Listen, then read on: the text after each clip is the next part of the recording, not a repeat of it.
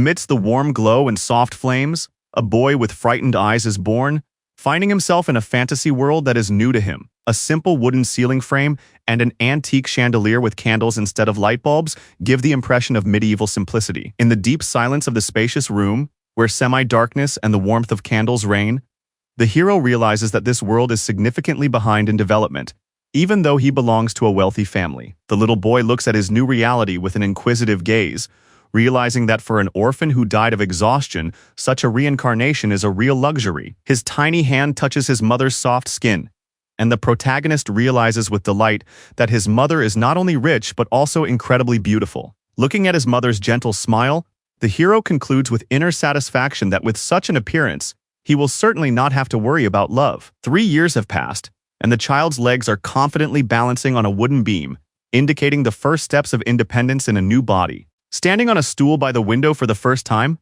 the boy looks outside with curiosity, discovering a new world beyond his cradle. His face lights up with a smile and excitement as sunlight floods the room, and his gaze glides over a world full of promise. Outside the window, a boundless landscape unfolds with roofs and streets that seem endless, even to a child seeing such space for the first time. As soon as the boy plunges into the new world outside the window, the maid calls out to him anxiously, suddenly interrupting his little adventure. Returning to everyday life, the boy learns that he comes from an influential noble family known throughout the kingdom. Although his adventure was interrupted, he is surprised to realize that he is the son of the Grand Duke of Draconia himself, from the powerful House of Lionheart. At the age of 8, the boy holds a real sword in his hands for the first time, shining in the sun, as if it were a sign of the beginning of a great journey. His heart trembles with excitement as he begins to learn fencing as a future knight, hoping to master both the aura and the fighting technique. The boy's mentor is a noble and experienced knight, sent personally from the palace, the holy knight Sir Gothic.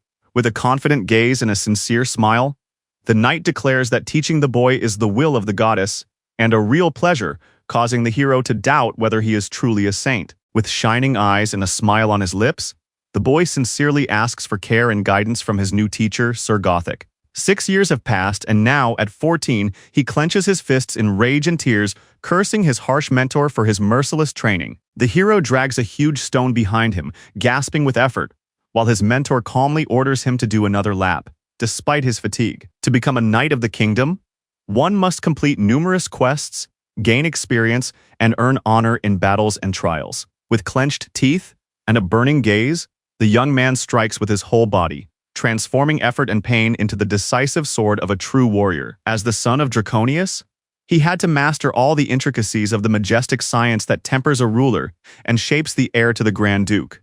In the arena, where every blow carries a message, he learns never to lose sight of his opponent. The lessons that lead to inheriting the title of Grand Duke are superimposed on the rigorous training worthy of a holy knight. Falling to the ground in the midst of battle, he asks God for salvation with his last ounce of strength, even though he himself never believed in his existence. 16 years have passed, and to the rhythmic patter of rain, the young man, hardened by time, moves forward relentlessly. Lost in the cold downpour, he persistently searches for something important, because over the years he has become accustomed to living while wandering the world. In order for the goddess to recognize him, and for him to accept his destiny, the hero looks hopefully at the heavenly light, dreaming of becoming a holy knight. Amidst the fire orcs and panic, the hero ironically reflects that trying to gain the goddess's recognition through good deeds seems absurd. In the flames and chaos of defense, the warriors, overwhelmed by the number of enemies, cry out in despair about the inevitable end, defending the last lines. Hordes of ferocious orcs advance from the darkness of the fiery night,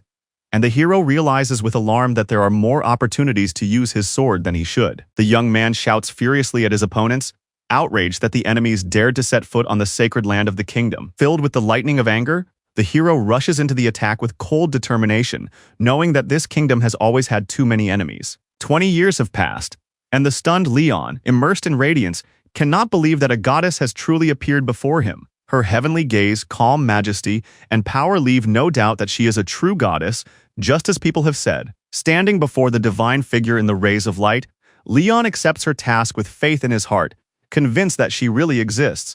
Kneeling in the rays of light with a sword in his hand, the hero finally earns the title of Holy Knight after many years of grueling trials. Seized by unbridled fighting spirit, he cut down orcs and tore goblins to pieces, turning the battlefields into bloody arenas of revenge. Under the evening sky, amid piles of enemy corpses, the hero, now a military knight, stands over a victory that cost the lives of 700,000 orcs, including women and children. Smiling with relief and calm in his eyes, the knight with a scarred face finally feels the burden of endless war lift from his shoulders. Lying with his sword on his chest among snow-white flowers, the mighty demigod Arjun Lionheart found peace after his heroic death in battle with the archdemon. In the glow of the temple, he walks among the monks with his head held high, reflecting on how the demons have spiraled out of control and that only faith in the gods can save humanity. With anger in his eyes, the young man recalls the treacherous mages of the Empire who left chaos in their wake and forced the kingdom to choose a new holy knight to replace the fallen Lionheart. The divine figure descends to the throne room, addressing Leon Draconius with a call to become a symbol of honor, choosing him specifically. Lowering his head in thought, the hero feels weary from the honorable burden, but understands that he cannot betray the trust of the people who have followed him. Receiving the sacred artifact Lionheart from the goddess, the young man in armor solemnly swears to protect the Holy Grail, and the magical power of the blue glow envelops his body as a sign of his new destiny. In the expectant silence, focused and reverent, he places the shining diadem on his head with his own hands, completing the ritual of his ascension. In the majestic hall, illuminated by cold light and falling petals, he appears as a worthy ruler, the Grand Duke of Dragons and King of Lionheart, with a determined gaze and a shining coat of arms on his chest. After 80 years of battle and glory, the king in his burning cloak leads his army forward, raising a storm of steel, fire, and determination. 3 wars have transformed the hunchbacked goblin into an archdemon who sows terror, hiding unspeakable dark power within his hideous body. Despite fatigue and blood, the knight in black armor bows before his master, speaking with respect, as if before a living god. With icy coldness, the subordinate speaks of dark magicians, and the hero realizes that the northern cult has already cast its shadow over the empire. The order to gather an army sounds like thunder, and the young man, filled with rage, realizes what the right given to the unworthy will lead to. 96 years have passed, but the imperialists have done the irreparable, crossed the line, and will soon beg for forgiveness in agony. Distorted by unbridled rage, the man sacrificed 3 million lives, and now his only goal is to fulfill his last request. Thoughts are tangled in harsh dissonance because the one who refused death chose it himself and destroyed millions of innocent people along with himself. An ominous shadow trembles in the air. The Lord of Chaos has been summoned to the capital, and now a new struggle against the growing forces awaits him. The hero steps into the hall in a purple glow, raises the sacred sword from the bloody past, and proudly orders the army to march on the empire. It was the 121st year. The world was languishing. Everything was falling apart, and even the most desperate attempts could no longer save it. Bright memories still held hope in their hearts that good could sprout. But all efforts were in vain in the face of darkness. Lord Leon stands on his knees among the dead bodies, and although he sees the truth with his own eyes, he still cannot accept it in his heart. Without looking back, he honors his father Arn, confident that he died a true hero, worthy of eternal glory. The young warrior with his head held high remembers his father, who died with honor, and feels that he is ready to unite with the gods. Rising from his knees, the commander shouts an order, forcing everyone to face their fears and prepare for death. Behind the leader, a mighty army rises, already sensing the approach of a battle that will bring death and tears to inconsolable mothers. Darkness is approaching, and the evil that has caused so much pain to the innocent will finally meet its just punishment for every cruel crime. Under the stone walls of the castle, warriors stand side by side, ready to avenge those who were lost through no fault of their own, and whose souls cry out for justice. Saddling his horse, the hero is torn between thoughts, for the goddess has given him the honor of fighting for good, and he cannot betray her faith. Leon's eyes burn with vengeance.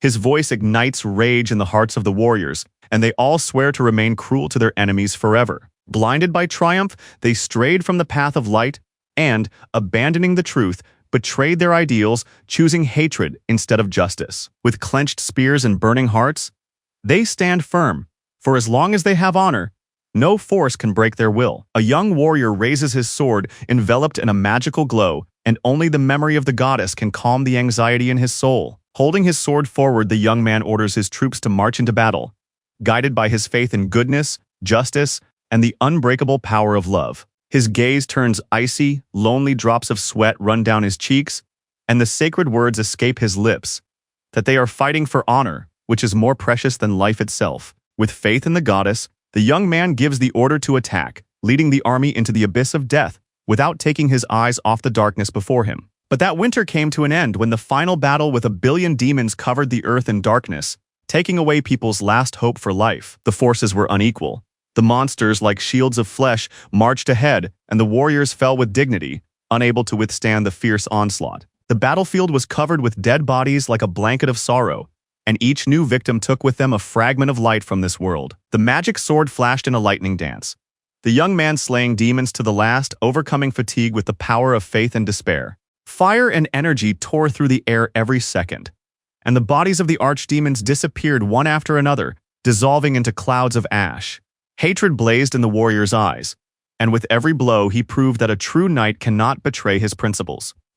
The year 217 passed, winter receded, but the war did not subside, and the whole land became a silent graveyard for those who died in the endless battle. 50 years later, the young man destroyed the last demonic portal, and blue flashes of power burned everything they touched. The thieves had nowhere left to run, and as if doomed, they stepped toward their deaths before the warrior whose name was known throughout the ages. Rage engulfed the hero's body, fire burned in his eyes, and he realized that he would remain here forever with the servants of darkness. Horror froze on the faces of the monsters as they felt for the first time the full power of the one who had become the judge in the final battle of the worlds. Wielding his sword, the hero realizes that it is not he who is locked up with them, but they with him, and soon each of them will meet their end. The merciless 300th year of battle continues. The giant demon trembles under the blows that will be his final curse. Out of nowhere, a portal appears, from which young men and women emerge, and voices filled with wonder and anxiety echo in the air. One powerful blow falls on the archdemon. His body falls to the blood-stained ground and will never rise again. His inhuman appearance still sends shivers down the spine. But fear no longer has power, for he is dead, finally and irrevocably. Illuminated by a golden glow, the young man calls on the brave to rise up and continue the fight for dignity and unbreakable honor. The girl with fiery hair filled with anxiety asks him to explain who he is and what madness has unfolded around them. Standing before the body of the enemy, the young man proudly proclaims his name. He is the one and only King Lionheart. Turning his head, he adds that he is also the ruler of knights and the chosen one to carry out the will of the ancient temples of the world. Strangers stare in silent amazement at the young man, around whom swirls a vortex of power that belongs to no world. The girl froze, for this was the moment when the hero saw living people from his native Earth for the first time in 300 years. The blue notification window announced the final victory, and it became clear that the Night King had returned to end the era. In the very center of Seoul, enemy gates opened, engulfing the surrounding space in an abyss of darkness, and their rank defied classification, causing the townspeople to fear the unknown. At the Hunter's headquarters, a large screen showed an image of the portal, and below it was noted that both the Korean and global organizations had asked the leading guilds to participate in the raid. The red monitor with guild symbols displays the word offline, explaining that the request was rejected due to the unknown level of difficulty of the portal. Frozen in front of the mysterious portal, the hunters, including a girl with pink hair, with anxious faces and sweat on their temples, stare intently into the darkness, not knowing what awaits them on the other side. Before the abyss of the black portal, seething with energy amid the skyscrapers, the government orders the hunters to enter first, as if sending them to certain death. In the crimson twilight mist, among the bloody monsters, a naked man with a piercing gaze appears, silently accepting the threat. A bloodied and exhausted girl, seeing the naked stranger on the battlefield, freezes in amazement, not believing her eyes. Against the backdrop of a hellish sunset, amid the bloodied bodies of monsters and clouds of dust, a group of hunters stands before a portal glowing with a ring of fire. Struck by the exclamation, young manager Han Hari freezes with a scratched face and wide-open eyes, appearing on stage for the first time. The reserved Kim Jun-soo hands her a cup of coffee with sympathy in his eyes, as if trying to ease her fatigue after an exhausting day. 3 agents sit in a dark room with monitors, and although everything has already happened, they realize that no one believes what they have seen. The most terrible evil has gathered before the demonic gates of the Black Rank, and only a miracle allowed them to survive without the help of another guild, and even clean up everything. In the glow of gold that pierces the darkness, the muscular silhouette of a hero with a sword appears, the very one who keeps this world together. Folding his arms and staring gloomily ahead, the young man silently prepares to answer an important question about his past. The stunned police couple, looking at each other and asking excitedly, realize that they are standing before someone who has returned from another world. With a shadow on his face, The young man admits the truth that he is one of the few who managed to survive in the terrifying world beyond the gate.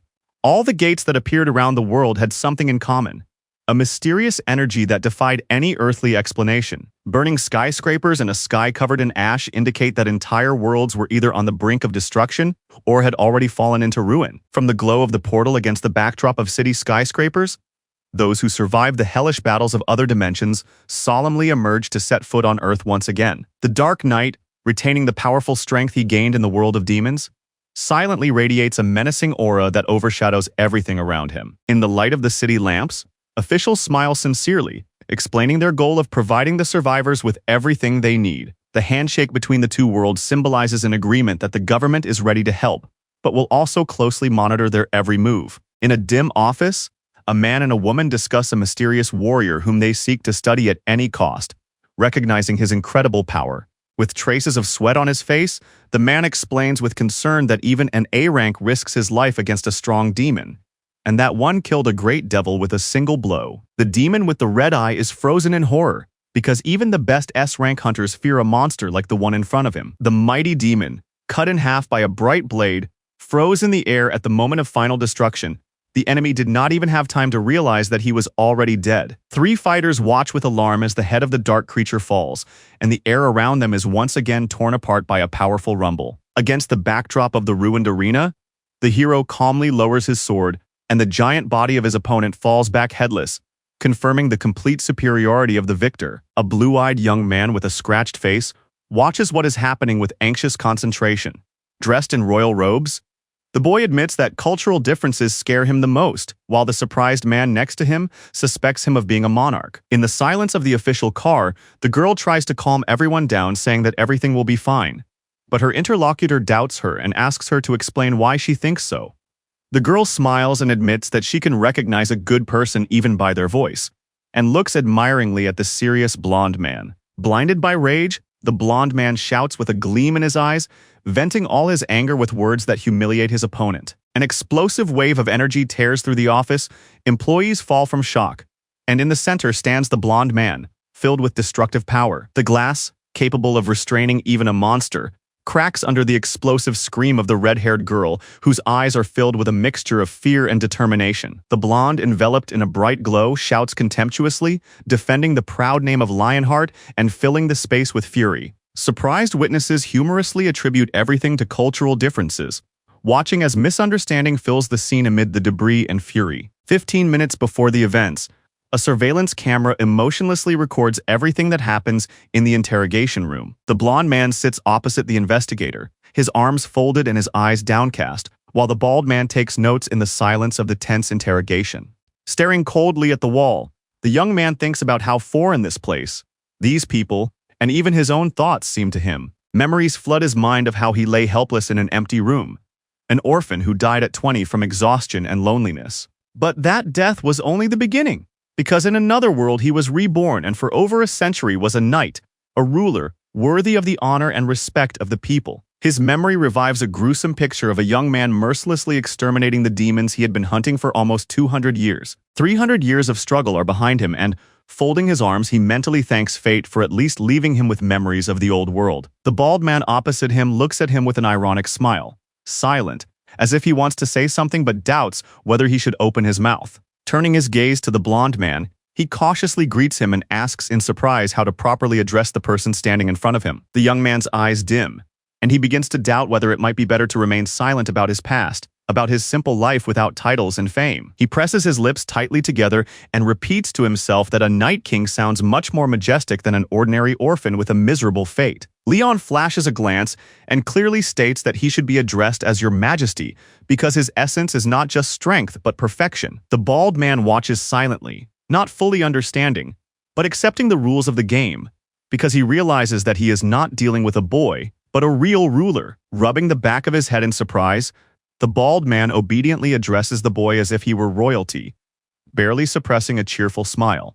Resting his fingers on his chin, Leon thoughtfully looks into the eyes of his interlocutor, weighing whether he is truly sincere or simply seeking advantage. Without taking his eyes off the papers, the man informs him that their world has come into contact with another, and this could cause new disasters. The young man with a stony expression on his face shows no interest and dryly confirms that he has destroyed all the monsters, as if it were an everyday occurrence. The man nervously wipes the sweat from his brow when he is suddenly asked how he could have forgotten everything so quickly, and confused, asks for clarification. Standing up straight with a proud posture, the young man solemnly announces that he has defeated the darkness and now wishes to see his personal assistant. He adds that he will allow him to chronicle his heroism and make him the chief trusted chronicler at the royal court. The bald man suppresses his laughter, blaming it on cultural differences, and quickly writes down the young man's words with professional composure. His hand suddenly freezes when he hears that the guest wants to ask something, and he looks up attentively, waiting for him to continue. Still with cold dignity, Leon asks if they know the rules of etiquette here, hinting that he is hungry, and his interlocutor rushes to order food. With a spark of curiosity in his eyes, Leon asks to hear more about the new world and find out what happened during his absence. Adjusting his glasses, the man calmly promises that he will soon explain everything and answer all questions. Straining, he begins his story and recalls that 30 years ago, a nightmare engulfed the world when portals opened across the land. Scenes of horror come to mind as monsters crawled out of the gates, and since then, humanity has lived in constant fear and despair. Gritting his teeth, he adds that over time it became clear that each gate had its own characteristics, and without control, new horrors would emerge from them. Pausing, he gets up from the table and calmly announces that dinner is ready, so it's time to enjoy the meal. Thoughtfully, the young man admits that his story is somewhat different from what was expected, and some details do not fit into the picture he is familiar with. He recalls that in his world, demons multiplied after rain, while in the man's story there was no hint of this. The portals have unique properties and quests that are completely different from those he has encountered in his world. The young man's gaze becomes gloomy, his thoughts thicken in his mind, and he begins to analyze the incomprehensible events again. It occurs to him that perhaps demons do not come to destroy, but to test people in order to make them stronger. At that moment, the door bursts open and someone solemnly addresses him, calling him, "Your Majesty." A bald man with a smile holds a tray, announcing that dinner is ready, but the young man is lost in thought and does not respond. His eyes slowly descend to the dish, and when he sees it, he freezes, as if a terrible ghost from the past has appeared before him. His eyes flash with anger, and he cannot understand how anyone dared to serve him this dish without warning. On the table, the aroma of solantan, long simmered, seasoned with spices, and complemented by spicy kimchi, wafts enticingly. But suddenly, a memory bursts into his mind. Like in a past life, exhausted and lonely, he hastily ate solantan, his favorite dish. For a person, the most delicious dish is the one that once gave them warmth. But Leon, after taking a spoonful of solantan, felt only the coldness of terrible memories. Without taking his eyes off the plate, the blond man indignantly asks what this dish is, and the man smiles and repeats the name that is painfully familiar to him. His eyes flash with anger as soon as the man adds that this dish is a favorite among Christians, and something breaks inside Leon. Jumping up from his seat, he screams in a frenzy, accusing the man of insulting him because he dared to humiliate him with such a dinner. The angry tirade continues. Leon cries out, "How dare they treat the king from another world this way?" While the man hides behind the tray, trembling. He is the king of another world, the chosen one of the gods, the defender of the sacred order, and everyone must bow before him and pay him due respect. The overturned plate steams on the floor, and shouts ring out in the room to leave immediately and never dare to show up again. Leon is a living legend of 300 years of struggle, a victor who has returned from another world, and now he is not given the respect he deserves here. Clenching his fists, he stands amid the silence and chaos, thinking that this world has fallen into disorder and that the true order has been completely disregarded here. Flames rise behind him, and Leon realizes that this chaos is born of false faith, which he must eradicate for the sake of the god's will. The plate of soup remains lying among the debris, and even in this world he remains the same Night King as before. The knife blade easily cuts through the juicy piece of meat, and the aroma rises into the air, making everyone around him swallow their saliva in temptation. The blond man slowly brings the piece to his lips, and the taste, rich in spices and warmth, spreads in a pleasant wave through his body. While the young man eats calmly, the investigator cannot hide his surprise at how he knows this food, having lived in a world with a different way of life. The tall young man asks the girl to go first to the guest, but she, embarrassed, admits that she does not speak the old language, although she agrees. She remembers how Leon called her brave, but fear still grips her heart, and her gaze betrays her nervousness before this conversation. Opening the door to the dining room, The girl politely apologizes for the inconvenience and cautiously hints that she has some important questions. The young man wipes his mouth with a napkin, looks her over carefully from head to toe, and remembers the face he saw in the crowd a few hours ago. Hearing permission to sit down, the girl smiles sincerely, and a warm light appears in her eyes, as if the sun has broken through the clouds. In another room, several men silently watch the scene on a monitor, and the girl gestures that everything is under control for now. Quickly sitting down opposite him, the girl asks with a smile if he enjoyed his dinner and hears modest praise for the skilled chef. With his hands behind his back, Leon explains that his anger was not caused by the food, but by the condescension he felt in the behavior of those present. He asks if it is customary for them to treat kings with respect, and the girl instantly turns pale, excusing herself for her ignorance of etiquette. Sitting opposite her, he asks her name again, and she quickly replies, Hanhari, and the boy nods, adding that he already knows a little about this world. Leon's eyes flash coldly, and with a piercing gaze, he asks if demons have really broken into their world. Tense, with her hands on her knees, the girl nods briefly, although in her heart there is only one task: to persuade him to join. Hanhari must convince Leon to join the ranks of the hunters, even if it will be her most difficult test. Her forehead is covered in sweat, but gathering her willpower, she offers to protect Korea for him. And in her heart asks only one thing: that he not go to the others. A strip of blue light cuts across the earth. In the new century, the main thing is to find those who have survived and not hand them over to foreign powers. Promises are worthless if the heroes ultimately become weapons in the hands of others. So the main thing is to keep them for yourself. Leon's gaze sharpens. He tenses up, as if about to say something that will change the course of the conversation. Crossing his legs, he calmly says that it is his duty to fight, and he will fulfill it as long as he lives. The girl's eyes light up and she asks hopefully if that means he will join the hunters. But Leon has his own opinion. His eyes burn with fire, and he explodes, saying that a true king will not be a soldier in someone else's army. He will create his own army of knights. The girl freezes at his unexpected anger, not understanding how he intends to implement such a bold idea. She asks with concern in her voice how the elders, those higher up in the hierarchy who make the decisions, reacted to this.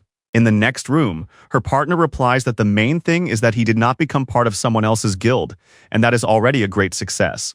While the girl herself still cannot comprehend how they will now have to work under the command of such an unrestrained leader. Flames of anger flare up around the girl. She accuses the big guilds of holding power only because of their wealth. But the young man is preparing to share the story of the Phoenix. Suddenly, the office is flooded with red light, a siren pierces the air, and everyone present, seized by panic, grabs the walls for support. An urgent warning appears on their phone screens about a breach at the gates, which could have catastrophic consequences. The angry man reading the text realizes that if this is a breach near the granaries, food preparation will have to be stopped due to the demonic threat. The girl remembers an S-rank hunter from the Phoenix Guild, who is capable of dealing with an orange-level threat and stopping the attack of the monsters. Her thoughts are interrupted by the voice of the man, who clenches his teeth and angrily declares that they are not even thinking of helping, so they must act on their own. Leon frowns thinking about the strange behavior of the Phoenix Guild warriors and tries to figure out what to do next. He heard everything the team behind the door said, and now he clearly realizes that the situation is serious and they desperately need help. His hand glows with a golden light, and a warning echoes in his mind that the ground near the gate has become poisonous, deadly to all living things. The golden glow completely envelops his body, and suddenly a voice full of concern sounds in his head, asking if he is all right. Before his eyes appears a majestic castle of marble and columns, shining like a temple of eternity, an image that enchants and inspires awe. In the rays of light, a girl in a green cloak appears, with a gentle smile and eyes full of warmth. It is the goddess Demera, the patroness of life. A whirlpool of red energy rises above the horizon, new gates open, and the presence of an unearthly monster can already be felt. The head of the Phoenix Guild, Li Yongwan, arrives first and, with a slight smile, addresses the stranger, asking if he is from the organization. The boy and girl look intently at everyone, and someone nearby asks in surprise if Chief Kim is also present. One of the men, gritting his teeth, suspects that this bastard is deliberately allowing the gate to open for his own benefit. The guild leader's predatory smile is frightening, and his opponent suddenly realizes that the reason is money and revenge for the rejected request. The Phoenix Guild has long sought exemption from the gate income tax, receiving huge profits from magic crystals and resources. Their goal is to achieve at least a temporary exemption from paying billions in taxes in order to further strengthen their power. The man's eyes flashed with anger.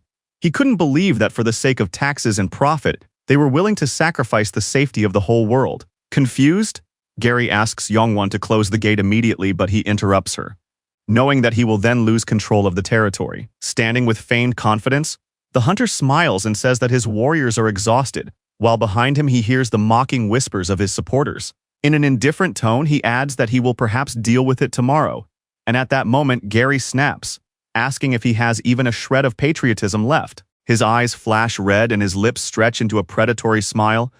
He is fully aware of the consequences, but he is not going to act any differently. Gary wipes the sweat from his forehead and listens as she is scolded for her childishness, reminding her that she heard the same thing last year and should have learned her lesson. But suddenly, a new voice emerges from the shadows, calm yet dismissive, calling Yongwon outdated and overly simplistic in his views.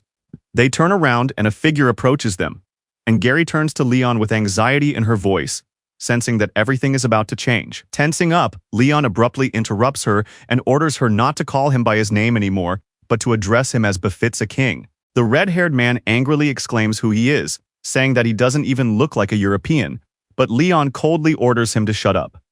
Leon's anger pulsates in the air, permeating every corner, and he cannot understand how this insolent nobody dared to speak to him like that. Hearing the insulting nickname, the man freezes, wondering how some boy dared to call a man of his rank, a world-renowned hunter, such a thing. Humiliated, his hand bursts into flames and a fireball forms in it.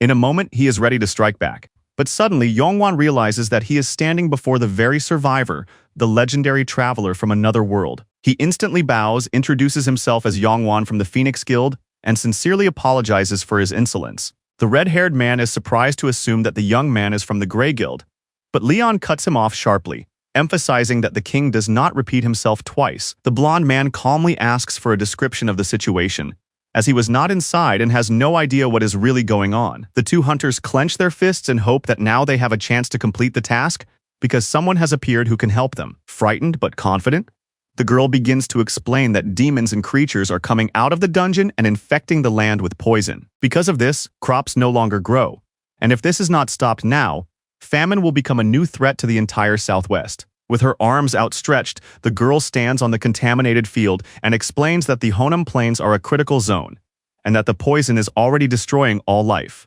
Frowning, the blonde man thoughtfully asks a question, eager to hear the final decision made by the others. Unable to bear the tension any longer, the girl bursts out and exclaims that the land must be cleaned up immediately, and the underground completely cleared. His foot touches the contaminated ground, and he calmly says that he understands that the main threat is the open gate and the poisoned plain. Without looking back at the girl who is staring at him in confusion, he sharply orders them to call their army immediately. They stand in front of the giant fiery gates, and Leon solemnly declares that he will enter there personally to lead the battle himself. The girl's eyes light up with hope, and she joyfully asks if he will really go alone.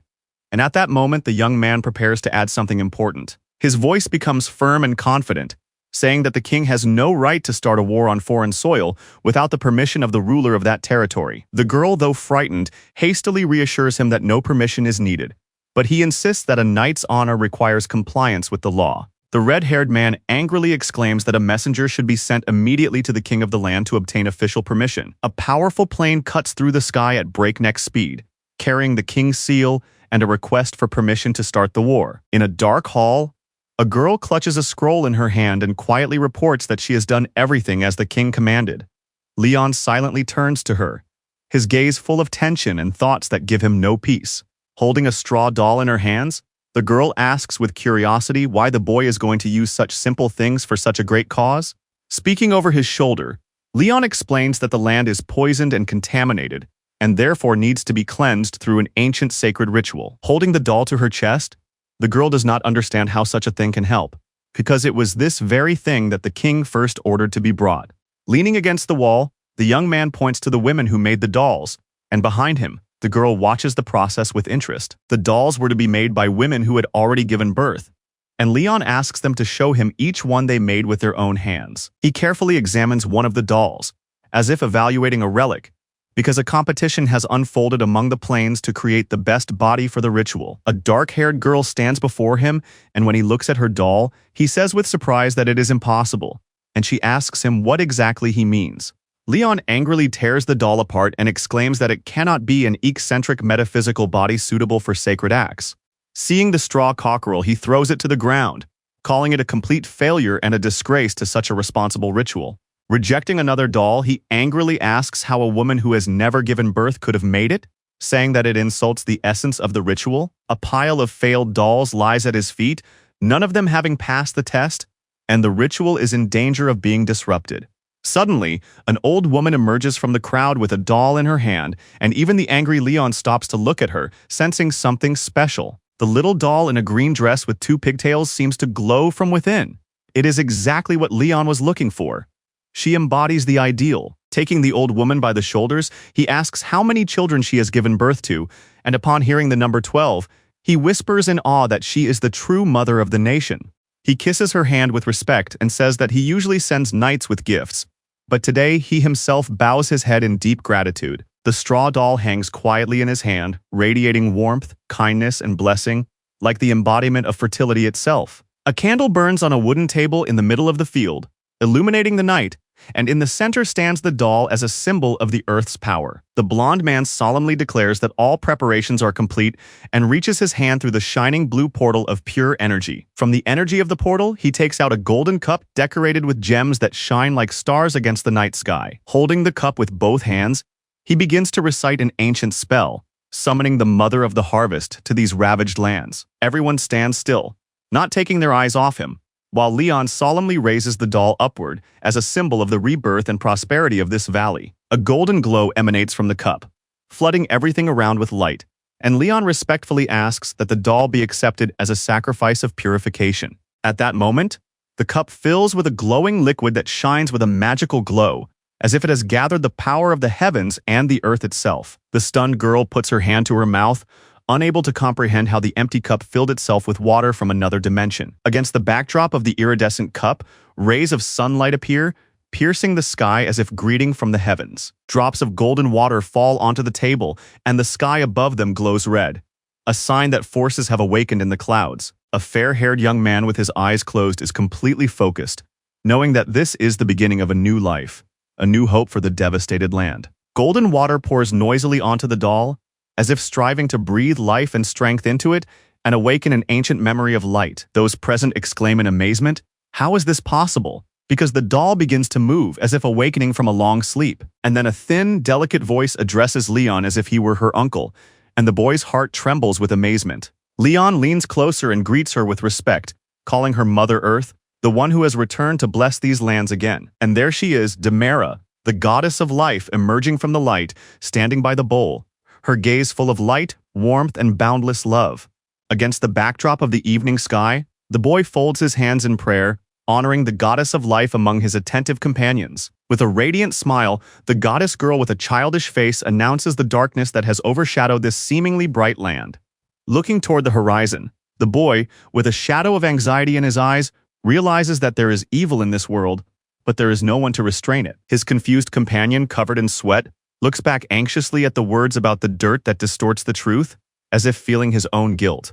With a tender gaze at the evening sky, the goddess reflects that even ignorance and greed are natural traits of mortals, and not always their faults. Sitting opposite the little goddess against the backdrop of the western sky, the boy silently ponders the question that makes his heart beat faster. What to do next? Lowering his gaze, he admits with inner conviction that it is easy to become a swordsman, but a true conqueror bows only before the divine. With light in his eyes and his hand on his chest, he solemnly promises to teach the ignorant and lead them on the righteous path where faith is equal to service.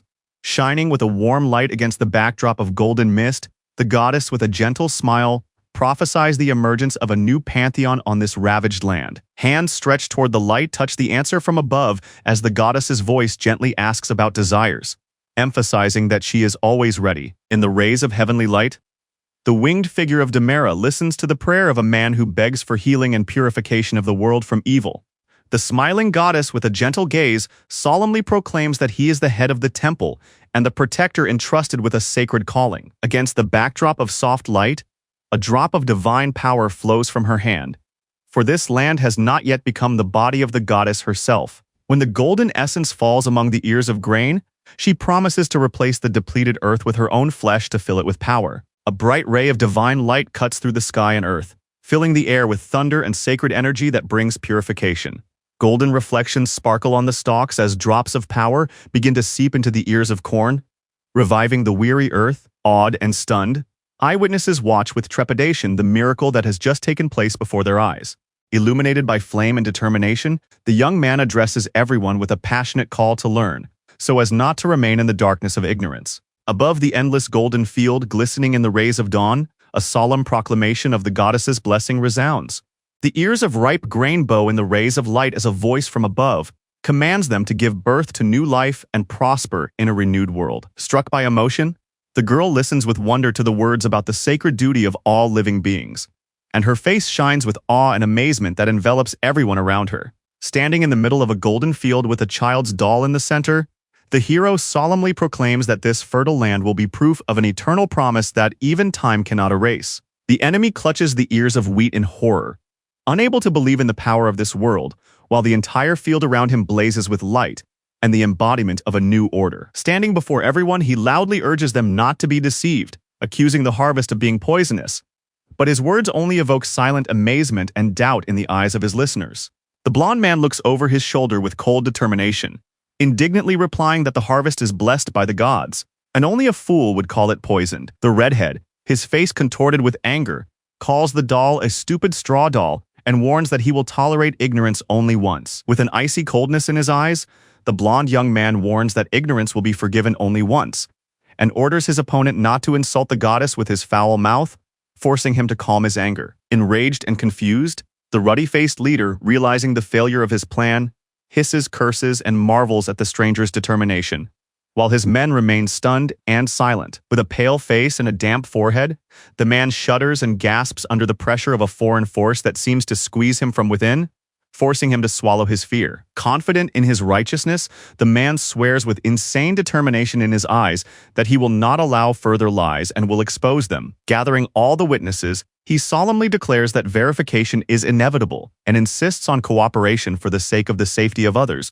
considering his opponent a fraud. Showing the seriousness of his intentions, the officer officially appoints an evaluator to confirm the truth or expose the lie in front of everyone. After assessing the situation, the man with a serious expression folds his hands and solemnly declares that he is beginning the verification procedure. The pressure of his hand causes a powerful blue wave to rise with a roar, and everyone watches intently as the force bursts out of his body. Seeing the result, the opponent opens his eyes in horror and, unable to believe what he sees, exclaims a single word in fear. A blue sign appears on the screen, confirming that the rice has a rare rank and the gift of the goddess Demera, capable of healing third-level diseases. The man with the glowing ball in his hand exclaims enthusiastically that all this rice has healing properties and even cures cancer, impressing everyone around him.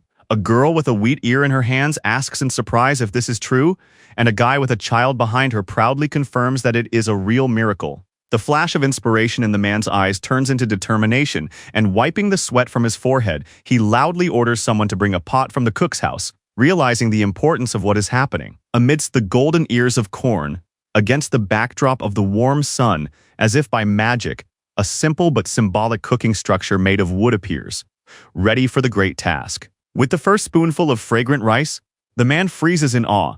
His eyes widen, and flashes of data flicker around him, confirming that this is incredible. The system displays a message about the blessed rice, which dramatically increases stamina and mana recovery within 8 hours, turning the dish into a real power booster. Sitting on a bench with a bowl in his hands, the guy asks in surprise how ordinary rice can be equivalent to a $3 million elixir, while behind him a girl runs excitedly with the news. Filled with enthusiasm, the girl with rice in her hands shouts that she can't believe what she's seen, and the manager calmly asks her to chew first and then talk. With a sparkle in her eyes, she asks what will happen if she eats a bug, and he, stammering, asks again in fear, not believing what she said. He exclaims in shock that he has received a buff, and everyone around him looks on warily, trying to understand what has happened. The hero anxiously reflects that the blessing has enveloped everything around him, and perhaps everyone has received a buff for free. The boy looks back at the golden field with an icy gaze, responding to the goddess Demeter with respect and quiet submission. Listening to her inner voice, the goddess realizes that she has fulfilled her mission, and a hint of happiness appears on her face. The young man bows and gratefully bows before the goddess, promising to remember her heavenly love and generosity forever. Under the gentle touch of light, the young man hears the voice of the goddess, who again gently addresses him with her last wise advice. The smiling goddess in a cloak appears before him, reminding him with warm concern that even heroes must not forget to eat. A small doll, a symbol of the past and childhood memories, silently falls onto the table, leaving behind light clouds of dust. The girl asks about God with undisguised doubt, but her uncertain answer betrays her lack of knowledge about her native world. A surprised conversation against the backdrop of the setting sun reveals the truth that all this power is a divine gift. In the burning sky, a gate opens like a fiery eye, ready to swallow the army that has just finished its pre-battle feast. Two warriors in red and white cloaks look ahead with concern, fearing that the slow pace threatens the success of their plan. The red-faced commander shouts furiously about the appearance of this boy, who was thought to be dead. A group of people heads toward the burning portal, among them a blonde man and a red-haired girl, while an ominous voice in their minds wishes death upon one of them. In a flash of bright light, a man with a blue tint to his face turns sharply, sensing something disturbing and unexpected. The dark-haired leader with a smug smile accepts a cunning plan, while his subordinate cautiously asks questions, sensing something is wrong. During a brief report, the two warriors discuss their progress in the dungeon, acknowledging the difficulties but confirming a partial cleanup. With genuine surprise, the young man suddenly exclaims when he notices something shocking right in front of him. Smiling mockingly, the treacherous man with shining eyes mocks the sole survivor, considering him a weak sorcerer incapable of surviving in real combat. His eyes flash red, and an ominous smile accompanies his ruthless declaration that the others don't stand a chance. From behind the gate emerges the gloomy silhouette of a giant in black armor, exuding boundless darkness and an icy cold threat. From the depths of magical darkness emerges the silhouette of a horseman in black armor, enveloped in a storm of shadows and menacing silence.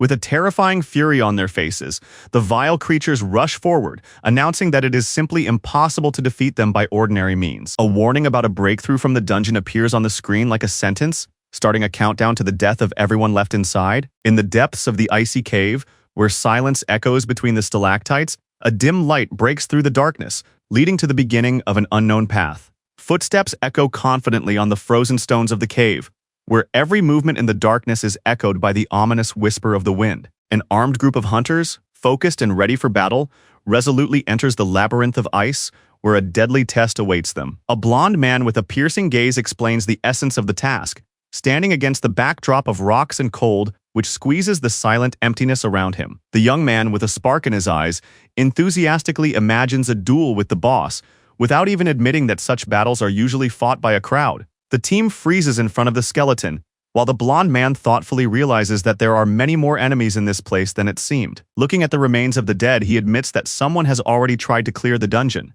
But it is this unusual feature that has made it a deadly trap. Sitting in front of the threat scale, the girl explains that the number of enemies does not decrease because skeletons, zombies, and even demons are constantly being reborn. The ominous glow of the skulls and the endless stream of the living dead indicate that as long as the boss is alive, the wave of monsters will not stop. With awareness in his voice and cold logic in his eyes, the blond man realizes that the only way out is to defeat the boss and end the terrible cycle. In the depths of the dungeon, the team concludes that the main condition for purification is the destruction of the boss, who is most likely controlled by a necromancer. Standing in front of the red system panel, the girl realizes with alarm that the situation is critical and the countdown to the breakthrough has already begun. The system sternly announces the beginning of the dungeon's breakthrough, and all living beings have 3 hours to defeat the Knight Commander Dullahan. The team is instantly struck by a magical wave, and all the fighters fall to the ground, writhing from the unexpected paralyzing blow. An outraged fighter with a shield explodes with a cry, accusing the leader of hiding the threat that has now put everyone at risk. A figure emerges from the darkness, a knight in a helmet with burning eyes. Commander Dullahan enters the battlefield, leaving no room for error. At the head of an endless army of skeletons, Commander Dullahan leads the attack, while the red bar counts down the last hours before disaster. With eyes burning with cold blue fire, the skeletons rush forward with a roar, as if darkness itself has risen against the living. Seeing the enemy army, the team panics and shouts about their numbers, while the leader calmly orders them to save their potions for the strongest. Aiming intently, the archer counts the enemies and reports that there are 30 archers and 2 mages among the skeletons. The leader clearly gives orders that those with spinning skills should focus on distant targets, while shield bearers should hold back the enemy's advance. One of the fighters, standing before the advancing horde of skeletons, defiantly utters a farewell phrase, clutching his shield against the onslaught of darkness. With a bright flash of blue flame, skeletons with burning eyes emerge from the darkness, preparing for a lightning attack. In a fierce clash of shield and sword, sparks fly in all directions, and the warrior holds back the onslaught of his skeletal opponent with a fierce cry. Drenched in sweat and tension, the hero grits his teeth, realizing that these creatures are much stronger than he thought, and the danger level of the gate is increasing. With a sharp jerk, the tank strikes the skeleton with a giant hammer, but the enemy's strength proves to be greater than he expected. Feeling the pressure at the limit of his abilities, the young man tensely admits that even for a B-rank tank, this battle is becoming a real test. Noticing something behind him, the hero looks back sharply with an anxious gasp, his body already filled with powerful energy. Gloomy skeleton mages raise their hands to the sky, activating a complex circle with glowing runes, casting a powerful spell that even living sorcerers cannot wield. A group of defenders rush forward with battle cries, seeking to seize the initiative and draw the skeleton's attention to themselves. One of the skeleton mages holds energy balls with terrifying confidence, forming a deadly attack that threatens to incinerate everything in its path. A powerful magical incision cuts through the night darkness, flying from the skeleton mage's hand, striking the front line and causing panic among the defenders. The guy, shackled in blue flames, admits with a half-smile that the blow was only like a mosquito bite, hinting at the strength of his equipment. With a roar and a storm of energy, a rider in black armor appears on a hellish steed, and the fighter clenches his hammer, preparing to meet his deadly enemy. The warrior, with a determined look bound by a wave of magic, tensely prepares for battle, realizing the full power of the enemy before him. From the depths of the ice gate appears the majestic Dullahan, glowing with blue fire and carrying the threat of death to anyone who dares to approach. The hero's shield flashes with a powerful blue glow, awakening an unexpected magical power that causes his enemies to freeze in surprise. The Dark Knight swings his blade with frenzied force, directing an explosion of light straight into the enemy's chest and stripping him of his last ounce of strength. After the brutal blow, the fighter jumps to his feet amid cracks in the ground, breathing heavily and trying to keep his balance next to his broken shield. The girl cries out the wounded man's name in horror, while the blonde man stands silently nearby, hiding his anxiety behind a cold exterior. The pink warrior, clenching her teeth tensely, hears her companion's cry for help and hesitates to call for reinforcements. Against the backdrop of a frenzied battle and the monster's lightning-fast attacks, one of the fighters cries out in horror that help is needed for just such a case, because the enemy's sword is too fast. Even though King Lionheart, the conqueror of the great demon, stands before them, the pink-haired girl anxiously calls out his name. The distraught red-haired girl, stammering with fear and hope, begs the hero for help. After a moment of silence and suppressing his emotions, he looks ahead with cold rationality, thinking about his next move. A blonde man with a serious face and a determined look says that it is not fitting for a king to engage in an overly easy battle, causing surprise in his interlocutor. Slightly agitated, but trying to maintain her dignity, the girl calls for ways to regain honor. With seriousness and inner protest, the boy adds that this is also an insult to the goddess, and admits that he can no longer bear to watch.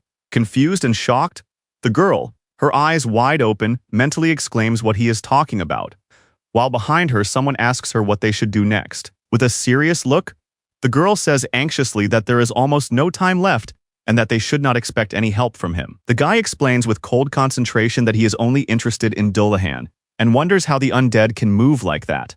The girl with the sword declares that she will take on the boss herself and orders the others to support the head of the department and their allies in battle. With a piercing sound, the girl with bright hair rushes forward in a whirlwind of lightning attacks, clutching a blade in her hand, ready to sweep away everything in her path. In the darkness of the dungeon, an ominous army of skeletons with burning blue eyes advances, led by a rider shrouded in blue fire that radiates a menacing power. The black boot strikes the lifeless warrior's head with frenzied force, crushing his skull and causing his body to fall to the dust like a dead doll. In a swift lunge, the pink warrior, like lightning, descends from above onto the giant knight in black armor, focusing all the power of her blow in one precise spot. In the darkness of the night, amid a crowd of skeletons, a fiery explosion rises, tearing the sky with a bright stroke of power as the Dark Warrior raises his weapon, challenging the invasion of the dead. With a surprised cry, she sees the sword strike a vulnerable spot, but even the powerful blow does not bring the expected result, and the knight continues to stand unshakable. Gritting her teeth from the strain, the girl deflects her opponent's blow with her last ounce of strength and realizes with surprise that she has managed to block the attack, even though it seems incredible. Staring intently into the Dark Knight's shining eyes, she thinks tensely that she must pull him away from the others at all costs while they are still safe. But something in his behavior throws her off balance.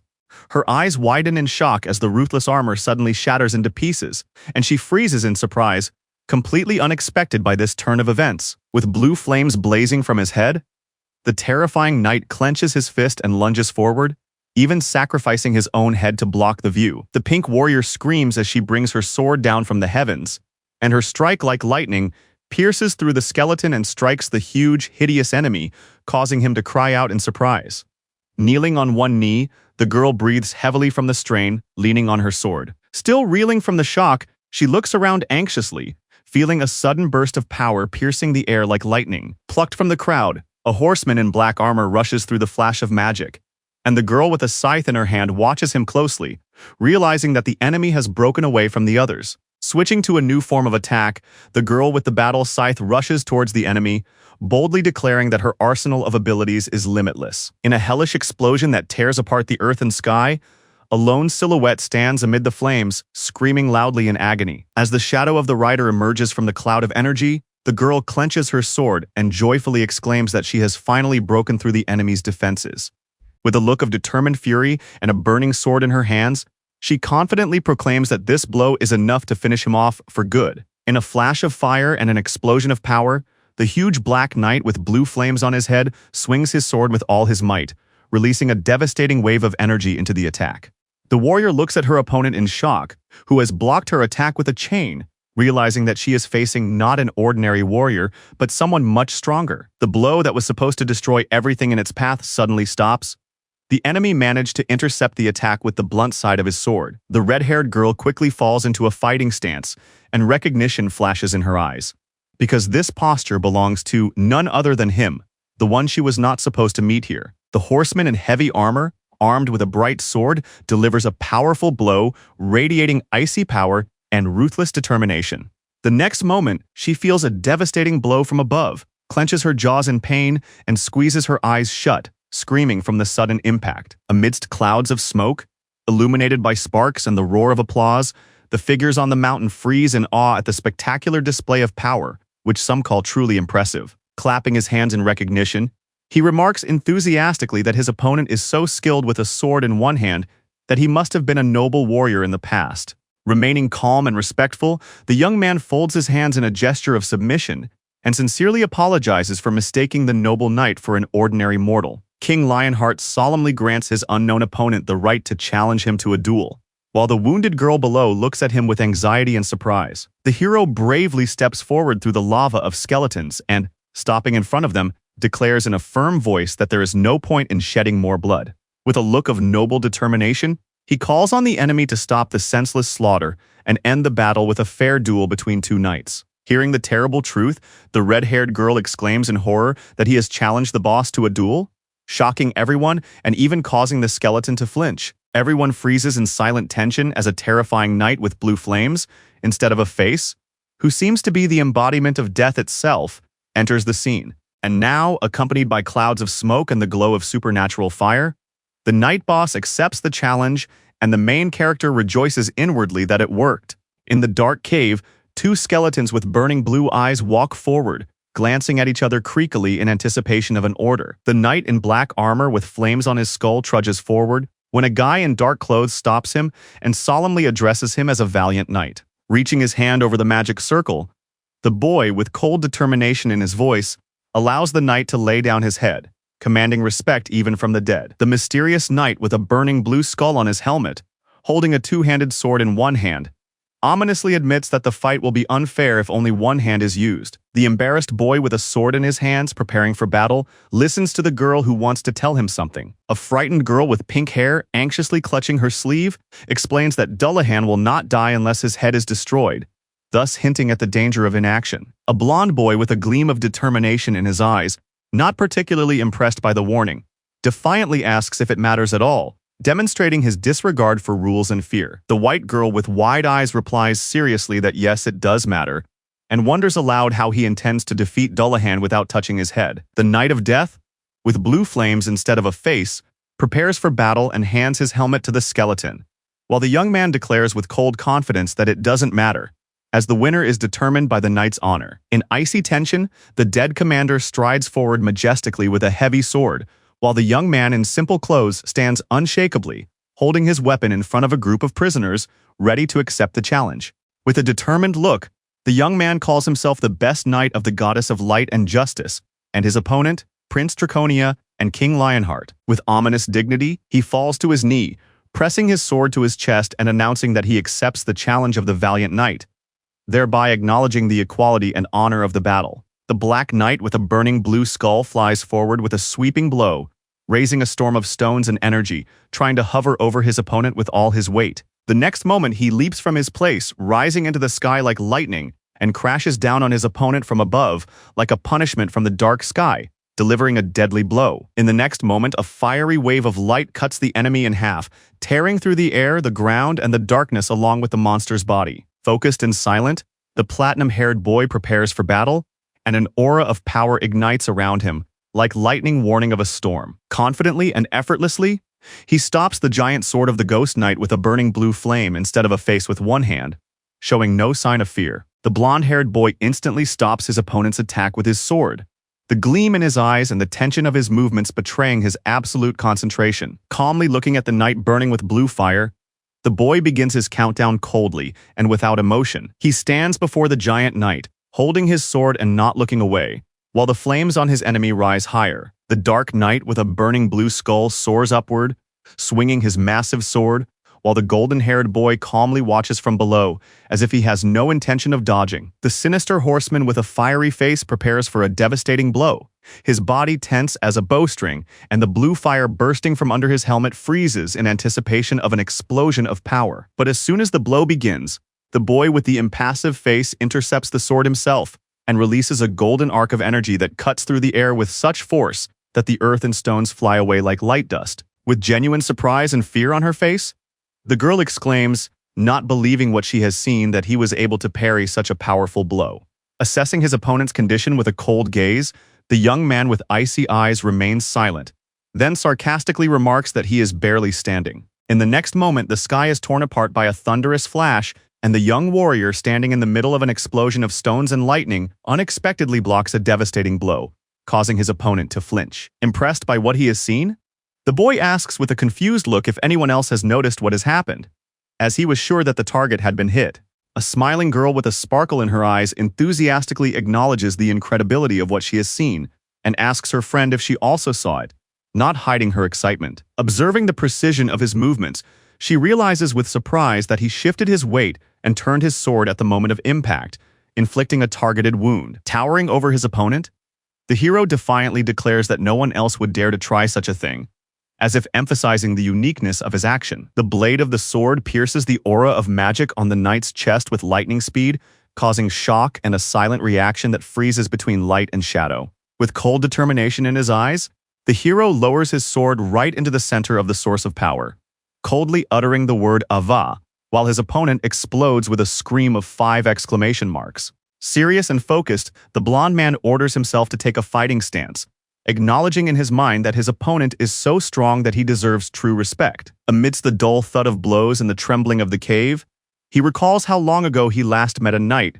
who treated him as an equal and challenged him to a fair duel. Both warriors prepare for battle, while the others watch tensely from afar, wondering whether this is a real challenge or a cunning maneuver to avoid defeat. With an angry shout, the Dark Knight emerges from the smoke in blazing blue flashes, bearing a sword that burns with runes, as if his anger itself had been embodied in flames. With calm pride in his eyes and a straight posture, the young man looks ahead, holding his sword behind his back like a seasoned veteran, ready for another battle. Smiling with noble determination, he quietly says that he will accept this blow, for in his gaze burns honor and an unbreakable desire for greatness. With determination in his eyes, the young man strikes a swift blow, enveloping the Dark Knight in a flash of energy and breaking through his defense with a lightning-fast breakthrough. With a merciless swing of his sword, the young man cuts through the air and his target at the same time, piercing the monster's armor, which explodes loudly, while the surprised observers freeze in the background. Standing close to his opponent, the young man coldly counts to 3, and the demonic giant freezes in silent tension, not realizing that he is already doomed. With the ideal of a valiant knight in his eyes and a heavy sword in his hand, he calmly but defiantly asks if his opponent has the strength to continue the fight, for before him stands the King of Knights, whom they respect and challenge. Turning his back on his enemy, the young man renounces the necromancer's power because he wants to fight fairly without magic, forever, like a true warrior. The Dark Knight with flames in his skull leaps forward with a roar, ready to accept the challenge with dignity according to the code.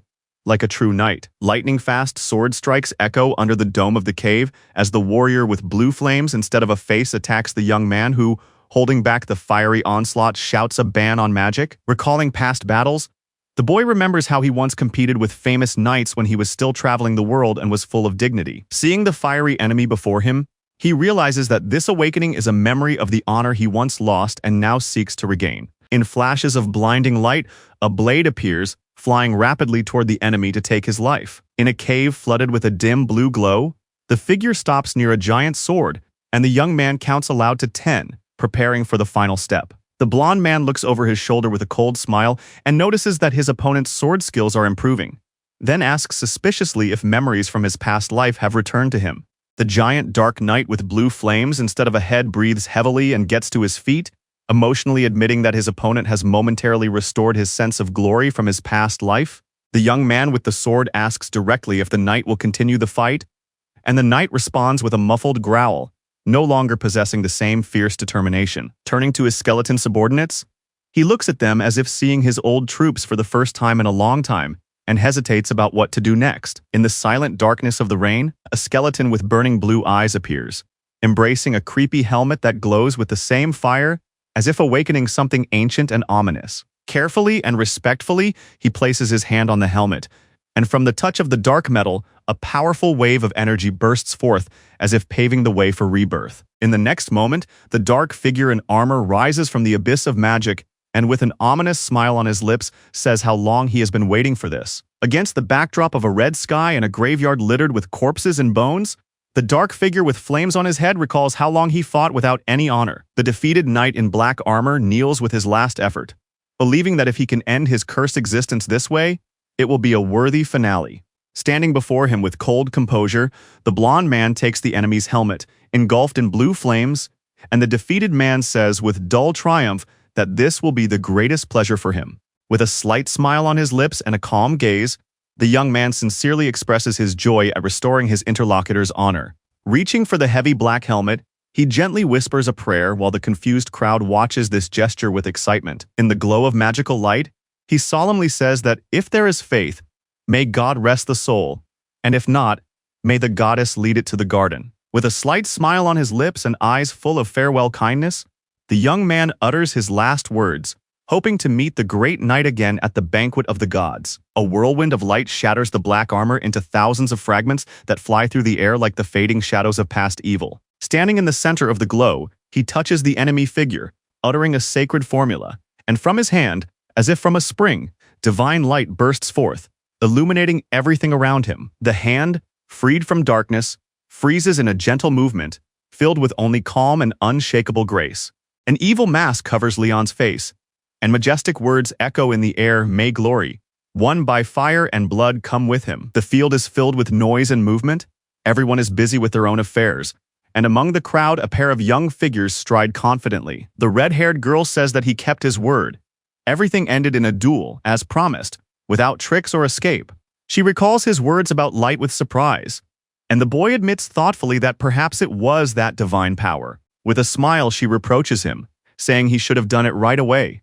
But the boy raises an eyebrow and confidently says that then everything would have been different. Looking into the distance, he adds that in that case, the knight would have died like an ordinary necromancer, without honor and without a name. The truth is that honor is not given by words, it comes from the will to act, so Dallas got everything he chose and deserved. Turning his back on them, the young man walks forward silently searching for his reward, and the girl asks in surprise what he means.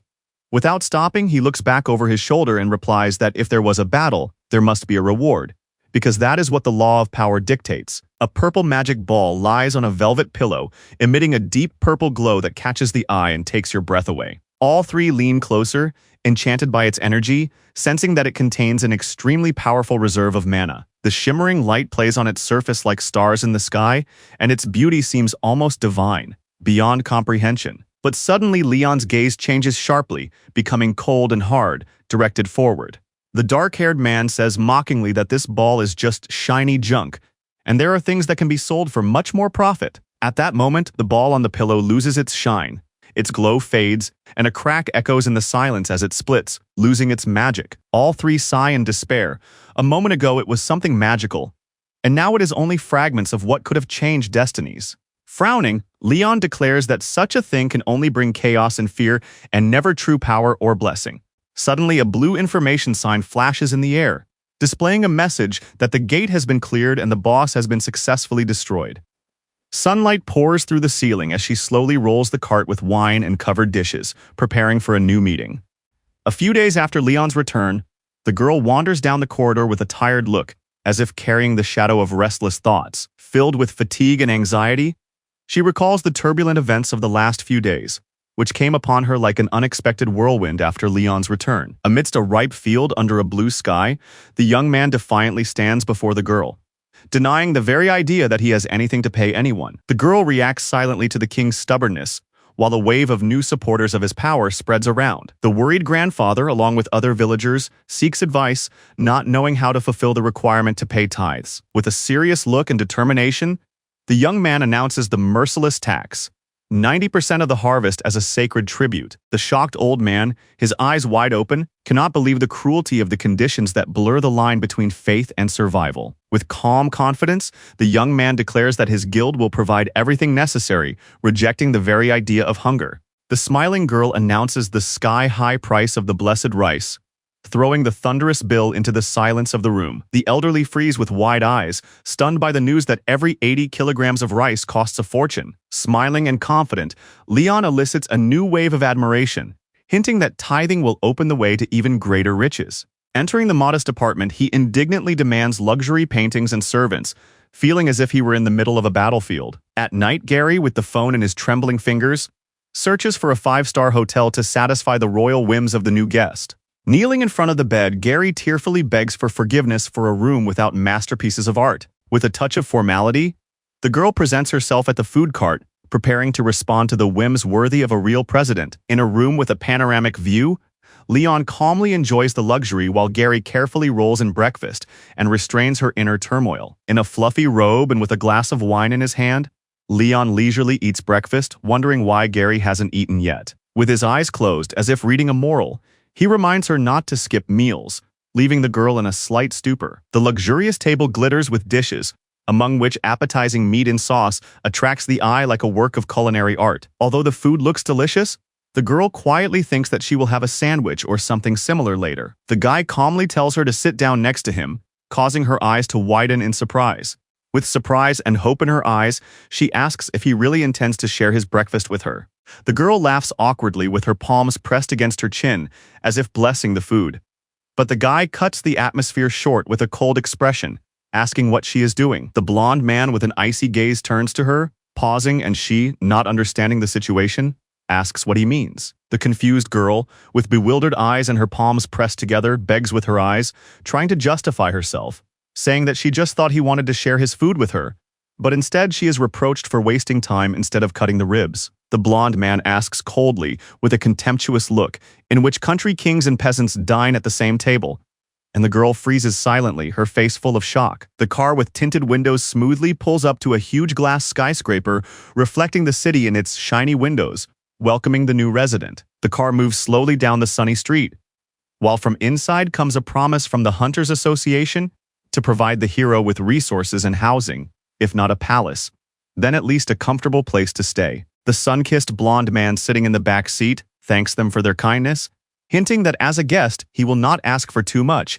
and will rely on his companion. The red-haired girl timidly asks him about the distribution of the reward, but the young man, with an indifferent expression on his face, orders her to take care of it herself. Nervous, But with a spark of cunning in her eyes, she confesses that she really likes his raincoat and asks him to leave it with her. They stop in front of a modern building, where she smiles and talks about its convenient location near the Hunters Association and boasts about the helipad on the roof, adding enthusiasm to the new location. Walking alongside the red-eyed girl in the center of the metropolis, the young man silently nods at her enthusiastic voice, ignoring her fervor and staring intently at the mysterious white sculpture ahead. Seeing the strange structure made of smooth, shiny stone stacked into a tall tower, he squints in disbelief and wonders what this bizarre creation is. Inside the spacious modern hall with warm lighting and bookshelves, there is silence, as if everything is being prepared for the arrival of someone important and unexpected. Entering the room together, the girl and the blonde man meet a figure who unexpectedly calls her the junior manager of the Hunters Association, and the couple's reaction is one of complete surprise and shock. Summoning her courage and determination, the girl, with a cold gaze and a drop of sweat on her cheek, warns herself that no one should know about this. Park Yeon-chan, with a suspicious smile, puts his hand on his chest and introduces himself as the director of a food company of the future. The shocked girl turns pale at the mention of the Do-young Group, one of the three most powerful corporations, and is surprised by such a high-level meeting. The director's face darkens with a pink shadow of cunning, and his gaze reveals deep self-confidence and hidden intentions. With a sly smile, the director extends his hand and greets Lionheart, recognizing him as the survivor he already knows everything about. He politely states his full name, Leon Draconian Lionheart, while the young man stands silently with a shadowed face, hiding his emotions. Shocked and indignant, Leon looks up and wonders how a simple merchant dared to offer him a handshake. His gaze, directed at the ceiling of the brightly lit room, is accompanied by the restrained sound of footsteps, while a voice informs him that the association is providing this accommodation for a whole year. In the elegant apartment, the girl reads out a list of privileges, assuring him that rent and living expenses are covered, and also reminds him of the availability of maids whose services can be used. Breathing a sigh of relief, the girl admits that the situation is not so dangerous. But deep down, she does not forget that information about the survivors is a strict secret. Seeing the pink-haired man freeze in amazement, the girl sighs with relief, because Leon completely ignores him and moves on. She asks in surprise why he wanted to meet them in the first place, to which the young man replies that merchants always want only one thing. Leon, calmly looking out the window, suggests that he was looking for profit, and the girl, her eyes wide open, asks in surprise. The girl, with her eyes wide open and a drop of sweat on her cheek, exclaims about rice, because the reason for everything lies in the blessed harvest of the Honam Plains, which glows with gold behind her. Under the evening sky, among the trees and bushes, the boy in the jacket has no idea that a suspicious man in dark glasses is secretly watching him, while the plan to keep the information secret begins to fall apart. The angry streamer, with a wild gleam in his eyes and a smug smile, triumphantly holds his smartphone, rejoicing at the recording of the incident, even though the association is already demanding the immediate removal of the video. The girl stares in horror at the phone screen, where the scandalous video, which seemed to have been deleted long ago, has just reappeared. The familiar Blessed Rice video with farmer Mr. Park against the backdrop of golden fields reappears on the phone screen, causing disturbing speculation.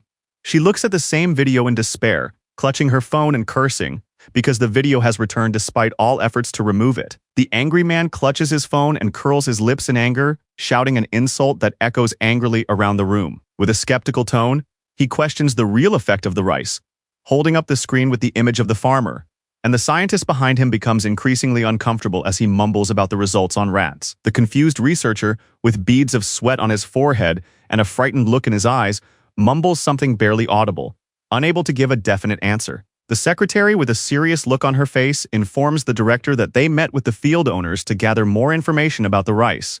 But her voice already betrays her doubt. In one of the villages, a dying dog recovered after eating the rice, and residents suffering from inflammation and other ailments suddenly began to recover quickly. With an ominous smile, the director concludes that although no experiments have been conducted on humans yet, the effectiveness of rice has already been proven. So all of this is true. The director clenches his hands angrily, remembering how the insolent man dared to call him a simple businessman, making him boil with humiliation. The secretary insists that they should meet with him again, because the power of this rice is beyond logic, and the director, with clenched teeth, agrees.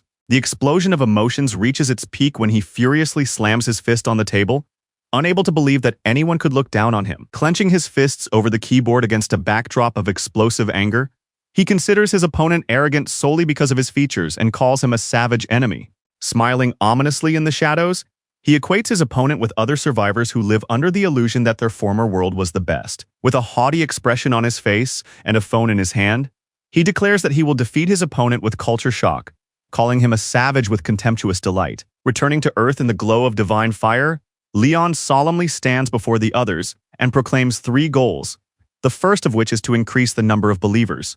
Among the multitude of religions and images of gods, Leon states that there is no true deity and explains that people should believe in God and carry his love. To gain access to divine power, Leon decides to spread the new faith and gather more and more followers around him. In the fiery frenzy of battle, the goddess's knights appear, adhering to sacred law and striking terror into the hearts of demons. Leon's second goal is to restore the order of the Knights of the Holy Grail, warriors who possess holy power and are second only to demigods. Against the backdrop of a sky filled with smoke and light, the hero stands with a determined look on his face atop a mountain of fallen demons, like a symbol of purification and retribution. His feet tread confidently on the floor, and in his mind he formulates a plan to spread the faith, train new Knights of the Grail, and not wait for miracles from the aristocracy. Looking confidently out the window with a glass in his hand, the hero tells himself that everything must be done properly, no matter what. Someone calls out to him, and the young man with a serious look turns his head in anticipation of news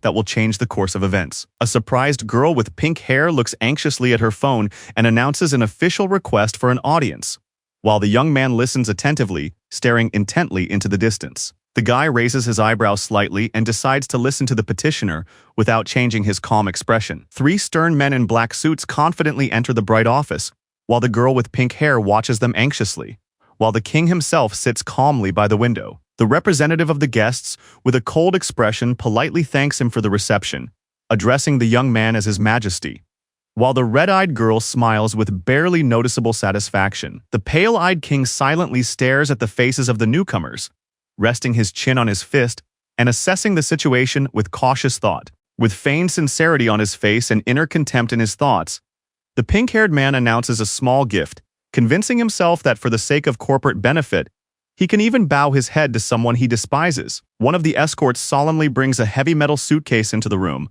while the others silently wait for the reaction of the man with golden hair, who warily watches the developments. With feigned politeness, the pink-haired representative presents the suitcase as a gift, confident that its contents will cause a real shock to the person to whom he is presenting it. The malicious smile on the pink-haired man's face shines with confidence that such luxury will make the barbarian forget his former life and beg for more. The hero's cold gaze is accompanied by a quiet but firm agreement to accept the gift only out of mercy. The blonde man in the suit freezes in amazement, unable to believe what he has heard, when he hears that the gift has indeed been accepted. The merchant, his face tense, tries to hide his embarrassment, convincing those present that they will definitely like the contents of the suitcase he has just opened.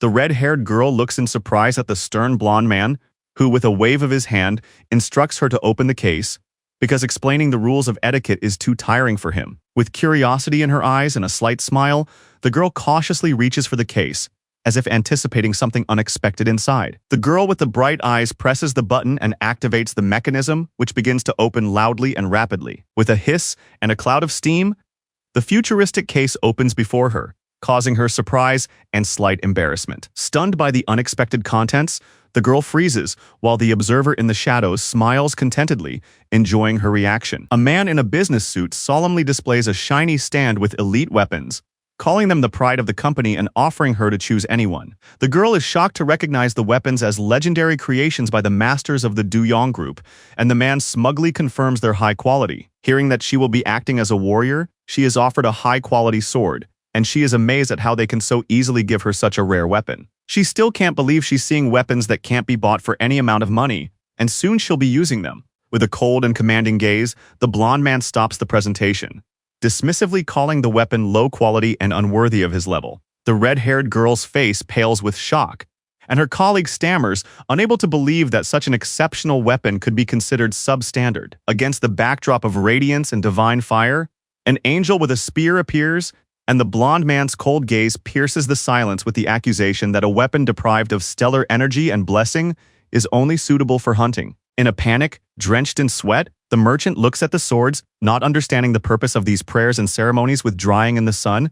and asks himself what kind of nonsense this guy is talking about. Sitting calmly in his chair, he coldly accuses the merchant of losing his trust, while the latter hastily raises his hands, assuring him that it is all a regrettable misunderstanding. With an ironic smile and a cold stare, the young man forgives the merchant's clumsy attempts to foist dubious goods on him, recognizing that for sellers, any opportunity is a chance. Illuminated by a mystical glow and magical runes, he demonstrates his power by drawing an ancient sword. The shocked merchant steps back, not believing his eyes, as a sword with an aura of ancient power appears out of nowhere, causing everyone to freeze in amazement. With an irritated smile on his lips and a dark flame in his eyes, the man with purple hair harbors resentment and thinks bitterly about being humiliated to the very end.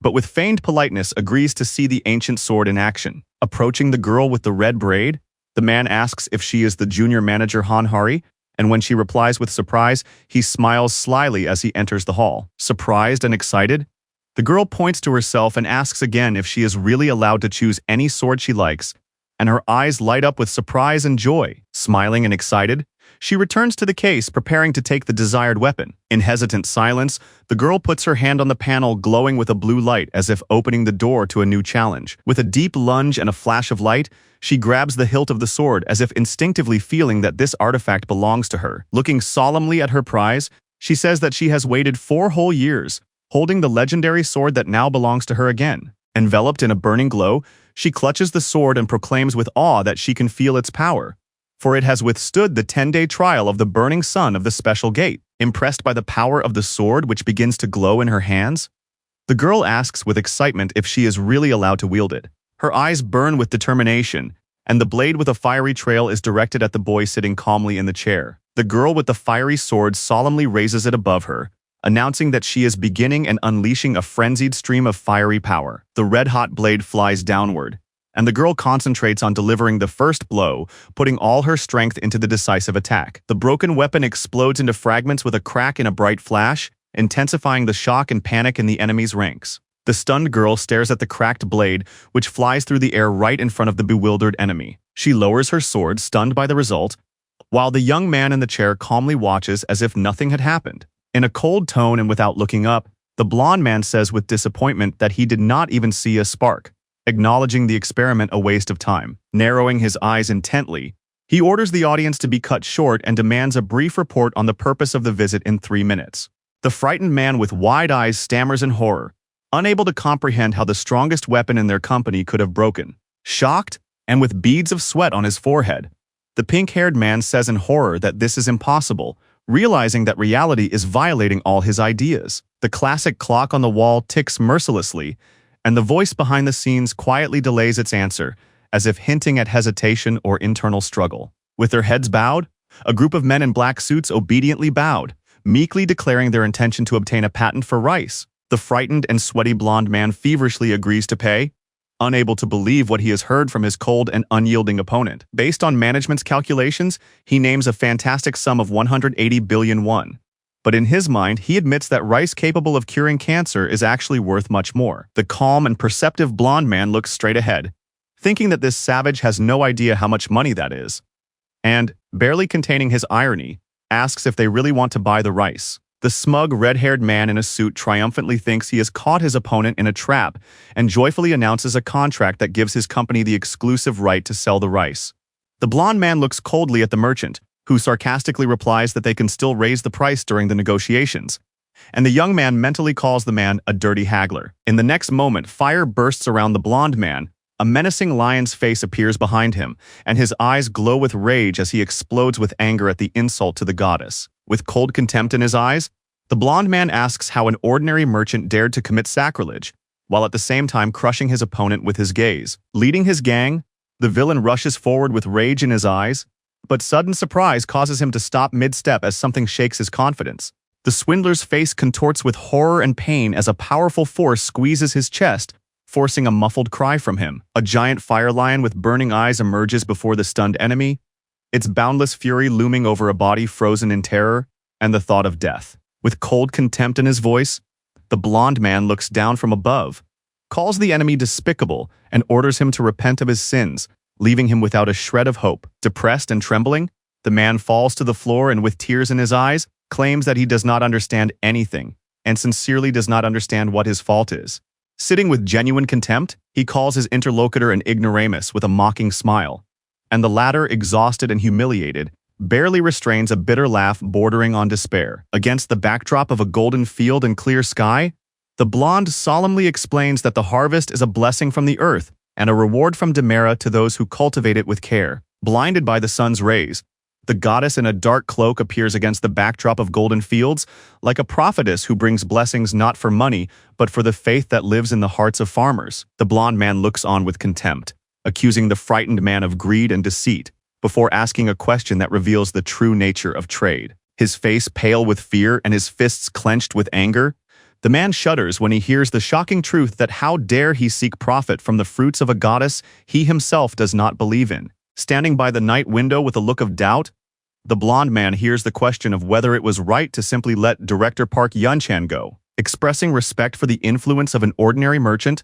the blonde man reassures the girl, assuring her that nothing bad will happen, despite His Majesty's dismissive opinion. The pink-haired girl with a serious expression holds a mysterious package and asks about her schedule, and the blonde man, folding his arms, calmly replies that he has already contacted the association. The red-haired girl with shining eyes enthusiastically announces that His Majesty will take a test this time, saying that it will be easier to assess his abilities that way.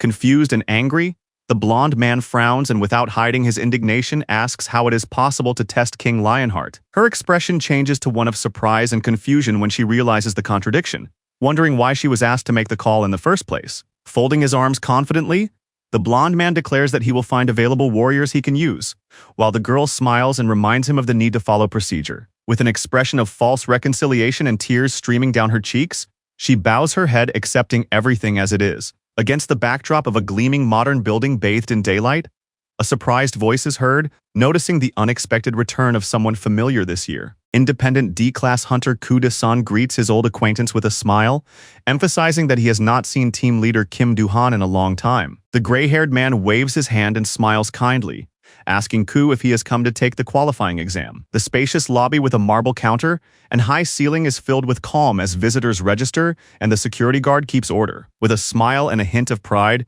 the gray-haired man acknowledges Mr. Ku's efforts, and a soft tone of sincere support and friendly humor hangs in the air. Under the light of the hall and with measured steps, the interlocutors leisurely discuss the possibility of a promotion, and the hero, looking ahead, says with determination that he must try. Holding a cup of coffee and looking down with a sad smile, Kuda-san offers to join his team, while bitterly recalling how he has remained a Class D hunter for 10 years, even though those worse than him have long since moved on. Smiling cheerfully, the gray-haired man convinces him that if he is indeed Mr. Ku, he will definitely be useful and become an ace in a second, although he himself admits that he has been trying for 10 years. Glancing seriously to the side, the young man with pursed lips admits that he will try again, because as long as he has a family to support, he cannot give up. The dark-haired guy with determination in his eyes thinks that he has to somehow move up to Class C and stop being a carrier, but suddenly stops, alarmed when he hears someone nearby asking in surprise about the foreigner who has arrived. Noticing him, two men with coffee in their hands begin to wonder where this stranger is from. Perhaps from Europe. Maybe even from a poor country. The blonde man with a cold gaze walks through the golden light, causing surprise among passers-by, because he looks like he is from the royal family itself. The young man slowly turns his head to greet the older man, and his silent turn conveys a sense of wariness and superiority. The gray-haired man asks him how he is doing with a friendly smile, but the young man with the cold gaze silently looks away, as if the words mean nothing to him. In the next moment, he turns sharply and orders with icy fury never to speak to him again, causing those around him to shudder at his incomprehensible power. The bewildered gray-haired interlocutor turns to his companion and asks confusedly if he said something strange, while the latter only mumbles fearfully that perhaps he did. Frozen in tense silence, the blonde man casts a scorching glance over his shoulder, causing the dark-haired man to involuntarily shudder with anxiety and incomprehensible fear. Looking back in surprise, the gray-haired man cautiously asks his friend what happened, while in the distance the blonde figure slowly recedes, causing both of them to tremble. Confused and stunned, the dark-haired man does not understand what is happening and, clenching his fists, anxiously asks himself what it really was. In the fiery glow that almost incinerates everything around him, the blonde man radiates a menacing grandeur that makes it difficult for him to breathe and creates a feeling of unbearable pressure. A stern-looking employee enters the room, loudly announcing the name of the next candidate, causing tension among everyone present. The embarrassed young man, glancing nervously at the sheet of paper in the employee's hands, hastily responds to the call and moves forward, while the gray-haired man watches his actions warily. The blonde man watches the newcomer closely and, noticing something in his posture, mutters thoughtfully to himself, as if something about him has caught his interest. The dark-haired guy apologizes to the employee, trying to recover, while the blonde man coldly assesses him from the side, disappointed to find that there are no worthy warriors among all the candidates. With a detached look, he slowly walks past those present, thinking disappointedly that all these people are too boring, and most hunters are just fools who have no idea what trials await them. Leon receives a call to room 9, and unsurprised, confidently moves forward, because he was sure of this outcome from the very beginning. The camera focuses on the door with the number 9, where he will have to go for an interview. He resolutely enters the room with a strange device in the center, instantly attracting the attention of those already waiting inside. A man with a folder of documents greets the young man by name, to which he angrily orders him to address him as king. The confused official, covered in cold sweat, fearfully responds to Leon, acknowledging his greatness so as not to incur his wrath. Leon, without hesitation, reaches for the mechanism, preparing to demonstrate his true power, stunning everyone around him. The blonde man with a cold gaze stands in front of the magical device and prepares to place his hand on it, maintaining a dignified restraint. The man in the suit looks closely at the results that have just appeared on the screen after the boy's contact with the device, muttering in surprise under his breath. Seeing the data obtained, the official whispers something about nonsense, unable to comprehend what he has seen. Folding his arms and looking slightly irritated, the blonde man dignifiedly denies the commoner's right to test the knight's honor, causing confusion in the employee with the magical device.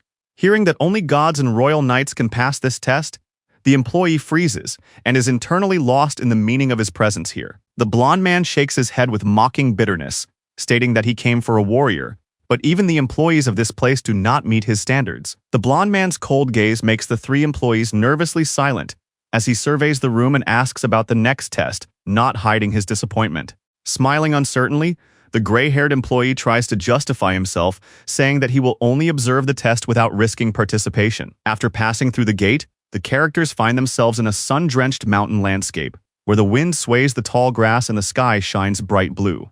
The explanation for the gates reveals that some of them are deliberately left open for benefit, and the gates at Seoul Station are among them. The dark-haired man assesses the familiar space and prepares to show himself in the best light, as he wants to change the previous opinion of himself. A girl with a bow in her hands complains about the heat, while her companion with a spear and shield on his back urgently asks her to turn off her phone. In the twilight of his inner thoughts, the boy with a pale face and beads of sweat realizes that 2 newcomers have appeared next to him who are likely to complicate the situation.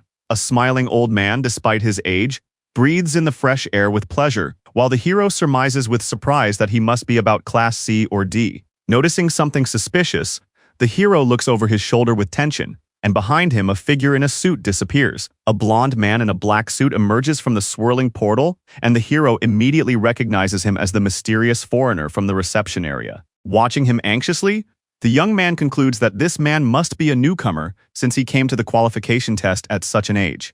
Pulling down his glasses, Leon exudes confidence, while the guy in front is still worried about how they will cope with the task. 7 newcomers stand in a circle on an endless field under a clear sky, ready to reveal their abilities, as if preparing for their first test. With a serious expression on his face, Koo De-seong shares his experience as a 10-year hunter, emphasizing his combat role as the main damage dealer. Sung Tae-hoon proudly holds a shield and spear, declaring his awakening, while his younger sister Sung Na-yeon modestly adds that she wields a dagger and is learning archery. Against the backdrop of a dark inner monologue, the boy with wide eyes and a surprised look cannot believe that next to him are newcomers with no clearly defined roles. The smiling brother and sister proudly demonstrate their skills against a backdrop of pink bunnies, enthusiastically recalling their 3 months of training at the academy. A bald old man with a raised eyebrow tries to address the silent boy but freezes, surprised by his cold restraint. A grandfather named Oh Gan-tae, with a slight smile, talks about his 5-year career as a hunter, clutching a combat glove in his hand and recalling his recent dismissal. The boy anxiously imagines the silhouette of the old man in a fighting stance, realizing that despite his age, he has too little experience and short-range tactics. Approaching the group, the blond man looks intently at the young man, who is involuntarily scratching the back of his head, and at the same time addresses him, noticing that he is a foreigner. The blond man touches his chin thoughtfully, silently assessing the situation and weighing whether it is worth saying anything. In a cold tone, the blond man declares that he will not participate in the task, comparing his strength to a sword that cannot be used to catch chickens. The stunned boy looks up with a tense gaze, not understanding what just happened, and is surprised. The team sets off through the sun-drenched forest glade, accepting the challenge of hunting 50 dangerous kobolds. A calm observer smiles and warns of the danger of monsters, promising to intervene only if the situation gets out of control. Two guys freeze in silence among the trees, listening intently to the forest, as if sensing something disturbing in the air. Staring intently into the thicket, the main character thinks thoughtfully about whether this mission will pass without fatal consequences. Recalling the past, the young man asks in surprise about the stranger's lack of weapons, and the group responds with tense silence and slight shock. Smiling cheerfully, the girl offers to lend the newcomer her brother's bow, asking if he knows how to use it. Holding the bow in his hands, the blond man asks with a slight sneer whether this weapon is truly worthy of a king, to which the girl smiles and allows him to use it for a while. With a steely gaze and deadly determination, he clenches the bow in his hand as if it were an insult to his honor that he cannot forgive. With frenzied rage, the blond man smashes the bow to pieces, stunning those around him, and exclaiming that true knights do not hide behind long-range weapons. And the surprised guy with his mouth open just mumbles, not having time to come to his senses as the other man already announces that it's time to start. Gritting his teeth intently, the young man thinks anxiously about the failure that looms over them like a shadow if everything continues in the same vein. Stopping decisively and looking back at his companions, the young man suggests changing course and going hunting together deep in the forest. Amidst the golden forest silence, one of the participants smiles and acknowledges the experience of his elders, while the grandfather and the rest of the team react cautiously, each in their own way. The young man listens attentively to his companion, who, looking back on his memories, recalls a possible camp at the end of the meadow. With a smile that hides caution, the hero explains that their small detachment should not risk an attack, because if they are surrounded, retreat will be almost impossible. Standing in front of the cave, the two warriors devise a plan to burn dry leaves and send smoke inside to drive the kobolds out.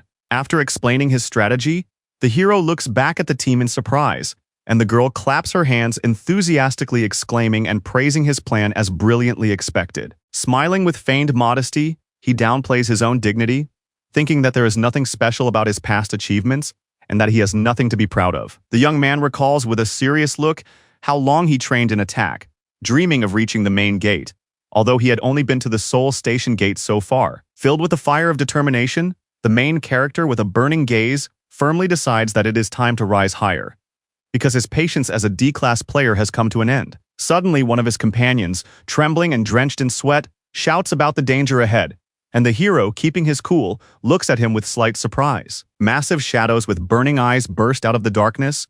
Armored monsters rush toward the light, threatening anyone who dares to step into their lair. Hearing the threatening roar of the enemies, the young man instantly orders Tae-hun to get ready and put up his shield, because the distance to the enemies is rapidly decreasing, and the battle is about to begin. With a vicious roar, a monster rushes headlong at them, its fangs gleaming in the air like blades, leaving a trail of dust and debris behind it. But the energy shield stops its attack, and the hellish creature recoils with a painful growl, having encountered a cold blue wave of power. With a smile full of defiance, the hero swiftly strikes down his enemies, cutting through monsters and enveloping himself in a glow of power, as if it were a simple walk in the park. Looking back with a gleam in his eyes, he confidently declares that the enemies cannot be stopped if they continue to run boldly and straight ahead. The girl with the bow, tensely aiming, warns of the danger looming right in front of them with a cry, without taking her eyes off the target. Armed with a shield, the young man turns toward the noise and is surprised to see a sinister monster with yellow eyes rushing at him from above. He swings his arm and strikes the monster with a well-aimed blow, causing it to crash into the ground with a cry of pain in the middle of a light-filled forest glade. The frightened boy watches in horror as the monster's face explodes in blood right in front of him, and trembling fear paralyzes his entire body. Without hesitation, the boy lunges at the monster with his sword, urging everyone to be on guard and not to underestimate the enemy. while the giant beast looms over the frightened young man with a bloodthirsty roar. Two dark creatures, unable to react in time, scatter in despair from the explosive attack that completely destroys their assault. The old man strikes the shadow with unwavering determination, releasing energy that throws the enemy back as the archers prepare to strike again. The smiling boy cheerfully shouts that everything is going well and urges them to move on, while his companion breathes heavily and can barely stand on his feet. In the middle of the light-filled forest, the team stands among the fallen enemies and listens with relief to their mentor's words of praise for a job well done. The embarrassed rookie apologizes, clutching his shield, but hears calm and friendly words of support, saying that everyone started with mistakes. Against the backdrop of the soft light of the forest glade lie two huge dogs with pierced chests, cold-bloodedly eliminated by Nyan, and no one from the team was hurt. Smiling in response to the praise, the young warrior looks at his comrades in arms, who nod approvingly and thinks with confidence that he will definitely succeed. With anxiety in his eyes, he recalls his first steps in this team, when he doubted himself, but now he realizes with surprise that this group is not so bad. Under the flickering glow of the trees, through which warm light seeps, the silhouette of Leon appears, who did not help during the attack. Three tired warriors look suspiciously at the silent observer and express surprise at why he did not intervene during the battle, as if his silence was something unnaturally disturbing. The man with the sign in his hand, smiling serenely, excuses himself, saying that he was only watching because it is not forbidden, and promises to record everything carefully in his report, as if afraid of hurting someone's pride. After a brief discussion, the three hunters, slightly disappointed, prepare to move on, despite the tense gaze of the girl with the bow. In the shady forest where the sun's rays break through the thick foliage, the group discovers a new trail, and nearby there is a cave that promises another adventure. The team, visibly relieved, sets off on the path to the cave, filled with determination and satisfaction from their previous success. With excitement in his voice, the young man exclaims that this place is simply wonderful, while another suggests lighting a fire, and all three peer with interest into the dark depths of the cave. The three heroes carefully examine the nest of dry hay at the entrance to the cave, while one of them, sword in hand, approaches cautiously, as if sensing something suspicious. One of the boys, with his hands in the nest, is already getting ready to set it on fire and carry out his plan. Sitting down on the dry grass, he throws out a defiant response, questioning his interlocutor's right to criticize his decision when he himself has done nothing. The blond man stands with his arms crossed, his gaze cold, sternly demanding an answer, and with no intention of repeating the question a third time. The old man stares ahead, listening as the dark-haired warrior argues that the action, which has been repeated 3 times, has worked every time. The blond man with a cold and reproachful gaze questions the value of someone else's experience, calling it superficial and limited, hinting that it is not enough for true confidence. The young man reacts angrily to the accusations, denying the authority of his interlocutor, and sarcastically asking what experience his critic could possibly have. In the fiery glow that engulfed the straw in front of the cave, he resolutely warns the team of the approaching threat and orders them to prepare for the kobold's attack. The three heroes, clenching their fists, shields, and swords, approach the light in the dark passage with tense faces, sensing the inevitability of battle. With frightened eyes and clenched shield, the boy shouts about the approaching danger, his voice filled with panic and determination. With a roar and a rumble, like an avalanche, a huge horde of monsters rushes forward, turning the darkness of the tunnel into a whirlpool of chaos and danger. From the dark underground tunnel, a group of ferocious half-wolves in armor bursts out with a cloud of dust and a roar, rushing forward frantically. The girl, with a determined gleam in her eyes, shouts an order and, pulling the bowstring to its limit, fires an arrow straight at the advancing threat. One of the monsters leaps toward the heroes in a lightning-fast jump, but a stone projectile hits him squarely in the jaw with a dull thud, causing him to choke and roar. The group attacks in a coordinated and rapid manner, breaking through explosions and bright flashes that fly in all directions under the pressure of lightning strikes. With a confident smile on his face, the young man asserts with strength in his voice that he has always been confident in his methods, which are now proving their absolute effectiveness. Armed and focused, the heroes confidently move forward, destroying enemies one by one, while the sounds of victory cries mix with the screams of fallen opponents. The young man, with a smug smile, prepares to attack, rejoicing that the plan to destroy the kobolds is progressing successfully, and even more rejoicing at the thought of a possible catch. A menacing growl echoes in the darkness, causing the alert man to break out in a cold sweat, sensing the approach of something dangerous and completely unknown. A monster with burning red eyes emerges from behind the trees, with a figure in a dark suit sitting on its back, and one of the subordinates recognizes the captain with horror. From the darkness and smoke, the distorted face of the captain, the boss of these gates, with red glowing eyes and foam on his fangs, emerges in clouds of energy that crackle and shimmer with S-class or higher power. The powerful monster with burning eyes and heavy footsteps falls to the ground with a menacing roar, crushing stones under his feet and causing a whirlwind of air around him, as if death itself had descended from the sky. One of the boys looks around in panic, his face contorted with horror and despair, because he does not understand why this particular monster has appeared, and a panicky premonition of disaster grows in his heart. The monster raises its head ominously, letting out a frenzied roar into the impenetrable sky, as if calling on death to descend upon the earth and shatter the silence with fear. Hearing the girl's cry as she fearfully calls out the name of Sir Dullahan, the boy turns around with concern, realizing that he is facing a threat that cannot be ignored. The girl, with a determined expression on her face, announces that she and the Hun will take on the goblin captain, while Naya is tasked with stopping the kobolds in the cave, instantly forming a battle order. Realizing the scale of the danger, everyone rushes forward, because without at least one expert on each side, defeating the Knoll captain would be suicide. Despite the fact that Sin, the Hun, is only a novice, one of the observers anxiously hopes that he will be able to withstand at least one blow as the giant black monster with burning eyes looms over him and growls menacingly. The boy's face contorts with shock and pain, sweat drips down his temples, and before his eyes looms the muzzle of the monster, preparing to deliver the decisive blow. Unable to contain its fury, the beast with its gaping maw and bloodied fangs lunges at the boy in a swift dash, raising a cloud of dust and tearing through the air with a wild roar. Stunned, Dullahan, drenched in sweat and clutching his shield, tries in horror to utter a word, but only a trembling murmur comes out of his mouth. His companion desperately shouts at him to come to his senses, but, watching the scene, he realizes with horror that fear has completely paralyzed Dullahan. The huge black monster with burning eyes soars upward, swinging its paw, and strikes with fury, while the boy, paralyzed with fear, does not even have time to activate his basic defense. With a powerful blow of its axe to the ground, the monster knocks the boy down, causing a cry of pain that pierces everything around. Seeing this, the other boy cries out in despair, clenching his fist in rage and cursing his attacker. Meanwhile, the latter, frozen in terror, trembles, barely able to utter his friend's name, as if frozen in fear of his own death. A man in a strict suit stands with documents in his hands, staring blankly ahead, while inside he is seething with tension and anger at the association's inaction. A huge armored monster with burning eyes looms over the frightened boy who has fallen to the ground, screaming in horror as he watches death approach. A powerful kick from a black boot crashes into the ground, raising dust and splashes. Protecting his comrade, the young man with the shield rushes toward the attack, raising a storm of dust and light around his determined figure.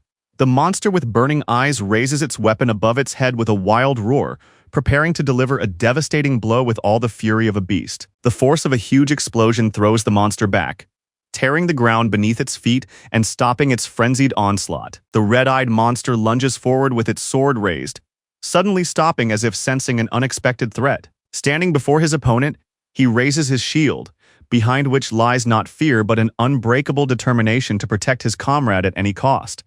Gritting his teeth with tension, the boy with the shield rushes into the attack, his eyes burning with determination, striking with lightning speed. The blow of the shield collides with the monster's paw, sparking and leaving a dazzling trail of power and despair on the battlefield. In the darkness that envelops the arena, the monster's red eyes glow with rage, and its breath roars hoarsely in anticipation of a new attack. The enraged beast rushes toward the boy with an uncontrollable roar, raising dust and casting a shadow of menace over his figure.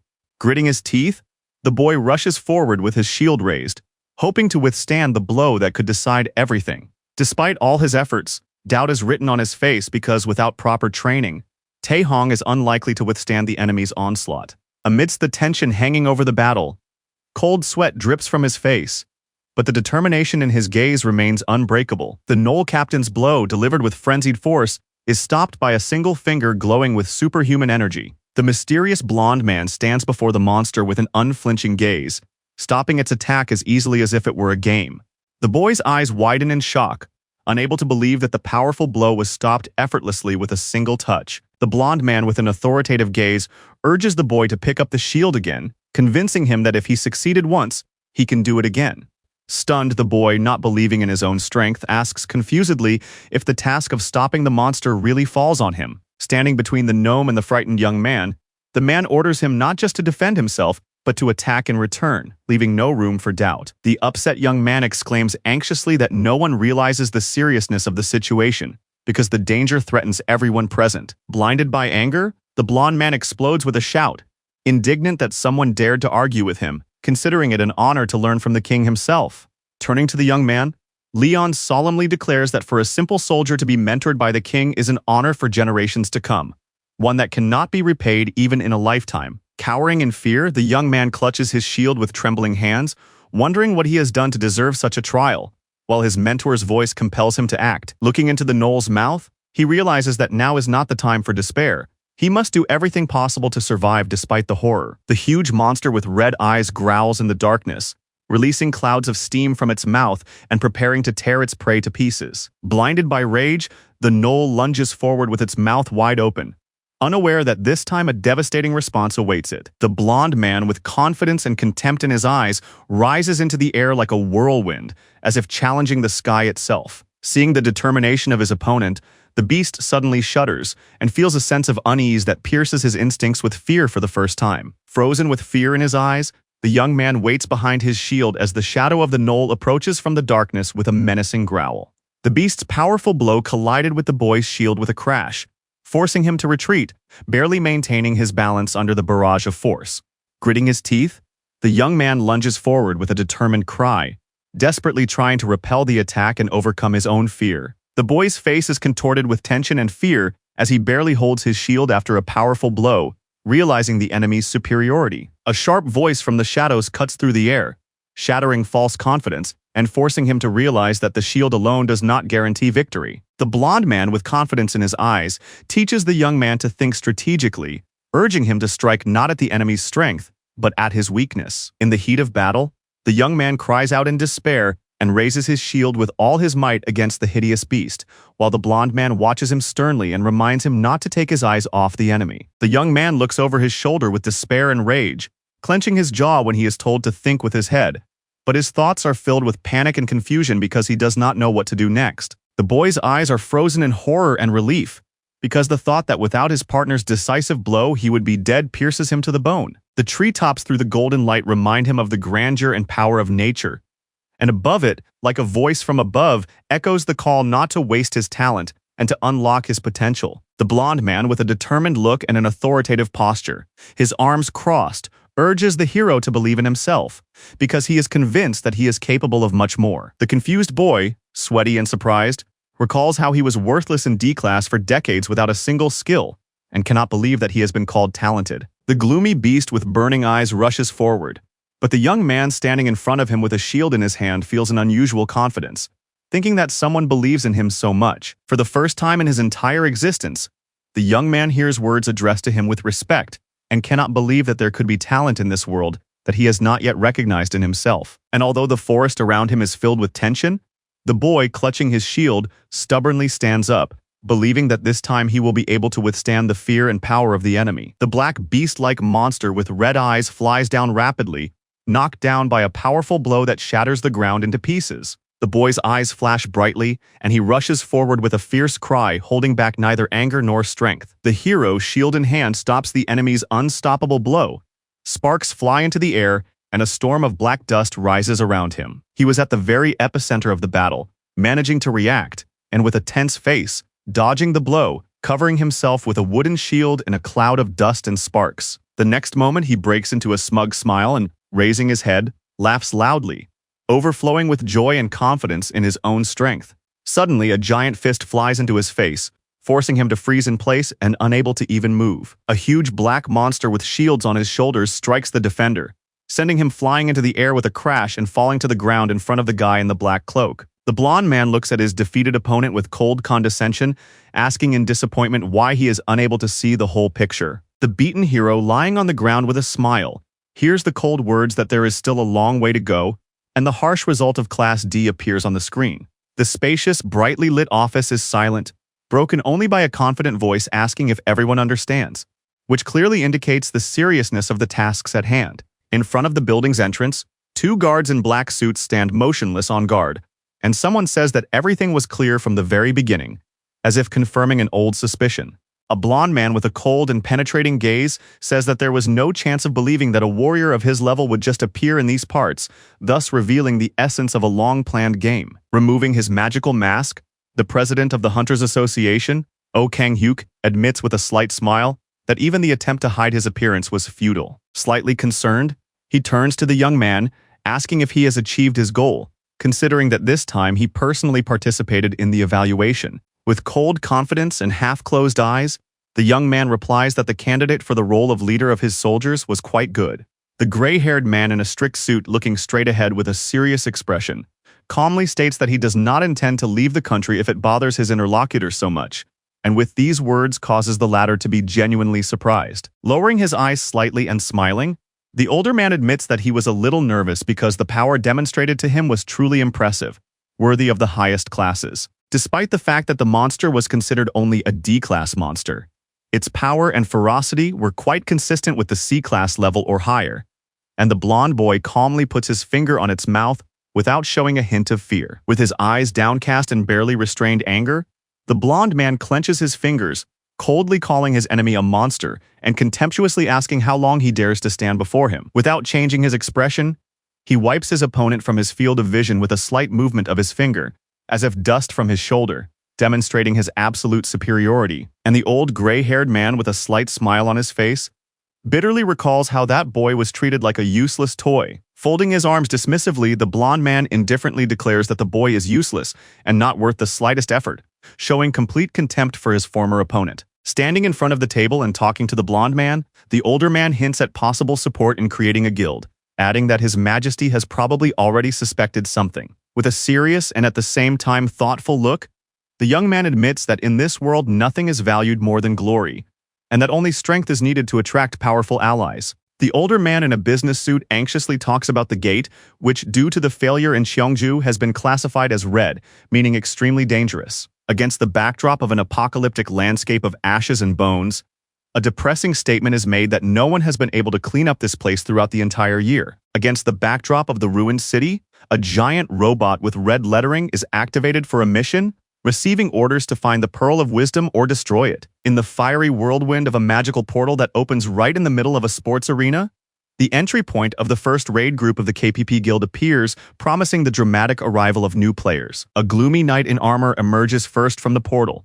followed silently by the rest of the team, armed and focused, ready for battle, although hope still glimmers on the faces of some. Against a backdrop of swirling dust and tense air, the two brothers stand side by side in full combat readiness, knowing that a clash is inevitable and that the fate of the entire raid depends on this encounter. Against the backdrop of the copper sky, a majestic megalopolis civilization stretches out with thousands of towers and highways, preserving echoes of a bygone era, perhaps even more advanced than Earth. The impressed knight with a stern gaze silently contemplates the landscape, while the girl with sparkling enthusiasm compares it to a gateway to the future, where magic and martial arts have merged into a perfect world. The young man in armor exclaims with excitement that this place is like something out of a cyberpunk world, and the guild leader silently agrees, gazing at the tall buildings with their neon glow. The dark-haired knight seriously explains that in order to fight monsters, it is necessary to change the balance of power, and his companion agrees, noting that their hunting tactics are more suitable for attacks on a small but powerful group of enemies. After considering the other's words, the dark-haired warrior reluctantly agrees, with an expression of restrained doubt on his face. One of the team members suggests using a tall building as a base camp, as its location is ideal for observation and reconnaissance. With a loud creak, the heavy gates gradually slide open, cutting through the semi-darkness with bursts of sparks falling from above, as if warning of something bad. One of the fighters cautiously peeks into the passageway but reports that there are no NPCs or monsters in this depressing void, which raises an alarming suspicion. Another, looking around the room warily, says that he expected to see bosses, not emptiness, so he cannot understand where the tank destroyer has gone and why there is nothing to be seen around. Staring intently into the empty space, the man in golden armor suspiciously voices the opinion that there are no monsters or people to be seen in this huge city. An armed soldier in armor, looking at the city engulfed in flames, wonders why no one is resisting and accepts the calm before the storm with relief. Through a breach in the wall, a man in combat gear addresses the members of the KPP Guild, who are silently awaiting orders against the backdrop of the majestic city. A girl with a serious expression listens to the order that they will start at the main gate, as there is still no information about the yacht spinner, holding her spear with the confidence of a scout. A manly commander in golden armor orders them to check the perimeter and prepare for reconnaissance, giving clear and firm orders amid the tense atmosphere. An explosion breaks through the wall, from which a bright beam bursts out, and one of the heroes standing among the rubble talks about drawing up maps, while the others watch in shock from the shadows. The burned and bloodied boy, seeing a familiar figure in the fiery glow, opens his eyes wide, like a ghost from the past who has just returned at the most terrifying moment. The girl looks in the same direction in fear, frozen in shock, while behind her a man screams in despair, realizing that something incredible has happened. A powerful electric discharge cuts through the space around the terrifying red-eyed machine, which begins its attack, forcing everyone to flee and take cover. With a roar and a flash of light, a burst of fire erupts from the rifle on the armored vehicle, cutting through the air with ominous precision. A fiery explosion engulfs everything around, sending black debris into the air as two men rush forward, trying to escape the inferno. Explosions rock the city as rockets hit the facade of the building, sending fireballs flying and leaving cracks in the concrete and asphalt. In panic and screams, the fighter rushes towards a huge opponent whose leg flies towards him at incredible speed, promising a devastating blow. Beaten and stunned, he realizes in despair that even Han Soo-hyun, an A-class tank, was unable to respond to the attack, and asks himself in horror what they are up against. Against a backdrop of fire and debris, the soldiers frantically discuss the enemy's location, while one of them reports that the sand is preventing them from accurately determining the distance. Realizing the critical situation, the armed commander, his face pained, orders a retreat while the frightened girl looks at him with anxiety in her eyes. The heroes rush through explosions and cracks flying in all directions, leaving the building that has begun to collapse right behind them. In a panic, the girl cries out about the missing body of the leader, and the commander, with a gloomy expression on his face, replies that something is wrong here and they will figure it out after they escape. The archer rushes forward, having received an order to check the way, and resolutely confirms that she will take the initiative. Jumping quickly into the corridor, the girl with the bow runs with all her might toward the brightly lit exit, shouting that she feels no danger and that the exit looks safe. She lands near the passageway, leaving a shadow and a crack in the concrete behind her, as if preparing for a surprise from within. Covered in scratches and sweat, the girl freezes with wide eyes and shock in her gaze as a sudden sensation causes her to look around warily in the tense silence. Her fingers involuntarily touch her throat, where a sudden itch and a bright beam raise the suspicion that something invisible has touched her skin with dangerous precision. Standing in the middle of the red laser beams, she looks around in confusion, feeling the itch in her throat become a hint of an invisible trap that is closing in with every passing second. Hidden in the semi-darkness, two wounded knights walk through the ruined hall when the older one suddenly stops, sensing something wrong ahead. Horror spreads across the warrior's face as he recognizes something or someone terrible, his eyes wide and his lips trembling in silent amazement. Almost invisible wires shine in the air, stretched crisscross with a menacing, ominous glow, as if a trap is about to spring. The city of the future flashes with alarm signals as bright lines cut through the sky, something awakening a hidden threat from the depths of the metropolis. A warrior in scratched armor leads an attack through chaos and dust with a cry of rage, clutching his sword as if it were his last chance to save himself. His face is contorted with concentration, and mana energy flares in his hands as he orders his team to strike at the enemy's weakness. Unable to believe that there could be only one opponent, amidst the debris and laser beams, the team runs down a narrow corridor, looking up anxiously because someone invisible is watching their every step. Through a digital sight with codes and binary streams, a ruthless machine observes, approaching complete fixation on the target. On the roof of the building, amid the glare of the sunset and laser lines, a menacing tank with red eyes looms, ready to destroy anything that appears to be an enemy. In the evening sky heated by the sun's rays, the battle tank flies rapidly between buildings, leaving a trail of blue light behind it and firing deadly shots. The sudden flash in the sky catches the eye of an exhausted boy, his face covered in sweat and scratches, his expression of fear indicating that he has noticed something, but has not yet had time to understand what it is. In the next moment, the city shudders from a series of explosions, and everything around is engulfed in fire and chaos, while screams echo from all sides and lines of light cut through the attack. The explosion of energy splits the earth, raising dust and cracks, and a cry full of rage and defiance echoes from the depths. Amidst the debris and smoke, a warrior emerges from the ruins, staring silently ahead with calmness, while the world around him still shakes from the recent impact. Distorted by rage and screams, the blood-stained man shouts into the abyss, demanding the enemy to come out and calling them out with their last words. From the clouds of smoke and debris emerges a mechanical creature with a red eye in the center, which ominously clicks its paws, plunging everything around it into tense silence. Stunned, covered in dust and sweat, the boy recognizes with horror the deadly combat robot in front of him, known as a tank destroyer.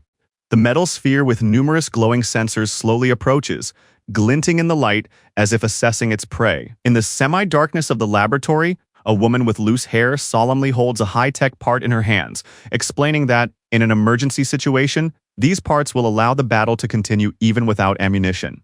The bright red eye of the combat drone flashes aggressively as the machine rushes forward with an angry roar, tearing through the space around it. The bloodied young man, contorted with rage and pain, shouts through clenched teeth at the enemy, accusing him of killing members of the guild and calling him a monster. With a whistle and a flash of blue light, a missile launched from the combat drone heads toward its target, cutting through the air at breakneck speed. Amidst the chaotic glow of lasers crisscrossing the dark sky, the young warrior realizes that it is the tank that protects this city. The terrible news of the death of all the hunters in the first group and the raising of the threat level to red forces them to stop the raid and leave the entrance to the gate of Cheongju under close watch. A huge hammer falls sharply to the ground, raising dust and flashing its menacing blade in the air. Against the backdrop of a gloomy sky, a burly warrior with metal shoulder pads discusses the bad weather with his comrades and urges them not to enter the city, wary of the tank destroyer. A gloomy young man with white hair and a crowd behind him coldly formulates a plan to obtain the Pearl of Wisdom from the Magic Tower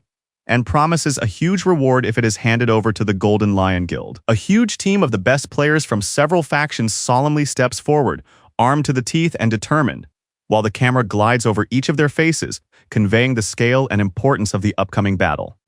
The Cheongju Sports Complex is home to the country's strongest hunters, such as Guildmaster Huang Gyumchol, Vice Guildmaster Huang Yuane, Guild Tae-sin from the Tower of Magic, and dozens of elite mercenaries, each with a stern gaze and unwavering confidence in victory. Han Hari from the Hunters Association, holding a thermos awkwardly, politely offers His Majesty a drink, demonstrating the contrast between his combat role and everyday life. The blonde man takes a careful sip, praises the taste of the tea, and asks its name again.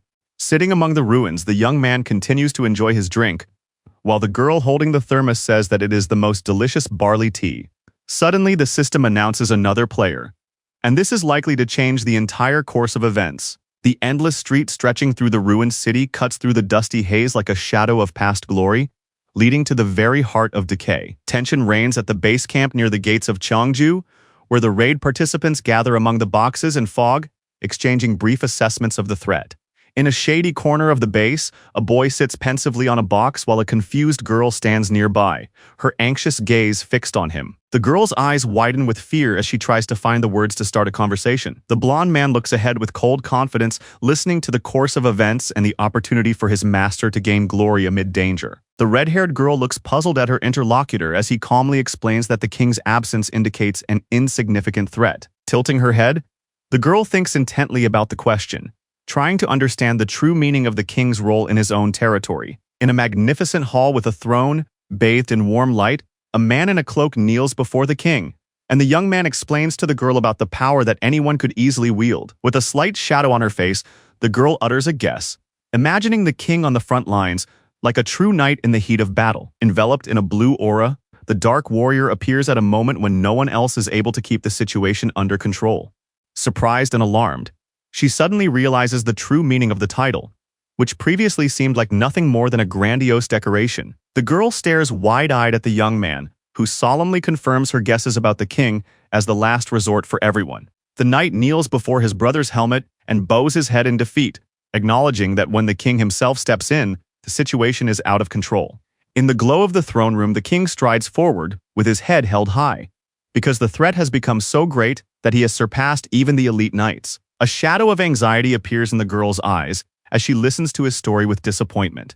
The young man, with a weary expression on his face, voices the disappointing conclusion that the king will once again have to act personally due to the weakness of others. Against the backdrop of darkness, images of strong hunters appear, including a warrior, a mage, and a girl, who are to become a reliable support in this raid. The worried girl, with her lips pressed together and a drop of sweat on her cheek, continues to listen to the young man's story. The boy's eyes burn with a cold glow as he speaks of the real war that these so-called heroes have never experienced. A metal tank approaches the ground, while a voiceover reminds us that most of them have never left their safe zones. Narrowing his eyes contemptuously, the young man glances at the hunters, dismissing their schemes as child's play in the face of real danger. Struck to the core, the red-haired girl realizes the whole truth with horror. The tank with the red eye lands hard in the dust, while someone explains that it does not conform to patterns because it is constantly adapting. The ominous gleam in the boy's eyes and the red light of the machine merge into a single premonition, and he calls the monster a true destroyer. A powerful explosion with flames and a frantic gust tears the ground apart, engulfing everything around it in a merciless firestorm. The damaged robot with a dull eye freezes in the light, while someone's voice coldly acknowledges the inevitable end with a hint of sympathy. A weary and battered woman with trembling fingers reaches out to the tank, knowing that its journey has come to an end and there is no other choice left. The metal tank activates its final command, and the ominous light in its eyes flashes, proclaiming a mission from which there is no turning back. The electronic display flashes the order to destroy all unknown creatures that dare to cross the city limits. In the sky above the city, the iron giant soars upward, leaving behind a trail of fire and panic, like a meteor in reverse flight. Amidst the chaos and fiery explosions, the warriors rush for cover when they realize that they are facing a deadly tank destroyer. The metal monster with crimson eyes descends into the thick of the ruins, activating its combat system in the icy silence before the storm. Security system scanners show the city streets in thermal analysis mode, detecting abnormal movements and energy levels dropping to 25%. Sparkling lightning bolts cut through the air, entangling the huge machine racing down the street as if fury itself had descended to Earth. A powerful shockwave sweeps away everything around it, striking the fighters with lightning force that makes everyone shudder in horror. A storm of blue lightning breaks out over the rooftops of skyscrapers, twisting the city into the heart of a magical storm that engulfs everything around it. The commanders stand in the shadow of the blue glow with confused expressions, realizing that what they have seen is beyond imagination. Amidst the debris of cracked concrete slabs, a hand emerges, barely visible beneath the concrete slabs. A tank with a cannon on its back hisses with electrical discharges, recording enemy losses and preparing for a deadly volley. The energy charge rapidly increases on the system's screens, preparing for a critical shot, unleashing the power from the steel bowels of the machine. A mighty warrior with a giant hammer leaps into the air, preparing to destroy the combat vehicle with a powerful blow from above. With fierce determination in his eyes, the warrior flies down rapidly, clutching the hammer in his hands to deliver a devastating blow with his entire body weight. Thundering like thunder, the hammer strikes the machine's hull, crushing the metal and raising an explosion of fire and sparks. The fighter's body cracks under the strain, flashing with electricity around the broken joint. While the system urgently changes its combat priorities, the weapon accurately opens fire on the unknown object, while the muscular stranger resolutely pushes forward, ignoring the deadly threat. With a smile full of defiance, the guy urges Gim-sun to act, and she, bathed in golden light, clenches her fists, preparing for the explosion of power that is already igniting in his heart. Burning, the girl flies upward, and ahead of her, the robot tries to dodge the powerful flash that sweeps away everything in its path. In the center of the ruined city, the sky is torn apart by a brilliant beam that falls to the ground with the roar of divine punishment, changing the outlines of buildings into burning ruins. Amidst the debris and sparks, the tank flashes its red eyes anxiously, giving off a final signal of alarm and tension before something inside begins to break it. From the depths of the bright explosion emerges a powerful giant, enveloped in a stream of blue lightning, as if the element itself had come to life and come to deal with all living things. The white-haired boy clenches his hands, summoning a concentrated stream of electrical magic in his palms, preparing to continue the fight. The fighter convulsively shudders from the powerful impulse, while the system reports overload, emergency clearance, and complete radar failure. A permission to use prohibited resources appears on the digital screen, after which the internal RWR equipment is activated, recording the silhouettes of enemies within the coordinates. As a priority level 3 threat, the system records the face of a mysterious man in a coat and orders his immediate elimination. The damaged tank turns sharply and, firing a series of shots, tries to escape deep into the tunnel, leaving a trail of sparks behind. Exhausted but determined, The young man activates the search device and loudly orders his allies to rally under the barrage of fire raining down from the sky. At the epicenter of the burning metropolis, a blinding light flashes, and an explosion of magical power shatters concrete and glass, sending a wave of destructive energy into the sky. Two allies calmly discuss the situation as the deflected bullets fly back, protected by a distorting magic field. Inside the computing core, an alarm flashes. A dangerous deviation is detected, and a maintenance protocol is immediately activated. The electronic system has completed its analysis of the space and has identified points D15, S37, and F11 as the likely locations of the enemies. The dark-haired young man rushes to defend himself, taking the blow while the white-haired young man, unable to do anything, looks back in horror at the splash of blood that darkens the sky. Shocked by what has happened, the blonde warrior, with fierce surprise on his face, realizes that the enemy calculated the trajectory of the shot in a fraction of a second and managed to react before the attack began. The sudden appearance of deadly fire with an explosion in the center causes panic and shock as the combat drone, engulfed in flames, explodes with such force that it seems as if the world itself has broken in half. Shattering in flashes and explosions, the protective field cannot withstand the frenzied force, while someone inside screams in despair. Blinded by the bright light and in a panic, the fighter with a bloodied face yells at the mage Gil Tae-sun to immediately turn off the protective field, as he is unable to predict where the shell will hit. At the epicenter of the magical storm, the girl, engulfed in fiery energy, determined to stop the enemy field, orders her ally to flee as soon as she finishes her dash. Horror and confusion flash in the man's eyes when he hears the countdown and realizes that something irreparable is about to happen. Amidst the chaos and dust, a couple suddenly appears on the scene, a blonde man with orders to stop everyone, and a stern woman. Under the gloomy sky of the metropolis, a group of people find themselves in a deadly trap of intersecting beams that cut through space. The group freezes amid the laser grid when a surprised girl realizes that there are far more fighters than they thought. Under the pressure of tension, a combat drone with a red eye emerges from the darkness, and the hero anxiously asks himself when they became so numerous. The metal tentacles of the mechanical monster unfold with a loud click, preparing the complex mechanism for the next stage of activation. In a web of electrical discharges against the backdrop of a ruined city, the robot charges, emitting powerful energy. Pale with shock, the boy with round glasses watches the incredible scene in panic, unable to believe his eyes, while the whole team freezes in the face of the lightning threat. Inside the magical barrier enclosed by a web of light, the group of people suddenly realizes that the trap they themselves created has turned into their doom. A huge mechanism with red sensors and blue coat on its body finishes charging, crackling with energy, ready to attack. An electronic voice orders it to open fire, but the mechanical monster suddenly freezes, as if confused or encountering an error. Powerful hooves strike the ground with momentum, raising clouds of dust, as if signaling the sudden appearance of an unbreakable force. Frozen in horror, the exhausted fighters look back at the sound, and in each of their eyes is the alarm that something special is about to happen.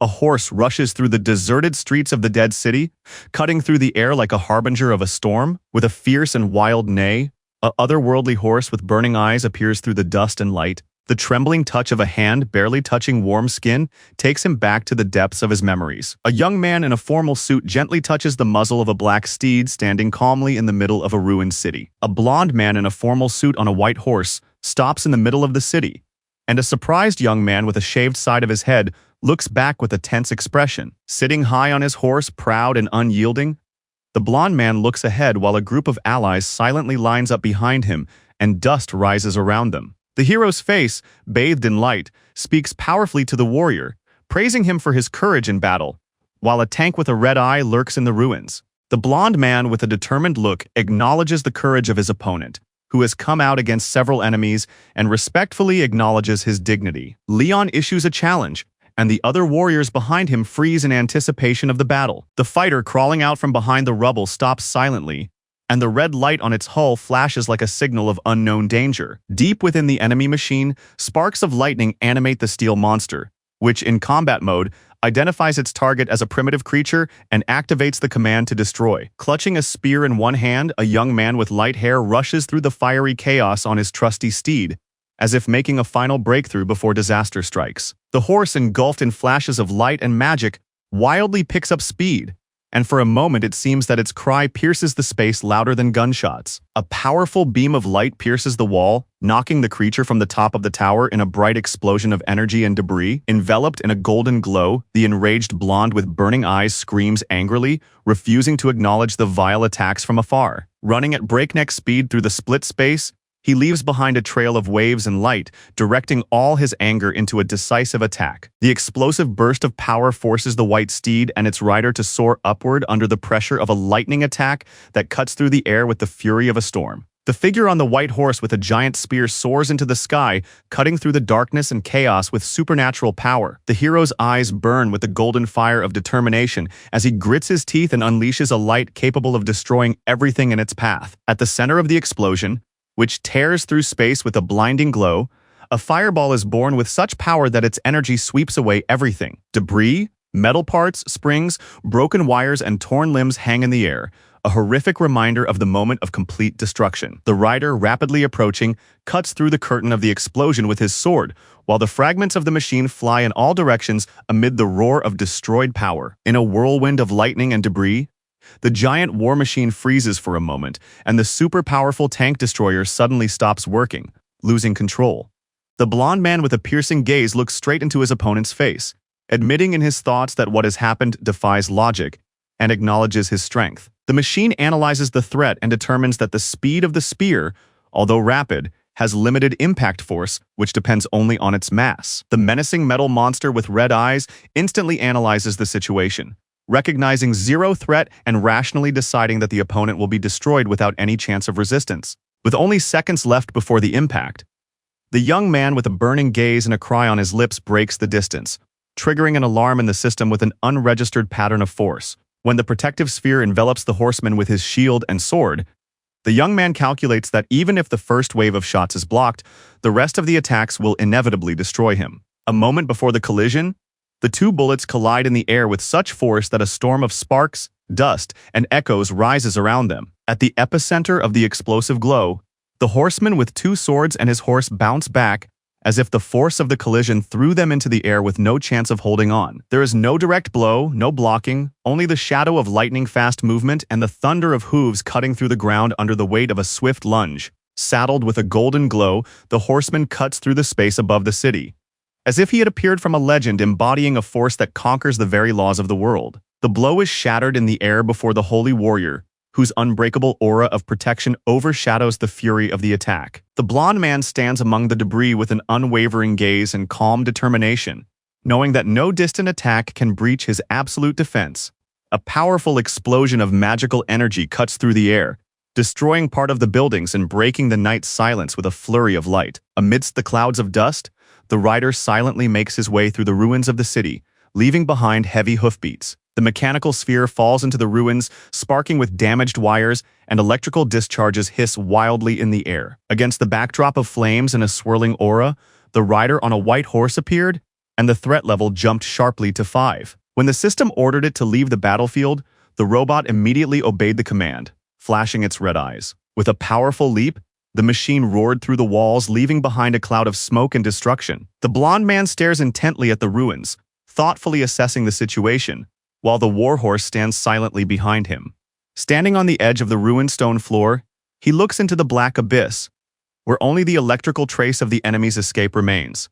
In the depths of the mysterious room, in front of a purple sphere of energy, a figure in the shadows prepares to defend, listening to the order to protect the city at all costs. One of the robot's metal arms flies off with a loud bang, and information about limited combat capability and temporary disposal appears on the display. A message appears on the screen indicating that there are 657 shells left for the machine gun, while rows of sharpened shells are already laid out in the workshop, ready for manual assembly. In the laboratory, amid the chaos and wires, a robot glitters, engulfed in energy discharges, while the system reports damaged components and critical imbalances. In the middle of the center, a level 5 threat arises as enemies release a new model of mechanical weapon that begins to hum and modulate. Hundreds of volt beams burst from the control panel, rising like lightning into the air and enveloping the metal structures of the building. Through the distorted image, the silhouette of a person appears, thanking you for defending the city, as if emerging from the digital fog. The completion of the strategic modulation marks the start of the next stage, as the enemy's heavy metal legs begin to move with a threatening thud. The charred battle tank reactivates, its red eyes glowing menacingly, and the system confirms the mission's resumption. The panorama of the metropolis reveals the strictly ordered Block B, the central area near the Jeonju complex arena. The warrior with the sword orders the snipers to quietly advance to the building opposite, while the rest of the team remains in place so as not to attract the attention of the deadly enemy. A sudden sound and sharp movement throw the warrior off balance, his eyes filling with horror as he realizes that the enemy is already in action. In a narrow alley, like a bolt of lightning, laser beams destroy his comrades, leaving behind only a bloody meat grinder and the suppressed fear in the eyes of the sole survivor. Shock and despair grip his heart as he realizes the full extent of the problem. Swallowing his fear, he cries out, draws his sword, and rushes forward, trying to find the source of this bloody horror. Meanwhile, in a remote laboratory where electrical discharges play between steel arches, someone is closely watching the process of restoring the fighter. Sparks run through the metal monster's body as it confidently activates and issues a command to resume the mission. The man's half-shadowed face emerges from the darkness, his cold smile hinting at hidden confidence. Leon, dressed in a strict suit, emerges from behind the door through clouds of smoke, asking if it was fun to play with them. In front of a huge shield with a lion emblem glowing with noble radiance, a figure in a red cloak with the same coat of arms stands in rapt reverence, as if praying to the ideals of chivalry. The young man's face, illuminated by a warm glow, is calm and unperturbed, for in his eyes one can see a deep faith in honor, courage, and noble duty. Leon asks with a serious look about the completion of the repairs, but his thoughts are elsewhere. He does not recognize cowardly ambushes and always seeks an honest duel. The robot with red eyes jerks sharply, discovering something unexpected and threatening ahead. An explosion with a loud rumble breaks the silence of the factory, leaving behind fiery flames and alarming tension. Even amid fire and destruction, he does not abandon his honor, moving forward with his head held high and unbreakable determination. His sword, enveloped in radiance, cuts through the darkness and explosions around him, embodying the ideal of knighthood, impervious to pain or fear. His unflappable temperament makes him strong, and that is why he was chosen above all others. Looking down from the top of a ruined building, the mechanical tank with a red eye mocks his opponent, and Leon wonders if he should expect honor from a simple pile of metal, already preparing to attack in a cloud of magical dust. After checking his equipment, the huge 60mm caliber machine gun is aimed at the target, ready to fire its 480 bullets and use 4 clippers in the decisive battle. With the command fire, a loud cannonade floods the battlefield with a barrage of bullets, throwing the enemy back with a blast wave and engulfing everything around in fire and smoke. Golden magic circles swirl around Leon, illuminating his unyielding figure as he calmly summons a sacred protective force capable of repelling any threat. A robot with ominous red lenses detects a system malfunction and records an anomaly that throws it off balance due to an incomprehensible energy. And while the sounds of explosions and clicking mechanisms echo in the air, artificial intelligence issues a command to analyze the curvature of space, and a young man with light hair carefully observes what is invisible to the naked eye. Bright code plates light up around him, and in the center of the arena, the young man silently accepts the challenge under the system's crosshairs. The moment the command to fire activates the system, bullets fly from all sides, but the figure in the center does not move, as if radiating absolute calm. An ominous smile spreads across the blond man's face, his eyes burning with confidence and excitement in the face of an invisible opponent. The young man strikes the ground with his foot with frenzied energy, creating a shockwave that scatters debris throughout the hall. The robot with its alert red eye looks around hesitantly, barely managing to react to the sudden threat. Amidst the smoke and cracks, the mechanical spider with red lights rushes away, trying to escape complete destruction.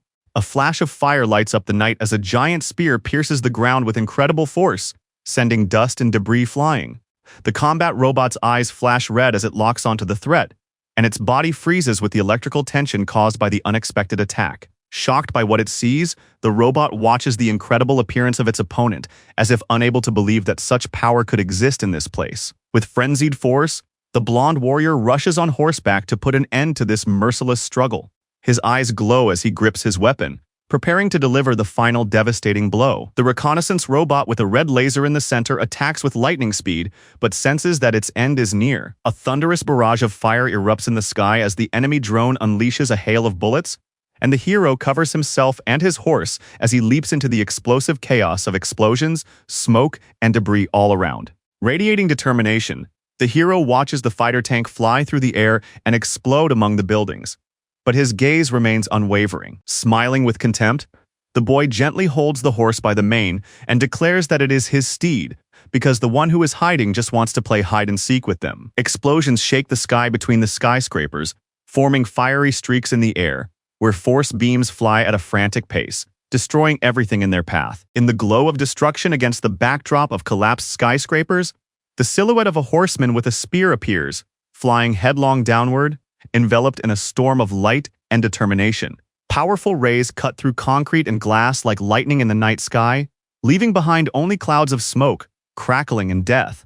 The robot is shocked by the supernatural speed of the white-haired warrior, who, like a shadow, rushes forward with such force that the computer system is unable to explain it physically. The tank registers the nightlight and already has an idea of how it can act. In an instant, a flexible metal baton is already digging into the pillar, leaving a deep mark, evidence of superhuman strength and lightning-fast reactions. A dark sphere with bloody lights rushes through the city, destroying everything in its path in an explosive whirlwind. With anger and determination in his eyes, the boy rushes forward, clutching his shield to intercept the attack and lead the counterattack. The hero on horseback bravely rushes towards the deadly machine, directing its explosion back into the maelstrom of chaos with a blow of his shield. The horse, with a furious gleam in its eyes, rears up sharply, charging through the clouds of dust and sparks with a thunderous thud. A fighter emerges ahead, but the horse and rider, leaving a trail of flames behind them, quickly disappear into the distance amid the ruins of the city. The rider holds tight in the saddle,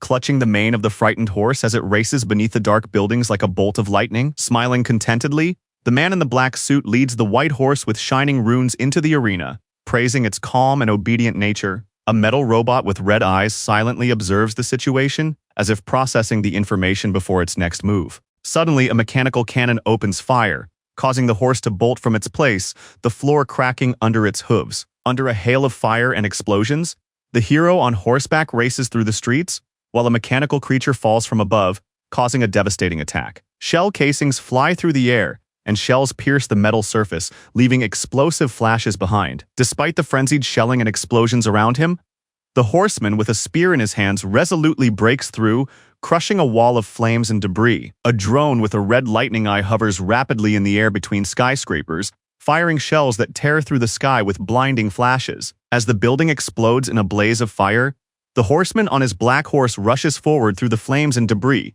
maneuvering under a barrage of rockets.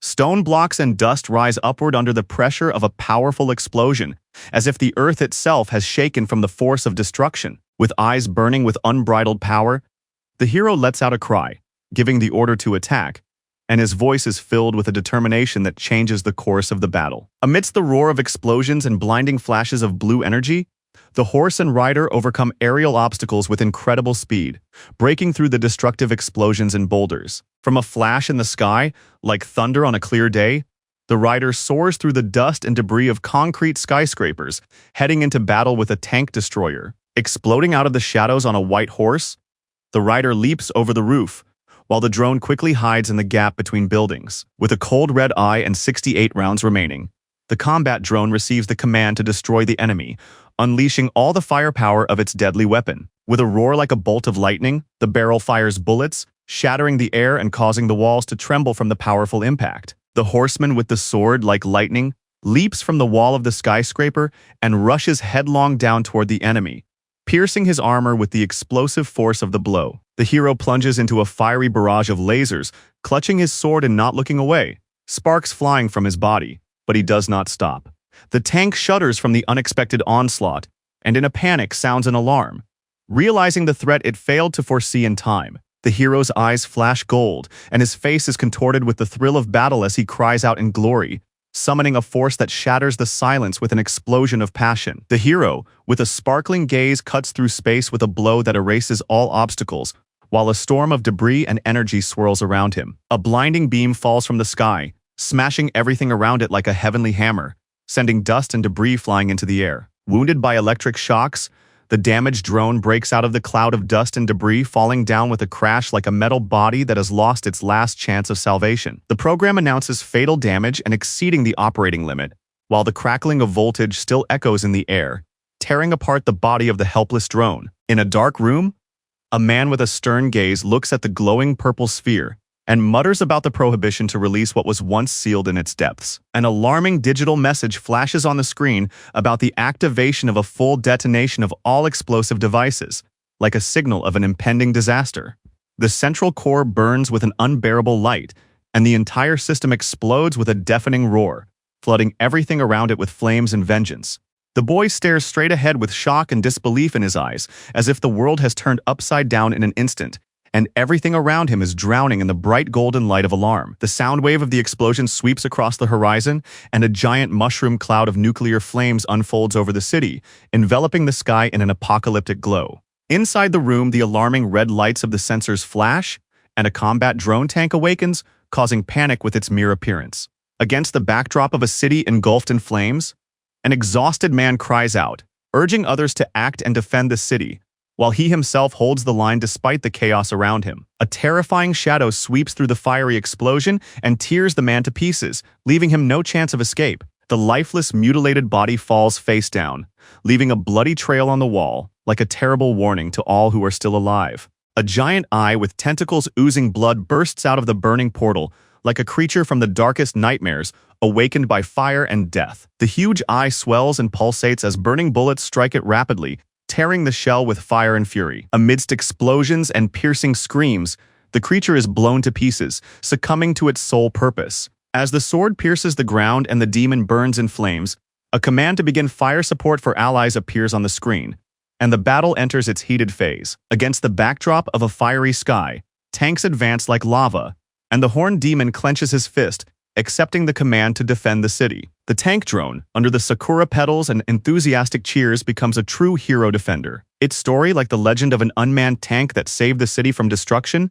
fills the hearts of residents who had already lost all hope with sincere joy and pride. Covered in flowers and bathed in the morning light, the drone that was burning in flames yesterday now rises among the skyscrapers as a symbol of hope and a new steel night of humanity. In a hellish blaze of fire, where lightning pierces the sky, the combat machine bursts into the arena like the inevitable wrath of the gods themselves, reducing enemies to ashes. Amidst the explosions and chaos as the city shook from the blows, the silhouettes of the last defenders converged in a deadly battle led by their last commander, with nothing but faith and courage. Amidst a barrage of explosions and lightning, the silhouettes of the defenders hold back the enemy with their last ounce of strength, united by their faith in their last commander. Amidst the chaos of flames, the combat drone plunges into the inferno of battle, completing its final dash. A bloodied scientist, unable to stand, conveys his final request to his creation to protect the city at all costs. A lone combat monster, scarred by time and battle,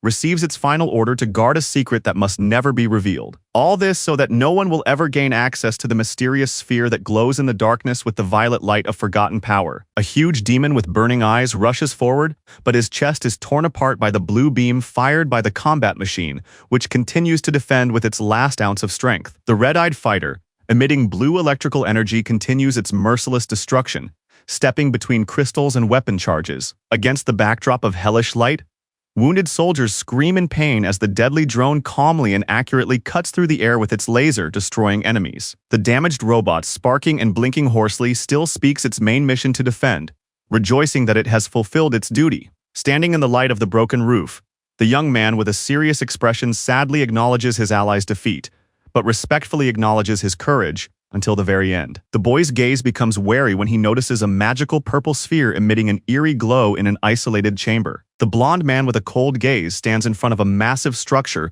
with a sphere suspended in the air, filled with bizarre energy, as if challenging his very past. Reaching out with his spear toward the blue portal, he calls the artifact a pearl of wisdom, as if recognizing something sacred and untouchable in it. Leon confidently emphasizes that this sphere should not exist, as if it were a sentence that cannot be revoked. Pulling out his sword, the young man asks with sad determination if it has enough strength left to rise up for battle once more. Even though he knows the answer, the young man's confused gaze rests on the damaged mechanism, and through the darkness he quietly asks how many years it has defended alone, without retreating a single step. Standing under a shower of golden rays, the young man acknowledges with deep respect that this guardian is a true and loyal knight, to whom all living creatures owe an indescribable debt of gratitude. In the darkness, A giant metal creature with red eyes, called Asserting, watches the young man intently. In a blaze of energy, he solemnly raises his hand to the heavens and proclaims the completion of a great mission, radiating a power that pierces reality itself. Illuminated by divine light, he raises his hand, and every ray behind him speaks of the greatness of the one who appeared in the darkest hour. A huge pillar of heavenly light rips through the earth with a roar, raising a shining storm and tearing space into blinding rings of energy. The blonde man with the cold gaze looks back at the light pulsing from the depths, where memories and lost battles smolder in the reflections of the flames. Slowly approaching the split sphere with a roaring vortex at its center, he clenches his weapon and silently accepts the challenge that has changed everything around him. The metal body of the machine lives out its last seconds, evoking a sense of sadness. Inside the dark room, a mechanical creature pierced by electricity lies helplessly on the floor amid sparks, debris, and muffled noise.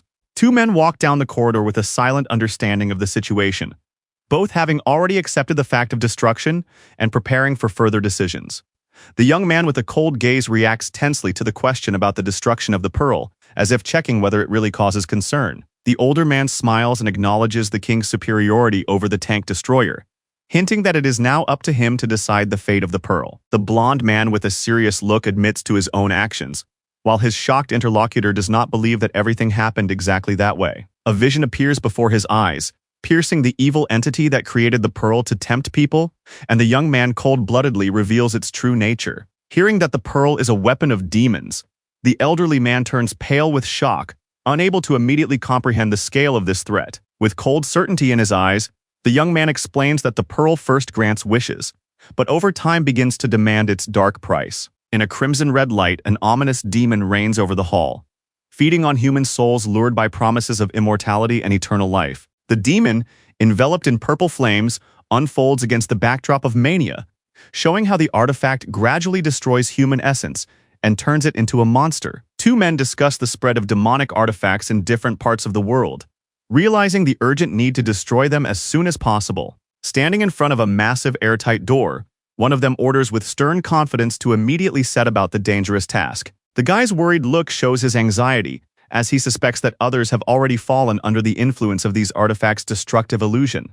The spacious, sterile room with scientific equipment is filled with specialists who carefully analyze the data in cold silence and hidden tension. The men calmly walk down the corridor, discussing the location of the buried tank destroyer and assuring each other that everything is under control. In the depths of the laboratory, under a bright spotlight, lie the mangled remains of the tank that once served as protection for the city. Under the light of the laboratory, looking at the wrecked machine, Leon asks what they are going to do next. With gentle respect in his voice, the young man talks about the burial of the knight, who should be given to the earth, and prayers in the hall of the divine banquet. Raising his hand, the older man summons a shining sacred cup, saying that it must first be consecrated. Holding the shining cup in his hands, the young man recites a prayer with deep respect, paying tribute to the fallen knight. Golden light streams from the cup, touching the fragments of armor as the young man, with his eyes closed, blesses the faithful warrior with peace. A bright flash of energy spreads through the hall, enveloping everyone present, as the knight's soul soars in the radiance of a higher power. The camera sharply focuses on the remains of a mechanical structure that seemed to have disappeared, but something in its form hints at resurrection. Surprised by his companion's exclamation, he raises his cup and whispers thoughtfully, realizing that the destroyed machine has not disappeared, but has come back to life. The blonde man looks closely and sees the mangled armor moving and a red eye awakening inside. Finally, the old mechanical tentacles rise with a creak, signaling that the machine is coming back to life, imbued with a new mysterious power. Struck by the incredible power that fills the air, he realizes that this energy is not just mechanical, it is sacred, alive, like a blessing from above. Looking tenderly, the boy wonders if it was his prayer that sparked this miracle, even though there is still not enough energy. A ray of light pierces the debris and falls directly on the little robot lying among the scrap metal, as if awakening it to new life. The small round robot with a red eye blinks and looks around in confusion after its miraculous awakening. In a bright whirlwind of blue light, the boy confidently thrusts his sword into the magic circle, saying intently that now everything depends on whether the goddess recognizes him. Faced with an unexpected threat, the robot instinctively steps back, finding itself under the intense gaze of a young man holding a flaming sword and silently radiating grandeur. The fiery aura grows to its limit, enveloping the young man, and with every movement of his hand, the huge sword emits a glow that overshadows everything around it. The scientists stare in amazement at his image, repeating what is happening one after another, because none of them expected to see such a thing. The small combat drone looks back at its owner in panic, while the young warrior's eyes flash with a golden fire of determination, like an echo of a powerful awakening. The boy clutches the shining weapon tightly in his hand, and his gaze, filled with calm and unbreakable strength, pierces the darkness. Emitting a blinding beam of energy, the boy fires his golden weapon, and the entire hall explodes with light, forcing even the guards to instinctively retreat. The beam of energy pierces the space with a roar and flashes, crashing into the ceiling and walls, as if the very air cannot withstand the force of this shot. The ghostly face of a divine woman, as if made of light itself, appears before the hero, who freezes before her, overcome with indescribable surprise and blessing. The bewildered man in a suit, covered in sweat, his eyes full of panic, cannot believe that such a thing is even possible. In the tense silence, everyone around him falls to their knees, paralyzed by fear and awe of the power that has just manifested itself. In the man's eyes, there is a frozen realization that this figure, enveloped in a blinding glow, has nothing to do with human nature. In the glow of holiness, a majestic female figure appears, impossible to confuse with anyone else, her presence literally paralyzing the space. Lionheart utters her name with a slight smile and deep respect, like someone who has found light in the darkness again. The goddess, with a face of calm and strength, her hands folded in a prayerful gesture, gently asks her knight to tell her the truth about what is happening. His eyes glow softly in the radiance of her divine presence, but silence remains his answer. For words are insufficient to describe the grandeur of this moment. 3 men kneel before Sir Tank, recognizing him as a noble example for all knights and asking Ariana to accept his soul. The goddess looks with bright sadness at the fragments of the mechanical body and asks if this knight has fulfilled his last mission. Leon swears with a determined look that the robot will give his fate to the goddess, promising on behalf of honor that he will walk the chosen path with dignity. Smiling softly and sadly, she listens as the young man admits that if not for his existence, this knight would have every right to become the king of Lionheart. Her gentle smile speaks of peace and forgiveness as she realizes that she no longer has any doubts. Extending her hand from the bright glow, she decides to finally clarify something important. With her hand raised high and a glow behind her, she blesses the Steel Knight from another world, appointing him as her guardian in the kingdom of Lionheart. A soft smile sounds in her voice as she touches on his pure heart, full of honor, like a child just discovering the world. As the knight kneels and his mechanical companion prepares for battle, she finally declares him her knight, a fighter against evil and a champion of justice. The boy bows his head with a tender smile, accepting his new destiny with proud calm in his heart. The little robot shudders from the unexpected blow and, staggering, looks up as if trying to comprehend what has happened. Jumping into the air, the robot, endowed with honor, utters confused sounds against the backdrop of blinding light. Its electronic eye reflects the process of language hacking, and the translation module quickly installs, preparing it for a new level of communication. The goddess's bright face glows in the silence as she hears the defender's approving response. The little robot proclaims its goal to destroy evil,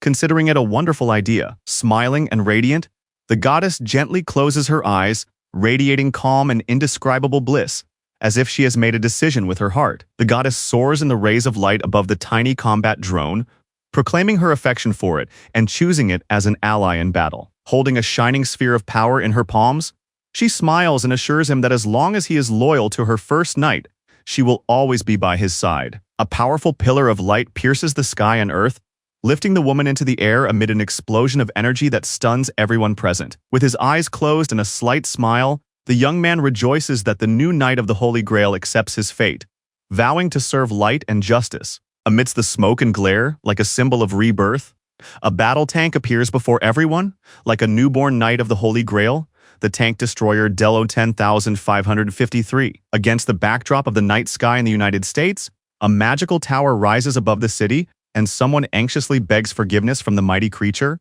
The dark door of the tower owner's living room opens with tension, and a guilty voice admits the failure of the mission. Bowing submissively before the red orb, the old sorcerer listens to the angry condemnation of his failure, which has destroyed his master's trust. Blinded by surprise and anger, the magician Reynold Shellman, with a pained expression on his face, excuses himself for the failure and the unexpected appearance of Leon, the unpredictable survivor who ruined his plans.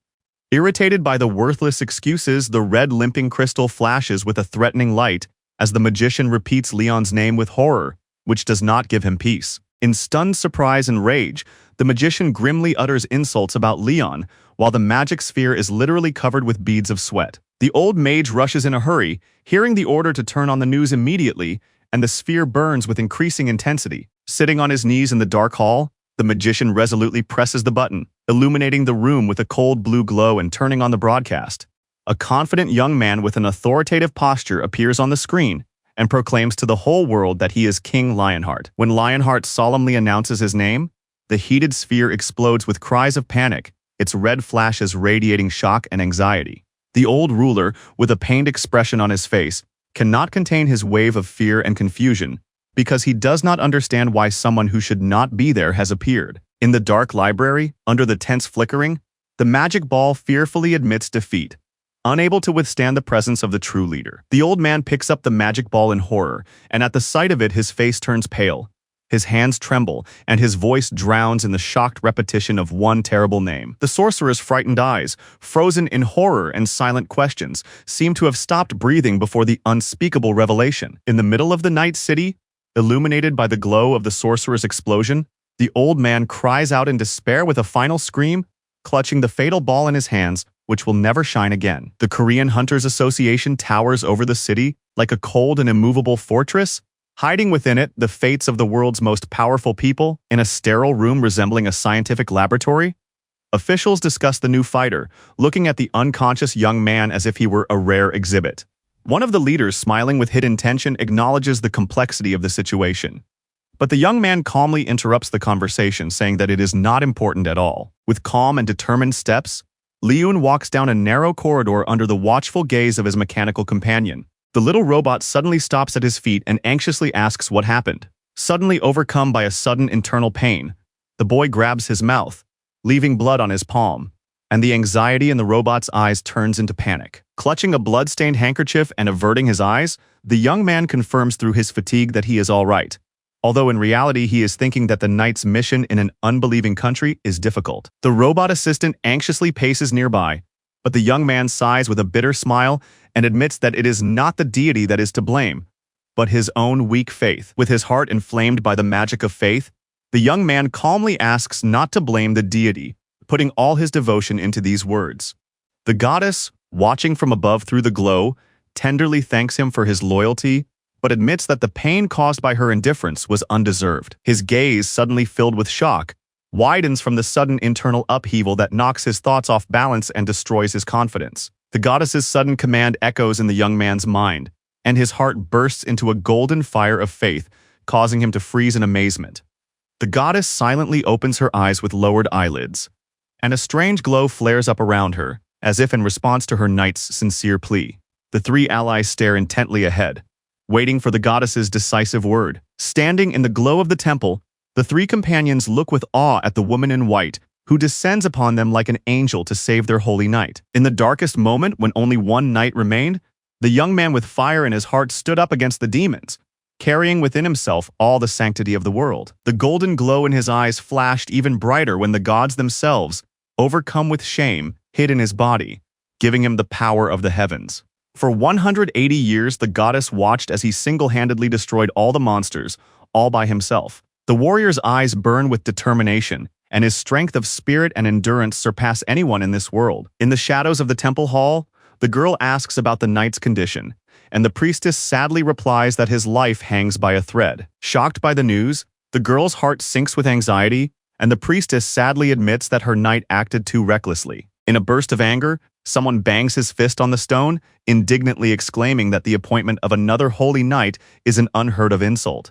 The weary god of war, Petos, recalls with irritation the former King Leon, who seems to have lost the brilliance that once inspired even the gods. The majestic goddess, with cold dignity, recalls the greatness of the past hero, who fought battles for the gods for over 200 years and ultimately won. Extremely irritated, Petos angrily exclaims that this is precisely why it is unacceptable for a child to interfere in the affairs of the gods, emphasizing his seriousness.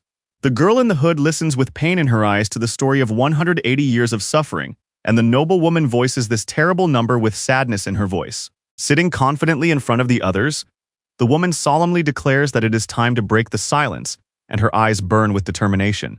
With longing and anger in her heart, the goddess confesses that she can no longer watch her knight's torment, while Petos silently frowns, grasping the depth of her words. The mighty bearded god declares without hesitation that he has an idea, and the goddess, sitting on her throne, calmly gives him the floor. Speaking before the gods, Chol, the god of blacksmiths, proposes to demonstrate instant divine blessings to mortals in order to restore faith in all strata of society. With a dark gleam in his eye, the god confirms that they are indeed talking about missionary work, about a new wave of miracles that will make the world believe again. A hooded girl with a gleam of excitement in her eyes shares an observation about the only believers among their group, hinting at this world's connection to something mysterious called the internet. Chol, suddenly enlightened by this information, with a thoughtful and determined expression on his face, suggests using the internet himself. The team wonders why King Leon, who was also from that world, did not think of this, and concludes that it was after his death that the internet began to develop rapidly. The goddess in white robes speaks with cold confidence about mistakes, pointing out that Leon was unable to fully consolidate his doctrine in 20 years. A bearded god sits solemnly in front of a coat of arms with an axe and sternly declares that it is time for a new holy knight to embark on his path of destiny. A dark-haired man looks away from the screens and, holding his phone, looks back at the voice with a serious look. A confused employee with a moldy bald spot points to the screen and is wildly surprised by the content of the YouTube video, while his boss, cup in hand, leans puzzled toward the monitor.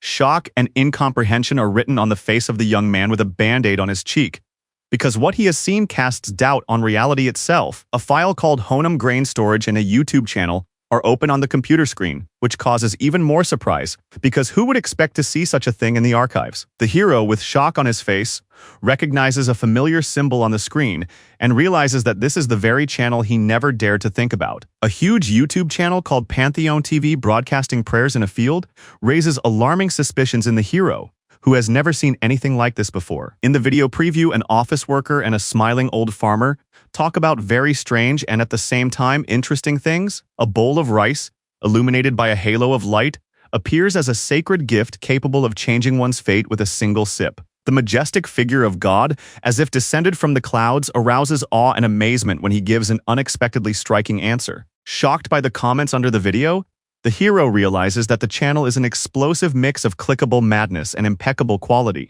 In a dark control room, three men frozen in front of their screens silently stare at the alarming data displayed on the monitors. Surprised and sweaty, the employees discuss whether the mysterious King Leon is behind it all, and one of them mocks the idea that an aristocrat could become a YouTuber. In the office chat, the comical situation reaches a fever pitch.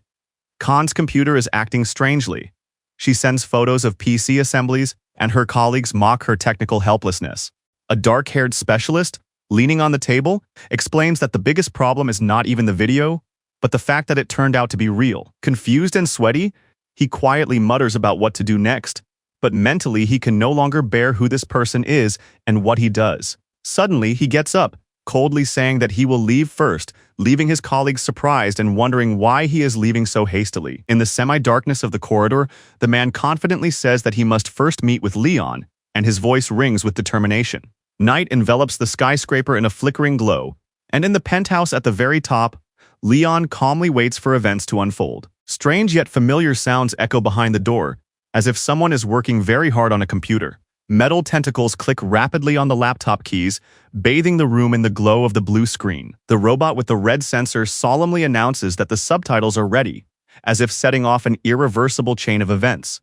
Its tentacle presses hard on the key and the system, obediently complying, begins to load. A girl with a wary expression peeks out from behind the door and asks in surprise if someone has been using her laptop. Standing opposite the robot, the girl looks at him suspiciously and asks what he is doing, but he just stares at her silently. The robot, with a red gleam in its eyes, announces the completion of the first phase of a mysterious operation called rebellious marketing. Enveloped in smoke and an ominous glow in its eyes, the robot announces the transition to the second phase, namely, hacking the network. Frozen with wide eyes and a drop of sweat on her cheek, the girl is speechless, bewildered by what she sees. Instead of fear or anxiety, the girl, her face beaming, exclaims that the robot is playing a game because she knows nothing about computers. On the endless plains of Naju, where golden fields touch the horizon, The morning silence envelops an ancient courtyard with jugs and roofs shaded by trees. The temporary temple of Naju, hidden between green crowns and red bricks, looks like a peaceful refuge,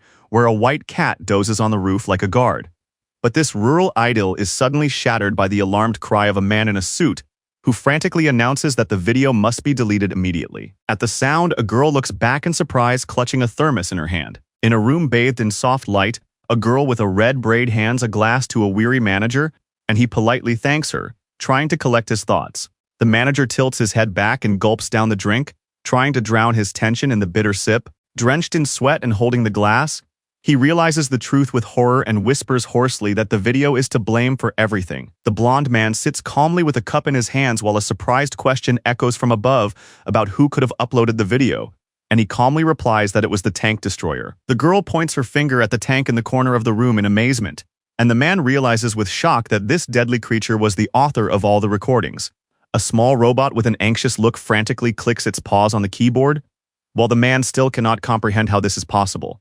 Against the backdrop of a golden plain bathed in warm sunshine, they tell the legend of the magical crops of Naju, which can cure diseases simply by being consumed, as if it were a fairy tale. The man passionately predicts that as soon as these crops become widely available, the whole world will rush to them as if they were a saving hope.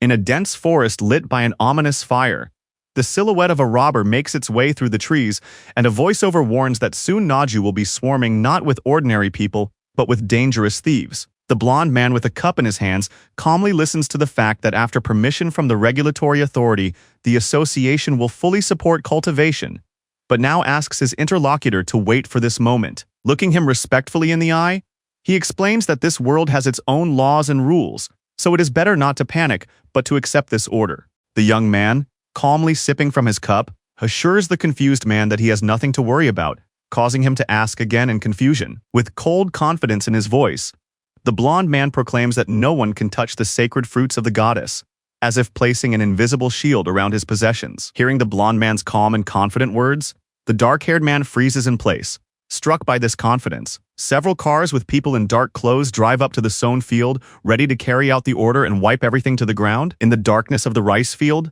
the mysterious stranger reads the order from his phone, realizing that the grain is indeed of unusual origin. The blonde man in the hood looks around in surprise and says that he was preparing for a big battle with the guards, but instead he sees only silence and an empty field. Two guards look at the night field under the starry sky and discuss that it is enough to take the seeds from the warehouse, and the rest can be burned later. The leader with the scar coldly orders them to prepare gasoline, reminding them that they have already been paid and all that remains is to complete the task for the merchant. The ninjas make their way through the tall grass under the night sky, carefully looking around and not realizing that someone may already be waiting for them. A dozen figures silently move through the wheat field, like shadows among the waves, carrying cans of gasoline and grim intentions.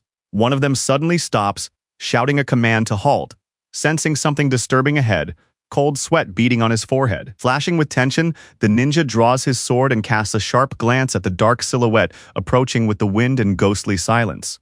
One of the fighters stops anxiously in the middle of the field when a shadow of a mysterious figure in a hat appears in the distance, which is instantly mistaken for a person. But as the mysterious silhouette approaches, it turns out to be just a creepy, motionless scarecrow. The scarecrow, wrapped in a dark cloak and illuminated by moonlight, stands motionless. One ninja scratches his head in surprise, looking at the scarecrow, while the other mutters irritably that it was just the wind that made it sway. One of them, staring intently into the darkness, begins to sweat when he notices that the scarecrow is looking directly at him with a strange, eerie energy. The ninja, looking around anxiously, points into the distance, while the other stops suspiciously, not yet realizing the threat. The frightening, triumphant march of the scarecrows in the fog makes eerie sounds, and each of them seems to come to life in the darkness. A special scarecrow with a pitchfork in its neck rises from the middle of the field, its silhouette becoming more and more ominous with each passing moment. One of the fighters looks around in panic and asks if there are too many of them, but receives a rude shout from his partner, who has not yet realized how serious the threat is. A dark ninja with a cold gaze gives the order to set the field on fire, calculating the direction of the wind to cover as much area as possible with fire. A shiny liquid spreads with a hiss in the tall grass. The first drops of fuel setting the stage for a hellish blaze. Canisters of liquid fly through the air, spraying their contents among the tall grass, while someone irritably asks if everything has been spilled. In the foggy field, Several ninjas work intently checking the tanks, while their leader orders Jin-tae and 2 others to move to the granary. In the silence of the night, the leader's eyes flash with tension as he turns sharply toward an unexpected light that pierces the darkness. The bewildered guard looks sharply into the darkness, feeling anxiety grip his heart as the 2 comrades he was supposed to accompany have disappeared without a trace. Against the backdrop of night fog and scattered blue glow among the fields, the confused figures search for their missing partner, trying to understand what happened to Du-san. Shocked and frightened, the man with wide eyes feels a chill run down his spine. One of the ninjas stares into the darkness in horror, realizing that the creepy scarecrows around them are not quite what they seem. Meanwhile, dozens of enemy puppet-like creatures begin to rapidly approach them from the dark field, closing in on them. Behind him, a terrifying scarecrow with spiked maces appears with a fierce swing, as if awakened from an ancient curse. Hearing a strange hissing sound behind him, the ninja looks back in horror, feeling something cold and evil seeping through the darkness. Right in front of him, with an unnaturally sweet wooden smile, hangs a scarecrow with living eyes pulsing with a poisonous green glow. His pupils, dilated with fear, betray his panic as he realizes that this horror is not just a fairy tale, it has already begun. In a flash of blinding light, his partner smashes the scarecrow to pieces, while another ninja shouts his leader's name in horror. Shocked, the warrior shouts into the night storm that these creatures are moving and have nothing to do with innocent scarecrows. And then 3 sinister figures emerge from the darkness, enveloped in a flickering green glow, like ghosts from the worst nightmare. Enveloped in green light, the scarecrow with a smiling face clutches a scythe and looks eerily alive, as if mocking human fear. The 2 frightened warriors, clutching their weapons, glance helplessly at their leader, whose shadow soul whispers that they are indeed monsters. Anxiety grows out of the impenetrable darkness between the tall figures of otherworldly creatures, and the ninjas stare in confusion at the faces of their enemy horrors. One of the fighters, crawling through the darkness, asks the leader in horror what these creatures are, because he has never seen anything like them before. Bursting out with a cry, he admits that he himself does not understand anything, curses the situation, and bitterly acknowledges that he had to abandon his people. The leader, clutching a phone with an order to burn the fields, suddenly realizes that this task was a trap from the start. One of the fighters points ahead with a confused look, while behind him the leader, his eyes wide, frantically asks what is going on, because the situation is completely out of control. The ninja asks if the granary was their target, pointing to a large building in the distance. His eyes light up with greed when he finally finds the rice, and smiles predatorily, confident that this find will bring a fortune if it is real. With a predatory smile, he orders the rice to be dragged to the car, reassuring the team that the scarecrows are only in the field and not in the granary. Glancing back, he sharply orders them to speed up and carry out the order immediately, without any delay. His foot steps onto the field with unwavering confidence, heading toward his goal, unaware of any danger ahead. A powerful explosion breaks the silence, lighting up everything around, and one of the ninjas watches the burning space in horror. The charred body of his comrade lies on the hot ground, and everyone realizes with horror that everything around them is mined. Frozen in the middle of the field, they are afraid to move, suspecting that even the granary could be a deadly trap. One of the fighters' eyes fill with panic and confusion as the world around them suddenly changes. The team nervously looks around, catching alarming sounds that indicate that someone is already here, and that person is definitely a stranger. The soldier is horrified, unable to understand how the boss of the Cheonju Gate appeared here, in this trap of death and explosions. In a red flash, the fighter looms like a terrible prophecy, preparing to wipe out everything in its path. Under a dilapidated hut, bound fighters sit in a heap, the morning sun cutting through their helpless shadows with its rays. One of the ninjas pulls out his bandaged leg, while the others lean over the body in tears, unable to contain their pain. His bandaged leg hangs limply against the backdrop of the harvest, as if mocking the tranquility of the rural day. At the very bottom of the page, cold letters spell out the inevitable inscription that thieves always perish. After their arrest, the exhausted mercenaries with wounded hands silently line up under the supervision of agents, accepting the inevitability of defeat. Thanks to the awakening of the algorithm itself, the price of Pantheon shares and blessed rice skyrockets. Leon appears before the public, shakes hands with an official, and handing out rice, symbolically declares his influence and return to the world. A scandal erupted at the banquet after Leon looked contemptuously at a reporter, not considering him worthy of sitting next to the king. In an instant, Leon's name rose to the top of the trends, and the entire internet buzzed around the Pantheon, turning it into a symbol of a new era. Settling into a soft armchair, Leon smiles and reflects that even the gods are better adapted to the modern world than he is. Leon accepts the compliment with an indifferent expression, as if greatness not only suits him, but has long been his rightful due. The girl exclaims in shock at the amount on the certificate, while Leon remains completely indifferent, as if 230 million is pocket change to him. Reflecting on the price, Leon calmly states that rice should be cheaper, while the girl is confused and tries to understand why this is a problem. Concerned, Leon reflects on the injustice of the market, which has raised the price so high that the poor cannot even afford rice. With sincere surprise, the girl echoes his opinion, believing that divine grace should be accessible to everyone, regardless of wealth. Recalling his conversation with the president, Leon explains the complexity of the influence of faith on politics, while the girl naively tries to find logic in price neutrality. After a recent incident, the number of believers has grown so much that Leon confidently declares that he has enough power for his own army. The concerned girl cautiously inquires about safety, and Leon, with a serious look, clarifies whether she is referring to the mysterious yellow class gate. And although the purchase of the portal was successful, the prospect of entering it with the recruits and returning alive seems almost impossible. Leon smiles, preparing to give an answer that will surely make everyone think about his true intentions. Against the backdrop of a gleaming skyscraper, a confident warning sounds, hinting that the game is just beginning and everything is still ahead. In the hall, one of the men exclaims in surprise, recognizing a familiar figure, and at that moment, the tension in the air changes to anticipation of action. A smiling elderly man confidently approaches the crowd, raising his hand in greeting and calling out to a familiar hunter named Mr. Kim. After a brief exchange, the two hunters discuss the message that summoned the low-level fighters, causing alarming speculation. One of them, frowning and concerned, mutters his agreement, sensing that there is something far from coincidental behind this meeting. Observing the crowd, the young man wonders with surprise if all these hunters are no higher than D or at most C class. A red-haired girl surrounded by bodyguards who scored a record number of points last year confidently enters the hall. Hearing about the arrival of His Majesty Leon Lionheart, the young man shuddered in confusion, not believing that this name sounded so loud and official. The blonde man with a cold smile strides confidently, accompanied by bodyguards, arousing surprise and admiration.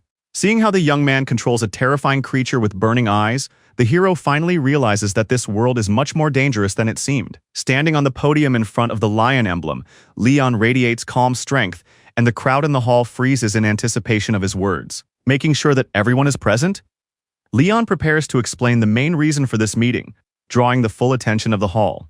With a serious look, he solemnly announces the creation of the Pantheon Guild and invites everyone to join his cause. In the noisy hall, the young men listen attentively to the speech, understanding that admission to the guild is only possible after rigorous training. Anxiety is written on the young man's face because the requirements resemble not a guild, but a real military draft. Next to the serious Leon, an instructor in dark glasses prepares to reveal the details of the upcoming practical test. When the presenter explains that the task is to clear the yellow gates at Samjong Station, the silence in the hall is broken by stunned whispers and anxious glances. In the indignant cries of the young fighters, which break into despair, the idea that such a task is a direct sentence and inevitable death is clearly heard. Everyone present expressed outrage that this test was more like voluntary suicide. Ominous silhouettes emerge from the pink portal, and amid the chaos, a figure with black wings stands out. It is precisely these gates of the highest black class that spawn the most terrifying creatures. A robot with a red eye in the center crawls out of the red class gate, mercilessly scanning the space in search of a victim. The orange class gate opens under the feet of a ghostly horseman who leads a crowd of glowing-eyed skeletons in the darkness, and below them are the yellow, green, and blue gates, less dangerous but no less important. In a dark forest, a Class D hunter encounters a predatory monster in the blue gate, which means certain death for the weaker ones. In a crowded hall, the crowd explodes with anger at the proposal to clear the yellow level on their own, and the bald coordinator tries in vain to calm the chaos. An irritated young man, shouting his contempt, angrily leaves the hall, considering the time spent on this meeting a complete waste. One by one, the hunters leave the hall, some with irritation, some with indifference, and some with disappointment because they do not want to risk their lives in the yellow gates. The spacious hall quickly empties, leaving a sparse group of daredevils on the wooden floor, ready to test their fate. A blond man with a serious look silently observes the dwindling crowd, as if assessing each of those who remain in the game. With a stern expression on his face, he points sharply from the podium, causing surprise and slight anxiety among the crowd as everyone tries to figure out who he has chosen. The guy with the afro, pointing at himself in confusion, nervously asks if he is really the one, to which he receives a scathing response about his appearance, as if he had been electrocuted. The blonde man looks seriously ahead, addressing the chosen one with a simple but piercing question. Why did he stay? The character with curly hair tries to wriggle out of the situation, absurdly searching for a deeper meaning in his own presence, while the blonde guy behind him keeps a straight face. Putting his hand to his chin, the blonde prepares to make an important statement, and in his shadow, the tension of the next step is already brewing. Suddenly pointing his finger at another student, the blonde asks a direct question, forcing the upset guy with a sweat-drenched face to freeze under the gaze of hundreds of eyes. The boy remains silent, his face tense, but his mind is burning with determination, because the guild created by the high-ranking 80s seems to him to be the only safe place in this world. Against the backdrop of the shocked audience, the boy shouts his decision to take the chance to destroy his weak past self. The blonde man with a penetrating gaze smiles slightly, recognizing the strength of spirit of the young man who dared to stay, despite his fear and doubts. Decisively stepping off the stage, he repeats that he did not come here to make speeches, but to gather resources and soldiers,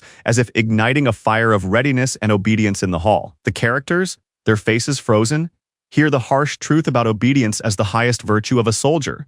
And this phrase makes their hearts sink in anticipation of orders that will change everything. The blonde leader speaks with calm confidence about his belief in the honor and strength of a knight, and these words pierce the atmosphere, turning a simple speech into an oath of allegiance. The dark-haired fighter, holding his breath, listens to the only requirement, the one that will become an unbreakable duty for each of them in this new chain of command. The blonde man's ominous smile attests to his power, and with barely perceptible irony, he concludes his speech with an order that is not subject to question: complete obedience. With a sudden gesture reminiscent of the boundary between words and actions, the knight orders everyone to stand up, gather their belongings, and prepare for the beginning of a journey from which there is no return. In the underground passage of Samchong Station, a giant black portal opens, flashing yellow like the eyes of a monster waiting for new victims. A straight column of heavily armed soldiers stops in front of a girl with bright hair who stands calmly opposite them, as if she were the one in charge of this military order. The stranger with his eyes closed checks his new gloves, squeezing his fingers with careful force, and although they are a little heavy, they look surprisingly reliable. Two men in heavy armor stand nearby, one of them looking respectfully at the elite fighters and quietly admitting that each of them is worth millions, and people like them can only dream of such things. A surprised expression freezes on the face of the gray-haired warrior when he looks back and suddenly senses the approach of something unusual, causing him to freeze with an unspoken word. A reserved and calm blonde man with his hands in his pockets assesses the situation in front of the entrance, while the man notes with slight irony that the one they call the king is dressed too boldly for such a title. Seeing the red-haired girl, Hanhari, he greets her confusedly, and she, unexpectedly delighted, asks about his affairs with sincere interest in her eyes. The girl smiles confusedly, and the guy, trying to understand how one can do without protection, asks in surprise about his majesty without armor. The embarrassed fighter listens to the explanation that the king himself does not wear armor because his skin is stronger than metal, and asks again in astonishment. The confused look on the boy's face is full of doubt, because despite rumors of extraordinary strength, the blonde seems too calm and unremarkable. With a frenzied roar that cuts through the air, the goblin's head flies off in a bloody whirlwind of shards and teeth, leaving behind only fear and a dead body. The shocked knights in metal helmets freeze with their eyes wide open, not understanding what just happened. Standing over the fallen monster in bloody silence, the boy coldly and calmly demands that they be louder and more vicious. With a fierce look and a voice that awakens horror in their hearts, the boy proclaims that today they are not noble warriors, but avengers who must destroy all enemies like insects. Exploding with righteous anger, he embodies unbreakable justice in every blow, with a gleam in his eyes and a sword in his hands. A squad of armored warriors quietly makes its way through the forest under the blue haze of dawn, and a mysterious woman with red hair, striding confidently ahead, suddenly stops warily, sensing something invisible among the shadows of the trees. Soldiers in white armor with faceless helmets discuss the situation in awe, realizing that under their leader's command, intervention may not be necessary. A system message appears in front of the mercenaries, instructing them to choose one of the enemy tribes on the plain and lead it to victory. One of the warriors, studying the blue holographic screen in front of him, begins to understand the essence of the task and is surprised that they have been assigned the role of auxiliary forces. In the center of the gathering, one of the warriors, with a look of concern on his face, suggests that they are facing a factional mission, while another, having already weighed everything, confidently replies that they should choose one of the tribes and lead it to victory. The armored fighter, studying the holographic panel with slight surprise, realizes that their task is similar to simple support, and his doubt breaks through in his voice. The concern grows when the fighter points his outstretched hand in a dangerous direction and anxiously exclaims whether monsters are waiting for them there. The hoofbeat raised a cloud of dust and an explosion of energy as the orc army crashed into the gorge between the mountains like a menacing wave, tearing the earth in half. A huge green warrior with a burning gaze on a frenzied boar led the swift attack, cutting through everything around him like a storm and igniting the battlefield with fury. The beastly roar and the glint of the battle hammer in the leader's hands exploded with unbridled fury, about to descend on the enemy like thunder from a clear sky. Making an unstoppable breakthrough, the orc leader on a ferocious boar rushes into the attack, tearing the ground beneath his hooves and charging his battle axe with fury. A wave of noise shatters the silence of the valley as a squadron of monsters breaks through the horizon, raising dust and filling the sky with roars. With a fierce grin and burning eyes, the leader raises his weapon and roars, announcing the invasion of strangers on the sacred land of battle axes. In the oppressive silence after the orc's loud words, two knights in heavy armor exchange tense glances, finding neither words nor confidence in their next actions. The young man clenches his jaw and contorts his face in a struggle between anger and the understanding that the role requires restraint. The blond man with his arms crossed over his chest tries to restrain his emotions, while the girl suggests sticking to the plan, to which the young man allows her to act at her own discretion. She smiles awkwardly with a robot on her head, nervously clutching her hair, trying to look serious. Plucking up her courage, she steps forward resolutely with her head held high.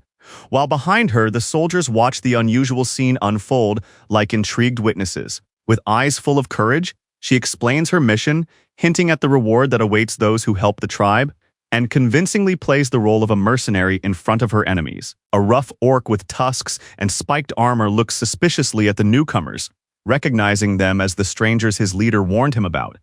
The girl with a forced smile looks around nervously, feeling the pressure of the situation, while her companion in the shadows shows obvious irritation. In the center of the night settlement, an army gathers, warily watching the orc who has just arrived at the gate. Chief Carrick stands with his arms crossed, sternly assessing the new mercenaries, noting that they are even uglier than he had imagined, but acknowledging that this is probably normal. Against the backdrop of the wooden fortress, the orc raises his hands to the sky, calling the tribe of battle axes to war, emphasizing that the more grandiose the clash, the more noble the death will be. The young man's eyes flash with determination as he grits his teeth and loudly proclaims his challenge, filled with the excitement of victory and taking everything. The orc, with a confused look on his face, freezes under the burning gaze of the masked stranger, whom he does not recognize among the night camp. The hero's foot descends to the ground with a light of power flowing around him, while his thoughts seethe with contempt for words of honor and glory. Illuminated by the flames of anger, the man in dark clothing stares straight ahead with contempt, filled with indignation toward the one who has encroached upon what is sacred. The orc, enraged and outraged by the attack, lunges forward with a whirlwind of aggression, exploding with a cry that mixes anger and despair. With the force of lightning, the hero leaps into the air and pierces the enemy with his sword, tearing through the night silence with the light of fury and impeccable precision. The bloodied knight in armor stands frozen, his gaze speaking more than 1,000 words.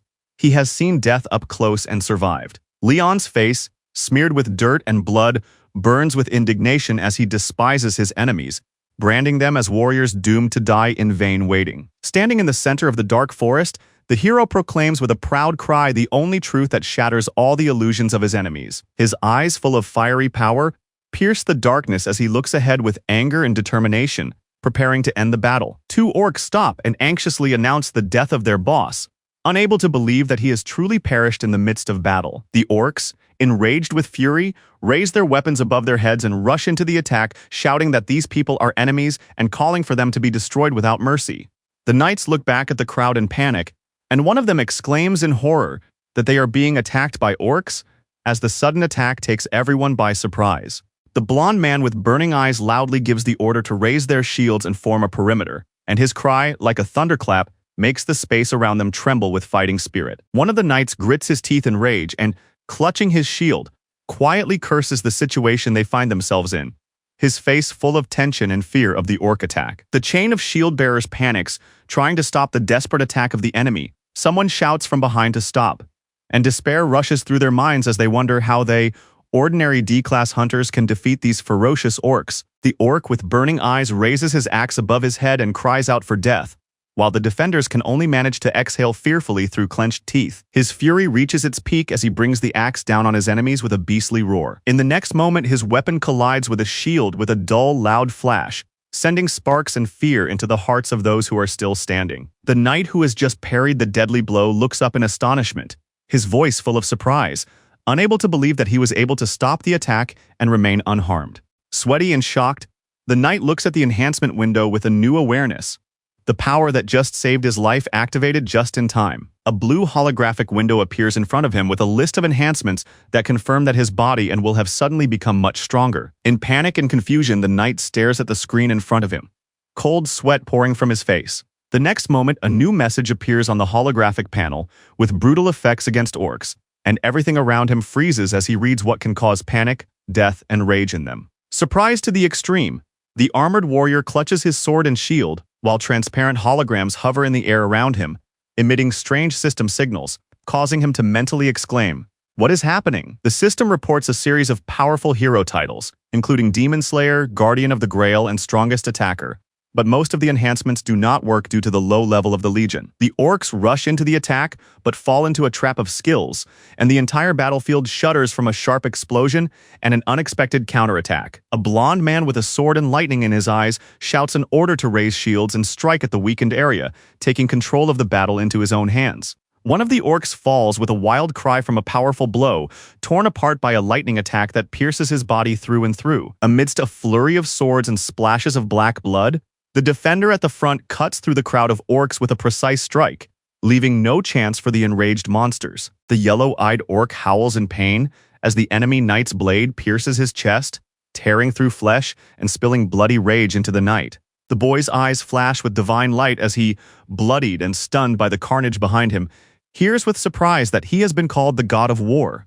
Burned by the flames of battle and with eyes burning with rage, he cannot comprehend how these evil creatures dared to even mention the name of God. Raising his hand to the sky, he screams frantically for revenge, promising to cut out tongues, smash skulls, and despise their false god. At the rider's call, the sky is torn apart by blinding lightning, and the orcs, frozen in fear, watch in horror as divine power appears. Two orcs, scorched by the wind after the magical explosion, look around in confusion, trying to understand what just happened. But the answer comes in the form of a devastating blow to the face, which throws the leader back with a bone-crunching crack, leaving him gasping in pain. Obeying a magical command, the white horse strikes the orc's chest with its hoof with all its might, while the rider, his eyes glowing gold, prepares for another lightning strike. Jumping swiftly into the saddle, the hero raises a storm of light that blinds the orcs and causes them to freeze in anxious surprise. Wearing a mysterious mask, Leon pulls out two sharpened knives, which will soon end many lives. An explosion of light and power cuts through the crowd of orcs as the young man on a white horse rushes forward, slashing his enemies with two burning swords. With a gaze burning with gold and ruthlessness, the hero pronounces the final sentence on his enemies, forcing them to feel the true horror of death. One of the orcs crashed to the ground, sending blood and dust flying, his body contorted in a death spasm under the force of the impact. Above the nighttime training ground, covered in shadows and the bodies of fallen enemies, a cold silence reigns, squeezing the heart with a sense of impending victory. The sword rises to the sky in the glow of blue magic, a symbol of strength, hope, and swift retribution that cuts through the darkness. With a smile radiant with joy, the hero shouts to the sky, calling for the celebration of a hard-won victory achieved through sweat, blood, and fire. In the middle of the moonlit camp, where the blood on the snow has not yet dried, armed warriors jump for joy, celebrating their bloody victory over their enemies. A red-haired girl full of hesitation and anxiety cautiously approaches a young man standing motionless with a sword in his hands. Against the backdrop of the destroyed camp and dead bodies, the girl, with pain in her heart and confusion in her voice, asks why all this happened, looking at the cold and silent face of the boy. The young man, with a scratched face and a dazed look of shock, admits that he had no reason for the massacre, causing the girl to ask fearfully about the task. Consumed by rage, the boy with burning eyes fiercely rejects the idea of helping the orcs, preferring to die rather than join forces with them. A rough man with clenched jaws and contempt in his voice refuses to help the green-skinned creatures, calling them beasts unworthy of respect. The hero, scarred by battle, speaks with burning eyes about the nobility of the knight, which stands above the savage fury of the orcs, while the girl whispers in shock the thought that flashes through her mind. The girl, with a spark of hope in her voice, says that there must be at least one good orc in the world, and in her imagination, a peaceful green sage appears, gently holding a rabbit in his arms. The hero, his face covered with battle scars, looks straight ahead with determination, bequeathing to the future the only truth that a good orc is a dead orc. Against the backdrop of flames and darkness, a wild orc face emerges, pierced with anger and strength, like a harbinger of war from another world. With calm grandeur, the orc steps through the portal into the human world, and armed fighters meet him with looks full of tension and alertness. A smiling man with a sign welcomes the newcomers, trying to convey the sincerity of the human world and its desire to accept even the most unexpected guests. Frozen in horror, the man's eyes widen, filled with a mixture of surprise, fear, and belated realization of the catastrophe. But in an instant, this hospitality shatters into pieces when an enraged orc, roaring like a beast, raises his axe to attack. The welcome sign lies in a pool of blood, and the outstretched hand silently testifies to the tragedy of shattered hopes. Amidst the howling wind and ominous shadows, the trees tremble as an unknown presence becomes a real headache for humanity. A drone hovers over the forest lake, scanning the area and reporting that it has arrived at its destination. The tank hovers over the ravine coldly, considering the plan of destruction that seems to him to be the most effective solution. In the dark forest, two heroes in bright hats with rabbits camouflage themselves, hiding their hair and studying the situation with utmost caution. With a dim light around its mechanical legs, the tank begins to overload its core, preparing for its mission. Inside the hull, the core flashes, almost reaching its limit, and the system displays a load of 99.9%, preparing for the final impulse. The drone flashes with powerful rings of light, signaling the completion of preparations. Against the backdrop of cooling and core fusion, the heroes watch the events in their rabbit hats, while the girl stands in shock with her mouth open. The small drone accurately drops the capsule into the water, leaving a blue glow behind. The girl comically says that the object in the water looks like excrement, to which the boy asks her not to say it out loud. The characters anxiously discuss the drone's actions, and the girl, looking ahead in surprise, asks if all this is really normal. The girl asks with sincere concern whether poisoning the river is contrary to the principles of chivalry, and the boy freezes, struck by her words. A faint smile appears on the boy's face, flashing slyly in the orange light. Standing next to the girl, he turns to Gary and Mr. Tank as if preparing the team for action. The girl listens with irritation to the condescending speeches about how orcs are just prey, to which honor or mercy should not be applied. The guy's sinister smile against the backdrop of the red glow confirms his belief that good orcs are only dead orcs. The orc lunges forward with a battle cry, and the sword mercilessly cuts his comrade's body in half, leaving a bloody trail in the air. Amid loud laughter and cries of delight, the orcs celebrate as Groktar stands triumphantly among the bodies of his enemies, holding his bloodied axe. The orc with the stern gaze bows his head before his comrade's body, honoring his death as a valiant sacrifice in the name of battle. In the camp, surrounded by his brothers, Groktar walks over to a mug and prepares to drink to victory and the memory of the fallen. With a fiery gaze, Groktar clenches his mug as if he is about to propose a toast to honor and strength. With a sudden movement, he scoops up water and quickly quenches his thirst. Standing on the rocky shore, he raises the bucket to his face to drink. Tilting his head back greedily, the orc swallows the water, pouring into his mouth with such fervor as if he hadn't drunk in days. Frowning and wiping his chin, he grimaces, muttering that the water tastes too sharp today. His pupils narrow, and a quiet but disturbing anxiety slips from under his tense eyebrows, hinting at suspicion. Leaving the barrel by the water, the orc calmly walks back to the camp, guessing that the taste in the water is the result of blood. A cry of pain rises above the camp, and at the entrance to the tent, the orc writhes in agony, not understanding what is happening to him. His body jerks and twists in convulsions, his pupils are dilated, and saliva drips from his mouth, which means that the poison is beginning to take effect. The orc's face is covered in sweat, and his eyes are filled with horror and supplication as he convulsively cries out the shaman's name in a last hope. With dilated pupils and beads of sweat on his forehead, He does not understand what is happening. The orcs, overcome with terror and mortal weakness, crawl on the ground, gasping for breath and begging the shaman for salvation, but the shadow of doom already burns in their eyes. The shaman's fallen staff with a skull clatters to the ground as he desperately admits that he does not know what is happening and has never seen anything like it. Sitting among the bodies of his brothers, the shaman bitterly realizes that what is destroying them is not magic, but a curse, and it is stronger than any of his powers. With a furrowed brow and a cry of glory for Lionheart, the shaman tries to hide his panic, but his pupils betray his true horror. The golden-haired young man, clenching his jaw, rushes into the attack, and behind him a deadly whirlwind rises, and the enemy flies into the air, breaking the silence with a wild scream. His eyes burn with hatred, his fist clenched white, and he orders in a fierce voice to mercilessly destroy everyone, leaving the enemies no chance. In response to the order, a crowd of armored warriors rushes forward with a roar, relying on their activated resistance to corruption, because every kill is free experience. From above, a terrifying picture unfolds where an entire army of dark soldiers rapidly breaks through the fortifications of an abandoned settlement. An orc with a pained expression clutches his stomach and retreats under the pressure of an invisible enemy, while another alarmed warrior appears behind him.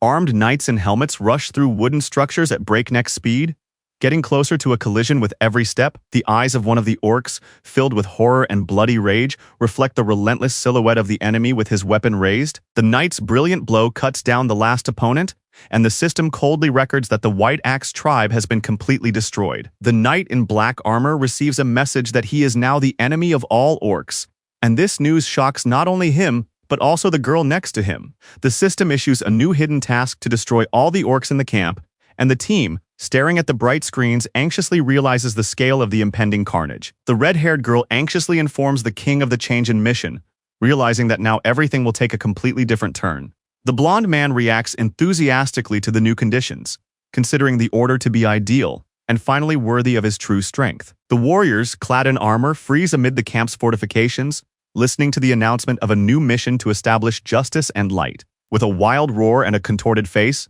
the orc mage explodes with magical fury, reacting to the unexpected threat. A green wizard's glow envelops the space as the protagonist sinks into concentration, preparing for battle. The ragged orc, his eyes filled with hatred, accuses the hero, claiming that he is the one who cast a curse on the river. The monster's face is contorted with hatred, and accusations of cowardice echo from his gaping mouth, directed at the people he considers ungodly. Pale with rage, the young man with shining eyes looks sharply over his shoulder, hearing reproaches about whether they consider themselves true warriors. Amidst the corpses and ruins, immersed in sarcasm and arrogance, the sorcerer contemptuously proclaims that honor is absurd for cattle. With a burning gaze through the blood in his own eyes, he accuses the enemy of a crime that will not be forgiven even by death. The orc, with a mad fire in his eyes, spews hatred, while the young man calls the curse a gift that was supposed to free the orcs from their shameful deeds. Shrouded in green darkness, the sorcerer rises into the air, angrily shouting that he will not forgive the insult inflicted upon him. With fire in his eyes, the young man grabs an axe, not allowing the mage to complete the spell. With an explosive movement, he attacks forward, directing a golden blow straight at the enemy with all his fury and strength. A pillar of golden light crashes into the ground, tearing through the darkness and pushing the enemy back with a barrage of unstoppable force.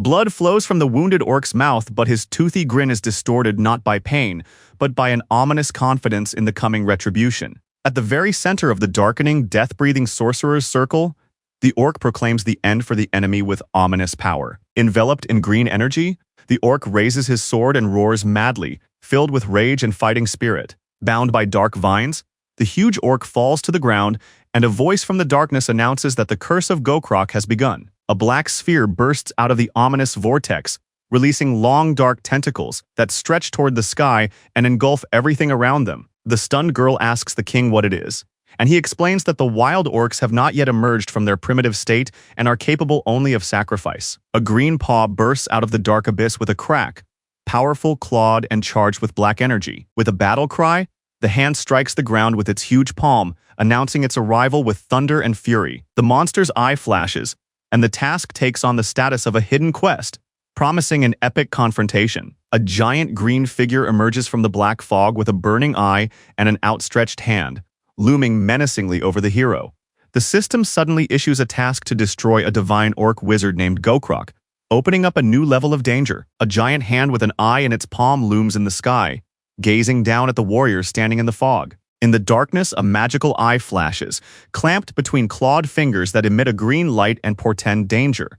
In the gap between the monster's fingers, the hero's face appears, locked in an ominous gaze that seeks to wipe him from this world. Light explodes from the magical eye in the center of the palm, filling the space with the energy of inevitable doom. The fingers clench into a fist, and an explosive stream of power bursts forth, tearing through the darkness and striking with devastating determination. A powerful beam bursts from the heavens, tearing the earth apart with a green glow and leaving a trail of explosive energy in its wake. In the darkness, an eye flashes, recognizing the hero's power as equal to its own, and suddenly stops the attack. The hero stands in the flames of his own power, looking thoughtfully ahead as he realizes the words about his equality with the enemy. Illuminated by a protective glow, the young man calmly meets the gaze of the enemy, who begins to understand his true nature. Distorted by anger, the enemy screams furiously at the one who equates his greatness among monsters, unable to accept that someone dared to equate himself with the gods. Blinded by arrogance, he launches a furious attack, pouring out his strength to prove that only he belongs at the top. Shining with golden waves, the hero swiftly cuts through space on horseback, slicing the air with a blow filled with divine power. With a frenzied cry and a clenched fist, Leon explodes with rage, unwilling to accept the very existence of his opponent. The hand with the eye clenches for a new attack, and an ominous voice from the darkness speaks contempt for the mortal who dared to rise so high. Seeing the rider's swift attack, the monster freezes and prepares for a merciless battle. Mounting his white horse, the hero rushes through the darkness with a sword in his hand, determined to destroy that which despises his presence. Clenching his fist and lowering his gaze, the hero prepares to deliver the decisive blow that will put an end to divine tyranny. The hero's blow pierces the enemy's defense, causing the giant hand to tremble under the pressure of the incinerating force. The sturdy arm cracks, green light bursts from within, and the monster's shock reveals its defeat. The force breaks through to the very heart of darkness, and the monster screams in pain, unable to believe that a mortal has caused him such suffering. Its huge eye widens in surprise as pain pierces its body, even though the blow was only dealt to the avatar. The orc looks around in panic, because the breaking of the invincible is becoming obvious even to him. In horror, the widened eye suddenly realizes that the sword that struck it is sacred, and that it is he who has broken the law of bodily division. Through the clouds of smoke and light, a young man rides out on a white horse, shining like lightning amid the ruins, his approach striking terror into all living things. With a sword in his hand and a gaze that despises demons, a legend appears. The Butcher of Orcs, a knight long forgotten in this nightmarish world. The large round eye widens in fear, and the silence that hangs after the knight's confession speaks louder than any words. A flash of light pierces the dark sky. The enemy begins to retreat, casting a last glance at the horseman, while another orc anxiously shouts his name. The green-skinned orc, drenched in sweat, rages through his fear as he listens to his boss vow to return for revenge later. The hero sighs dismissively, calmly looking at the shocked orc, finally realizing that he was standing before the one who called himself the god of these creatures. The young man warns with a serious look that this is the end, and the orc, with anger and rage in his voice, shouts curses at him, losing his composure. Choking with rage, the orc demands an explanation for the magic he has seen, but immediately declares that he will take revenge for his people.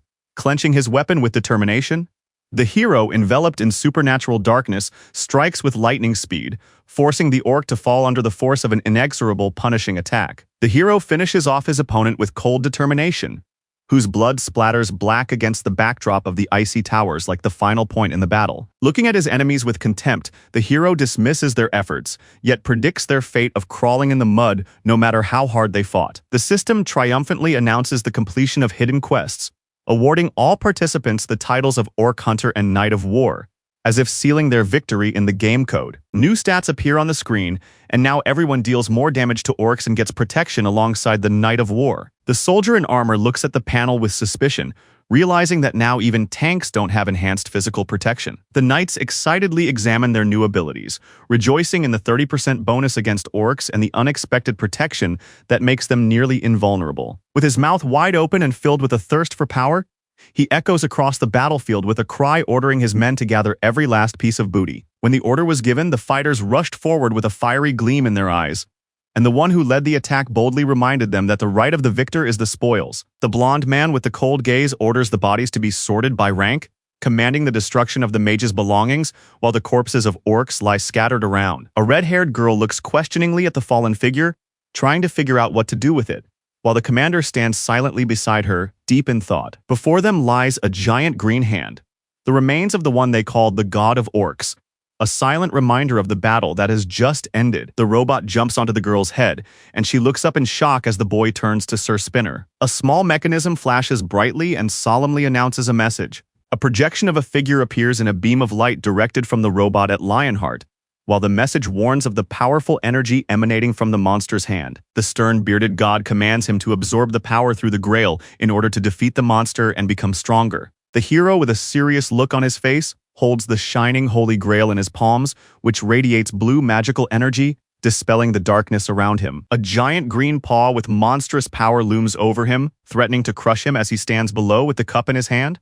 With no room for error. Touching the Holy Grail, the boy activates its power, and a magical light envelops his body, radiating against the backdrop of the night sky. Streams of divine energy pierce everything around him like lightning, causing the fallen giant to tremble under the pressure of the new power. His green hand gradually glows, dissolving in the radiance until the incinerating power wipes it off the face of the earth. Looking at the glowing artifact in his hands, the hero realizes its full power with unexpected surprise. Feeling the sacred energy, the boy suspects that the monsters worshipped this god and concludes that its source is connected to them. He confidently declares that creatures that do not recognize the true gods have no right to exist, for they are the embodiment of absolute evil. Closing his eyes and holding the magic cup, the boy hears the voice of the goddess, who gently addresses him as her knight. The shocked young man does not understand how he heard the voice without a ritual, but the goddess reassures him, saying that everything became possible thanks to the absorption of the monster's power. In a blaze of energy, the goddess herself appears, explaining that she has turned to him for his choice, because only he can revive the power of the sacred object. The god of war feverishly whispers to Lionheart to choose the sword, but the goddess imperiously asks him to be silent, promising to respect only one choice of her knight. Absorbed in thought amid the clouds of golden light, the knight silently lowers his eyes, hesitating before the decisive choice. Sacred artifacts? A spear? A sword? The Grail? And Leon's heart shine before Lionheart, and he closes his eyes, preparing to make a decision. The young man realizes that he is not yet capable of wielding the immense power of the Holy Sword, so he stands pensively, focused on his own choice.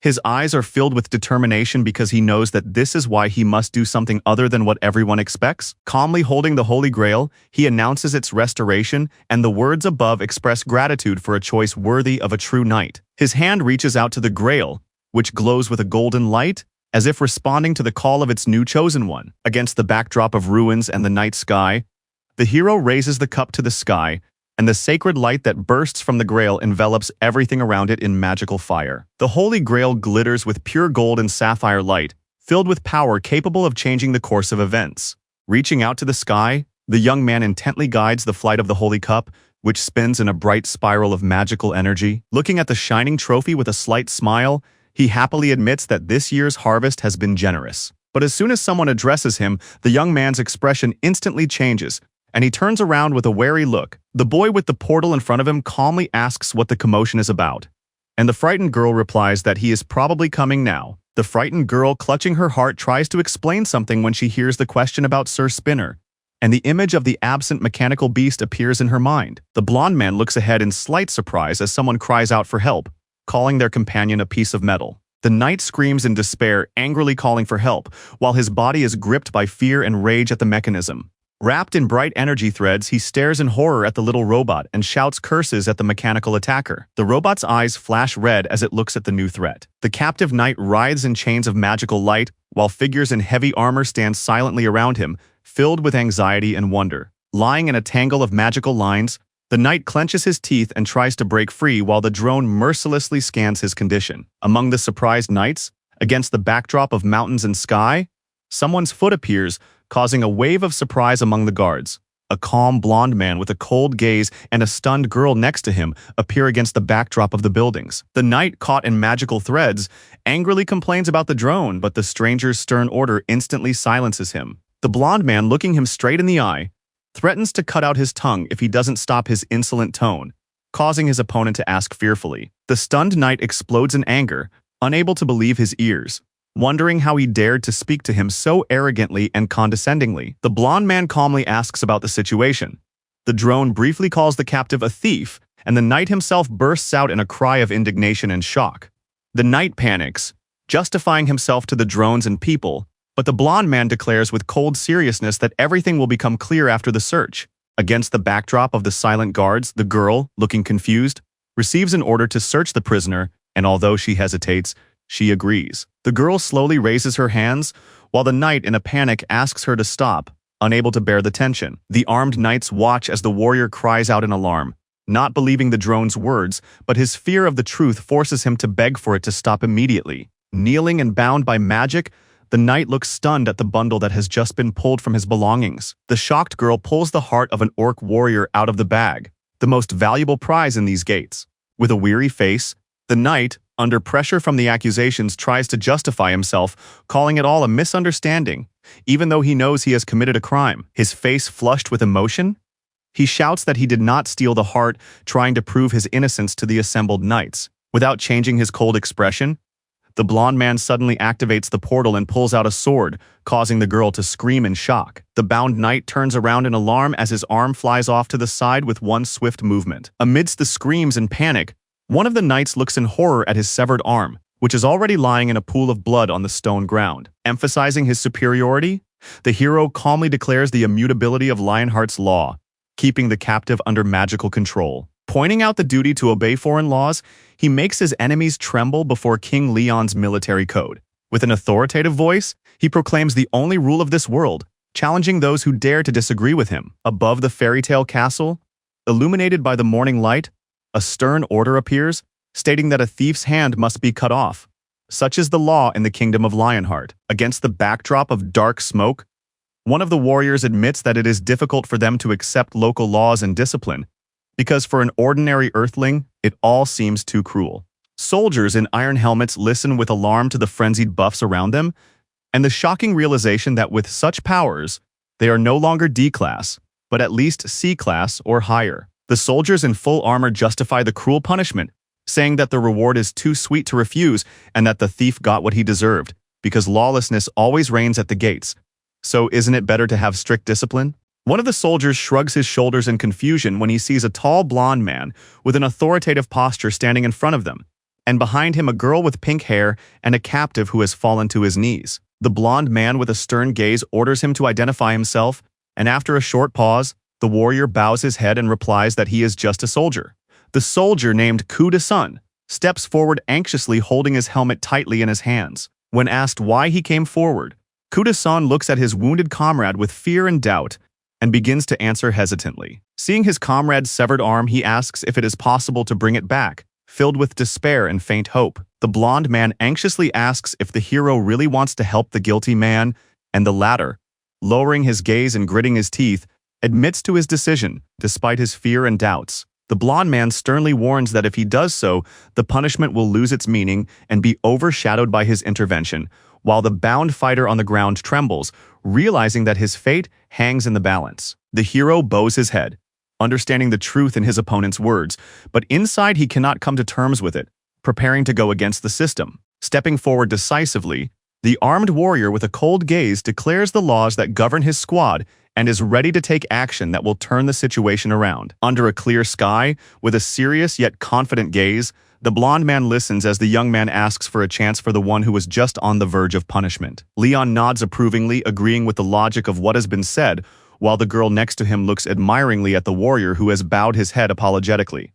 The bound, dark-haired man flinches from the energy shock, clenching his teeth as lightning flashes through his body and someone's shadow looms over him. The blonde man stares intently at the magical artifact, from which a glow and powerful energy emanate, saying with cold certainty that there is someone among his comrades to whom he should be grateful. An explosion of golden light bursts from his hand as he activates the cup, releasing an unknown force that flashes throughout the space. A bright glow pours down from the cup, radiating a golden aura. The bewildered man in white armor, bathed in a stream of magical light, freezes in a half-tremble, realizing that something majestic and incomprehensible is descending upon him. His eyes widen with shock and recognition as he whispers in confusion that he sees as if a revelation has opened before him. He shouts in amazement that his arm has been restored, while the other warriors look at the flashing light in panic. The hero realizes with fear that even S-class healers would not be able to restore his hand, because its regeneration is beyond all limits. In a golden glow, holding a cup,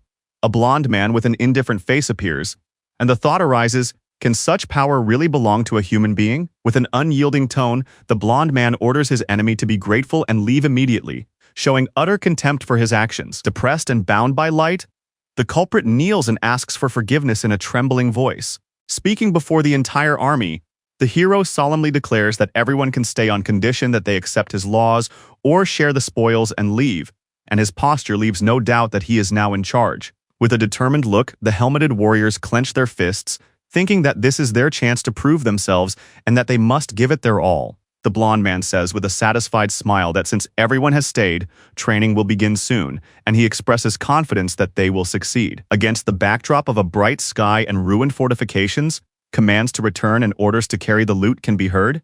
The redhead turns to the blonde with a worried look, asking about the content of the upcoming training session, while behind them the fighters enthusiastically warm up before the challenge. The blonde man looks into the distance with a gentle smile, as if confident that today will be a new chapter for everyone. Under a cloudless sky, the golden field glistens in the sun, promising space for future trials. A crowd has already gathered in front of the building, and someone notices Mr. Koo. One of the boys stops at the gate, looks at his companion in surprise, and asks awkwardly about his scratched face. Two guys in tracksuits slowly enter the academy grounds, chatting casually about night raids, one of them honestly admitting that his whole body itches. The guy, still feeling the effects of the raid, laughs through his fatigue, while his friend jokingly warns him not to neglect his rest.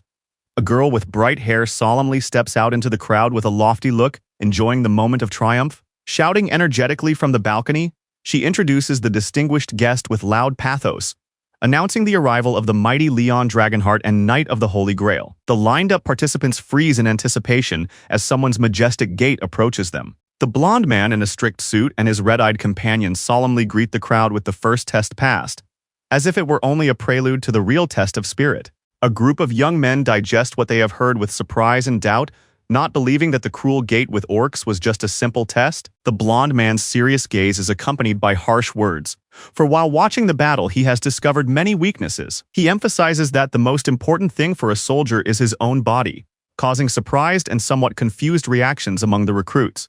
Finishing his speech, he announces that due to all the shortcomings identified, they will immediately begin training. Against the backdrop of golden light, the man solemnly announces that from now on, they will begin rigorous training according to the army manual of the Kingdom of Lionheart. The students watch in fear as a burly fighter groans while pulling a log, wondering if they have fallen into medieval muscle torture under the guise of army training. Against a red background, the muscular warrior lifts a heavy log, and Leon explains that real training is the limit of endurance, when muscles grow through overload. With a mysterious smile, the young man talks about the author of the training manual, a ruthless giant killer who believed that the more blows you can withstand, the stronger you become. Under the menacing gaze of the muscular warrior, enveloped in a fiery glow, he only confirms that this is true and that strength is born in suffering. The boy's eyes show naive surprise as they ask with childlike trust what they will have to do now, not yet knowing what awaits them.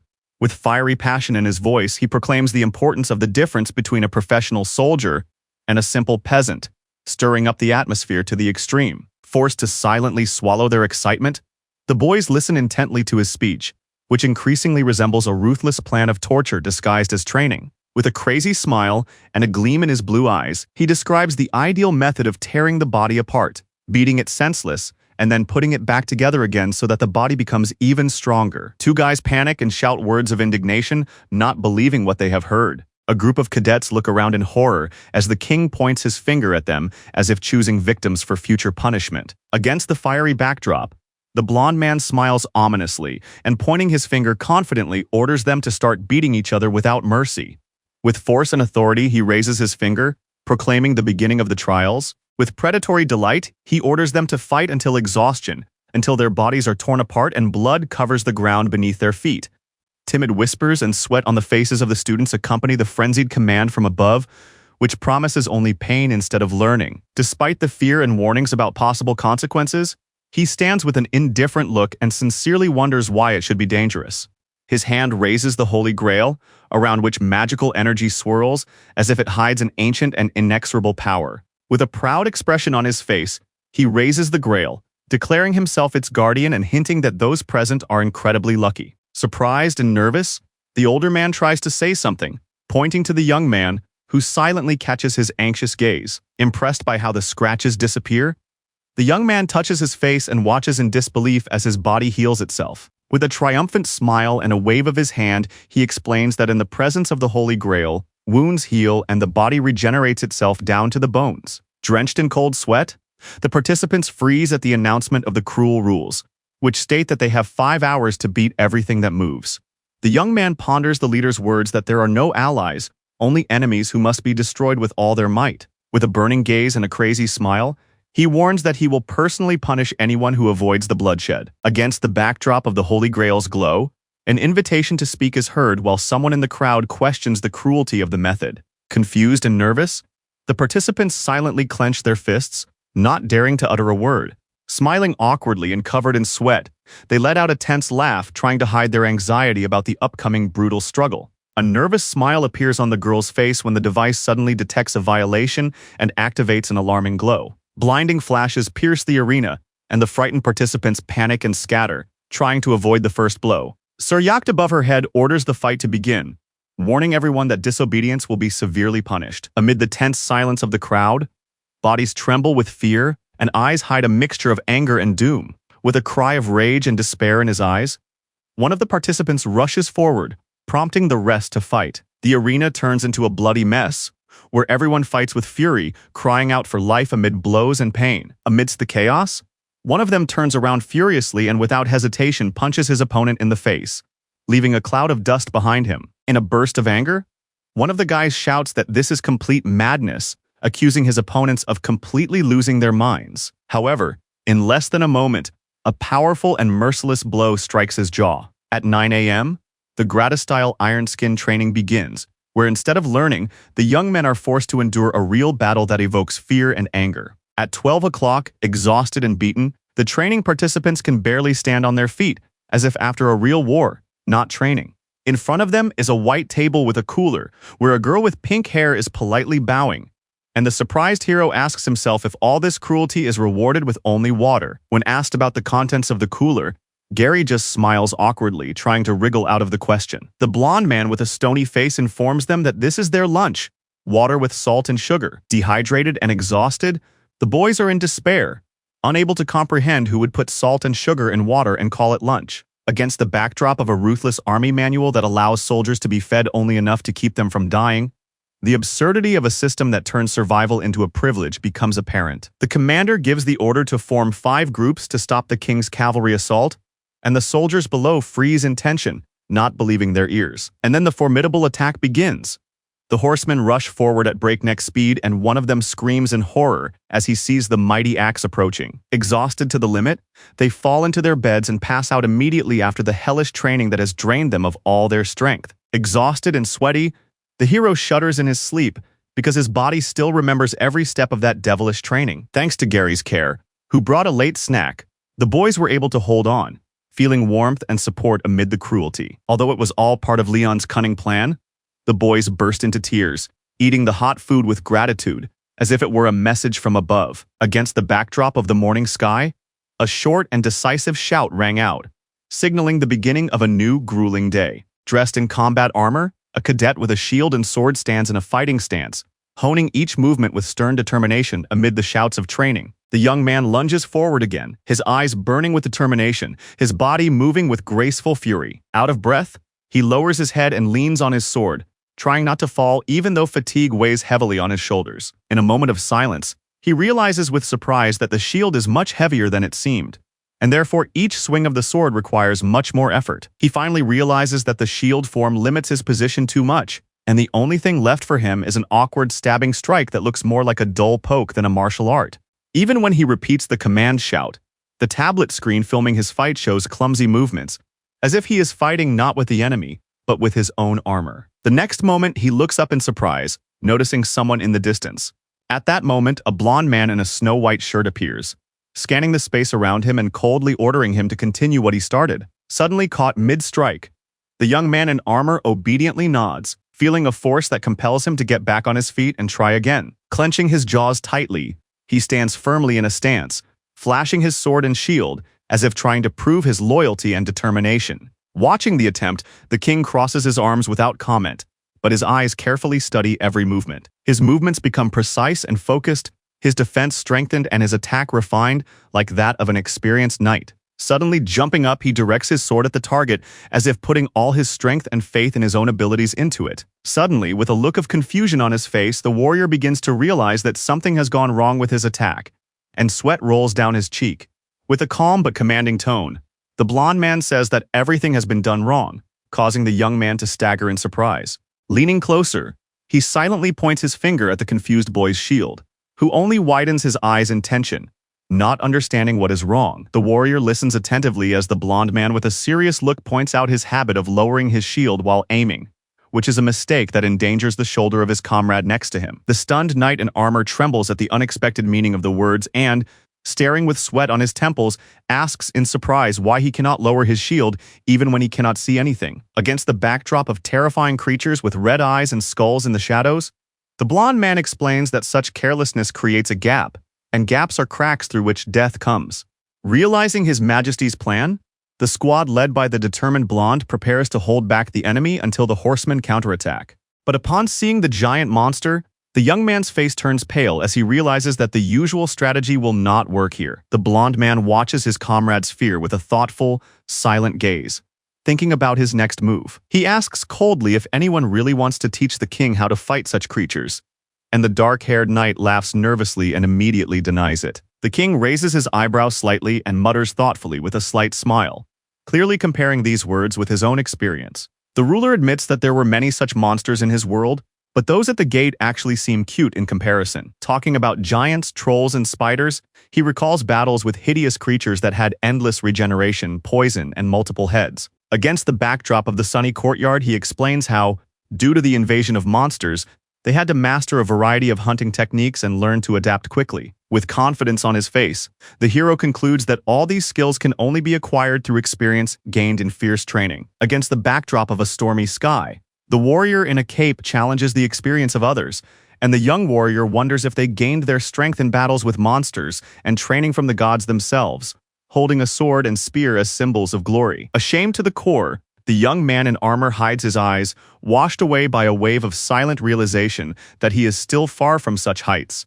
The blond man looks calm and confident, recognizing that his path is not for everyone, because only a true knight needs almighty power. The boy in armor looks down gloomily, realizing that his daily training is not for glory, but for the chance to survive another day. Clenching his fist, he finally gathers his thoughts to express his desire, and with seriousness in his eyes, he confesses that he strives to rise to a power that even the gods respect. The surprised young man in knight's armor flinches at the direct question of whether he really wants to become a knight, as if this goal seems too lofty for him. The blond man calmly explains that knighthood is not the exclusive prerogative of aristocrats, urging him not to judge his kingdom by the standards of the ordinary world. Hearing that noble birth is not a prerequisite for knighthood, the young man gasps in confusion and asks again in surprise. Standing against the backdrop of the night sky with dark hair, a scar on his cheek, and a heavy sword behind his back, the warrior, with his head bowed proudly, accepts his fate, the thorny path of pain for the sake of a higher goal and loyalty to the goddess. Under the pink sky, where the morning sun floods the earth with light, the truth resounds that everyone who enters into a sacred covenant becomes a knight, regardless of their origin. Pensive and confused, the boy with the sword realizes that the path of a knight is not only an oath, but also a real test of courage and skill, and these words make his heart beat faster. Looking away and admitting his own mistakes, the blond man respectfully acknowledges the dignity of the other, realizing that he was too prejudiced. In the glow of the evening sun, the warrior stands in his armor with his head held high, determined to become a knight worthy of his calling. Clenching his fist and burning with faith in his heart, he smiles with the firm intention of fulfilling his dream and becoming a true knight. The towering magical tower of the USA rises into the night sky, while someone thinks with irritation that even a pause will not relieve him of his duties. The magician, with tears in his eyes, is overwhelmed with happiness and thanks the magic sphere for returning. In a gloomy room next to the shining sphere, he falls sharply to his knees, frightened by a shout ordering him to be quiet. Kneeling and staring gloomily down, He listens as the shining ball promises to reveal the truth, but demands sacrifice and obedience. The sphere orders him to weave a spell of transportation into a precious stone and, if necessary, launch it into space. But the magician freezes, unable to finish his sentence. Flaring up like a flash of thunder, the orb exclaims angrily that it will never climb into the abyss without a guarantee of salvation. Flickering with a cold violet light, the orb says disgustedly that it will never set foot on the land where this scoundrel lives. Stunned, the magician looks up in fear, anxiously waiting for his powerful mistress's next command. The orb, burning with rage, whispers about the future murder of the young man, and the mage tremblingly catches every word saturated with hatred. Hearing these words, the gray-haired old man bows deeply, realizing that the young man and the sphere, no matter how you look at it, have entered the same door. Lying on the velvet, the sphere glows more and more intensely, and a terrifying, almost lifelike rumbling erupts from its depths. The image of Leon torturing the monster appears in her memory, and then the sphere realizes that now she will definitely kill him. In the center of the complex, the portal glowed with a blinding yellow-orange light, luring the interns into the unknown with a tense silence all around. Pointing to the portal with concern, the girl explains why she decided to stay away, while her funny robot supports the decision with a playful beep. The boy, with heavy equipment in his hands, sighs at the task ahead, while the girl cheerfully wishes him luck. Amidst the sound of footsteps and tense silence in the hall, 3 commanders step in front of the formation, commending those gathered for their endurance and diligence in training. The blond man with a serious expression briefly announces the start of the test, urging the warriors to show the fruits of their training. The ranks of heavily armed fighters stand motionless, preparing to attack the gate under the watchful gaze of those who once did not even consider them worthy of attention. A stern voice proclaims the truth, that only here will they learn what it means to be a soldier under the banner of the mighty King Leon. With passion in his voice and a gleam in his eye, he points forward, promising that it is here that they will find the faith they are meant to serve. Standing above the ranks, the commander raises his hands and loudly summons the Pantheon, ordering them to set off immediately. In the sky above the structure, the magical energy of the portal swirls, through which 49 B-class hunters, a guild representative, and Leon Draconius must pass. The red-haired girl watches the start of the operation, standing above the soldiers who are frozen in anticipation of the next order. With a smile on her face, she tries to dispel their anxiety, assuring them that with His Majesty's presence, everything will go smoothly. A robot with an alarming red eye rapidly signals a detected problem, activating immediate response mode to the threat. Counting the participants, the girl confidently names 49 soldiers, an observer, and the king, unaware of the error in her count. Seeing the message about 52 people entering, she freezes with wide eyes and cold sweat on her forehead. Through the surveillance interface, a mysterious figure in an orange cloak, who does not belong to any of the groups, can be seen entering the portal. The mysterious hooded figure, illuminated by the surveillance system's cameras, raises disturbing questions about their identity. In a panic, the girl watches as the robot instantly flies up with a bright beam. Rushing forward, Pete crosses the portal after the stranger, while someone behind him calls out, hoping to catch up. The sharp sound of the gate flowing is accompanied by a flash of fire and energy. The red-haired girl rushes to the portal, shouting that she also wants to follow Sir Yakti, while the guards tremble helplessly on the sidelines. In the next moment, she bravely dives in after him, but her trajectory is suddenly interrupted by a violent blow that cuts through the air and hits her right in the face. Her body falls helplessly in front of the portal, and the guards cannot understand what just happened. Holding her bruised face, the girl gets up in confusion, trying to understand how everything could have changed so suddenly. Realization comes along with the fear that what she has seen overturns her perception, and she cannot believe that this is really happening. One of the agents leans closer to the portal and exclaims with alarm that the gate is shaking, which means that a level change is taking place. Following him, flashes of red energy burst out from inside the portal, gradually replacing the former yellow glow and coloring everything in bloody tones. Everyone's eyes are fixed on the vortex, which is now completely filled with red light, and someone exclaims in panic why the yellow gate has suddenly turned red. A shocked girl with pink hair looks at the changed gate, barely containing the anxiety that grows in her eyes with every passing second. Realizing the nature of the phenomenon, she whispers tensely about the changing gate, which signifies a rare and extremely dangerous phenomenon that could change the fate of the entire team. Meanwhile, in another world, demonic creatures watch in horror as rays from the sky strike the castle, as if someone had decided to wipe it off the face of the earth.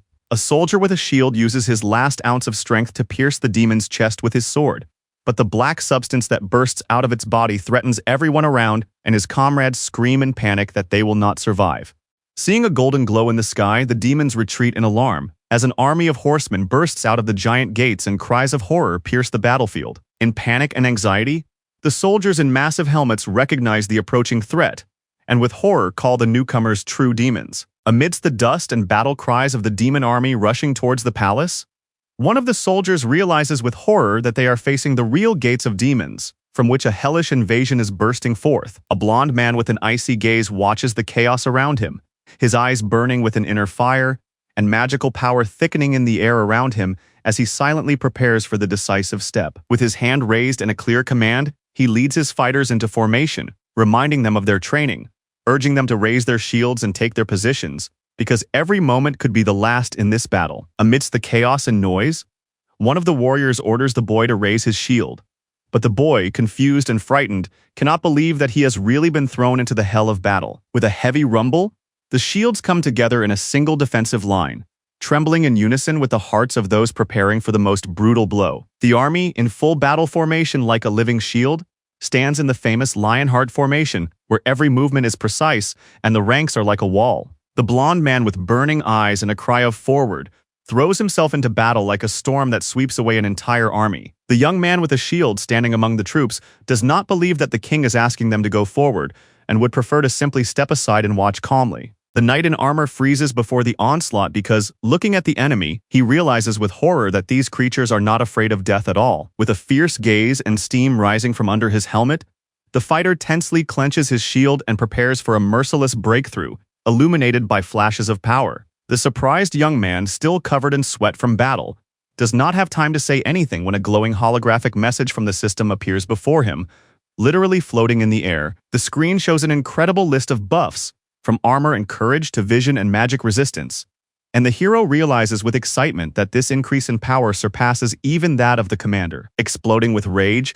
the monsters clash in a brutal confrontation, where one of them only has time to cry out in surprise before everything is covered in blood and iron. Seeing a solid wall of shields advancing confidently, the enemies rush forward.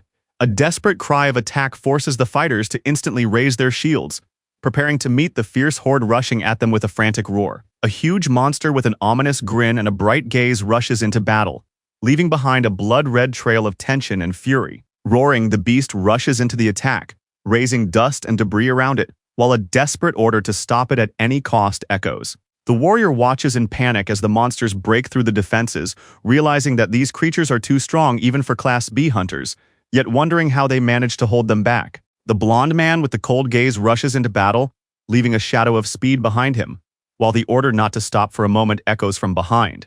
A heavy iron boot crashes into the ground with a dull thud, signaling the start of the counterattack. A squad of shield bearers blocks the monster's path, knocking them back with blows and giving them no chance to get close. A shadow knight, like a ghost in armor, commands them to open up, rising above the body of the defeated monster lying in the dust. A sword with a fierce glint pierces the monster's head, splattering blood and turning its last cry into a meaningless rattle. One of the knights commands them to take aim, and in that moment, the dark creatures rush into battle, clashing with shields and blades flashing in the twilight. All the knights' forces quickly close ranks with their shields, breaking through the enemy army with a determined cry to destroy everyone who is still breathing. The young man in the orange suit shouts a warning in fear and surprise, noticing something terrible right in front of him, while behind him the armed knights freeze. A hideous horde of monsters bursts out of the clubs of demonic mist, led by a terrifying troll with a club, bringing death and panic. Steaming from his nostrils and glowing with red eyes, the troll advances with renewed strength, causing everyone to freeze in fear. The giant troll roars devilishly and throws himself into the ranks of warriors who, with cries and flashing swords, try to hold back his onslaught. The troll's giant fist flies through the air, signaling the start of an attack that is almost as powerful as a Class A attack and makes even experienced fighters flinch. A knight in a white helmet recoils in horror, clutching his spear as a wave of deadly force rises before him, knocking down everything in its path. The captain of the third group, Kuda Sung, steps forward with a cold gaze, clutching his weapon and preparing for the decisive blow. The demonic troll roars and strikes the ground with his bat, raising a wave of power that sweeps away the fighters' shields like dry leaves. One of the knights, striking with his flaming staff, remarks dismissively on his opponent's lightness, not even feeling any resistance. The troll's mighty fist crashes into the shields with a thunderous roar, causing the soldiers to stagger, while he rejoices with barely contained rage at having stopped their advance. The beast's roar bursts forth, breaking the silence of battle, and his eyes burn with rage as if in response to the humiliation. Sir Yakdak, with his sharpened nostrils, suddenly activates, responding to the appearance of a medium-level threat enemy. On command, bullets fly at the monster, but they only ricochet off its body, causing shock and alarm among the soldiers. Against the backdrop of the red sunset, a horseman with a sword in his hand rushes by, wondering what a robot is doing here. Smiling contentedly, he clenches his sword with a gleam in his eyes, indicating that the real battle is just beginning. With a swift strike that cuts through the air, he releases a blue wave of power that destroys everything in its path and makes the earth tremble. Surrounded by the shadows of his defeated enemies, he stands alone amid the dust and powder, radiating light and confidence. The blond man's face is covered in the black blood of his enemies, but he remains calm, barely glancing to the side. Shocked monsters with pale purple eyes scream in panic about the death of the troll, not believing that he is really dead. The hero clutches his burning sword, while the enemy voices discuss the unbelievable in confusion. The troll did not have time to regenerate and died instantly, which causes real fear. The frightened demons retreat in panic, looking back with horror in their eyes, like wild beasts that have broken free from their chains. Against the backdrop of the majestic castle, the shocked knights stand amid the traces of battle, realizing that the demons have just fled, leaving the battlefield. A burst of joy erupts into the cries of the victors. The warriors raise their fists to the sky, tears streaming down their faces because the battle is finally won. A warrior with light hair like a shadow in the dawn wind slowly leaves the battlefield, receiving thanks that echo in the silence after the battle. A knight with a respectful look bows before the hero, thanking him for saving the kingdom of Sparrow, while other warriors gaze at him with respect. The system solemnly announces a new threat.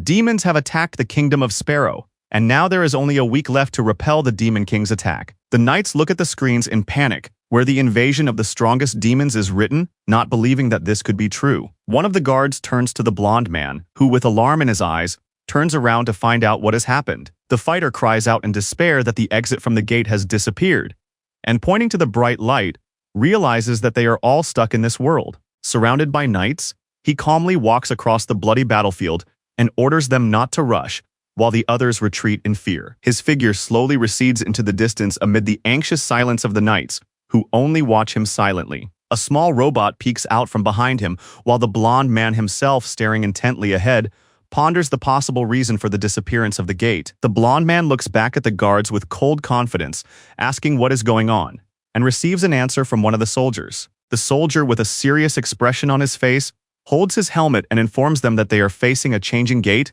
preparing to briefly explain the situation. Visualizing the changes, we see a whirlwind of bright magic, symbolizing the increased complexity of the dungeon and an anomaly that prevents them from leaving until the gate is cleared.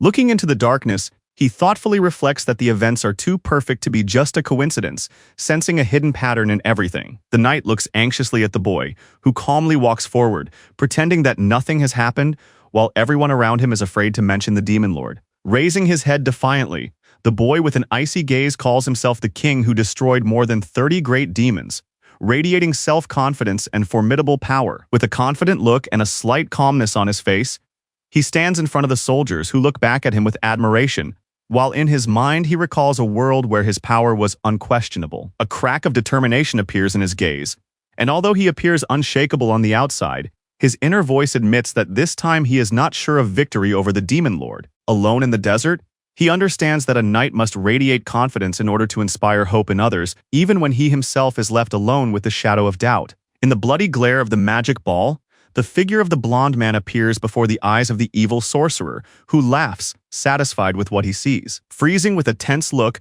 the old man realizes with surprise that his enemy has weakened, because no matter how strong he seems, he is still human. But as soon as he utters the words to begin the ascension ritual, a sudden movement inside the orb causes him to cry out in horror. In the embrace of the fierce glow of the spherical artifact, a calm but eerie conversation unfolds about the horror that demons of lust have been nurturing for centuries. Amidst the purple mist, the demon queen sits calmly in the glow of the throne, while the warrior stands before her, knowing that her awakening will destroy everything, Purple eyes pierce the darkness, watching through the gloom, promising an inevitable end to those who dare to challenge her. Above the giant city, glistening in the sun's rays, black leaves slowly swirl in the air, heralding a new alarm.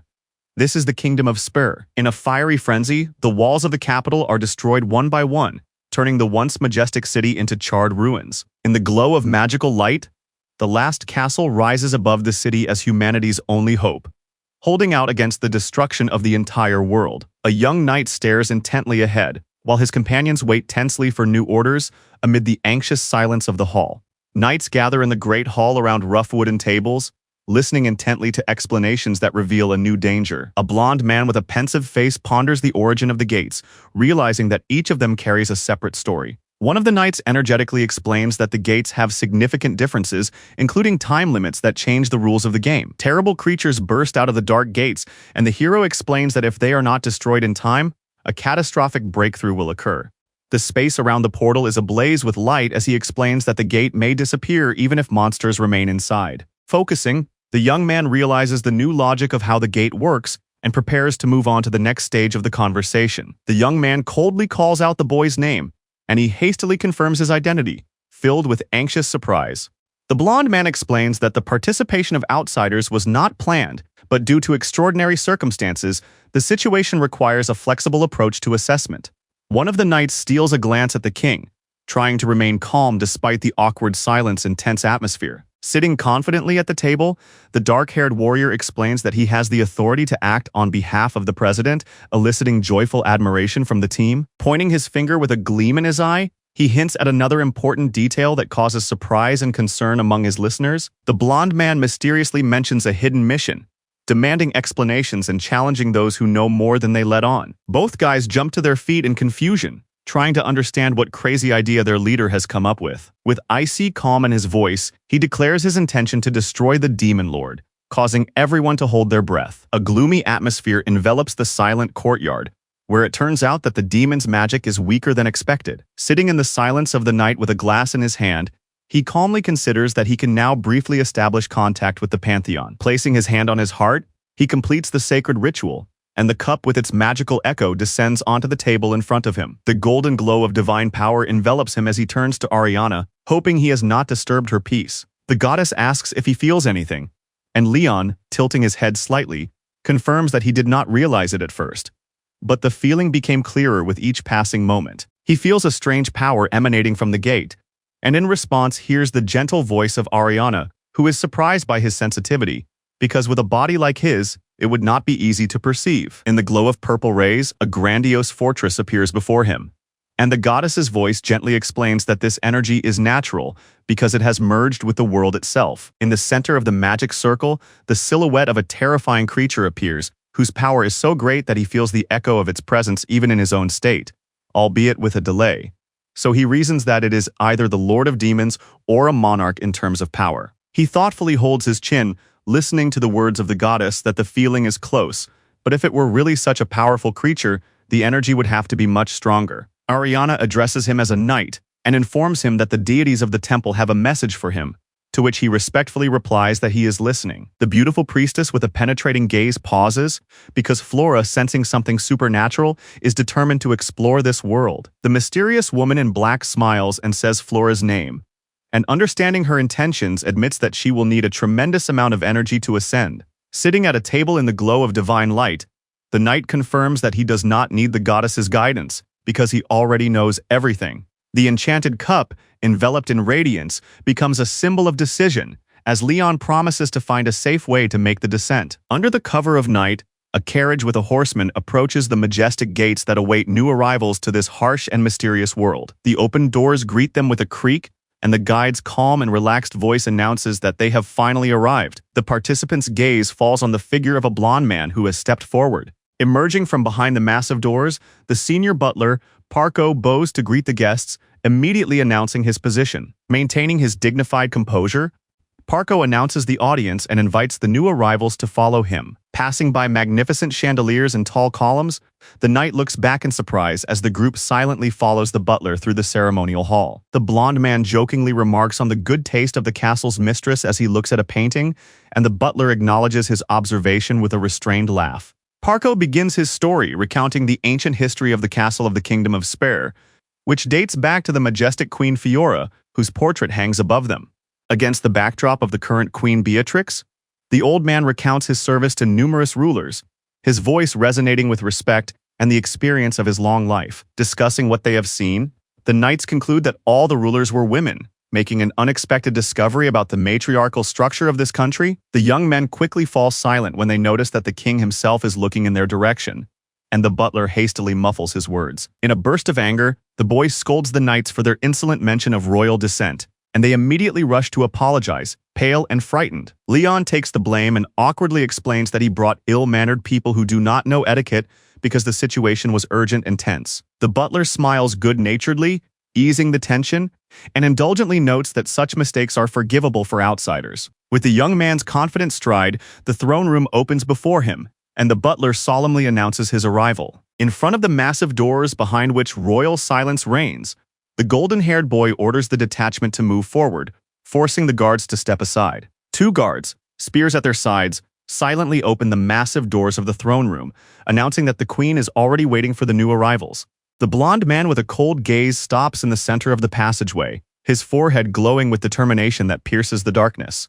The space is flooded with light from the throne room, where guards stand on both sides, and the queen sits on a raised platform in deep shadow while Lionheart's arrival is announced. The eyes of the three servants standing to the side are focused and alert, for they too understand the importance of this moment and the significance of the new arrivals. The gazes of two influential men meet in a silent duel of glances, and the tension between them is palpable even through the walls. Under the watchful eyes of dozens of spectators, the young knight stands alone in the middle of the hall while a dignified voice recounts his heroism in the battle at the gates. Duke Acom, smiling smugly, introduces himself as the Prime Minister and, acknowledging Lionheart's merits, hands him the title of Knight with feigned generosity. Approaching with a scroll, he announces that, with the Queen's permission, he will now solemnly read the official text, pausing with ostentatious importance. In response, the young man merely glances silently from under his brow, his eyes burning with silent alertness and hidden contempt. Ignoring formalities, he resolutely steps forward, announcing his intention to first pay homage to the Queen herself, which causes surprise and confusion in the Duke. But suddenly the Duke stops Lionheart, causing him to narrow his eyes in suspicious surprise. As soon as he takes a few steps, a powerful knight with gray hair and an authoritative gaze orders him to stop, calling him by name and causing everyone around to tense up. The Duke steps forward and, while acknowledging his merits, reproaches him for how an ordinary person, even a successful one, can so unceremoniously approach the Queen, violating all the rules of etiquette. The trio of silent knights stands frozen, tensely awaiting the next decisions and what this moment will bring. Looking into the eyes of anger, Leon coldly thinks that even the Prime Minister will not stop him, for he is here for a single purpose. Everyone suddenly looks around, and a female figure silently emerges from the shadows of the wings, as if night itself had entered the hall. Lowering his head, the young man clenches his fists, and anger boils in his eyes. He can no longer bear it. Straightening his shoulders, the young man resolutely declares to the Queen that he is the king, the ruler of the land named Leonheart. The servant shouts at the young man for daring to behave so insolently, but the young man, recognizing his boundless wrongdoing, replies that he must. The Duke furiously orders them to be thrown out, and Leon gives him a look that makes even the air tremble. With lightning speed, Leon grabs the man by the face so suddenly and forcefully that he doesn't even have time to cry out. A blue flame burns in the young man's eyes, and he squeezes his opponent's head with increasing force until he gasps for breath in fear. Three warriors panic and call out to their king, begging him to stop and not to act so violently in front of everyone. Twisting the Duke's head forcefully, Leon pushes him away, while a young warrior nearby turns pale with fear at the sight of this cruel scene. Clenching his jaw, Leon mutters to himself, wondering why he is overcome with such intense, uncontrollable rage right now. The hero, with a cold gaze, squeezes his opponent, sending out a wave of icy power and fury. A figure with bright eyes appears in the darkness, and his appearance fills the space with a silent threat and an imperious aura. The knights freeze around him as the hero stands over the defeated, and the nobleman in the cloak grips the hilt of his sword, feeling anger and surprise. His gaze is calm, but it reveals a contemptuous assessment of the situation, as if he is deciding who is worthy of the next blow. Amidst the shock and screams, one of the warriors shouts to his king as a majestic figure emerges from behind the throne. The knights' faces flare with anger as they hurl insults at him, but he stands silently, ignoring their cries with royal pride. The hero calmly exposes the old man's lies, throwing the contemptuous truth about his futile attempt to pretend to be someone else in his face. With anger and foam on his lips, he acknowledges his nature, responding with words about demons that burst from the depths of his being. In response to the accusations, the old man's eyes flash red, tearing off the mask of fear and revealing his true demonic essence. The knights retreat in horror as a demonic shadow bursts from under the cloak, and cries of surprise break the silence of the hall. In a purple glow, the true form of the Prime Minister appears, a giant creature with an insect-like face, challenging the entire hall. In a panic, the people in the hall look around as another demonic silhouette emerges from the crowd, confirming that the threat is spreading. With an explosion of purple energy, horned monsters burst onto the floor, causing everyone around to scream in shock and horror. The demons sow chaos in the hall, surrounding the people and knights, and cries about the terrible creature echo in panic. The hero, his eyes glowing with rage, encourages those present with a shout, urging them not to break down in the face of the hideous invasion. Standing before the onslaught of monsters, the hero raises his hand and calls on everyone to join forces and fight, while the shadow of evil looms behind him. The demon raises his swords in the air, preparing to strike, and the hero, without looking away, shouts his last words of hope. His finger shoots forward like lightning and strikes the enemy's blade with mighty force. The hero boldly approaches the demon as if deliberately challenging him, and his footsteps echo hollowly in the silent hall. With a cold expression on his face, he stands confidently, even as the enemy tries to envelop him in darkness and swallow him whole. With an explosion of power, the hero cuts through space, slashing the monster in an instant, as if a simple movement had destroyed the very essence of the threat. The formidable warrior in a red cloak silently decapitates the monster with a single blow, enveloped in dark energy. With fury in his eyes, he looks reproachfully into the distance, remembering that the enemy dared to approach the very heart of the palace.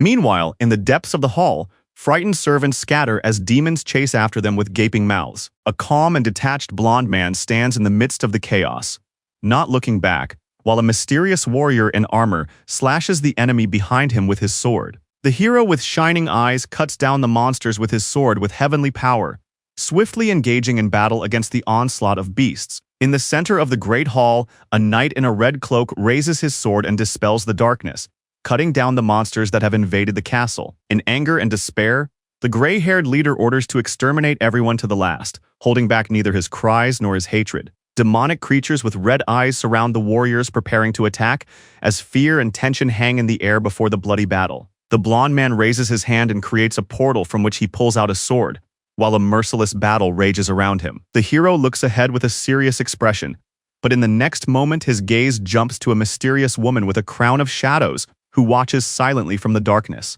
In the tense silence, the gray-haired knight, placing his sword against the hero's chest, orders an end to the conflict, and the blonde man responds with a quiet nod, silently accepting the new conditions. Gritting his teeth and barely holding back his emotions, he acknowledges his interlocutor's loyalty, but indignantly demands an explanation as to why he disregarded the safety of the royal family at the decisive moment. The gray-haired warrior, with determination in his eyes, challenges who he is to judge his loyalty, since only his queen has that right. The surprised knights around them cannot believe the conflict between allies, and someone quietly admits that perhaps the opponent is right. But the blonde man does not give up, and with pain in his eyes, he holds the blade with his fingers and begins to speak, knowing that he will have the last word. A moment later, a lightning strike forces the shadow enemy to jump back as a sword of light bursts forth from the glow. The young king calmly but authoritatively emphasizes that he has the right to question and decide, but punishment is the queen's prerogative, and orders him to remember his place. In response, the old man, clenching his fist, insists that the queen is upset and unable to think clearly, and therefore he, as the next in line after the prime minister's death, is taking power upon himself. The gazes of the two powerful men meet in oppressive silence, while the older man, restraining his emotions, mutters to himself. The gloomy sky above the capital seems infected with dark energy, and in the shadows, where witchcraft stirs the air, creatures with burning eyes appear, and now immediate intervention is needed. A surprised voice escapes the lips of the gray-haired knight as he asks if his opponent is sure, and the blonde replies that the king knight never lies. Staring intently ahead, the older warrior asks for the help he needs, and the blonde man asks to be given command of the soldiers. In the darkness of the throne room, a mysterious woman declares that she gives him not only power, but also permission to destroy all who carry evil within themselves. Standing before the shining throne, the young man accepts blame for past mistakes, promising that the king will repair everything that has been destroyed. In the central square of Spur Castle, a large crowd gathers around a burning fire, awaiting a big announcement. With anxiety on their faces, the townspeople listen as a voice from the podium announces that he has received absolute power in the kingdom of Spur, and Leon, with a serious expression, solemnly proclaims himself king, that is, Leon Dragon Lionheart. He announced that there were demons among those present, and hinted that their goal was to sow chaos and facilitate foreign invasion.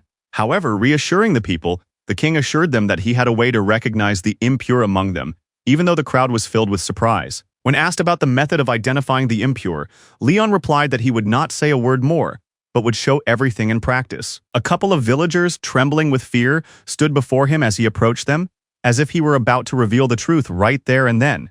Suddenly, one of the spectators points his finger and shouts that he sees an unclean person and an ordinary person, thus confirming that the test has already begun. The gleam of his blue eye pierces the silence, and he sternly orders the man to prove his purity. The two stand before the flames that burst into the sky and look confused as they are ordered to prove their innocence by throwing themselves into the fire.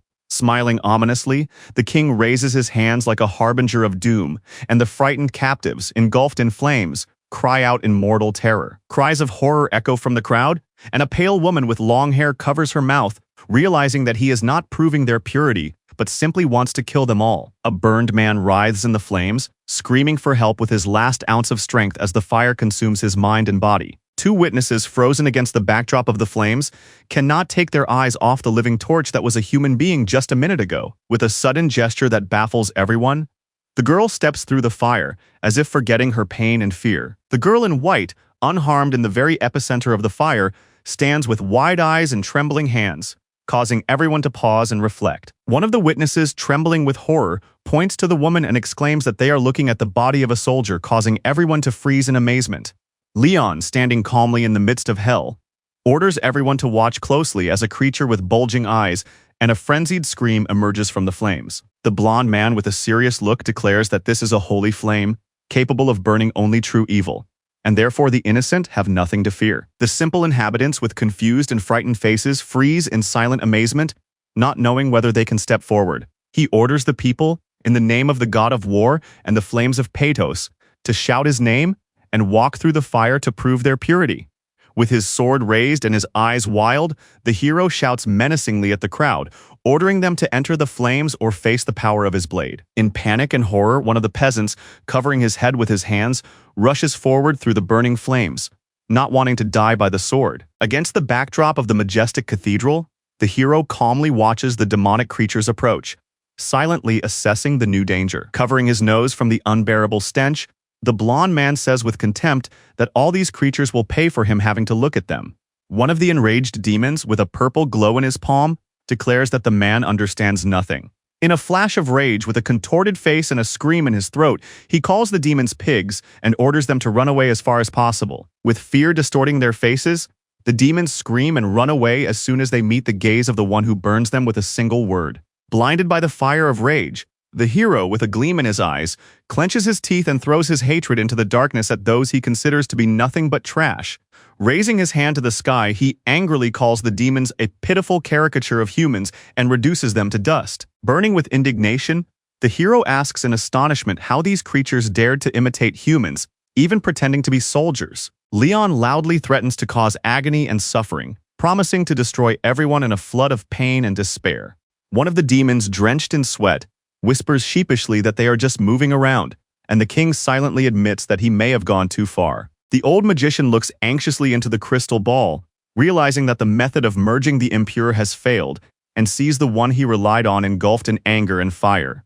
Explosively shouting orders to scream even louder, the magic sphere itself plunges into a frenzied mania because only the agony of enemies, in its opinion, can please the king. Looking at the echoes of cruel torture, the sphere mutters that this bastard is still a sadist to the core. In front of the kingdom's inhabitants, Leon solemnly shows the defeated demon, urging them not to be afraid because now they have real protection. Standing with a cold gaze, the young man reminds everyone that evil cannot harm him. In the crowd of anxious people, the demon devours fear with a hoarse laugh, feeding on dirty emotions. Filled with sinister energy, The demon explodes with a frenzied aura, cursing everyone around and promising an end in the burning rays of darkness. His agony is interrupted by a sharp blow to the jaw, his contorted face distorted even more by pain and punishment. The young man points his raised hand at the bound demon, proclaiming that it is creatures like this that sow temptation and fear and destroy human will. The stunned villagers listen as the truth is revealed to them.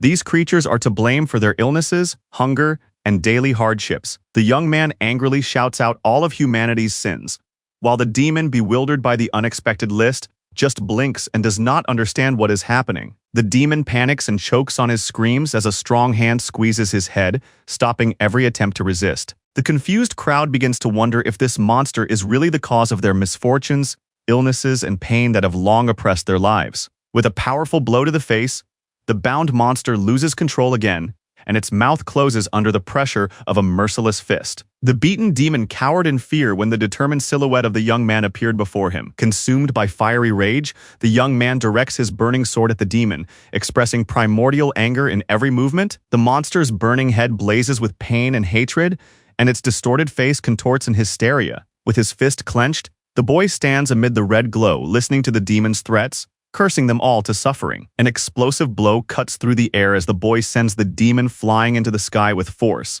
silencing him. In a dark prison behind bars sits the next prisoner, the demon Baltus, with a crazy smile and a gleam of impatience in his eyes. Confessing his sins, he recalls the years when he tormented people and realizes for the first time that his end will be miserable and inglorious. The robot suddenly appears at the bars, and the demon realizes with fear that this silence is only the beginning. The demon tenses up sharply, freezing with an expression of anxiety and confusion on his face. The prisoner recoils in horror, not believing his eyes and wondering what the robot is doing in this dungeon. In a cold, mechanical voice, the robot approaches the bars and demands information, emitting a red light from its eyes. The demon laughs wildly, dismissively rejecting the order and shouting that he belongs to no one and will obey no one. The robot records the refusal to cooperate on the part of prisoner number 14, who looks out from behind the bars in panic, clinging to the metal bars. Accompanied by light and energy, armed guards in armor march confidently into the cell. The prisoner falls to his knees in horror, realizing that the approach of these knights brings punishment for his audacious disobedience. A proud confession of readiness to die for God echoes from the prison cell, while the demon's eyes burn with determination. But in an instant, his proud posture is replaced by cold sweat and nervous tremors as silence becomes the answer to his challenge. Looking back, he sees a knight with a metal face carrying a huge bucket with unknown contents. Filling the air with an uneasy premonition, the knight solemnly announces that the barrel contains water with a 15% content of holy water, which glows with a soft light. As soon as the crystal-clear vapor rises, the goblin's body shudders in pain, and his eyes radiate horror. Seeing it, the monster freezes, and the robot hints that the conclusions are obvious. Sir solemnly proclaims that holy water will reveal the truth, and the bucket begins to glow with a fiery light, heightening the tension. A scream of horror escapes from the creature's gaping mouth as the sacred light suddenly envelops its throat and tightens like a noose. The demon lunges forward with a fierce cry, trying to destroy the bucket that threatens to expose it. Looking up from below, the demon screams, realizing that he is trapped with no chance of escape. His face contorted with horror and pain, the demon screams in shame and humiliation as the water finally destroys his demonic dignity. Drenched in water and overcome with shame, the red demon rages with all his might, proclaiming himself to be a demon of pleasure named Baltaz. The tank splashes the demon with holy water, but instead of cooperating, he explodes with indignation and screams. The machine's eyes light up red, causing panic all around. The knights look at each other in confusion, listening to the pleas for help and the words that the target is not cooperating. The frightened prisoner confesses that he knows nothing, but the robot states that he refuses to cooperate. Sir Tank announces that more than 30,000 pieces of information have been extracted from prisoner number 14, and the demon himself turns pale, gasping for breath. The robot compares the data obtained with the norm, hinting at something hidden, and the prisoner sweats nervously upon hearing this above the cauldron. The creature with wide-open eyes turns around in panic, mentally indignant that his interrogator is a real psychopath, and screams in despair, not understanding why he should know what others said. Barely holding back a nervous breakdown, the captive listens in horror as the soulless voice of the machine talks about the lack of information and problems with retention, causing him real shock and panic. Clenching his fists, the monster stands silently before those present, confused and frightened, with an expression of complete incomprehension and anxiety in his eyes. He glows with hope, beads of sweat on his face, asking what the robot meant, as if he heard a hint of salvation. Sir Tank reports that the information text is complete and all 32 parts have been compiled, with a match of about 89%. With a restrained smile, he notes that this can be considered a reasonable truth, and Leon praises Sir Spinner for his work. Relaxedly sipping wine, the young man quietly enjoys its taste, smiling slightly with pleasure. When asked what he did with the demons after receiving the information, Spinner calmly replies that he eliminated them in 14 seconds with an average sound level of 127 decibels. Raising his glass, he squints with pleasure and whispers to himself that the aroma and taste are truly exquisite.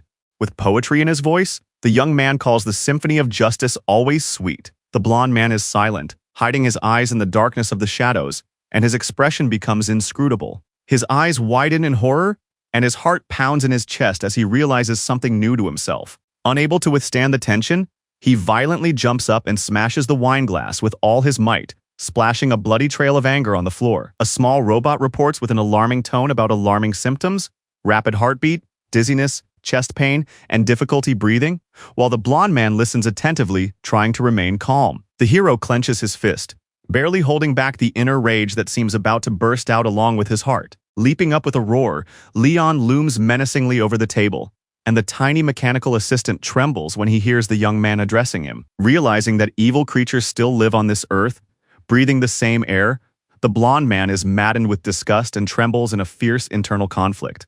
When asked how to proceed, the robot states without hesitation that the cause must be eliminated as soon as possible, hinting at a decisive and ruthless plan. Smiling maliciously, the blonde man cracks his knuckles and exclaims with enthusiasm that it is a brilliant idea, then orders his robot to eliminate the cause of the problem. Without a moment's hesitation, Leon and his faithful mechanical partner break the glass and leap out of the building, demonstrating their superhuman endurance. In the air, against the backdrop of the starry sky, the robot flies after its master, because like King Leon, the creature knows no fatigue and is always ready for action. Landing with a burst of energy, Leon punches the ground with such force that stones fly in all directions, as if thunder had struck from the sky. His boots tear up pieces of asphalt, and his every movement is the embodiment of determination and strength on the eve of a great battle. With a fierce look and a battle cry, he rushes forward, and the robot follows him with a glow as Leon announces the start of a night raid on the city. In the middle of a dead field,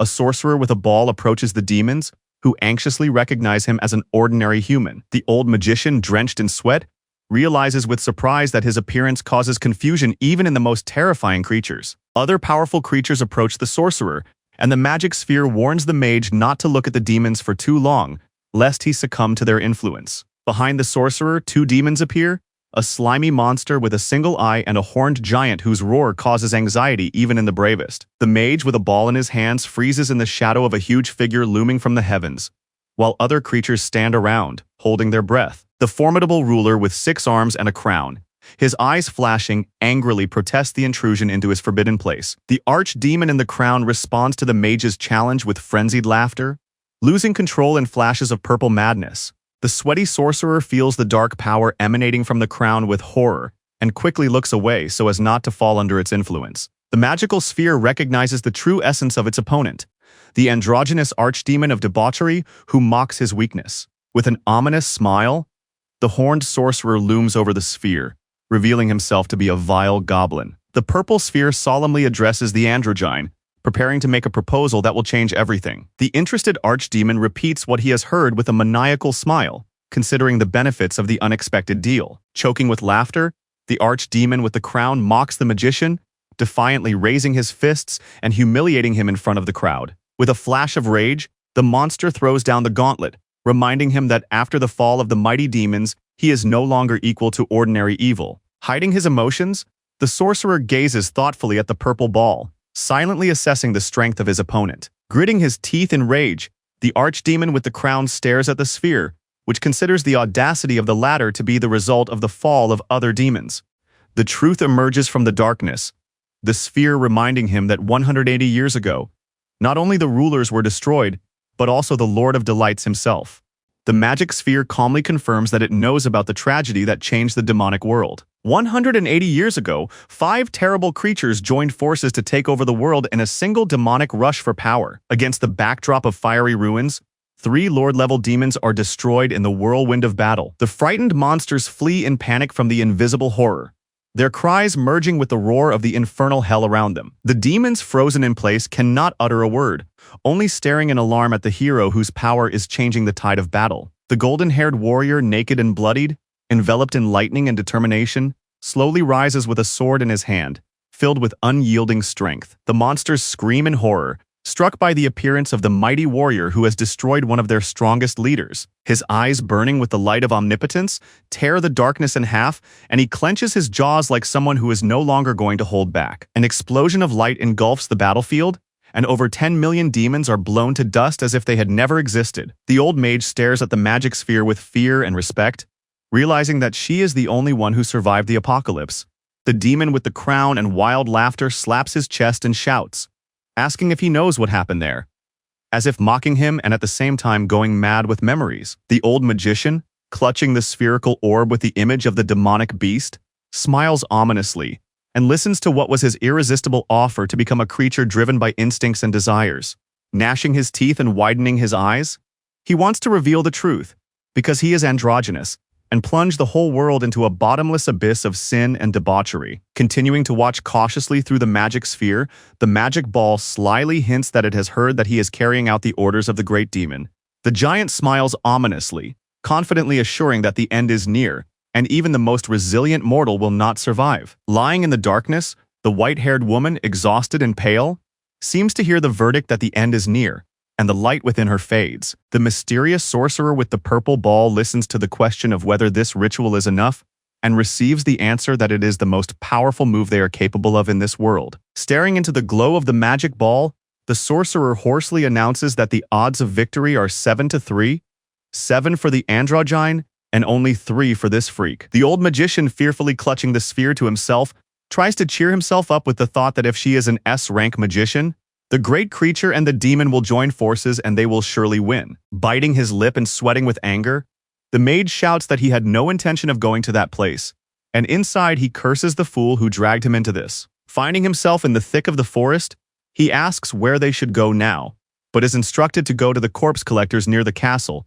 to strengthen his forces. Gazing gloomily into the thicket, the mage with the purple sphere in his hands agrees, knowing that those collectors have enough power for a powerful attack. The armored warrior asks the mage in surprise if he meant these creatures, not believing his own eyes.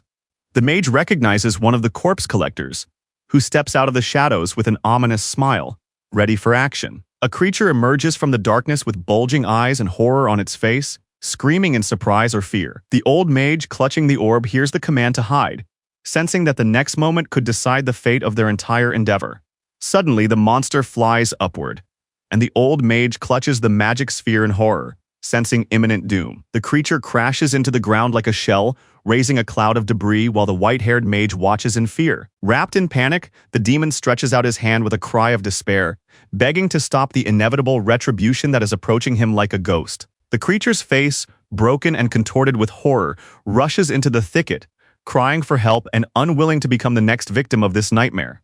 Paralyzed with fear, the old man presses the magic ball to his chest, listening to the screams, and freezes in silent horror, staring ahead. The old man, with frightened eyes and sticky sweat on his forehead, freezes at the voice from the darkness asking about the completion of the cleanup. In the middle of the forest, pierced by lasers, barefoot Leon calmly walks past the bound enemies, silently noting that there are survivors left in the group. The blond man's cold gaze pierces the night as he concludes that the captive was looking at someone before he died. So there are still those who need to be destroyed. Trembling with fear, the old man with a glowing orb in his hands looks at the bare foot that suddenly appeared in front of him and decides to activate his invisibility. The gray-haired sorcerer, nervously clutching the orb, asks what to do next, wondering why they didn't hear anything suspicious on the way here. The orb explains that thanks to the sacred power of the Knight of the Holy Grail, his movements were inaudible even to those who could hear the hooves of horses. The knight thinks coldly, because something about this seems too strange to him, and the magic sphere guesses that the young man has destroyed all the demons in the forest and does not hide his suspicion. When Leon suddenly senses the presence of an outside energy, the magician is overcome with panic, and his gaze instantly sharpens. The young man rapidly approaches the sorcerer, almost touching his face, and in complete silence conveys his threat without words. Bending down, the knight looks closely and quietly says that he senses something very close, causing the mage to break out in a cold sweat. At Kiruk's exclamation, the young man turns sharply, and the frightened magician behind him breathes heavily. The robot reports the coordinates for the sweep, and the young man confidently concludes that the hunt is not over yet. Looking around, Leon silently surveys everything once more and decides it's time to move on. The old mage watches with concern as the young man silently disappears into the darkness, leaving only tension behind. Breathing a sigh of relief, the sorcerer sits down on the ground, admitting to himself that he was sure of his own death. Moonlight glides across the facade of the house, behind whose windows silence reigns, as if the world has held its breath after a stormy night. In a warm room filled with steam, there is a wooden barrel with clean water and a towel hanging softly over the edge. Standing naked to the waist in front of the window, the hero gazes at the starry sky, holding the towel over his shoulder as if searching for answers after a difficult battle. The anxious young man, observing the lights in the evening darkness, realizes that he is facing demons of debauchery and pleasure, creatures that feed on terrible lust. His wary gaze and brief silence betray his inner anxiety, for this concentration of demonic lust seems extremely strange to him. Recalling the giant gates from which a dark, cursed city rises, he wonders why so many demons of lust have gathered here. Seeing the invasion of high-level demons, the hero clenches his fist and pierces the darkness with his gaze, realizing that such a concentration of evil is only possible in the presence of an archdemon. Lost in his own thoughts, the hero bows his head and, as if sensing something invisible, clutches his clothes in his hand, wondering what is the cause of all this horror. Standing by the window barefoot and half-naked, he inhales the piercing smell of blood rushing in from the night, and his eyes widen with a sense of foreboding. The blond man looks around anxiously, realizing that he did not sense the approach of the guest, who, with a gentle smile and her fingers near his neck, whispers that he must be tired. The mysterious woman with a crown and white hair gently reproaches him for not resting at all, and the young man silently lowers his gaze, immersed in his own thoughts. Her barely noticeable smile with a purple gleam in her eyes speaks louder than words. The room, bathed in purple light, welcomes the mysterious woman with a crown, who calmly addresses the young man. Hearing an unexpected assumption, the young man stares intently into the distance in the rays of dawn, realizing that his real name is no longer a secret. Closing his eyes, he delves into the depths of his own thoughts, where silence cuts through a single realization, and that is beauty. Picking up his clothes, he thinks about the woman whose presence attracts and divides, like a temptation that breeds chaos. Standing before her in tense silence, he warns of her danger, for her charm leads to an abyss from which there is no return. Beautiful and confident, she gracefully introduces herself as Beatrice Alighieri Sparrow, queen of this small kingdom, smiling seductively. Touching her hand, he respectfully gives his name as Leon Draconius Lionheart, acknowledging himself as the heir to a great name. Squinting in surprise, he realizes that this woman was the first to see his true essence, which even those closest to him had failed to notice. Smiling playfully and placing her hand on her heart, Beatrice asks him not to be too cautious, as if wanting to dispel the tension. She jokingly explains that she just wanted to say hello to the kingdom's benefactor, forcing Leon to silently assess her motives. Looking at her with cold restraint, Leon states bluntly that this is not the best time for a lady to visit his room. With a gentle smile and a gaze full of shadows and silence, Beatrice puts her hand to her chest, hiding the truth behind a veil of mystery. Crossing her arms over her chest and bowing her head slightly, Beatrice anxiously admits that she is being watched. Hearing her words, Leon suspiciously exclaims whether it is another queen, but she only silently averts her gaze, as if avoiding an answer. Against the backdrop of the formidable general and his knights, Beatrice confesses that she is under guard, like a captive in her own kingdom. Leon looks around in surprise, unable to believe that the general he knew is capable of such betrayal and harsh disobedience. Grabbing Leon's hand, she says anxiously that she has very little time and must convey an important request from His Majesty. With a tense silence in his eyes, Leon bows his head and assures her that he will listen to everything she has to say. In a calm but determined voice, she asks him to destroy the general and all his knights. Looking him straight in the eye, Beatrice promises to give him the entire kingdom if he carries out her order to the end. As they stand together in a spellbound circle of silence and sparkling magic, the boy remains silent, stunned by her words. Moving closer, she whispers in his ear a request to explore the dungeons of the royal castle, hinting at something hidden. Touching his chest and looking into his eyes, the queen admits that the general is hiding something, And that is where the truth awaits to be revealed. Without wasting any time, the general runs forward with determination, his red cloak fluttering behind him, his face full of unbreakable stubbornness and anger. The young man freezes when he hears a sudden address to him, and the girl instantly becomes alert. At that moment, a gray-haired military commander appears in front of the massive door with his guards and apologizes for disturbing them in the middle of the night, but firmly states that they will open the gate. Seeing the young man, the old commander stops and shock and anxiety cut across his wrinkled face. The blond man stands calmly in the center of the room, bare to the waist, as if his very presence fills the space with cold and power that makes the air tremble. As their eyes meet, the young man sharply accuses the guests of disrespect, and the old man admits his rudeness, explaining that the nighttime intrusion is due to a threatening emergency. The hero stands confidently before the gray-haired man, without saying a word, while the elder, overcome with shock, barely utters a surprised sigh. Looking calm and serious, the gray-haired man says that he has already met with Her Majesty, the Queen, to which his interlocutor immediately reacts with surprise and caution. The blond man notes that no one was surprised by the Queen's nighttime stroll, which raises the question of who he really is. Calmly, but with bitter irony, the young man remarks that at a time when demons are roaming the country, the guards allow themselves to disturb the peace of the royal family. When the old man assures him that demons do not attack at night, the young man, with a cold gaze, unhesitatingly calls it a lie, instantly piercing through the falsehood. Returning to thoughts of the night attack, the old man asks doubtfully why demons invade at night, admitting that he is not so foolish as to not notice this. Reflecting on the old man's strange confidence, the young man sarcastically remarks that such a fool would never have become a general unless he had been persuaded to do so. In silent tension, illuminated by moonlight, the two men stand facing each other in the shadowy hall, and the silence between them speaks louder than any words. Apologizing slightly for his nighttime intrusion, the young man in the unbuttoned shirt coldly watches the general, who, maintaining visible restraint, orders him to return. The young man, barely containing his emotions, quietly utters the Queen's name, as if seeking an explanation for the unfolding events in this memory. He states outright that the Queen herself told him about her imprisonment, causing the general to freeze in tense silence before the guards. The general, instantly focusing, abruptly cuts off the conversation, stating that this is not a topic for outsiders, trying to hide the truth behind a mask of authority. The door slams shut in front of him, as if someone is silently trying to hide a secret. Folding his arms across his chest, the young man looks suspiciously into the void and thinks that the general is behaving too strangely, as if trying to hide something. Remembering the blonde girl's alarming words, he realizes that the answer lies deeper, and he firmly decides to explore the basement to find out the truth. The little knight bursts through the window when he hears his name being called. The hero instructs the robot to conduct an urgent inspection, and the robot, though puzzled, accepts the task.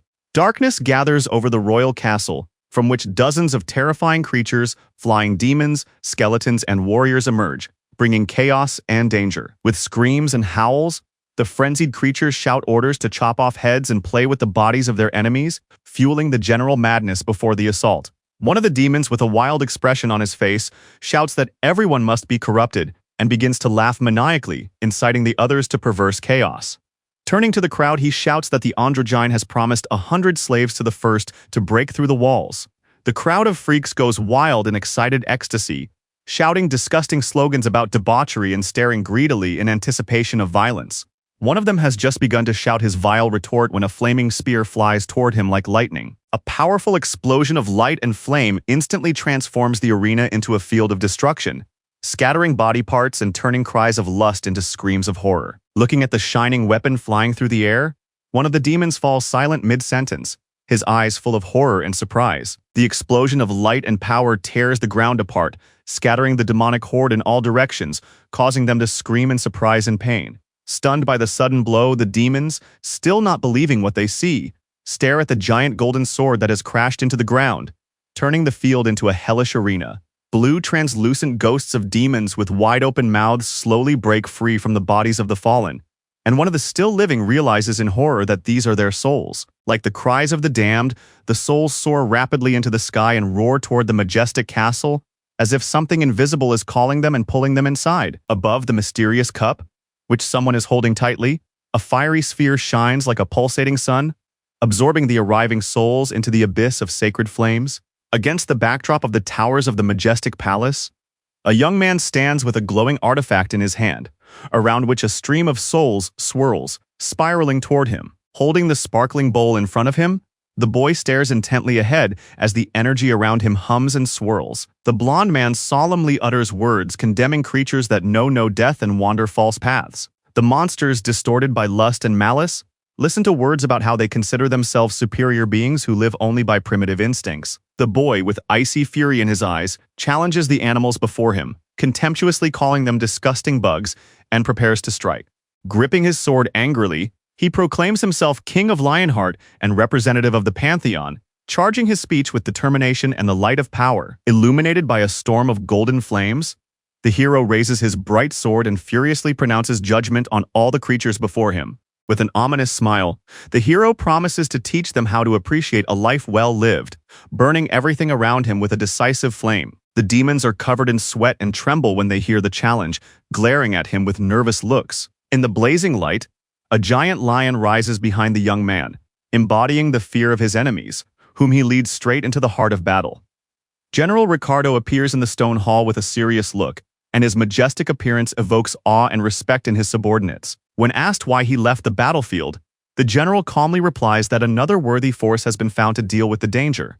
With a hint of concern, the general admits that the reason for the delay is the seal, which should be working properly but is clearly malfunctioning. A huge machine hovers next to the general while he confirms his presence, but notes that it is still not there. A trio in combat gear appears in the dark passageway, and the general reassures them with confidence, assuring them that they only have to wait a little longer. Looking at the curtain behind which the queen is probably resting, the gray-haired general solemnly declares that centuries of hard work are about to come to an end. In complete silence, he concentrates on pulling back the curtain and looks inside with cold determination in his eyes, while the air around him freezes. In response, the machine with a red light and as yet incomprehensible silence emits an alarming cry, causing everyone to freeze in anticipation of the next step. A bloody sunset envelops the field of death, where a dead silence reigns among broken swords and burned bodies after a devastating battle. Exhausted demons with bound hands stagger through the desert, meekly accepting their fate amid dust, ropes, and despair. A cry from the chain of prisoners suddenly pierces the air, causing the knight to turn around with alarm and a muffled curse. Leaning over the invisible body, the knight froze in surprise and said that they needed to be more careful. His eyes widen in shock as the thought flashes through his mind that all this is still going on. The chained girl with pale hair raises her tearful gaze and begs the hunter for liberation with hope. Her lips curve into a sly smile, and her voice fills with temptation as she promises to offer something unusually pleasant. The young man's face flashes with panic when he suddenly feels a powerful wave of foreign magic piercing the space around him. The demoness's smile freezes as the hunter's fingers reach out to her with cold determination. A blue system window flashes in the air, activating protection against corruption and saving the hunter from the spell's influence. The one-eyed monster blushes and blinks in surprise, watching in disappointment as the spell of seduction loses its power. With a cry of indignation, the knight lunges forward and swings his sword at the demoness's face, unleashing all his anger upon her. Her huge eye widens in shock, and her cheek instantly reddens from the painful and unexpected blow. Stunned by defeat, the demon girl, with mocking despair, cannot believe that a mortal has managed to resist her temptation. The knight wipes the sweat from his forehead, realizing that he has just barely escaped the influence of a treacherous demonic spell. The demoness looks away in shock, and the knight turns toward the sounds ahead, in a menacing silence against the backdrop of a bloody sky. A rider on a white horse appears, causing everyone to freeze in tense surprise. The blond man with a cold gaze clenches his fist, boiling with rage at the insolent contempt directed at him. The knight and the one-eyed creature remain silent, confused, under the gaze of one whose fury does not bode well. In despair, the knight points sharply at the culprit, shouting accusations while the captured demon trembles with fear. The blond man, trembling with anger and shock, clenches his fists and quietly asks how this degenerate dared to do such a thing. His voice grows stronger as he contemptuously accuses the creature of trying to seduce his soldier with her disgusting body, while the frightened captive only whispers apologies. But the apology comes too late, and the crack of the blow rings louder than any words, drowned out only by the victim's scream as he flies into the air in pain. In a burst of rage, the horseman rains blows down on the prisoner, shouting that he has no right to even speak, and threatening that this is only the beginning. The pale prisoners tremble with fear when one of them, clenching his fists in despair, whispers that this knight is more terrifying than the king of demons himself. In the evening light, under the gaze of the crowd, A majestic procession led by the horsemen leads the demons in chains through the city, as if in a triumphal march. Next to the horseman walks his companion, who asks in surprise about the strangeness of this triumphal procession. Among the row of bound captive demons, a phrase about a great victory is heard, which finds no response in the indifferent faces of the crowd. The focused and alert dark-haired companion shares his opinion that even weak demons have the power to corrupt people and lead them astray from the righteous path. Against the backdrop of the gloomy city walls with the captive in the foreground, the bitter truth about the endless war with monsters is heard, which leaves most people indifferent and inspires only a few of the elite. Leon explains that the essence of this struggle lies in the war against the Demon King himself, trying to give at least a drop of meaning to this horror. The blonde man with a cold gaze orders the demons to be executed so that the townspeople can feel the satisfaction of destroying these disgusting creatures. The frightened boy timidly agrees, realizing the threat he did not expect. Returning to the majestic palace under the dark sky, the hero solemnly acknowledges that at least they have won a great victory, even if it came at a great cost. The blonde man, with a barely noticeable smile, recalls that no one came to see him off. Neither friends nor relatives, only silence and a gloomy figure behind him. Above the castle, a ray of light shines through the window from inside, like a symbol of victory, while a voice confidently proclaims victory. Two guards stand at the gates of the cold fortress, immersed in a strange silence that makes them listen warily to every breath of air. One of the guards, suddenly alerted by a strange echo, looks back with a tense cry, not understanding what has disturbed the peaceful walls. With a rumbling echo, three young men confidently head for the gate, but someone calls out to them to stop. One of the guards, gathering the last of his courage, blocks their path and anxiously explains that they cannot enter. But the blonde man breaks down all barriers with one powerful kick, scattering the guards amid explosions and debris. Pausing only for a moment, he casts a piercing glance over his shoulder, and his blue eyes flash with an energy that deters any resistance. Clenching his fists, one of his companions asks for permission, and when he hears a short yes, he continues on, while the fallen guards lie scattered around him. In the dark dungeon, the three allies enter the chamber to carry out their plan. One of the men is confused and doubts the advisability of the attack, to which the gray-haired knight replies with a barely noticeable smile that sometimes it is better to just accept it. Hearing the alarming news, the surprised warrior shouts an order to leave immediately and check it out, baffling the rest of his companions. A creepy murmur makes everyone freeze, and the blonde man silently stares into the darkness, where something unknown is brewing. Impressive in its depth, the dungeon reveals a hidden hall to the heroes, where a mysterious, shining structure appears in the fog. Coming closer, the heroes see a luxurious bed in the middle of the cave, and, surprised by its appearance, one of them asks if it is really just a bed. The blonde man, with a serious expression on his face, suspects that this place is the secret the queen mentioned, while the other concludes that someone is clearly hiding something. The blonde man, unable to restrain his inner impulse, rushes forward decisively, saying that he must find out the truth, while the servants try to stop him in surprise. Pulling back the curtain, he stares at the body with silver hair, sleeping or unconscious on the bed. Seeing the king's determination, his companions freeze in shock and gasp in confusion, unable to comprehend what is happening. The bed glows with purple lights, the silver-haired girl lies motionless, and the air around her seems to have frozen. One of the men, as if spellbound, stares at the figure of unearthly beauty. Experienced warriors freeze in admiration, unable to take their eyes off the girl, whose beauty is as striking as a spell. The blonde man stands in front of the bed, and his warriors can no longer think clearly due to the spell. Calling for resistance, the golden-haired boy, enveloped in radiance, loudly orders them not to succumb to the evil energy, trying to save everyone.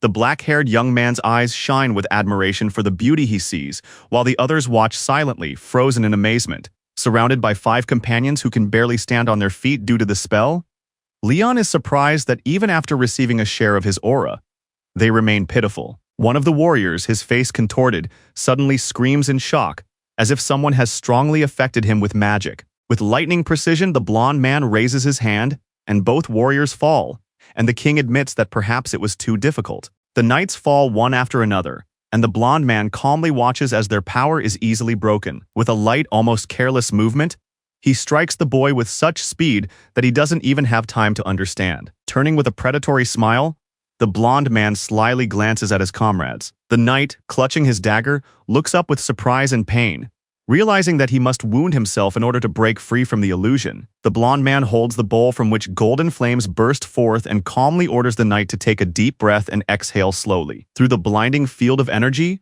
Leon says that the warrior must clear his mind. The old lord watches the events unfold with surprise, struck by the power and unexpected turn of what has just happened. A group of armed knights appears at the entrance with a roar, and their gray-haired leader speaks of the queen's betrayal, which he never believed. Holding the holy chalice, the blonde man looks into the eyes of the knight standing opposite him and asks if the queen is really capable of such betrayal. Smiling in the dark glow of the night, the hero calmly says that he was not enchanted by the queen. The knights, as if hypnotized, raise their weapons at the command of the gray-haired lord, and swords flash. In response, the old commander feverishly justifies himself, saying that he acted this way because he was used to it. But the young man immediately refutes his words. The queen sits in a magical frame in a purple glow, while the young man's voice explains that her magic is not a natural gift, but a curse that is impossible to get used to, and that he has already seen such power. In front of the young man, who coldly holds a glass and looks into the distance, a demoness with horns and a fiery body hovers in the air, and his voice calmly pronounces the name of the one behind this dark power. Lying in a half-sleep, the queen seems to be the embodiment of demonic temptation, driving all living creatures mad, turning desire into debauchery. Looking at the queen, he realizes with surprise that he does not feel from her the same depraved energy that his master, the Lord of Pleasure, so despises. The gloomy old man stares silently ahead, pondering what he has seen and preparing to express an important thought. Holding a glowing bowl, the man asks about his health with a serious look, while carefully releasing the power hidden inside. The petal falls into the bowl, raising golden waves of light, as if initiating a ritual of power. Surrounded by a storm of purple energy, a young man with a cup in his hand invokes the majestic deity of dreams and death, immersing the space in magic. With his eyes closed, as if in prayer, he bows his head before the creature, awaiting its will with dignity and unwavering determination. A girl with white hair, enveloped in shining streams of energy, admits with a sly smile that she likes this dark power. The knight with scars and gray hair on his face, seeing the goddess, freezes in shock, for before him stands the ruler of the lion's heart, the patroness of Ariana. The majestic figure of the goddess in purple waves appears at the call, holding a magic staff and looking down at her lord. Enveloped in purple lightning, the divine figure with a lantern in her hand majestically descends before the knight, radiating the power of sleep and death. Standing with his hand on his chest, the young man bows his head intently and greets Phil, the deity of dreams and death. Smiling with slight satisfaction, she recognizes the knight as worthy, calling him through the darkness the lord of a fierce and unyielding lion's heart.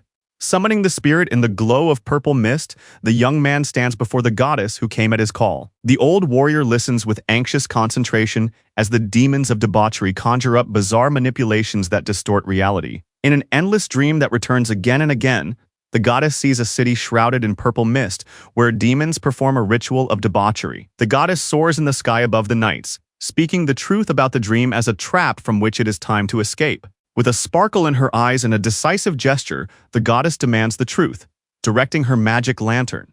The lantern, illuminated by purple lightning, releases a powerful pulse of light capable of breaking the spell. A crack appears on the young man's face as the goddess's light breaks the spell, releasing the truth. Darkness descends upon the city as evil awakens in the depths of the towers under the veil of night magic. The warrior watches with wide eyes as the fragile shell of the world shatters around him, and the truth breaks through the fragments. An ominous eye, red-hot, burns in the darkness of the skull, releasing a gaze that pierces with fear. From the depths of the blue flame emerges a warrior clad in ancient armor, with a magical crystal burning on his chest that preserves his power. Burning with bones and eyes, the Knight of Death is resurrected in the fire, and behind him emerges a skeleton with a weapon in its hand. Surrounded by magical flames, the goddess stands before everyone, and Leon finally understands why he did not feel a real threat from the very beginning. With a glint of realization in his eyes, the young man looks ahead, understanding that this energy is capable of creating a new reality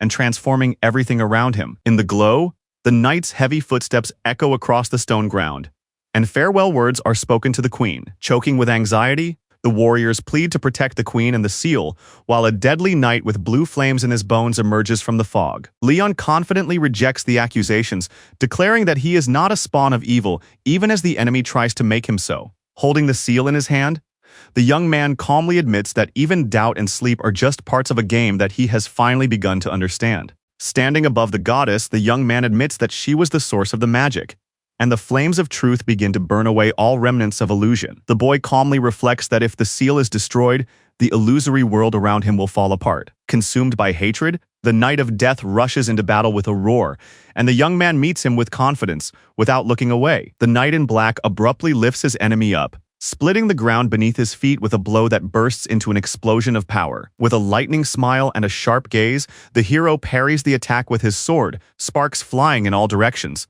enveloping him in flames. The majestic warrior emerges from the dark vortex right in front of the hero, preparing to strike with fury burning in his eyes. The blond man's face is tense as he struggles to hold back the blow of a huge axe that breaks his sword and makes his teeth clench with rage and pain. The Dark Knight's red cloak billows in the air as he swings his shining sword down, piercing the ground and knocking his enemies back with a powerful burst of force. The unbreakable blonde steps forward with a clenched fist and declares that this battle is a fair one-on-one duel, demanding that the rules be followed.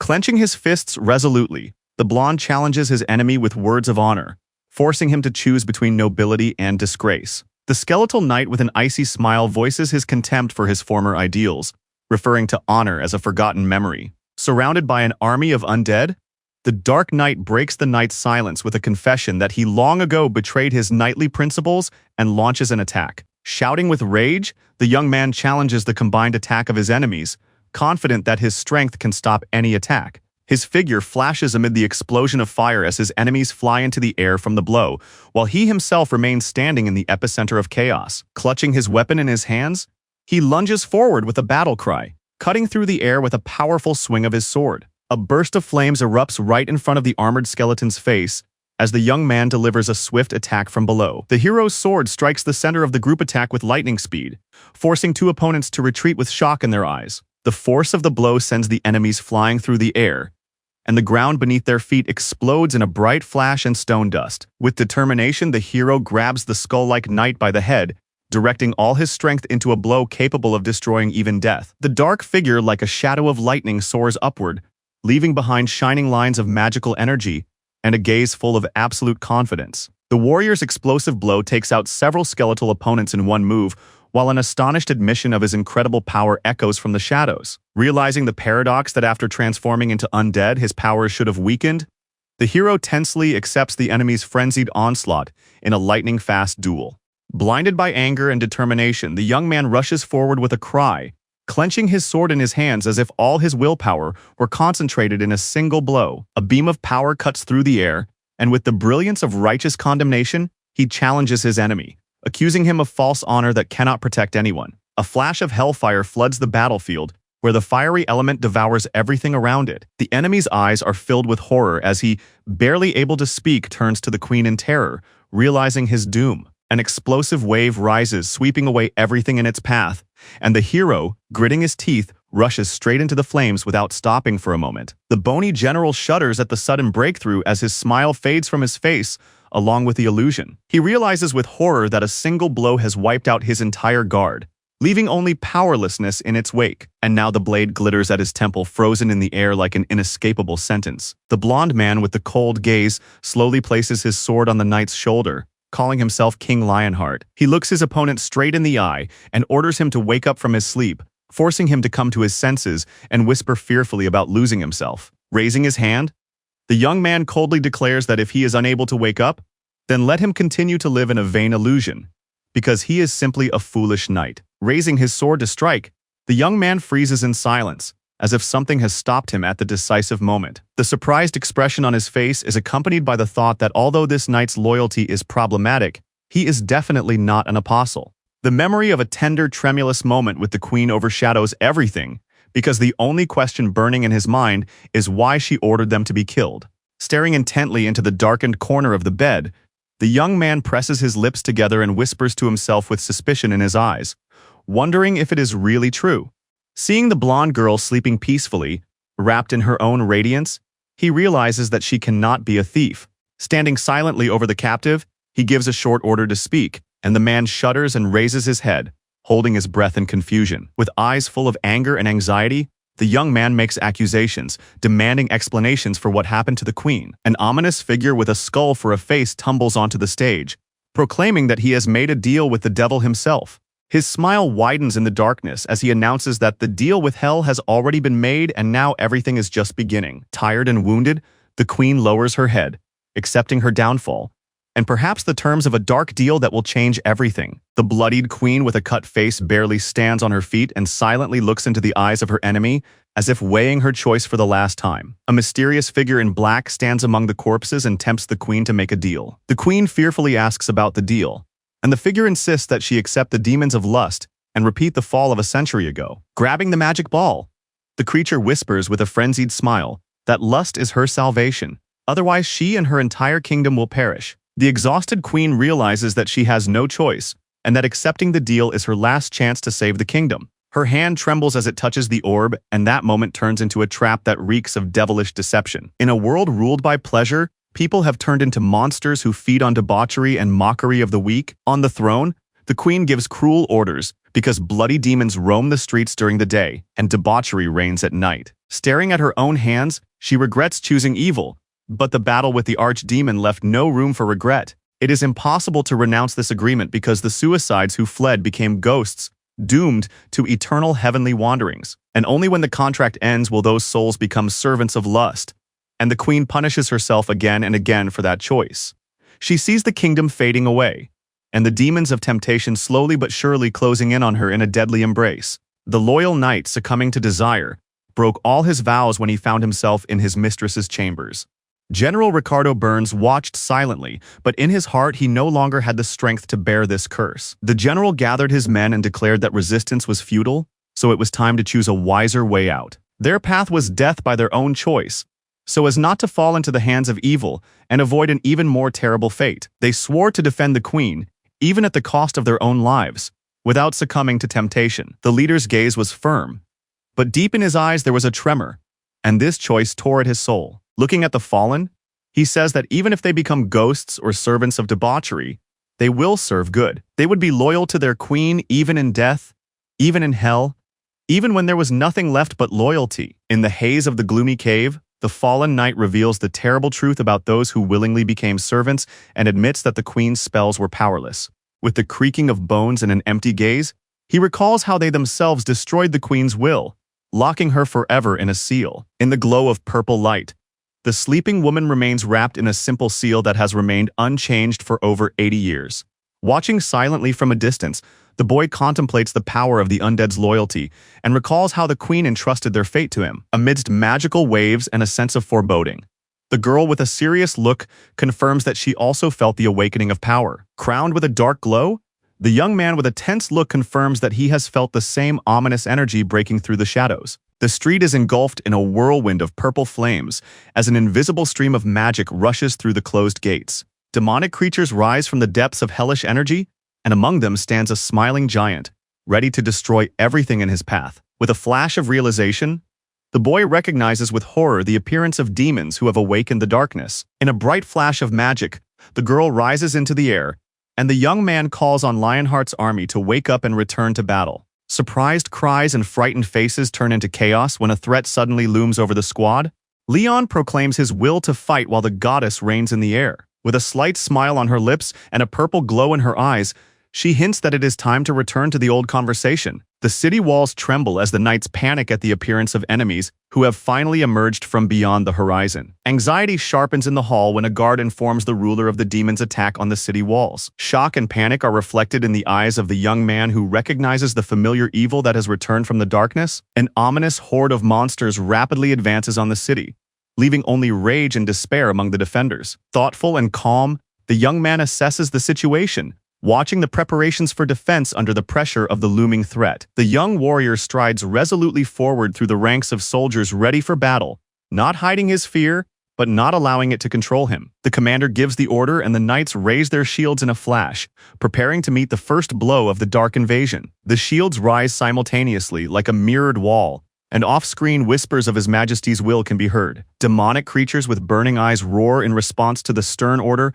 not to move and to stop the enemy at all costs. Enveloped in a fiery glow, the king advances with a sword in his hand, while the squad behind him remains in position, holding out to the last. Confidence flashes in his determined gaze, while beside him, a Sir tank with a glow prepares for battle. The army, in tight formation scorched by flames, rushes forward at the command of its leader. The monster's eyes burn with rage, its jaws grind with hatred, and this enemy has no intention of surrendering without a fight. The muscular lord of demons demands that his subordinates work in rage, turning pain into pleasure, and around him the demons go mad with insanity. One of the demons, intoxicated by suffering, bursts into hysterical laughter, proclaiming that unbearable pain is replaced by pleasure. Hearing the order, the army of demons breaks out of the crowd with cries of kill, rushing into battle against the fiery legion. In response, the robot activates without any weapons, and the blonde man with a cold gaze calmly says that they should come closer. Gathering all his determination into a shout, the young man throws his arm forward and commands his horse to begin a counterattack amid the chaos of battle. A bewildering attack descends from the sky with a flash and a roar, creating a powerful purple barrier and striking the crowd of enemies with relentless precision. A group of enraged monsters rushes forward with a battle cry, breaking through the defenses and trampling everything in their path in a bloody mess. One of the soldiers coming face to face with the enemy shouts in response to the frenzied attack, but realizes with horror that it is too difficult to withstand. Even if they manage to stop the invasion, the main thing that comes to his mind is that their king will be in danger, and that is what scares him the most. The knight freezes with a frightened look, momentarily speechless from shock and surprise at something unexpected. His eyes, wide with anxiety, glide over the explosive whirlwind that destroys everything in its path, and the thought of the king suddenly pops into his head. And now, as dark shadows loom over him with ominous cries, he realizes that the end has come. A radiant flash of light strikes the very heart of the demonic crowd, sweeping away everything around it with a loud explosion. The knight with the fiery gaze screams frantically, awakening the power that rages around his body. His body radiates light, his sword rises, and the screams of horror echo around him as the demons scatter from the energy of his heroic blow. Frowning and watching the battlefield, the boy with the burning gaze notes that the power of the demons of lust lies not in their strength, but in their insane numbers. Seeing his wounded horse, he lowers his gaze and painfully admits that although these demons are weak, their reinforcement is extremely annoying. Refining his conclusions, he admits that this trick is characteristic only of the strongest demons of pleasure, but it is not enough to break through this situation. Standing before the dark horde pulsing with purple light, he doubts himself, wondering if he can do it right now. However, with every moment of doubt, the determination in his eyes fades, and barely opening his lips, he quietly tells himself that he cannot do it. But suddenly, gathering all his willpower and summoning his inner light, he breaks forward with a cry, shouting that he must do it. Turning to his comrades, he orders them to attack, and he himself rushes forward, leading everyone behind him with fire in his heart. A flicker of anxiety flashes across the knight's armor as he realizes that this battle will be decisive for everyone. In response, dark forces rush at them, raising a storm of dark aura led by an ominous horseman in a crimson cloak. The knightly army breaks through in tight battle formation, and around them, ghostly horsemen burst out of the blue haze, closing the circle of attack. The knight on horseback raises his weapon and leads the attack directly at the horde of demons, who have already scattered in a chaotic run. One of the horsemen swiftly strikes the enemy in the head with his spear, piercing the skull with a purple flash of death. The lightning-fast horsemen of the Shadow Army swiftly pierce the ranks of demons, leaving behind clouds of smoke and debris. A warrior in shining armor stands before King Lionheart, and between them, without words, there is a deep respect and anticipation of a great battle. The blonde man greets the awakened general with a slight smile, looking into his eyes. The smiling blonde acknowledges the old general's loyalty to the queen, while demonstrating complete confidence in his new warrior. Turning his head, the skull-faced general calls the new ruler the king of a foreign country, and recalls the bitter experience of defeat, which no longer frightens him. The bony general in a red cloak slowly walks away, accompanied by his soldiers. With a slight smile on his lips, the blonde man hints that fate has not yet been decided, and his interlocutor's silence only confirms his power over the situation. The skull-like commander loudly announces his intention to break through the pressure, full of determination and dark power. In full battle formation, the skeletal army prepares to advance behind their commander, who stands before the young man, seemingly acknowledging his strength, albeit reluctantly. The hero smiles confidently, as if anticipating his victory, and demonstrates calm determination before taking the decisive step. With his back to the crowd and a sword in his hand, he solemnly promises to show what he is truly capable of and to live up to every expectation. Enveloped in the glow of golden flames, He stands silently in the darkness of the night, becoming the embodiment of inspiring faith. His foot enveloped in fire, steps decisively and imperiously, and in the flames resounds the proclamation that the god of war and fire is entering the game. Even when the world was ravaged by demons and the gods lost hope, they found refuge in his unbroken burning heart. In flames rising to the sky, he strides forward with his sword, leaving fallen enemies behind, and asserting his absolute power. The blonde man in the flames calls out to the queen's hunters and knights, hoping that the last defenders will rise in response to his call. A pillar of fire pierces the sky and falls on the city, frightening the demons with the majesty of divine power. The scorched knight looks up in despair, realizing that despite everything, they are still defeated. Smiling with bitter calm, the hero rises into the air amid the fiery whirlwind, saying that the flames will die out without him at any moment. He proclaims that he will remain with them forever, as he always has, to support them until their moment of glory arrives. The blonde man resolutely declares that he will stand until the day they can rise on their own, to overcome all adversities and set off for the stars. With a cold gaze and flames raging around him, he stands unmoved, as if death itself had descended in human form. The face of the Lord of the Flames is filled with indescribable determination, as he prepares to strike a blow that will shatter barriers and make enemies tremble. The masked demon freezes in convulsive fear, unable to move before the lightning-fast onslaught of red fire and invisible pressure of will. The burning sword crashes into the ground with a roar, raising waves of fire that tear through the surrounding darkness. In a fiery whirlwind of anger and determination, Lionheart proclaims himself the first standard-bearer of Pitos, the greatest god of war and flame, striking terror into the hearts of his enemies. Seeing the symbols of war and flame, the armored warrior exclaims their names in surprise, realizing who stands before him. The standard-bearer's fervent call to the divine forces causes a powerful explosion of energy that envelops his armor and raises flames around him. The young man with burning eyes raises his hand to his forehead in a solemn salute, calling on the flames of war to appear right now and punish evil. In the glow of the vertical pillar of fire, silhouettes of demons appear in the darkness, frozen in place, staring at the one who called upon the punishment of the gods. A demon with horns and a mask freezes in shocked horror, realizing that an unstoppable force is approaching. A fiery bull with eyes full of rage tears up the ground beneath him, rushing forward with a roar, carrying punishment and glory. All the troops, led by fiery chariots, merge into a single force that swiftly brings justice through the demonic ranks. A blonde young man with a cold gaze confidently jumps off the chariot and unleashes a red flame of power that explodes around him in a wave of anger. Watching the horse's body dissolve in the glow, he smiles gratefully, bidding farewell to it as a temporary but important companion. Clutching his weapon, the young man lunges forward with determination in his eyes and fires a bright projectile at the enemy without hesitation. The blonde man with a determined look grips his sword and challenges the enemy, declaring that now it is his turn to take part in the decisive battle. A war chariot drawn by two fiery bulls rushes at the head of the army through the city gates, accompanied by cries of triumph and the rhythmic rumble of drums piercing the night. The roar of the fiery bull tears through the air, heralding the beginning of a frenzied attack, as if the elements themselves had broken free. A knight in a horned helmet suddenly shudders in horror, for before him, a fiery chariot rushes at breakneck speed, scorching everything in its path. A single rider on a shining chariot with fiery beasts rushes into the very heart of the army, causing panic and cries of fear among his opponents. The golden chariot breaks through the ranks of the enemy army like a whirlwind, leaving behind a trail of burning wind and scattering soldiers in all directions. A crazed demon with horns and a black bandage screams fiercely and calls on his brothers to destroy the enemy, attacking in a general frenzy. A white-haired young man with eyes wide with shock stares intently into the distance, as if anticipating something unexpected and extremely threatening. An angry guy in a suit, burning with indignation, clenches his fist and shouts at the top of his lungs, accusing the monsters opposite him of disrespecting the real cavalry. Leon, with a flame of determination in his eyes, orders the attack, raising his sword and spear in the rays of battle light. The rumbling of hooves and the screeching of wheels tear up the ground as the golden chariot, with the bull's head, rushes forward, leading the army in a frenzied attack. One of the demons is struck by a devastating blow, and rage freezes in his eyes as the weapon pierces his head with blinding force. The system mercilessly activates the strongest attacker mode, as if pronouncing a sentence on all who dared to challenge it. Flying demons with purple swords rush from the sky, trying to reach the rider, who is covered by raging bulls.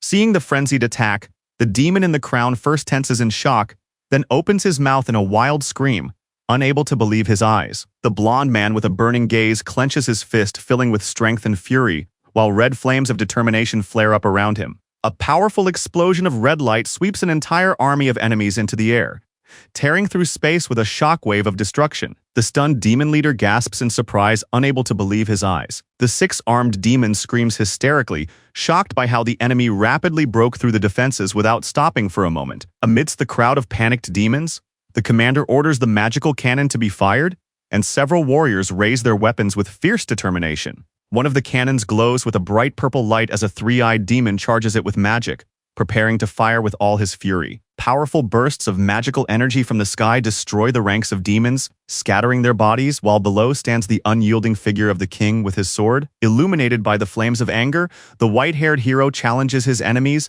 mocking the cowardice of their long-range attack. A message appears in the sky announcing the activation of a divine law that grants the Death Knight the ability to neutralize arrows, strengthening him against ranged combat. A magical artillery strike hits the target with explosive force. Purple flashes tear through the night and envelop the city in a blinding glow of destruction.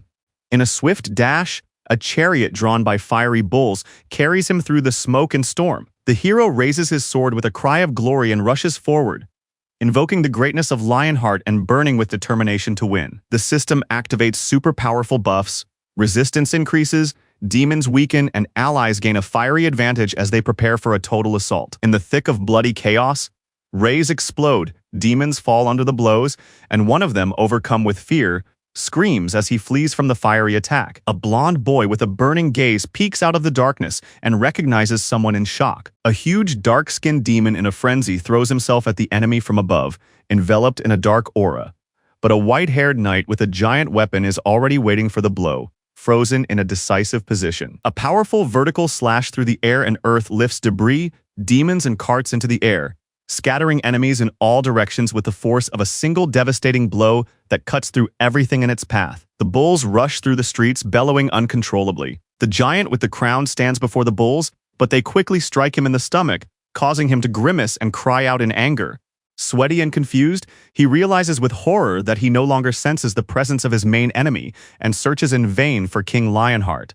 Suddenly, from above, like thunder, a horseman with a spear flies through the air. The young man swiftly cuts through the air with a lightning-fast attack, delivering a powerful blow that knocks his opponent off his feet. The enraged giant shouts at his men, not understanding why his attacks are not reaching their target, and orders them to kill the enemy immediately, feeling fear creeping up inside him. And Leon is already standing on the scorched earth, calmly breathing after the battle and clutching his sword. Bathed in red light, the unyielding king steps forward and challenges the army to try to hold out for at least 1 minute. Gritting his teeth in rage, the demon in the crown tries in vain to explain to himself how a single person could cause such an imbalance in power. Confusion and fear spread among the demons as the horsemen destroy their ranks with such savage force that they only have time to shout questions about the origin of these knights' power. Seeing the young man, the demon whispers his name in fear, sensing the danger emanating from Lionheart's figure, illuminated by a fiery glow. Crying out in rage and horror,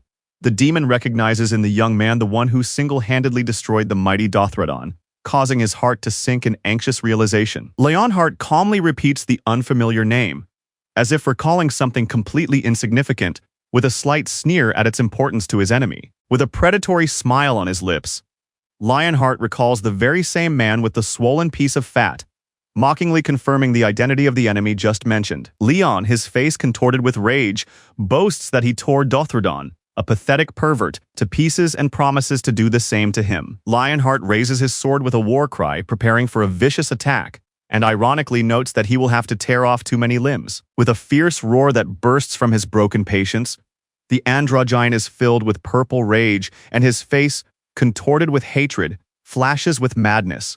Illuminated by lightning and rage, he swears that he will personally kill his opponent, loudly proclaiming his name, Androgyne.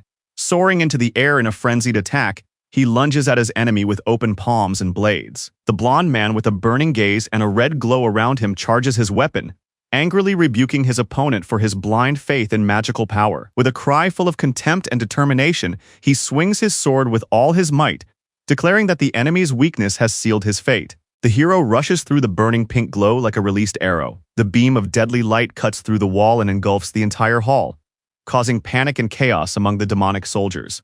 The mighty demon in the crown stopped the blow in horror, which shattered even his armor, leaving him in a stupor. Realizing that even his weapons and hands could not withstand the enemy's strength, the demon cringed in pain and shock, struck by the incredible power. The blond man threatens with cold confidence, reminding him of his promise to tear off all his opponent's limbs, while the latter rushes forward with a desperate roar. In a blinding flash of energy, the boy's body flies into the air as if thrown by an invisible explosive force, while the Hulk below freezes in silent triumph. Clenched jaws and a devilish smile against the backdrop of purple light reveal that the enemy has tasted victory and is enjoying the moment before the final blow. Lionheart rushes into battle with fervor and strikes the enemy's leg with a powerful blow from above, while the Raven activates the Crown of Passionate Desire technique, which subjugates any living creature. The knights cry out his name in alarm, noticing the danger of the technique, which covers the battlefield with a purple glow and drives them mad. Lionheart himself widens his eyes in horror when something suddenly strikes him at close range. A blade glowing with red light pierces the demonic lord through and through, leaving behind only a cry of pain and helplessness. With despair on his face, the demon exclaims his surprise, not understanding how his opponent managed to escape from the captivity of passionate illusions. The king, with fire in his eyes, moves forward, while the defeated demon falls to his knees, realizing the futility of even the temptation of pleasure. Engulfed in flames, the hero strides forward with determination, dismissively declaring that a worthless creature like a demon could never deceive a true king. The shocked demon rejects this idea with horror, trying to convince himself that such a thing is simply impossible. The hero's piercing gaze reveals a deep awareness that something is wrong, because as long as life exists, the fire of passion burns in everyone. The enraged demon realizes that he has no chance, so with panic in his eyes, he decides to flee. But the Red Warrior only smiles predatorily in response to this intention. Before he can take a step, the giant receives a devastating blow to the face from the Golden Bull, which throws him into the air with a loud roar. The body of the many-armed enemy falls with a dull thud onto the stone ground, and the beast and the swordsman calmly turn back. With fear in his wide-open eyes, the giant tries hoarsely to stop his opponent, feeling the pressure of his foot on his chest. The blond man with the sword stands on the chest of the fallen enemy and rebukes him for cowardice, reminding everyone of the knight's duty to act justly. The hero, with a serious look, acknowledges that a real battle must be fair, and that the intervention of third parties would be unworthy of the knightly title. The ruler in a crown, drenched in sweat and trembling with fear, tries to speak, but his words are lost in his anxious gaze. With a burning gaze and clenched fist, he acknowledges that honor is meaningless in the face of evil, for he leaves only merciless justice for monsters.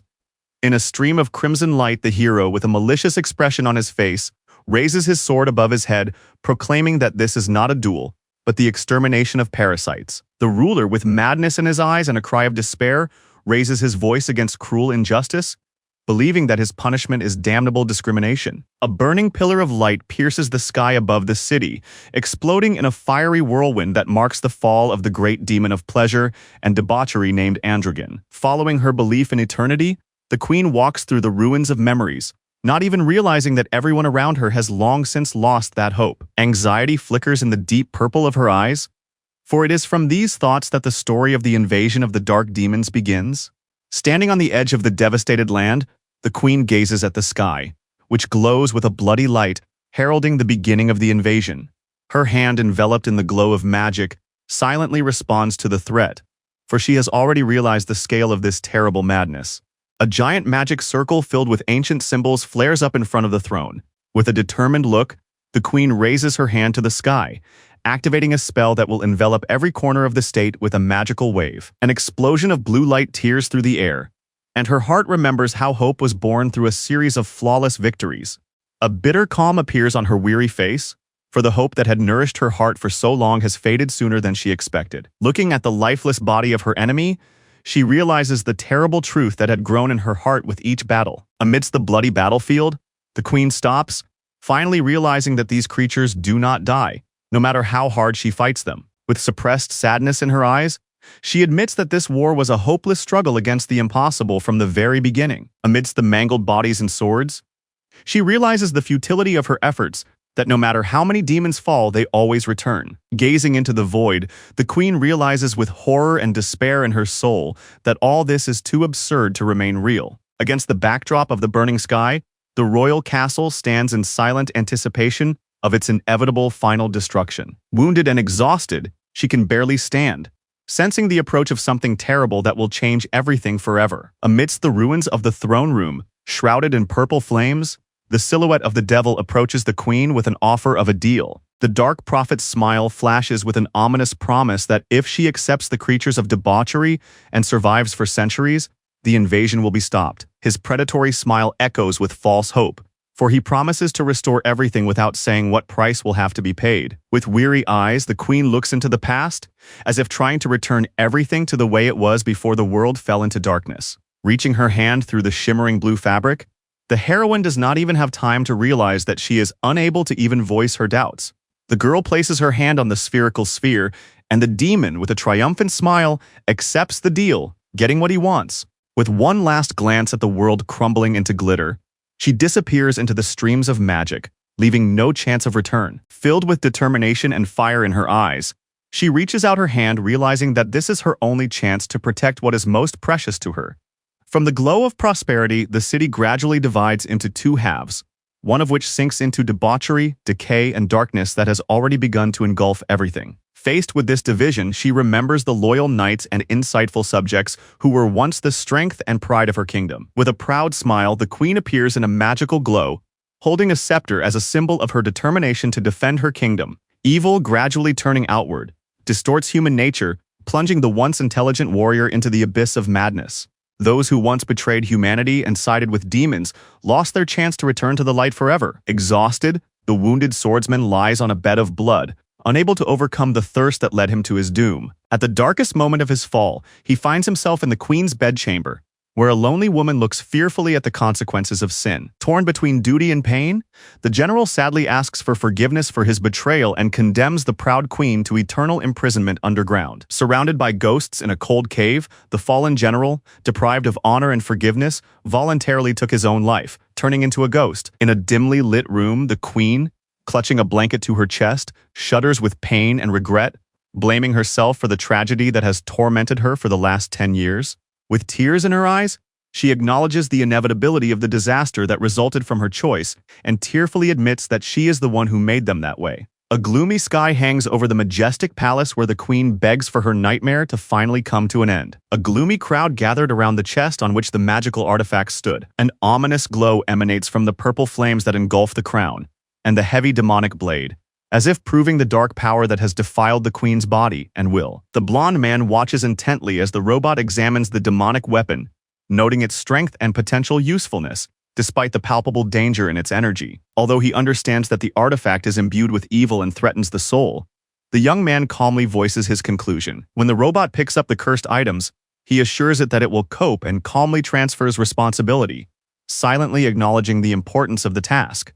The blonde man with a worried expression examines the dark crown from which purple flames rise. When the word Lionheart echoes in the air, the figure of the goddess emerges from the magical glow behind the hero, and he turns around in surprise, struck by her sudden appearance. Against the backdrop of the night sky, the enchanting goddess asks Leon to show her the crown he won after defeating evil. The boy is worried that the defiled power of the crown will offend the goddess, but she calmly assures him that everything is fine. The goddess touches the crown with a tense expression, as if something forgotten is stirring in her soul. She looks closely at the crown, recognizing it, though she does not remember where it came from, and her voice already hints at the truth. The boy's gaze becomes confused as the goddess's voice tells him that this crown belonged to all the great demons of debauchery that he once executed. In the rupture of the hellish illusions of demons of rage and lust, which deceive people with temptations, the crown rises, retaining within itself the true power to distort reality. The woman with the lantern notes that she might be able to get something out of the crown, but the young man admits that it is a special artifact that is destined to disappear from this world. Leon offers to return the mysterious item to the queen, but she refuses and praises the hero for successfully completing the task. Touched, the young man modestly accepts the Pantheon's gratitude with his hand on his heart, considering his action a duty to honor. The hero stares intently as he listens to the order to say goodbye to the god of war, but he does not consider this meeting to be final. The god of war, with his scars and burning gaze, assesses the hero, who stands silently before him, waiting for the next word. The embarrassed god with pink hair tries to praise him, but immediately reproaches him, sensing insincerity in the boy's gratitude. The hero respectfully addresses the gods of dreams and war, bowing his head low, and announces that he has an important request for them. The god of war, with a sly gleam in his eyes, reacts jokingly to the sudden request, but ultimately approves, while the goddess of dreams watches silently with cold concentration. The young man, with a serious and slightly sad look, asks the divine beings to grant him one single request that deeply troubles him. An army of fallen warriors in shining armor appears before the gods, and the young man asks them to accept their souls. Flying over the dead field, the god of war and the goddess with indifferent faces glance at the young man, whose sincere request hangs between them. The frowning god, with a contemptuous grimace, wonders if they are really asking him to take the disgraced bodies to paradise, since these creatures have lost even the right to die. The goddess's cold gaze calms her ally's ardor, reminding him that only she controls the cycle of life and death, and no deity will defend the twisted ones who have defied nature itself. The embarrassed god of war, lowering his gaze and folding his arms, admits that his approach was somewhat questionable, and the goddess of dreams, with a lantern in her hands, silently hints that he should rethink what he said. Leon Lionheart bows respectfully to the goddess, inviting her to speak, as if acknowledging her power over this place. The goddess, maintaining her composure, sternly proclaims that beings who dared to defy death must be punished for stepping outside the order she established. The queen slowly approaches, her gait quiet and solemn, and the request that escapes her lips is pierced with pain and supplication. Placing her hand on her heart, she whispers an apology to the wounded warrior, who, barely rising, anxiously exclaims her title. With her hands folded imploringly and a soft tremor in her voice, the queen, who has lost everything, turns to them as her last hope, putting aside her pride for the sake of salvation. Watching this, the goddess with the lantern thoughtfully touches her chin, gazing at the loyalty with which these knights stand by their queen without hesitation. Hearing the doomed verdict that their souls will not be able to enter the pantheon, the knight and the queen stand silently side by side. The queen, her face troubled, lowers her hand to her chest when a note of hope suddenly rings out in the goddess's voice. The smiling goddess, bathed in starlight, announces that the loyalty and devotion of these souls are so strong that their merits outweigh their sins, and even the gods themselves are proud of them. Finally, with a gentle smile and a bright look, she reveals that King Lionheart himself has interceded on their behalf, personally asking that their fate be taken care of. Standing next to the knight and the queen, the goddess promises to purify their captured souls and give them a chance at a new birth, causing surprise and anxiety in the white-haired woman. Her foot touches the ground with ease, as if a ritual is beginning, and magical energy envelops the space around her. She solemnly voices her proposal to the queen of a foreign land, explaining that this is the only way to appease the souls of the fallen knights. She calls on her to become a priestess of the goddess and spread her faith in the name of the rebirth of the kingdom of Lionheart. Her face is filled with the light of determination as her words about the fallen knights intertwine with words about the chance for their rebirth. With just a slight movement of her lips and a soft voice, she makes a silent promise to fulfill the request without looking away. Shining in the cold morning light, the giant castle rises above the city like the majestic heart of the empire. Holding hands in front of the grand gates, they stand as new allies, ready to open the way to the unknown and change the fate of the world. The young man freezes with anxiety in his eyes, not looking away from what is in front of him. He leads the girl in a black dress past rows of armed knights standing opposite them in combat readiness under the cold sky. The warrior respectfully addresses Leon, who, holding his companion by the hand, calmly orders a report on the losses. The warrior reports on the condition of the wounded with sadness in his eyes, barely hiding his excitement because most of them are already recovering, although their emotional wounds are still fresh. Against a dark background, 6 bodies lie, over which their comrades lean with tears in their eyes. Grief bursts from their chests in sobs as the fighters cannot hold back their tears, realizing the depth of their loss and the cruel truth of what has happened. The fallen soldiers lie in a row before the squad in heavy silence, and amid the silence, thoughts arise of the endless waves of evil that engulf humanity. Calmly and coldly observing the losses, the blonde man concludes that the squad is skilled in combat and, pulling out a magical artifact, whispers that he will pray for them. Kneeling among his grieving comrades, he presses his forehead against the hilt of his sword with a serious expression, honoring the fallen with a silent prayer. Holding the sword hilt intently, the young man addresses the god of war and fire, putting strength and reverence into his words. The knight, with gray hair and eyes full of tears, listens to the hero's blessing, proclaiming the honorable death of the fallen warriors. Amidst the flames, the hero asks the gods to accept the souls of the fallen and wash away their sins with the glory of their military exploits. The surprised knight looks up in awe at the flames that engulf him like a divine sign of power. The blonde man calmly orders the names of the fallen heroes to be collected, promising that the pantheon will never forget their courage and sacrifice. In the square, amid the crimson glow, the living warriors kneel before the rows of fallen bodies, and the blond man's black sword completes the ceremony of glory and mourning. After the ceremony, the hero resolutely orders a return. Finally, the heavens respond with consent, and the gates of divine paradise open wide, welcoming the souls. The heavenly system rejects souls one by one. They lack dignity, faith, and honor, so entry into paradise is strictly forbidden. But when the blessing of King Lionheart intervenes, the dead gain the right to enter the heavenly sanctuary. In response to the unprecedented threat, the Hunting Association rallies all available fighters at the unstable gates that breathe danger. Hearing the loud announcement of the hunter's return, the workers breathe a sigh of relief, having waited a whole week in anxiety and tension. Leon finally emerges from the gate with his allies, and the stunned observers greet him as the sole survivor who cleared the dungeon. In the Grey Office, President Kang Hyuk calmly discusses the situation with Leon while registering Beatrice among the survivors. Bowing his head in grief, the president bitterly recalls the fallen hunters, realizing the weight of their sacrifice. In the silence of the office, formal words of condolence are spoken, to which Leon responds with restraint, almost emotionlessly. At the technical center, Leon and the president analyze the mission video, where a large demon emerged from the shifting red gate, and are amazed that the losses were minimal. Leon, his arms folded intently, takes in what he hears calmly, keeping his thoughts to himself. Leon's gaze becomes cold and piercing as he silently contemplates something much deeper than mere words.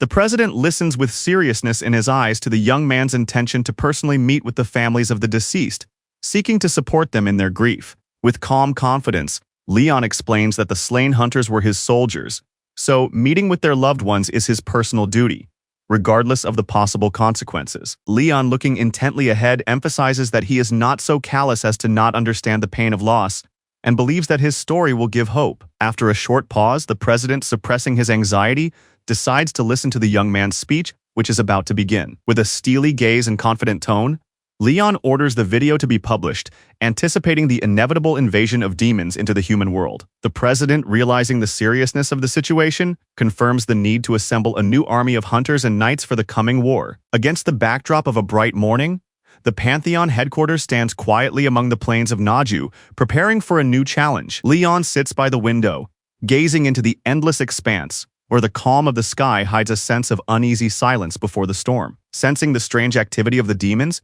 he realizes the urgent need for allies and prepares to act without delay. Finding himself in a brilliant stream, he realizes that he can no longer delay and must begin the search for an ally himself. Closing his eyes, Leon plunges into powerful inner concentration, preparing to enter into a spiritual connection with higher powers. His body rises in a glow of energy, and light rises around him, as if he is opening a gateway to another dimension. In the light of the forest, he stands calmly and confidently, touching his heart intently, as if seeking a guide to a new power. A calm determination flashes in his blue eyes, and words of greeting to the heights are spoken with cold respect. Near the majestic temple, the knights and the girl bowed, greeting the chosen one who had come as a representative of the gods themselves. Kneeling in the rays of light, the knights bow before the guardian of the Grail as he walks through the entrance like a harbinger of hope or retribution. Before them stands a shining temple with towers reaching to the heavens, illuminated by light and silent grandeur. Alongside the girl, he solemnly walks among the nobility and clergy,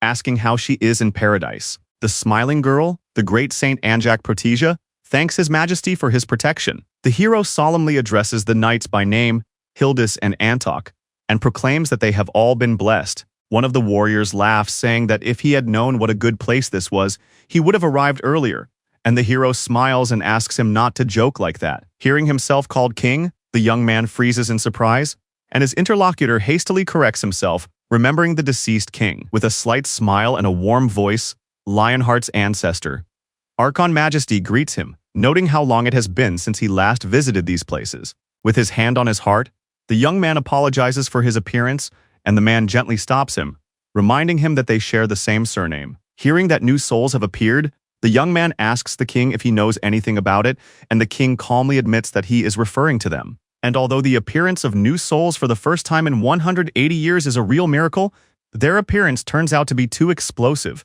because the guards begin to fall one after another right out of the sky. Looking into the eyes of his descendant, The Archon confidently declares that such a rapid appearance could not have been accidental and demands to know the truth. The blonde man says with a slight smile that he would first like to greet the gods of the Pantheon and settle everything. Changing his tone to a serious one, he puts his hand on his chest and admits that the situation is critical and he urgently needs the wisdom of his ancestors. Clasping his hands calmly, the young man advises going to the forest and offers the help of his friend Petalon.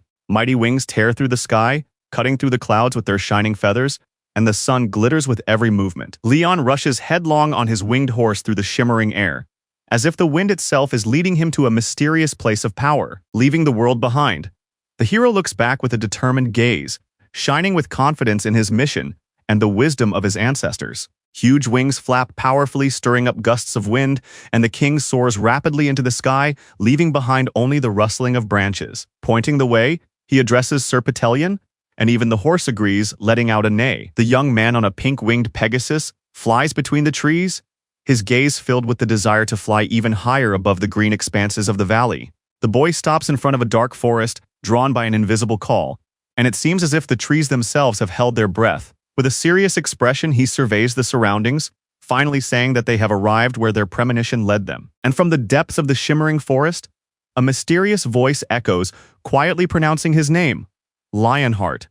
Lionheart hears the voice proclaiming him the Grand Duke of Dragonia and Keeper of the Shrines, and turns to the sages of the forest with his head held high. Apologizing for descending from the heavens to a foreign land, he waits attentively for the forest's response, where his name echoes softly. The tree-like sage's fierce face is contorted with anger, and he declares that all living creatures are indebted to nature. Amidst the whispering of the forest and the crackling of trees, the young man with the horse stands before the living trunks, which bitterly declare that even the gods are in debt. One of the tree elders respectfully proclaims that the forest always welcomes his presence, and the young man responds with a soft smile and a modest refusal of praise.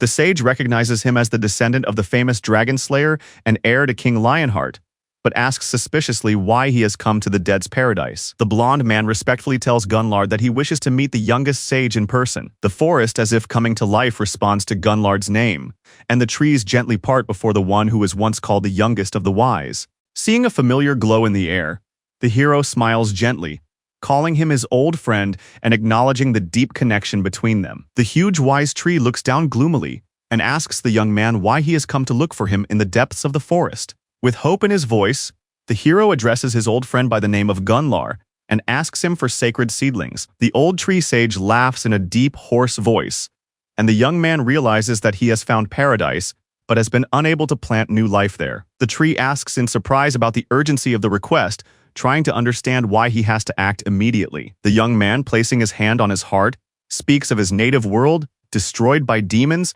and of the new knowledge he gained in his last military campaign. Against the backdrop of a planet engulfed in darkness, an ominous creature manipulates the world with a smile, and the hero realizes that demons have most likely already infiltrated Earth. The old man, with a worried look, recognizes the signs of internal decay, recalling the terrible events that unfolded in the Empire. As the hero stands silently on the lawn, a giant tree with deep thought acknowledges that only he is capable of bringing things from the underworld. With light piercing through its crown, the tree begins to convey something important, and its branches, woven with golden radiance, pulsate with the energy of life. The tree intently bends its magical branch toward the hero, giving it to him as a trusted inheritance. Against the backdrop of a clear sky, the hero thanks it, and the tree acknowledges with relief that it is glad to meet an old friend after a long separation. The blonde man accepts the branch with a slight smile, not yet realizing that it will tie his fate to the depths of ancient mysteries. The tree blesses the hero as he leaves, instructing him not to return too soon, for the journey is not yet complete. Hearing his name, Leon turns around with a sense of foreboding, holding the branch that has now become part of his destiny. A trio stands before the gate, happily welcoming the hero who has returned so quickly. After a short pause, the young man stretches out his hands in surprise, while his friend smiles and says that he wants to give him something that will definitely come in handy. With a slight smile, the young man hands the king a long leather leash, and the boy asks in surprise what it is, as if not believing his eyes. Holding the old leash with the shadows of a unicorn and a dragon behind him, he listens to the voice of his brother, who calls himself a master trainer and passes on his legacy as a sign of farewell. The giant, with a good-natured smile, confidently declares that now it is his turn, handing the hero a thick book that exudes power and history. The young man holds the heavy tome, decorated with leaves and a seal, in his hands with surprise, as if he were holding not a book, but nature itself, bound in leather and paper. Realizing the value of the gift, the hero asks himself in confusion whether he is really holding the legendary book about how to conquer the giant with the help of the peasants. The heroes laugh at the fact that the legendary book really worked, albeit at a price. Only about half of the 500 survived. The girl with a radiant smile addresses him as a king and solemnly says that she wants to give him something important, which surprises him. A chain with a silver cross gently falls into his palm, and the hero is frozen in surprise, unable to utter a word. The young man holding the relic and the book to his chest hesitates in confusion, because the holy power which is passed on only to the chosen ones seems unattainable to him. The girl, with a gentle smile and a prayer on her lips, blesses him, assuring him that this power will protect him until the return of the sacred sword. With a tremor in his chest, the hero accepts the gifts, clutching them with gratitude in his eyes, as if finally acknowledging his responsibility and new role. Through the glow of the golden portal, the boy carefully accepts the sacred gifts, promising to keep them with gratitude and respect. A quiet night envelops the modern mansion under the starry sky. Standing in front of the door under the light of the evening corridor, the young man solemnly announces that it is King Lionheart. The king asks with a serious look for permission to enter, and a woman with a glass of wine turns her head warily, sensing his presence. The door opens softly and he steps over the threshold, internally tense, ready for conversation. Lowering his gaze, he pauses briefly in silent reflection, as if weighing every word he is about to say. Responding with his eyes downcast,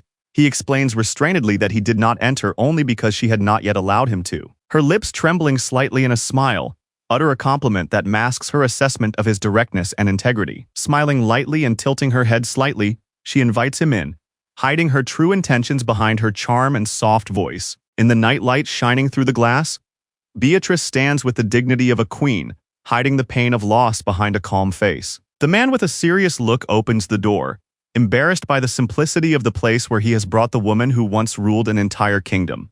She smiles politely, acknowledging the excessive respect for a ruler who no longer has a throne, and tries not to appear moved. With a smile that hides his inner tension, he reassures his interlocutor, although he himself feels the energy boiling uncontrollably inside him. Bathed in blue light, the man explains that the divine energy within her restrains the dark essence that has not yet been completely destroyed. Beatrice looks at the glow on her palm, realizing that the balance of power has been disrupted and needs time to correct itself. In the silence under the starry sky, the two sit at a table with glasses, honoring the fallen knights with a farewell drink of remembrance.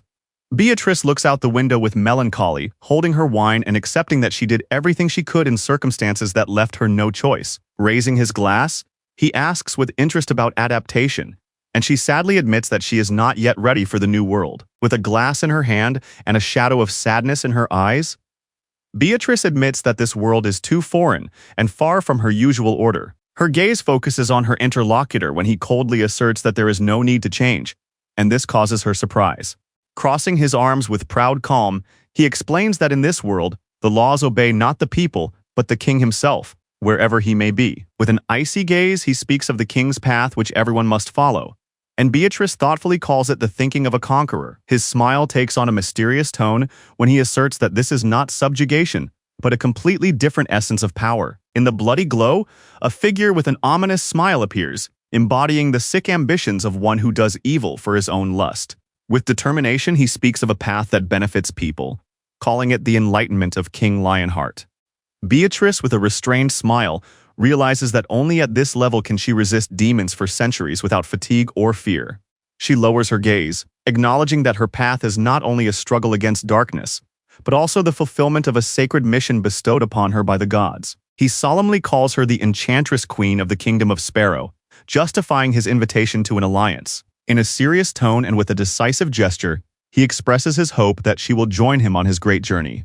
Beatrice looks at him silently with a slight smile, which conveys both skepticism and undisguised interest. With poignant seriousness in her voice, the queen acknowledges her debt to him and, as a ruler, promises to repay him for the sake of her people. Hearing the name of the great demon of debauchery, Kay, her eyes flash with determination, and the threat of a terrible truth hangs in the air.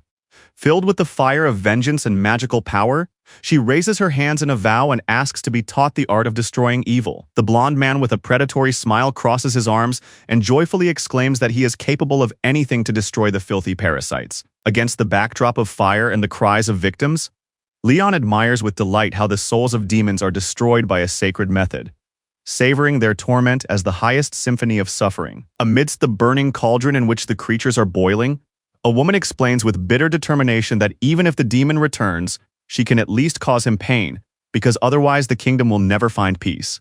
With a frenzied gleam in his eyes, a boy laughing against the backdrop of flames asks with curiosity if anyone has ever stuck an awl under a demon's nails, because that's when they scream the loudest. Smiling mysteriously and covering her lips with her palm, the charming blonde gently recalls how she once skinned a demon and rolled him across a field strewn with iron nails. 2 glasses of wine clink loudly against the backdrop of the full moon, and ominous giggles and exclamations about the creativity of torture become the final toast at this sinister dinner. Walking along the path under the night sky, Gary confidently carries a backpack on her shoulder, her shadow gliding behind her as the fresh air fills her lungs.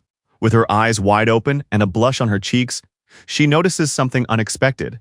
Stopping in front of an elegant couple sitting quietly on a bench in the cool night air, she bows low, greets them loudly, and hears a brief request to come closer. Serving tea with enthusiasm and excitement, she nervously invites them to drink, while risking spilling boiling water on everyone. Enthusiastically offering a choice between barley and green tea, she hears that the most important thing is that the drink is simply warm. Receiving a simple paper cup and calmly sipping his tea, the king closes his eyes. The young man calmly expresses his opinion that in order to serve Queen Beatrice, Gary must have the appropriate clothing. The girl puffs out her cheeks and blushes, while Leon insists that serving the royal family is a matter of honor, so servants must be worthy. With a slight smile, the queen asks if the girl is Miss Gary, and she blurts out that she is, suddenly finding herself the center of attention.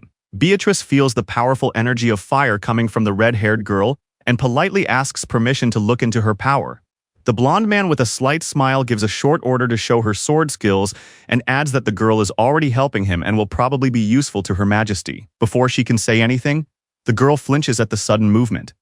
The sword is already in the young man's hands, and her gaze is filled with surprise and confusion. Gari is shocked to catch the sword that appeared like lightning, and the king sternly orders her to show her skills. Feeling the weight of the real weapon, the girl slowly steps forward with a serious expression on her face, and the 2 observers watch her every move closely. Her eyes flash with determination, and a magical fire appears around her, as if in response to the awakened power within. Finally, gathering all her willpower, she leaps upward, piercing the air with a flaming sword strike that shines like lightning against the night sky. Gathering herself, she grips the hilt with both hands, shouting a command to herself that this time there will be no mistakes, with a clear goal in her eyes. Fire envelops her body, and every movement becomes a blaze that explodes with a powerful swing, raising a storm of energy on the field. The boy on the bench, covered in smoke after her attack, admits in surprise that the swing was too big, and the girl shrugs her shoulders shyly. They continue their conversation about technique, and the girl confirms that her style is based on ability. The guy demonstrates an example of precise movement. His strike is powerful but extremely short, focused, and controlled. His eyes flash with a blue glow of determination as he cuts through the air with a short, lightning-fast strike that demonstrates absolute control. A powerful explosion of icy energy tears through the space in front of the hero, while the others watch in shock and awe. The boy reassuringly explains that the path to power is not so simple, but persistence is the key. So he advises to make at least 1 attempt every day, while the girl in red, with a frightened look, can only utter his name in surprise. Beatrice, with a gentle smile, admits her weakness, sitting calmly on a bench and casually explaining that she does not possess fire. Composed and serious, Beatrice reminds us that fire is a force that easily fades if not properly protected. With calm elegance, she demonstrates how to direct mana into a sword so that it becomes a real flame rather than a futile attempt at a swing. Beatrice, enveloped in the heat of the flames, places her hand on the blade and teaches the shocked girl to compress the fire and allow it to flow through the sword. The compressed fire blazes around the blade, and a step forward emphasizes that such power is no longer subject to a simple blow. Moving as if in a dance, she swings her sword with elegance and determination, leaving a bright trail of fire. Turning around, she releases concentrated energy, signaling the arrival of a special technique. A whirlwind of red light cuts through the air as the queen releases a fireball with such force that the ground beneath her feet is obscured by the shockwave. In the next moment before Gary's eyes, a fiery beam cuts through the sky, leaving behind bizarre magical symbols that burn out in the air. Smiling with cold charm, Her Majesty, sword in hand, casually explains the principle of the spell, while the girl, trembling with tension, realizes that repeating this is like trying to tame lightning. Sitting in front of her laptop until nightfall, the girl leaned on the table with a groan, because there was too much work to do. In despair, she lists in her head the endless assignments, reports to management, purchases for interns, and finding a blacksmith to sharpen her weapons. Clutching her head, she realized with horror that on top of everything else, there were also tax problems, which the Academy had not mentioned. But a second later, she turns her head back in horror when Yappy hovers in the air and angrily asks why she can't even handle the accounting. Frowning and still surprised, the girl notes that she was a little scared, and the robot seriously recommends dividing responsibilities for better efficiency. The girl recalls with a sparkle in her eyes that Yappy is a real supercomputer, capable of solving any problem in an instant. Activating a special law with access to big data, Yappy quickly completed the registration of the equipment, even taking into account the cost of food for the hunters. Hearing the complex stream of tax breaks and agricultural nuances, the girl turned pale with shock, while Yappy calmly continued to explain the benefits of dividing the business. Smiling from ear to ear, she gratefully thanked him for his help, although in her mind she admitted that she didn't understand anything, and Yappy kindly offered to help her again. Thinking about how to choose the right clothes for her servant, she confidently suggests a classic maid's uniform, considering it the best option. The robot concludes that in a kingdom similar to medieval Europe, the chosen uniform is entirely appropriate, and the girl beams with joy that she is not considered a cosplayer. He is surprised to hear the order for a maid's uniform based on big data, and the girl is already politely thanking him for the purchase in her imagination. The large database that Yappy referred to turned out to be a simple search query for a maid uniform from an online store. As a result of analyzing the most popular product, the robot ordered the maid costume with the highest rating, the one that buyers liked the most. The bus roars out of the depot against the backdrop of a quiet morning city, where the roofs of traditional houses still slumber in the soft light of dawn. Stepping off the bus, the young man confidently faces the new day, as if he has long been ready for events that are still unknown to everyone else. With a slight smile and a gleam of determination in his eyes, he introduces himself as Han Soo-ho, the best student in Class A at the Hunter Academy. Behind him stands a boy with blonde hair, Kim Jae-hyuk, who, without hiding his curiosity, cautiously hints at his friend's unusual attention to someone special. Smiling easily, Han Soo-ho assures everyone that what happened is no longer surprising to anyone, because they all saw it with their own eyes. Against the backdrop of the bright sky stands the majestic building of the Hunter's Academy, where Leon unexpectedly arrived a few days ago.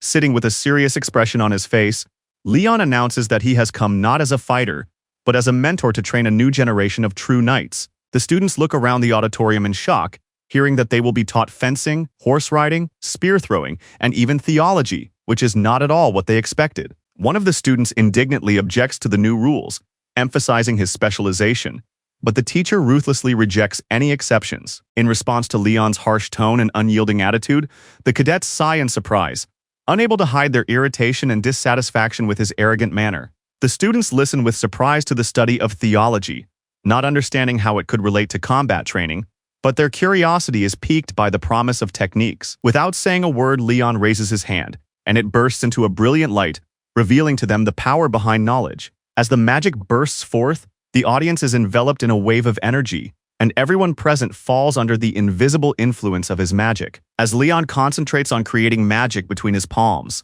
the stunned students acknowledge with fear and awe that this man breaks all notions of power. As soon as the excitement of the lesson subsides, the boys discuss with surprise how an ordinary discipline allowed everyone to feel like a master of magic. A mysterious girl appears before the boys, coldly stating that what they saw has nothing to do with magic. With seriousness in her voice, she explains that one cannot judge power without considering the process of its formation, and introduces herself as a student in Class A, Jeon Soyeon. Embarrassed by the stares, the girl angrily hides her shame, while the others hint that her appearance is not only out of curiosity, but also for personal reasons. Seeing the video on someone else's phone, the guys lean in closer in shock, because it's about Pantheon TV and the big news. The popular Pantheon TV channel is showing a video about divine laws, which gives new hope for survival in the oscillating gate. The two guys look at the phone in surprise when one of them suddenly remembers that his older sister Gary is on the screen. The photo on the phone shows a battle in which a girl with pink hair is swinging a sword, and someone in the background asks about such a bad gadget, to which the answer is that the profits go to orphanages. One of the guys excitedly mentions that Gary now works at Pantheon, and he confirms that they are working hard together. It seems she was supposed to do something grand, but instead she stands silently, in an awkward outfit, looking around sheepishly. The sudden silence and the shadow that falls on her face only intensify the shock and embarrassment that has paralyzed her. Blushing to her ears, she clutches the hem of her dress and indignantly exclaims that everything is too short, while the robot, without batting an eye, assures her that this is dictated by the large data. One of the boys, hearing her voice, suddenly stops, and not believing in coincidence, hears only noise behind the wall. With a gleam in his eyes, he recognizes his older sister, and clenching his fist, enthusiastically decides to impress her. Gary, with crazy eyes and a cry of despair, clings to the robot and anxiously turns to her name. The robot belatedly reminds her of the guest's arrival and orders the guest to go out to meet them, while she tries in vain to protest. With a whistle that cuts through the air, Yappy flies down the hallway, and the girl shouts for him to come back. A smiling boy in a suit calmly appears in the doorway and asks his sister to wait for him a little longer. The girl who was just shouting and fighting with the robot stands before him, red with embarrassment and confusion, while her brother looks at her silently, impressing everyone with her bright gaze and excessive enthusiasm. Gary, dressed in a maid's costume, cheerfully greets the group, while the boy's jaw almost drops in surprise. Seeing the reaction of her surprised friends, especially her brother, who shouts her name in shock, the girl rushes to hide and frantically explains that this outfit is not her idea at all. The hero, all sweaty, listens to the dialogue about logic and data, and the cries demanding that he stop pulling on her skirt. Looking awkward, the girl clutches Yappy in her hands while the king demands an explanation for her appearance. Leon blushes with rage, and his face reflects such a grimace of indignation that the background behind him is ablaze with flames. The angry boy accuses the girl of indecency and orders her to change her clothes, while she, blushing and shyly hugging the robot, feels guilty but a little confused and happy. Under the watchful gaze of the stern blonde, her eyes fill with tears and her expression screams disappointment and shame. The robot suddenly announces lunchtime for intern number 2 and automatically starts supplying salt water. After all this, the robot rapidly flies up, and everyone present stares at it in shock, unable to say anything. Leon mercilessly pulls Gary by the hair, while the surprised boy realizes that he has finally met the sister he once admired. The picturesque landscape of Jeju Island with a volcanic mountain on the horizon captivates with its beauty and charm. In the very center of the street, a blood-red gate opens with a bang, releasing powerful energy into the space. With a decisive step, the hero appears on the crosswalk, breathing a sigh of relief that he has finally reached his destination. In front of the bus, in the morning crowd, stands a burly man, complaining to his sister about wastefulness and admitting that the situation in the guild is rapidly deteriorating. Turning away, the man with pigtails admits with pain that he has been expelled from the gates of Cheongju, hiding the bitterness of defeat in his voice. The dark-haired fighter thinks that he must somehow compensate for this, while behind him a group from the Golden Lion Guild emerges, including 40 fighters and Hwang Kim-chol himself. A girl and a man appear in front of the bus, and the dark-skinned young man greets Hwang Kim-chol, who responds only silently. Smiling boldly, he reminds his interlocutor of the difficulties after the government's high-profile blackmail and asks with feigned interest whether he managed to win the tender for passage through the Red Gate. With pursed lips and a dark aura around him, Lee Yong-won acknowledges his presence, trying to restrain his emotions. Clenching his jaw, he sarcastically remarks that thanks to his persistence, the guild did not have to lose another innocent fighter, causing his opponent to grit his teeth in anger. The two men stand facing each other with smug smiles, and it seems that neither of them is going to back down. With determination in his eyes, one of them clenches his teeth and reminds the other that the score between them is even, and now is the time to decide who will win. His opponent snorts contemptuously in response, calling it delusional because anyone can see that his younger brother's guild is now in trouble. The sinister smile of the dark-haired man indicates that only they are still able to help the hunters, calling the enemy a traitor hunter, forcing the redhead to respond angrily so that he does not dare to cross the line. The argument suddenly changes tone when they unexpectedly move on to counting. No more than 6-4. And although the redhead asks him, as the elder, to treat him to food, he only rudely refuses. With a dismissive sigh, the woman with shaved temples calls the others pathetic, believing that adults should not behave like little children and quarrel for no reason. Suddenly, words of agreement are heard from behind, and the frightened girl jumps back with a scream of surprise. Dark-haired Ha Yuri smiles slightly as her sister scolds her, advising her to speak louder. Taking a step forward, the girl in the brown suit reminds them that no matter what happens in the dungeon, they are working together. In front of the blood-red portal, the commanders count the fighters, 3 S-class hunters and 3 semi-S-class hunters, considering the minimum strategy for attacking the gate, which is slightly lower than black. Smiling ominously against the dark glow, the girl says that with this number they will be enough, hinting at their inevitable advantage. A red-haired man, shocked and with beads of sweat on his face, silently watches the cruel mockery and the fallen. The field is covered with dead bodies and armor, scattered in pools of blood, testifying to the merciless slaughter that has already taken place. Against a backdrop of dust clouds and debris, a grim group of fighters led by the same red-haired leader approaches with unwavering determination. The helmeted warrior mutters ominous words, as if summoning his enemies into a deadly trap. 2 warriors with heavy hammers listen to the betrayal before the name of Geobrig, who does not understand why his opponents are trying to save scum who are not worthy of mercy. Covered in a glowing green light, the knight solemnly calls himself Geobrig, loyal servant of the glorious King Lionheart, as if his voice itself were thunder in the air. Looking out from under his weapon, Geobrig enters the battlefield, surrounded by terrifying magic, and the system issues an order to save those who will be killed. His eyes flash with anger as he raises his hammer and promises with a resounding verdict to bring heavenly punishment upon his enemies. In the name of justice, the system abruptly announces the quest's goal.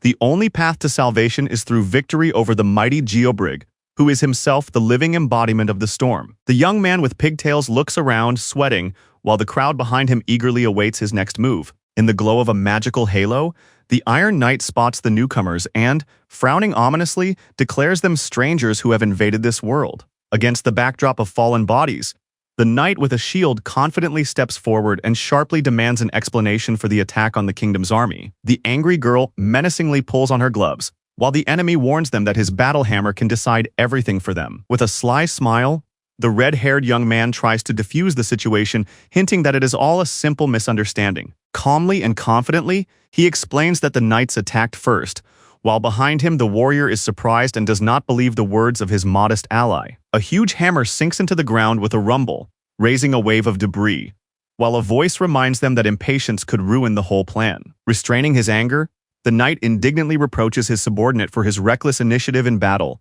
while the culprit tries to justify himself before the stern gaze. Bowing slightly in an apologetic gesture, the red-haired man addresses the strangers on behalf of Delion, trying to resolve the conflict. A sly smile flashes in the darkness, and the trickster's thoughts reveal that despite his simple words, the plan must go flawlessly. The knight with the battle hammer takes a menacing step forward, and the young man freezes in surprise, sensing a change in the tone of the conversation. In the green flames, the knight's helmet burns with punishment, and he pronounces a sentence for the murder of 6 soldiers that seems too harsh.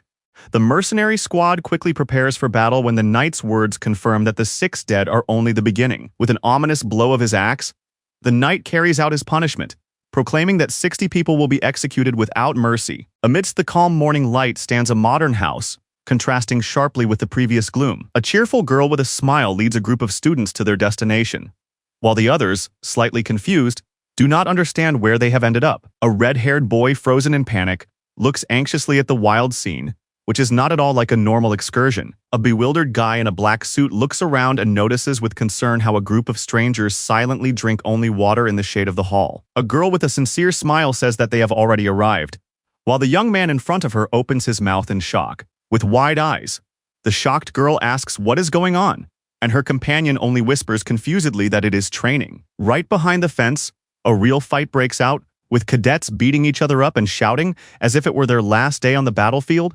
One of the cadets, with a burning gaze, chokes his opponent with such ferocity as if his life or honor depended on it. The girl with fiery hair glows with crazy enthusiasm, seeing in the harsh trial the deep wisdom and sacred will of royal training. A smiling girl eagerly announces the outcome for the group, while a boy realizes with horror that he has found himself in the midst of real madness. A blond man with a stern gaze fixes his eyes on those present, and the frightened boy, sensing his presence behind him, almost falls from surprise. In front of the gate, The whole group gathers and cheerfully welcomes the newcomer, whose figure commands respect and slight tension among the newcomers. The blond man solemnly announces that the cadets who wish to join the service are gathered before him, ordering the training to stop immediately. A red-haired girl spreads a cushion with excessive politeness for the king to sit on, while the surprised cadets watch his silent gestures. The teacher orders Gary to join the cadets, hinting that she needs to rise higher. The surprised girl cries out with happiness, clearly not expecting this. Gathering everyone around, the young man closes his eyes with a serious expression on his face and solemnly begins the ceremony, while the girl hurriedly steps back into the background. Lining up the cadets, he announces that only a select few will become his personal students and receive the right to direct mentorship from the king. The flustered girl taps the boy energetically on the shoulder, trying to say something important. She whispers softly, telling him not to interfere with His Majesty's affairs, while the others notice her excessive anxiety. The boy freezes in confusion, a drop of sweat on his cheek, trying to understand the situation. With an ominous gleam in his eyes, he announces the start of the skills test, radiating a threatening aura that weighs down the air around him. Everyone is ordered to take up swords, and the surprised newcomers look around in confusion, while the girl with pink hair trembles with tension. The briefing ends with a shocking rule: fight to the last, because the Holy Grail is enough to not worry about injuries.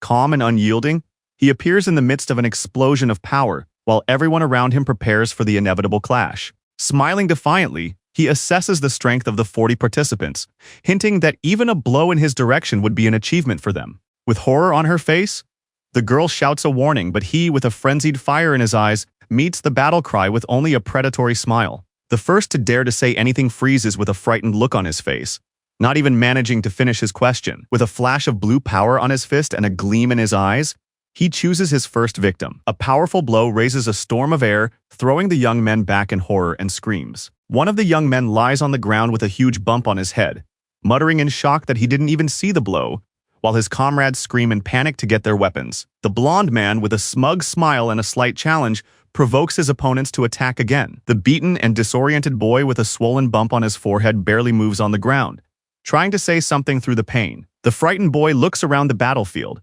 where others lie with their eyes rolled back, knocked out by a single blow. The blond man looks thoughtfully into the distance, realizing that the road ahead is still long, as most of them have not lived up to his expectations of knightly maturity. One of the beaten boys, getting up, asks hopefully if they at least did not hesitate, and receives the answer that although it was uncomfortable, he fought sincerely from the heart. Gary, exhausted and with smoke above his head, acknowledges his opponent's strength and compares this fight to a real raid on the boss. At breakneck speed, the dark-haired guy with the knife flies towards the blonde guy, who stands calmly with his back to him, while the other opponent also rushes in to attack from behind. The blonde man smiles confidently, without even looking back, while the guy with the sword is almost there.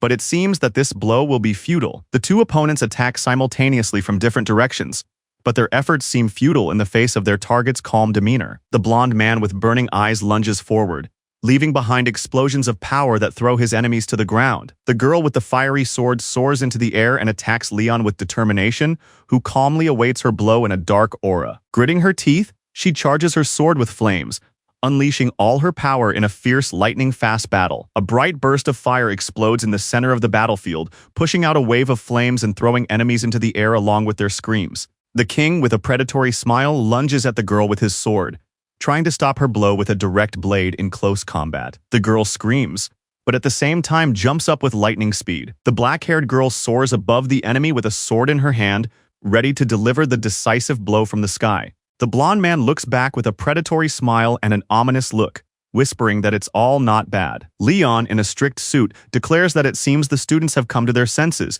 and begins a new explanation about the simple training of soldiers.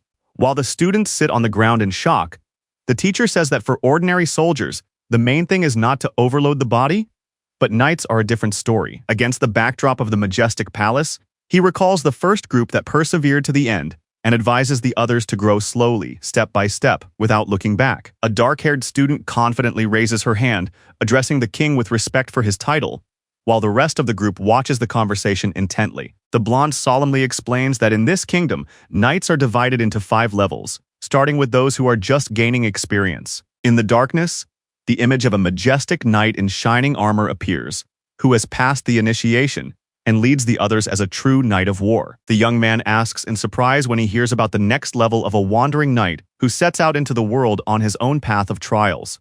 In the pouring rain, the boy with a bloodied mouth crawls forward, because for the sake of the tasks given by the gods, he has to give up everything and wander the world for decades. Recalling his own path, the blond man smiles as he recounts how he passed the trials of Ariana, goddess of light and justice, and became a knight of the Holy Grail. When the young man on the ground asks with his hand raised whether the knight of the Holy Grail is the last level, the king nods calmly and adds that it seems he will have to explain. Squinting and smiling slightly, he solemnly announces his true title, Guardian of the Holy Grail. Sitting in a luxurious throne room in a royal robe, the hero explains that this is the title of the one and only knight who took the place of King Lionheart. With fire in his eyes and his hand on his chest, he proclaims that to earn this title, one must challenge the king himself. With icy calm, he warns that challengers are mercilessly destroyed, and everyone should know this rule. With an ominous smile, he adds that the only chance to challenge the throne is right now, because the current king is weaker than the previous one, when he admits that he is already equal to the Knight of the Holy Grail. The stunned listeners wonder what it was like before, if this is a weakened state. Thoughtfully touching his chin, the blond man tries to assess the strength of the mysterious Knight of the Holy Grail, while the surprised young man asks him questions with a hint of anxiety. Against the backdrop of a devastated land, the majestic figure of the knight, enveloped in green light, stands among the dead and wounded, radiating devastating power and ruthlessness. One of the defeated lying on the ground raises his head with his last ounce of strength, trying to understand the force that has struck them all. The frightened man, silently awaiting death, hears a calm and cold explanation that such power is beyond his comprehension. The girl's eyes suddenly widen in alarm, as if her body has remembered something terrible before her mind. Waking up on prickly hay in an unfamiliar bed, she gets up with pain, feeling every part of her exhausted body. Feeling a throbbing pain in her temples, she bites her lip and tries to remember why she lost consciousness. Hearing an unexpected voice, she looks around anxiously and sees a stranger entering the room. In the soft light of the tent, a woman with a symbol on her forehead appears, calling herself a shaman of the Udzlan tribe. Hearing herself addressed as a heroine, the girl looks stunned, as if she is hearing this word about herself for the first time. The shamaness smiles and reminds her of her feat, saying that she herself decided to defend the tribe from the royal army. A cheerful young man with flaming hair bursts into the tent with a joyful cry that the girl is alive, and she reacts to his words with surprise and indignation. After addressing the warrior Juan, the shaman sighs with relief, saying that the persecution is now over. But the heroine cannot remember what it was all about. The guy asks in a serious tone how far back she remembers the events, and the girl falls silent, realizing that she cannot say a word. Flashes of memory show a destroyed world, dead comrades in panic, and she wonders how they managed to escape. Folding his arms and sighing, the guy wonders how a whole day of memories could have disappeared and what could have happened during that time. Memories of their escape after a failed spell come to mind, when their enemies were unable to catch up with them due to a lack of soldiers. But even amid this commotion, a vision of a powerful monster appears, radiating supernatural power and frightening with its mere appearance. The silhouette of the terrifying warrior did not lag behind, but it was thanks to the Udzlan tribe that they managed to escape certain death. In her memories, a scene from the battle flashed by, where she was struck on the head and lost consciousness with a crash. She is told that it was the shaman who saved her life after 2 days of wandering unconscious, and the girl, shocked, wonders about the disappearance of the healers. The boy, with a worried expression on his face, informs her that the healers were unable to help her for some unknown reason. The shaman calmly explains that the wounds did not heal because of the curse of the Knight of the Holy Grail, which only intensifies the pain when attempting to treat them. Barely touching her shoulder, the shaman causes the girl to feel surprise and an uneasy premonition that this power is something more than just magic. Seeing a bright mark on her shoulder, the heroine tries to understand what it is, and the seer explains that it is a magical sign for the heroine's recovery, thanks to which she was saved from death. The luminous image of human bodies with marks reveals the unique power of the local tribe, which changes the effect depending on the pattern. Under the bright sky near the tent, the girl is reminded that it is rude to just leave, and at the same time asked if she has enough strength to get up. The girl with a bandage on her head, gathering her thoughts, suggests calling a meeting, realizing that the time for action has come. In the round hall, community members stand tensely around the tribal chief, who is intently awaiting the start of the conversation. The chief of the Udzlan tribe, sitting menacingly on his throne, accuses the royal army of looting, murder, and injustice, calling it a sacred wrath for desecration. They angrily declare that the invaders skinned prisoners and carried out brutal executions. With pain in his voice, The chief admits that they could no longer tolerate the humiliation and rose up in rebellion. A hellish picture flashes before his eyes, where 3 tribes engulfed in fire were wiped off the face of the earth to the last hut. In despair, the tribe raises their hands to the heavens, begging for help, and a heavenly figure answers their prayer with light and power. The leader declares that heroes have come to this world to save them from destruction. Recalling the terrible battle, he fearfully tells of an extremely strong young man who destroyed a group of 150 soldiers and 5th-class hunters. A red-haired girl anxiously tells of Geobrick, a mighty knight capable of withstanding devastating blows and even restoring his charred body. As long as Geobrick is alive, his entire army continues to receive the same blessing, making it almost invulnerable. The red-haired warrior recalls that the only effective weapon was the younger girl's handcuffs, as they are capable of breaking through even the strongest defenses. Hearing this, the dark-haired woman tensely suggests that more anti-defense items should be obtained, and the girl with the mark on her forehead asks with slight surprise about their nature. The girl from the tribal clan realizes with surprise that the mark on her forehead has the ability to ignore protection, which resembles the effect of certain combat artifacts. A message flashes in the system window about Mazer's molar mark, which gives plus 35% to armor penetration and plus 20% to strength and endurance. The hero looks at his hand with the symbol with admiration, feeling his body fill with new strength capable of challenging even the most terrifying monster. The brutal warrior with a stern gaze closes his eyes, saying that the preparation is complete, as if anticipating the beginning of a great battle. In deep silence and anxiety, all those gathered beg the warriors for salvation, placing their last hope in their strength in the face of danger. A powerful man with a serious gaze and a scar on his forehead solemnly promises to do everything possible if his strength can help in any way. In the middle of the clear sky, a real horse appears, whose appearance causes sincere surprise in some, as if it were a miracle from another world. After a short test and training of the academy cadets, Leon takes everyone to a picturesque ranch on Jeju Island, where horses graze on green meadows, and the surprised cadets see these animals with their own eyes for the first time. One of the cadets, his mouth wide open, exclaims that he has never seen a horse before, and the whole group standing by the fence looks in amazement at the approaching animal. The blond man looks back when he hears someone behind him respectfully greeting his presence. The king smiles slightly, praises the horses, and politely thanks them for their hospitality during his unexpected visit. Leon explains that he is looking for a war horse, and the farmer enthusiastically tells him about the fame of their ranch, which is known for its thoroughbreds. Smiling, the blond man agrees that the breed is indeed important, and the owner promises to show him every detail with the utmost care. The young man imperiously orders the boys to listen to him, and they, confused and taken by surprise, only manage to exchange fearful glances. Against the backdrop of a green hill, the horses stand under the blue sky, while a voice reminds us that for a knight, a horse is not just an animal but a friend for life with whom one must become one. The smiling boy looks down from above, radiating confidence in his words. The teacher announces that they can choose a horse, talk to it, and try riding it, causing joy among the surprised students. With a cheer, the students rush to the horses as if in a race filled with excitement and anticipation of adventure. Leon urges the teacher to be diligent, and he enthusiastically agrees, while someone approaches them with excitement from behind. Under her umbrella, the queen marvels at the number of horses around her, while her maid anxiously clutches her handle due to the heat and excitement. The young man kisses the queen's hand, thanking her for coming, to which she responds with dignity that she could not ignore his gesture. Smiling, she agrees to walk alongside him, while behind them the maid looks on in surprise, speechless at the sudden gallantry. The confused maid silently shifts her gaze from her employers to the scene around her, not knowing what surprises her more, the situation or these two. In the center of the ranch, among the green hills and carefree horses, silence and idle reign. The trio watches the peaceful scene of the shepherds, and the young man appreciates the scale of what he sees with satisfaction. Smiling and joking, Leon invites her for a ride, and Beatrice happily agrees and asks for advice on choosing a horse. He suggests a black stallion that stands proudly against the clear sky, and her surprise is betrayed by her high-pitched voice. Gary approaches with an umbrella and hears the boy's advice that she should also choose a horse.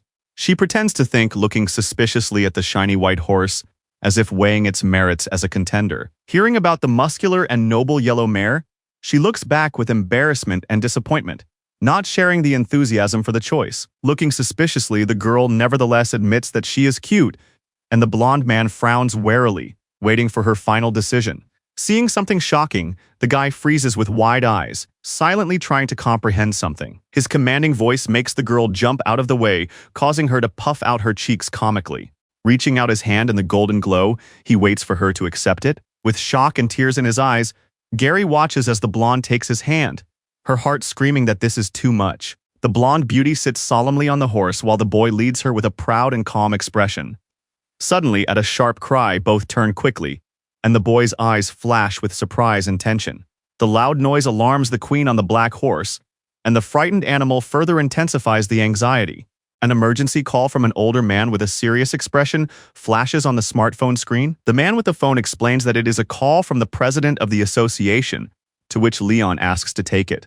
Seeing that the call is about Kang Hyuk, the king picks up the phone with a tense look, waiting warily for an explanation. On the big screen, the king asks what happened, and the employee asks for help, hoping for his intervention in a critical situation. Holding back his anxiety, the older man reports that a breakthrough in the dungeon is about to happen, and it could turn into a disaster. The stern voice of the young man on the screen indignantly explains that he is not a servant to everyone, and is not obliged to help, although he listens attentively to the president. Hearing that the mysterious night is being discussed, the king suddenly tenses up, as this mention clearly affects him more deeply than expected. The goddess of life and prosperity appears in a green glow, and she is the field boss of these gates. The pink sky spreads over the desert plains, where the wind swirls leaves and dust. A troop of horsemen slowly advances, while the ominous red gate behind them inspires fear. The girl's eyes widen in shock as her gaze meets the unimaginable sight unfolding before her. Tension hangs in the air, and dark silhouettes of birds circle overhead as the horsemen approach the settlement. Against the backdrop of the setting sun, crows tear at the body of a hanged man left to rot, like a gruesome message to the new arrivals. The horsemen ride silently into the settlement, where the stench of death hangs in the air, and one of them cannot bear it and stops in horror. The boy's gaze is cold and tense, his eyes burning with anger that grows with every new detail of the horrific scene. After confirming his identity, all eyes are focused on him, the only survivor of the tragedy behind the closed gates. Silence reigns in the ward as they gaze at the young man lying under the IV, exhausted and bandaged after his ordeal. Without waiting for his friend to wake up, the blond man closes his eyes and sinks into his thoughts. With a slight smile and her eyes closed, the queen offers her help to the victim. Her palm bearing magical symbols hovers over the young man's body, and a purple light begins to penetrate his clouded consciousness.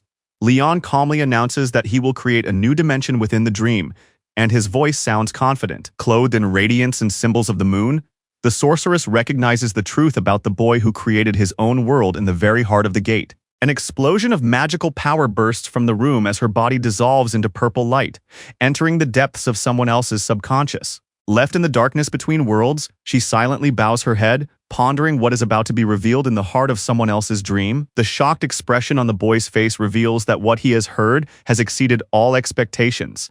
A knight with a hammer under the protection of the goddess of life and prosperity. While Beatrice works with memories, a request is heard nearby to find out the name of the one behind it all. Catching the thread of truth, she closes her eyes and names Geobrick. The name Geobrick the Great emerges from the depths of memory, and his dark silhouette evokes the power that once shook this world. The blond man calmly surveys the destroyed village, while the girl examines the bodies, which do not resemble victims of a normal attack. The view from above confirms the worst. A strategy of total annihilation was used, leaving neither life nor hope. The blond man, his eyes closed, calmly recalls his own strategy against the orcs, while the girl watches him warily from her horse. Amidst the shadows, the riders enter the burned village, where a silent tension hangs between those who remember this land. Gari anxiously takes in every detail around him, hoping that the clues will lead them to the truth in these ruins. Under a threatening sky, the horsemen burst into the city, and someone from the escort turns to the queen, awaiting her decision.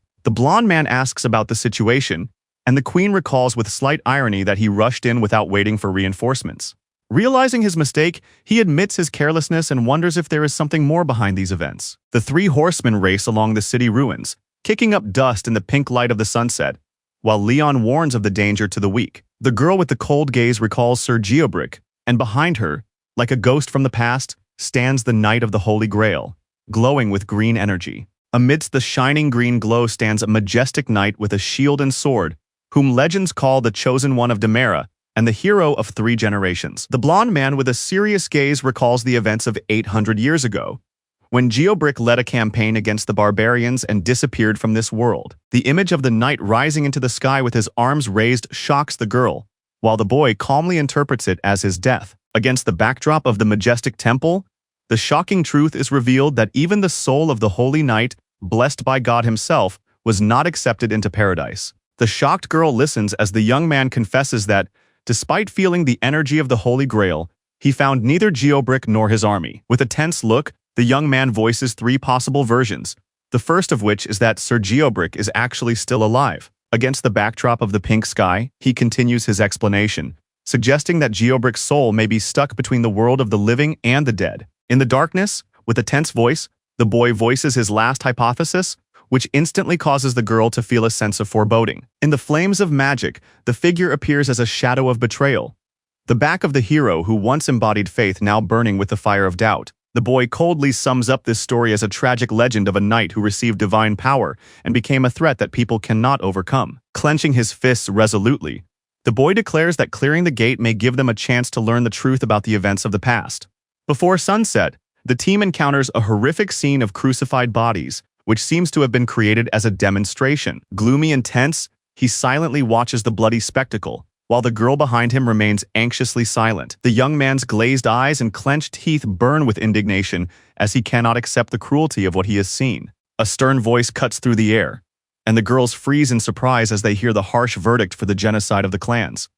Smiling with admiration, she admires how justly His Majesty has responded to this tragedy. At the call to join, Gary and the rest of the students willingly come closer, ready to listen to orders and act together. The blonde solemnly addresses the cadets, ordering them to follow only him under any circumstances, because their own eyes and thoughts can betray them. Impressed by the king's words, the cadets enthusiastically declare their loyalty, and the red-haired girl passionately swears to follow only His Majesty. Determination flashes in the blonde man's eyes as he grits his teeth and orders immediate action. Realizing that battle is inevitable, the burning sky and cries of shock envelop the battlefield, where panicked warriors face sudden attacks. The frenzied attacker, crying out for total annihilation, is consumed by excitement and bloody delight in killing. Seeing the area engulfed in flames, two horsemen stop in amazement before the burning horizon. With fear in her voice, the girl informs the king that this is a village and that its inhabitants are being brutally exterminated right now. Shock, fear, and anger flash in the boy's eyes at once, as what he sees turns his soul into a storm of rage. A bloodied fighter crawls on the ground, muttering words in confusion, trying to understand something. The enraged young man shouts in the fiery glow that before him is only dirty and worthless trash that does not deserve to live. Hearing a cry of danger, the young man rushes forward, leaving burning tracks behind him, while the horseman behind him anxiously calls out to His Majesty. Gary realizes how angry he is because he cannot accept the death of innocent people. The hero rushes forward with a cry, leaving his friends far behind, for his rage is uncontrollable and his speed is lightning fast. His gaze burns with anger just as it did during his encounter with the orc, when rage turned him into a hero who destroys all evil. The girl's eyes widen in shock when she suddenly realizes that she is standing before none other than a real orc. Reflections of magical energy blaze around the sword as the rider rushes toward the enemy, gripping the hilt. A lightning-fast breakthrough at full gallop kicks up dust, and in the whirlwind of flames, the hero's figure merges with the glint of his sword. Amidst the chaos, the barbarians boldly rush at the well-armed knights, their swords clanging in the dust-filled air. The old warrior rushes into the attack with a cry of rage, but something suddenly makes him stop in amazement, as if he senses someone approaching. A horseman descends from the sky in a blaze of fire, and horror appears in the old man's eyes as he realizes who is standing before him. The king, beside himself with rage, loudly proclaims his title, striking fear and despair into his enemies. An explosion of power pierces the air, and a stream of scorching fire cuts through the earth, leaving only debris and dust behind. Blinded by rage and engulfed in flames, Leon screams with a wild roar and a beastly glare that he will kill everyone, clutching his weapon in his hand. A pillar of burning light pierces the sky and the earth, tearing everything around it apart with an explosion, and leaving only clouds of ash and debris behind. Gari looks up at the sky with a cry, shocked by the sudden flash of power that she recognizes and cannot believe her eyes. The dark sword strikes the enemy, piercing him through as he is torn between pain and fear. The blonde man emerges from the flames, looking down contemptuously on his enemies, whom he considers noisy trash, unworthy of even his attention. Leon drives his sword into the enemy from behind, leaving behind a bloody cloud and the victim's scream. Smiling madly, he announces his next target and furiously commands his horse to charge forward. The queen, looking ahead resolutely, silently watches the madness while others around her cry out in shock. The girl's heart pounds in her chest with tension as she tries to understand how things could have gone so far. Smiling madly, he gleefully shouts accusations at those who have allegedly sided with the enemy, mercilessly cutting down his foes. Summoning her willpower, she resolutely takes up arms to put an end to it all. But suddenly something throws her off balance. With a gentle smile and a slight flicker of magic, the queen urges her not to rush things, as if everything has already been decided. She quietly persuades them to trust his majesty, claiming that even the most cruel actions have a deeper meaning. With a maniacal smile and shining eyes, he sits on his horse, shouting ominous insults and enjoying every moment of the mockery. Against the backdrop of the setting sun, the king proclaims a new record for murders, while the girls watching from afar freeze in shock. Confused and struck by the depth of hatred, Gary looks at the queen who, with a gentle smile, suggests that he is just too emotional. Sitting astride her horse, the dark-haired girl admits that even if they had intervened, they would not have been able to stop the enraged king. Filled with inner pain, the girl anxiously admits that even in the face of terrible injustice, the others did not speak out because of indifference. With gloomy faces, they stand motionless, and the voice explains that these creatures are not people, but artificial likenesses born of the fragments of the past. With rare exceptions, all these beings are merely echoes of real events that once actually happened, but now only imitate life inside the gates. Blinded by madness and flashes of power, the blond man with a hoarse laugh strikes the ground, spilling his anger. Against the backdrop of the evening sky, the boy looks ahead with anxiety, and a voice confesses that death is meaningless to these creatures. Engulfed in flames, the boy orders the destruction of all living things, wanting his enemies to die in agony. The dying village smokes amid the ashes and ruins, and the bodies of enemies lie on the scorched earth. The heavy footsteps of armed warriors approach the heroes after a difficult battle. Against the backdrop of a burning sky, a group of allies silently watches as someone slowly approaches from the shadows. One of the fighters takes off his helmet and watches the events intently, albeit tensely, preparing for the next order. Amidst the ruins,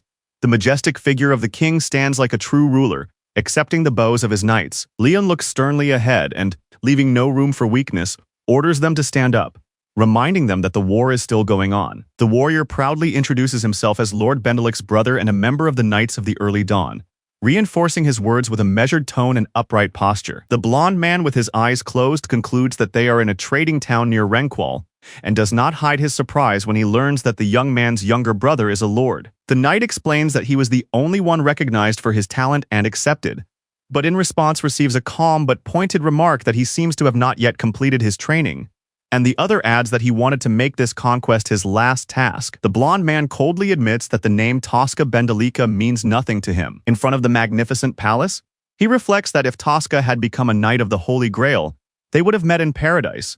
But since he was not there, it means that he either failed his training or died in the attempt. Lost in thought, he gazes at the ranks of knights and admits that he does not remember any of their faces, because these distinguished warriors left no trace in history. A voice proclaims the name of the king, Leon Draconius Lionheart, heir to the goddess of light and the Duchy of Draconia. A bright glow flares from his chest as if a lion's heart is awakening to new life, striking everyone around him. One of the warriors suddenly freezes, feeling a tremor inside, because before him stands the one who carries the true light. The knight demands an answer, asking if this is a joke, because only the chosen one can bear the name of King Lionheart.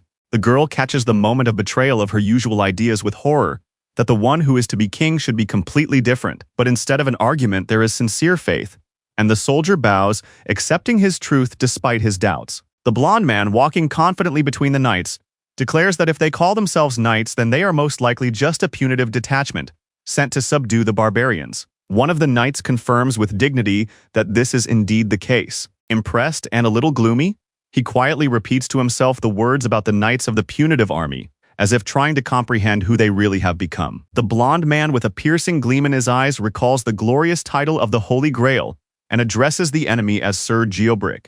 The knight of the punitive army frowns, surprised by the unexpected confession, and nervously clarifies what his opponent meant. The main character solemnly declares that he must meet this mysterious figure immediately, without delay. Under the red sky, Leon asks where he is, while explaining to himself that this is a separate detachment hunting down the remnants of the enemy. Amidst the ravaged ruins and shadows, the thought of skin being torn off prompts a chilling realization of the true cruelty of what is happening here. The king stares intently at the young man as he begins his explanation about Sir Geobrick. One of the warriors eagerly reports on the successful clash with the main forces of the enemy, anticipating the complete destruction of the barbarians. Calmly closing his eyes and lowering his head, Leon simply replies that he understands everything. A mysterious shadow hangs over the Knight of the Holy Grail, Geobrick, who, according to rumors, was involved in a fatal incident during this war. A huge military camp, covered with tents and surrounded by several levels of defense, is bathed in the crimson light of the setting sun.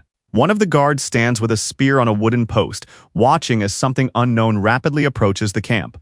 A well-coordinated group of warriors, each radiating menace, arrives with serious intentions, ready to confront the enemy group. In a dimly lit frame, a man with a gold chain around his neck smiles smugly, his eyes shining with anticipation of battle, for the enemy is already here. Against the backdrop of a burning sky, a horseman on a Pegasus rapidly approaches the camp, solemnly declaring that he has found the enemy with his own hands. Rows of heavily armed warriors with spears and shields line up like a wall, reflecting the crimson light of the evening and preparing for the inevitable clash. A dark-haired woman asks doubtfully if this is really the Red Gate, hearing that the difficulty level is black, while another, looking calmly ahead, suggests trying whatever it is. A mighty warrior stares intently ahead.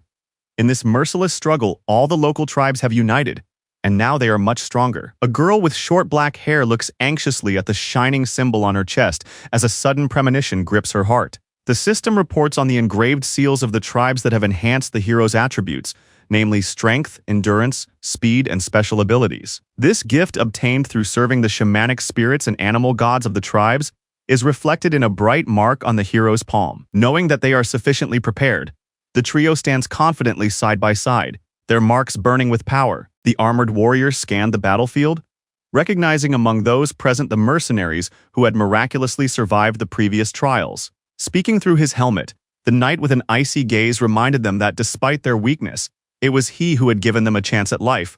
So why were they here again? The young man with the flaming arrow is about to destroy the enemy, because only Jorgurk's death will allow the gate to be closed. With calm severity, the knight declares that he is giving them another chance because of their blind ignorance, and orders them to lay down their weapons and leave. With a fierce smile, he mocks the claim of sinfulness, not believing that he has any right to say such a thing. Pointing to the horrors committed by this righteous man, he recalls the executions, skinning, and murders of the defenseless, throwing the truth in his face. His figure rises majestically against the sky, and the shining hammer in the rays of light becomes a symbol of inevitable punitive power as he menacingly declares his name. Geobrick. The knight raises his hand to the heavens and proudly proclaims his unwavering righteousness, confident in the purity of his every action. Enveloped in a green glow of fury, the knight raises his weapon, from which a storm of energy emanates, and swears to punish everyone in the name of God for crossing the line. The girl cries out in alarm, and the warrior at her side begs her to activate her defensive technique, warning her that this technique cannot be used often. His eyes are filled with excitement, because at this decisive moment, the lives of the entire team are at stake. Seeing a heavenly whirlwind with a magical core in the center, he freezes in amazement and fear. A green light rises above the spear, and in the silence, an oath is made to defend the kingdom and those who have entrusted their fate to the gods, as if the heavens themselves were listening to this oath. The powerful faith concentrated in one heart manifests itself through three warriors with raised spears, enveloped in a shining energy that shocks and amazes those who watch. In a battle cry, the knights furiously raise their weapons to the sky, shouting that as faithful servants of the kingdom and the Holy Grail, they will use the power they have received to destroy evil to the last drop. Blinded by the explosion of divine energy, the winged figure flies forward desperately, screaming with tension. In a green glow, a dark figure with shining eyes commands everyone to bow before the glory of the true gods, as if passing judgment in their name. From the force that tears apart the heavens and the earth, everything around explodes in a hurricane, and the earth, unable to withstand the pressure, collapses with a roar, obeying a higher will. The majestic figure of the holy knight flies on a winged steed, carrying the will of the gods and shining with his chosen status amid emerald flashes. Enveloped in the goddess's radiance, the knight in armor rises to holiness, pierced by divine power that bursts into flames. Divine punishment falls from the heavens, tearing apart the landscape and leaving behind an abyss pierced by a green aura. Realizing that one knight has used the faith of an entire order, the young man tries in horror to comprehend the scale of divine power. In the shadow of the chasm that split the earth, the warrior sits in shock, remembering that the Knight of the Grail possessed the power to destroy the world. The stunned girls, looking anxiously at the sky, cannot believe that something so terrible and incomprehensible is unfolding before them. With a frozen gaze, the warrior contemplates the catastrophe that wiped out more than 3,000 people from the face of the earth with a single blow. A group of fighters look into the abyss in horror, realizing that only chance saved them from instant destruction. Looking at the flying horseman, the fighters whisper in despair, doubting whether he is even human, and admit that they cannot defeat him. Bowing in prayer, the knight speaks to the goddess, holding a battle axe as a sacred symbol. Enveloped in a green glow, he begs to strengthen the ground beneath his brother's feet. The focused priestess listens to the call to purify cultists and punish those who have strayed from the truth. Her green gaze, piercing through the slit in her helmet, burns with the determination of divine judgment and unshakable confidence in righteousness. The knight in the helmet pronounces the sentence, flashing with holy wrath and preparing to destroy the heretics. The red-haired commander shouts with tension and anxiety, sensing that the attack is approaching the point of inevitable battle. The orcs rush into battle with a battle cry, launching an attack from the flanks, hoping for numerical superiority. And the knight on horseback rushes straight into the thick of the enemy, causing shock and panic with his mere appearance. The horseman bursts into the enemy ranks at full speed, and the impact of his hooves raises dust and alarm among the defenders. An explosion of energy bursts from the enemy, and a powerful blow from a sword with light tears through the air. The knight manages to raise his shield in response to the lightning strike that is aimed directly at him. The knight's eyes flash with surprise when a simple mercenary reveals unusual strength, easily holding back his attack. Noticing the magical marks on the enemy's body, the knight clenches his sword with fury and rushes into the attack, realizing that he is dealing with cultists. The enemy's powerful blow unexpectedly breaks through the defense, causing the mercenary to flinch from the force of the blow. The majestic silhouette of a warrior with a sword on his back walks through the pink light of dawn. They performed feats while traveling across the continent. To the sound of clanking armor, the masked knight solemnly declares that in battle with the likes of them, recklessness comes at too high a price. Nate Aurelian shouts an order, urging the warriors to dismount and form a square for defense. They have been practicing sword fighting for years, and some of them have mastered the blade so perfectly that they have trained for centuries, becoming true warriors of the ages. Facing the crowd of cultists rushing into the attack, the knights quickly line up in battle formation, as each of them has repelled such invasions many times before. The blonde man with a cold gaze raises his spear again, preparing to meet the enemies that humanity has hunted for centuries for their terrifying physical strength. One of the cultists fanatically roars in praise of the true gods, while the red-haired mage utters curses with panic and rage. With tension in his voice, the dark-skinned warrior warns of another wave of enemies, and his brother admits through gritted teeth that even he understands that the chances of victory in a head-on battle are slim. The boy shouts in fear and despair that this is their only chance to escape, but his companion looks at him with disbelief and anger, not understanding what nonsense he is talking at such a moment. Against the backdrop of the ominous figure of the knight emerging from the darkness, the fighter makes a despairing confession. They cannot even defeat this warrior, let alone the gate boss, because they simply lack the strength. Reflecting in silence, the man admits that even in a hopeless situation, a chance will only appear when they unite with the 10 best guilds. In the burning sea of chaos, where the knight raised his shield against the flames, an alarming thought echoes that a breakthrough of the gate may be inevitable. With determination, the giant with the hammer hints that there is a way to settle everything without a fight, and his allies react cautiously, trying to understand what he means. Under the light of the golden aura, the warriors think of Ariana, the goddess of light and justice, and Demera, the patroness of life and prosperity, calling upon their mercy. The red-haired man waves his hand awkwardly, explaining that he is not interested in religion at all, while the dark-haired warrior with a mace listens silently, unable to hide his slight surprise. Hearing the name Lionheart and the mention of a YouTube video, the hero recalls the figure with delight and shock. The man with pigtails recalls that the blonde man resembles someone from the world of these gates, and remembers how he initially doubted him, because of the divine knight and everything else. Seeing the connection between the King of Knights and Leon, the man realizes that it is better to retreat because this power is too great. When he looks back to announce his decision, Miss Hildir appears, and her appearance causes tension. A sad Hildebrand looks hopefully at the redhead, begging him not to leave them alone, but he sighs and explains that they need to bring reinforcements.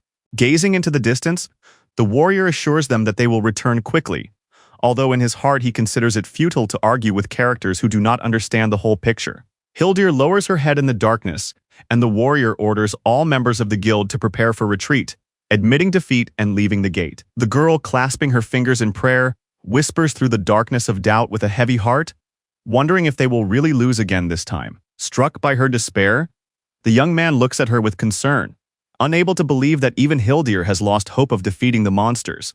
With tears about to spill, she bitterly admits that they have never defeated these monsters in all this time. The girl's eyes burn with lightning anger as she contemptuously calls people disgusting, clenching her fingers in a fit of rage. With sadness in her eyes and resignation in her voice, she walks past, bowing her head at sunset, admitting that she is once again forced to resort to trickery because there is simply no other choice for salvation. An explosion of red light illuminates the sky as she, grimacing with inner contempt, warns that he may not like it, and harshly adds that it is only their fault that they are so worthless. A slight wave of her fingers ignites a magical spark, and a force appears that is about to be unleashed. The girl rises above the ground in a halo of red lightning, radiating such fury and power that those around her can only stare up in awe. The blonde man freezes in panic, sensing the approach of a powerful blow that breaks the boundaries of the familiar. He cries out in horror that they are using magic, while his companion's body, enveloped in a purple glow, lies exhausted on the blood-stained ground. The unfortunate man's face is distorted as black magic tears him apart from within,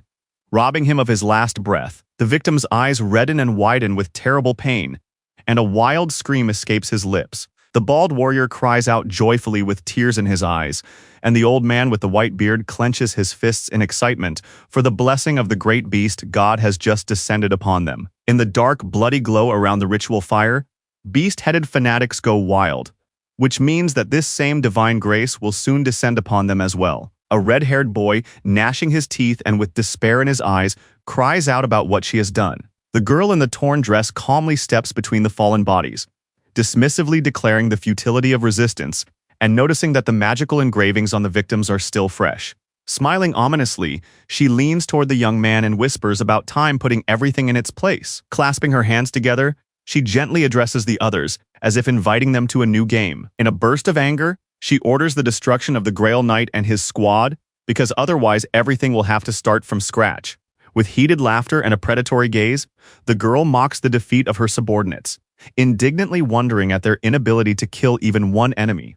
Armed enemies rush forward, but the knight in shining armor destroys them with a lightning strike of his sword. The knight in the helmet with a gleaming eye turns his head sharply, stunned by the unexpected threat approaching from his blind spot. The explosion of power and fury of the attack collide in a clash where the knight with the shield pierces the attacker and scatters the enemies in all directions. The knight with shining green eyes clenches his shield, holding back the blow, and speaks in surprise, noticing something dangerous in the enemy's arsenal. Shouting about the engraving of the beast god's seal, he cringes from the force bursting from within. Raging with a sword in his hand, he cries out with burning eyes, ordering to tear off the skin along with the seals, for therein lies the enemy's weakness. His strike from the heavens shatters the earth like thunder, raising clouds of debris and sweeping away everything in its path. Two fighters with fire in their eyes rush at the armored enemy with incredible determination, swinging their blades and fists to strike. A powerful jumping strike hits the defender with explosive force, slamming him to the floor with a crash. The knight in the massive helmet bursts into flames from his chest,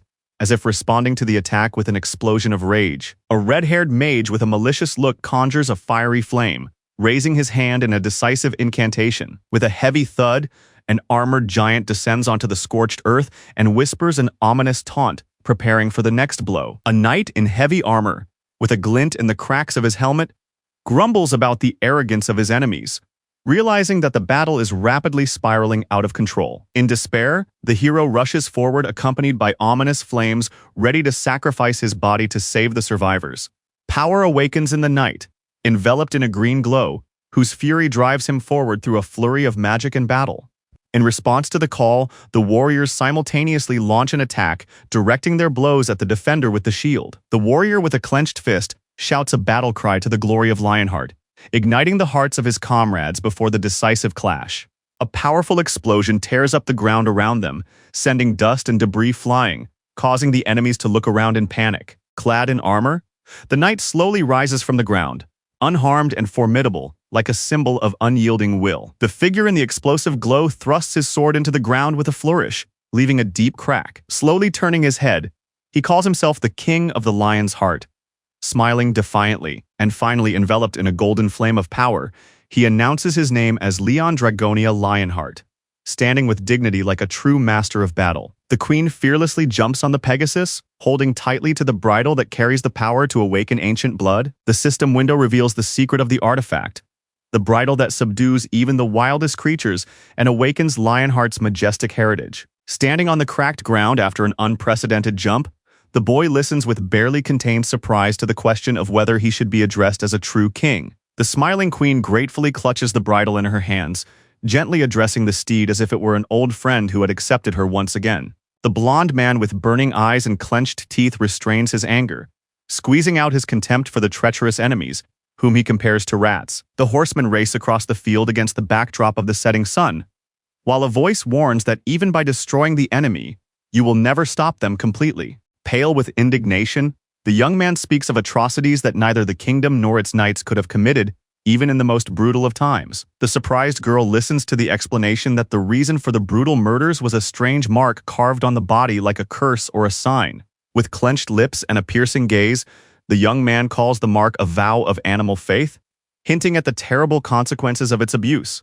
Huddled in horror, the girl looks at the demonic vision, realizing that the power of the mark destroys the soul and borders on evil, worthy of the demon himself. Against the backdrop of the evening sky, the gloomy young man silently issues a stern warning, engraving these words in her mind. Confused and embarrassed, the girl clenches her fists when she learns that her kindness and humanity are useless tools in this ruthless struggle. With a look of determination in his eyes, he declares that, above all else, this is the truth for him, backed up by uncompromising and absolute justice. Against the backdrop of the burning sky, the queen clenches the reins and silently acknowledges that she is equally ready to follow the path that her honor and calling impose on her. Soaring through a noisy flock of dark birds, she accepts her role with a fiery gaze and moves forward to fulfill her duty. With a flash of power, she reaches out her hand, summoning a magical impulse that fills the space with an ominous silence before the blow.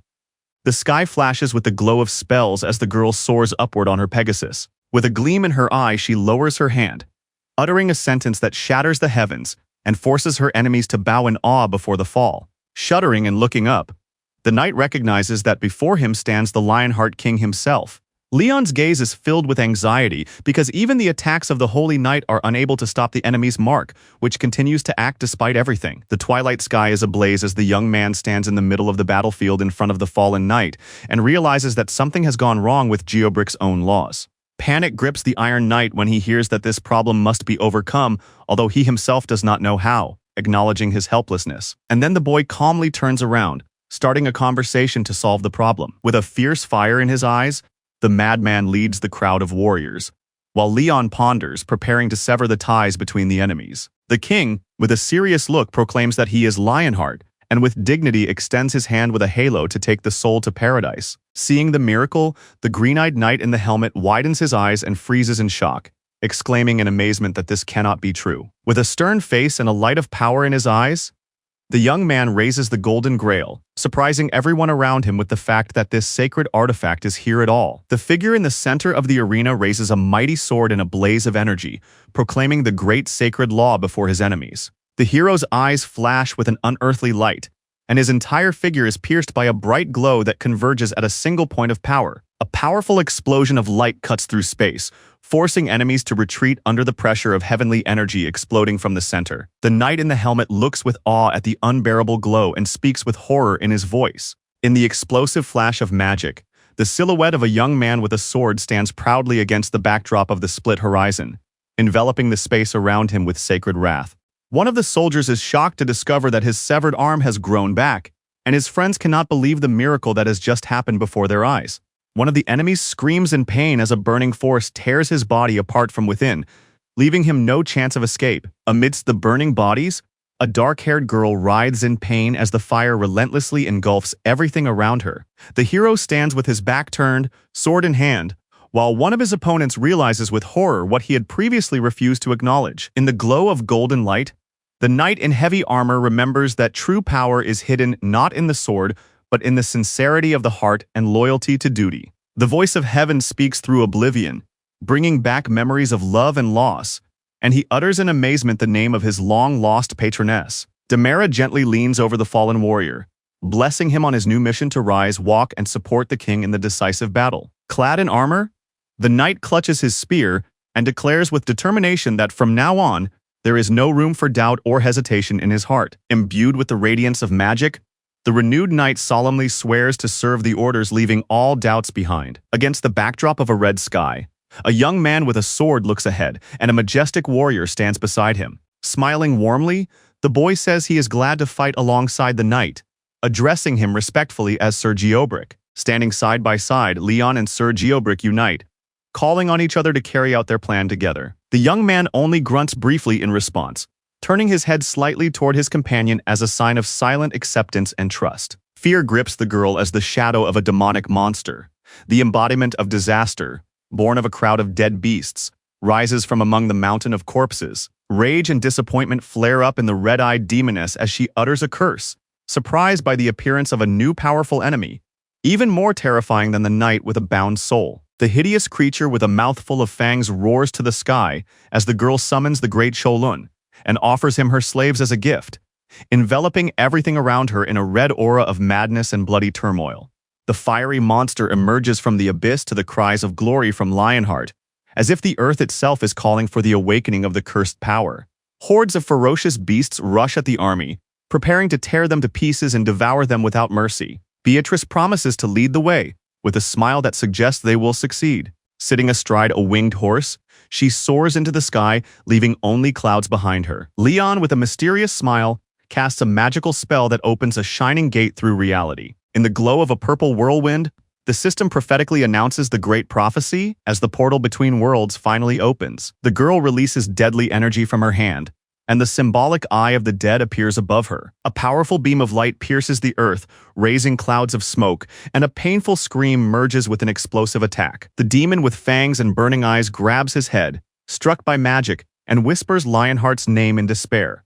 A figure of fire rises from the heart of the hellish flames, and the cursed beast cries out about a new encounter with the enemy that haunts him. Against the backdrop of the sky, a figure in stern footwear takes a decisive step forward, calling all brothers and sisters to attention. Touching the Mega and opening the portal, the young man addresses the glorious knights and brave warriors as if before a battle that will change everything. Consumed by fire and determination, he smiles ominously, heralding the end of the heretics who dared to challenge him. Blood boils with rage in the eyes of the red-haired girl, who rushes into battle with curses, clenching her fists.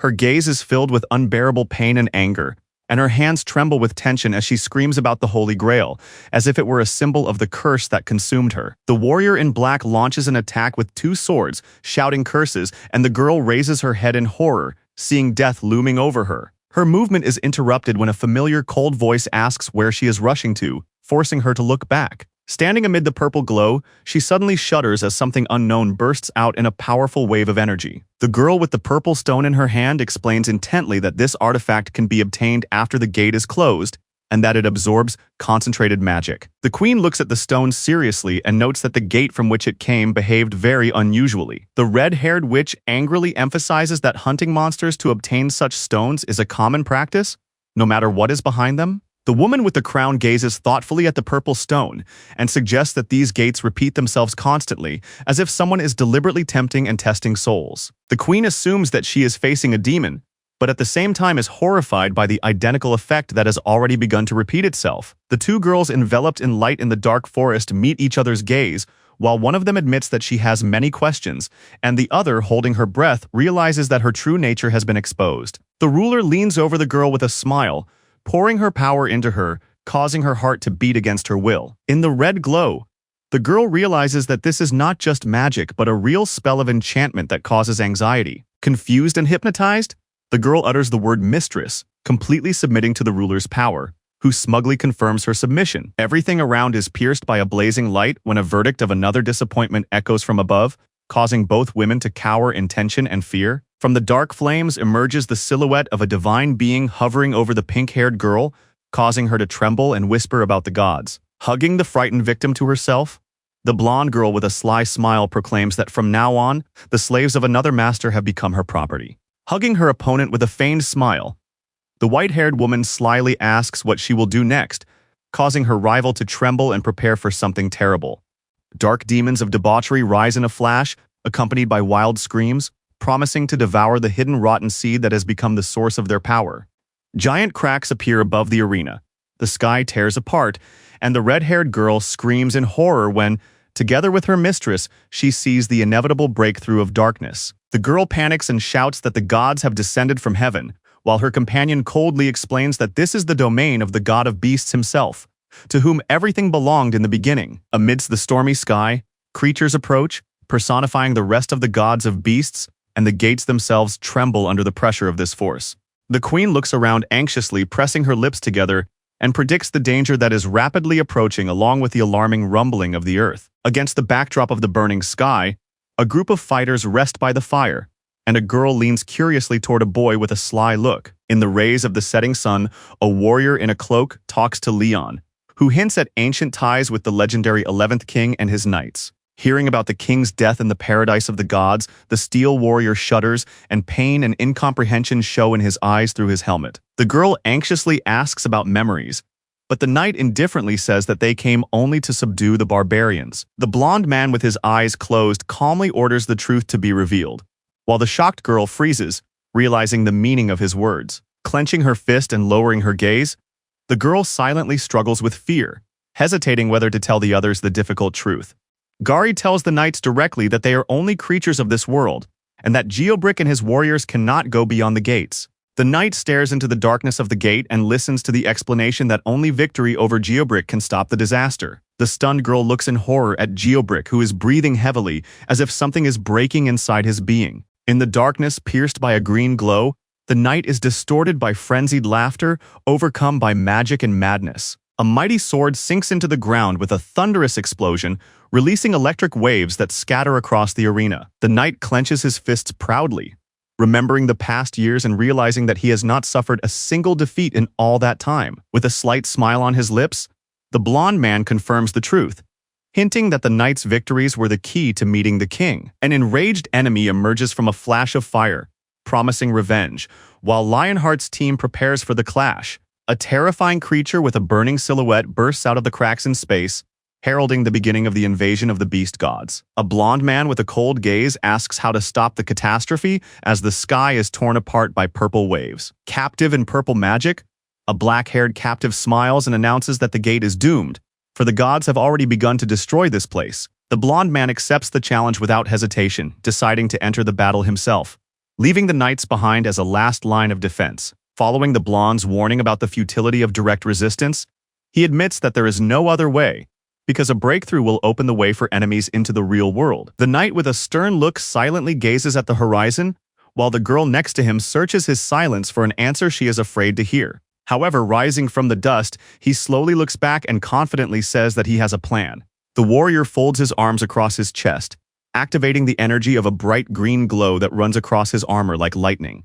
Suddenly, a red enemy swoops down from the sky, causing his body to crash into the ground with a crash. Feeling an alarming pain, Geobrick barely stays on his feet, while his shocked comrades shout his name, trying to understand what happened to him. He calmly picks up the magic crystal, announcing that the condition for closing the gate is victory over him. Turning to his companions, Geobrick asks them to stay away and survive at all costs, while questioning whether this struggle is futile if the gate will disappear anyway. Geobrick, with a green glow in his chest, addresses his brothers, standing between two knights and solemnly beginning his farewell speech before the decisive battle. The knight with the purple crystal in his hand announces that the final battle is inevitable, and solemnly recalls King Lionheart, who embodied the glory of the gods in this place. The blonde man with blue eyes listens through tears as he declares his willingness to die for the future of the living and resolutely declares his readiness to give his life. Calling everyone to battle with a loud cry, the red-haired warrior challenges fate, and his team freezes against the backdrop of the burning sky. The blonde man, his eyes wide and fear in his heart, feels something terrible engulfing him from within, and the shadow of a dark force seems to devour his mind. Standing under the night sky with clenched lips and a stony gaze, Leon silently looks ahead. Seeing the knight with the purple crystal raise his hand, the boy stops and silently stares at his decisive gesture. Touching his heart, He bows his head respectfully, acknowledging his devotion and accepting the legacy left to him as his responsibility. The warrior asks him to stay, and covering his eyes, the boy reluctantly agrees. His eyes narrow with relief, as if the storm inside him has finally subsided. Surrounded by the green flames of faith, the warrior raises his weapon and prays to the goddess Demera, begging her to fill him with the wind of strength before the decisive battle. The mighty axe, illuminated by green colors, glitters high above as a symbol of unbridled power and destiny. The knight, proclaiming his loyalty to the king and the goddess Demera, declares with dignity that through this hammer he inherits the power of the great Geobrick. Under the cries of magical symbols around him, a green element rises, flowing to the hammer, as if the very air recognizes him as the new bearer of power. His hand firmly grips the shining crystal through which magic flows into the armor, immersing it in energy similar to the blessing of the gods. The hammer, enveloped in magical light, seems to awaken from a centuries-long slumber, pulsing with sacred energy and preparing to pass on to its heir. As the king gazes at the relic, green energy flares up around him, and his eyes fill with wonder and anticipation of the power that is about to burst forth. Clad in armor, the knight solemnly raises the hammer to the young man and addresses him, entrusting this artifact to the one who can hold it. The mighty warrior stands silently as the young man holds the heavy hammer with extraordinary ease, which no one else has ever been able to lift. The boy's hand touches the handle with determination and inner strength, which instantly forces the knight to give up his weapon. With sincere respect in his voice, the knight admits defeat and thanks him for the joint battle, and the young man promises to remember his victorious path. The knight, with a green gleam in his eyes, turns back, watching the figure in black who carries the hammer with dignity in the light of the setting sun. Under the red sky, the armored horsemen freeze in anticipation, receiving the last order from their commander, full of determination. Gritting his teeth and glancing at his comrades in arms, the young man with the hammer listens to the knight's order to defend him to the last breath. With her arms pressed to her chest, the girl watches the retreating army, while the young man with a serious look on his face gives a short order to retreat. The knight silently watches as the king and his companions retreat into the city, leaving him on guard. His gaze is directed forward, like a symbol of loyalty that will not waver even in the face of danger. The knight forces his army to stop in tense silence, where even the wind holds its breath. Against the backdrop of a pink sky and blinding light, he raises his sword, calling himself Geobrick, as if by his mere declaration he seeks to disperse his enemies. The sword rises in the glow of the flames, and the knight in black armor proclaims his victories and military might. Amidst the battle crowd, Geobrick gives a speech about protecting the goddess Demera, loyalty to Ariane, and the desire to bring joy to Pados himself. In a flash of bloody energy, the silhouette of a knight appears, proclaiming himself Geobrick, the glorious warrior of Montreal and knight of the holy grail of the goddess of life and abundance. In the rays of the setting sun, Geobrick raises his sword and shouts to his brothers to move forward and die for justice on this day. The monster lands rapidly at the epicenter of the explosion, splitting the earth in half while the crowd of warriors below cries out in panic for the protection of the gods. Armed knights take up battle positions with shields and swords, preparing for the clash, their silhouettes glowing in the light of the setting sun. The eyes in the helmet burn fiercely through the green flames and exalt the glory of Lionheart. The blond man with a penetrating gaze slowly looks over his shoulder when someone calls him from behind. Against the backdrop of the portal, he looks reproachfully at the team that disobeyed his order and remained outside the gate. Filled with determination and tense calm, Gary looks ahead with her chin raised and says that she will follow his path to the very end. Agreeing with her decision, he lowers his gaze and silently accepts her presence beside him. Together, they stand before the explosions on the horizon, silently watching as the world is struck, their fists clenched. To the sounds of battle, he clenches his ancient weapon resolutely, standing side by side with her, as if fate had brought them together again before the final step.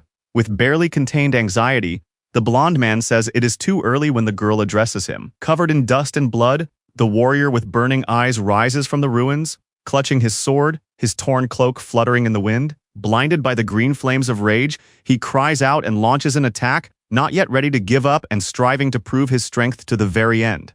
The warrior engulfed in green lightning screams frantically, as if a force beyond his control is breaking out of him. In the silence of the sunset, the young man looks back, shocking the girl who is silently watching his reaction. The silhouette of the Black Knight emerges against the backdrop of the burning sky, and his cry pierces the air, raising the surprised question of whether it is really pain that makes him scream. Gari turns to the king with concern, watching as a blue glow envelops the sword in his hand, while the boy remains silent. With a shadowed gaze, he clenches the bloody sword and silently bows his head as smoke releases from his hands. His face is contorted with pain and rage as he holds back a scream and seethes with emotions ready to burst forth. In flashes of rage, he swears an oath of vengeance, his gleaming eyes and clenched fists heralding a bloody end for the servants of the cruel beasts.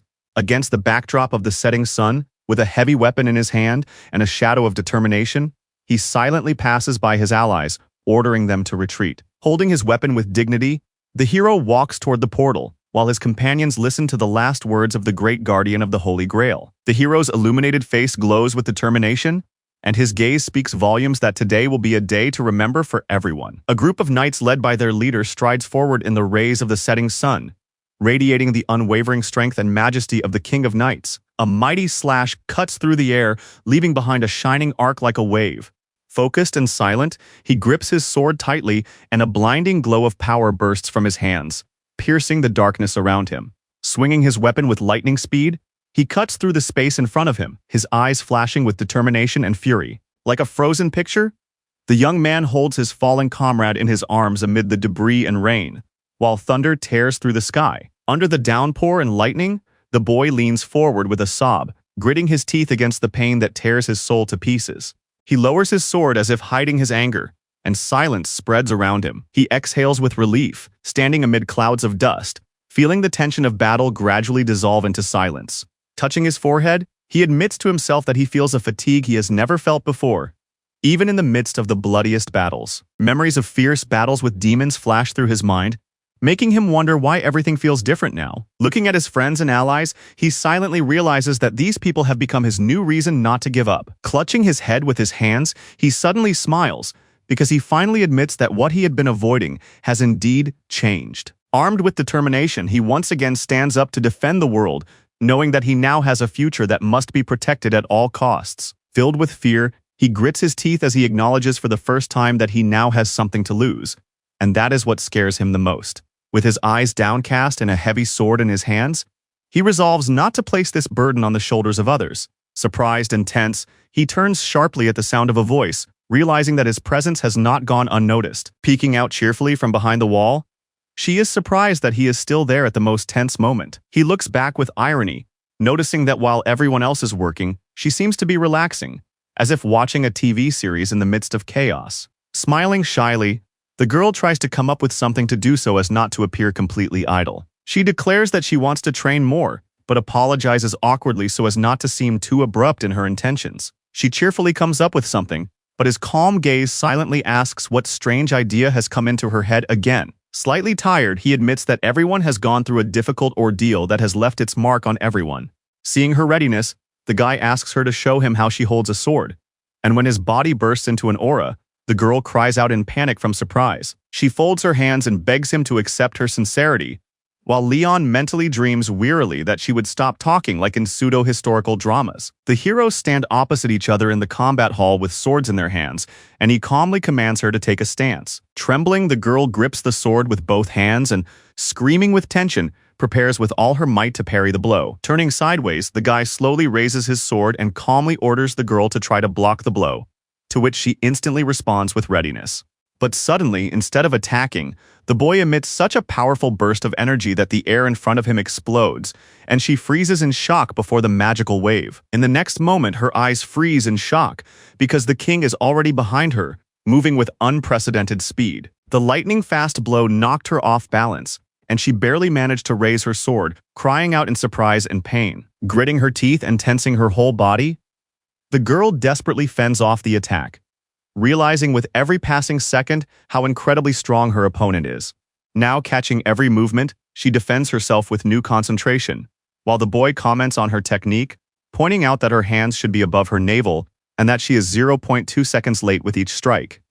The girl's eyes flash with determination as she realizes her mistake and exclaims it with a tense expression. Freezing with his sword above his head, the guy prepares for the decisive blow, while the girl looks up from below with surprise and anxiety, preparing to accept a new challenge. A powerful vertical blow tears through the space between them, forcing the girl to block it with all her strength at the last moment. Sweaty but focused, she confidently continues her attack, knowing that defense depends not only on the hand wielding the sword. Taking a step back, she controls her balance so as not to yield to the weight of the sword and maintain a stable defense. The blonde man counterattacks swiftly, his sword striking the girl's defense with a blinding flash, causing her to freeze. They clash in close combat, and the girl exclaims in amazement, unable to react to his incredible speed. The girl stops her opponent's arm and exclaims with relief, convinced that she has finally managed to block the attack, unaware that this is not the end. She then freezes with an irritated expression and a red mark on her forehead, while the guy coldly comments that her stance is correct but not confident enough. Without changing his tone, he reminds her once again to strike faster, saying that looking for weaknesses in the enemy is pointless if the attack itself is slow. His opponent tries to justify herself, explaining that she wanted to use her abilities, but the guy just sighs with a tired look and says that he has heard this before. The hero looks serious and says that victory is not just about knowing how to use your powers, because that does not guarantee survival. His words about death strike the girl right in the heart, causing shock and realization. She quickly tries to hide her emotions and, with a crazy expression, justifies herself to the surprised guy, saying that she didn't say anything special. Seeing her strange smile and shining eyes, the guy only manages to say something, not knowing how to react. Surprised by his response, the girl freezes for a moment, standing in front of him. And although she expected to hear about duty or honor, the guy says something completely different, emphasizing that the value of the struggle is not measured by glory. Completely unexpected, the girl gets hit on the head with a wooden sword and hears his mockery, so she blushes in front of him. Thinking about the past and looking at the image of the great knight, the guy asks if she has someone to whom she could devote her honor and glory. Because what is the point of emulating heroes if there is no goal? Surprised by these words and thinking deeply for the first time, the girl whispers and freezes with wide eyes, in which a thought is born. Walking away, he smiles slightly, knowing that his words about purpose and dedication have made a strong impression on the girl. Turning his back, the guy finishes his workout, telling her to take a break, and she, overwhelmed with emotions, only mumbles quietly in response. But suddenly, under the oppressive rumbling of thoughts and unexpected realization, he stops abruptly, sensing something important. The girl, clutching her sword tightly, looks back with surprise and slight alarm, not understanding what has happened. In the silence of the night, in front of the White House, a message echoes that His Majesty has been losing strength lately, and this phrase evokes an echo of anxiety. In a room with floral wallpaper, a robot explains in a scientific tone that His Majesty is experiencing a biological reaction to external stimuli, while a girl listens in confusion. The girl, her face tense, leans forward slightly and looks at the robot, who suspects that their king is in a state of stress. She asks anxiously and hopefully whether he is mistaken in his diagnosis of stress, and at the same time inquires what His Majesty loves, as if looking for the key to solving all problems. The little robot freezes in silence, as if he does not know the answer or is afraid to voice it. The robot hangs pensively in front of the girl, processing information about living organisms and entertainment, as if reading a matrix of emotions through a stream of green numbers. When it finally concludes that entertainment is the perfect stress reliever, the girl looks at it with disbelief, unable to imagine how something like that could interest the gloomy king. Hanging again in a silent pause, the robot looks helplessly at the girl, having no idea how to please a monarch who seems to have never had fun. The robot hangs in the air, puzzled, reporting that it has not found a single article explaining how entertainment increases dopamine levels, causing shock and surprise. The disappointed girl, with a tired look, ironically asks why this intelligent mechanism does not simply admit that it knows nothing, expressing slight anger and fatigue. But suddenly her face lights up with a smile and joy, and she exclaims that she has finally figured out what His Majesty might like. Calming down and turning back to the girl, the robot admits that her plan makes sense, although there are still notes of doubt. The lady, smiling slyly and closing her eyes in self-satisfaction, defiantly responds to the machine, not taking its technical remarks seriously. The offended robot, bathed in red light, ominously announces that there is one mocking nuance. Under the night sky, the girl joyfully announces her victory, even as the analytical voice considers her behavior irrational. In the glow of golden rays, the statue of the goddess of justice rises majestically, embodying the unshakable balance between law and faith. A lone knight reverently approaches the giant figures of the gods, who, despite their admiration for his devotion, admit that his spirit itself causes them concern.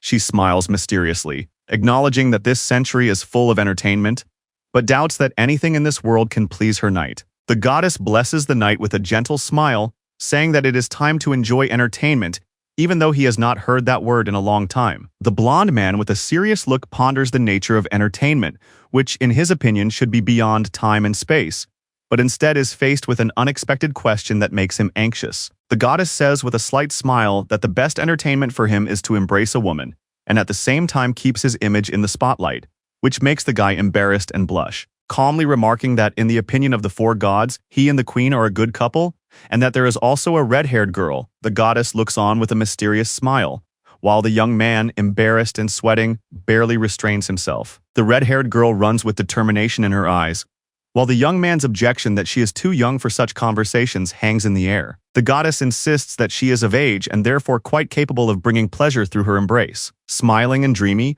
the girl looks ahead with excitement, while the goddess urges Leon to revive the royal family as soon as possible. The goddess talks about how people can get pleasure from physical intimacy, looking at the guy, who is reflected in her warm glow. He kneels in the ceremonial hall, swearing with all his heart to glorify the name of the Lion's Heart and revive the royal dynasty. His face is covered in sweat as the meaning of what he has heard gradually sinks in, and an uneasy premonition grows in his chest. At someone's panicked scream echoing through the hall, the young man slowly raises his head with a serious look, surprised by the insistence. Opening the door with an anxious expression, the girl shouts a warning, trying to stop His Majesty's rash actions. Looking back at the noise, he sees the girl fall with a thud in the middle of the aisle, interrupting her own sentence and causing a wave of surprise. Calmly observing from above, he reproachfully notes that her behavior is more childish, despite her superhuman abilities. Red with rage, the girl struggles to get up, suppressing the pain and indignation after the fall. She collects her thoughts and awkwardly admits that she has prepared something for him, and he asks in surprise if it is really meant for him. Hearing that she received help from Sir Yappy, he blushes sharply, unable to comprehend what actually happened. In a fit of rage, the boy threatens the girl that if she ever shows up like this again, he will make her run naked in front of everyone as punishment for her audacity. Red with shame and indignation, she raises her fists in the air, desperately shouting that she has been misunderstood and that this is all a terrible misunderstanding. In a high-tech hall in front of a massive energy portal, a group of people gather, preparing for something extremely important. Two operators near the portal notice the newcomer with surprise and immediately address him with respect, recognizing his royal status.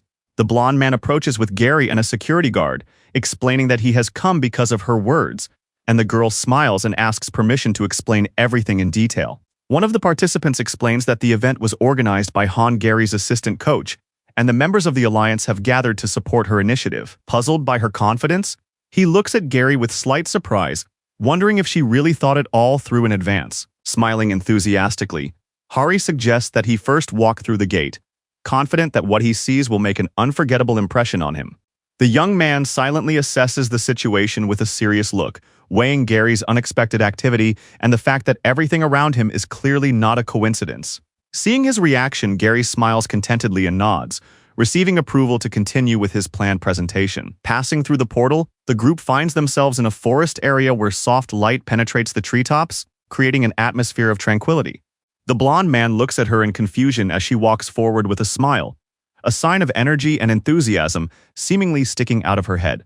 The boy, with an incomprehensible look of confusion, hears the girl preparing to open a new gate for him. Pointing her index finger upward, the girl explains that this gate is a flood-damaged area inhabited by strange animals and monsters. The energetic girl with shining eyes pulls a card with a scoring table toward him and exclaims that he, like His Majesty, should pay attention to the scoring of the prey. The man smiles and shows him the table, where 1 point is awarded for small animals, 3 for medium-sized ones, and 10 for orcs.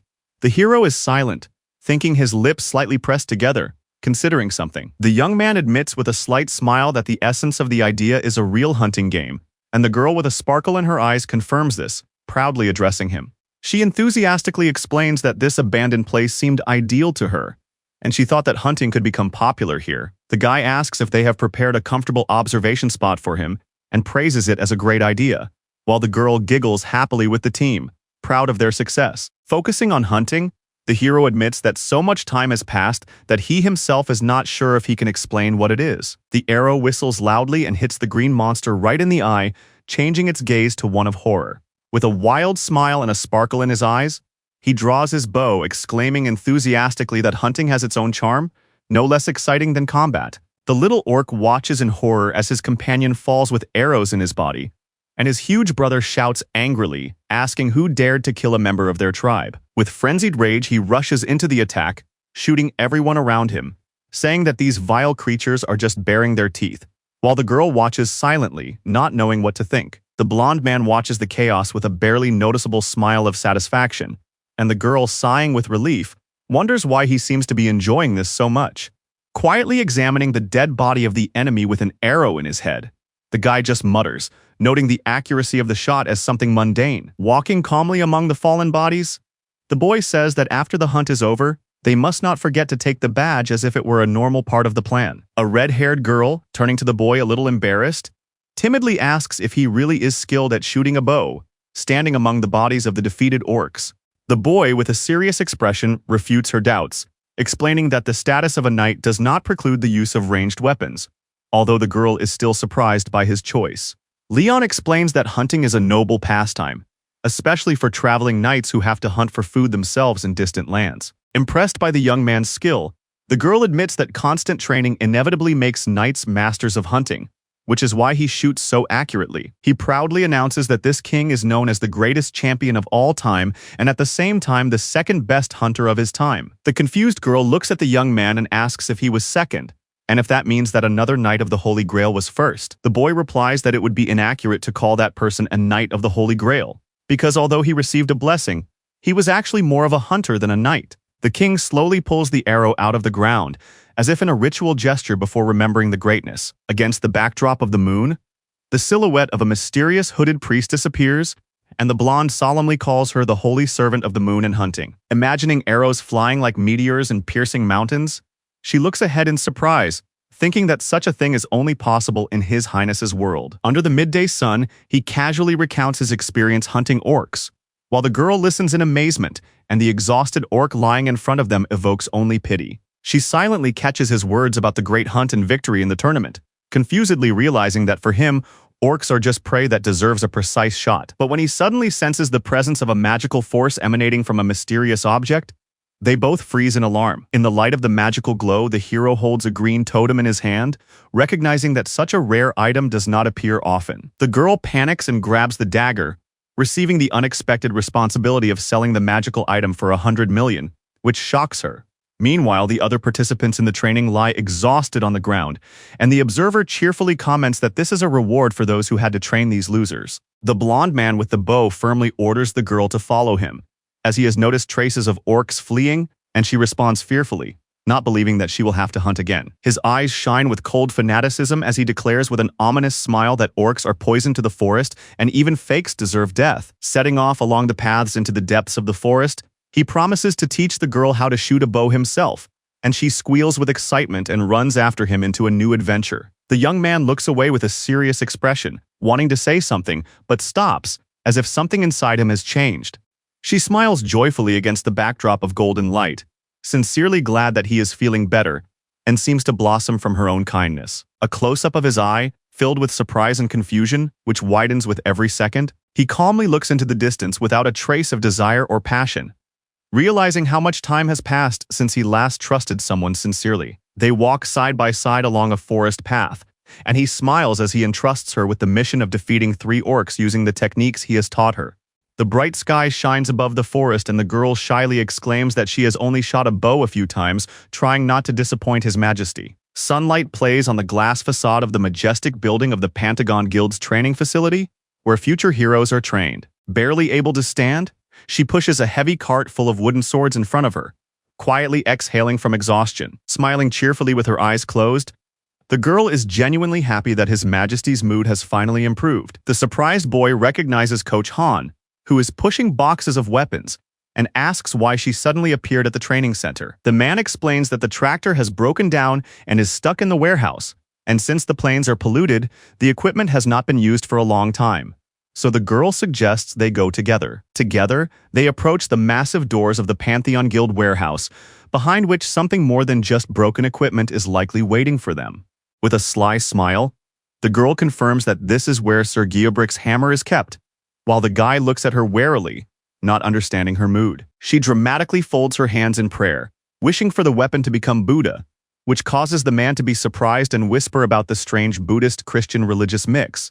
He asks if she really kept the hammer in this place and receives a calm answer that no one is capable of using it now. The girl confidently pushes the cart with the weapon into a huge storage room while the guy walks alongside, reading the recording all against the backdrop of a gloomy technical hangar, where something dangerous seems to be awakening. Inside a shiny capsule, the outline of a giant hammer appears in a beam of light, suspended in the air, as if waiting for someone capable of lifting it. Her eyes pop out of their sockets in shock, her cheeks are covered in sweat, and her mouth opens involuntarily, because what she has just seen is clearly beyond reason. A luxurious black car stops abruptly at the crosswalk, kicking up dust in front of the astonished family. Smiling cheerfully, the young man leads his friend to the place where, according to him, Korea's first epic artifact is kept. Frightened and angry, the young men instantly jump away from the robot, which doesn't even have time to react to their appearance.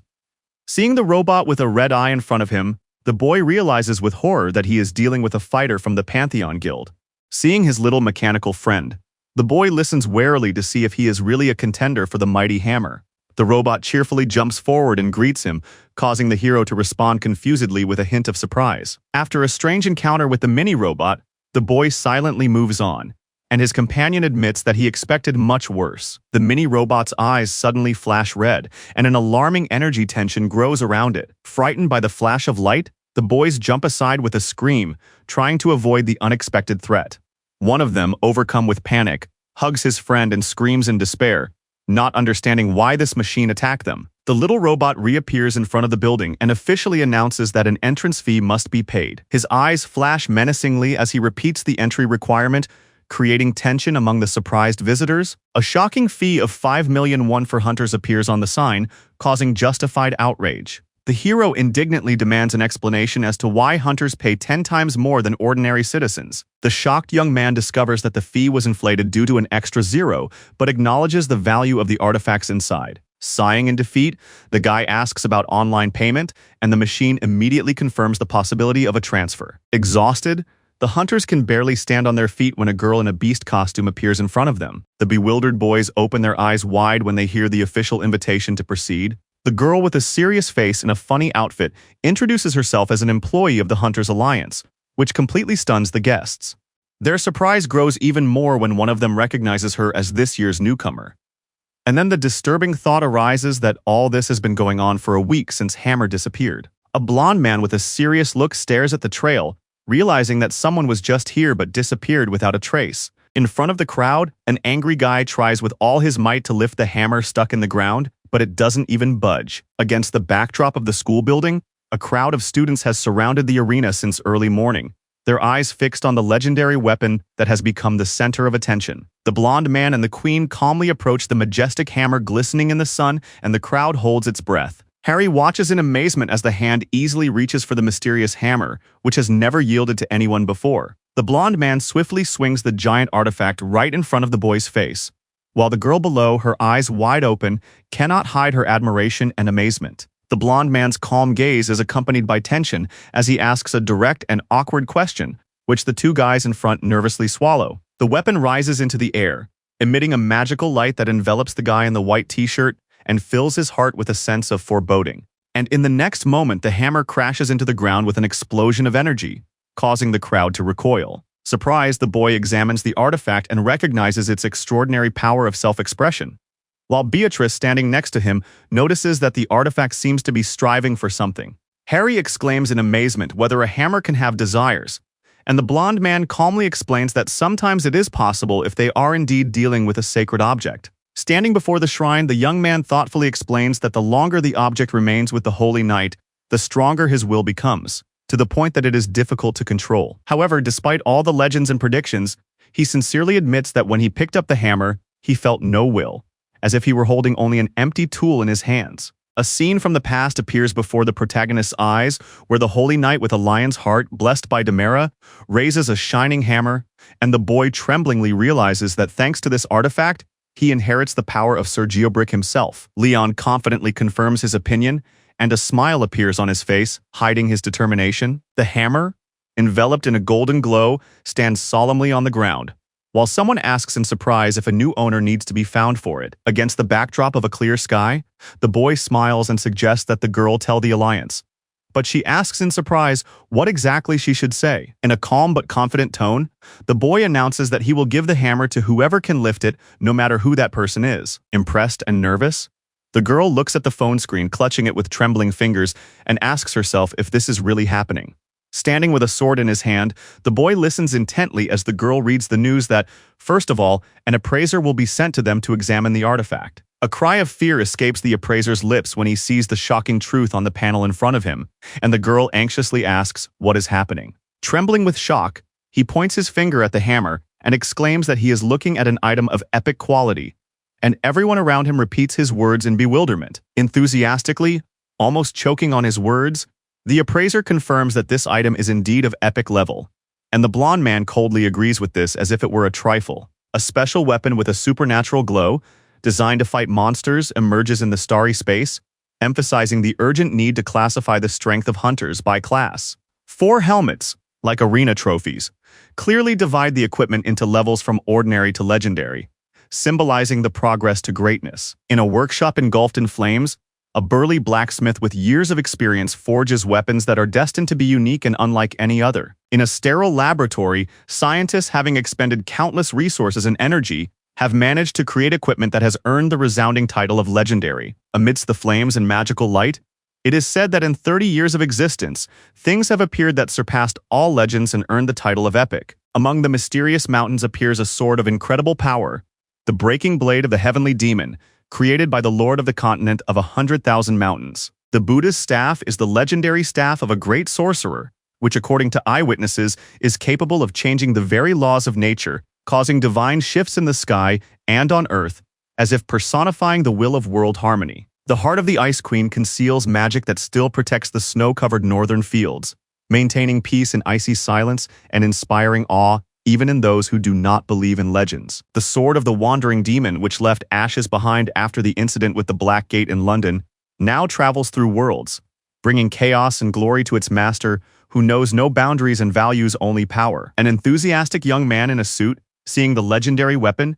asks in surprise if it is really possible to take it, if you can just lift it, and the red-haired girl reluctantly confirms that, yes, that's how it works. When he carefully picks up the axe, trying to move it, the hero's gaze follows his every move, and figures gather around holding their breath. The blonde man with a serious face solemnly declares that anyone who can lift this hammer will automatically become its rightful owner. The frightened man holding a piece of paper frantically explains to the owner that the value of this artifact is simply immeasurable, and asks him to look at its characteristics. A screen appears before his eyes with a description of the epic hammer of Geodvrik, a divine object that grants not only unmatched strength and endurance, but also divine blessings from Demera herself. The girl unconsciously touches the shining object, her face contorted with shock, while the blonde man calmly watches. The blonde man stares intently into the distance as the event unfolds exactly as he predicted. The employee reports in a panic, and the blonde man decisively orders the news to be passed on, leaving his will unchanged and therefore the king's choice final. The frightened man holding the note asks if he can step away to make a call, while the blonde man looks at him with indifference. An incoming call from evaluator Lee Chansu appears on the phone screen, signaling a decisive moment of contact. The president of the association listens intently to the caller, holding the phone to his ear, and immediately clarifies that the call is about the evaluation of the artifact. Upon hearing the news from Lee Chansu, the president is speechless and stares blankly into space. His shock explodes in a vocal outburst as he exclaims whether this is an item of epic level, his face showing panic and anxiety. A newspaper article confirms the sensation. For the first time in the country and the third time in Asia, an epic item appears, instantly attracting the attention of all hunters to the Pantheon Guild. A smiling girl in an animal costume cheerfully exclaims, amusing everyone around her. The hero excitedly asks where the legendary hammer of Geobrik is, eagerly waiting to see it with his own eyes. The indignant girl sternly corrects the hero, emphasizing that he should not be called simply Geobrik, but Sir Geobrik, shocking the young man. Threatening with a menacing tone, the girl in the lion costume lectures the boys that the names of important people should be pronounced with respect, while he mumbles in confusion that it is just an object. One of the boys loudly declares that he is challenging Sir Geobrik's hammer, and she, barely holding back her laughter, shows them the direction to go. Leading the group forward, the girl stops in front of a huge shining hammer, solemnly announcing that this is where their test awaits them. The hero freezes with a confused look on his face as golden energy envelops his body, causing everyone around him to feel a magical tremor in the air. Staring intently at the hammer, the boy and his companion discuss in awe the power that flows from the artifact, even when it is simply standing still. With a nervous smile and determination in his eyes, the hero approaches the hammer and solemnly declares that he will be the first to accept this challenge. Grabbing the lightning hammer, the boy grits his teeth in pain as a stream of blue electric echoes explodes around him. He is thrown to the ground by the shockwave, leaving the hammer untouched, surrounded only by the shocked figures of his friends. Everyone looks at the fallen man in amazement, not understanding how the hammer could have created such force and why it happened to him. The girl in the lion costume awkwardly explains that disqualification only applies to those who have grounds for it, and immediately becomes indignant that such conditions were not announced in advance. Two guys listen with surprise and anxiety that the conditions are determined by the hammer itself, and no one knows how it all works. A small drone suddenly flies into the room, causing panic and tension, and one of the boys, with cold sweat on his forehead, whispers in confusion why it has come. The little robot approaches the men and asks about offerings, prompting one of them to ask in surprise what that means. One of the men thinks indignantly why he has to make an offering when he has already paid a contribution, while another recalls the goddess's relic in bewilderment. The man with curly hair suddenly exclaims enthusiastically that this is exactly what is needed, while the others watch his reaction in bewilderment. A small robot with an interesting look accepts a shiny smartphone as an offering, which brightly illuminates the scene from above. The guy kneels down and shouts out an exorbitant amount, shocking everyone around him. After accepting the bet of 10 million won, the robot confirms the transaction, and the guy confidently turns around. Shouting joyfully, the man grips the handle of a giant weapon, incredibly surprised that he was able to grab it. But the next moment, his face contorts with horror and pain as powerful energy shakes him like divine punishment. Pale but focused, he pulls the sword out of the ground with all his might, unable to believe that the power obeys him. Seeing how firmly the boy holds the weapon, the three spectators freeze in complete shock, remembering that he couldn't even touch it before. The magic axe stands on the platform again, and the little robot watches it closely, recording changes in energy. With a smile, the robot solemnly announces the receipt of donations for the construction of the Pantheon Temple. A girl in a lion costume, along with two men, watches the situation in confusion, while the robot silently waits for their reaction. People enthusiastically raise money and phones, shouting about their desire to make donations too, as if competing for generosity. The angry girl listens to the cries of everyone around her competing for a larger contribution. A concerned Gary watches as the crowd fanatically worships the hammer, turning the spectacle into an almost ritualistic frenzy. The robot confidently dispels the doubts of the girl in the costume, reminding her of the plan and refusing to allow any spontaneous changes. Confused, she stands aside, clutching the sign, while the rest move forward. Against the backdrop of red frenzy, a crowd of men in a frenzy raise their axes, chanting about insufficient power, while the girl in the suit shudders in horror. A small robot beeps while the girl stands, cowering and confusedly watching events that clearly exceed her expectations. A fiery glow envelops the robot, who realizes the sinful nature of this barbaric ritual. The hammer brings money. Under a bright sky, a spacious mansion silently greets the new day. Running out with a surprised look on her face, the girl emotionally announces that Starbuck himself has approached them with an unexpected request. The confused girl listens to the assistant's voice asking her to make a donation, hinting at the growing popularity of the Pantheon Guild. Participants who challenge the hammer experience miraculous healing, with even old ailments disappearing just from being near it. Dressed in a bear costume, she attracts the attention of passers-by, because now everyone wants to see the legendary hammer with their own eyes. Thanks to the Yappy system, all funds and goods were kept safe, which strengthened trust in Pantheon and enhanced its reputation. Under the blue sky above the technological fortress, the fame spreads that everyone wants to be here at this very moment. The impressed girl finds herself in a brightly lit room where Yappy presents a new generation of ultra-strong blacksmith's workshop. Inside the workshop, an energy field lights up in which a pink crystalline form flickers, filling the space with electric current. The surprised girl enters the center of the room and sees a mysterious crystal, the basis of primitive blacksmithing, appear in the glow. Although the machine defines this workshop as the lowest level of metallurgy, in her eyes it still seems incredible and impressive. After a remark about her organic brain, the girl cries out in indignation and despair that this is beyond all limits. Surprised, she approaches the panel and asks again if Yappy is really the knight of the Grail of the God of Blacksmiths, to which she receives a brief confirmation. Standing in front of the shining crystal, The girl asks hopefully if he can make a knife for her, putting all her trust in this request. Hearing a categorical refusal, the girl sadly lowers her eyes, trying to maintain her dignity and remind herself that she is not just anyone. Yapi explains that it is not about her personality, but about the fact that the blacksmith's workshop is not yet complete and not ready for production. With a smile of hope, the girl asks how to solve the problem, and Yapi replies that special tools are needed to polish adamantite. With determination in his eyes, the robot decides to go earn money, leaving the girl in a state of shock. Looking back at the fussy Yapi, the girl watches suspiciously as he hurries away without explanation. The robot enters a narrow opening and activates the protocol, announcing the start of the operation with the initial capital to launch the system. In a room with holographic monitors, the robot approaches the stock charts, preparing to intervene in the market. He looks up resolutely, proclaiming his promise to be a fair thief and embody his own concept of order. The city's skyscrapers are covered with cracks. The sky is ablaze, and a message explains that the global stock market is on the brink of disaster. In an office full of monitors, one employee yells furiously at another, accusing him of being unable to control the information field about the mysterious figure of the Herald of God. The shocked employee, holding the phone and looking at the financial screens, exclaims in panic, not understanding what this creature, who has invaded the world of stock exchanges, is doing.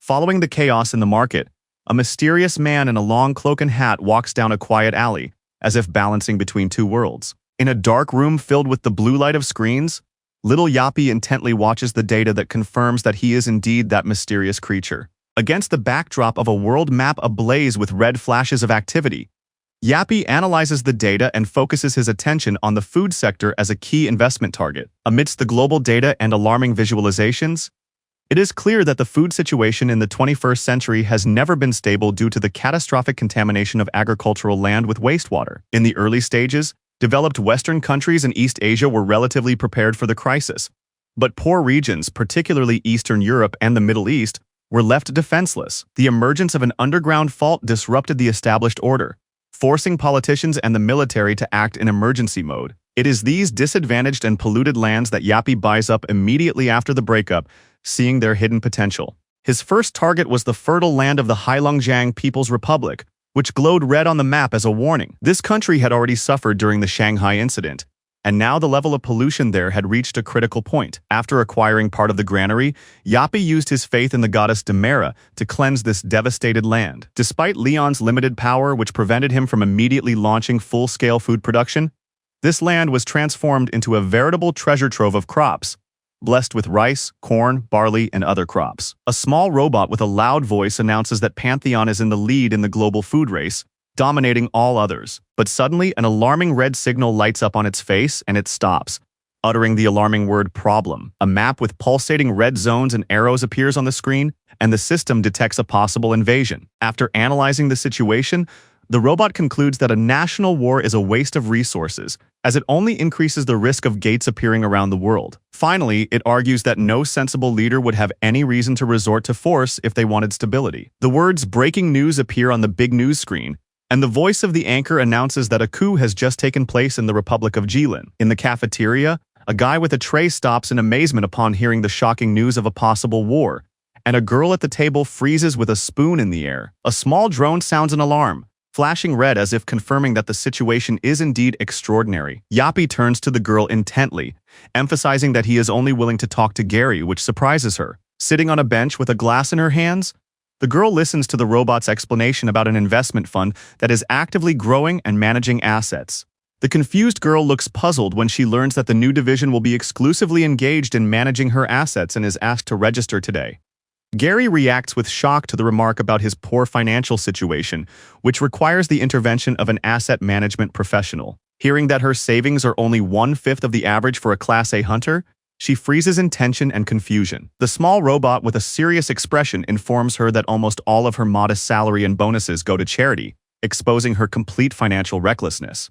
Holding her hands together conscientiously, the girl confesses that she donates to the orphanage where she grew up, and the robot concludes that finances need to be expanded for the sake of charity. Hanhari's face, distorted by self-satisfaction, shows her complete misunderstanding of the seriousness of the situation, even though she tries to appear convincing. Before she has a chance to justify herself, the girl receives a punishing blow, and the robot sternly reminds her that neglecting financial knowledge is a rejection of life itself. The embarrassed girl names the sum of 2 million, trying to wriggle out of the harsh financial interrogation of the mentor machine.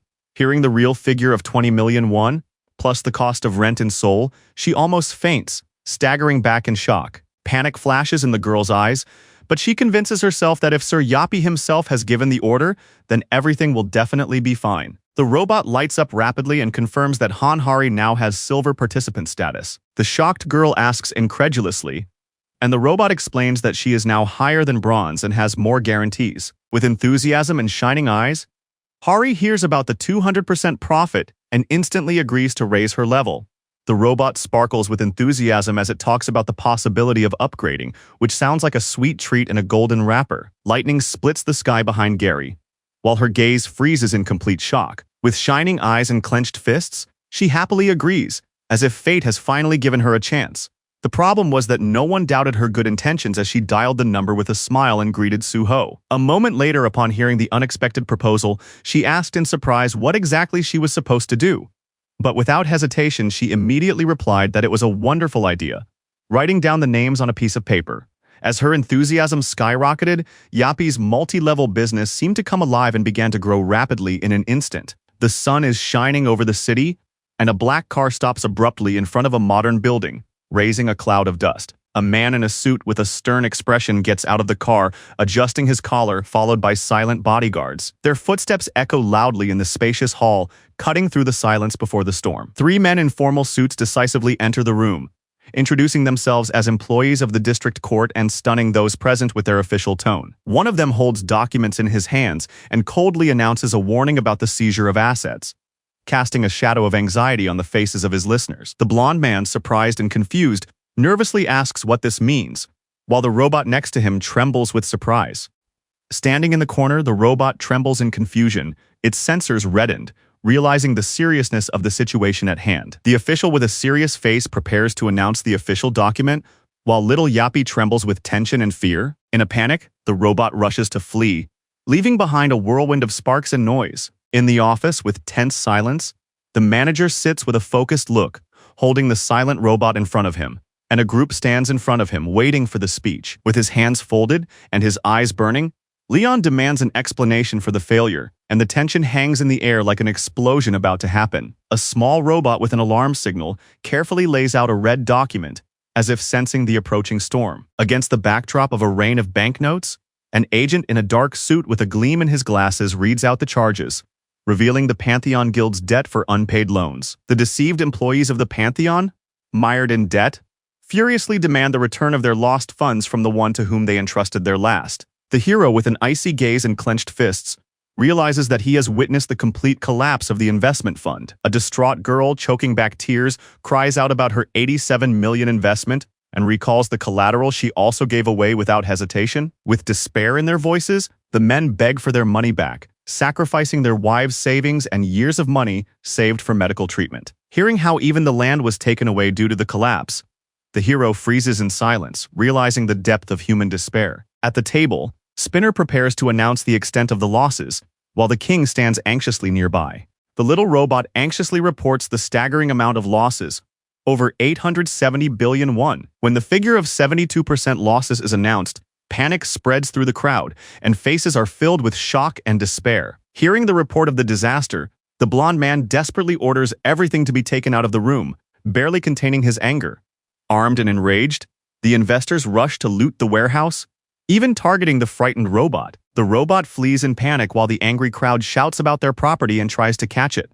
The girl watches the escape in tears, losing her last hope of saving her money. Her companion panics, not knowing what to do, while the robot advises her to put her things down and quickly pull out the hidden pole. The hero, with a tense look, feels disturbing changes inside himself, as if something unfamiliar is awakening.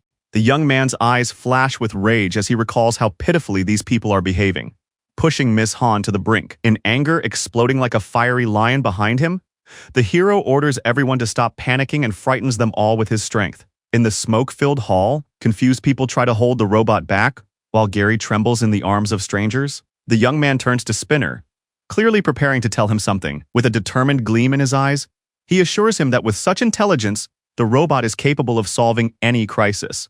One of the men holds the distraught Yappy tightly, demanding an answer as to how long it will take to solve the problem. The robot confidently declares that he will have it done by tomorrow, forcing everyone around him to trust him with the situation. Naming himself after King Lionheart, he promises payment and orders everyone to return to their business. The guy in the white shirt with a drop of sweat on his forehead agrees respectfully, wondering in his mind if it's possible to do it in a day. A small mechanical robot with a red light runs nimbly through an underground corridor surrounded by steam and energy. A few moments later, its body begins to tremble in flashes of red and yellow light, as if it is about to turn into a deadly weapon. A red warning flashes in the sky above the building, and the system announces the activation of the MK1 External Combat Defense Protocol. An armored giant emerges from inside the vault, bathed in red light, a war machine with a ruthless gleam on every line of its body. With a flash of command code and a red beam in the center of its helmet, the combat cyborg carries out its mission to recover the stolen funds.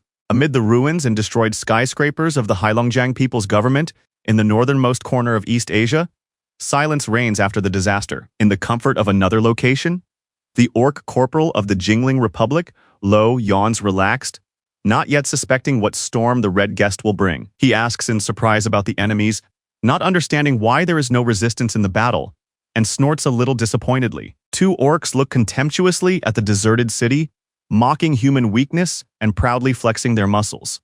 The orc commander scratches his nose with laziness and arrogance, considering the food supply sufficient to rest first and then move on. Smiling with satisfaction, one of the orcs dreams of human stew, which he has not tasted in a long time. A thunderous laugh rises, and the orcs enthusiastically prepare for the looting, treating it as a fun game. Slumped in his chair with a smug smile, the chief savors his victory and already imagines his next banquet victim. An orc cautiously raises his head, sensing something is wrong, but not yet realizing the scale of the threat.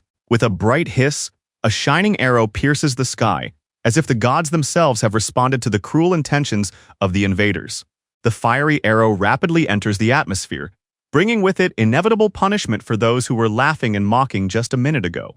A look of fear froze the orc's face when he finally realized that the deadly object was not just a meteorite. Destruction instantly engulfed the city as the heavenly weapon unleashed a fiery storm, sweeping away everything in its path. The U.S. Secretary of Defense, overcome with panic, realizes with horror that the top-secret weapon called the Staff of God is no longer under their control. At the command center, stunned officials try to figure out who activated the weapon, the code for which was known to only 3 people. One of the technical specialists confirms the hack with astonishment, noting that even with a changing minute-by-minute encryption code, it seems impossible. He adds that even a supercomputer would need at least 13 years of calculations to go through hundreds of millions of options. The stunned commander, silently trying to comprehend the impossible, asks if not them, then who could have done it? He shouts to stop the launch, but the operator helplessly admits that the password has been strengthened and it is now impossible to stop the process.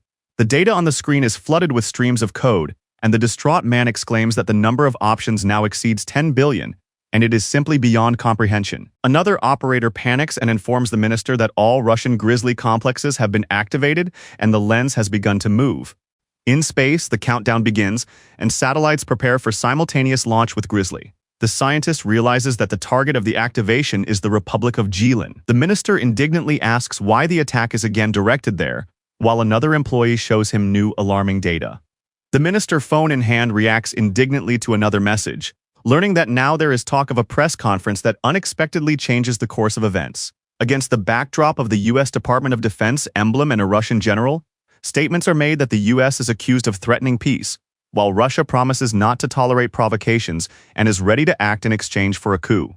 Seeing a compromising video with his participation, the minister recognizes himself with horror, and his colleague confirms that it is a fake video. Angry and dismayed, the minister calls it a deep fake, realizing that he has fallen into the trap of a fake video created with realistic AI technology. In the tense silence of the command center, the officers freeze in front of their screens, watching as the data on the monitors begins to change in a chaotic rhythm, as if an unknown force is interfering with their system. A bright message appears on the screen in 6 languages, a mysterious declaration of the end of the war, striking in its decisiveness and shocking everyone present.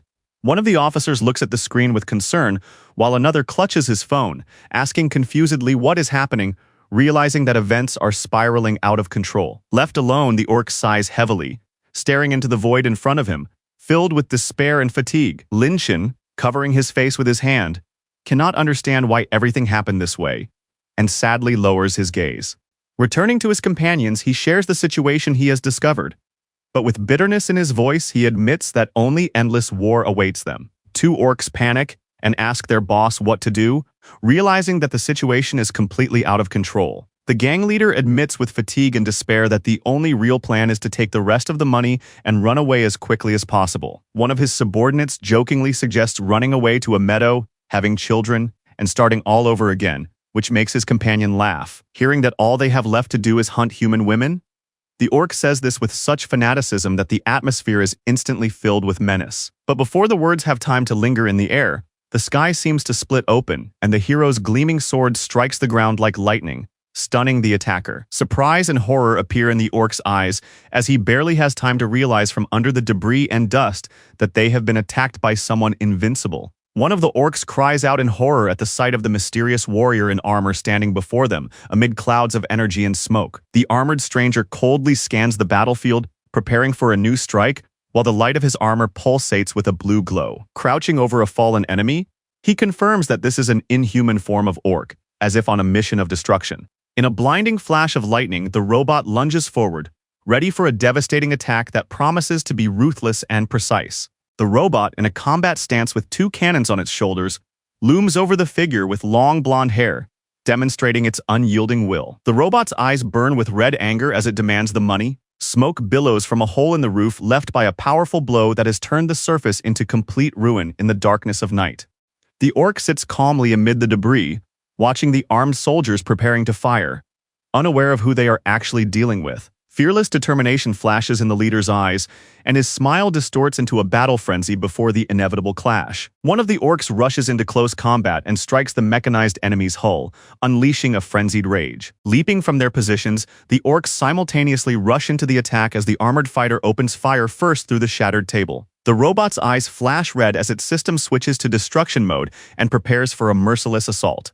Bullets blind the eyes and cut through the air as the orcs, choking on their screams, rush into the furious barrage of fire. An orc grabs his shield amid the shots with a cry of rage, trying to stop the onslaught of the deadly machine. With a battle cry, the monster rushes forward with an axe and a wooden shield, trying to break through the mechanical fighter's defenses. The robot deflects the attack with a twisting motion, and the orc's shield shatters under the powerful blow of the steel arm. A bloody flash cuts through the air as the robot counterattacks, sending the enemy's body flying to the side with terrifying force. The robot reloads its cannon while the orcs retreat in panic, sensing their impending doom. Its eyes burn red, and its body hums with power as it activates its super-heavy weaponry, capable of piercing any defense.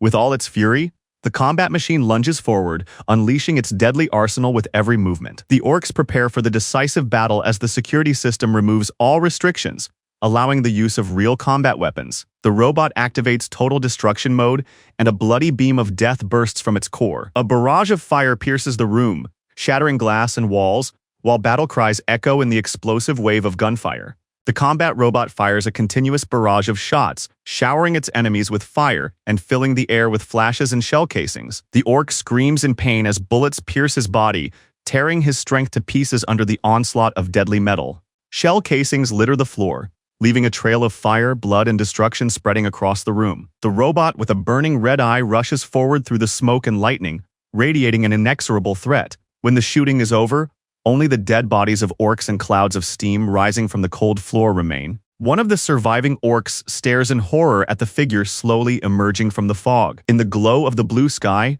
a patterned battle axe spins, covered in heat and faint smoke after the blow. The huge red-eyed orc solemnly lowers the axe, declaring the death of the army's generals. The robot resumes its destruction mode, targeting the enemy, while the enraged orc challenges him, shouting about the real murder. A flash of light erupts and the Iron Warrior's fist collides with the attack flying from below, emitting a blinding glow. The fearsome orc raises his axe with a battle cry, preparing to bring down all his fury on his opponent. The force of the blow cuts through space, destroying everything in its path, and the orc's face is filled with triumphant rage. And as the blade flies toward the armored opponent, his eyes widen in horror at the inevitable blow. He proudly raises his axe, which glows with power, while his opponent below realizes that this weapon is made of pure adamantite. The orc's face lights up with proud triumph, for even the legendary Drake could not withstand the power of this axe. The orc unleashes a series of blows with frenzied speed, tearing the enemy to pieces in a lightning-fast red whirlwind. Analyzing the situation, the armored robot system identifies the enemy as an S-level threat, but notes a critical lack of firepower. Defending itself against the next blow, the combat vehicle tries in vain to stop the blade, which glows red as it prepares for the final strike. The armored fighter with burning eyes releases a powerful wave of energy, directing it straight at the face of the enemy standing in front of him. The orc flies backward under the frenzied force of the blow, and a bright beam tears through the air, leaving an explosive wave behind. With a mark on his cheek and fangs gleaming in a frenzied grin, the green giant roars in response,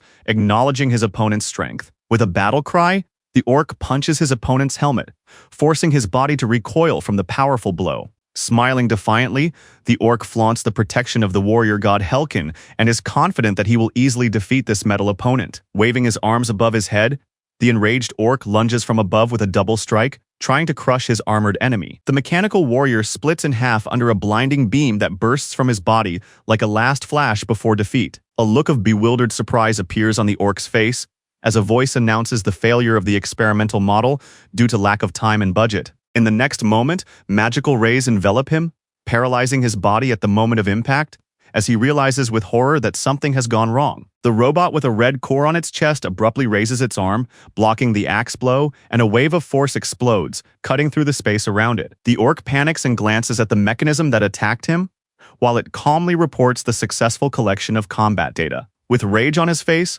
the orc yells at the drone, sweating profusely, unable to understand the meaning of its words. In the light of the fiery aura, the combat drone burns with power, activating the tactical law and launching an unknown phase of its algorithm. Streams of energy close in around the orc as the fire drone deploys a powerful attack field, forcing the enemy to defend himself with tension. An expression of surprise, fear, and realization spreads across the orc's face as he finds himself at the center of a trap of energy lines. In a burst of flame, the robot sinks its teeth into the enemy's body, turning it into bloody fragments under the pressure of a devastating blow. After the attack, the robot turns with cold precision, demonstrating the ruthless efficiency of the mission accomplished. A small drone scans the battle axe, whose shine indicates an ultra-strong adamantine alloy and high-class prey. The robot receives an order to eliminate all witnesses, coldly confirming the completion of the bloody purge. The news screen reports that the coup in Jilin is over and the new government has begun peace talks. The girl smiles with relief upon learning of the blessed grain harvest and the well-being of Sir Yapi. The girl with the phone joyfully announces the complete end of the war, and her robot assistant signals confirmation. The shocked girl looks in horror at the screen showing the fund's 200% return, while the blonde man reacts calmly to her surprise. The blonde man with a cup of coffee carefully reads the report on combat skills, immersed in plans for a new reality without war. A report with diagrams and photos of the guy appears on the screen, and the conclusion about the need to combine him with the gods sounds in his mind. Looking closely at the papers, he raises the cup to his lips, realizing that the young priest has almost no time left to prove his faith. The blonde man flips through the documents with determination, thinking about how much the gods will help speed up the process. A photo of the girl with a stern look reveals a personal file with graphs and statistics showing the seriousness of her training. The name Chonsoen appears alongside characteristics of class, weaponry, and origin, indicating her status as the heir to a great swordsman. A blonde man with a piercing gaze silently stares at the dossier, in which something has clearly alarmed him or made him think.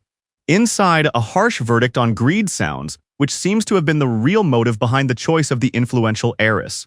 The past appears before his eyes in flashes of fire, where the king in a red cloak, overcome with anger, seems to repeat the path of the child from the prophetic vision. The blonde man stops instantly, sensing an invisible rustle behind him, which makes him look back anxiously. Entering the room with a focused gaze, the boy notices the hammer has been moved, suspecting that something is wrong, and that someone has already interfered. The guy abruptly leaves, leaving behind the surprise on the faces of those present, including the girl with red hair. The embarrassed girl looks around with her mouth open and her eyes wide, trying to understand what is happening. The shining figure of the battle hammer descends sharply in front of the boy, who stands calmly against the backdrop of the bright blue sky. The blonde looks on with surprise and delight, assessing the unexpected ability of an ordinary boy to lift the legendary weapon. One of the workers carefully picks up the powerful weapon, feeling its weight and strength flowing through his muscles. Under a blue sky, enveloped in wind and silence, An endless expanse unfolds near the Namju Valley.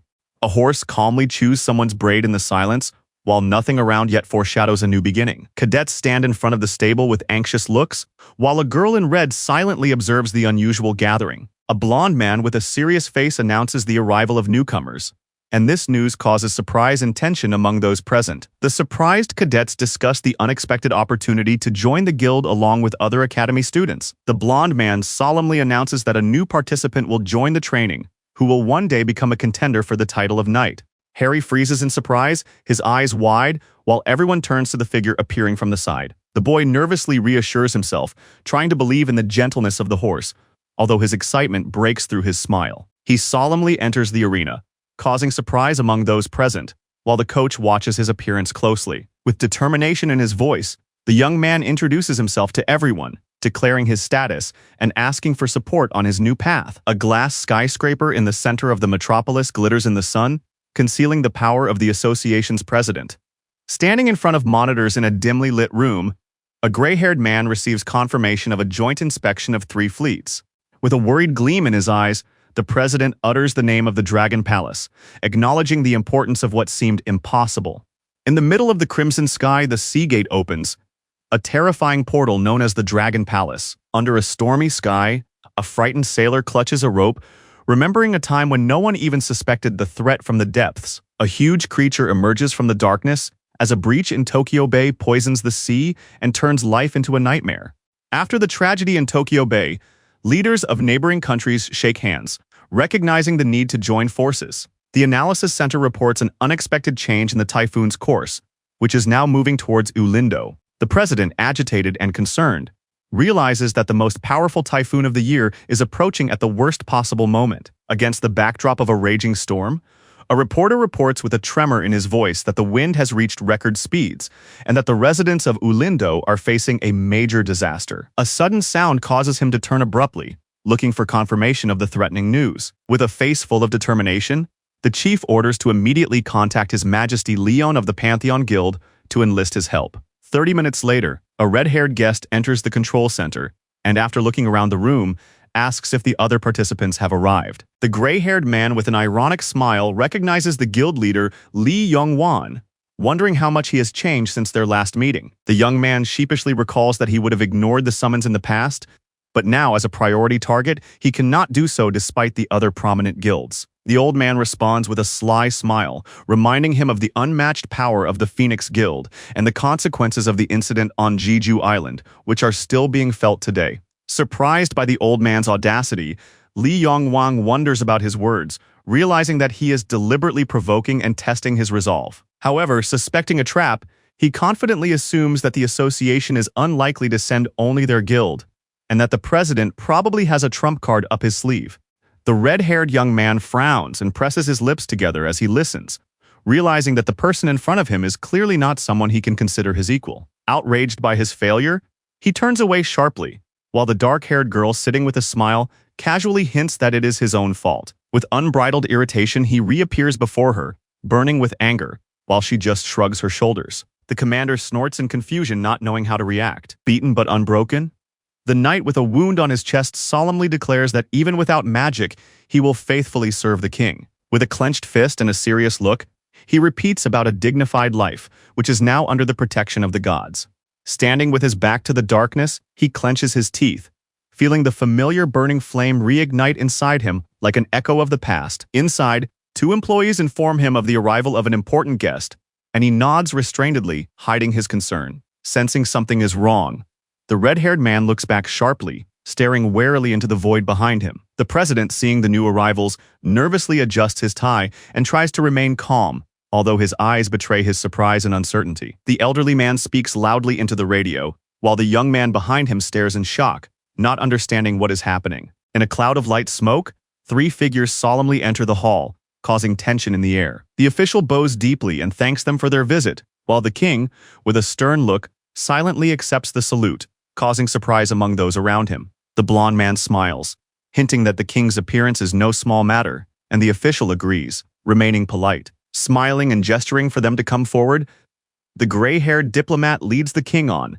promising to explain the situation in detail. Sitting calmly in his chair, The king listens attentively, folding his arms and preparing for conversation. The director clearly explains the situation with the sea gate and the approaching typhoon, to which the king briefly responds.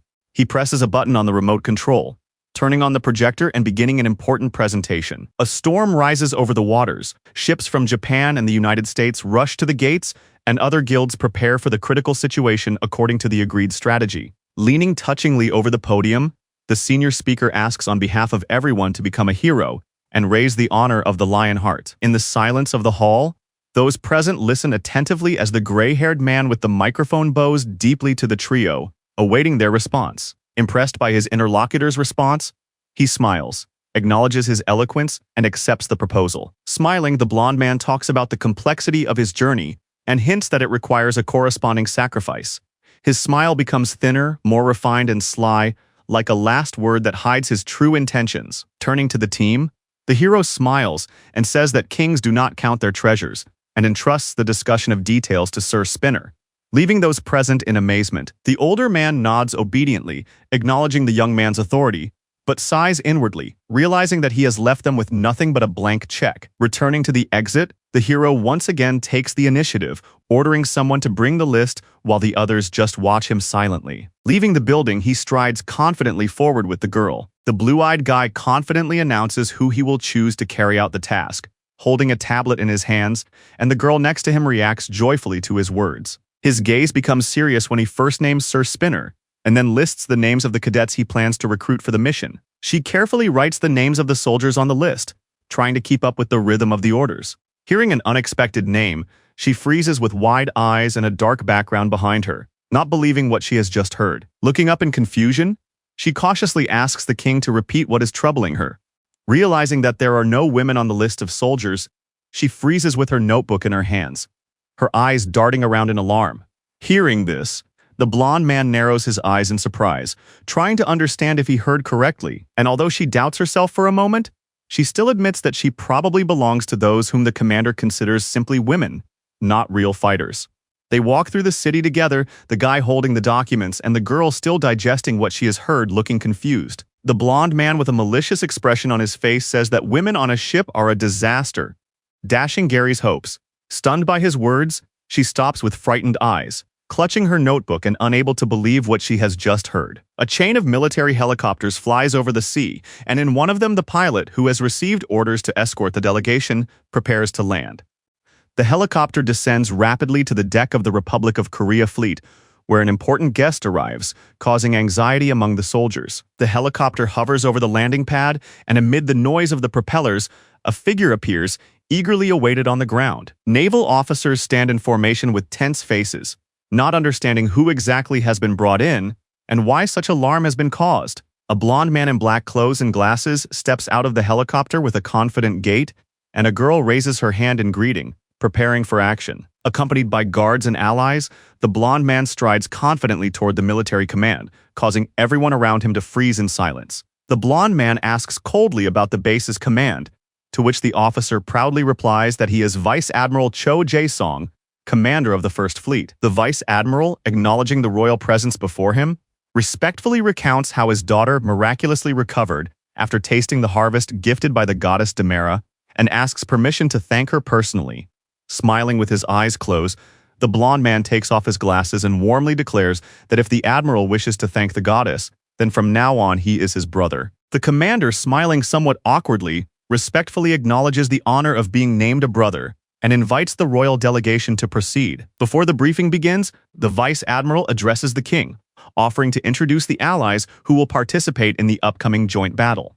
Behind a high fence under a dark sky, a modern building with brightly lit windows can be seen, where the delegation is already heading for a secret meeting. A blond man with dark glasses enters the room with a confident gait, and his companion notices something strange among those present, causing slight tension. In the hall with a wooden stage, where several military personnel in civilian clothes have gathered, someone asks in surprise about the presence of the American raid group that has just been delivered by plane. The vice admiral and his ally enter the hall, exchanging distrustful glances about the reputation of lazy American raid squads, and suddenly recognize someone among those present. One of the guests excitedly exclaims the name of old Reynold Shellman, and everyone is shocked to realize that they are in the presence of the head of the American Magic Tower himself. In a gloomy corner of the hall, a gray-haired man with an authoritative gaze looks warily at the newcomers.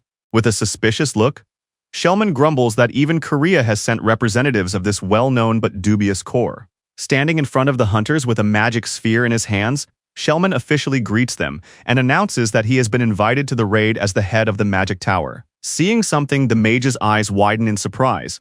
Something in front of him has greatly surprised him. A blond man enters the tension-filled hall with his entourage, causing the old man with the crystal to shudder at the sudden realization of the true power of the newcomer. Shellman's pupils dilate in horror, thunder rips through the air, and his cry of despair mixes with panic. Struck to the depths of his soul, the old man is unable to contain his trembling and calls the king a great creature standing right in front of him. Raising his eyebrows in surprise, the blond man takes off his glasses and silently looks at the gray-haired magician, whom he has not yet recognized, while the latter panics mentally, remembering the king's past cruelty. Hiding in the crowd, the magician holds a magic sphere and places his hope in a magic ring, believing that it will hide the sphere from the gaze of his powerful enemy. Confident in the power of his artifact, the old demonic sorcerer reassures himself that thanks to the ring, he will be able to hide the traces of the curse and remain undetected. The sorcerer clenches his hand with the magic ring, which glows with a purple light. But something goes wrong and surprise appears on his face. With horror and trembling in his eyes, the old man screams, trying to contain his hysteria, when he realizes that the king's sacred energy is literally erasing the artifact's effect. Enveloped in the glow of divine power, the blond man calmly looks around, unaware that his presence is exhausting the magicians and causing them to flee in panic. The mage with the magic sphere looks anxiously at the blond man, trying to behave naturally so as not to arouse suspicion, but already hears an offensive exclamation from the crowd. Drenched in sweat and trembling with fear, he forces a smile and showers the king with flattery, trying to hide his panic behind a mask of admiration. The frightened old man hastily withdraws his hand, refusing to shake hands, because he understands that any contact could reveal his true nature. The young man smiles ominously with the corner of his lips, while behind him a guard watches the situation with concern. Standing coolly behind the sorcerer, the young man in dark glasses confidently declares that the old man is familiar with everything that is happening, causing him instant shock. Feeling a growing sense of anxiety, the sorcerer with the crystal ball gasps for air, trying to understand what exactly has caused such a strange fascination with his person. With a changed expression and trembling fingers, the wizard feverishly presses the crystal ball, assuring him that he cannot refuse, because the matter is of extreme importance. Watching the sphere, the old magician convulsively swallows air, because there is no other way but to enter the gate, and the thought of the sleeping demon's intervention fills his heart with fear. Against the backdrop of a pale sky, Gary strides confidently in a black cloak with documents in his hands, as if carrying something important. The girl, energetically waving the papers, relays the king's order, which strictly forbids women from boarding the ship. Her face suddenly takes on a surprised expression when she sees something unusual ahead. Meanwhile, near the hangar, several men are actively carrying boxes to a military truck, and one of them mentions the name of the hunter Ku Di-san. The red-haired girl, holding the documents, exclaims in surprise the name of the hunter, who is wiping sweat from his brow after working with the cargo boxes. A soda can falls with a dull thud into the vending machine window, flashing a red glint. With a smile and a can in his hand, the hunter explains to the surprised assistant that he takes on even the smallest jobs. Near the vending machine, a red-haired girl respectfully reminds the hunter that he has already become a cadet knight and no longer has to perform small tasks. Wiping the sweat from his brow and holding the can, the hunter smiles awkwardly and says that he does not deserve such a promotion just because he lifted the hammer a little. The girl vehemently disagrees with him, indignantly admitting that she herself could not move the hammer even a millimeter. Confused and bewildered, the boy listens in surprise as the girl solemnly proclaims that he, among thousands of contenders, was chosen by the goddess herself as worthy. Her face flushed with surprise, her eyes sparkling with indignation as she tried to contain her embarrassment and surprise. Flushed with pride, the girl confidently justifies the king's choice, impressing the stunned boy with her unshakable faith in the ruler's authority. The girl, with indignation on her face, yells at the boy standing in the shadow of the blond man, accusing him of arrogance and excessive reflection. Waving her finger, she orders him to bring coffee, excusing herself by saying that she spent the night training, while the boy himself retreats in confusion. The guy's face is covered in cold sweat and fear, and his lips tremble with confusion as he tries to say something, looking at Khan. Near the vending machine, the characters freeze in silence, while an awkward silence and tension hang between them. The shocked boy casts a suspicious glance, and the girl looks fearfully at the blonde man, whose posture only reinforces her suspicions. Suddenly, she is grabbed by her hair, and her eyes widen in shock, unable to comprehend what is happening. In a flash of rage, he grabs her by the pigtail, accusing her of arbitrarily imitating royal decisions, and she, bursting into tears, begs for forgiveness and asks him to take her life. The blonde man with a gloomy expression looks reproachfully at the girl, who is crying with shame and helplessness under his gaze, unable to hold back her tears. Turning away, he wonders aloud how such a person can receive a blessing, and the girl asks fearfully. The blonde man in dark glasses solemnly pronounces the name of the deity who personifies the power of the sea and the waves, as if summoning an ancient element. Surprised by the strange news of her sacred role, the girl looks confusedly at the guy who has not yet realized what has happened. The blonde man puts his hand on the confused girl's shoulder and confidently invites her to join the expedition, leaving her even more stunned. The red-haired girl looks anxiously at Leon's face, not understanding why he looks so strange. In despair, she cries out and struggles in panic, because instead of the holiness she dreamed of, she has been mercilessly tied up, and she no longer understands what is happening. The man with the red beard rushes to her with a cry, shocked by how brazenly they treated the one they were supposed to honor as a saint. Seeing a group of guards carrying Gary, tightly tied to a log, with wild cries for help, the young man on the deck stares down. The young man in black glasses, with a barely noticeable smile on his lips, solemnly declares that a woman on a ship is a bad sign, because she will inevitably bring misfortune. Hearing the mysterious phrase that disaster can be averted by bringing a woman onto the ship, the redhead turns to the king with concern. The blonde man in black glasses confidently explains the situation, calling the girl a decoy, against the backdrop of the ship's figurehead, while the red-haired girl screams hysterically. Among a group of young men carrying a barrel, Suko apologizes fearfully to his sister, and in response hears a cry of indignant betrayal that causes him to fight in panic. The four young hunters enthusiastically rush forward with the tied-up girl, ignoring her cries for help. The girl, with a disappointed look on her face, leans against the barrel as if listening to the desperate cries from inside, while ignoring them at the same time. The barrel lands with a thud on the platform, while screams erupt from inside. In the evening sky filled with the cawing of crows,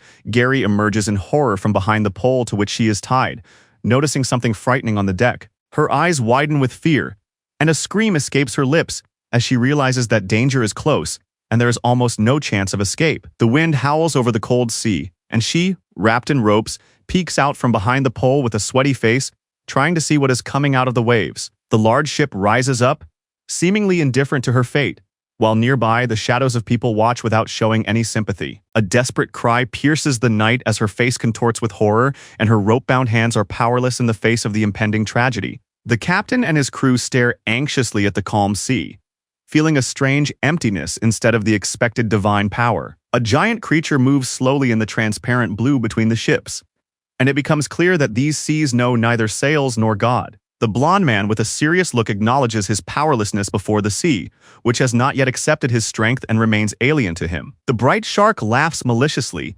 announcing that grace comes only through fear and respect, not through empty pleas. After reflecting on the words about faith and grace, the blonde man makes a difficult decision that could change the course of events at sea. The frightened girl, her eyes wide open, hears an unexpected proposal to make her a priestess, which fills her with horror and surprise. The mighty spirit of the sea acknowledges the success of the agreement, looking at the girl with respect, because he felt true value in her heart. He voices the revelation that the girl was born to serve the gods, and she, stunned, does not even have time to comprehend the meaning. The blonde man with a glow around his palm calmly accepts the power, impressing even the spirit himself, for he is capable of containing all divinity without limitation. The spirit admits that he felt something special in the girl, but only now does he understand that her blessing is real, and perhaps not accidental at all. The frightened girl does not understand why she was called misfortune, while the god jokingly hints that his lighthouse will deal with people like her. The bright spirit bends deeply over the ship,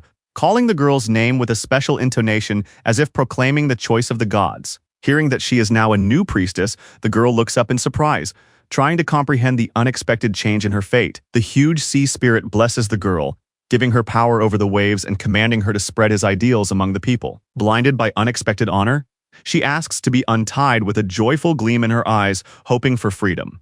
However, the spirit sternly proclaims the condition that until the priestess is sacrificed, the ship will remain untouched by the water element. Lightning cuts through the sky above the stormy sea, and a menacing storm is already creeping up on the ship, which is swaying under the pressure of the elements. The girl asks fearfully about the end, while alarming reports of an approaching typhoon and 10-meter-high waves sound all around. In the downpour, the crew flees in panic to their cabins, hearing cries of resistance to the elements that are about to engulf the ship. Watching lightning split the sky, the girl freezes in horror as a giant wave rises above the ship. In a panic, she screams and begs for help as the water covers the ship, threatening to engulf everything around it. Leon suddenly appears and, assessing the situation, notes that her heart still lacks faith. The boy speaks calmly, assuring her that even doubt can be forgiven if she listens to the faith in her heart. Smiling through the rain, he leans toward the girl tied to the mast and gently advises her to surrender to the will of the sea. The storm breaks out, lightning splits the sky, and the boy, with his arms outstretched, proclaims her union with nature while she hysterically begs for her life. The girl looks back in surprise at the boy, whose smile behind his dark glasses hints at something disturbing and exciting at the same time. Standing in the middle of a raging storm, he casually remarks that not a single wave has touched him, despite the fury of the typhoon. The stunned girl realizes that she has not felt the swaying of the sea for a long time, and this discovery causes her to tremble unconsciously. As the ship rapidly approaches the epicenter of the storm, the sea suddenly calms down, as if nature itself recognizes its power. Thanks to the presence of the priestess at the bow, Thomas's ship crashes into the storm with magical calm, cutting through the waves like a knife. The blonde man explains with a smile that the god needs a priestess as a conduit, and the shocked girl suddenly realizes that she was not chosen because of her gender. Feeling something weakening her body, the girl notices that the tight ropes are falling off. Tied to a pole in the rain, she struggles with all her might, while the king silently watches her attempts. The ropes suddenly weaken, and the girl flies into the air with a frightened cry, not understanding what is happening. Thunder rips through the sky, and the ship rises wildly on the waves, her scream echoing in the desperate roar of the storm. The girl, clinging to a wooden beam, screams with determination, preferring to be tied up than to be thrown into the sky by the storm again. Amidst lightning and a raging storm, the ship cuts through the waves until the girl is tied to the stern mast again with Leon's help. After weathering the storm, an Arleigh Burke-class American warship appears through the rain, calmly cutting through the waves of the night. The old man, clutching the magic ball, admits with relief that the ship miraculously stayed afloat, following the mysterious guide. The power of the god of the seas and waves awakens in the crystal sphere, giving the ship protection and the promise of a generous catch even in the heart of the storm. Horror grips the old man as he holds his breath and recognizes the scale of the disaster, which is as powerful as a demon attack. Enchanted by the sphere, the old man stands in the rain and anxiously reports that an Arleigh Burke-class ship has appeared. The Japanese destroyer Murasame, stranded during the storm, is now being rescued, although its magical power has already been reduced by a third. The old man clutches the purple sphere with trembling hands, trying to concentrate his magic on the gate as the voice from the sphere instructs him. Against the backdrop of thunder, the ship receives orders from Quangetto, and the glare of the attacking module cuts through the storm, beginning the assault. A squad of heavily armed soldiers rapidly cuts through the waves in a rubber boat, heading for the enemy ship with determination in their eyes. Lightning flashes in the sky, and a giant portal opens ahead of the ships, engulfing the storm and the light.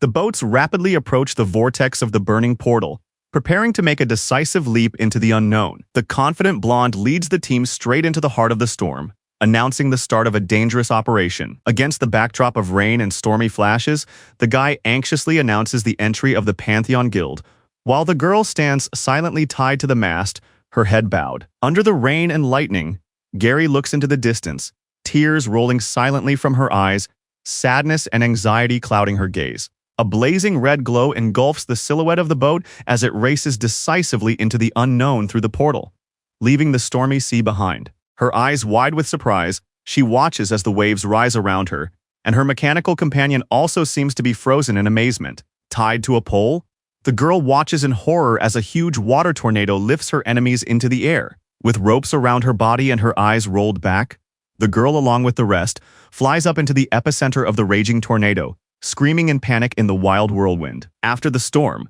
the girl is carried ashore to a sunny island, where she lies unconscious among the palm trees.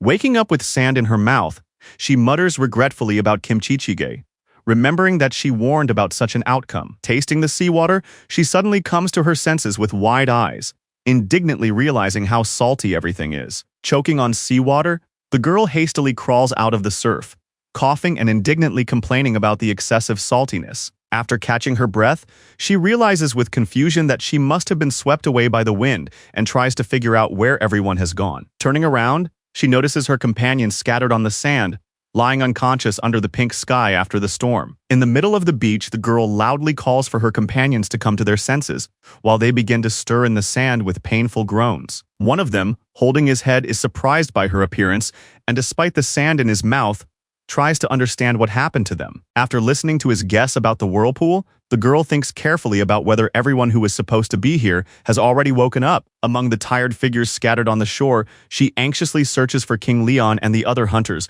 who are nowhere to be seen. Her anxiety is suddenly interrupted by a mysterious voice that envelops her consciousness with a promise of safety for all, causing her to be shocked. Surprised, she leans closer to her companion to understand where the voice is coming from, and her gaze slides down. Seeing a cute little turtle on the sand, the girl asks incredulously if this is really the creature she has just been communicating with.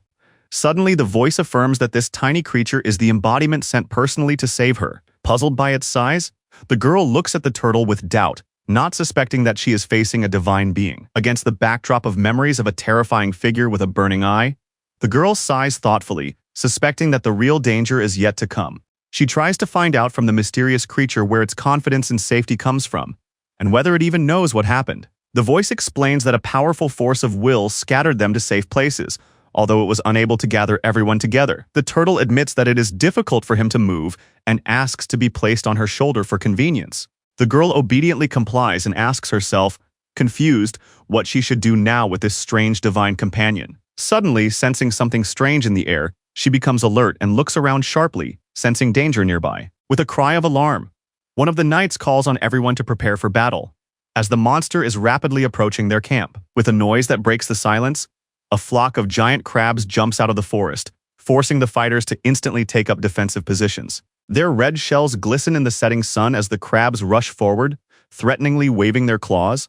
With a red-hot blade in her hands, she rushes forward with her comrade, realizing that the enemy has already broken through to the center of the island. Fire magic swirls around her as she steps to the front line, the main fighting force against the crab invasion. But suddenly, her fiery onslaught meets unexpected resistance, a jet of water extinguishing the heat on her sword, causing her surprise.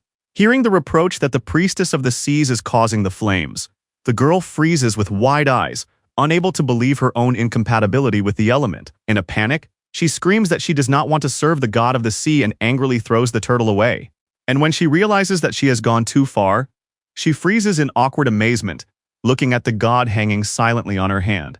Only the smoky traces of battle remain, burnt grass, shadows from trees, and the silent bodies of defeated monsters. Amidst the ruins of broken armor and smoldering smoke, the sorcerer surveys the battlefield, holding a sphere in his hands. The dark sphere orders the remaining Americans to set up a base, and then head into the forest. Walking through the tall grass, he approaches the dead body of a crab, aiming at it with a bow. With lightning in his eyes and purple magic in his palm, he utters a spell, demanding that the body be reborn for new service. Purple streams of magic envelop the crab's body as the sorcerer completes the ritual and waits for the creature to rise from the dead. The monster rises, obediently walking alongside him, while the mage clutches the sphere, confident in his complete control over his new servant. With burning eyes, he gives the command, demanding to be taken immediately to the stone statue that has become the goal of his dark journey. The mage, purple orb in hand, approaches the strange altar, nervously recognizing it as the statue needed for the ritual. Standing before the ancient obelisk with a burning red eye,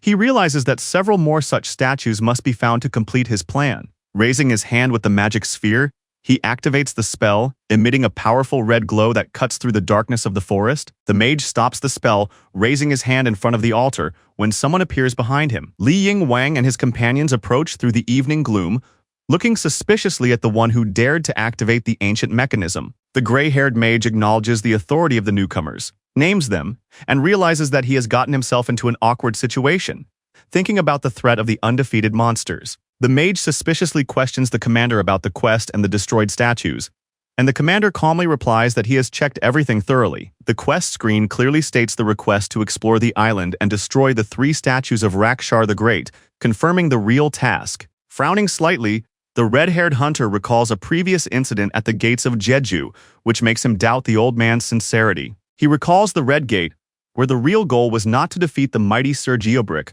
but something else entirely, to preserve his existence. The hero realizes that this quest contains something hidden that they have not taken into account, and his eyes flash with determination amid the neon lights of the portal. In a forest glade, a group of hunters looks at the old man with a magic ball, and after mentioning the trap, the atmosphere becomes tense, as if something invisible is already waiting for its moment. The red-haired commander leans forward, his serious expression emphasizing that first of all, they need to gather information about the mysterious Rakshar. The old wizard, holding a dark ball in his wrinkled hands, agrees with what has been said and orders a retreat, because it will be too difficult to defeat everyone on their own. With a sly smile and a twinkle in his eye, he praises the insight of the Korean hunters, causing those present to look at each other in surprise. The sorcerer suggests heading to the beach, as there are people from the Mavericks Guild there. Gary lowers his sword with relief and announces the end of the battle, standing in front of his defeated enemies and comrades.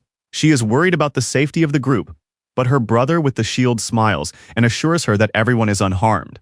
Seeing a familiar knight, the girl exclaims his name in surprise, and the others turn to her with curiosity and amazement. Against the backdrop of the setting sun, she runs up to the man in armor, anxiously asking about his condition, but he cheerfully replies that he is fine. Embarrassed and confused, she stammers, not knowing how to continue, her expression frozen between surprise and doubt. Hearing the alarming news of His Majesty's aura disappearing, the knight, with a confused look on his face, tries to explain the situation to the surprised girl, who does not have time to realize the danger. The girl panics, realizing that without His Majesty's reinforcements, they will have a hard time.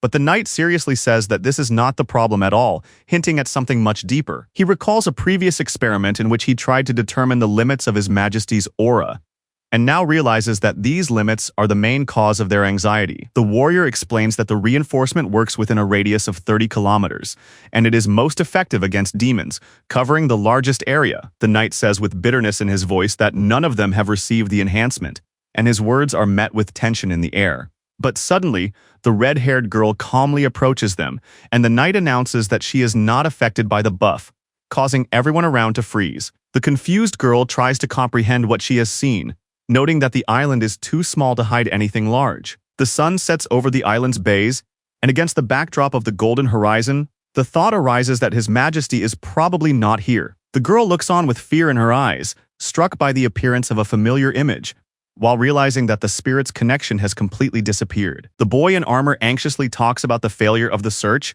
and the girl listens to him with concern as the sunset fills the sky.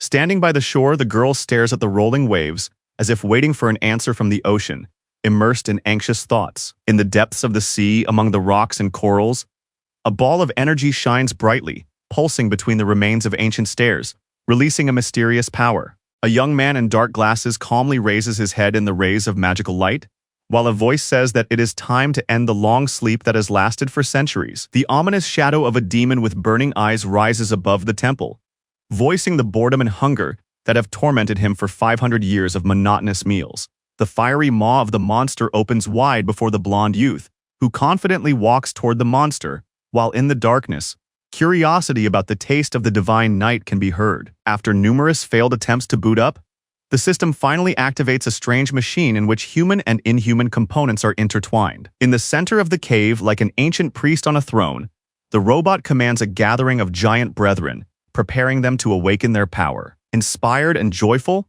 the crabs raise their claws and shout signals, welcoming the appearance of a new significant authority. The confused robot, just awakened to life, looks around in surprise, trying to understand who is responding to it so emotionally. The crabs repeat the cheerful signals in unison, as if recognizing the mechanical creature as their long-awaited ally.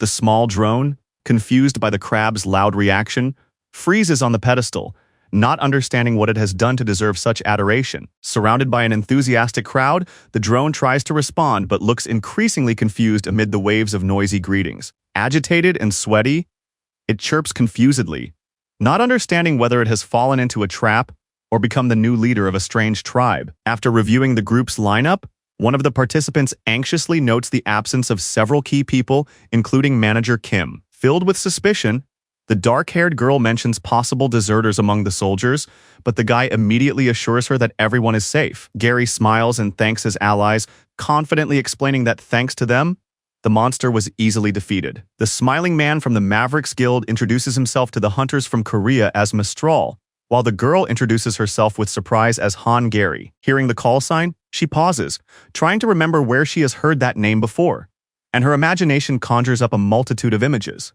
The girl suddenly recognizes him as the famous S-rank hunter Alan Taylor, and he himself jokingly questions the meaning of the call signs. One of the participants awkwardly apologizes for the mistake in the name, while the others whisper excitedly, recognizing the famous S-rank hunter from YouTube. The girl admits with surprise that she did not know about Mistral's participation in the raid, and he calmly explains that they left in a hurry without exchanging information. Looking at the situation, Mistral concludes that the guildmaster is missing and asks if there is any chance of finding the people who were swept away by the wave. The girl reassures him with relief that everything is fine. With a slight smile, Hari declares that she has received protection from the god of the sea, and that the search for their majesty should only begin with a divine sign. Confused and perplexed, he tries to comprehend the connection between the god of the sea, Pegasus, and the logic of this strange conversation.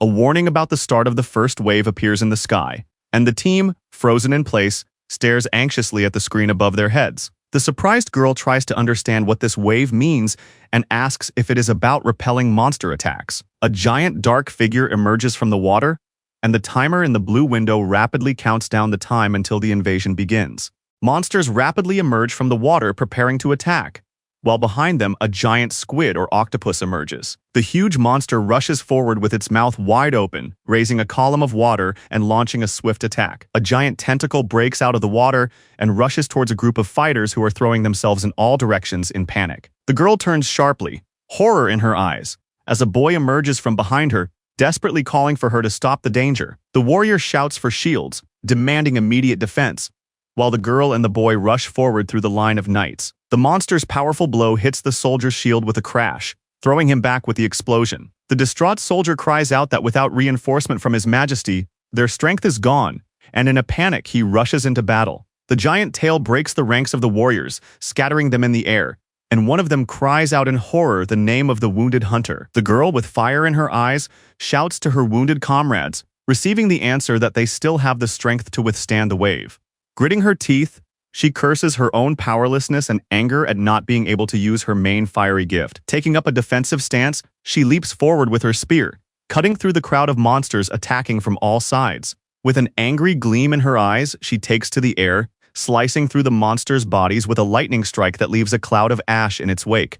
Running along the shore through the crowd of shadow creatures, she desperately calls out to Poma, hoping to awaken at least some superpowers. Her face flashes with shock when the spirit mockingly compares her to a cartoon heroine, causing her to scream. Unleashing a burst of magical power, the girl cuts down her enemies with lightning-fast sword movements, her eyes burning with determination. She stands proudly among the hunters with her weapon in hand, while one of the men reminds her to be cautious of the Korean opponents.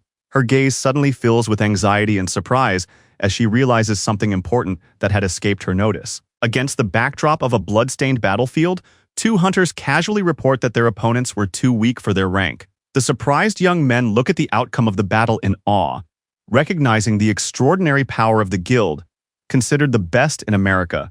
Smiling boldly, the blonde man urges them to finish off the remaining opponents as quickly as possible, while his companion prepares for the next attack. After a fierce battle, the water calmly washes over the dead enemies, and an inscription announces that the third wave is over. 36 hours after the rescue, a mechanical robot cheerfully clicks its claws against the backdrop of a cloudless sky. Yappy, together with the submissive crabs, holds back the waves rolling onto the island as if creating a protective barrier. He calmly reports on the 12-hour wave refresh interval, emphasizing that crab-like monsters are characterized by extremely rapid growth and reproduction. Observing the crab, Yappy explains that ordinary creatures need time to accumulate resources and form a skeleton, but these monsters ignore all natural limitations. Amidst shouts from afar, someone runs towards Yappy, joyfully calling his name. Kim Ja-hyuk informs the puzzled robot that the system has just been updated, while it listens attentively. With a determined look in his eyes, the young man proudly raises his finger and loudly announces his achievement,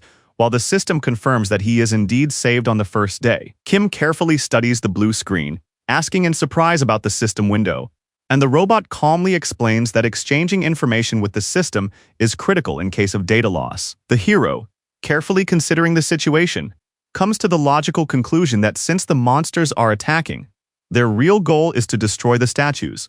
Standing amid the crystal waters above the Dead Sea monsters, the hero wonders if a mysterious force is trying to destroy the sacred statues, which gives him a strange feeling. After analyzing the quest and the monsters' behavior, the hero realizes that they are waging an ancient war against an enemy force connected to the stone statues. The hero stands among the fallen crab-like monsters, gazing gloomily at the horizon, while an uneasy silence reigns around him and the awareness of the imminent threat of the fifth wave grows. Turning over his shoulder, the boy with the yappy on his head asks in surprise whether even his brother is subject to this order, since the requirement to have cold weapons for combat has become mandatory. The hero looks seriously at the crab triumphantly holding a knife in its claws and involuntarily wonders how safe this is. Smiling with inspiration and his hands folded, the boy with the creature on his head joyfully announces his discovery. Standing in front of a waterfall amid lush greenery, he gazes spellbound at the noisy stream, behind which something unknown is hidden. Looking behind the waterfall, he discovers a hidden cave where darkness and rocks create an atmosphere of mystery. Walking into the darkness of the cave with a flashlight, he heads deep into the mysterious tunnel, where every step echoes with mystery. The boy looks out from behind a rock with shining eyes and excitedly calls out to his friend, noticing something unexpected. Amidst the abandoned skyscrapers, the boy stands with his arms wide open, admiring the grandeur of the city, realizing that once upon a time, a highly developed civilization lived here. In the depths of the sea, among the debris of rocks and barely visible ruins, fish with bloodthirsty mouths circle menacingly. A blond man in a dark jacket slowly takes off his glasses, as if realizing that he has gotten himself into a situation that does not fit his plans at all. Staring intently ahead, he realizes that this is not just the seabed, but a place where the remnants of civilization silently keep their secrets. Surrounded by light, the hero enters a ruined world where a majestic building silently watches his steps amid the silence and ruins. Turning around in the glow of the portal, the blond man analyzes the disappearance of an alien force, sensing that someone's power has weakened in this foreign territory. In the burning darkness, like a creature from a nightmare, a demon appears with a divine aura, combining the power of hell with the rights of heaven. Enveloped in radiance, the young man summons evil into the light, demonstrating his confidence and fighting spirit, which burns in every gesture. An ominous laugh bursts from the dark distance, and a gleam appears in the boy's eyes, heralding the beginning of a game without mercy. The name Lionheart echoes through the space, where magical symbols surround him like clouds, and a voice proclaims the heir to the Dragon Slayers with a lion's heart. In the glow of divine light piercing the darkness, the figure of the hero stands before a giant gate, while red eyes watch him ominously from the abyss behind him. Emerging from the darkness, the tentacles of a giant creature envelop the stage, while from its deep shadows shine the eyes of a being known as the King of Kings. The mighty guardian of the Forgotten Kingdom rises from the depths, stirring up a storm of power around him, to meet the hero whose army and glory are now a thing of the past. The blond man, enveloped in the glow of self-confidence, proudly recalls his majestic name, which echoes among the demons like thunder in the silence. A terrifying monster with twisted tentacles emerges from the darkness, acknowledging that even in the demonic world, this name is known as the name of a hero. Amidst the brilliant light of the magical portal, he stands unshakable, surrounded by the memory of countless heroes who came here but did not have the strength to overcome the ancient evil. The demon ominously asks how the hero is different from the others, but he only looks contemptuously at the shadow and calls it a dirty anchovy, muttering nonsense before his majesty. The creature spreads its tentacles and laughs maniacally, while the main character, enveloped in an aura, confidently approaches it through space and distorted air. The stone arena is plunged into shadow as the demonic tentacles surround the light-filled Leon, who stands in the middle of the magic circle, preparing for battle. The entity, bound by magical seals, full of rage and dark gleam in its eyes, turns to Lionheart with words of gratitude for his involuntary liberation. Thanks to the victory over malice, a new horror emerges from the depths of darkness, and Lionheart looks with alarm at the otherworldly figure shrouded in dark energy. A huge demonic creature with burning eyes and chains binding it stands menacingly before the hero, proclaiming the end of its 500-year imprisonment. Under the scorching sun of the tropical coast, the heroine emerges from the sea, knowing that the time of the fourth wave has come and the battle is just around the corner. In a heavy wetsuit, with a gloomy face and a shell on her head, she angrily trudges through the waves, dissatisfied with the unexpected challenge. The shell on her head sighs silently, implying that he does not see even a hint of seriousness in the girl's actions. Bursting with emotion, she tries to explain that she is actually trying her best, even though it looks like she is just happily splashing in the waves. Her eyes flash with indignation when she hears that standing in the water will not help awaken her strength, because the waves do not recognize weak determination. Standing knee-deep in the sea, she takes a deep breath, trying to calm down and focus on her inner state. Her thoughts turn to the strict teachings of the goddess Ariana, who rewards righteousness and glory.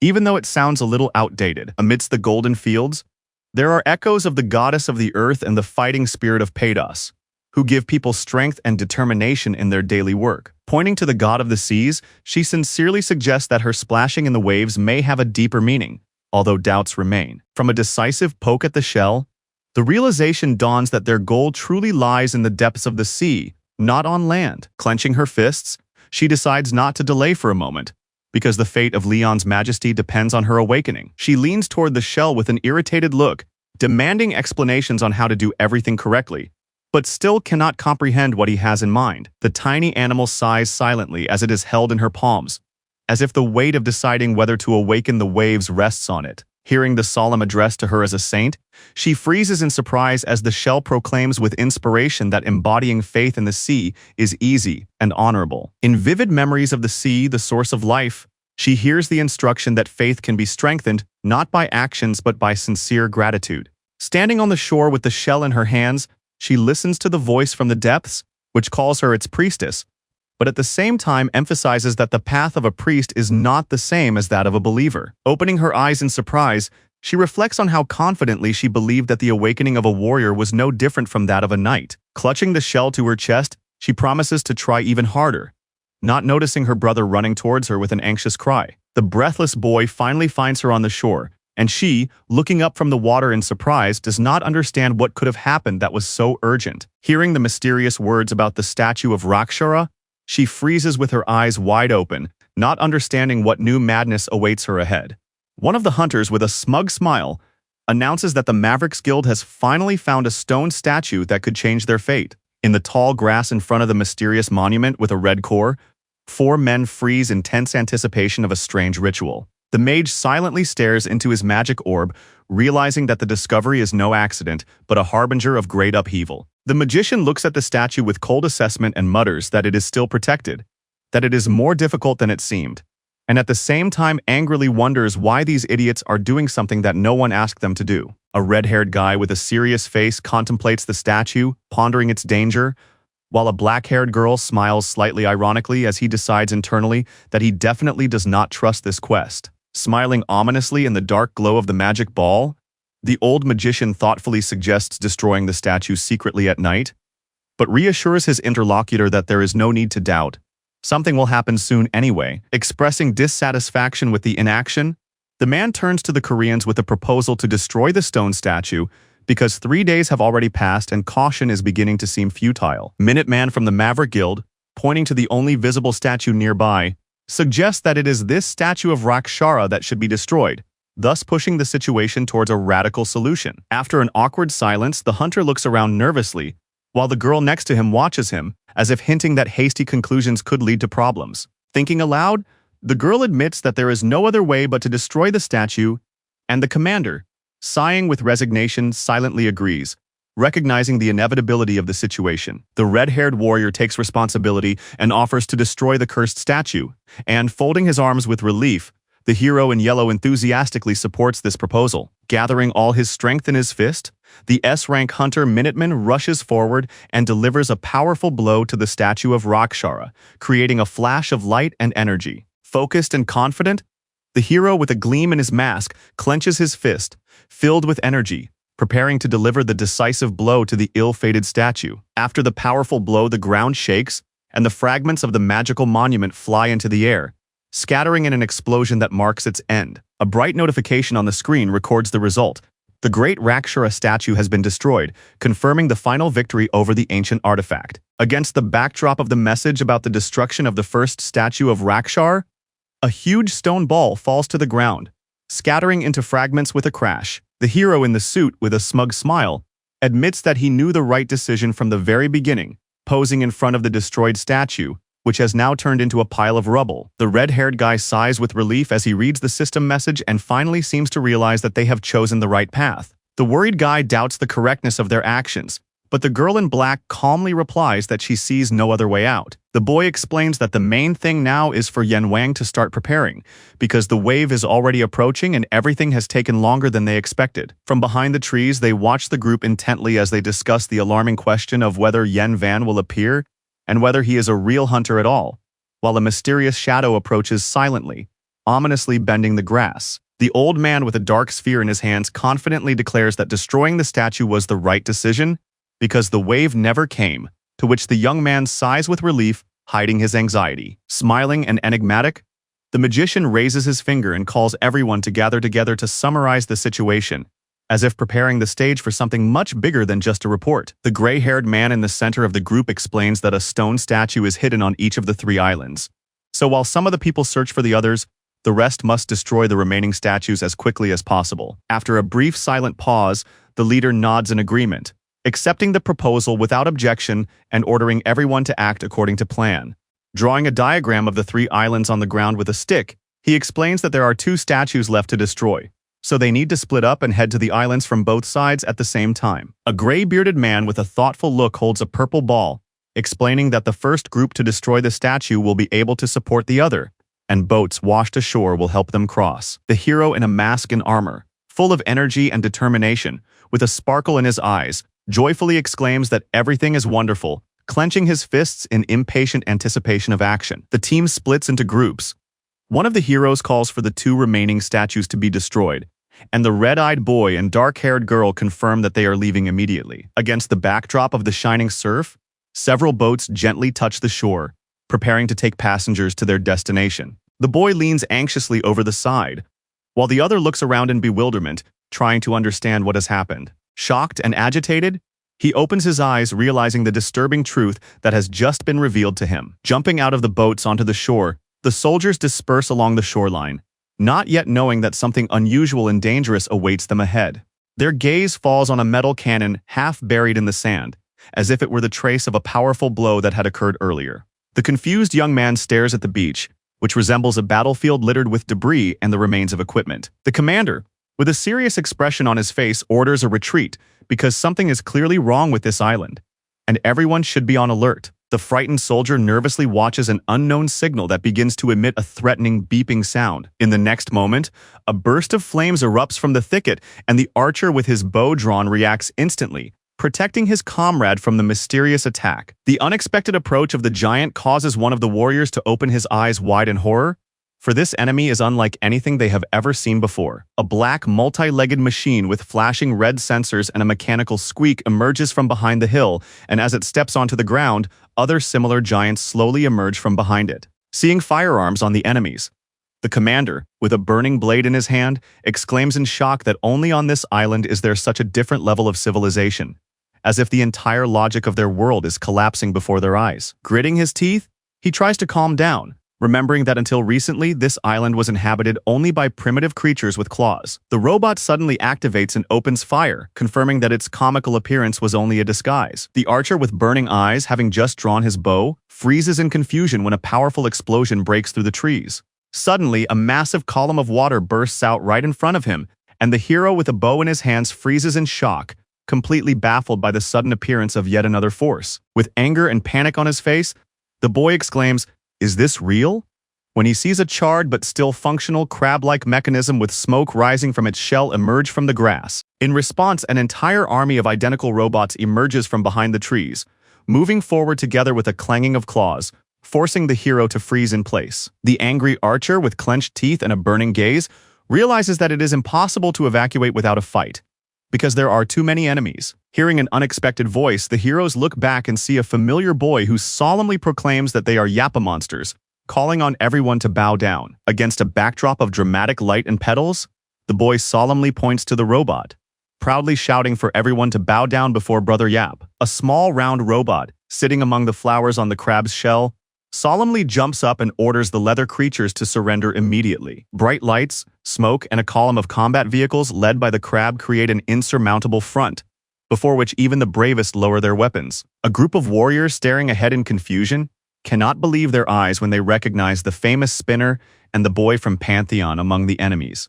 The Phoenix Guild on Yap Island and Maverick and Reynold on Hari Island are each preparing to head to the central island where the main target is located. Clenching his fist and holding the magic sphere, the old wizard reports that only 2 stone statues remain, and his gaze burns with determination. Against the backdrop of the mysterious sphere amid the ruins, the girl in black feels a strange energy that is already beginning to irritate her. Gari, with a determined look, stands in defense of the stone statue, convinced of the danger revealed by her vision of the future. The blonde man seriously assesses the situation, explaining to his companions that because of the girl's prediction, the statue cannot be destroyed at random. With surprise and anxiety, she looks around, trying to understand why others are unable to see what she has seen. A terrifying entity with multiple eyes bursts out of the red ball, forcing the girl to realize with horror the true danger of the artifact. A hand filled with purple power directs a magical blow downward, sweeping away everyone around in a flash of destructive energy. With surprise and horror in her eyes,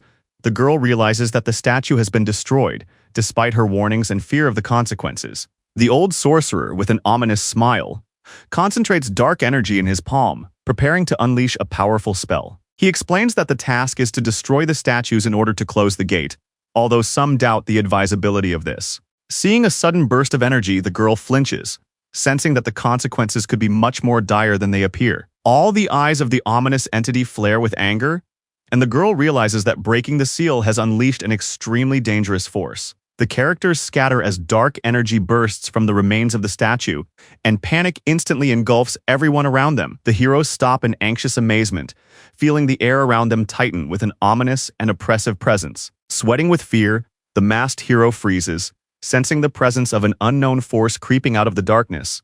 Against the backdrop of the evening sky, a figure in a cloak emerges from the rift in space, looming over the forest like a harbinger of doom. The ominous silhouette with giant hands breaks through the curtain of light, preparing to attack with unprecedented cruelty. A massive shadow with burning eyes rises above the ground, demanding obedience from those who dare to disturb it. A dark voice envelops everyone, calling itself the embodiment of despair, and a destructive cry that extinguishes even the smallest spark of hope.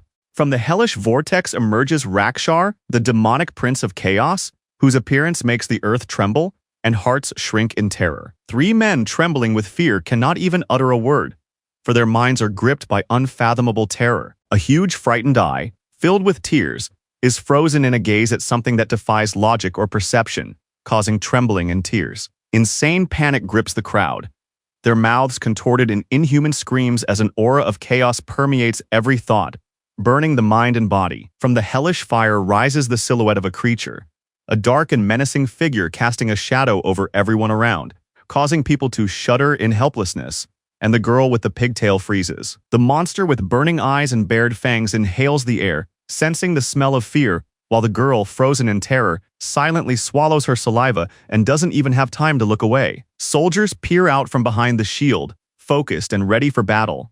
But the terrifying creature considers them mere dessert, especially those who dared to imprison her here, and now she seeks revenge. A demon with bulging eyes and a gaping maw bursts from the waves, ominously announcing to its enemies that they have only a moment's respite before the end. Suddenly, a stream of dark power bursts into the air from sharp tentacles that carry with them a power that makes the earth itself tremble.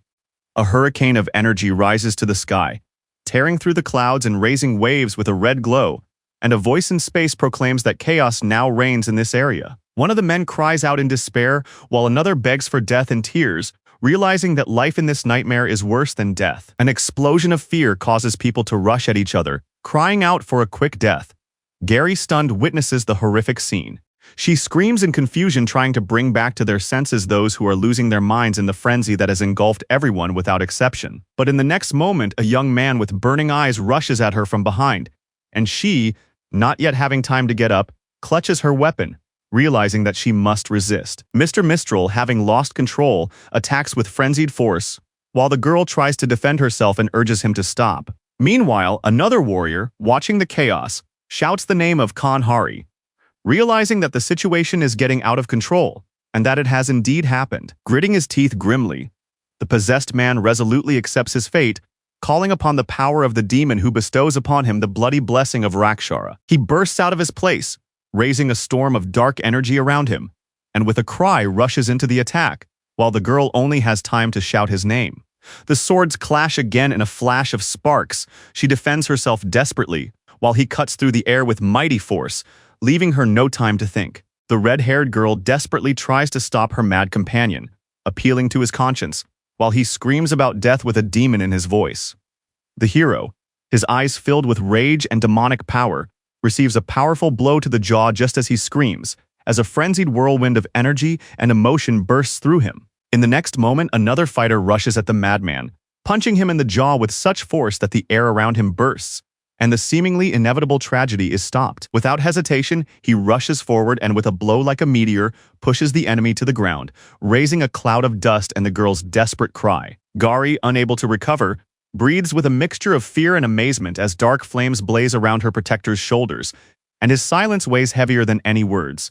The masked hero turns his head sharply, sensing something threatening, and his red eyes pierce the darkness like a warning before a storm. The girl throws herself into the warrior's arms, hugging him with all her might to stop the unstoppable attack and save at least someone from the blow. With wide eyes, clenched teeth, and a tear in the corner of her eye, the girl realizes in despair that it is too late to change anything. Their figures disappear in a bright flash of light that cuts through the forest, leaving behind a trail of destructive force and a blinding breakthrough. The girl falls rapidly through the cracks in the ground, like a shining meteor, unable to stop her fall. Her body crashes into the water with a roar, sending a column of waves into the sky. Powerless and unconscious, she slowly sinks into the depths of the dark water, where even a scream is drowned out by the silence. In the cold embrace of the water, the girl with pink hair, losing consciousness, thinks with despair and surprise whether her life will really end so senselessly. Tearful and in pain, she clutches the collar of her jacket, struggling to hold back her tears as she finally decides to bring up the subject of her parents. In the silence of the office, the man tries to comfort the girl, saying that her parents were true heroes who saved the world. And isn't that something to be proud of? He gently places his hand on the girl's head, looking into her sad eyes, and hopefully asks her to promise something important, not to lose the light in her heart. In the silence of the office, under the soft light of the lamp, the man addresses the girl with warm words, urging her to grow up to be a worthy person who will not be ashamed of her path. In the depths of the water, gritting her teeth, Gary recalls these words as the last ray of strength and hope that ignites her thirst for life. Clenching her fist and looking through the water with determination and anger, she berates herself with questions about faith, righteousness, and greatness, convincing herself that she is still too weak to even reach the shadow of a true hero. With tears and despair in her voice, the girl reaches out her hand, admitting that she is unable to repeat Sir Geobric's deed in his last moment, when he burned like fire. Falling into the depths, she suddenly notices a glow, a small shell floating nearby, stopping her fall. Hanhari looks confusedly at the creature that addresses her by name, as if pointing out her importance in this moment of enlightenment. The wise creature floats in the bright depths, explaining that one should not seek to control the sea, because even in the palm of one's hand, it is only a drop of infinity. With her eyes wide open, the girl looks ahead, struck and moved by the voice in her mind urging her to fill her heart with faith and trust. The shell floats next to the girl, urging her to recognize the greatness of her heart, but she exclaims in confusion that she does not understand its words at all. The girl hovers in the depths of the ocean as the voice of the sea asks her to trust the boundless calm that surrounds everything. The camera dives deeper, where currents rush through the coral, whispering ancient stories of the ocean itself. Gari is frozen in the depths of the sea, as if enchanted by the calmness of the water, which sings the majestic song of the deep. A shell gently touches her forehead, and inside, the truth resounds that a person must acknowledge their own mortality in order to truly live. A symbol flashes in her eye, as if the sea itself is looking into her soul and warning her that to gain the power of immortality, one must not try to grasp the ocean with one's hand. And now, under the pressure of the depths, her gaze widens in wonder, for she feels the boundlessness embracing her on all sides. A bright flash in the depths of the water envelops her in universal radiance, while words speak that she is now an infinity itself. The girl's eyes open with icy clarity, reflecting the calm and power of awakening. With her hair loose and her gaze relaxed, she hovers in the water like a part of the ocean, ready to become something greater.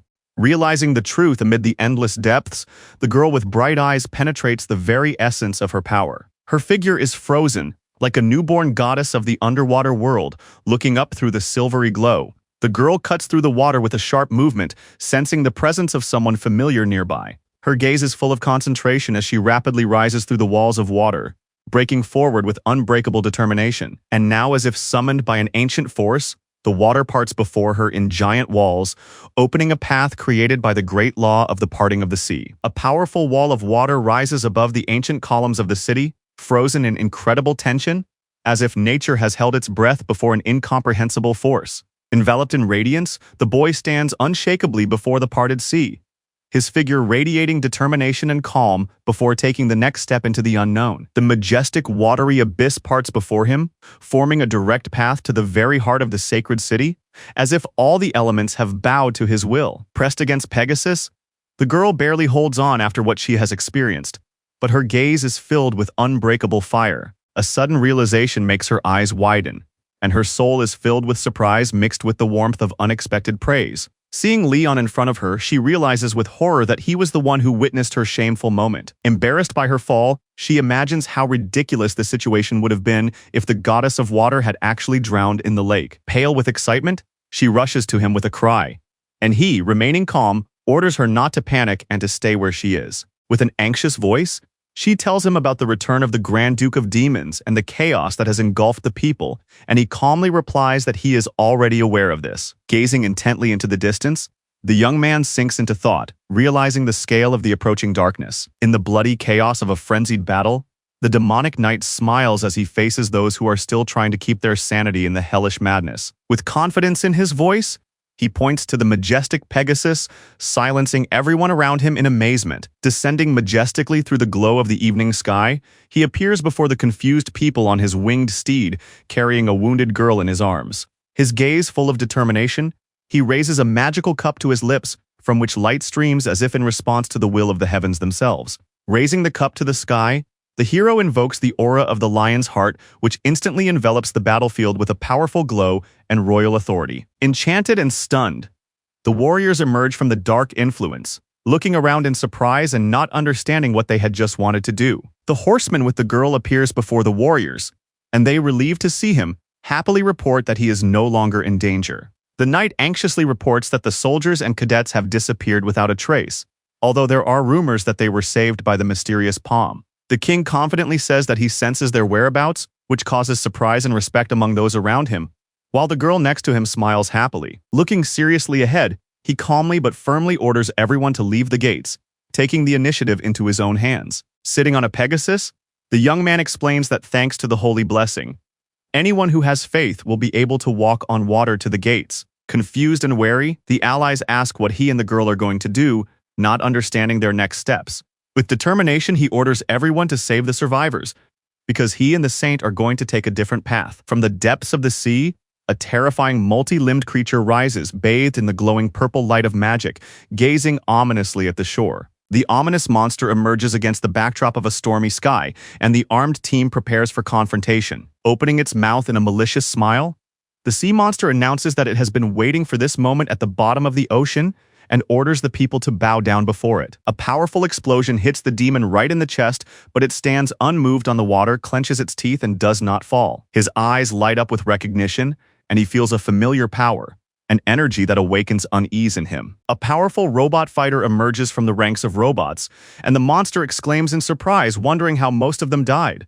And this one appeared right here. The command for the third explosion is given, and a device is activated, signaling the start of fierce artillery fire. The robot's cannons fire into the air, filling the sky with fire and a shower of deadly rays. A pillar of flame covers the figure of the knight, who stands unshakably under a hail of shots, tearing through the space between them. With shock and barely concealed surprise, the demon realizes that he has indeed been struck by a cannonball, transformed into a sacred artifact. But ominously wrapped in purple light, the demon rises menacingly, baring its tentacles, and proclaims that his opponent is nothing but dust. Despite the storm, the demon flies forward with fury and slams his giant fist into the ground, sending an explosion of blue flames into the sky. A giant wave of energy destroys the coastal forests, rolling across the land like a divine tsunami, wiping out everything in its path. Under the crimson sky, the monster rises above a powerful stream of magic, and the three observers watch helplessly as the end approaches.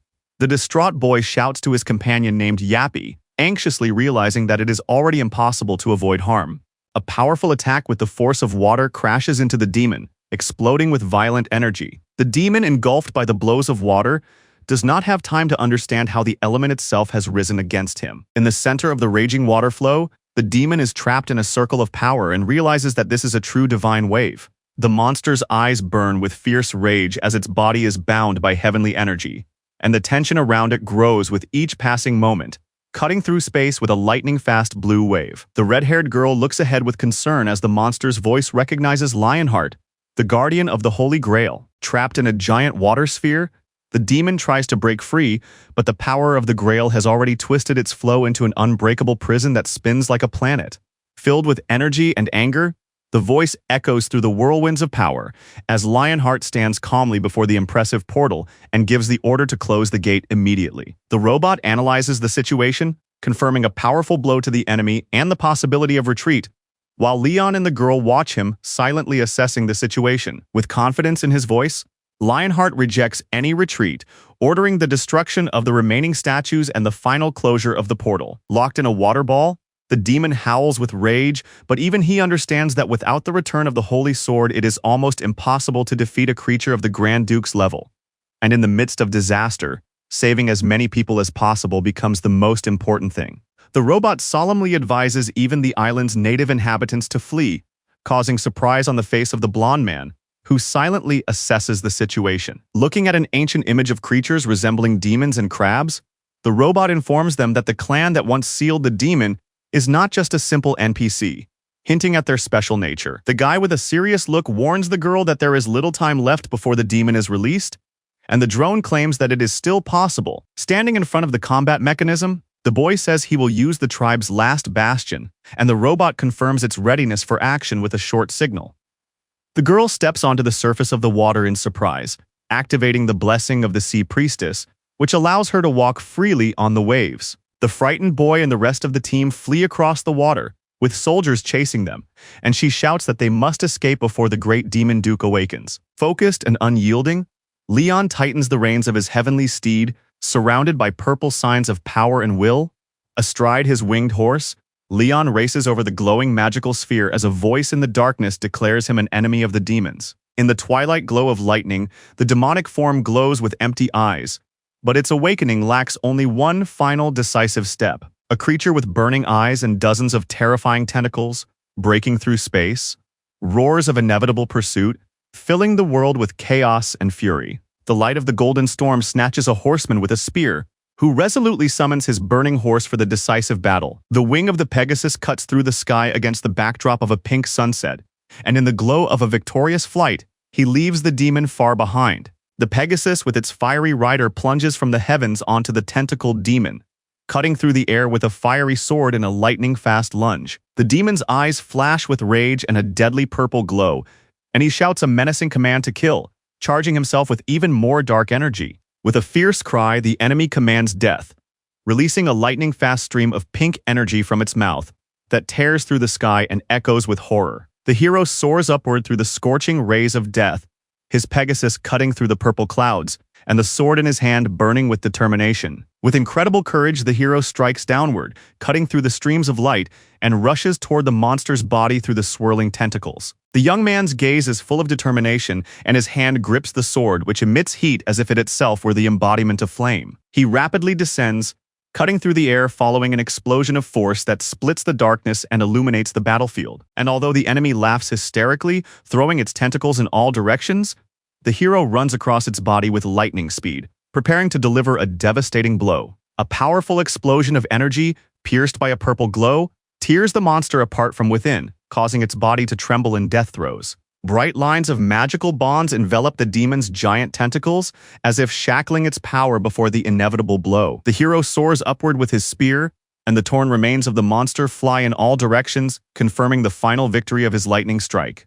In a whirlwind of debris and light, the main character rushes forward with lightning determination, spear in hand. Shining nodes of energy entwine the red body of the monster before bursting into a sharp impulse of attack. In the next moment, the sky is torn apart by a blinding explosion of purple light that pierces the monster, shattering the ground around it. The giant beast descends into the water, its tentacles wrapping around the horizon, and lightning flashes across the purple sky, heralding a fierce battle. The boy with the cold face grits his teeth, preparing for the final push.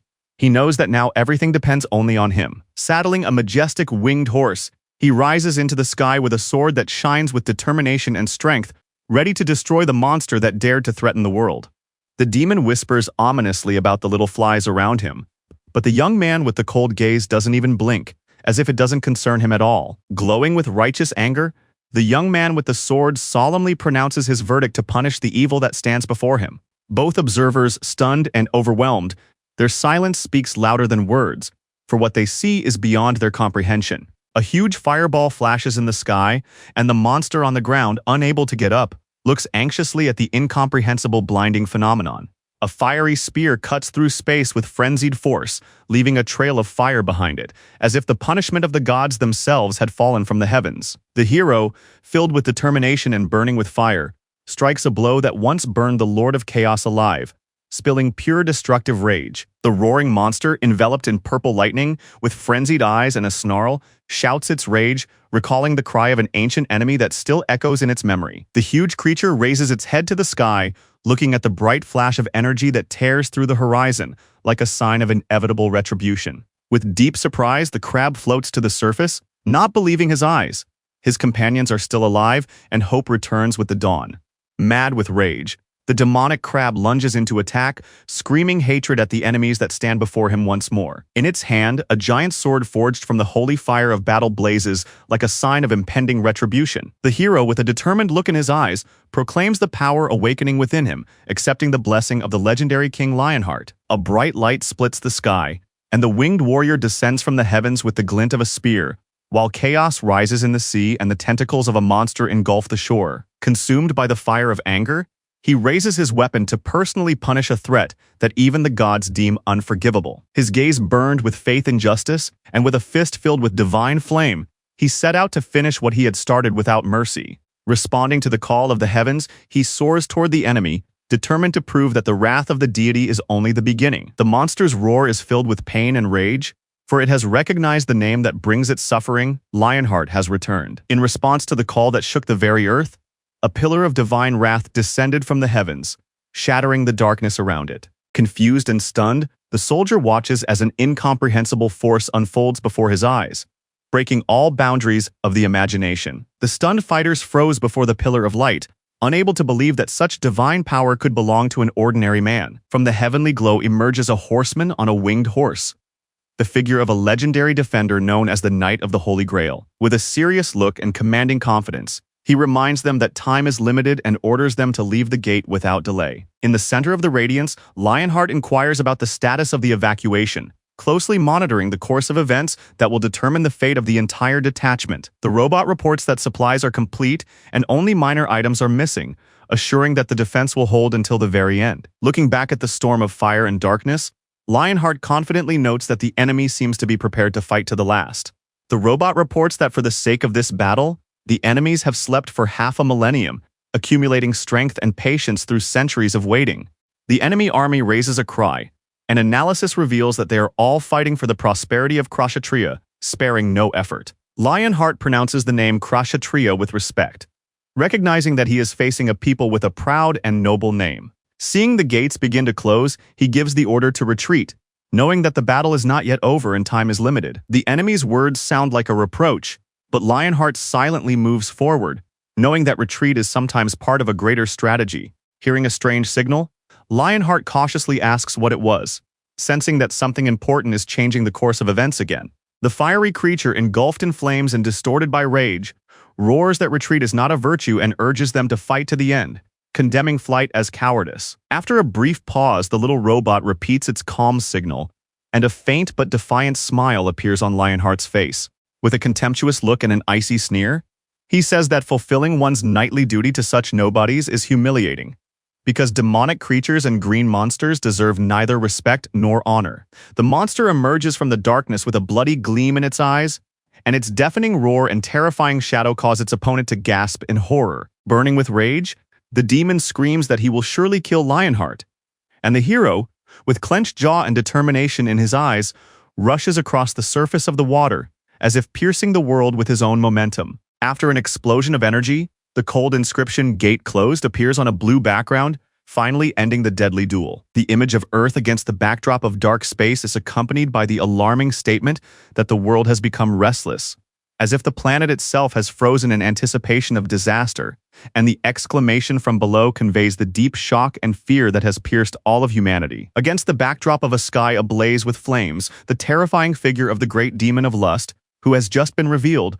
appears, and the story of how he has caused devastating damage to humanity resounds like thunder in a clear sky. People immersed in their own affairs react with shock to the news that there are beings so powerful, distorted by mental pollution, that even the legendary S-Class masters cannot overcome them. A video of the Pantheon Guild's devastating raid, where the hero cuts through waves and demons, causes a sensation on YouTube, garnering thousands of comments of excitement and amazement. A handshake against the backdrop of the glow seals an important deal, symbolizing a new alliance with powerful undertones. Against the backdrop of the peaceful sea, the blonde man thanks President Anne for saving time, and the latter responds with respect, addressing him as Your Majesty. Against the backdrop of a sunny coastline with surfboards, the president shares his surprise at the number of people saved, and the hero solemnly explains that these beings have fought demons with honor for a long time. Although the smile on his face seems sincere, the sweat on his forehead and his polite address to His Majesty betray his anxiety before the authorities and what he is about to say. The president points with surprise at a giant stone statue, trying to understand its purpose, while the blonde man with a serious expression reflects on the territorial markers of the races, nodding silently. The statue in the center of the water depicts a hero who sacrificed himself in battle with the demon prince, and in its heart shines the figure of Pamu, the god of the sea and waves. A smiling gray-haired man notes that among the monuments there are also images of the king himself and Sir Spinner, a representative of their tribe. The devout President Anne, with an awkward smile, thinks that it all looks like idolatry because he is a Protestant. Against the backdrop of the rocks among the statues, the hero notices an awkward figure with his own features, and his companion, instead of explaining, humorously notes his good eyesight. The blonde man with a smug smile asserts that President Anne deserves this recognition as a benefactor, while Anne himself tries desperately to deny his new divine status. The president imagines the residents bowing gratefully before his statue, thanking him for their new homes, while he himself cries out in despair, unable to accept such honor. Shocked and frightened, he begs in panic for the generous award to be revoked, but the king laughs and refuses, advising him to just enjoy it, since they are from the same country. Smiling, the blonde man walks forward with a light step, assuring President Anne of further cooperation, while the latter agrees with a trembling voice.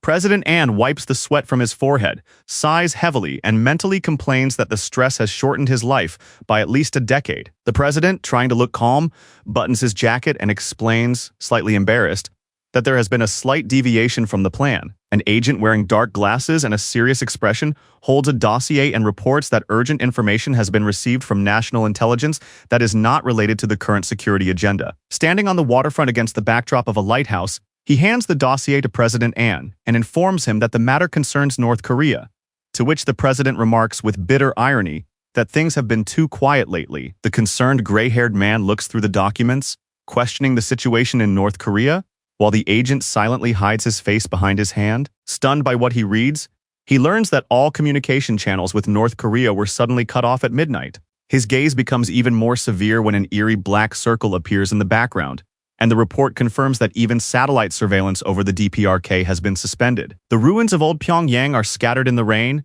and the silence of the devastated city is broken only by the howling wind and the rumbling of stones. In the middle of the downpour next to the body of the deceased, a gray-haired man with a cold voice says that 30 years have passed, and around him stand gloomy figures in dark cloaks. The smiling old man looks through the rain, talking about the appearance of a spatial hole, and admitting that until then they could only rely on the strength of South Korean degenerates. A kick breaks the silence of the rainy night as a boot mercilessly strikes the bloodied face of the victim lying in the mud. On a hill under the spotlight, a gray-haired man silently gazes at a sea of corpses, among which a still living man breathes heavily, surrounded by gloomy figures in hoods. Smiling ominously in the rain, the red-eyed man proclaims that the greatness of a powerful nation will be built through service to the devil. Hearing the signal, the leader looks coldly at the radio as someone reports that the magician Yang is in front of them. Introducing himself as Reynold Shellman, he informs Chairman Kim that all preparations are complete and everything is going according to plan. Under a powerful spotlight amid the downpour and gloomy sky,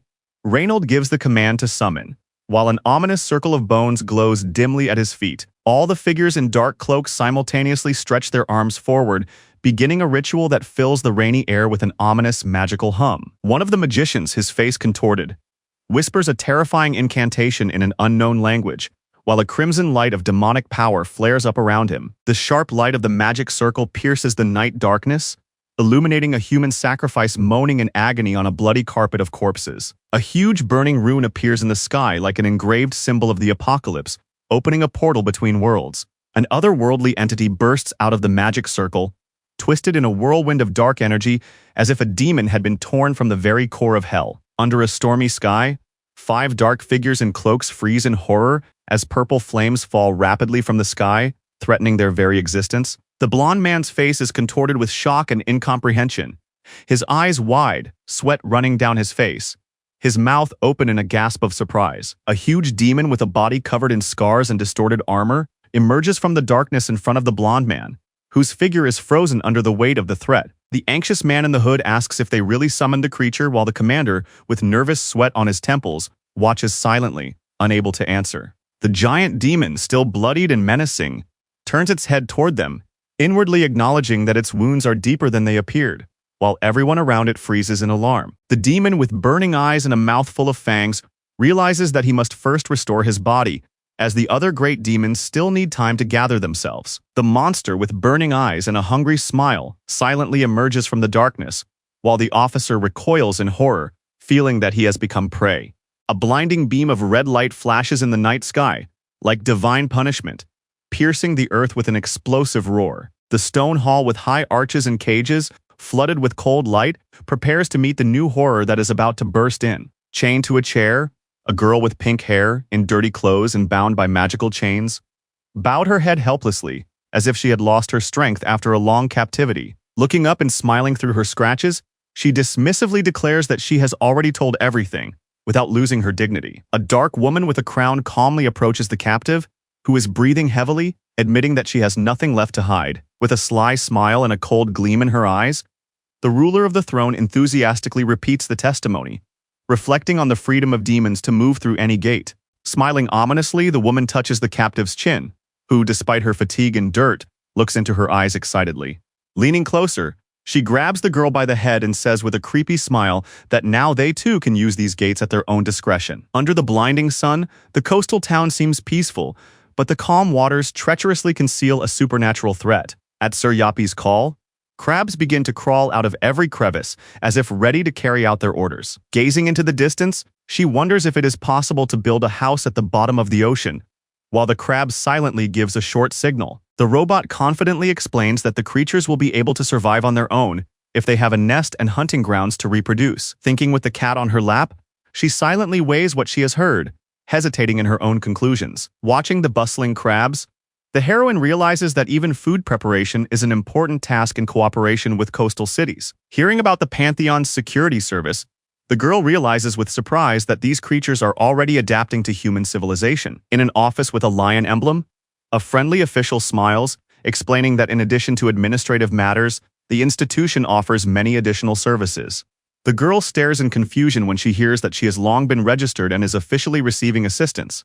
Surprised and wary, she involuntarily squeezes Yapi, and the cat quickly runs away, sensing the strange atmosphere.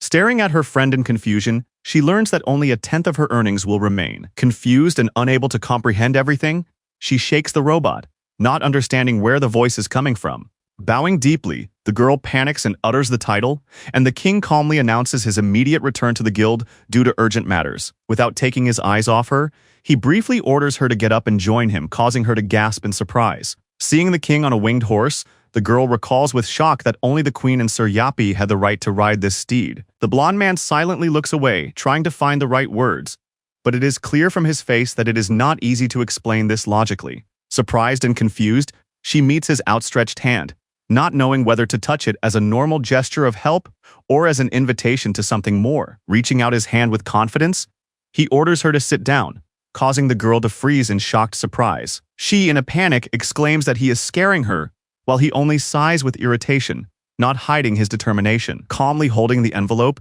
he hands her the document and dryly explains that it is a property, a form of ownership that he is now transferring to her. With his back to the girl, his hands behind his back, the guy calmly says that the profits from the estate are now hers, and she, clutching the documents in confusion, cannot believe that she is now responsible for the entire land. With a slight smile on his lips, he reminds her that she is not just a girl, but a priestess and a knight, chosen by the gods themselves.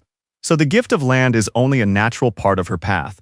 Realizing the enormity of the gift, she speaks with surprise about the king's mercy, and he, already habitually restrained, gently reproaches her for her strange manner of speech. Embarrassed and touched, the girl listens with a blush on her cheeks as the boy assures her that she does not need to pretend to be a noble lady.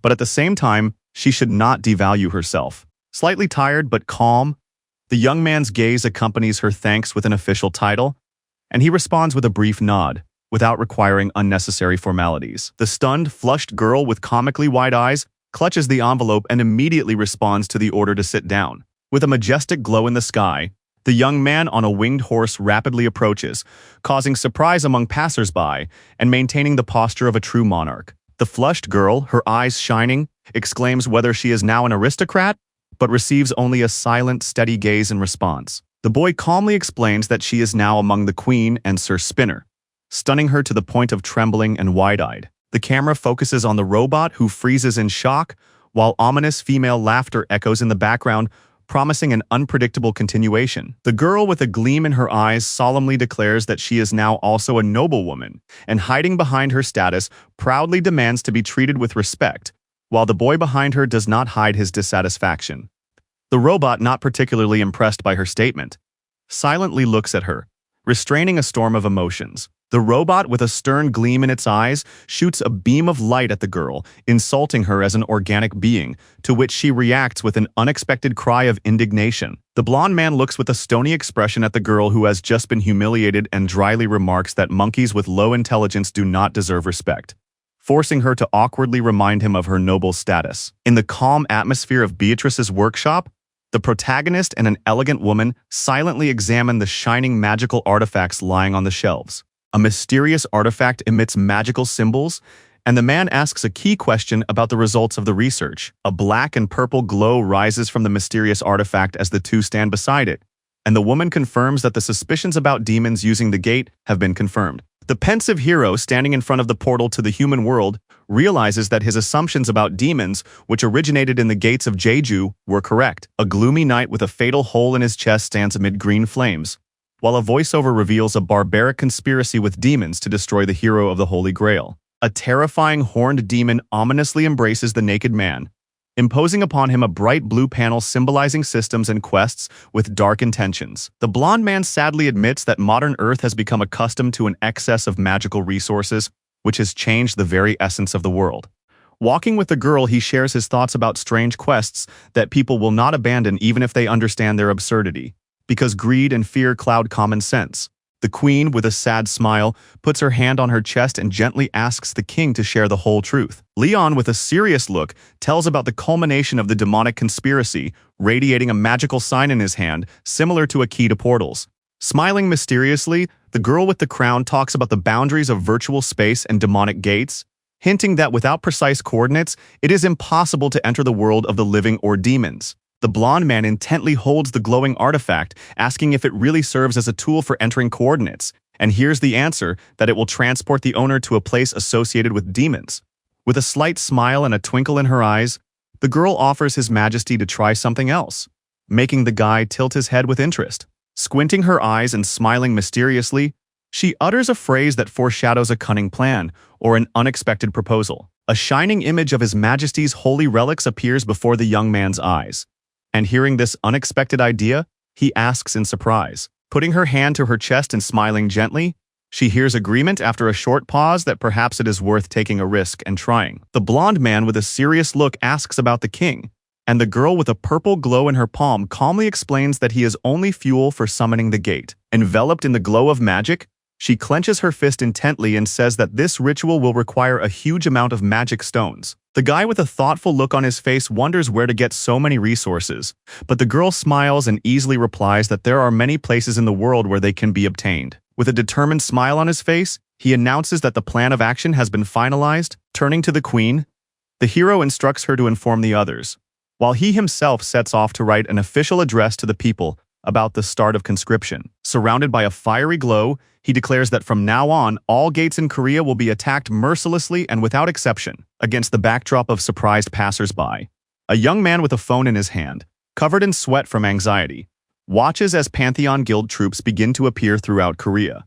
Armed horsemen in heavy armor fill the streets under the shocked gaze of the townspeople, proclaiming the arrival of the mighty Pantheon. Outside the window of the house, as if in a broadcast from the battlefield, an army of knight-class warriors marches, and it becomes clear that instead of the expected breakthrough from the gates, organized power has arrived. The Pantheon's squad marches down the street under the watchful eyes of the residents, and only 2,000 warriors were selected from among the surviving Yapi to participate in the operation. Multicolored portals flare up on the map of Korea, and shouts about the arrival of the Queen, King, and Yapi tribe echo around, as if a large-scale emergency operation has begun. The Pantheon divides its 3,000-strong army into 20 combat units, and at the same time, under the leadership of charismatic leaders, portals begin to be cleared in different parts of the country. Watching the rapid breakthrough, the girl exclaims enthusiastically about the extraordinary speed and instantly orders to take aim and open fire. At the command fire, the sky explodes with a barrage of shells and the battlefield is flooded with flames,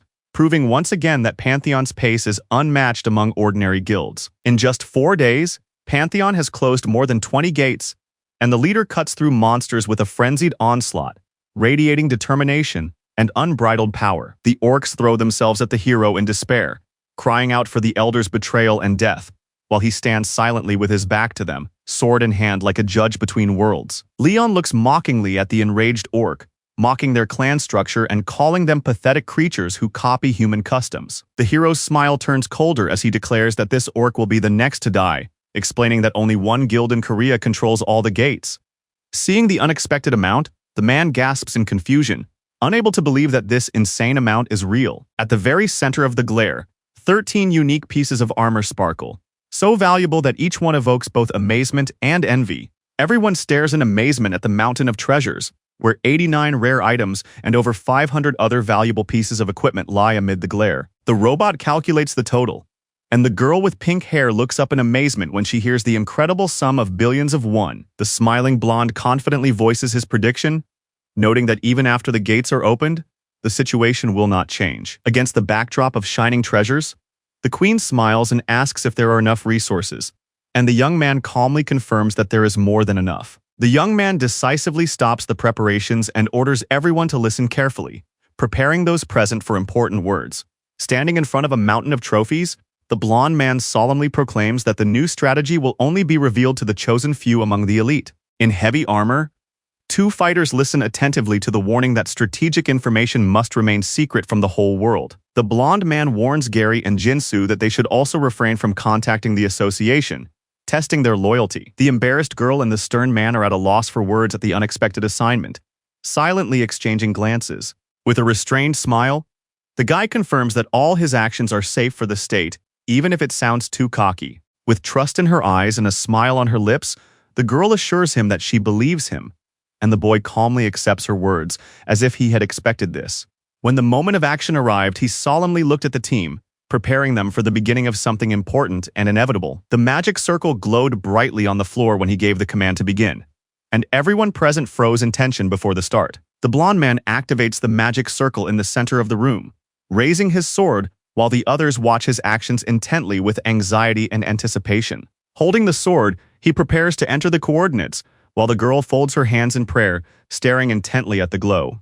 Streams of purple energy burst from the circle as the 3 participants in the ritual disappear in a flash of teleportation, leaving the room behind. Beatrice stands in the center of the magical vortex with her eyes closed and her hands folded, intently reciting the spell. The shocked eyes of the 2 observers reveal panic, as what they have seen surpasses all their ideas about magical possibilities. A huge shining gate opens before the participants, and one of them realizes with astonishment that it was created artificially. Hearing that all the coincidences were actually planned, the girl with the blue streak froze with a confused look, and her companion stared at her with wide eyes, not understanding what to believe now. In the glow of the portal pulsing with energy, Beatrice happily lowers her hands after performing the ritual, and the king smiles and praises her efforts. After decisively gathering his troops, Leon gives the signal to begin the mission, while the rest of the fighters, shocked and wary, silently prepare to follow. Amidst the battle, he stands unmoved, causing alarm in the knight who does not understand what is happening and what his majesty has in mind. The soldier panics and turns to the king, trying to understand where to find a way out.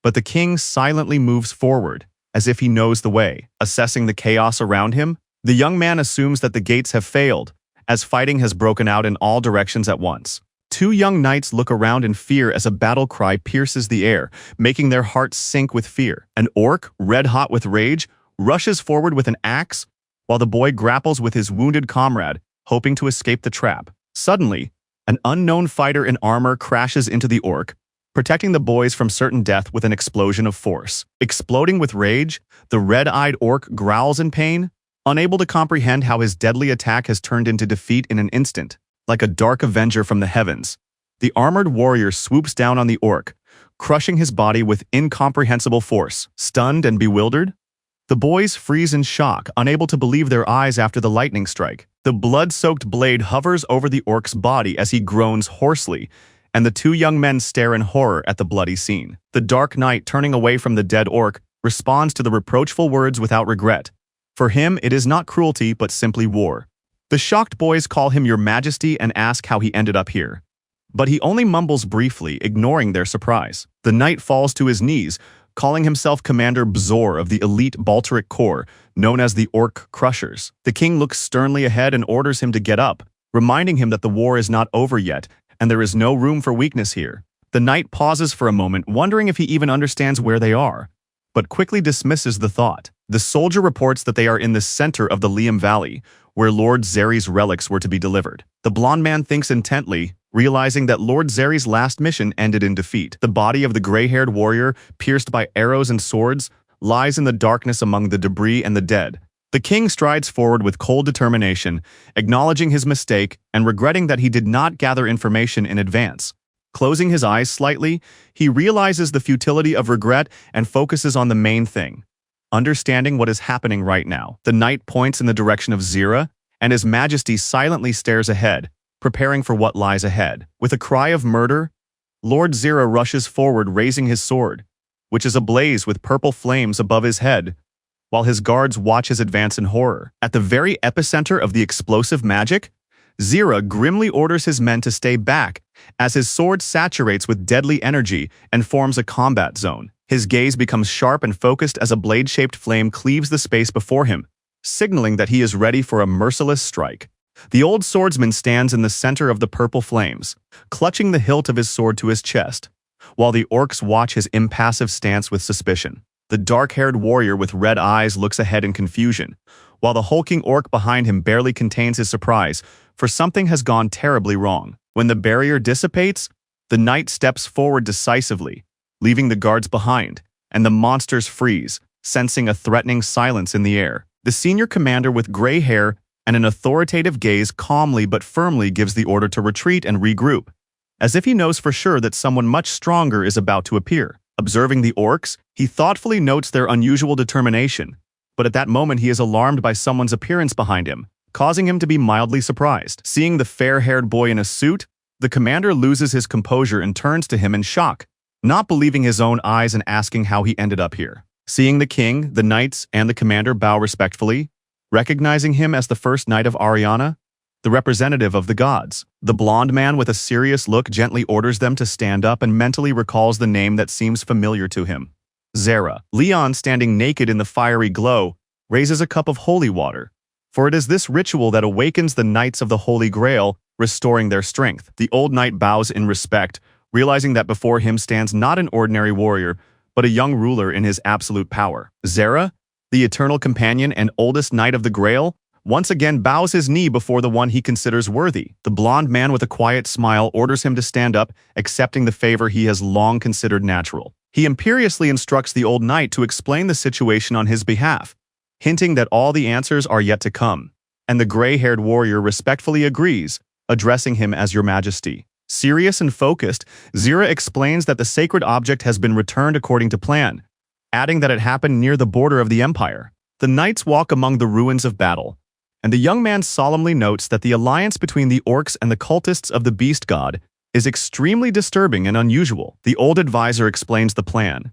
The infantry will remain to hold back the enemies, while the sacred relic will be transported along 5 routes. The blond man utters a phrase with a hidden hint, preparing to ask a key question. He abruptly asks where the convoy with the real relic is, and the old man meets his gaze with a frown. The gray-haired man with his eyes closed thinks silently, feeling that only he has the answer.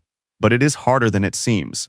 The knight in cracked armor, his eyes frightened, points to the 5th convoy in the southwest as a sword flashes before him like a premonition of doom. Composed and determined, he raises his sword and acknowledges that it is his past that leads the 5th convoy. And therefore, it all matters. Silent cliffs rise above the bottomless fog, hiding in their crevices the path to an ancient and forbidden place of power. A bloodied bear lies on the ground, breathing heavily, having just survived a deadly encounter with an enemy. Waking up after losing consciousness, the boy hears the mockery in the stranger's voice and tries to understand what happened. The old man with a stern face reproaches the boy for his recklessness, and the boy, seeing the bear, looks around in surprise and fear. Seeing that the boy has regained consciousness, the deputy anxiously asks about his condition, but he, confused, does not believe that she is really in front of him. After a fruitless attempt, the bear and the knights return to camp, where they admit that even the new tactic has failed again. The old man laughs cheerfully and wonders how anyone else with madness in their heart could have reached these lands except himself. A message appears before his eyes. He must help the Knight of the Grail deliver a sacred relic to the borders of Lionheart. Hearing about the shrine, the young man asks confusedly, and the gray-haired warrior confirms that they are escorting relics obtained in the lands of the barbarians. The column of knights and carts slowly moves forward, and one of the guards explains that the news may not have reached the wandering seekers of glory. Rejecting excessive enthusiasm for titles, the young man tries to speak politely, but his uncertainty is met with silence. The old knight solemnly puts his hand to his chest and explains with dignity that the honor of bearing the relic is a future path that he has yet to achieve. The surprised young man reacts confusedly to what he has heard, not understanding what his mysterious companion means. The name Zeri Bertum has not appeared on the lists of the Chosen Ones for a long time, because he has been traveling the world for 15 years without any sign from above. For 10 years, he served the kingdom as a knight, and then traveled the world for another half-century in search of his heavenly calling. Although he was a skilled warrior, he could not change the course of the war on his own, so he sought a divine task to leave his mark on history. His fierce stubbornness not to give up until the end moved everyone,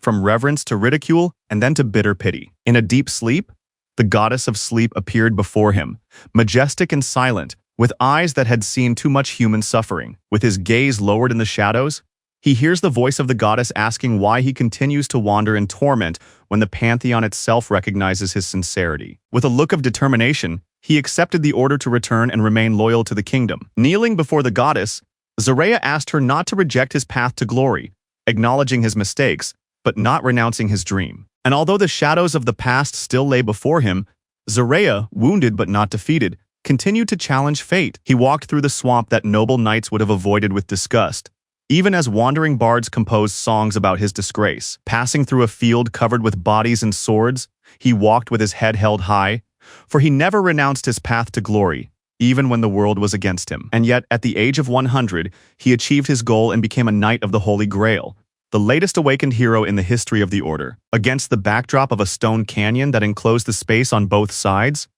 the enemy army advanced in a cloud of dust, while the commanders on horseback watched silently from above. Knights in black armor simultaneously raised their shields and, at the commander's shout, formed an unbreakable wall of defense against the rapid onslaught. An orc with a huge axe rages at the front of the crowd, shouting loudly to stop the attack as the battle is about to erupt on the front line. A red-eyed monster, roaring like a wild beast, leads a frenzied attack, while the man next to him, with wild fury in his eyes, shouts to kill everyone, throwing himself into battle without fear. One of the orcs, fighting in despair, shouts with all his might to stop the attack, but it is too late, and the blow of a shield throws him back, sweeping him off the road like a storm. The knights in metal helmets, hearing the cry for axes, look up anxiously, instantly preparing to meet the unstoppable force of the enemy. Hearing the order and the frenzied battle cry, the axe-wielding fighters rush into a frenzied attack, raising dust and blood, while cries of fear mingle with the roar of the attack. The commander shouts to retreat,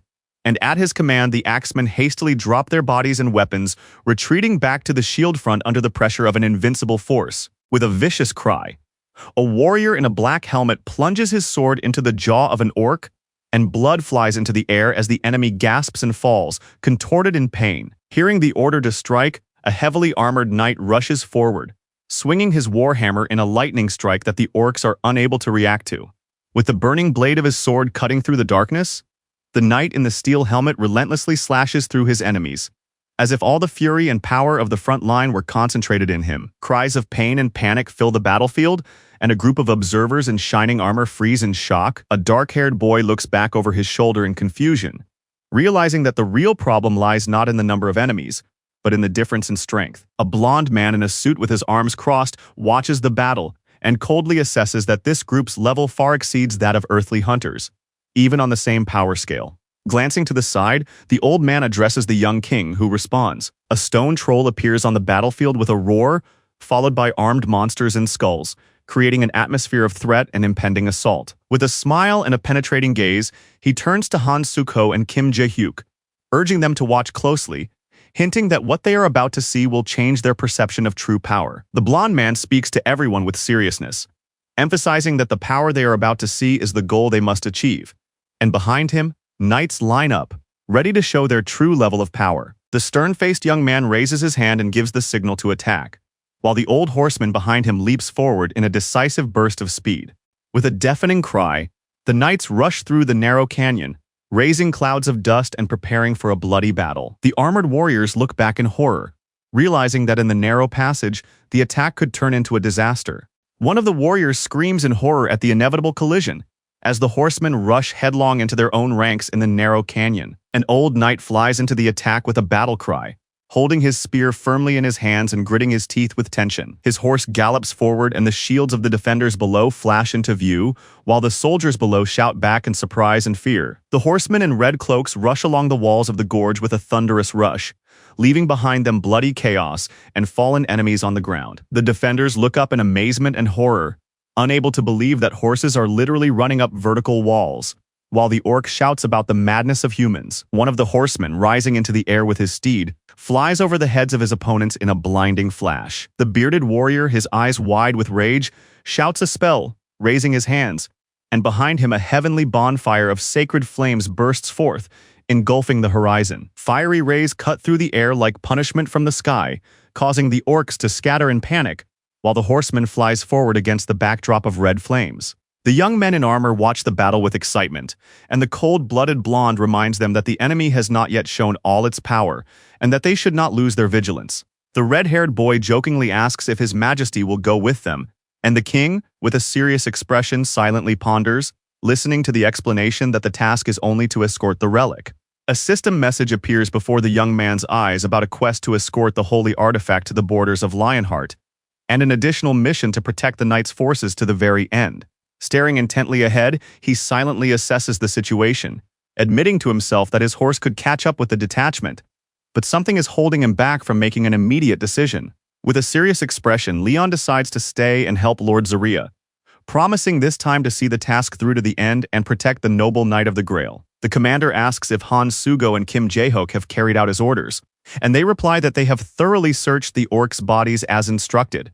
The companion looks at the large, shining crystal with confusion, lamenting that they have not found a single magic stone. Amidst images of powerful creatures and sinister mechanisms, he concludes that this quest is unbiased for the first time, as there is no sense of influence or manipulation here.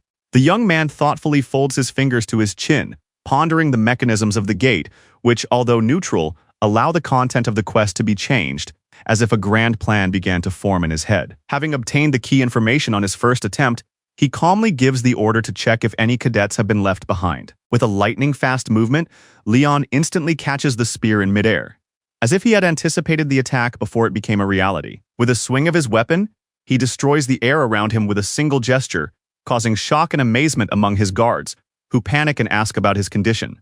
Meanwhile, the orc watching the scene from above smiles ominously, acknowledging defeat but hinting that this was only the first test. Clenching his jaw and smiling crookedly, he quietly prepares for a devastating response, full of contempt and power. The explosion of flames is reflected in the eyes of the blonde man, who clenches his fist and destroys the arrows, enraged by the treacherous attack from a distance. The system activates its anti-archer enhancement, as if confirming his unwavering determination to punish the archer's treachery. With a slight smile on his lips, the blonde effortlessly breaks the sword in half with his bare hand, while the knights behind him freeze in shocked horror. Anger burns in his eyes, for he cannot tolerate the audacity of a creature who dared to disrespect the king. He looks at his opponent with contempt, as if he were a worthless worm crawling to match his greatness. The king orders the Knight of the Grail to behead the insolent creature who dared to humiliate their pride. With a gleam in his eyes and cold confidence, the old knight accepts the order, ready to carry it out with honor. With a solemn bow and a fiery glow around him, the knight swears to deliver the enemy's head to his lord. The insolent orc mocks the human's efforts, while a deadly shadow already flies towards his back. A sword filled with divine fury pierces the orc from above, leaving a mark of merciless justice on his forehead. From the sky, like heavenly punishment, the knight flies down rapidly, leaving behind a dazzling trail of strength and determination. Choking with pain and rage, the orc rises from the ruins, clenching his fists as if vowing revenge for the humiliation. Stunned by the blow, the orc looks around in amazement, and the knight calmly meets his gaze. With burning eyes and imperious fury, the old knight proclaims that only the king is worthy of heaven, and the rest must crawl in the dust. Filled with hatred, the orc shouts about the Knights of the Grail, curses their strength, and promises that this day will be their last. Grinning maliciously, he boasts of his army and promises to make the enemy regret coming without support. The knight calmly acknowledges the orc's rare ability to gather so many pathetic creatures, but his voice is filled with irony. The orc mockingly warns that the strength of one is useless against a crowd, hinting at the doom of his opponent. Observing the number of enemies, the knight quietly admits that there are indeed too many of them for a single battle. With contempt in his voice, the knight calls the enemy army a pile of trash, and the orc freezes in amazement, not understanding the extent of the contempt. Flying purple spirals envelop his figure as the surrounding orcs sense the approach of the goddess who brings dreams and death. In the center of the magic circle, glowing with a pink light, the man majestically utters the name of Lady Death, causing the air around him to tense up as if before a storm. The green-skinned orc cries out in horror to his companions to flee, pointing back with his hand, for fear of the new enemy paralyzes even the bravest. From the face of the silver-haired knight, cut by the glow of pink flames, a solemn report of the completed task is heard in the name of the goddess, Varan. Lady Death, majestic and cold, extends her hand with a magical sphere, pouring her power into the knight, who with unwavering solemnity raises his sword in the glow of purple flames. Horror freezes in the orc's eyes as he whispers of a nightmare that cannot be stopped. Looking at the figure who has become the embodiment of death on this battlefield, the knight strides forward through the crowd, enveloped in an aura of doom, and the darkness seems to part before him, forcing his enemies to clench their weapons in silence. The young man shudders in surprise when someone's hand suddenly falls on his head, awakening his alertness and confusion. Crouching in the bushes, the old man sternly warns of the danger of demonic beasts, and the boy apologizes awkwardly, glancing fearfully into the darkness. The old warrior, with a gentle smile, jokingly explains to the boy that he is still too young to understand such things, leaving him in surprise. The heroes gather in a circle around the cargo, discussing the dangers around them, and deciding that they should make their way to the nearest cave while there is still time. The surprised girl notices how the old knight, sighing, lifts a heavy chest, despite his advanced age and her offer to do everything herself. With a beaming smile on his face, Zaraya states with dignity that he is only a wandering knight, and asks to be addressed as he sees fit.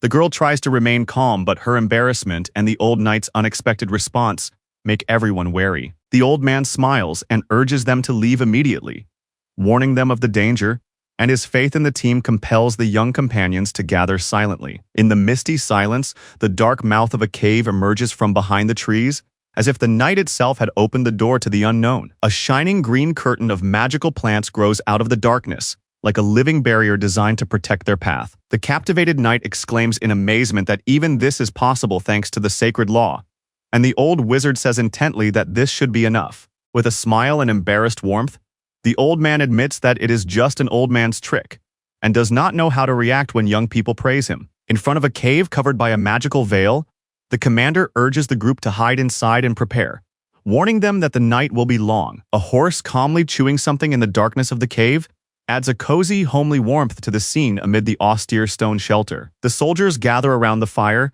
sheltered from the dangers of the night, sharing the silence, the flames, and calm thoughts before the coming day. Restraining her emotions, Stella holds the relic intently in her hands, and turns to Sir Ziri with a request that is difficult to utter. Exhausted, Zire, with his hand on his chest, coldly replies that she should not impose her will on him, causing Stella to become disheartened. With a look of disappointment, she reminds him that in times of war, it is the royal knights who give orders, not the wandering ones. With a twinge in her voice, Stella reminds him that he is a knight of the Holy Grail, chosen by the goddess of dreams and death, and that he is responsible for the relic. The gray-haired man admits with a slight smile that he will not be able to surpass his achievements in the future, because she is only a contender, not a hero who has completed the quest. While the girl is embarrassed by the compliments and the knight in armor squints intently, even the horse seems confused by this strange atmosphere. The confused knight, hearing strange titles in the past and future, asks indignantly, while the girl next to him stares silently, processing a new dose of absurdity. The knight in the red cloak watches silently as her companion explains that traveling knights may not have known about such nuances. The old man lowers his eyes, acknowledging that the goddess has done him too great a service which he believes he does not deserve. The gloomy silhouette in the darkness with his head held high is Zoreya, the knight of the Holy Grail who embodies dreams and death, a figure from legend who has returned to the world. After endless trials, when he became a knight of the Grail, the goddess endowed him with a special power as a gift for his magnificent journey. In a hopeless dream that must still lead to victory, the goddess took part of his past path and materialized his alter ego into reality. The old knight solemnly declares that he is 85 and it is time to receive a quest from the gods, causing shock and surprise on the faces of his younger companions. Cheerfully flexing his muscles, he explains that his current body is a recreation of the past, and although it is new, its strength remains the same as in those glorious days. Smiling, he replies to the girl that he was far from omnipotent, because in those days he was only a wandering knight, and his strength was nothing compared to what it is now. The old knight admits with a smile that his strength is nothing compared to that of the Knight of the Holy Grail. So he asks them not to expect anything supernatural. Just as a strange sound begins to ring out around them, a loud, ominous crack interrupts their conversation, and the whole group looks anxiously at the source of the sound, realizing that something unexpected has happened. With a serious expression on his face, Knight Zoreya calls for silence, realizing that the enemy already knows where they are. Two young fighters, gripping their weapons and frowning, rush forward ready to face the danger head-on. Turning at the alarming sound, the gray-haired warrior stares intently into the darkness, sensing a rapidly approaching threat. Above, through the debris of the rock, the giant mouth of a monster with crimson eyes breaks through, and the man below shouts for everyone to run. A powerful explosion sends clouds of dust and debris into the air, and frightened cries ring out over the precipice where Zoreya disappeared. Amidst the smoke and debris, the wounded companions rise from the ground, trying to understand what just happened. The old knight forcefully thrusts his weapon into the monster's mouth, holding the beast back in a final decisive attack. As the sword shoots straight into the mouth of the poison-breathing monster,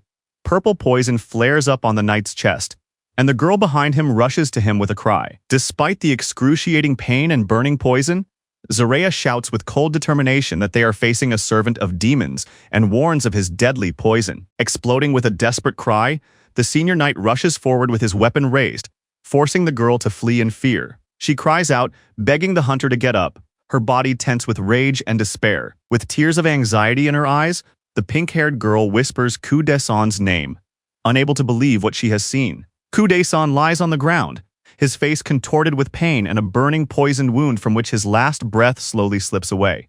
Breathing a sigh of relief after her mistake, the girl apologizes to her deputy, and he, sitting wounded among the debris, calmly assures her that everything is fine. Racking her brains over her mistake, the girl panics and tries to stop the poison, realizing that she should have stopped the enemy earlier. Turning away in silence, she does not respond to the pleas of her wounded ally, who is confusedly trying to stop her. Without hesitation, the girl rushes straight at the giant beast, while the older hunter delivers a powerful blow to its forehead. The alarmed gray-haired warrior desperately shouts at her not to approach, realizing that what she is doing is too dangerous. She concentrates on activating the power of the flame, responding to an inner call and confidently stepping forward through the clouds of magical fire. The young man suspects that she has been chosen by the god of war and flame himself, but she shyly admits that she does not understand this gift. He explains that the divine flame is like a wave that can be directed like a current, obedient to the will. The girl concentrates and summons the flame, which mixes with the water flow, leaving behind a bright arc of power. And in order to remember this moment, the blow of heavenly law cuts the monster in half, leaving a dazzling line of light through its ominous darkness. Her sword, engulfed in fire, pierces the enemy with rule-breaking force, causing the monster to writhe in agony. The gray-haired warrior holds his breath as he watches the explosion of power that surpasses anything he has ever witnessed. The old man explains that the poison of the slain creature is a rare neurotoxin from sea corals, and the girl is surprised by its presence in the inner lands. Examining the creature's remains, he explains that it is a black mage's chimera and confidently adds that he can make an antidote. Lowering her gaze, she quietly says that all this is only a fragment of something much bigger. The saddened girl repents for destroying the poison, but the old man reassures her with a calm smile, emphasizing that anything can happen in battle. The wounded warrior, having just seen someone's figure, gets up in surprise. The old man smiles as he hands over the vial and asks the young knight to take it, assuring him that it will help. Holding the antidote in his palms, the young man hesitates, but the old man convinces him that youth is a chance for great achievements, which he himself no longer has. Slightly discouraged, the young man thanks Sir Ziri for his help, realizing the depth of his sacrifice. The old man watches with relief as the young man takes the medicine and quietly confirms that this is how it should be. Bowing before the entrance to the cave, Sir Ziri orders the passage to be hidden even better, because the enemies can smell their trail with their extraordinary sense of smell. Exhausted, Sir Ziri holds his breath and confidently assures them that it will not be so easy for their pursuers to find them. In a moment of weakness, Ziri loses his balance and falls to his knees, causing panic among his companions, who ask in horror what they should do now. Despite the pain and fatigue, Ziri tries to calm everyone down, assuring them that even if this body dies, his past will not leave them alone. The young man, his voice trembling, clenches his fist and asks with both defiance and hope in his voice whether this weary knight is truly alone. For there are those nearby who will not retreat. The old warrior, with moist eyes and beads of sweat on his face, lowers his gaze, feeling a strange power slowly awakening within him. Sitting among the ruins, the elder announces the blessing of the goddess of death, who patronizes his alter ego, adding that this divine mercy is granted to both of his entities. The old knight, realizing his doom, utters his last words with dignity, assuring that his death will be peaceful, as if passing on his will to the young. With pain in his voice, he explains that someone is hunting for a sacred relic, and in order to pass this item on to the true Lionheart King, one must be prepared to make sacrifices, even if it means destroying oneself. The shocked knights look at him with sadness and respect, and one of them quietly utters his name, Sir Zarea, unable to contain her emotions. With a faint smile and a barely alive gaze, the old knight leans toward the young man with his last effort, as if passing on to him not only words, but also the burden of the holy mission. The goddess of death appears in the glow of purple flames with a mysterious smile, and her unexpected appearance causes the warriors to freeze in shock, unable to believe that she has come for a mere mortal. His gaze pierces the darkness, and in a barely audible but unmistakable voice, he utters a single name, Lionheart, blurring the line between life and eternity. Bowing before the dying old man, the young man accepts his last words with pain in his heart. Honor, which sound like both a farewell and a blessing. Quietly raising his sword enveloped in a purple glow, Zarea hears his brilliant strategy being praised, and someone freezes in surprise and admiration. Amidst the shadows of dead enemies, the elegant gray-haired knight bows his head, dedicating the victory to the goddess of death and the Lionheart, while others watch silently and wonder if it was intended to lure the leaders. With a slightly disappointed tone, the young warrior admits that he tried to do so, but the green monsters proved to be patient and did not take the bait. Looking closely at the enemy's behavior, the young man concludes that if the orcs did not respond to the provocation, then there must be a charismatic leader among them, capable of keeping them in check. The warrior thoughtfully suggests that if this is the case, then perhaps the leader himself will appear soon, to which the young man responds with restrained doubt without giving any certainty. Observing the brilliant coordination of the enemies in battle, the young man begins to suspect that among the orcs there may be not just a leader but a true champion. From the crowd of gloomy orcs emerges a chosen warrior with burning eyes, carrying the karma of a leader capable of uniting tribes and starting a war. Looking at the figure rising above the battlefield, he wonders if it is too early to call someone an exceptional leader, because the true essence may still be revealed. The blonde man with a serious look turns to Sir Ziri, announcing a conversation that cannot be delayed and could change the course of events. Amidst the gloomy mountains and a camp of white tents, the young man asks if there is a place to talk alone, seeking silence for an important conversation. In a tent at a wooden table, a gray-haired knight, trembling with emotion, asks if he has died and gone to heaven, while the blonde man with his eyes closed listens silently. A fist clenched in anger strikes the table as the knight painfully recounts 200 years of fighting dark creatures and 200 years of endless war. Barely containing his emotions, the knight clenches his fists on the table, and with a broken voice asks to be punished for his betrayal. Unable to accept his defeat after 200 years of battle, Leon, with his eyes closed and a barely noticeable smile, whispers words of support, assuring him that remorse does not diminish strength and that there is no need to worry now. The older man with gray hair and a serious gaze suggests that his death at the hands of an orc means the threat of the appearance of an orc leader, and his interlocutor coldly confirms this disturbing guess. The blonde man recalls a war in which a champion chosen by the god of orcs appeared, and admits that he has never seen anything like it in subsequent battles. The old man anxiously asks about the target at the gate, and the king calmly replies that it was only an experiment, and that the task itself is secondary. Surprised and tense, the old man asks for clarification when he hears that another unexpected task appeared after entering the gate. With a gleam of determination in his eyes, he quietly announces his new decision that this time everything will be different. Smiling sincerely and confidently, he says that he wants to stay with his friend until the very end, without retreating a single step. The night camp, surrounded by rocks and bonfires, burns quietly in the mountain silence, preparing for a new day of trials. On the ground among the dry grass, the orcs lie with satisfied smiles after the battles, because their life is simple: just fight, survive, and sleep. The green-skinned orcs, who live according to their usual schedule, fighting after breakfast and lunch, and sleeping sweetly after dinner, illustrate the simple but frankly harsh rhythm of their lives. Smiling ominously with a magical sparkle at the corners of his mouth, the hero sums up the orcs' philosophy that the strongest survive, and that is their entire reason for existence. Explosions light up the night camp when a sudden attack engulfs the orcs' fortifications in flames, taking advantage of their habit of sleeping after dinner. At the top of the cliff, a panicked voice cries out about a fire in the food warehouse, while others shout at each other, trying to figure out where the guards have gone. In the shadow of the crimson burning sky, the silhouette of a young man with an ominous smile accuses the creatures that stink of animals of arson, mockingly calling people fools. A blond man in a suit, sitting with slight satisfaction on a rock, says that the smell of burning animals is a delight, and an old man respectfully confirms his words, addressing him as if he were royalty. With determination in his eyes, the gray-haired knight swears to gather as much information as possible for his lord, while thinking that with his appearance, even his own death has become different. A fiery abyss burns behind the two men, and the old man with the sword, staring into the flames, realizes that the kingdom of Lionheart from the past has been accurately recreated here. A formidable figure in armor and a red cloak appears before the huge Gothic gates, whose gate heralds the arrival of the dangerous and powerful one himself.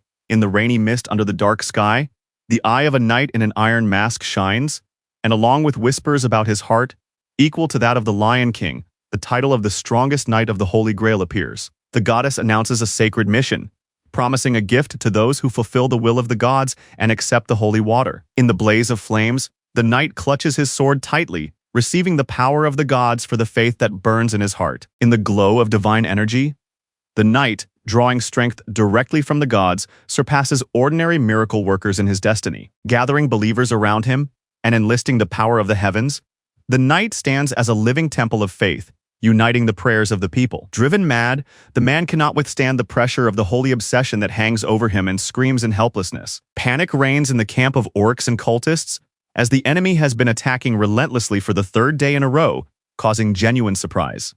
One of the exhausted men reports more than 300 attacks, falling to his knees before the leader, who cannot believe his own ears. With wild eyes and a broken voice, he screams about tens of thousands of enemies, unable to comprehend the scale of the attack. Amidst the explosions, two warriors rush through the camp, challenging the garrison of tens of thousands, and they are only two people. While one of the pursuers cries out in despair, wondering why no one can catch them, the other just shrugs, saying that they are knights of the Holy Grail. The leader, unable to believe what he has heard, grabs his head, torn between shock and helplessness in the face of what seems impossible. A swift blow tears through the air and hits the floor in front of the throne, causing the leader to jump down in panic and scream in horror. With fear and amazement in his eyes, the commander recognizes a power he thought was unattainable, realizing that this changes everything. Among the clouds of blood lies the torn body of Cholan, the strongest of the guardians of the god of beasts, killed in an instant. After the shock of the guardian's death, The leader looks around anxiously, trying to figure out who dared to carry out such a brutal massacre. A powerful orc with red eyes and a bone belt emerges from the shadows, coldly assessing the situation as mere weakness. Paralyzed with fear, the leader whispers the name of the one before him, realizing that things will only get worse. The orc with burning eyes and fangs clenching his jaw hears his name, Champion Helkan, echoing from the leader. The orc champion lifts his opponent into the air with an iron grip, forcing him to gasp and writhe from lack of air. Barely containing his anger, Helkan whispers menacingly that he personally ordered an end to this cruelty, and with each word his breath grows colder. In an explosion of dark aura with burning eyes piercing the darkness, he reminds them that until yesterday everything was different, but now everything has changed. Struck to the core, the old warrior clenches his fist, remembering how in his youth he even competed with the Knight of the Holy Grail, and cannot believe that he is powerless against this monster. For the first time in many years, panic appears in his eyes, because he realizes that the enemy may be even stronger than the legendary Knight of the Holy Grail. The orc raises his axe and orders preparations for a full-scale attack the next day, commanding his troops to gather. For the time to act has come. His voice trembles when he notices that there is not one Knight of the Holy Grail on the enemy's side, but two, and he realizes that things are bad. The orc, with a cold gleam in his red eyes, solemnly proclaims that he is extending his hand as the Grand Master, and with unwavering confidence, orders the troops to prepare for tomorrow's battle. The surprised leader realizes with alarm that he is facing not just a fighter, but the legendary champion of the orc god, known only from books. Everyone around stares in awe at the giant standing with his battle axe, as if the god himself had descended to earth for the decisive battle. The leader, his eyes bulging with rage, shouts at the whole camp, outraged by the madness of the two knights who have ruined all his plans. Running out of the tent half naked, he furiously orders the fugitives to be caught immediately, not noticing that the situation has already spiraled out of control. The arrow strikes the ground, leaving cracks and a shocked silence in the midst of the ruins. Everyone stares in amazement at the message that has arrived in place of the knights. The orc stares at the letter with a bloody gaze and watches as the older man confusedly reads its contents, which begin with a formal address to the kingdom of Lionheart. A heavy silence hangs in the air and both stand silently, digesting what they have read and trying to figure out how to respond to this strange message. Bursting with indignation, the man exclaims that these insolent creatures, taking advantage of the unfavorable situation, have proposed a one-on-one duel. The old man, rubbing his hands, advises the orc champion to accept tomorrow's duel because he senses a certain probability of victory for him. In response, a predatory laugh echoes and a beastly smile appears under his fangs, demonstrating confidence in a bloody victory. His red pupils flare with fierce heat as he imagines the cold body of the Grail Knight thrown at the feet of the victor. The team of knights gathers around the queen among the smoking bodies of the defeated monsters, and a cart with cargo slowly approaches the camp. One of the defeated monsters, still smoldering from defeat, hears cries of gratitude and someone acknowledging the queen's power. A young knight with tears in her eyes embraces the queen, confessing her fear, and the queen, calm and majestic, assures her that the main thing is that everyone is alive. The dark-haired warrior, wiping sweat from her forehead, thanks her for the rescue, admitting with relief that it was only by a miracle that they avoided great trouble, and the queen smiles with satisfaction. The queen listens a little awkwardly, asking if she has seen Suko and Jeheka, sincerely concerned about their fate. Embarrassed but determined, the dark-haired girl blushes and mumbles that she is not worried. Although, of course she is. The blonde woman teases the dark-haired knight with a flirtatious smile about her concern for her companions, and the girl blushes and cannot hide her embarrassment. The camera focuses on the warm smile of the woman, who looks with ironic tenderness at the girl who is so diligently hiding her feelings.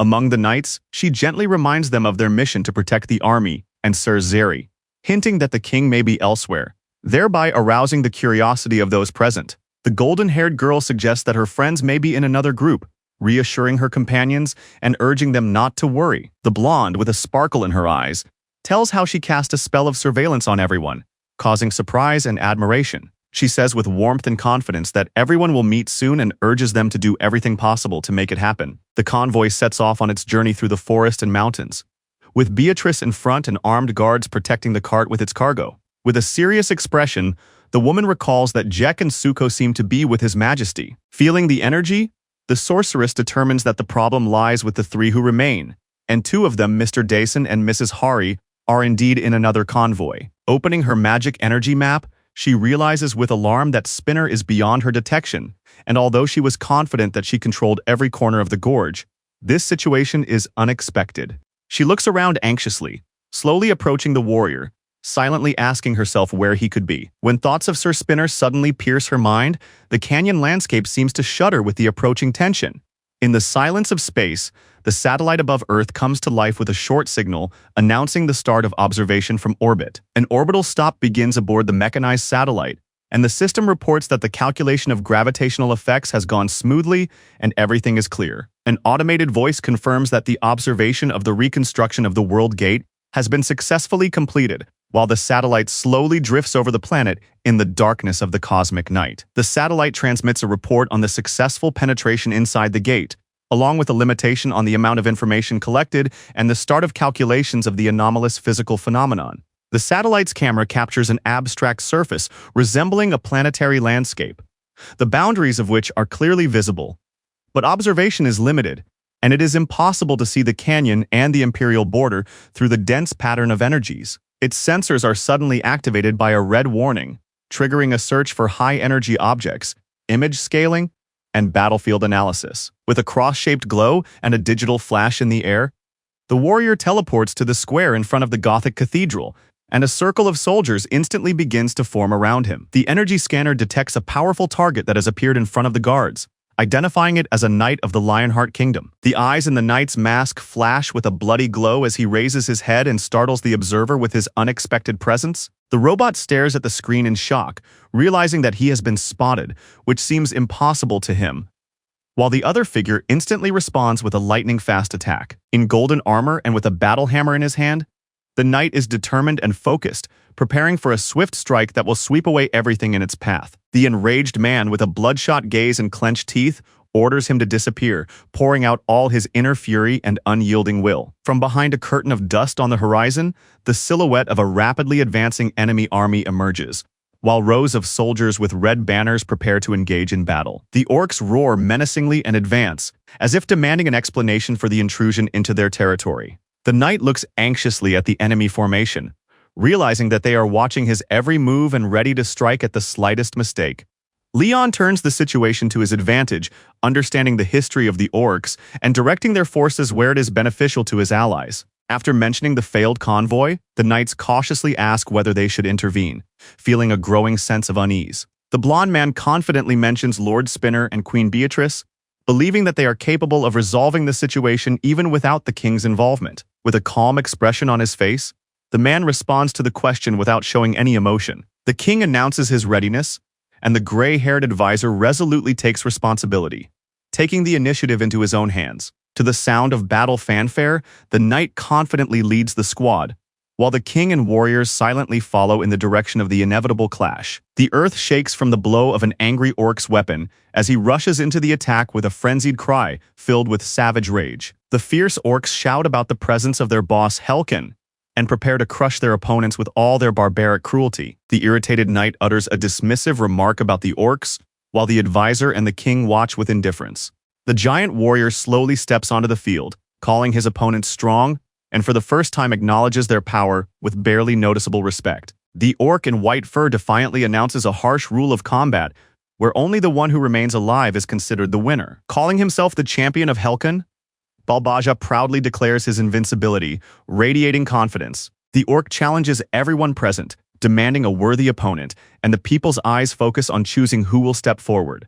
With a barely noticeable smile on his lips, the king repeats the challenge to fight with honor, accepting it coldly and confidently. The enraged king orders Xerius to step forward, demanding that he finish off the proud enemy and bring proof of his defeat. The knight solemnly draws his sword, charging it with magical energy, and prepares to enter into a duel which he considers a true privilege. Under the evening sky, the old man steps forward cautiously, his gaze fixed on the orc, who stands frozen in anticipation. With a purple glow around his sword, the gray-haired warrior decisively declares himself the opponent, pointing to himself as the main threat. When asked to give his name, the man contemptuously refuses, demonstrating his superiority and unwillingness to recognize his opponent as an equal. Full of determination, the gray-haired swordsman points his blade straight ahead, pronouncing a death sentence with a burning gaze. The orc accepts the challenge with a mocking smile, considering the old man's words meaningless and suggesting that he take them back. Swinging his arm, the orc drives his axe into the ground with a laugh, considering his opponent to be cheerful but frivolous. The monster, with a challenge in his eyes and fangs gleaming in a defiant smile, accepts his opponent's gaze, demanding to prove his strength with actions. His foot smashes the stone ground with a crack, covering everything around with debris in a burst of uncontrolled force. Exploding with rage, the orc rushes forward, kicking up dust under his feet and swinging his heavy blade. The gray-haired warrior rushes into the attack, clutching his sword with a determination that even time has not broken. Smiling ominously, the orc shouts furiously about the inevitability of defeat, reveling in his enemy's despair. In flashes of bloody energy, the dark silhouette cuts through space, leaving a trail of magic behind. The old man's pale face, covered in blood, freezes in a look of horror as reality turns into a merciless nightmare. With an explosion of earth and a roar of rage, the huge orc rushes into the attack, tearing everything in its path with its barbaric onslaught. Triumphantly raising his axe to the sky, the victor roars among the crowd, basking in the glory of his newfound power. Two fighters in golden armor react with horror to the incomprehensible situation, stunned by what is happening right before their eyes. In a panic, the young knight cries out in confusion, not understanding why the enemy has suddenly frozen, breaking the expectation of an attack. Against the backdrop of the crimson sky, the orc stands motionless with a battle axe in his hand, as if testing his enemies with the very fact of his calmness. The orc whispers about victory with a trembling gaze, but in his eyes there is already a growing understanding that the war is not over yet. The old man, enveloped in a dark purple aura, steps forward with animalistic confidence, and the orc realizes that he is facing a true predator. The gray-haired mage watches the outcome with a sly smile, pleased that his plan has had the desired effect. The dark-haired young man realizes with horror that they are facing the Knight of the Holy Grail, the goddess of dreams and death, while his companion asks in surprise. The white-haired knight in a dark cloak shows the orc an illusion through sacred law, bringing him into a dream world shrouded in purple light. The gray-haired knight's eyes flash with a violet glow, and his face is filled with determination and dark power. Exploding with an aura of anger and power, he lunges forward with his sword, uttering a deadly wish, as if lulling his enemy to eternal sleep. Sacred law, the aura of punishment is unleashed with a frenzied attack aimed directly at the chest of the stunned giant. The old swordsman with burning eyes and a purple glow around him grips the hilt of his blade, preparing to deliver the decisive blow. The dark energy raging in the giant's chest bursts out along with an ominous prophecy of death, which with every passing second squeezes his body tighter and tighter from within. The ominous monster with burning eyes and a fist filled with black magic looms over the old man and coldly proclaims the words of the sacred law. Confidence disappears from the old man's wrinkled face as he realizes with horror that his protective spell has failed and he is facing true terror. The red-eyed orc, overcome with rage and despair, roars at the top of his lungs like a beast cornered and deprived of all hope. Summoning his last strength, he slashes the space in front of him with a cry, forcing the orc to retreat in a stream of light. Under a bloody burst of magic, the gray-haired knight writhes in pain as a dark blade tears through his chest. Two young warriors cry out in horror to Zeri as they watch their commander fall to his knees under the weight of his wound. Blood spurts from the gray-haired warrior's damaged body as he stands before the orc, dismissing his injuries. But each step becomes more difficult. The orc with burning red eyes laughs maliciously, calling the blow pathetic, and the old knight with blood on his palm realizes that he is facing the true power of Helkin. Amidst the bloody glow, the orc raises his axe and proclaims himself Helkin's great hand, named Balbaja, declaring that he has been given the power to destroy everything in his path. The orc lunges forward with a ferocious roar, clenching his fists and dismissively declaring that the knight's armor is of no consequence to him. The elderly swordsman with gray hair leaps into the air, swinging his sword for a powerful strike, while the orc below rises ominously from the rubble. Seeing his formidable opponent, the old man's face tenses as he realizes that this battle will be a difficult one, and magical energy explodes around him. With a whistle of wind and a lightning-fast movement, the old warrior soars upward, leaving behind a trail of destruction, while the orc with a battle axe waits for the blow. Laughing with excitement at the battle, the orc proudly raises his weapon and calls his opponent closer, ready to destroy everything in his path. Sparks blind the air as swords and axes clash in a frenzied whirlwind of attacks where every blow could be the last. The old man recoils from the unexpected blow as the orc's powerful fist crashes into his chest, knocking the wind and determination out of him. The orc laughs mockingly and asks if his opponent is tired from a single blow, while his body is already glowing red with power. The old man's face is contorted with pain and rage as the enemy's green paw squeezes him with merciless force. With a mocking roar, the orc flies from above and slams his opponent into the ground, as if confirming that the years do not forgive. Powerless and bloodied, the old man lies among the debris, his eyes wide open, staring at the sky as if unable to believe his defeat. Roaring ferociously, the orc raises his axe and strikes with all his might at the spot where his opponent has just fallen, raising a cloud of dust and debris. The young man screams Zeri's name in horror as he sees the enemy rise from the dust, still full of strength. The orc looks straight into the young men's faces with icy calm and coldly says that he is sorry. The silhouette of the tall warrior emerges from the smoke and ruins, like a shadow of vengeance that stubbornly refuses to fade even after a devastating blow. Bloodied and burned, Zeri rises from the ground, breathing heavily and condemning what has happened as a low and shameful act. His eyes burn with anger and dignity, because even victory is not enough if it is achieved at the cost of humiliation and blood. Spitting blood and drawing his sword, Zeri speaks with disgust of the beast's strength, which seems so repulsive to him that it is not even worthy of contempt. Grabbing his sword, he spreads his legs in a fighting stance, looking through the veil of dust at the enemy, ready for the final rush. With a cry full of despair and determination, he throws himself into the attack, drawing on his last reserves of strength, as if throwing off the chains of shame. In the darkness that hangs over the battlefield, the demonic beast bares its fangs, anticipating a bloody clash with a worthy, albeit exhausted, opponent. The warrior's sword cuts through the darkness and flesh, leaving behind a flash of light and a bloody trail. While the orc's face is contorted with rage, the blonde fighter screams in agony, drenched in his own blood, his eyes burning with despair and hopelessness. In silver armor and red cloaks, Leon stands before his comrades, preparing for the decisive battle against the orc tribe. Leon, with a serious expression, addresses the mysterious man in the cloak, demanding that he reveal his name to everyone. The gray-haired warrior with wounded hands bows his head and calls himself Zereya, son of the Baron and former knight of Lyona. His blue eyes narrow in distrust as he carefully examines the stranger's face. Hearing about his achievements half a century ago, Zereya modestly bows his head, confused by the unexpected respect shown by the young knight. A shadow of memory appears in the gray-haired veteran's eyes when he is addressed with respect he has not heard in a long time. Leon explains that conquering the orcs is not a battle of strength, but of will, and hints that such a mission may prove too dangerous for the old warrior. Touching his chest, Zereya proudly calls himself an honorary knight of the Grail of Light and Justice, surprising everyone present. Zereya firmly requests the lowest position in the squad, even willing to carry a spear among the commoners in order to fight for justice again. Leon, not expecting such a confession, raises his eyebrows in surprise, momentarily losing his usual composure. Standing before the knights, Zereya listens to Leon's doubts as he asks whether the war is worth returning to the battlefield. Zereya freezes with his eyes downcast, holding back his emotions, as if the heavy words settle on his heart like a shadow of old memories.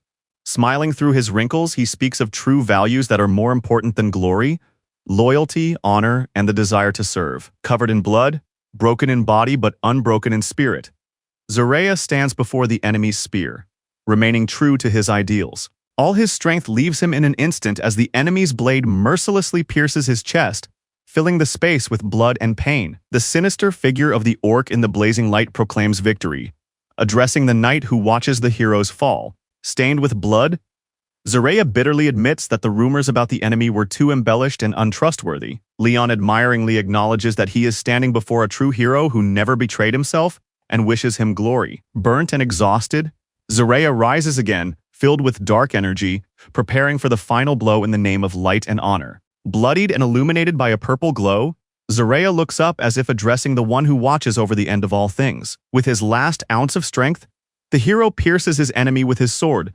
receiving the blessing of the goddess who honors his steadfastness in the face of death. The stunned orc looks at the wound in panic, unable to comprehend how the wounded old man managed to strike a blow without even having the strength to move. Enveloped in purple flames, Zereya activates a sacred law that grants him complete immunity to death for a short time. Staggering from his wounds, he challenges the orc, standing over him with a battle axe, like the shadow of inevitable punishment.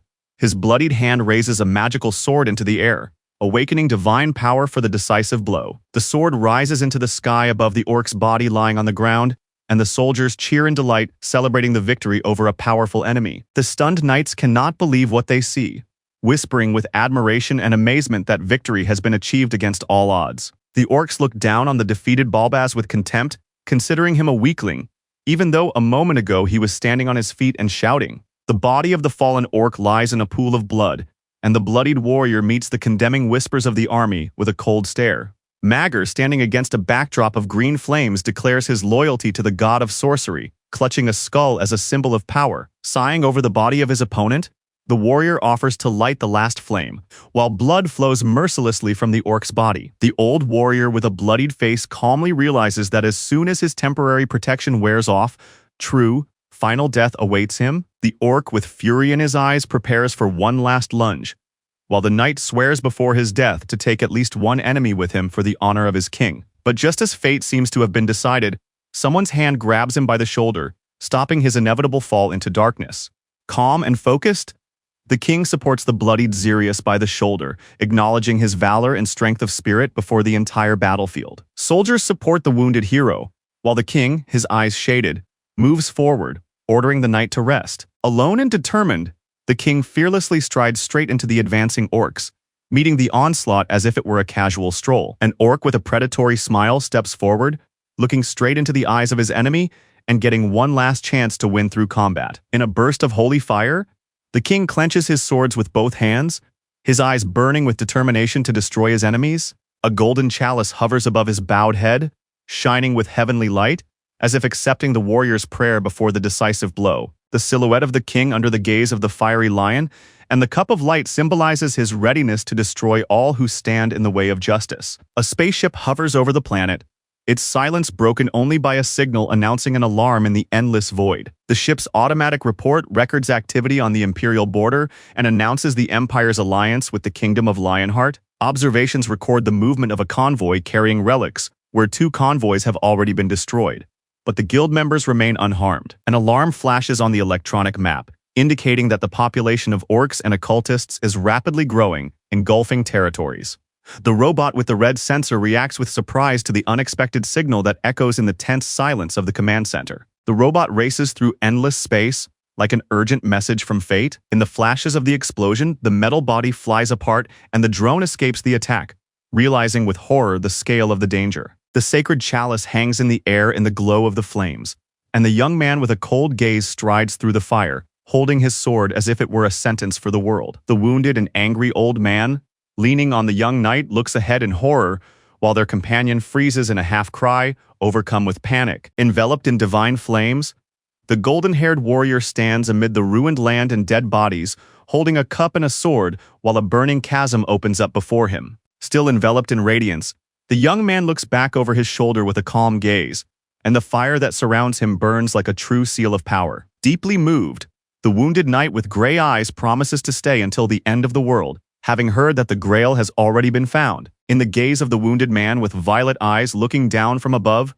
there is a glint of tears and respect. The old man turns to the knights, asking them not to waste time on the past, and thanking them for the pride they have given him. The weakened and wounded Zoreya coughs, and the young man with black hair leans toward him with an excited cry, trying to support him. Despite the old warrior's condition, the blonde solemnly announces that he will conduct the ascension ceremony himself, holding his sword over his heart, while the defeated knight begs him to save his strength. The blonde man coldly announces the retreat of the orcs and occultists, while the gray-haired knight, covered in wounds and sweat, responds only with heavy breathing. With a golden glow and an exquisite gesture of oath, the knight with his eyes closed carefully places his hand on his chest, wondering if this is all just a recreated memory. He dignifiedly calls the gray-haired man the second son of Zordic Verdum, the first knight of Lyona, and the faithful servant of the goddess of sleep and death. From the heavens, in a flash of purple light, the goddess appears with a lantern in her hand, and at her feet, the knight bows his head in reverent prayer, compelling everyone to do the same.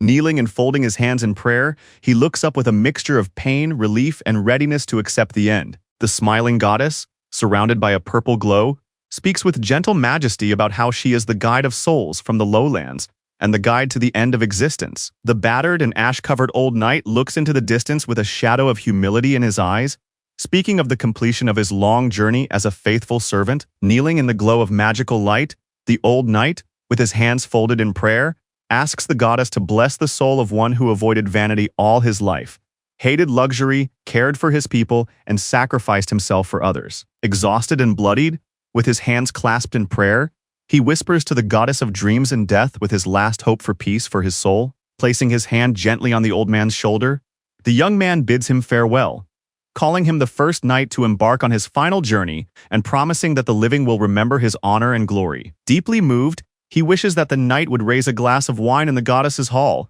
and that his name would live forever. The two men remain kneeling at the center of the magic circle as the young knight, on behalf of all the gods and as the 15th great King Lionheart, promises to accompany the fallen hero to the very banquet hall of the gods. And at the last moment, touching foreheads, they say goodbye without words, conveying to each other peace, gratitude, and eternal respect. Under the golden glow of the heavens, the two old friends shake hands in farewell, sheltered by a ray of light piercing the sky. The exhausted, bloodied face of the gray-haired warrior disappears in the sparks of light that slowly dissolve his body into shining dust. A bright pillar of light rises from the abyss into the heavens, amid burning feathers, in a piercing silence in which the name Lionheart echoes like eternal glory. Amidst the misty rocks, in the sacred hall before the map of the battlefields, the chieftain raises his hand with sorcerous fire, and around him the silhouettes of the orcs freeze in tension. Sitting on his throne in the silent hall, the orc leader contemptuously calls his enemies mere insects,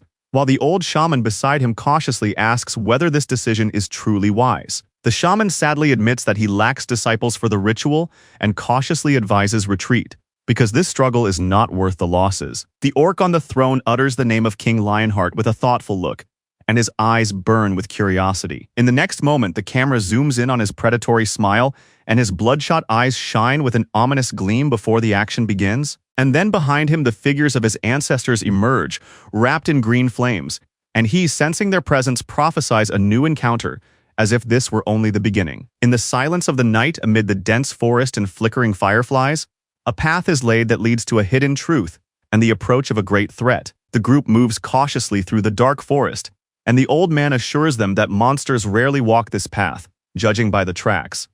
Hanhari calls out to the old man, and he looks back with a serious expression, guessing that something important is troubling her. The girl asks about his past, and the man cautiously recalls memories of another version of himself who was once nearby. Touching her chest, Zaraya admits that she only has memories of her original body, but this new one is no longer able to recognize her companions. The old knight smiles as he recalls that at the age of 87, he saw the greatness of the king who once bore the title of Knight of the Holy Grail and Warrior of the God of War. The girls eagerly ask if he remembers the young king and eagerly await stories about his past. With a slight smile, the old knight admits that his memories of those times are still vivid and exciting. Zaraya recalls how the young monarch became the youngest knight of the Holy Grail, gaining recognition through his travels. He proudly recounts that His Majesty began his training at 16, demonstrating fierce zeal on the battlefield. Zaraya recounts that His Majesty began as a knight of the kingdom and heir to the duchy, displaying traits worthy of royal blood. In battle, he conquered an orc village, invaded the minds of cultists, and destroyed them, leaving behind legends of honor and glory. At the age of 20, the goddess of light chose him for a great quest, and at 27, he became the youngest knight of war and the Grail. Recalling the young king, Zaraya admits that he was dazzlingly bright and combined incomparable talent with courage.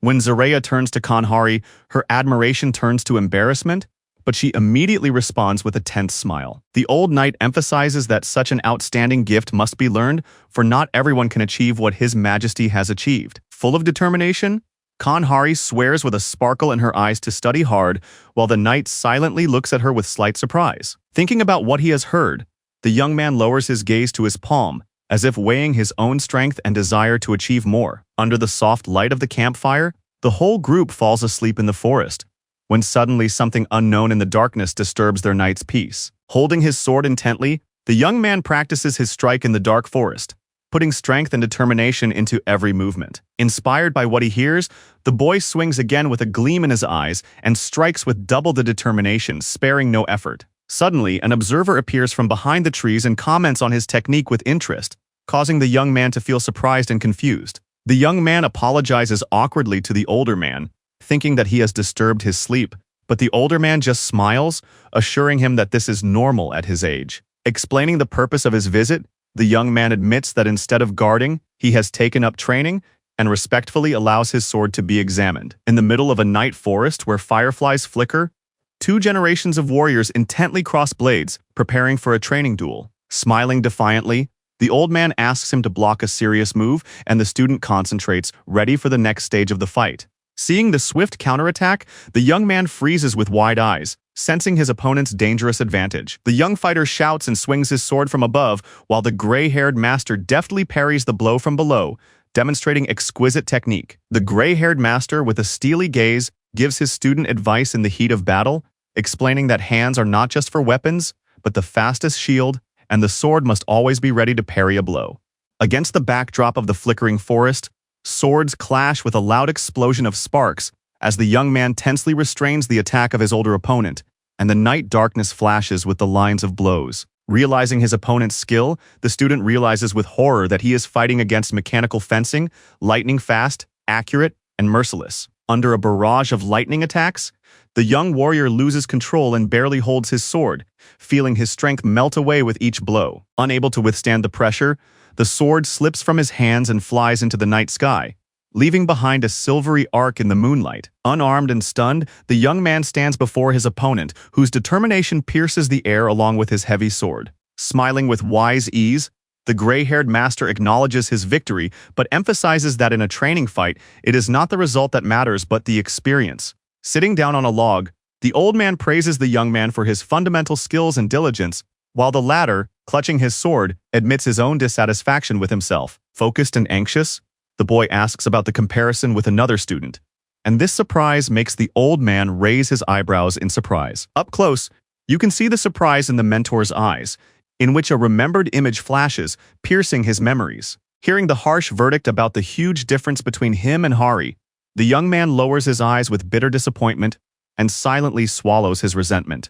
In the fiery glow of memories, Gary appears full of passion and strength, with a sword in her hands, because even in the eyes of this old man, she is chosen by God and supremely gifted. In the night silence of the forest, two warriors sit silently on a log, and the younger of them admits that he also understands everything, although it is difficult for him to admit it to himself. Clenching his fists, the boy leaned on his sword and said with anguish that no matter how hard he tried, the impossible would not become possible, as if squeezing despair itself in his fingers. The older man, wrinkled and gray-haired, looks at his companion with a soft longing in his eyes, as if understanding the pain that no sword can heal. The gray-haired man admits with a laugh that the young man really does resemble him, and the surprised young man asks if he is really talking about him. They sit side by side in the evening forest, and the gray-haired man says with a hint of hope that even though everyone refused, Lord Zerea still became a knight of the Grail, the same as he himself would become in the future. Although now it sounds incredible to him. The elder with a sad smile says that he has heard this many times from his relatives, colleagues, and even from the goddess of sleep herself, who advised him to give up. Confused but stubborn, the young man looks at the old man, remembering how he never gave up, and hoping that his words will give him the strength not to give up even now. Against the backdrop of majestic mountains and the twinkling of fireflies, a simple truth resounds, that accepting a challenge is a personal matter that does not require the judgment of others, only the determination of the heart. In the silence of the night forest, sitting on a log with swords, the old sage speaks of the impossible as a challenge worth trying, and the young man listens with open eyes, absorbing every word. The old warrior, with a mixture of wisdom and sadness in his voice, calls the young man a young knight and asks if he understands what a core is, forcing him to confusedly assume that it is about courage. The silence of the night and the twinkling of fireflies envelop the philosophical idea that the core can be not only courage, but also love or hope, like invisible forces that guide through the darkness. Against the backdrop of the sun's rays, the knight in shining armor holds his sword with dignity, while the teacher's words reveal the truth that a true knight is one who has an inner core, and the pinnacle of this path is the Knight of the Holy Grail, the embodiment of the ideal. The young man, a little confused, asks about the core of the Knight of the Holy Grail, as if trying to confirm the obvious, although he himself does not fully believe in his answer. The old man with a gray beard, like a prophet of truth, says with gentle but unwavering confidence that no one is born with a core, because it is impossible to simply have or obtain it. It must be earned. His hand rests on the young man's shoulder, interrupting his thoughts, and he turns abruptly with a surprised exclamation, sensing that something important is about to be said. The gray-haired warrior explains with determination that the true core is not hidden inside, but manifests itself outwardly. The young man, with a tense expression on his face, silently realizes how staggering the difference in strength is. While the young man sits tiredly on a log, the old mentor turns to him and says that prayers for strength always conceal a desire to become someone greater. The gray-haired mentor asks the young man a pointed question. Does he think that the gods simply grant strength? Or are they waiting for him to prove that he is worthy of it himself? A majestic fortress with red roofs emerges from behind the rocks, like a guard over the abyss, menacingly guarding the passage through the gorge. A red-haired girl joyfully announces their arrival at the Imperial Guard post, pointing to the majestic gates already visible behind the travelers. The old man points the way through the gorge, assuring them that this passage leads directly to the border of the kingdom, and the young man immediately realizes that Lionheart borders the empire. Despite completing the main task of escorting the knight with the relic to the border, the mission is not over, causing surprise and anxiety in the hero. The hero looks around suspiciously, wondering why the convoy quest is not yet complete, when suddenly they are stopped by an Imperial Guard, who loudly demands their names. Standing in front of the fortress gates, a girl in a red cloak loudly proclaims that they are a convoy of sacred relics from the kingdom of Lionheart, and that the guards should remember their past arrivals. The united foursome looks anxiously at the impregnable fortress, where silence reigns behind the stern walls, and the answer is slow in coming. When the guard finally addresses them, his greeting sounds wary, and the gray-haired knight, drenched in sweat, suddenly bursts out in angry protest. Three of the most influential imperial figures appear in the triumphal passage: the leader of light magic, the commander of the guard, Wolfhard, and the venerable observer, Staturt, each radiating their own aura of power, experience, and authority. Smiling with barely concealed malice, the gray-haired mage asks how it happened that three chosen princes of the empire found themselves here at once, and also mentions Lord Ziri of the Knights of Twilight, as if weighing all the pieces on the board of a great game. At the moment when the silence seems to thicken, the same mage leans closer, closes his eyes, and with tense contempt rejects the prediction, his smile turning into a dangerous grimace.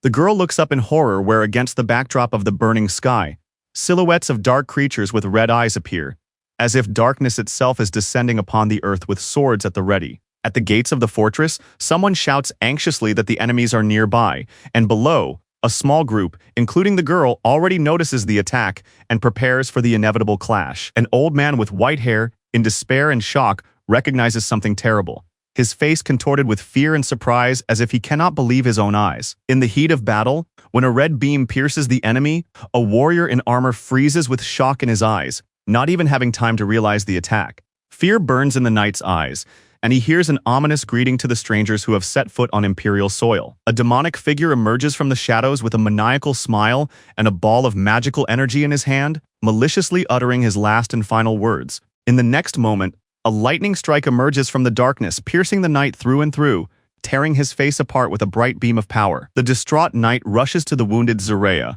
while the girl holds his head, her face showing anxious hope. The old mage, with a condescending smile, assures them that the threat does not concern anyone but the Knights of the Holy Grail, and with a sly look, tests their resolve. The enraged girl, gritting her teeth, flashes her eyes, not hesitating to accept the challenge and show that she will not allow herself to be humiliated. In response to the insolence, she summons a flame that bursts from her hand, like an explosion of her determination to fight. Rising into the air, the girl unleashes the magic of fire, forming a fiery sphere around herself that explodes below like a burning sun. Focused and cold-blooded, he activates a complex spell, allowing himself a barely noticeable smile. Seeing the scale of the explosion, the old mage recognizes with surprise the rare technique of decomposing higher elements, protecting his allies with a magical barrier. The shocked girl accuses the mage of breaking a sacred law, and he admits with a smug smile that he has been studying it for a long time.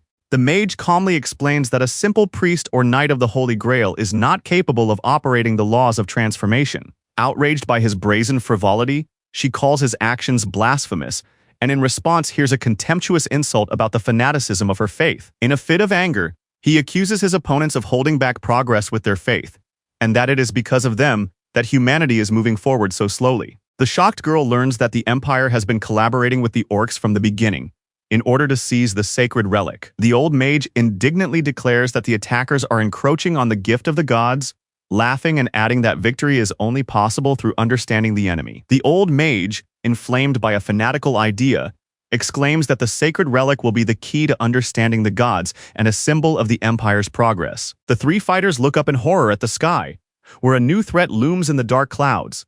Smiling with victorious confidence, the mage allows his ally to show the power that humans are capable of achieving without the help of the gods. Great magic Ramanta's lightning strike tears through the air with a storm of light, covering the arena with heavenly fury. A powerful flash of lightning cuts through the heavens, striking right in the center of the group of heroes, forcing them to react instantly. The faces of the knight and the girl flash with tension and determination as they grip their weapons, preparing to meet the deadly blow. The mysterious blonde utters the word Tsushima with dignity, releasing energy that absorbs the magical storm. Her power neutralizes the most powerful element, transforming the thunderous onslaught into a flash of light that disappears, leaving the heroes unharmed. The stunned mages scream in horror, not understanding who stopped the great magic that was supposed to strike their enemies with a bolt of lightning. Beatrice explains that she rushed to help when she sensed danger and calmly admits that this is entirely in line with her expectations. A blonde woman with a seal above her head appears above the dark gorge, and below her is a whole cavalry of horsemen, ready to crush everything in their path. In the rays of pink light, a majestic sorceress with a crown appears, greeting the heroes with a playful address. The majestic girl, bathed in the glow of holy power, flies on a giant eagle over the army of knights rapidly advancing under a red banner. The bewildered mage and knight notice her presence with alarm, struck by the fact that her magic is imbued with a sacred aura. In an explosion of emotion, the old magician cries out in shock, unable to believe that someone with such incomprehensible powers stands before him. The mages activate powerful spells to protect their consciousness, as the sorceress deliberately spreads a temptation that clouds the mind. The old mage bitterly remarks that such a display of magic is audacious and utterly unworthy of a true sorcerer. Smiling with sly charm, the sorceress admits that her attractiveness is a natural power she was simply born with. One of the senior wizards vehemently rejects the girl's explanation, believing that such a destructive power cannot be a natural gift. The senior magicians are stunned to admit that the sorceress's power is not only demonic, but also reaches the level of a divine ruler. The warriors realize with confusion that instead of a knight, the kingdom has hidden a true holy maiden who destroys all expectations. The mage, radiating calm and confidence, unleashes his magical energy, preparing to meet the enemy with an elegant but deadly handshake. Leaping into the air, he activates a combination of lightning and flame, demonstrating that the open attack was their deliberate trap. The girl is ironically surprised by his magic ball, but he, gritting his teeth with excitement, hints that this is only a prelude to the real battle. Infusing the crystal with magic, the mage increases his speed and transforms the spell to pierce the enemy's defenses with a brilliant ray of truth. A powerful beam of magic soars into the sky, catching up with the enemy on the griffin, flashing with anger and an unyielding command to destroy. The beam arrow strikes the chest of the girl with the crown, with a thunderous roar, who does not even have time to close her eyes from the sudden flash. The powerful beam strikes the hexagonal shield, inside which the girl concentrates on defense, holding back the devastating attack. Beatrice stares intently ahead, despite the cracks in the air around her, knowing that the next moment will be decisive. A giant bolt of lightning tears through the sky as Lamantar's ancient magic rains down on the enemy with heavenly fury. Two old mages laugh ominously, launching a simultaneous attack and mocking the enemy, because it is impossible to block two spells at once. A bright flash of magic tears through the sky, and the girl stares at the explosion in awe, exclaiming excitedly. The queen says with an authoritative look that first you have to get rid of everything unworthy, and releases a powerful spell from her palm, the great magic of mana circulation. Deeply shocked, the elders repeat the name of the spell they have heard in panic, considering it to be magic that should not exist in this world. Raising her hand to the sky, the blonde shouts the name of the forbidden spell, summoning a giant magic circle that glows pink. When the red eye of death appears over the city engulfed in flames, the girl on the giant bird casts a spell that causes a devastating wave of explosions amid horror and screams. Witnesses in armor, pale with shock, watch the magical storm engulfing the space and, barely able to stand, exclaim that this is madness, because none of them have ever seen anything like it. The old magician with the crown realizes with shock that it has absorbed even the last traces of mana from the atmosphere to create the shield of pure essence, which shines with incredible power. The woman extends her hand, focusing the pink divine concept of protection, which shines with a power that is second only to the sacred law of His Majesty. Tilting her head slightly and touching her lips with her finger, she calmly asks if magic is called sorcery in this world, because, in her opinion, It is no different from the magic of her own world. Smiling and winking, the white-haired sorceress boldly declares that she does not understand how magic can be used so vulgarly, causing anger and shock in the two scientists who are frozen by her bold confidence. Everything around her is filled with purple energy as she closes her eyes and, with a smug smile, stretches her arms forward, forming a shining sphere of power between her palms that pulsates with light and darkness at the same time. High in the sky, against the backdrop of an explosion of magical energy, a girl riding a giant eagle accuses her opponent of blindly pursuing magic because he is no longer able to understand its true essence. Stunned and confused, the old wizard realizes with horror that someone is sucking out his magic and exclaims in shock. Raising her hand to the sky, the girl pronounces the name of her terrifying technique, Buini blossoming, and an ominous sphere of black energy begins to bloom in the air. From the flash of magic that pierces the darkness, she raises her hands to the sky and summons a powerful lightning strike, filled with determination and fury. Ziri's eyes widen and his pupils narrow in panic as he suddenly feels a dark aura awakening within him, along with the memory of something terrible. The red-haired girl rushes to Zarea, asking if he is okay, while the others look around anxiously, and he, barely regaining consciousness, whispers that this is an Imperial guard post. With a smile that conveys both bitterness and ominous understanding, the gray-haired man says that he woke up here and already suspects that the Empire has betrayed them. Standing in front of the broken entrance to the castle, the white priestess with a crown whispers confirmation that the Empire's betrayal has indeed happened, and she turns to Sir Ziri, acknowledging his suspicions. The girl panics and grabs her head, screaming about the voice in her thoughts, while the redhead and the knight behind her look at her with surprise and tension. Beatrice orders reinforcements to be called immediately, while the surprised girl next to her asks in horror if they are not winning. The queen watches the sorcerers, warning that everything depends only on time and that she senses some strange power in the enemies. The mage with a green aura and a tense face tries to resist the force, and the queen admits that she will not be able to hold back the enemies alone if the battle drags on.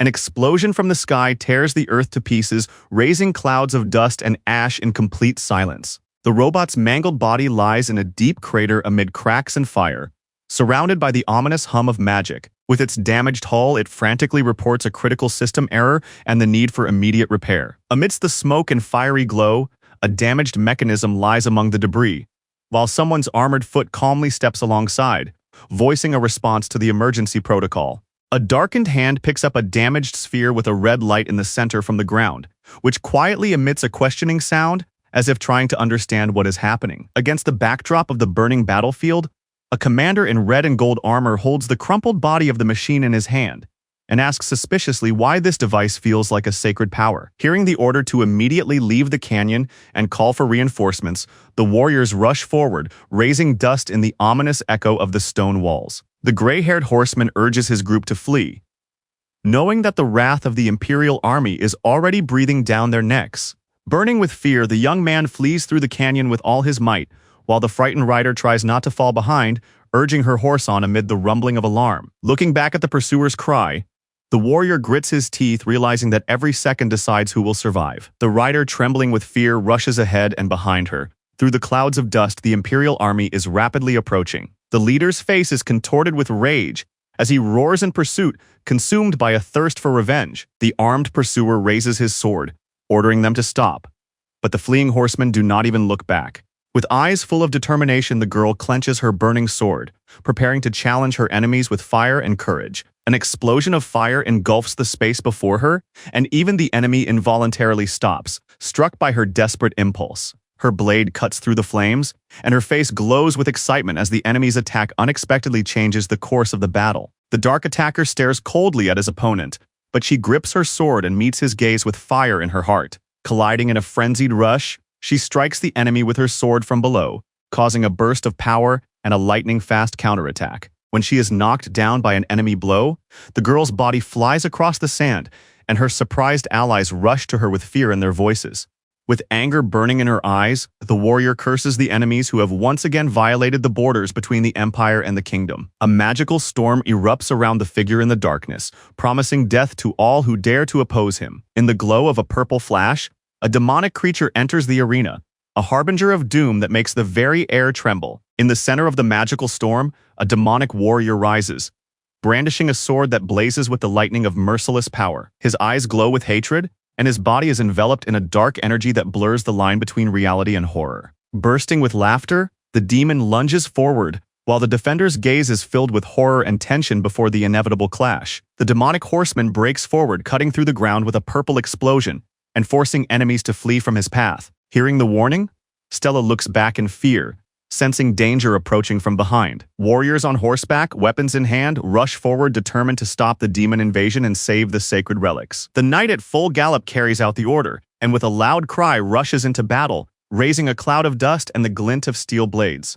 With battle cries, the horsemen rush towards the enemy, and a demonic figure with a sword meets them with a flash of power and contempt. The demon, overcome with frenzied joy, rushes forward, scattering purple lightning and infecting the earth with dark energy. The frenzied demon roars as it cuts through space with an explosion of dark power, forcing enemies to flee. With despair in his eyes, he calls for help from his soldiers, hoping for one last chance to survive. In the glow of divine light, the girl soars into the sky, preparing a deadly blow with the spell of the heavenly sword. The powerful blow cuts through the air with a flash of lightning, throwing the enemy far away in a burning whirlwind. With a look of determination in her eyes, the girl realizes that this power is capable of destroying even the strongest demon. But suddenly she is overcome with shock when the enemy's cold hand grabs her head, stopping the attack for a moment. The black-horned demon, filled with rage and hatred, clenches his sword and threatens revenge, bursting into flames of hostile power. Stunned with surprise, the old knight with a gray beard realizes that even a holy sword is unable to pierce the skin of this monster. In a bright flash of light, the hero rushes forward, cutting through the air with an attack that throws his opponent off balance. The enemy, enveloped in an ominous purple aura, steps forward with his sword raised and accuses Xerius of a meaningless past, dismissively doubting that he can stop him. With a mocking smile, the demon says that it will take a true knight of the Grail to kill him, and the old man replies that the Empire has become too arrogant. An ominous shadow slowly creeps across the gray-haired knight's face as he asks menacingly when his opponent gained the right to judge the Knights of the Holy Grail, while the other just hisses angrily in response. The man's wide-open eyes burn with panic as he realizes he has only 1 minute left. The old knight looks mockingly at his angry enemy, jokingly blaming his age for his forgetfulness regarding the shrine. The horned man, upon seeing his familiar enemies, freezes in shock, unable to believe what has happened. Cutting through the dust and wind, the horseman rushes forward with the unconscious girl on his shoulder, while the demon behind him rages at his own powerlessness. A man with gray hair and a sly smile looks at the silent girl standing next to him with a frozen expression. Against the backdrop of a golden sunset, Stella Vermilion and the senior knight call on Lionheart's warriors to prepare their swords, announcing their command over the battle. United by their fighting spirit, the warriors with steely gazes stand shoulder to shoulder, ready to carry out orders even under the threat of death. The darkness around the demon thickens as he clenches his fist in rage and curses the recklessness of mortals. The demon explodes with frenzied rage, unable to believe that mortals are so possessed by faith that they do not even fear death. Burning with a crimson glow, the warrior lunges into the attack, and the knights, holding their swords, prepare to meet the powerful blow. The knight trembles under the pressure of the demonic force, losing his balance every second before the explosion of magical fury. The demon, consumed by contempt, rushes into the crowd with blind fury, condemning everyone for their obedience to mindless orders. The white knight cuts through the air with his sword with frenzied force, releasing a deadly wave that makes the earth tremble and enemies retreat. With a focused gaze and clenched fist, he lunges forward, preparing a magical move that could change the course of the entire battle. Seeing the power of the blow, the old wizard panics and shouts that even this is too much, trying to keep the situation under control. After Sir Ziri's sword pierces the enemy's defense, he lets out a cry covered in blood, but despite the pain, he desperately orders them not to worry about him. With eyes full of determination, he summons a burst of energy,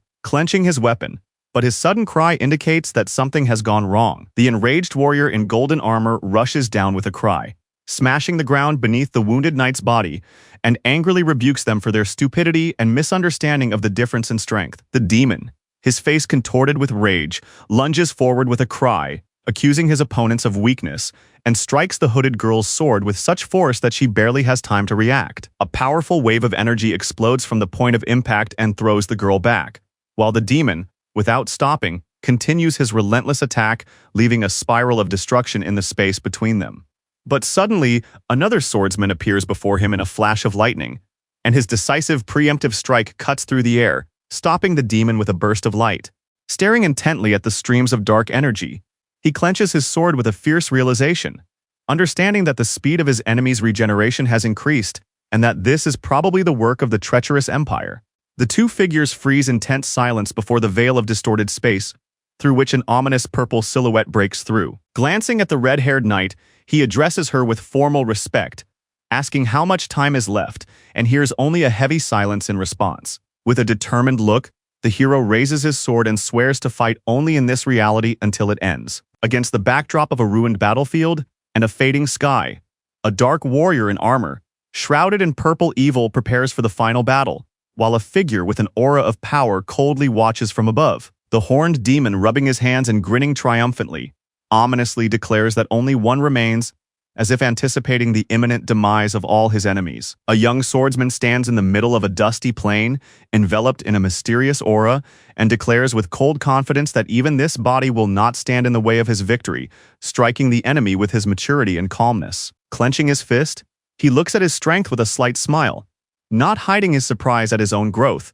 and wonders why the goddess chose a knight who lacks so much. The frowning bearded man defiantly shouts that despite the changes, nothing will change, and with a contemptuous smile asks the boy what he is capable of right now. Walking slowly, leaving a whirlwind of dust behind him, he recalls the Knights of the Holy Grail, those who sacrificed all their strength to fulfill the divine quest. Looking at the ravaged battlefield, the young man with a sword in his hand enthusiastically recounts that the lives of these heroes were like flowers that bloomed in countless battles, and that this glory had always been his dream. But now he faces an enemy in black armor, like a shadow among the fallen army.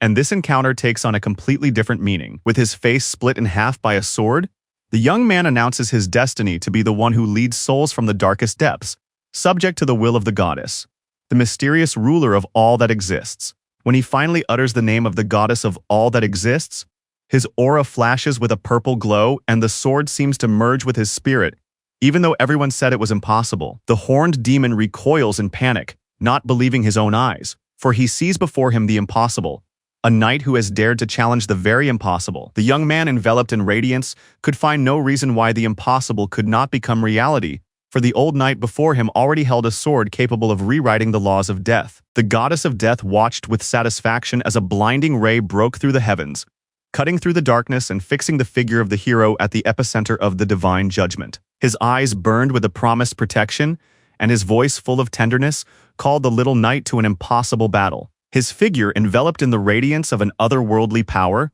stands firm beyond the boundaries of time and space, where a force is born that can challenge even eternity. With a look that mixed fear and determination, the girl hears through the debris that he is not immortal, but fights, deceiving death itself. Near the mysterious figure in the glow of magic, a boy with light hair holds a sword and speaks of overcoming mortality, as if prophesying inevitable victory. The knight flees the battlefield with a powerful leap, leaving behind the broken bodies of his comrades, discarded swords and cracks in the ground that eloquently testify to a crushing defeat. Cursing everything around him, he rushes forward frantically, stumbling over a magical storm that rises with each step, as if trying to engulf the fugitive himself.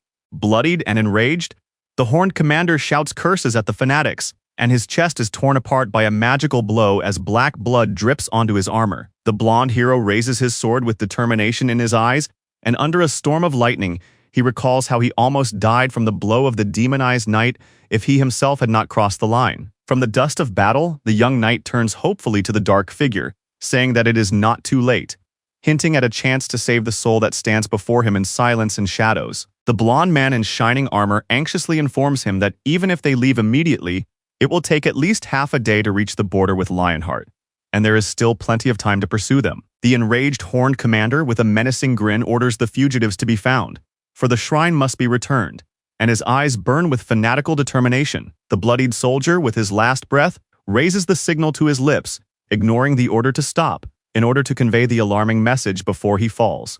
The horned warrior with a twisted face looks at her mockingly, surprised that she is still alive, as if waiting for the moment when he can finish the job.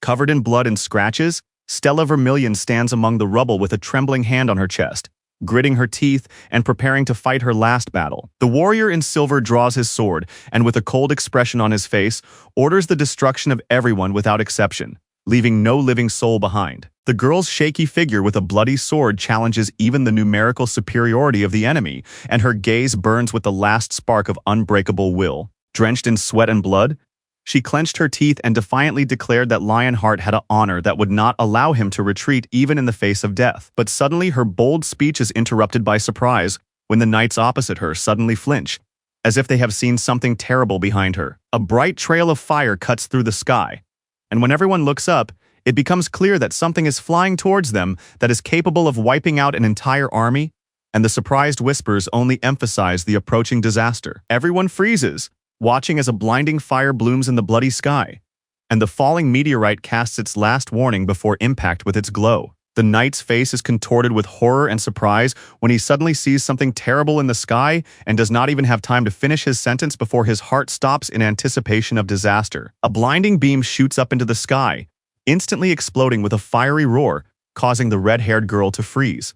The warrior's face is frozen in silent confusion, while the horned demon stares with ominous vigilance. In panic and trembling, the soldiers utter the word murderer with horror, realizing how ruthless their opponent has turned out to be. Heavy footsteps on the scorching ground are accompanied by a calm recitation of former titles: Cunning Knight, Witch Hunter, Knight of Doom, echoing like a sentence to all who dare to stand against him.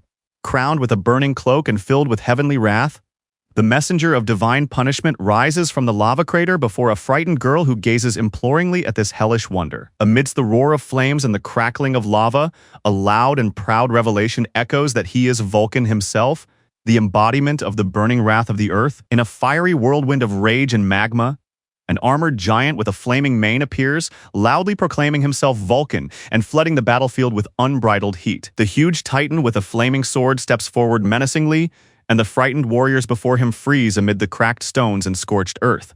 The commander with horns on his forehead, agitated and shocked by the sudden appearance of the monster, demands an explanation with tension on his face. The dark giant with burning eyes pronounces an ominous verdict, preparing to burn the very essence of his enemy's soul in the name of a merciful death. A defiant smile appears on his lips, hinting at inner confidence and hidden superiority despite the tension and danger. The hero throws accusations with frenzied fury, reproaching his enemy for the pride that led to disaster, and prepares for the decisive blow. The knight in black, the embodiment of the Empire's power, coldly and menacingly proclaims his superiority, forcing his enemy to tremble before his inexorable authority. With a flash of red light, the dark knight with burning eyes mercilessly strikes his opponent, causing him to cry out in pain. The gloomy warrior, explaining why their state has the right to call itself an empire, demonstrates with a single swing a power that overwhelms even the most hardened soldier. With thunder and a flash of power, two warriors clash at the epicenter of the battle, where one of them angrily shouts that he can only tolerate the very existence of his opponent. Clad in demonic armor, the warrior strikes contemptuously with his sword, rebuking his opponent for his arrogance and cries of independence. Red with rage, the bearded man with a burning gaze growls through his teeth, reminding his enemy that he expanded his domain without any need. With one powerful blow, the hero turns the battlefield into a hellish storm, and everything around explodes with fire and light, engulfing his opponents. Accusing his opponents of excessive leniency, the armored warrior with a flaming sword mercilessly cuts down the enemy, tearing up the ground and leaving behind a scream. Enraged and stunned, the horned demon cries out in shock, realizing that the enemy's strength, agility, and magic have long surpassed human capabilities. The warrior's majestic figure in a flowing cloak rises into the air, enveloped in red light and thunderous power that shatters the sky and earth. Beaten and humiliated, the horned warrior crawls through the debris, unable to believe his defeat, while the ominous figure in black armor looms over him with a pulsating sword in his hands. Pierced with despair, the horned demon raises his hands to the sky, crying out to a being named Na, ready to give everything to gain power even if it costs him his own soul. Exploding with fiery mania, the demon laughs hysterically, asking if anyone has ever seen such a blasphemous and insane warrior. Filled with newfound power, the demon ecstatically proclaims his omnipotence, mocking those who get what they want only through prayer. The demon's third eye opens with fiery rage, and with a devilish gaze he urges fear of the Knight of the Holy Grail. The hero raises a giant flaming sword to the sky, summoning a storm of burning energy that even the demon in the foreground finds threatening. The sword cuts through the earth with a thunderous roar, exploding in a powerful flash that destroys the enemy and everything around him. In the blinding light, as if before the face of a deity, the demon's silhouette freezes, struck by the grandeur of inevitable doom. The beam of power rapidly crashes into a magical shield that suddenly appears above the shattered ground. Beatrice stands inside the magic circle, raising her hand to the barrier of blue light, her gaze full of surprise, as if whispering that she did not expect this. The two sorcerers, ecstatically invoking runes and seals, laugh maliciously, convinced that it is only a matter of time before they capture the girl. The demonic mage is thrilled with the power of his sorcery, choking with excitement, calling her an endless inspiration that fills his dark soul. The blonde man presses his lips together with determination, thinking about the final attack, in which he seeks to punish the insolent attackers and find out if the Empire is behind this bloody incident.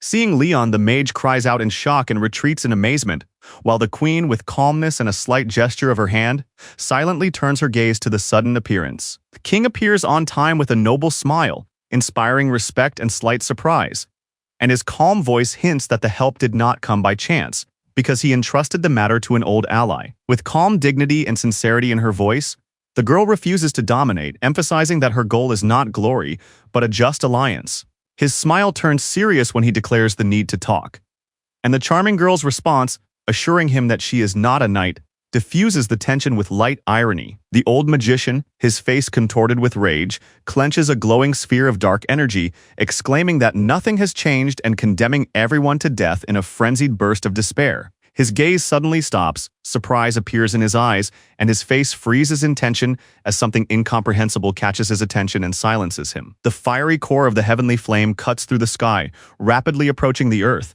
and a frightened cry in the air asks who dared to summon the meteorite. The queen asks in surprise if it is the same man, and the blonde man with a sly smile hints that they should not interfere yet. In a blinding flash and explosions of flame, Vulcan attacks with two red-hot swords with unstoppable force, like heavenly punishment itself. The two magicians look ahead in horror, recognizing Vulcan, the Knight of the Holy Grail, whose appearance destroys all their plans. The red beam of heavenly justice cuts through the sky and crashes to the ground in the form of the holy law of the flames of war.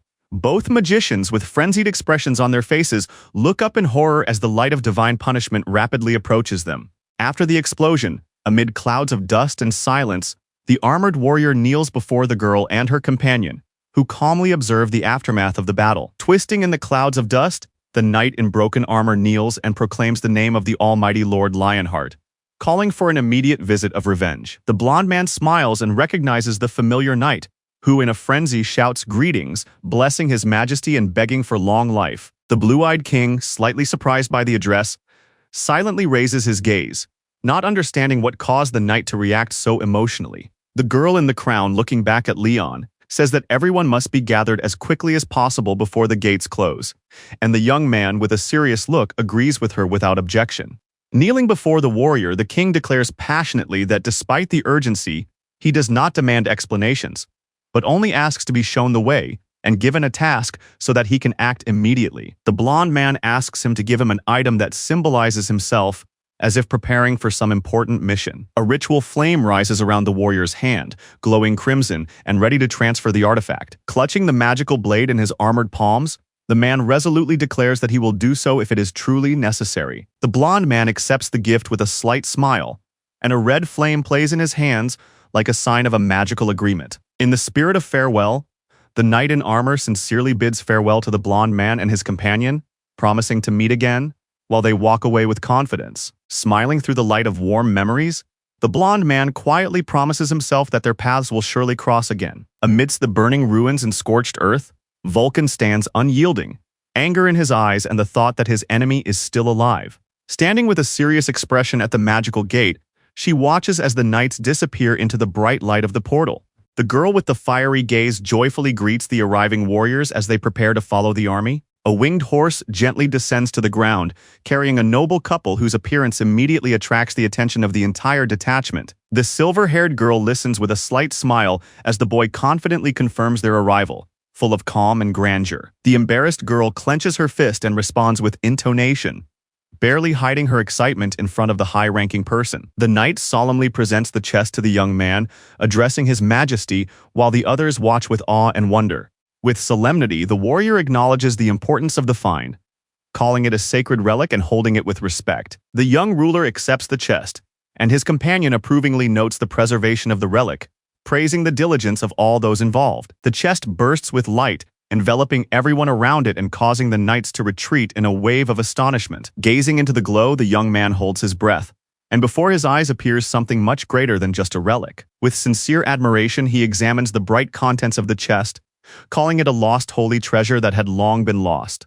Inside the chest, engulfed in magical flames, lies a sword that is recognized as a true sacred relic. The scene shifts to the headquarters of the Pantheon Guild in the Namju Plains, where a new series of events begins that will shake the world. A woman gets out of the car with noticeable irritation, recalling the unexpected appearance of the association's president himself in the morning. After receiving an urgent message, manager Park Soo-jin stops in surprise by the car, realizing the importance of the call to the guild. Walking down the street, she notes with irony that the place has become a real tourist attraction, which the guild has turned into because of fame seekers. Listening to rumors about the legendary item, she thinks with irritation how anyone could tolerate such injustice.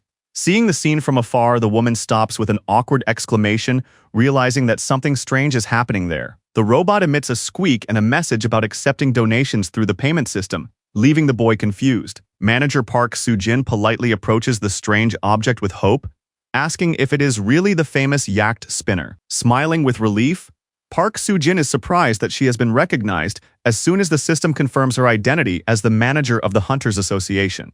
The artificial intelligence reports full access to the database, causing her to wonder if this is confidential information. The accompanying voice offers a connection to His Majesty, and Park Soo-jin, not missing the opportunity, asks for permission to see the legendary hammer. Seeing the shocking amount of 5 million won, Park Soo-jin looks confusedly at the sign, shocked by the excessive cost of the trial. Hearing about a discount due to her status, she rejoices with relief at the sum of 500,000. Opening her mouth in surprise and not hiding her sincere delight. But in the next moment, her gaze darkens rapidly, and her face freezes in fear as a sudden realization paralyzes her thoughts. Against the backdrop of city shop windows, the girl asks how they know about her assets, and in response hears a simple and unexpected word: snapshot. Under the weight of the persistent question, her trembling betrays her fear, and lowering her gaze, she admits that she is definitely not ready today. She leaves the building with a tense expression, hiding her anxiety behind a confident stride. Seeing Han's assistant, Park Soo-jin smiles happily, pleasantly surprised by the unexpected meeting after a long separation. Suddenly, a girl jumps out of a lion costume with a wild cry, shocking the manager with her unexpected and comical appearance. Embarrassed but cheerful, Park Soo-jin tries to keep the conversation going while the priestess proudly announces her new position. Responding that she has come for an evaluation, she smiles and accepts the offer of an escort, walking confidently alongside the building employee. The girl in the lion costume puts a badge with her photo on her chest to officially introduce herself to those around her on this important day. The smiles of her friends in the elevator accompany her courage, and her own laughter shows that she has accepted the challenge of being herself even in a lion costume. Her face glows with happiness when she realizes that she is truly welcome in this place, and the curator's smile only adds to the warmth of the moment. Seeing a familiar face inside, the girl in the lion costume is genuinely happy to see her and immediately enters the hall, full of expectations. However, the next moment brings confusion, and both girls freeze when they encounter someone whose appearance causes uncertainty and silence. On the terrace, under the rays of the sun, the two sit drinking coffee in silent harmony, as if united by a habit of grandeur and effortless elegance. With his eyes slightly closed, Leon enjoys his drink as if the world around him has frozen in silence. A look of respect and a slight smile appear in the queen's eyes when she realizes that she is sitting in front of a true representative of royal blood. The man slowly raises the cup of tea to his lips, observing the guests and unerringly determining their affiliation with the association. Both girls bow hastily, one of them nervously calling out the name of her companion in an attempt to ease the tension. With a slight smile and a calm tone, the man gives the order to bring a mysterious object that will clarify the purpose of their meeting. After a while, the girl in the lion costume cheerfully rolls the cart towards the weapons room, as if preparing a surprise. The woman in a business suit looks ahead in horror, not believing her eyes after the unexpected sight. Amidst the shining artifacts and battle relics, the two stand in awe, one with pride and the other with mixed surprise and confusion. Two relics sparkle before their eyes: the massive axe of the orc champion and the shining hoop of the concept of purity, evoking admiration and wonder. The manager looks confusedly at the dagger, burning with divine fire, struck by its legendary origin and the inability to activate skills due to traces of war. The girl in the lion costume exclaims as she holds out the last exhibit, and the manager, intrigued by her seriousness, agrees to take a closer look. Carefully opening the box, the girl with glasses and a serious expression releases a golden glow, while a silent blonde man and a mysterious queen watch in the background. With a bright flash of light inside the chest, the girl with bare ears looks delighted, while the woman next to her tries to make out the find in confusion. Inside the luxurious, light-filled chest lies a sparkling sword, its rarity so epic it makes you gasp. The king is presented with an epic artifact, a shining sword named after the famous Richard Lionheart, and everyone stands in awe. Focused, with his eyelids lowered, he unleashes the power of the artifact, activating it with a burst of pure energy. With it by his side, he stands solemnly before the others, holding the sword as a sign of his power, causing those present to exclaim in amazement. The sword flies into the case on its own, emitting sparks and power that make the surrounding air tremble with tension. The stunned spectators watch as the weapon comes to life right before their eyes and try to comprehend how it moves without human intervention. The girl is surprised to discover that the sword and its owner are mutually attracted, radiating a glow of energy that envelops them in golden streams. The sword, radiating a holy glow, soars into the air and descends smoothly to the young man, who accepts it with majestic solemnity, while the girl with the crown watches, holding her breath. With his palms pressed together, the young man raises the sword to his face, allowing the power of the artifact to merge with him in complete harmony. The moment the blade touches his chest, energy flares between his hands, marking the completion of the ritual of acceptance of power. His gaze is focused and steady, and golden rays shine around him, as if responding to his inner vow. Before him unfolds a starry structure, on which shines a slogan about overcoming difficulties and striving for the stars. The inscriptions speak to the heart to do good with courage, to restore justice even if the sky falls, and to cherish love that shines like a star. Focused and determined, he voices an ancient call to make his destiny brighter, while the girl asks in surprise what this strange poem is. Smiling proudly, he explains that these words belong to the first Lionheart king, as a message to his descendants who will continue his path. Calmly turning to the surprised onlookers, he asks them to step back a little until they understand what is really happening. Two passers-by stop, staring up in amazement, as something unusual has caught their attention on the terrace. In front of the glass building, bathed in golden light, a majestic blonde figure appears with a sword, striking with his regal appearance. Armed and determined, Leon angrily proclaims his name and heritage, declaring himself the new Lion King. Enveloped in divine light, the young man cries out, summoning power through a sacred artifact, as if calling for a response from the gods themselves. A powerful flash of light tears through the space before him, causing amazement and admiration in the eyes of the audience. In the glow that floods the entire hall, the boy stands with his arms raised while everyone around him freezes, realizing what has happened.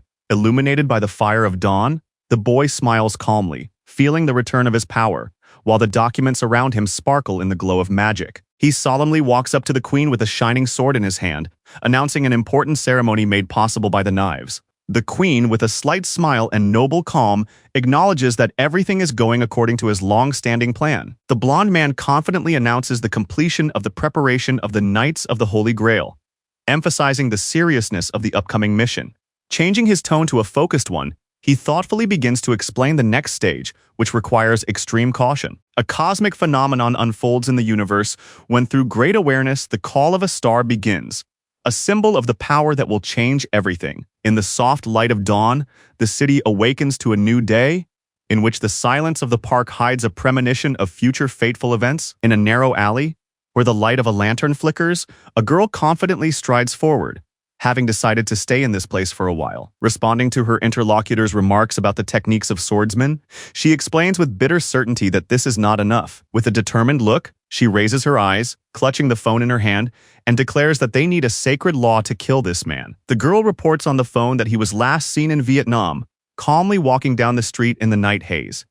With a magical sword in his hand, the dark figure confidently emerges from the chaos, like the embodiment of an ancient curse. The blonde man looks ahead indifferently as smoke rises from his glass, ignoring the shouts around him, as if demonstrating complete steadfastness.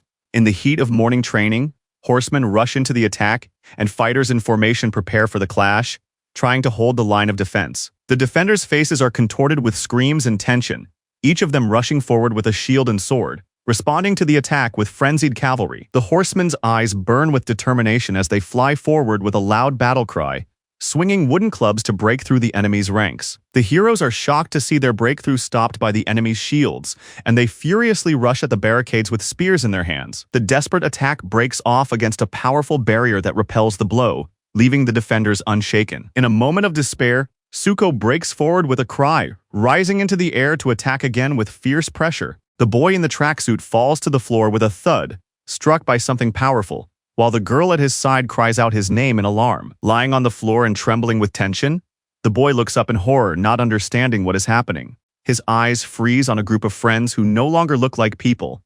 Dark silhouettes with an ominous light in the background staring at him as if subjugated by an incomprehensible force.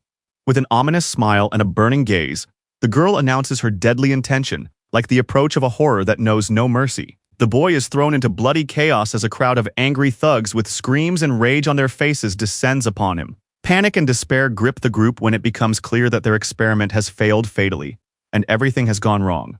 Right in front of the girl, Suko receives a hard blow and flies away, leaving traces of the collision on the ground. The boy opens his eyes on the ground, gradually coming to his senses under the influence of healing magic, while the commander orders to move on to the next stage. Among his worried comrades, the boy, who has just regained consciousness, admits that he had already said goodbye to life in his mind, and the girl swears to avenge him. A powerful wave of water washes all opponents off the battlefield, and a voice announces the cadets' victory and the end of the morning training. The sky and the building are reflected in the mirror-like surface of the water, and the voice emphasizes that the cadets are the most important. A teacher stands on the steps explaining the strategy of retreat and the use of speed, while the assembled cadets listen attentively to every word. 3 students respond loudly to the command with smiles, while a dark-haired girl stands aside, concentrating silently, taking everything seriously. After the phrase about the gunners, the girl's expression changes, and one of the boys turns to her in surprise. She stands silently, stunned by the unexpected mention, which awakens disturbing thoughts in her. The exhausted boys can barely stand on their feet after grueling training, dreaming only of warm food and peaceful rest. The blonde guy turns around in surprise when he hears the cheerful call of the girl, who enthusiastically treats all her tired friends to a hot meal. The smiling girl with a plate of baked vegetables solemnly presents her simple but sincerely prepared dinner, generously filled with the aroma of care. The students happily rush to the girl with a basket of food, which she brought with the help of an older friend. Impressed by the aroma and taste of the dish, the young man freezes with wide eyes and a blush on his cheeks. Everyone relaxes and enjoys the hot food, joking wearily about their diet of sugar and salt water, and giving thanks for this luxurious meal. The red-haired girl happily announces the upcoming initiation ceremony, while her friend enjoys the food with surprise. The young man recalls her connection to the gods with a look of surprise, not understanding what she meant, while the girl just sighs awkwardly. Explaining to the others, the girl talks about the importance of the pantheon gods and the sacred laws that are necessary to become a true knight of the kingdom. With sincere faith in her eyes, the red-haired girl claims that she was chosen by Poma and Phaetos themselves, because everyone chooses the gods they truly believe in. Against the backdrop of the symbols of the goddess of justice and the god of war, the 3 friends listen attentively, realizing that knights mostly serve these 2 deities. The dark-haired girl, holding a baked potato, thoughtfully recalls that Suryapi is a knight of the Holy Grail, dedicated to the god of iron and blacksmiths, Hato. Amidst piles of gold and the glow of magic, the robot cheerfully proclaims that Suryapi's main strength is making money, causing laughter and surprise among the observers. Against the backdrop of a glowing screen, Yappy turns on with a short signal, like a machine that is always on the lookout for new information. Upon hearing about himself, Yappy refutes the statement about earning money, and the students enthusiastically shout his name and joke about the wiretap. The robot on the screen dryly explains the limitations of the device compared to organic matter,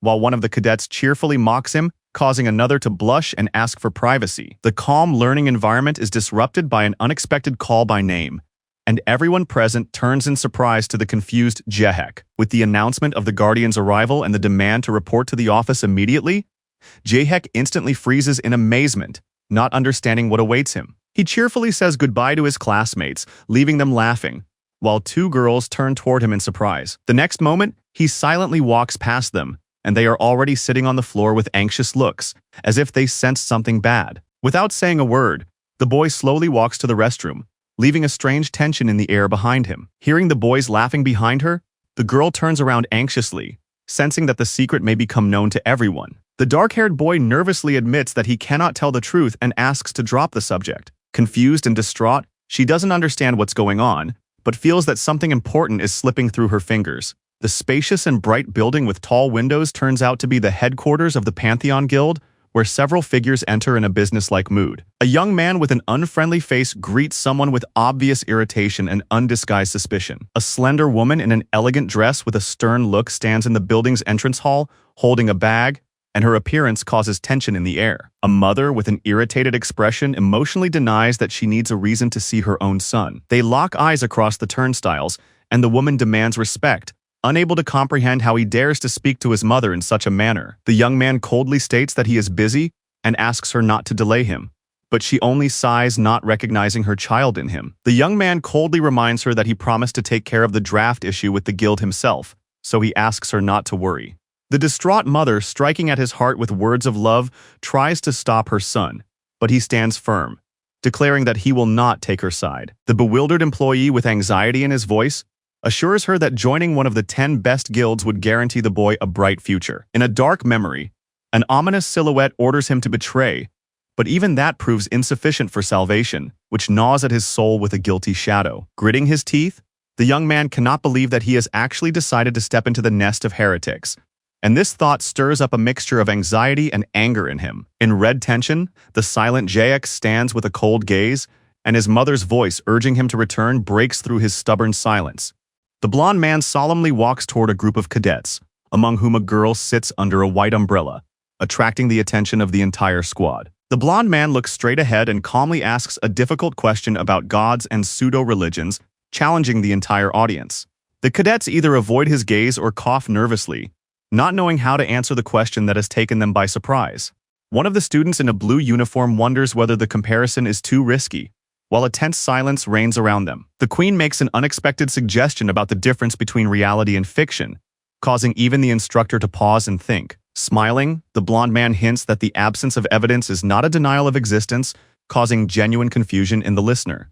One of the cadets hesitantly raises his hand, expressing doubt about the divine nature because he has not seen any miracles with his own eyes. The blonde man, looking at the audience with a slight smile, questions their faith, asking whether divinity is really determined only by miracles. The confused young man tries to explain that the difference between the real and the imaginary lies in the ability to see, recalling the incarnation of the goddess in a scarecrow. Against the backdrop of images of gods, the blonde man concludes that gods who have never appeared may simply not exist.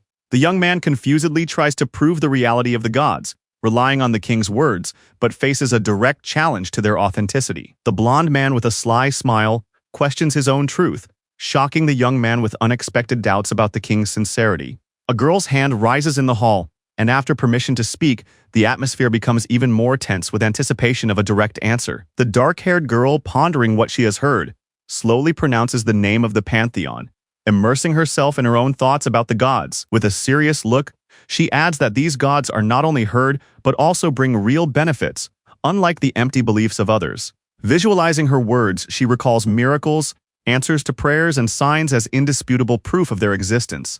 Blondin claims that the girl serves 2 gods at once and asks the class if they have received an answer, while she herself admits her lack of knowledge. With barely restrained sadness, the girl admits that she is not sure of her faith, although she acknowledges the correctness of her mentor's words. Raising his hand to the sky, Leon solemnly proclaims that everyone around him is wrong, initiating something extraordinary. His figure is engulfed in a magical explosion, which sends a flurry of flames and light around him, causing the audience to gasp in surprise.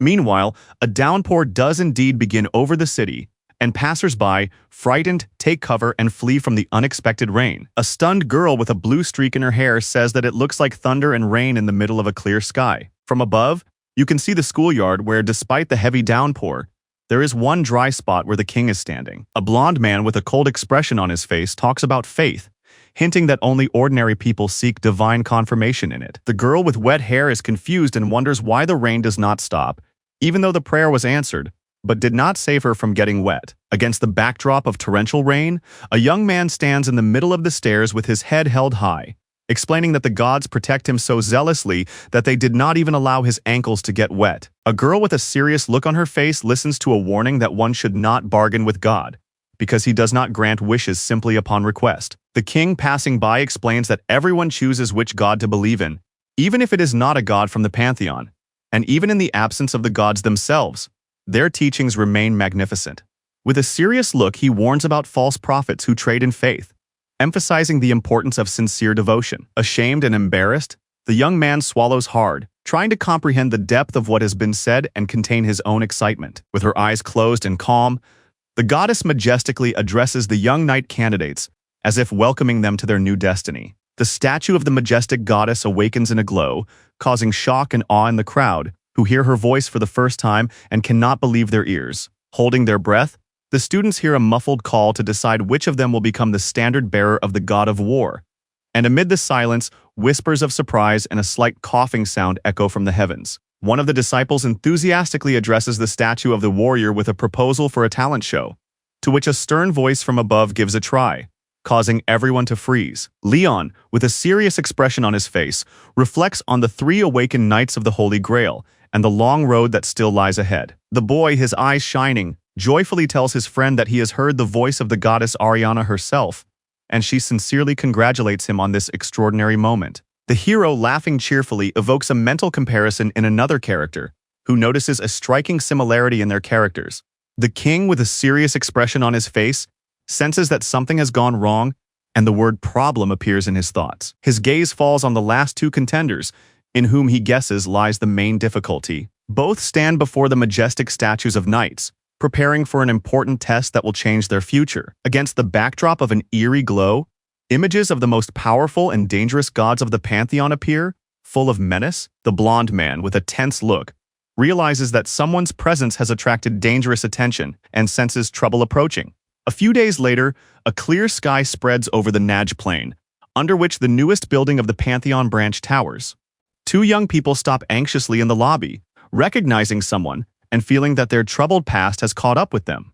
With a serious expression, a man in a suit leading the group strides forward, presumably arriving from the Palace of Light. At the entrance to the building, one young man looks tensely at the figure that has just appeared, while in the background, the other 2 move calmly, as if nothing has happened. The speaker solemnly places his hand on the loudspeaker, turning it on with demonstrative solemnity in front of the audience, which is already frozen in anticipation. With a smug smile and confidence in his eyes, he takes the microphone, preparing to broadcast his message to the whole world. Amidst the crowd of fanatics entering the building, there is an insistent call to believe in the dragon god, who divides the world into the chosen and the doomed. The frenzied crowds, with a possessed gleam in their eyes, chant praises to the dragon god in unison, as if hypnotized by religious fanaticism. 2 passers-by look anxiously at the loud preaching of the fanatics, not understanding what is happening and where this crazy shouting is leading. Suddenly, a tactical magic spell is activated, and the sectarians are instantly bound by chains from a trap that appeared out of thin air. A religious fanatic with a microphone leads the crowd, which drives the heretics out of the temple with shouts and gestures. With a contorted face and frenzied passion, the fanatic shouts about the approach of the dragon god, calling on the heretics to return to Satan. One of the newcomers falls in front of the stage, and the enraged preacher continues to chase him away with angry shouts. A small robot with a flashing light warns of exceeding the noise threshold and asks to refrain from further noise.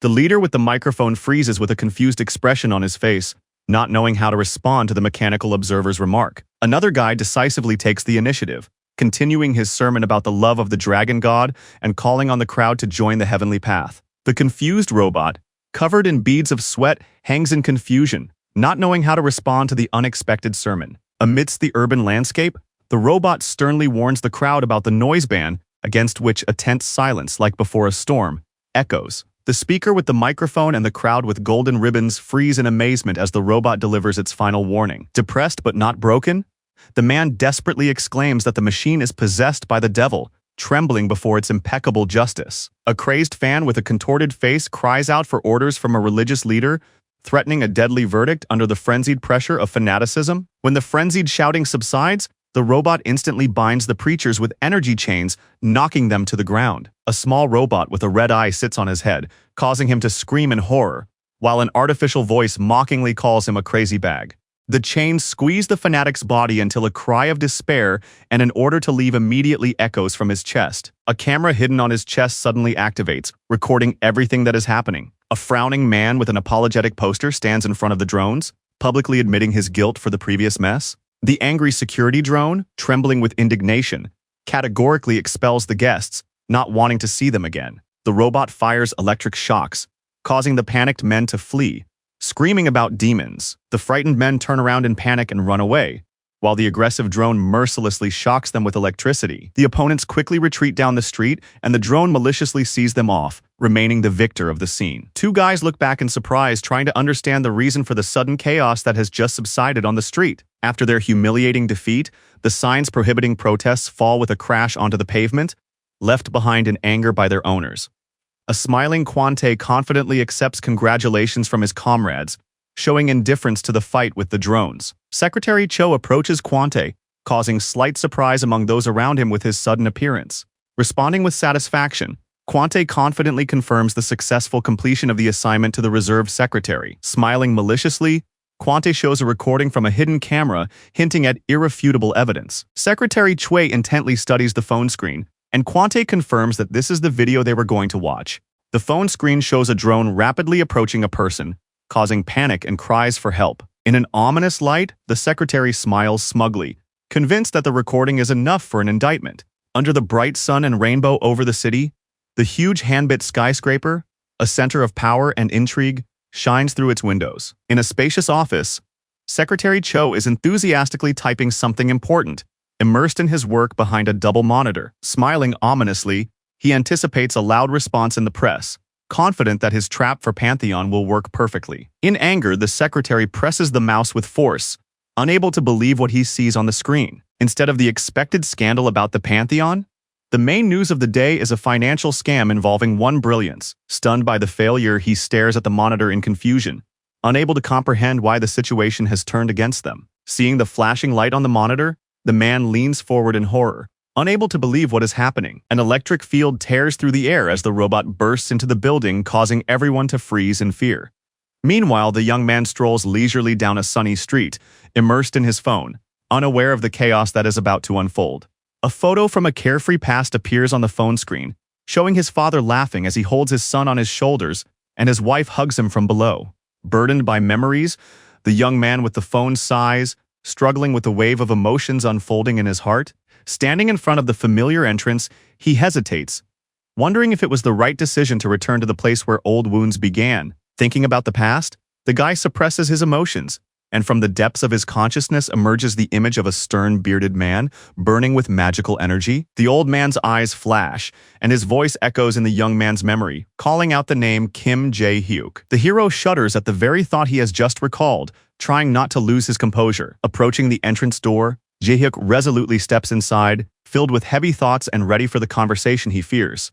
Turning his head to the side, he takes one last look down, as if hesitating to take the next step or saying goodbye to something important. Stopping in front of his own door, he freezes for a moment, taking a deep breath as if preparing to cross an invisible barrier. The young man stops on the steps in front of the door when a familiar voice comes from behind it. A cheerful woman abruptly opens the door, inviting him inside, while he involuntarily mumbles about his intention to eat quickly and leave. Hearing his name, Kim Jae-hyuk suddenly tenses up, as if someone's presence has pierced him from within. The deity stands behind the young man like a judge, and Jae-hyuk's eyes flash with alarm as the heavenly command to punish sinners sounds like a thunderous verdict. The woman smiles as she announces the prepared meal, while the stern silhouette of the deity reminds him of the trials to come. Jae-hyuk's frightened and angry face tightens with inner protest, as the mundane words awaken unspeakable pain in him. Mixing confusion with a slight guess, he stops at the door, looking back at the care hidden behind a simple gesture. A hot dinner with kimchi is carefully served on the kitchen table,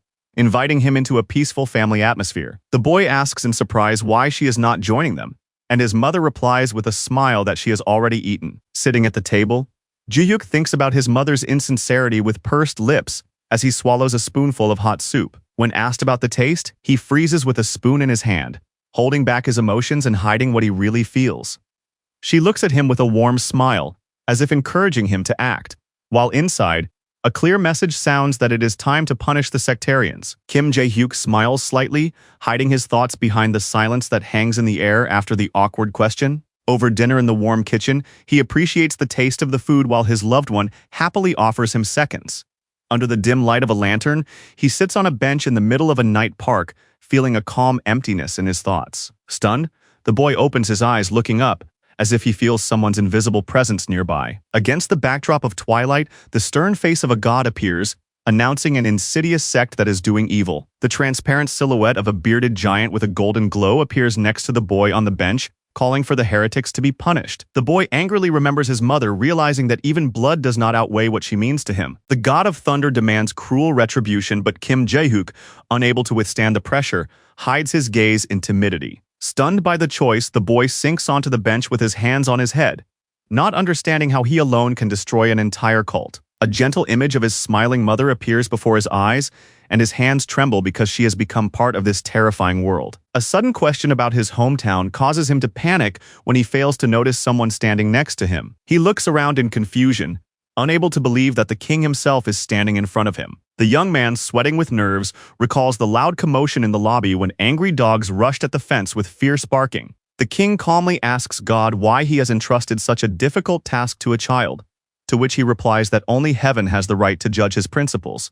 Leon tensely promises to deal with the sectarians himself, but instead hears God's firm will that the young man do it himself. Sitting on a bench, the blonde listens as God explains that he wants his will to be carried out by the hands of someone who has yet to learn. Leon anxiously asks why he did not confess to the king earlier, and the young man guiltily admits that he foresaw such an outcome. The king informs him that a similar prank has already happened in the Pantheon, causing the young man to have an alarming suspicion. A sweaty man in a laboratory looks at a sign that says loser, realizing that defeat has already turned into a war with the gods.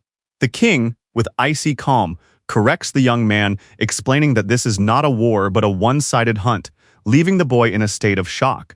In despair, the boy finally dares to shout the truth, addressing his majesty, albeit with a tremor in his voice. When the young man blurts out his mother's name, the king silently silences him and firmly declares that he is not a madman who kills at random. The stunned young man stands rooted to the spot, unable to believe what he has just heard from the powerful ruler. The king walks into the darkness, promising to pass judgment on all those guilty in this story himself. With confidence in his voice, he orders the location of the enemy's main lair to be revealed. Born in 1990, the boy froze amid the blood and horror, seeing for the first time the monsters that destroyed his childhood. At a time when the academy did not yet exist, young fighters learned to survive amid chaos, risking their lives in the fires of war. With a swift leap into the raging battle, he rushed at the monster, securing his reputation as a promising Class A hunter. In the winter of 2014, amid the ruins of Samchoak, he encountered mysterious changes in the gate and saw for the first time the one they called God. Alone among the corpses of his comrades and facing death, he looked in horror at the panel that had suddenly changed everything. In a moment of deep silence, when a voice called to him from the darkness, he accepted an answer that changed his destiny. The radiance of divine power enveloped his body, granting him a blessing he had never dared to dream of. And at that moment, the 7th S-Class hunter from Korea appeared, his eyes full of triumph and surprise. With rays of light in the background and a calm smile, he appears as if he were the chosen one, bringing heavenly light amid human doubts. In the packed hall, the speaker solemnly declares that this man is proof of God's existence and the chosen one, endowed with his blessing. Accompanied by an enthusiastic sermon about the path to the gate, he brings a knight onto the stage, proclaiming him a symbol of divine truth. He enthusiastically recounts how the ordinary gate suddenly disrupted the order, and his system began to behave unpredictably. From the treasure found in the basement to a complete rethinking of life, he believes that all this happened thanks to the miracle of the system. Amidst the cheers of a grateful crowd, who see this as divine mercy, the hall is filled with faith and excitement. In religious ecstasy, the preacher calls for faith, and the crowd responds with shouts, as if under the influence of a holy revelation. A series of similar miracles associated with the Hanbit Palace attracts official recognition from the Hunters Association. News of the miracles spreads, and believers overcome with ecstasy shout the name of Park Yeon-shin, recognizing him as the chosen one. With his arms outstretched before the cheering crowd, he accepts their admiration as if he himself had become a prophet of faith. In response to the enthusiastic cheers, he blossoms in emotional euphoria, basking in fanatical love. He solemnly recounts the miracle of an unskilled hunter who found a healing herb for his mother and achieved an incredible rise. To the applause of the audience, he reports on the faith and sacrifices of 2 listeners, proclaiming it as proof that God heard them and performed a miracle. He calls on the audience to believe like a Messiah before a crowd, speaking of a shared family and faith that can work miracles. Looking around the hall, he notices something unexpected that causes a moment of surprise in the midst of his passionate speech. Among the fanatically smiling faces in the crowd, 3 newcomers stand out, calm, attentive, and alert. Yen Shin, recognizing the newcomers, whispers Pantheon in amazement and does not understand why they came here. The queen addresses his majesty, causing him to be on guard. His eyes burn with rage when he realizes that they are facing a sect that hides evil under the mask of piety. The image of the sect's leader, who uses people's weaknesses to control them like mindless puppets, appears before his eyes. On stage, he once again plays the virtuous messiah, and the crowd, blinded by manipulation, obediently bows to his false radiance. With a mask-like smile, the cult leader solemnly welcomes his distinguished guests, preparing them for the initiation ceremony that conceals the sect's true intentions. A silver-haired girl watches the events with a wary gaze, and next to her, a familiar figure in a cap hides in the shadows, both ready for action. Leon's decisive step cuts through the hall, and all eyes turn to the one who is not afraid to call himself king among the crowd of silent followers. On the platform, two men meet each other's gaze, each embodying his own power, one in black, the other in white. With cold determination, he pulls out a white cloth, creating a magical glow around himself that attracts attention. The audience in the hall stares in amazement as wads of cash begin to fall in front of them, causing shock and awe. The bills pour down from the sky like a golden waterfall, filling the space with the glow of wealth and shock for everyone present. The blonde man stands proudly among the cash, his head held high, like a philanthropist challenging the system. His opponent's eyes are frozen in shock, his face full of disbelief, as words are lost amid the ringing of falling banknotes. One asks in bewilderment, "What is happening?" While the other, standing amid the pile of money, coldly orders a miracle to be performed. The young man looks decisively into his interlocutor's eyes, reminding him of his own words about offerings and proclaiming that he wants to make a deal with God himself. With an expression that hides a sneer, the man in white condemns the rudeness, saying that God's power cannot be weighed for the sake of sacrifice. The blonde man calls on the pastor to be honest, questioning the right of man to decide who is worthy of heaven. Enraged, the pastor grits his teeth, trying to restrain his outburst. Losing his self-control, he shouts that everyone must obey his instructions because they are the truth and the gospel. Leon, with anger and contempt on his face, accuses the self-proclaimed servants of God of self-aggrandizement and challenges their right to power. Calmly looking at the pastor, he contemptuously tramples on the bag of money, calling his faith superficial and vulgar. The pastor trembles with inner rage and incomprehension, realizing that this insolent man is just like him, yet completely different. The calm blonde silently looks at the finger pointing at him, radiating condemnation. Seeing this, the crowd panics, shouting about the intrusion of an unbeliever and calling for the evil to be cast out of the house of the dragon god. An angry group of pillars of light rushes into the attack, showing their determination to defend the faith at any cost. Condemned by the crowd's glances, the masked boy presses his lips together and stubbornly moves forward, hiding his emotions behind his dark visor. Everyone around them shouts and chases them away, but the young man with the cold gaze and the girl with silver hair silently pass through the stream of hatred, not breaking for a moment. The cultist laughs maliciously, hurling insults, while the blonde man stares at him silently, his eyes burning with contempt. A cry about a demon comes from the mouth of the frightened boy, while the girl and the hero remain unmoved, and the robot panics. The situation becomes comical, with the girl holding back laughter, the boy in a panic, and the robot squealing in fear. In front of the blazing flames stands the majestic back of Leon Dragon Lionheart, ready to accept the challenge. The students look around in fear as the king emerges from the silence in a blaze of glory, his calmness replaced by anxious tension. He declares that the first of the three unforgivable offenses is disrespect for one's parents, because it is a disgrace to the whole family. The second, he says, is blasphemy, looking indignantly before him and asking how mortals dare to mock the gods. Blinded by anger, he calls them worthless degenerates and recognizes the insolent ones as sectarians who have crossed the line. With fire in his eyes, he fiercely rejects the insult, because comparing the king's heart to a demon is the last thing they could allow themselves to do. A powerful burst of light breaks the silence as he promises punishment to those who have desecrated his holiness. Clenching his fist with a cross in his palm, the hero cannot bear the insult, and the last straw stirs up the power of faith in him. An explosion of divine light bursts from the circle of magical symbols, while one of the fighters screams in despair, not understanding what judgment is approaching. Flames engulf his figure, his eyes burning with determination, and the sacred star is already aimed to purify the distorted faith of his opponents. In the reflection of the lens, the man who was eating peacefully freezes in horror, sensing the impending disaster. A danger hangs between the planet and the space station, causing shock and rage even in the most steadfast. A huge celestial sphere, charged with purifying energy, approaches Earth, while the spirits of the dinosaurs eagerly await retribution. With a look full of faith, the boy raises a cross and calls on the star to destroy sinners with the holy light of Saint Agnac. Observing the incomprehensible words of their opponent, one man looks around in fear while another shouts, thinking he is crazy. A woman with a magical halo around her figure orders everyone to prepare for the ritual, while her captivated enemies sit silently around her.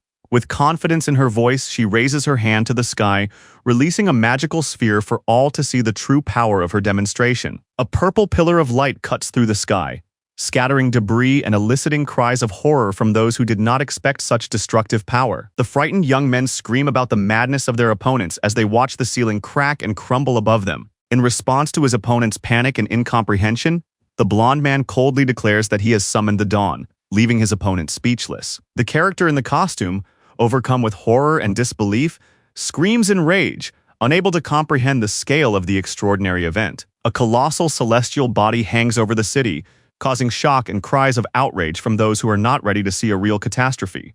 Comet Mickey is a celestial body weighing 68 billion tons, threatening to destroy all life with a single blow. With seriousness in his voice, the boy turns to the queen, and she, placing her hand on her heart, replies that she is ready for action. An explosion of sacred light flashes over the skyscraper, forming a giant glowing figure that unleashes divine power. The sacred light envelops the comet in the sky, turning it into a giant ball of fire that hovers over the city in ominous silence.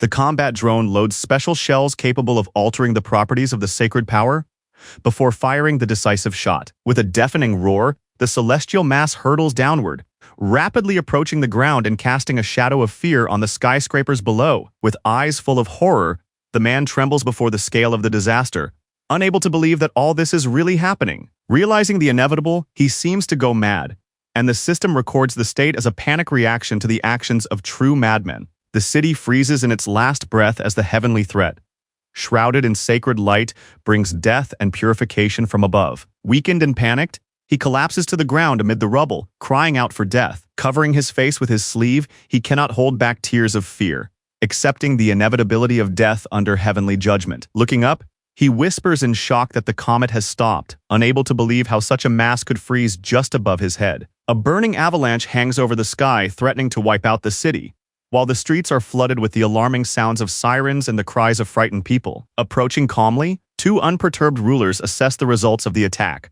while a young man in a white suit lies next to them. Seeing the blonde man approaching, the young man slips back in panic, not knowing what to expect next from this mysterious king. The hero contemptuously throws words about his sins in his opponent's face, causing him to ask in panic. An explosion of emotion bursts through the hero's gaze as he fiercely asks how long the man naively intended to hide from the truth. The moved grandmother anxiously calls Kim Jae-hyuk by name, but he, wearing a mask and confused, does not have time to answer.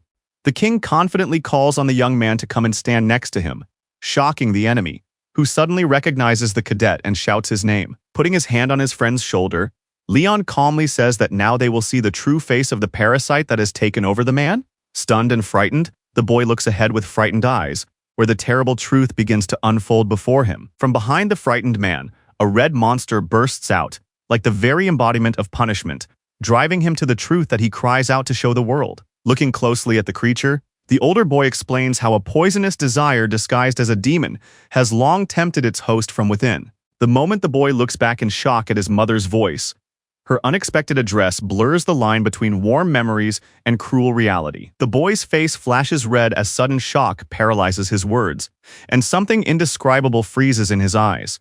His mother rushes forward, screaming for an explanation, while the demon's menacing shadow looms behind her. The blonde man firmly places his hand on the young man's shoulder and announces that they will have to destroy the evil spirit seeking revenge on the god of thunder. The confused boy looks puzzled at his mother, who is being controlled by the creature and cannot move, overcome by an internal struggle. With fear and doubt in his eyes, the boy clenches his fist and, despite his doubts, tries to rely on the power of his god. The blonde man places his hand on his chest as if blessing her, and speaks hopefully of the great power that must be accepted with faith in its fulfillment. The hero stands in the center of a flash of power, touching his chest with faith in his heart, while the woman behind him looks at him with calmness in her eyes. His hand reaches forward intently in a glow of energy, as he follows the instruction to simply imagine it and do it. Before the astonished girl and the impressed audience, a bright wave of power rises, born of an anxious but sincere desire. Amid flashes of thunder, the young man solemnly recites a prayer, begging that the anger born of pain not touch the innocent. His eyes are full of determination, and lightning flashes around him as he calls on the world to forgive the anger that has awakened in the name of those who have suffered. In the cozy glow of a warm frame, a childhood memory comes to life, with his father laughing as he carries him on his shoulders, while his mother hugs them tightly from below. A powerful beam of anger, pierced by light and pain, engulfs the woman, who disappears into the storm of justice with a final scream. The hero, clenching his fist in despair, cries out the word "Mom" to the heavens, allowing the pain to come out. Falling to the cracked ground, the woman braces herself with her hands, as if trying to gather her last strength to get up again despite the pain. The boy's eyes tremble with surprise and hope when a familiar voice calls his name,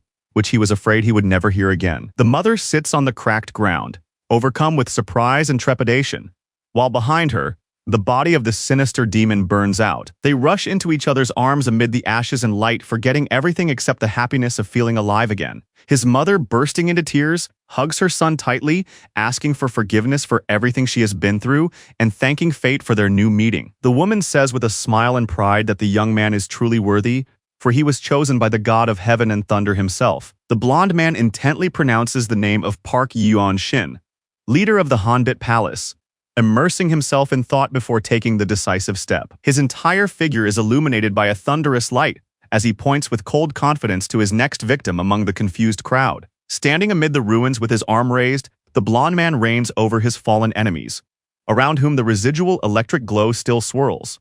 A character in a white suit with a contorted face and eyes turned inside out lies unconscious among the debris, showing no signs of consciousness. With a roar, a demonic mass with eyes and fangs bursts out of the ground, heading straight for the terrified young man. The hideous creature with a red body and bulging eyes fills the space with a piercing scream, frightening the paralyzed boy nearby. A kick stops the demonic creature, slamming it into the ground with such force that it opens its mouth in pain and horror. The blonde stands resolutely, pressing the large demon of greed to the ground with his foot, as if trampling on the very essence of temptation. His gaze becomes serious as he contemplates how pleasure and debauchery masquerade as human desires, hiding in the shadows of science and curiosity. The gaze of a frightened boy who realizes that thanks to an indirect contract, his soul has survived despite the horror that has just passed. The blade stops a moment before the demon's eye, and fear appears in his gaze, like a creature experiencing fear for the first time. The hero raises his burning sword, his silhouette enveloped in the light of justice, threatening to cut through the shell of hypocrisy. Public outrage engulfs the city as crowds and police watch the colossal collapse of the Hanbit Palace, which is crumbling under the pressure of a celestial anomaly. A reporter in front of the camera talks about a powerful organization that over 20 years has united the worlds of politics, business, and hunting, gathering 1.8 million believers. Amidst the news and panic, an injured man is carried away on a stretcher, shouting about the falling comet and urging everyone to save themselves. The leader of the One Brilliance Guild speaks confidently at a press conference, smiling despite the global disaster. On the official podium, Park Yeon-shin solemnly announces the merger of the Hanbit Palace with the Pantheon, transferring all assets as a gift to the powerful demigod Leon Draconia Lionheart. A smiling Park Yeon-shin solemnly declares the merger of the subsidiary groups with the Pantheon warriors, strengthening his power under the guise of peace. The hall erupts with a wave of questions, journalists demanding the truth and explanations about the guild's ties to the mysterious Pantheon. In a flash of red light, his hand rises, preparing something grand that will change the course of events. With a frenzied smile and a wild gleam in his eyes, the leader proclaims the sacred truth about the Savior, calling everyone to true faith. Amidst loud cries of "Savior of the world," a blond man in a suit appears on the street, looking at the huge screen with imperturbable calm. Leon notes the commotion around him, explaining that this is an expected reaction to something unheard of for humanity. A helicopter circles above a huge sphere hanging over the city, while scientists record a phenomenon that defies the laws of physics. Turning to the robot, the boy asks about the start of the operation, and the robot admits that the infrastructure needed to start is lacking outside the Pantheon. Outlining the plan to supply weapons, the young man emphasizes the priority of armor for himself and Sir Spinner, causing surprise among those present. Together with the robot, the young man acknowledges the scope of the work ahead, which includes restoring facilities and updating legislation to reflect the new reality. He is called Your Majesty as he confidently approaches the scene, preparing to find out what exactly happened here. High-ranking officials, the president of the Hunting Association, and the Minister of Science arrive at the scene to meet the new ruler. The officials welcome the king back, but he responds briefly, leaving them speechless with his restraint. Impressed and confused, the minister looks at the celestial phenomenon and cannot understand how a comet could hang in the air. The minister, laughing enthusiastically, apologizes for his awkwardness and introduces himself, calling it a great honor to meet the young man. With a slight smile, the young man dismisses the sensation about the comet, stating that the star belongs to him as king. One of the guests thoughtfully confirms the obvious, while another, in complete shock, exclaims whether he really summoned the star. With sly curiosity in his eyes, he asks the monarch how he intends to use the starry matter. The king orders the precious resource to be remade into knightly armor, leaving no room for doubt. The president of the association smiles and approves of the idea, despite its controversy, while his subordinate exclaims his title in shock. In a cozy office, they discuss the future forge with smiles and enthusiasm, mentioning its special material, which is already gaining legendary status. A giant structure looms over the city, and the interlocutors acknowledge that exceptional conditions and high technology will be required to process it. The official places his hand on his heart with dignity, promising the government's full support even if it means passing a special law for the king's project. Smiling with his eyes closed, the blonde man encourages them to speak directly about what they need. The man with his eyes closed sincerely admits that he dreams of seeing a weapon created from the fragments of a comet by the hands of a divine blacksmith. Against the backdrop of an ambulance, the hero calmly announces that he was going to give the comet to the president anyway. The blonde man solemnly warns that the star blacksmith's creations are not subject to export, although in terms of value they are almost equal to sacred relics. The old man falls silent for a moment, immersed in anxious thoughts, wavering between hope and fear of hearing a refusal. Hearing the name Hanhari, the old man fearfully asks about her fate, and the blonde man, with a slight smile, confirms that she too will receive a weapon from the divine blacksmith. Smiling through the bright flicker of the background, the older man silently expresses his satisfaction and hidden pride in the turn of events. His playful suggestion about the involvement of an appraiser is accompanied by a cheerful gesture that emphasizes his respect for Hanhari as a colleague. With a slight smile and closed eyes, the young man acknowledges his interlocutor's arguments, agreeing to terms that cannot be changed. With two solemnly clasped hands, the agreement is sealed, which one of those present calls the will of his majesty. The surprised man with gray hair at his temples stammers, announcing another important issue besides the comet. Against the backdrop of a depressing aura, the young man with a wary expression holds a glowing tablet on which he is offered to watch an important video. The surprised expression on the boy's face changes to tension when he realizes that he is watching a recording from inside the gate. The older man clarifies that this is not a gate, but the real place in Vietnam where a large-scale battle took place. A dark figure suddenly appears on the video screen, rushing into battle through flames and debris. The young man freezes in fear as cries for help and horrific footage from the battlefield appear on the tablet. The old man calmly states that the video shows a demonic sword known as the Blade of the Wandering Demon. He reveals the identity of the attacker. It is the 6th-generation demon Jeonjiho, who is now heading for the Japanese archipelago. Tense and angry, the hunter takes a deep breath, trying to control his emotions. The girl asks from behind if everything is okay, and the red-haired boy with his head down reluctantly admits that it is not.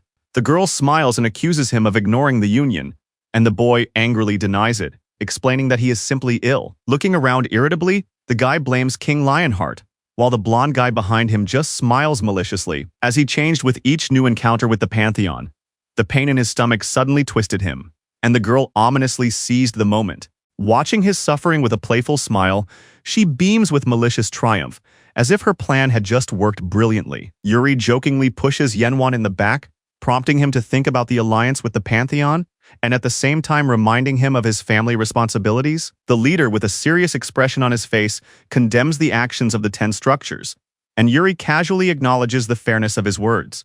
Their conversation is interrupted by the appearance of a familiar woman, and both react with surprise, turning to greet her. Yan Sua appears before them in her usual guise as a confident healer, and her restrained smile evokes warm memories. The healer casually mentions the advertising campaign that was cancelled because it damaged the guild's image, making them feel awkward. Yuri sarcastically remarks about delicate treatment, causing Yan Wan to be speechless with shock. Newcomers enter the darkened conference room, and a mysterious figure with gray hair watches them from behind the table. In the deep silence of the room, one of those present greets Yeonwon and Yuri, inviting them to sit down at the table under the attentive gaze of the council members. The two guild leaders, Park Jong-soo and Kang Jin-sung, are shown with their arms crossed, already taking their seats at the meeting. While all the guilds take their seats, Hwang Yinya and Hwang Kim-cheol from the Golden Lion sit silently, and Yoon Soo-ah looks bored, resting her head on her hands. Jong Jin-soo, leader of the Shingham Guild, smokes a pipe with an indifferent look, watching the arrivals.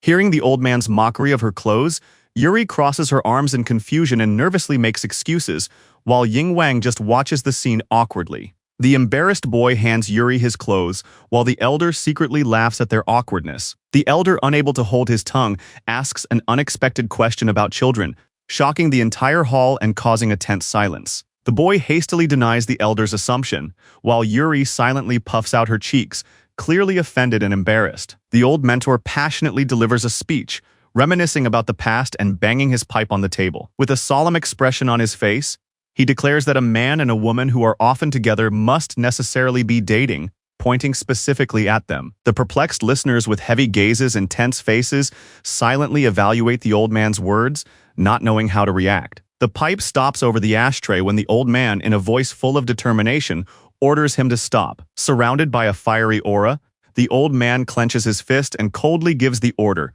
because he is going to destroy Jeong Ji-ho himself. An enraged Jeong rises from his seat, responding with a shout to the attempt to oppose his decision, while a tired voice in the background just wants to go home. The blonde man resolutely enters the hall accompanied by security, and those present, unable to contain their surprise, freeze in astonishment. Focused and silent, he looks straight ahead, waiting for the right moment to act. As he passes by, he casts a shadow of anxiety on everyone in the room, making even the bravest feel tense. An old man looks down at the young man, wondering ironically if another ancient spirit is hiding behind the young face. Glancing at the old man, Leon coldly furrows his brow, recognizing him as both a nobleman and a former king. And in the next moment, Leon, like a verdict of fate with a cold gleam in his eyes, orders him to leave the main seat, beginning the meeting with a demonstration of power. Before the immense glow of magic appears Jeon Jin-soo, the legendary sword of Korea, the formidable elder and leader of the Divine Sword Guild.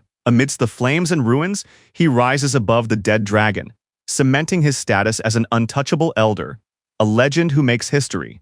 His old-fashioned teachings cause the two boys to blink in confusion, for before them stands one whom no one dares to stop. The blonde man with a cold gaze abruptly demands to leave, causing Jeong Jin-soo to ask in surprise, as if he cannot believe what he has heard. Sudden inner tension distorts the boy's face, and it becomes increasingly difficult for him to remain patient. The elder raises his eyes with a mocking smile, hinting that his strength has not yet been exhausted, unlike his opponent's hearing. Shocked, Jeong Jin-soo slams his fist on the table in anger, unable to believe that the legendary young man is standing before him. The old man listens intently to the young man's question about his age, and the news shocks him. The escort calmly explains that the Knights of the Holy Grail do not age, and confirms that the king is indeed 300 years old. Shocked, Jeong Jin-soo, covered in sweat, cannot believe that he is really standing in front of a 300-year-old warrior. Leon's face is contorted with panic when he realizes that he has just revealed his true nature. Leon sits down at the table with pride, accepting the ironic politeness of those he recently called his young ones. As soon as tea is mentioned, someone jumps up,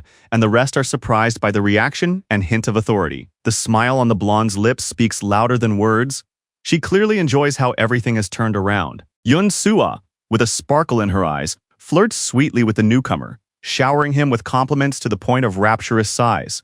Her touching compliment causes outrage among her colleagues who demand that etiquette be observed, but instead are met with indignation. The commander is surprised to carry out an unexpected order from the monarch with only one question in his mind. What is going on here? The president of the association openly emphasizes the king's status, stressing that his time is too valuable to waste. Pressing the remote control, Leon begins to listen to the events of 13 years ago that changed the course of history. In the sky above London, a black gate opens, an ominous portal that marks the beginning of a new era for the world. Due to underestimating the danger of the gate, a catastrophe occurred that none of the attack groups sent could overcome. Remembering the tragedy in Shanghai, the European Union sent its highest-class combat forces to the London Gate to prevent a repeat of the horror. Among the elite warriors were only 24 S-class soldiers, who resolutely rushed into battle against the unprecedented threat behind the pink sky. 2 months of fierce fighting with magical fire and screams were accompanied by an offensive led by the great magician Cornwall. As spectators watched the victor's parade, colorful leaves flew through the air, heralding the first successful conquest of the Black Gate. Leon, in the control center, grimly assessing the course of events, suggests that the real problem is yet to come.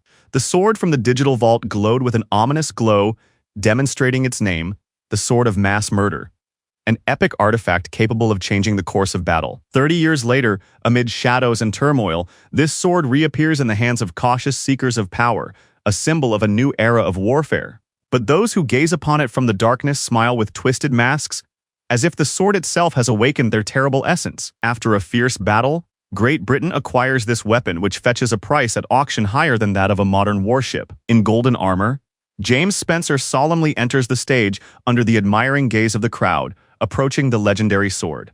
Grasping the hilt, the warrior clenches the sword from which purple lightning bolts burst forth and everything freezes before the flash of power. Overcome with dark rage, he screams, and the purple flames of his power burst upward like the witchcraft flames of a torn soul. Seeing this, the old man's eyes widen in horror, his face covered in sweat, as if he himself were witnessing the arrival of madness. With a terrible blow of his sword piercing the man's body, the armored warrior mercilessly announces to the world that the apocalypse has begun. Amidst the hellish flames and ruins, the hero in a red cloak stands victorious, while around him lie the lifeless bodies of thousands of dead. In the solemn silence of the business room, the young king, bowing his chin, asks about the sixth-generation demon, while his gray-haired colleague restrainedly reports that only its master has been destroyed. Against the backdrop of a pink sky, all eyes are turned upward, where the blinding trail of the demon's sword rises into the sky, disappearing along with the last hope of finding him. After the incident, the process of subjugating demonic swords was repeated in various parts of the world, with fires breaking out over Australia, Mexico, Cambodia, and Spain. 4 years ago in Korea, a smiling Jeongji-ho, a brilliant fencer who had been appointed the next head of the Divine Sword Guild, proudly holds the legendary weapon in his hands. The blonde man with a serious look thoughtfully listens to the hint that the monarch himself has undoubtedly also noticed something extraordinary. A tall, stern man with white hair appears in dark clothing. This is Jeon Jisoo, the current head of the guild and father of the girl whom the monarch has taken under his wing. The man with a mustache reads aloud the list of guilds that will participate in the battle to conquer the demonic sword, staring intently at the list. Representatives of key guilds, including the Divine Sword, Golden Lion, Phoenix, Pantheon, and Handbit, gather together in the battle waiting room. Raising his hand with unexpected confidence, Kang Jin-sung declares his intention to join the battle, causing everyone to turn to him. A surprised soldier asks about his decision, and Kang Jin-sung confirms with a slight smile that he really wants to participate. One of the guild members marks this as a final decision, and the gray-haired man just sighs, realizing that the roster of participants has unexpectedly expanded. Surprised that his feeling of unease does not go away, the fighter nervously scratches the back of his head and asks if there is really nothing left. The blonde man calmly reminds him that honor has not yet been lost and encourages him to strive for glory, causing the gray-haired man to ponder. Leon says with dignity that knights and aristocrats can serve their duty, unlike ordinary people, who can only hope for protection. His trembling hands are folded in prayer, his heart is beating wildly, and a cry escapes his lips as a wave of emotion finally overwhelms him. The moved man, with wet cheeks and a shining face, joyfully proclaims that the Savior himself stands before them and does not hold back his emotions. A satisfied girl leads the embarrassed hunter into the hall, where he is overcome with anxiety and a desire to disappear far away from the excessive pathos. The gray-haired man proudly addresses the king, and his assistant enthusiastically shouts praise, moved to tears. During a discussion of an alliance with Japan, involving tens of trillions, the blonde man makes a decision with slight hesitation, while the others watch silently. When it comes to the king's presence in a new place, one of the men happily leaves the room, promising to inform the government in advance. The black-haired girl looks around suspiciously, while behind her, 4 men anxiously and respectfully show her a document. The blonde man strides confidently ahead, and his companion cheerfully announces that they are now going to the hunters, on whom they have high hopes. But as soon as they turn into the passageway, the blonde man suddenly stops, sensing something strange in the air that instantly changes his mood. The young man turns around with a menacing expression, and the old man freezes with cold sweat on his temples. The young man stops abruptly in front of the gray-haired old man, whose deep breath betrays his excitement before an important conversation. The dignified old man with a serious expression on his face extends his hand forward, preparing to make a personal request, despite his doubts about his rights. The blond man looks sternly ahead, ordering him to continue, for it is he who must judge and decide what is right. The old man raises his hand solemnly, explaining that his request concerns his granddaughter, who serves in the king's guild. Enveloped in purple energy, a young girl named Jeon So-yeon stands in a fighting stance, and behind her looms the ominous shadow of a powerful force. In the silence of the morning, when the city outside the window is still slumbering in a misty glow, two girls rest peacefully in their room, immersed in the tranquility of sleep before the decisive day. Waking up in alarm, So-yeon hears a voice from the past calling her name and awakening forgotten pain. Before her eyes appear ruins and memories of how she was protected when piercing screams rang out, begging her to run to safety. A bloodied woman crawls towards So-yeon, begging her to flee, while a figure with a sword looms over her in the darkness. Tears and blood froze on So-yeon's cheeks as horror overwhelmed her, and a frightened cry escaped her lips. A gloomy warrior enveloped in dark energy mercilessly pierces the body that stands in his way. With a mad smile and a burning gaze, he whispers through his laughter that he has finally found what he was looking for. Waking up with her heart pounding, she stares fearfully into the darkness, where the echoes of her dreams still linger. Clutching her head with her hand, So-yeon breathes heavily, trying to calm down after a nightmare that seemed too real. Standing in the rays of morning light, So-yeon clenches her fist, realizing that everything she had been warned about has finally begun. With a dull thud, a can falls out of the vending machine. In the twilight, under the light of a lantern, So-yeon sits on a bench, her arms folded thoughtfully. Clenching her fist resolutely, she tells herself that this time she will not let the chance to change everything slip away. A figure in a purple glow appears in the darkness, arguing with her, but finally agrees to a new deal, recognizing her determination. The mysterious deity in a cloak reminds her of the lesson that you don't bargain with the gods. So-yeon, looking up defiantly, refuses to simply accept the imposed truth. The dark figure recognizes her courage and grants her strength, warning her not to treat it lightly. So-yeon silently bowed her head, wavering between fear and determination in the face of an inevitable choice. With a sincere look and her hand on her heart, So-yeon asks if she will be able to become a knight of the Holy Grail if she makes the necessary sacrifice. The hooded figure, enveloped in ominous flames, laughs mockingly, mocking her dreams of knighthood. A cold voice commands her to listen as a sharp finger of shadow approaches her chin dangerously. The dark creature cruelly humiliates her, comparing her strength to dust before the Lionheart and denying even the very idea that she could replace his avenger. The girl's eyes widen in shock as she realizes that even his majesty received his power from the mystical Ventilus. Turning his back and burning ominously, the demon coldly reminds her that she is still worthless. Standing before the demon's towering figure, the girl listens fearfully to the promise of revenge, remembering the high price already named to her. Silver energy rises to the moon as the voice prophesies that her soul will belong to him forever after revenge is achieved. Amidst the bright modern buildings, a separate building emerges where those selected to receive equipment are headed. At a solemn arming ceremony, the new legion, which will serve under the king's command, prepares to fulfill its alliance duty. The students anxiously discuss rumors about So-yeon's participation, whose decision to challenge his grandfather's will surprises many. Calm and detached, the blonde explains that it is not his business, leaving the others in bewildered amazement. Coldly and confidently, regardless of the reactions, he tells the next person to approach him. On stage, the names of Han Hari, Jaeyeon Suko, Kim Jae-yuk, and Jaeyeon So-yeon are solemnly announced, after which Hari realizes that their time has come. The four, with serious expressions on their faces, step forward in uniform formation, preparing for their appointment. They stop in front of the podium under the gaze of the commission members, who are preparing to announce the next step. With a serious look, he acknowledges that their achievements have exceeded all expectations, eliciting admiration from the audience.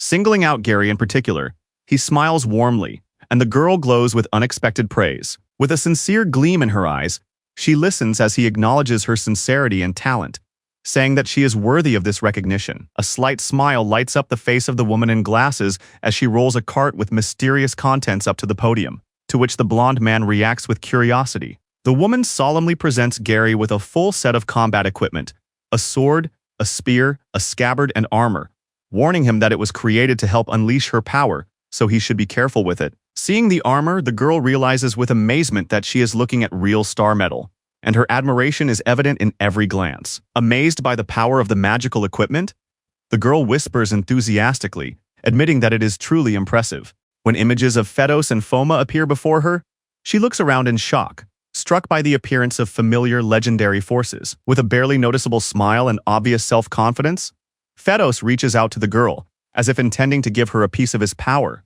One shouts enthusiastically, calling for battle and fire, while the other promises an ocean of faith, trust, and boundless devotion. In the glow of the magical light, the armor rises up, standing on the platform as if at the epicenter of awakening. The excited crowd applauds on their knees, shouting about the appearance of the gods, while the boy in front watches this amazing scene, not understanding how it all happened. The girl, deeply moved, looks at the shining sword and armor that carry the blessings of the gods of fire and the ocean. The boy's face is contorted with shock when he hears that he is looking at a legendary artifact of immeasurable value. After the announcement of the transition to the next stage, Kim Jae-hyuk is called forward, and all eyes turn to him. Kim Jae-hyuk's name is called from the heavens, and before he can recover, he cries out in surprise, feeling the breath of a powerful spirit nearby.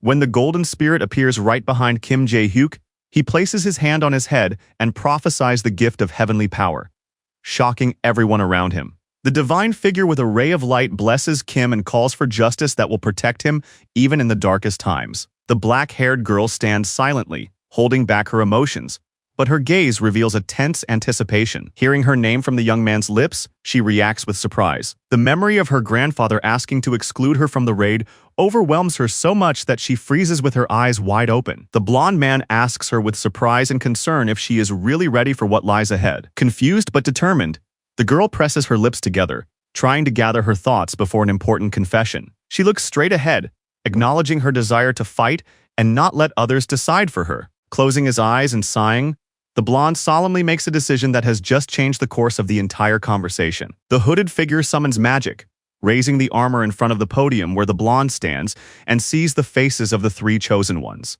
The mysterious silhouette in a cloak, engulfed in purple flames, evokes the image of an avenger praying for revenge.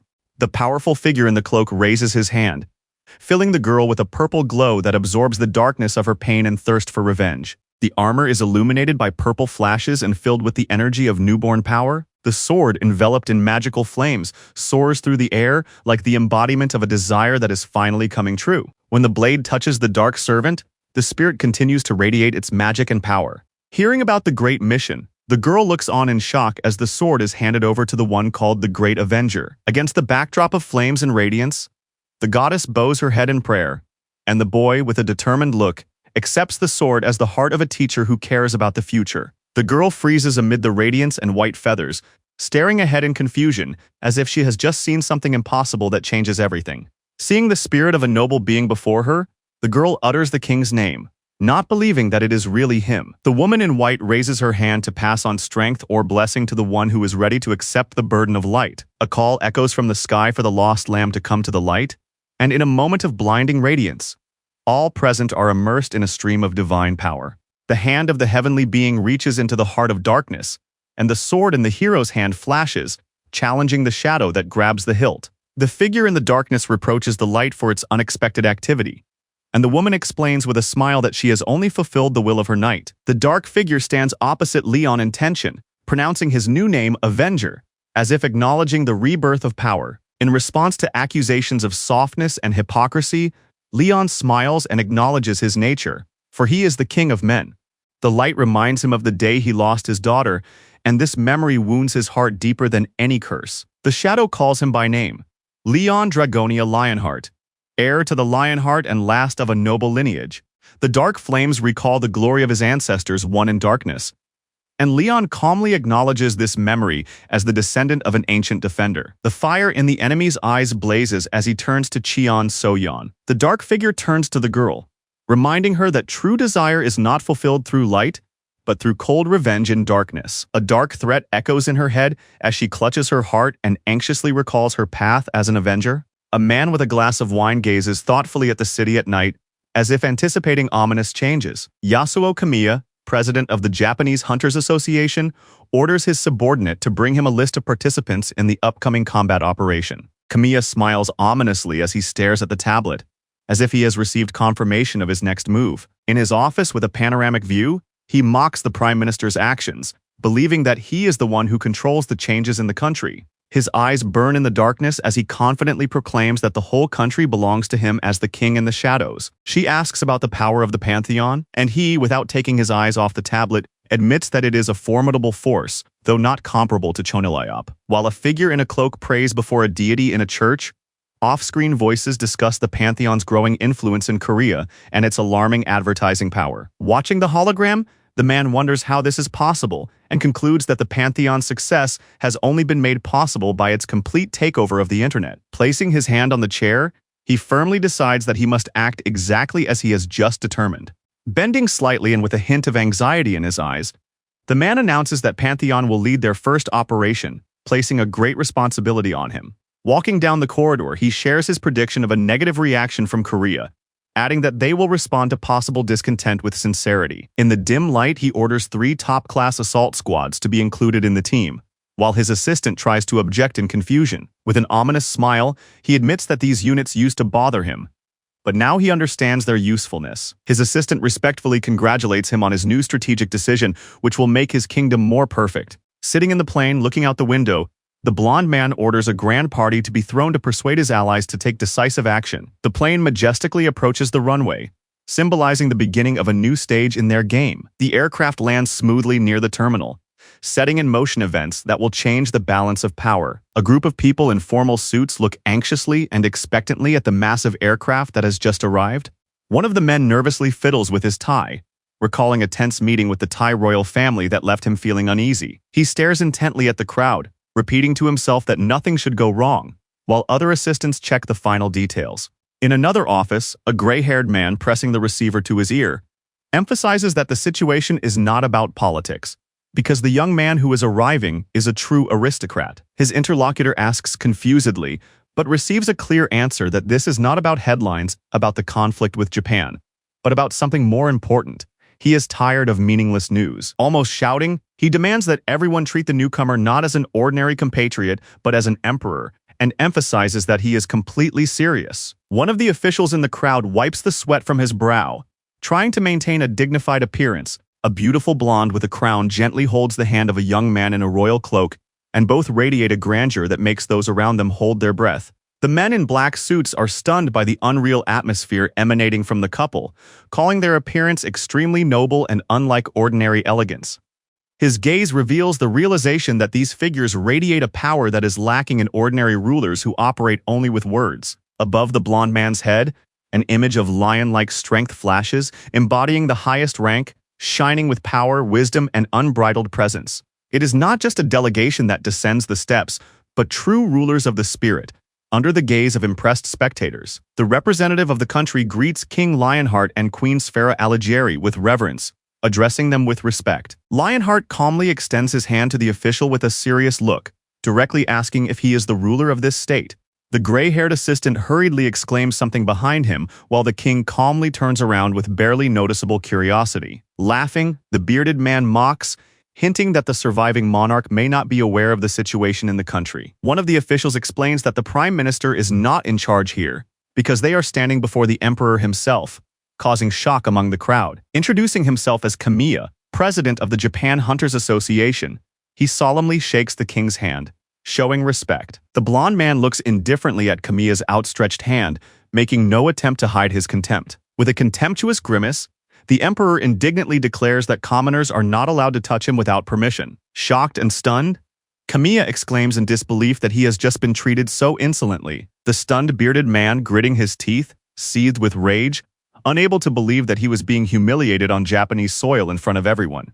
Going downstairs, the hero coldly acknowledged the excessiveness of his words, but had no intention of apologizing. Suddenly, an energetic fighter named Takeda steps out of the crowd, outraged by the attitude towards his patron, and resolutely demands respect for his status. Leon contemptuously remarks that knowledge of administrative rabble is unnecessary, causing the young man to tremble with rage. A dark aura instantly explodes, causing shock and panic among the officials, who cannot withstand the pressure. From the center of the fiery circle, he steps forward, and everyone around him is paralyzed with fear of his uncontrollable power. Seeing the blonde man begin to act, the anxious employees cry out in panic, begging him to stop the inevitable punishment. The blonde man coldly admits that it is not the dog that is to blame, but the owner who spoiled him, thereby passing moral judgment. Bathed in a halo of light, like a judge, he raises his sword, proclaiming that those who raise their subordinates are always responsible for their actions. The older man tries to remain calm with a forced smile, while the girl behind him freezes in panic at the incredible discovery. Engulfed in flames, the young man raises his weapon, admitting that he does not understand why his body is filled with such frenzied energy. Seeing the unknown power of his opponent, the man grits his teeth in anger, calling him a savage who defies all norms. Upon hearing the urgent news, everyone at the aircraft ladder stops warily, sensing that the situation is changing before their eyes. The man shouts about the appearance of the legendary demon sword, and the whole group at the ramp freezes, trying to comprehend the scale of the event. The guy with the phone in his hand stammers in confusion, sensing that the news he has just heard will change everything around him. A black-haired warrior like a shadow of a storm cuts through the waves on his sword approaching the shore. Slicing through the sky above the stormy ocean, the mysterious warrior flies on his sword, leaving behind a trail of wind and lightning speed.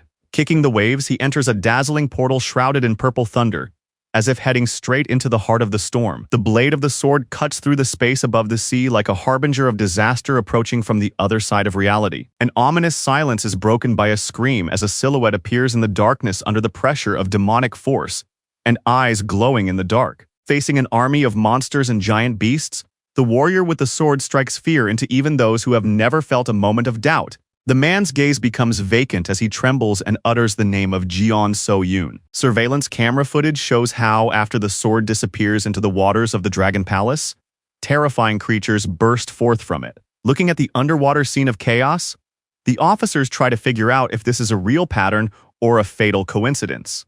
The chief panics and exclaims that the breach began immediately after the sword touched the gate, demanding an explanation for the gate's appearance. In the heat of the argument, one of the men suggests that the wandering demon sword is capable of summoning the gate itself, although this seems incredible. The blonde man confidently confirms that the creation of such a gate is entirely possible, causing shock and surprise among those present. Explaining his position, he emphasizes that the artificial opening of the gate is not fiction, but reality, which requires immediate discussion. When the commander asks the devil for an explanation, he smiles slyly and obediently prepares to carry out the royal order. Beatrice takes the initiative, asking the small flying device to help with the demonstration. The assistant comes to life with a short confirmation sound, preparing to convey important information to the entire assembled team. In front of the light-absorbing portal, she reveals how their pantheon, together with U.S. hunters, attacked the Donje Gate 4 weeks ago. Calm and focused amid the shadows of the past, she recounts how they learned about the gate, the system, and the suspicious quests. After hearing this, the two men exchange tense glances, because the conclusion they have reached promises to change the rules of the game. The woman with the crown confidently proclaims that the gate is a phenomenon that could well be artificially created, causing a real explosion of emotions. Hearing this shocking truth, the others react with indignation and confusion, because such a truth destroys the very foundation of their entire attack strategy. Despite the scandalous revelations, the blonde man calmly emphasizes that their actions remain unchanged, regardless of the new circumstances. Leon confidently orders them to prepare for the landing and search for the sword, outlining the future defense strategy. One of the team members doubts the order but receives an explanation about the power of the demonic sword and the danger of monsters that are supposed to distract them. The command forms a separate detachment in case of emergency mobilization, shifting the responsibility for preparation to subordinates. The tension rises as the commander grits his teeth, preparing to give the order that will launch a major operation. With solemn steps and calmness, the team moves forward, announcing the beginning of the battle to conquer the demon sword. The map clearly shows the route of the demonic sword, leading through 3 key points to its destination. The combined forces of Wakayama, Kochi, and Miyazaki emerge from the darkness of the world, each guild a battle-hardened blade in the fight for balance, gathering to resist the invasion that threatens the entire continent. Against the backdrop of a coat of arms with an ominous lion, the members of the Pantheon Guild stand with cold composure and a proud defiance in their eyes, ready to play a key role in the defense. In front of a screen displaying the attack arrows, a man listens intently to the report that Wakayama, Miyazaki, and Tokushima have repelled the breakthrough and the defense is holding. A message appears on the screen about a mop-up operation 30 minutes ago, with Korea completing the mission in a flash ahead of the others. The operator recounts with surprise the news of a giant core that fell from the sky, and the senior officer admits with awe that the Queen has exceeded all expectations. Clutching the radio in his hand, the stern-faced man calls Takeda, preparing for new decisive action. The officer reports the loss of contact with the fourth team, and immediately a check is launched, and the tension in the command center rises. The ominous word offline appears on the screen among the online signals, and the thought of a broken device suddenly takes on a sinister connotation. The squad stops in shock and anxiety before the unknown threat, and the captain grits his teeth, realizing the scale of the disaster. Amidst the burning ruins and wreckage of armored vehicles, an unknown man with a sword slowly steps forward, and the special forces, just dropped off by a helicopter, freeze in shock. The blood-covered young man lowers his head, shuddering at the realization that his deadly defeat was the work of a demonic sword. In despair and shock, the fighters bring the news to Takada that the tracking devices have found nothing, and the enemy has destroyed everyone and disappeared as elusively as he appeared. Two agents stand frozen amid the ashes and debris, realizing that the tragedy occurred precisely where their men had been sent. With clenched jaw and radio in hand, the commander reports that the fourth group has been destroyed and the demonic sword has probably broken through from there. One of the fighters panics and calls Takeda to a mysterious place through a hole in the ground, which fills him with real horror. In the monster's crushed body, a bloody passage is visible through which someone has clearly broken out from inside, leaving traces of their escape. The boy's face is contorted with horror and disbelief as he realizes that someone survived by allowing the monster to swallow them in order to remain unnoticed. A mechanical hand clutches the radio, and a voice from above utters the name Takeda, while the surprise at the hero's unusual actions only intensifies. Hearing that the second team has also suffered losses, the man breaks out in a sweat and, his eyes wide, cannot believe what is happening. At the headquarters of the Korean Guild Association, a bald agent shouts into the radio in a panicked voice that the demonic sword has reappeared. The team of senior hunters anxiously discusses the defeat of the Japanese in Wakayama, shocked by the suddenness and scale of the defeat. Upon learning that all teams except the Pantheon are gathering, the hunter explodes with anger and demands an explanation, not hiding his indignation. Hearing about the Pantheon's downed plane, everyone freezes in shock at the flash of the explosion, and the ranger's skill is instantly activated. Hearing the unexpected statement, the young man looks back at the girl with a determined expression, whose anxiety shows that she does not understand where this is leading. The confused guy suggests avoiding danger, but the gray-haired man, bursting with anger, indignantly rejects such a cowardly idea. The plane roars through the red sky, leaving sound waves behind, and the crew panics, demanding more speed, even though the limit has already been reached. In the middle of the ruined city, a giant monster with a bloody snout and a scaly body emerges, bringing death and destruction with every movement. The old master leads the group through the ruined city, thanks them for coming,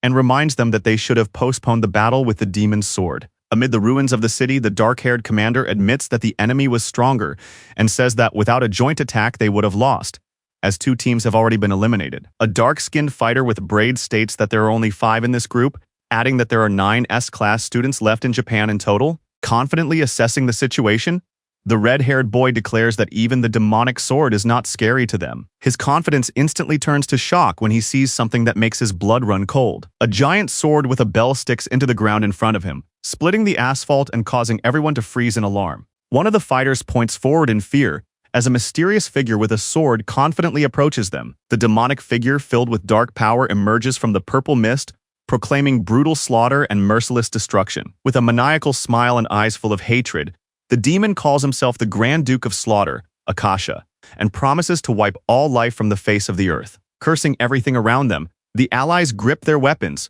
knowing that even together they cannot withstand the onslaught of this monster. Realizing that they have never seen a force greater than that of the king, they watch in horror as he emerges in a purple whirlwind of energy. The dark figure hovers in the air amid the purple energy, instilling fear and gloom in everyone around. Seizing the moment, one of the fighters launches an attack, signaling the rest to rush forward decisively. Tempted by a sword worth 100 million, the knights rush forward with cries of encirclement, blinded by greed. One of the hunters assures them of their numerical superiority, but the sudden panic in his voice shows that he himself is already losing faith in these words. Stunned, the man realizes with fury on his face that even the crowd cannot hold back the one they thought was doomed. With fear in their voices, the warriors try to disperse, but the prince is already standing in the center of the battle, ready to meet anyone who dares to attack. With unexpected shock, the hunter freezes, sensing something powerful and invisible. The demon smiles ominously, tearing through the air with a blow that knocks an entire group of enemies back in one fell swoop. Struck to the core, he screams in incomprehension, realizing that the situation is completely out of control. With a single blow, he destroys all the A-rank hunters, leaving only screams and pools of blood around him. The stunned fighter realizes that if it weren't for the order to retreat, their lives would have ended in an instant. With eyes burning with red flames, the demon slowly raises his sword, threatening a final blow. But with fire in his chest and calm determination in his eyes, he meets the blow without losing an ounce of his advantage. Splitting the ground with a resounding explosion, the enemy delivers a devastating blow that throws his enemies back like toys. With a cry of attack, one of the warriors throws a giant hammer directly at the enemy, hoping to break through his defense. But the enemy effortlessly stops the devastating blow,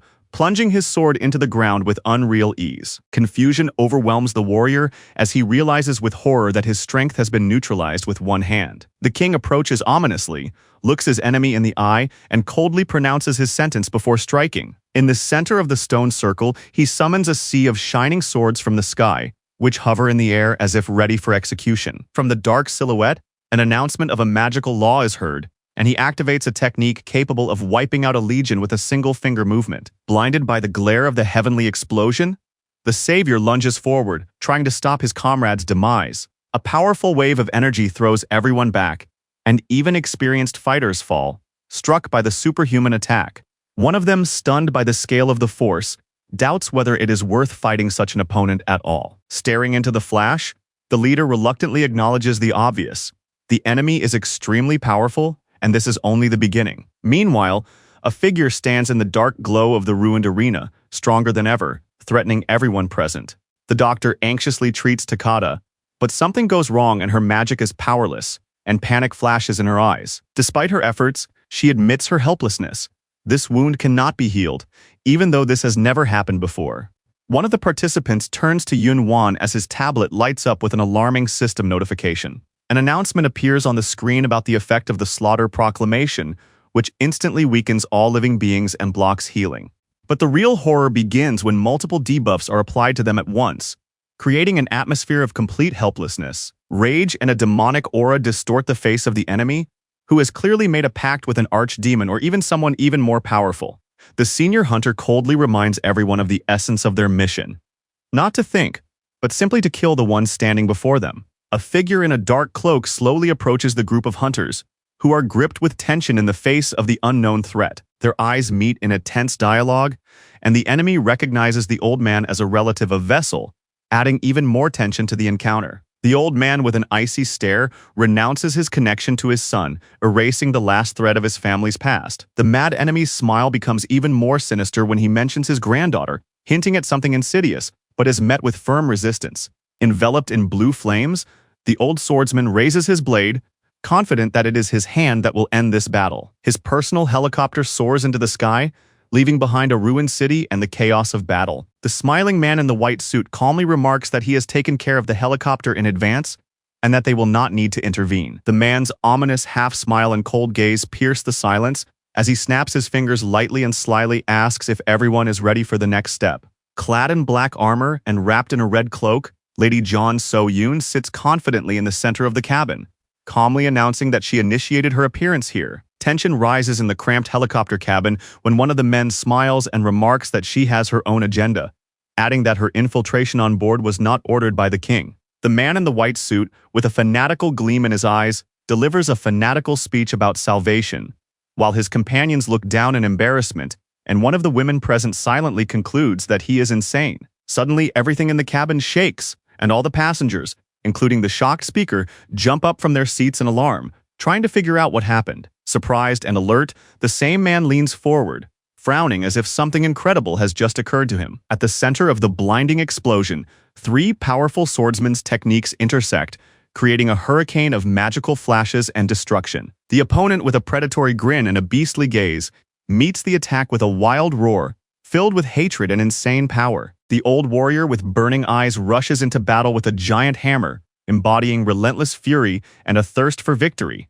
Two mighty swords clash in the sky with a loud explosion, raising a storm of destructive power. One of the enemies is frozen in shock and horror, while the other, with a devilish smile, revels in the moment of triumph. With the roar of the sky and the crackling of the clouds, a giant flaming sword appears in the air, a challenge from Lord Akashi that casts a shadow over the entire city. Shock and anxiety grip the faces of Jan Soyan and her companion as they witness this spectacle through the smoke and fire. The giant's sword, like divine punishment, rapidly pierces the sky, piercing the streets with a blinding explosion of light and power. Beaten and exhausted, Yuri opens her eyes with her last ounce of strength, slowly regaining consciousness after the disaster. The boy rushes in panic to the wounded Yuri, who is holding her head, pale with pain, and begging him not to shout so loudly. Listening to her own thoughts, the girl stops abruptly, staring in shock, while her companion anxiously asks what happened. Amidst the ruined city, the wind blows dust, and the enemy squeezes the neck of the old man hanging in the air, while the other lies on the ground, choking on blood and unable to believe that their ally has been defeated. The black-haired man laughs ominously, baring his fangs, and admits that his opponent is holding up well, though not impressively. The gray-haired old man with pain in his eyes admits that the years are taking their toll, but despite this, he is determined to take revenge. In a cloud of dust, the black-haired man effortlessly holds the old man by the throat, dismissively remarking that he expected more and that the old man should have died long ago. In a flash, the warrior in red tries to finish the blow but feels something invisible suddenly disrupting the attack, throwing off the perfect moment. Anger and light burn in the eyes of the determined girl as she lunges forward with a cry, directing her holy power against the dark sword to save her grandfather and dispel the darkness.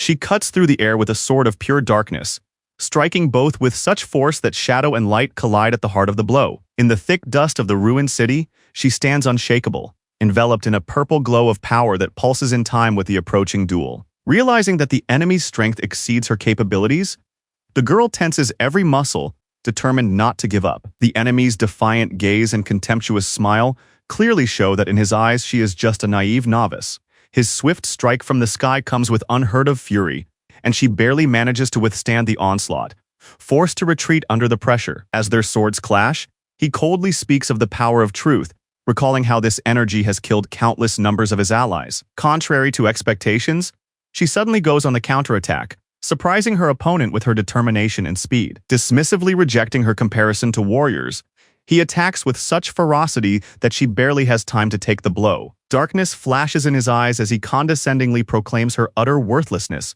gripping his sword with quiet fury. Enraged and united in their fervor, Lionheart's knights rush into the attack with cries of support, activating fanaticism and protection from curses. Struck down and exhausted, she lies at his feet when suddenly a group of allies flies in from the sky, ready to give their lives for her.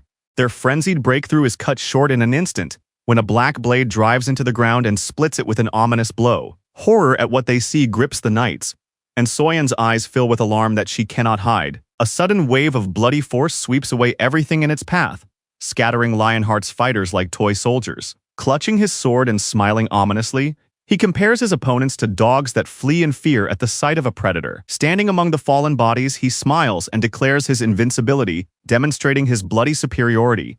One of the fighters passionately shouts a battle cry, as if trying to break the silence of despair around him. His laughter cuts through the tension of the battle, causing the enemy to stop in surprise and clench their swords warily. Outraged by the mockery, the enemy asks about its meaning, but in response hears only a dismissive explanation about the foolishness of what was said. Listening with a mocking smile about immortality, the shadow with a large sword emerges from the glow, preparing to destroy this illusion. The sword and the determined look in his eyes show that this warrior is ready to face the power that everyone feared. Against the backdrop of a sky flooded with light, the rider on Pegasus descends like death itself with wings of truth. The blond man freezes in amazement, his golden eyes wide, for before him appears the one whom even the shadows call fear. Long ago there was a world in whose heart flourished a kingdom protected by the gods themselves, where knights lived who carried the blessing of the heavens. A demonic finger, filled with curses, reaches out to the kingdom, which has become the main target. But the knights who destroyed evil became a thorn in the side of the immortal demons who hated their existence. So using the laws of the gods, the knights broke the natural order, mercilessly eradicating darkness. The demons, tired of the endless threat, decided to destroy the world of the gods once and for all, pointing their swords at its very heart, the majestic castle. 4 of the 7 demon lords joined forces, gathering millions of subjects led by archdukes and great demons to invade the divine world. Their invasion brought chaos and swift destruction, wiping out most of civilization and leaving only 2 armies of resistance alive. The army of knights, led by their unyielding commander, gathered silently before the majestic gates, preparing for the final battle. The orcs, intoxicated by battle as if by a holiday, raised their axes against the backdrop of a bloody sky, bringing death with laughter and wild triumph. During the decisive war, Akasha was torn from the battlefield to another world, leaving the battle unfinished and the enemy in deadly astonishment. The smile on Akasha's face eloquently shows that he understood how lucky he was to have escaped disaster at that time. The blonde man calmly pulls his sword out of the portal's glow, while a dark voice recognizes him as the true hope of humanity. Filled with rage and flashes of energy, Lionheart shouts furiously, asking who allowed the enemy to even utter his name. The black-haired warrior turns toward the voice and sees his opponent charging toward him with his sword at breakneck speed, forcing him to freeze for a moment. Before he even has time to react, he receives a devastating blow to the jaw that knocks the wind out of him and leaves him in shock. The king delivers a powerful blow, smashing the enemy through the concrete floor along with dust and debris. The old man, his eyes wide and his mouth open in shock, watches as the enemy's body is forcefully driven into the stone ground, raising a cloud of debris. The dust settles after the blow, and everyone is amazed that a simple slap could knock down such a powerful opponent. Covered in dust and blood, the warrior with a clenched sword struggles to get up from the ruined wall, unable to believe how strong his opponent is. Amidst the rumbling of footsteps and eerie laughter, the gray-haired old man and the girl look back in panic at the backdrop of the ruined city, while behind them the silhouette of an armed hero emerges. Smiling ominously in a whirlpool of red energy, the demonic enemy mockingly declares the futility of resistance because mortals are nothing but dust to him. In the solemn silence of the rainy battlefield, the hero activates a series of destruction skills, each of which inflicts merciless debuffs on enemies, destroying their bodies, minds, and wills.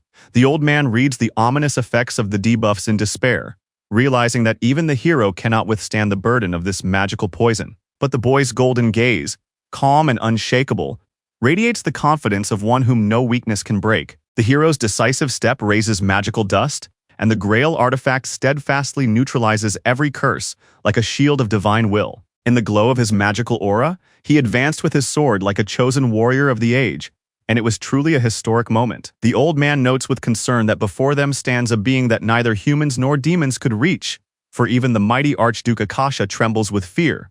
The one in the red cloak strides through the crowd of demons, who are paralyzed with fear and weakened by his incredible abilities, which transform him into a destroyer of the very rulers of hell. The shocked old man's eyes reflect the incredible power of the hero, who destroyed all the curses with his own strength. Amidst smoke and lightning, a warrior whose aura boils with blood and darkness comes face to face with him. With a frenzied smile and eyes burning with hellish light, the creature that calls itself the destroyer of life proclaims the death of all living things. With a contorted face and eyes burning with mad fury, Leon screams wildly, spewing threats of destruction with a torrent of fire. In a flash of light and lightning fury, the dark figure with the sword soars upward, trying to deliver a devastating blow to the enemy, who raises his blade in response. The cloudy sky hangs over the street, where a crowd of people in panic rushes in one direction between stuck cars, as if the city has frozen before a storm. One of the drivers aggressively addresses a police officer who is trying to calmly explain that they are doing everything they can and asking for patience. The upset man, gripping the steering wheel and wiping sweat from his forehead, mutters about the silence of the news, while his wife and son watch him anxiously. Exploding with irritation, he shouts about being stuck in traffic forever, convinced that it would be faster to walk. Against the backdrop of a red car crashing into another vehicle, two people rush to escape the chaos. Inside the car, still reeling from the shock, all three lean forward, checking on each other after the collision they have just experienced. The boy, his eyes wide open, responds with surprise to the alarming question, not quite understanding what has happened. The boy, his eyes wide and his voice trembling, turns to his mother, unable to believe what he has just seen in the sky. The burning sky is torn apart by explosions and flashes from the aerial battle, which dazzles the entire city with its light. Two warriors clash in the air in the glare of lightning, crossing their blades in a whirlwind of explosions and magical waves. The man, enraged, cries out, raising his sword above his head, preparing to strike Leon, who waits for him with his sword in hand. The sharp leap into the air is accompanied by red flashing energy bursting from the blade and cutting through the space between them. The blow reaches the ground, creating an explosion and a pillar of light that pierces the clouds and shatters the stone structures around it. With a deafening roar, the wall of the building collapses onto the street, causing passers-by to flee in terror as screams and the crackling of concrete echo around them. The young man peeks out from behind his cover, his eyes wide, confusedly trying to figure out who these terrifying strangers are who have started the fight. Above the city, a giant flaming sword falls with furious force, destroying everything in its path and turning the horizon into a hellish storm of fire. With a frenzied gleam in his eyes and a devilish smile, the villain launches into an attack, unleashing all his fanatical rage on his opponent. His hand cuts through the air, and the red beam blade shoots upward, piercing the sky and heading toward its target with precision. The stunned woman grabs her child, her pupils dilated with fear, as she realizes that death is rapidly approaching them. A blast of holy light pierces the sky with a red pillar, sweeping away everything in its path and enveloping the city in a wave of power. Leon Dragonia Lionheart, with a golden sword shining like a heavenly promise, proclaims his name, announcing his holy return to the world. Crimson lightning bursts from the split sky, cutting through the earth from bottom to top and engulfing the city in a wave of destructive power. Bowing in the center of the temple, he swears to fulfill his mission and waits for divine recognition to grant him 3 sacred gifts. In the glow of the sacred hall, the Chosen One stands before 3 artifacts: armor, a magical spear, and a sword symbolizing the light of the gods. The heavenly flame brought the divine sword, a mysterious artifact worthy only of the true guardian of the Grail. Armed with the power of the gods, the warrior with a lion's heart strikes, embodying the spirit of a demigod called to protect the shrine. His face is full of confidence, for he is not the bearer of divine power, but its conduit, the faithful executor of the will of the higher powers. The blow splits the earth, and the sword, forged by Heda and tempered by the flames of Pedos, blazes with the light imbued by Ariana herself. Gripping the hilt, the hero recalls how the gods blessed the sword, giving it a share of their incomprehensible power. Raising the sword in the glow of the rays, Leon proclaims himself the heir to the summit of light and the true master of the sacred blade. Confronting the enemy's red blade, Leon releases a wave of light, embodying the will of the gods and the power of the defender of the Holy Grail. The bewildered enemy cannot believe his eyes, for before him stands an ordinary man capable of breaking through the divine. In the glow that gathers around him a multitude of divine faces, Leon stands unshakable, receiving the power that breaks the boundaries of mortality. The enraged demon rushes forward, shouting about the end of Leon's glory, because he fears his growing power and decides to strike first. In response, Leon calmly raises his sword to the sky, radiating confidence and strength that does not fade with the passage of time. And when the light from the sky pierces the ruins, he stands unshakable, like a conductor of eternal glory that needs no words to confirm it. The demon, in a fit of rage, rises into the air, gathering his last strength to break the one who has broken all boundaries. In horror and despair, the enemy calls him a monster, not understanding how a mortal can carry such superhuman greatness within himself. Against the backdrop of golden light, Leon stands calmly amid the ruins, holding his sword and looking back with victorious silence in his eyes. The golden light splits the earth and the city, covering everything around with a silent but inexorable divine judgment. With suspicion and slight contemplation, Leon looks ahead, assessing the enemy that has reappeared from the ruins. The grim opponent, burned but alive, stands amid the cracks, spewing taunts that do not hide his fury. Grinning ominously, the demon mocks Leon with frenzied delight, considering him a weaker shadow of his former self. A sudden flash in the demon's eyes changes his expression, and he understands the reason for his enemy's decline in power. Leon listens warily to the demon's words, realizing that the source of weakness is connected with faith, which is still lacking in these lands. Disdainfully clenching his chin with his fingers, Leon expresses a cold, mocking look that hurts more than a sword. Standing in clouds of dust with his sword at his side, he asks ironically what the enemy's appearance could change at this moment. Even acknowledging the loss of power, he smiles with the confidence of one who sees no hint of threat in his opponent. The enemy's face, distorted by rage, burns with anger, and every nerve trembles with the humiliation of defeat. With a wild cry, the warrior lunges forward, gathering all his hatred into a lightning-fast dash. A powerful explosion tears the ground apart, throwing his opponent far away, while Leon watches with indifference. Smiling slightly, Leon looks at his enemy with confidence, and a dark aura pulsates menacingly behind him. A powerful explosion engulfs the arena, shattering stones and walls, while the opponent helplessly drowns in flames. The black-haired warrior suddenly notices the attack and tries to dodge, but it's too late because the spear is already rushing towards him. Leon pierces the enemy's defense without hesitation, and in the demon's eyes there is not anger, but surprise at the realization that his advantage has disappeared. The enraged demon lunges at Leon with a cry, but his sword's momentum is instantly stopped by the force of the counterattack. The enemy raises his sword with a cry of indignation, hinting at the use of divine power. But Leon stops him with a single stern word. With one sharp kick, he breaks through the enemy's defense, interrupting his attack and leaving him in complete confusion. Leon, his face impassive, brings down light from above like a heavenly punishment, splitting the enemy and the ground beneath him. Leon's gaze flashes with anger as he senses a new threat, awakening his seriousness. The demon unleashes a bloody wave that spreads in ominous rings, but Leon deftly dodges, ready to strike back. Watching Leon calmly stride through the storm, the scarred demon desperately acknowledges the inhuman nature of his opponent. Gritting his teeth in despair, the demon realizes that he alone is unable to break his enemy's unbreakable strength. The hero grimly clenches his weapon, realizing that the disappearance of people is connected with something much darker than he expected. Roaring monsters rush through the twilight streets, emerging from the darkness as if in response to his guesses.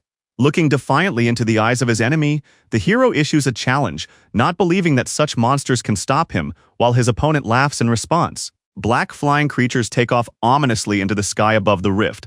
While the enemy realizes that these creatures will give him some time, the blonde man shouts accusations in rage, breaking into a scream because he cannot believe that the enemy is trying to escape from the battlefield again. The dark swordsman cuts through the army of demons with a red arc of power, tensely dragging out the time needed to complete his plan. Gritting his teeth and shaking with tension, he roars that he needs a little more time to complete his terrible transformation.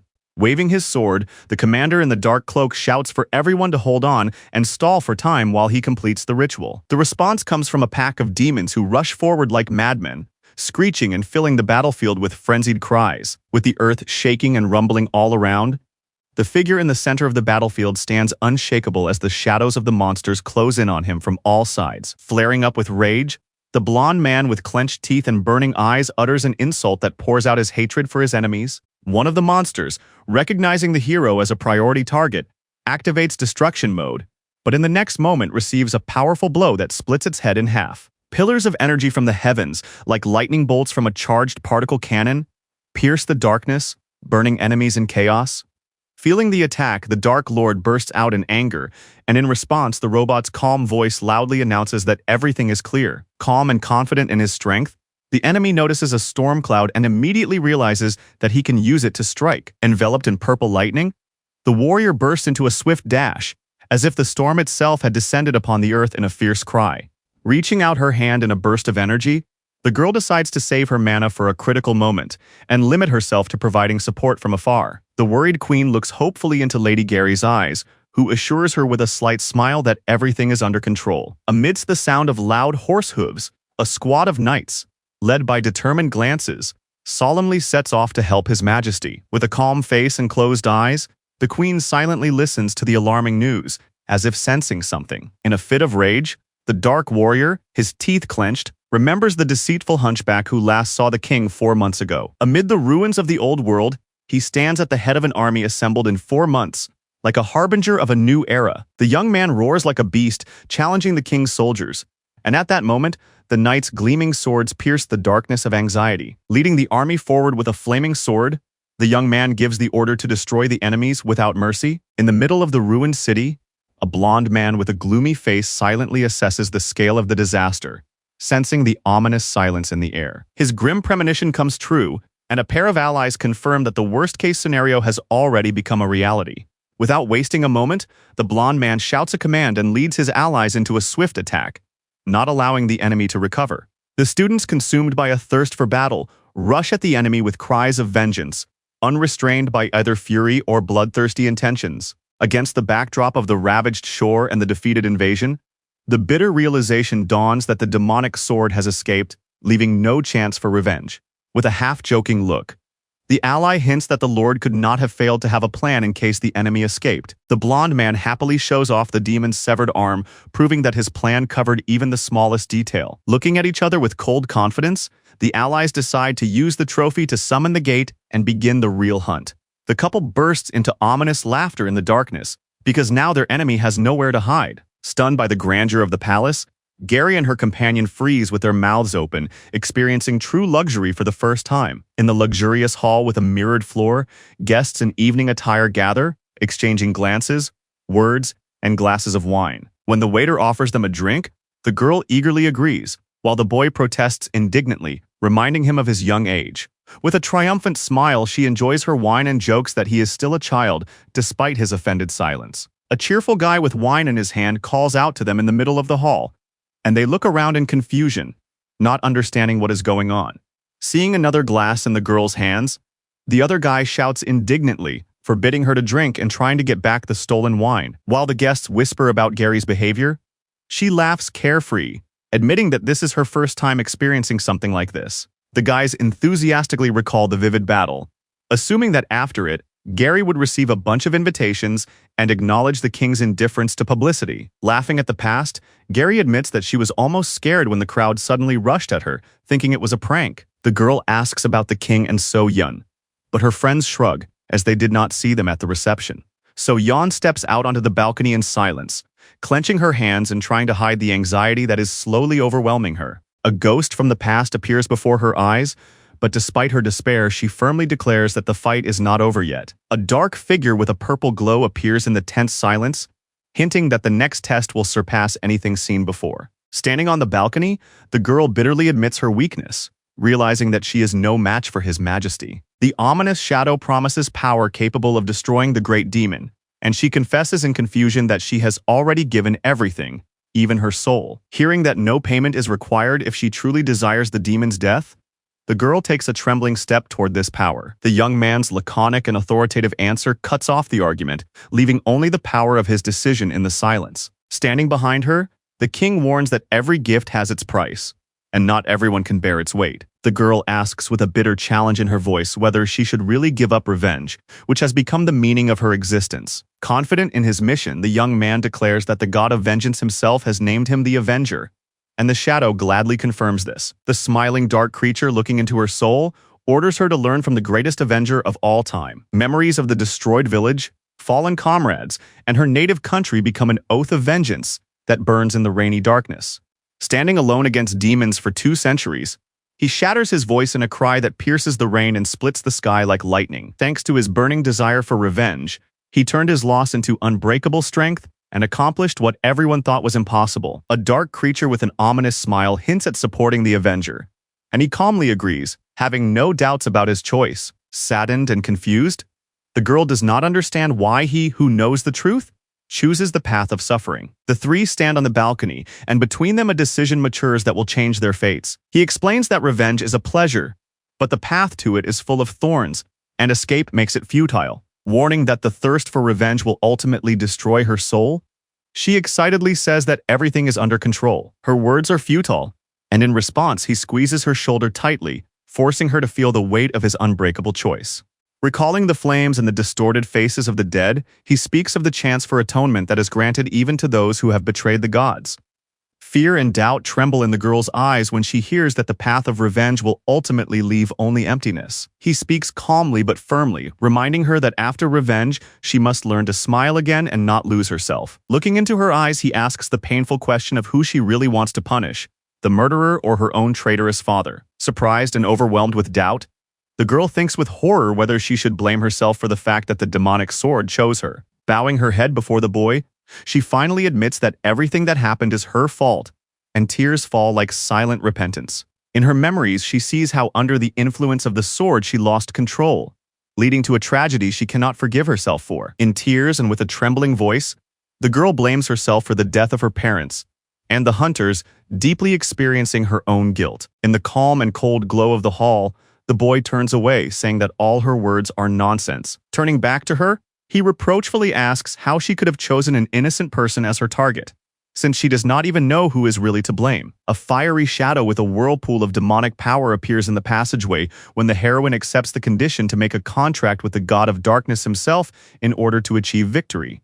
The blonde man smiles confidently and says that this is the right path if she wants true revenge. Struck and stunned by his words, the girl freezes in the glow of the hall, slowly realizing the abyss into which she is plunging. 10 days after the previous battle, the Demon Sword Destruction team gathered again, standing in front of the ominous purple portal. Kamui and others expressed dissatisfaction, not understanding why the Black Gates appeared in Japan, even though more and more hunters support the Pantheon. With indignation in their voices, they recall how the president of the association was willing to sacrifice his country's hunters for profit, even though they were the foundation of its future. Fighters in black cloaks with serious faces walk into the portal under the command forward, leaving behind the sand warehouse, the car, and the guards.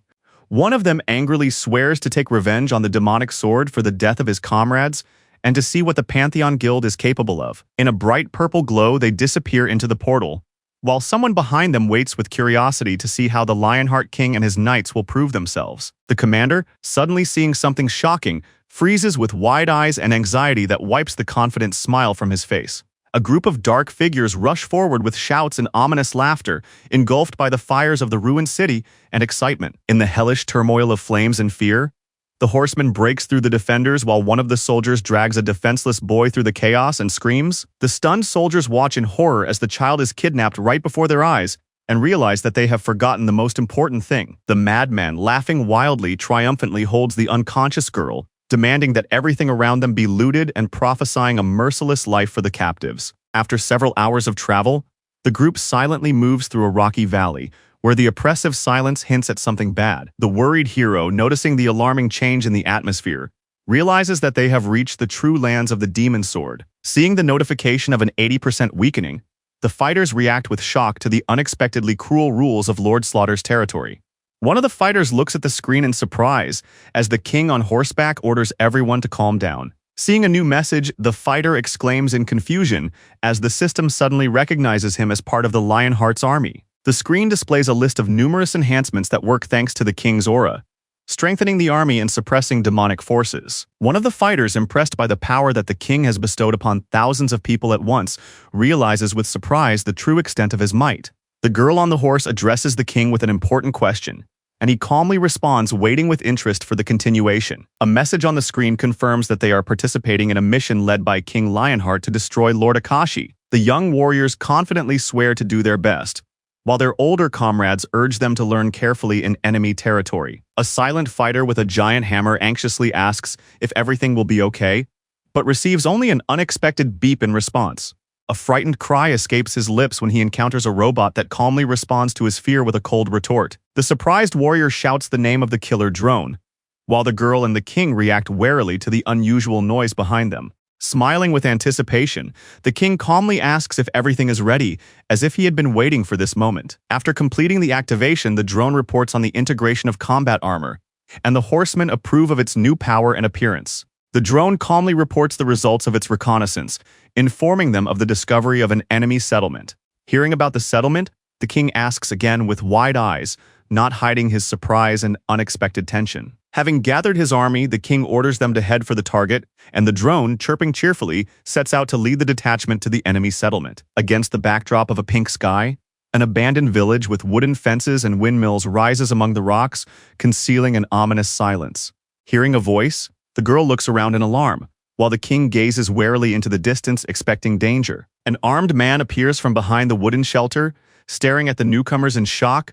Unable to believe that they are human, Leon calmly approaches the fence, intending to enter the village. Shouting loudly, the king asks the peasant who he is, to which the latter maliciously refuses to answer since he asked first. The blonde man, his eyes filled with rage, yells at his interlocutor, indignant that someone dared to make him repeat himself. Sensing the conflict escalating, the observer steps back and asks to wait a moment while he brings the chief. The old man calmly comes out of the gate and introduces himself as the village chief, holding his hands in front of him with dignity. Introducing himself as Baron, the man bowed his head slightly, opening the conversation with the strangers. Hearing his nickname, the blonde man clenches the reins in surprise and asks suspiciously how he knows it. The headman, drenched in sweat, remains silent, not daring to answer the direct question. Unable to withstand the tension, he quickly turns around and rushes to flee through the gate, leaving the guests in amazement. Lightning flashes through the darkness as the mechanized weapon is loaded, and the rider on the white horse watches every movement intently. The elder rushes into the attack with a battle cry, raising his sword and flying through the exploding debris with frenzied courage in his eyes. His body falls with a dull thud in the middle of the village, while a voice echoes from the cloud of flames, angrily reproaching him for fleeing. The old man clenches his fists, gasping with fear, unable to utter a word. The blonde man, against the backdrop of smoke and ruins, coldly asks who is standing before him. The horseman, bathed in magical energy, looks down from above while the village elder, trembling, raises his hands in supplication for mercy. The blond man, with a serious look, assures him that he has not harmed anyone and announces the goal of his mission: to destroy demons. A small ghost-like figure shouts emotionally, pointing at the old man while the hero stares intently at the enemy of the past. A memory of an imperial sergeant who once served on the side of demons, hiding his cruelty behind a smile, flashes before his eyes. The king, his eyes burning with rage, shouts the order to seize everyone, accusing them of collaborating with demons.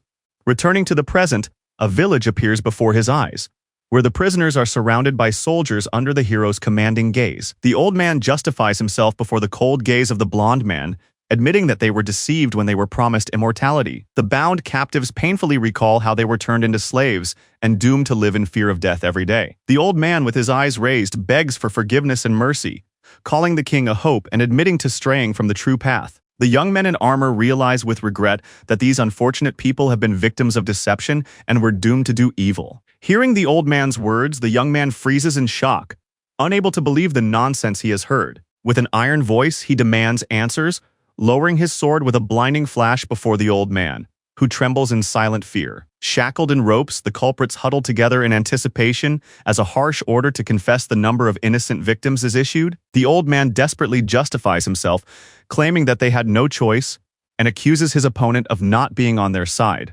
Leon angrily raises his sword and, declaring that everyone is responsible for their own decisions, punishes the guilty party, demanding an honest confession of guilt. The blond man interrupts him with cold determination, uttering a word that could change fate.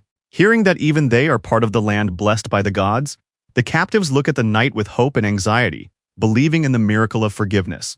The blond man proclaims that 50 years of unpaid labor is the only chance to save their souls before the god of justice. With a stern gesture and urgency in his voice, he orders them to serve the gods with their labor, and the captives thank him with trepidation and relief. The old man grits his teeth, pressed to the ground, while the frightened captives behind him look on in surprise at his strange reaction. In a fit of panic, the old man jumps into the air, refusing to accept the role of a peasant or servant. With a cry of despair, he protests against his enslaved fate, while observers from the knightly squad hesitate to stop his hysterics. The old man throws himself desperately at the enemy, causing panic and calls to restrain his madness. A stern voice stops the torture, forcing the bound captives to freeze in anxious anticipation of the next order. A powerful magical light surrounds the peasants as they sign a contract that binds the soul to a servant for half a century of service. The hall is filled with tension as the king demands confirmation of his authority, forcing the frightened prisoners to hastily agree. The old man in chains cries out in despair and disgust that he would rather die than serve Leonhardt. With a dazzling gesture and an authoritative tone, the goddess calls for unquestioning obedience, leaving no room for doubt. A flash of lightning tears through the sky, destroying the settlement before the eyes of those who did not have time to flee or resign themselves to their fate of servitude. With their heads bowed gloomily, the bound captives trudge through the dust, while soulless mechanisms record the result as 5,034 slaves. The blond man notes with satisfaction that the number is good, but orders the area to be combed, hinting that his ambitions do not end there. The reconnaissance robot sounds an alarm, breaking the silence with a sharp squeak that makes everyone alert. The blond man calmly accepts the news of the approaching demonic army, which he saw as inevitable, with a serious look on his face. In the red glow of the giant demon's eyes, an army of Akashi's fierce servants marches, ready to tear everything in their path apart. 3 fighters with determination in their eyes prepare for battle, and the team leader with fire in his heart rejoices that the battle his body has been craving will finally come. The team of mages and swordsmen raise their weapons with a battle cry, calling on the power of buffs to repay their enemies and avenge their fallen comrades. The blond man with an indifferent look abruptly jerks the rope, and the captive is overcome with panic and shock when he suddenly senses that something is not going according to plan. The surprised peasant, bound by the rope, turns to the blond man, not understanding why he has stopped. In response to the peasant's gaze, the blond man leans over with an eerie smile and shining eyes, silently indicating that something bad is about to happen. Under the pressure of this demonic gaze, the peasant, paralyzed by fear and electrified pressure, hears the order for everyone to move forward, as if under hypnosis. The young man on the white horse calmly points forward, forcing the frightened recruits to be the first to step into the unknown under the stern gaze of the knights. The boy coldly orders them to move forward, despite the possible loss of limbs or entrails, because there is simply no other choice for them here. In response to the ruthless order, One of the captives explodes with anger, refusing to recognize such a leader as the embodiment of justice. Before they have time to comprehend their fear, the bound soldiers feel their bodies succumbing to an alien will, pushing them forward against their own. The blonde man with an indifferent face announces that free will no longer exists for them, and the blinded spirit of coercion squeezes them in its magic. In the clouds of dust and ash on the horizon, a black mass appears, moving steadily forward.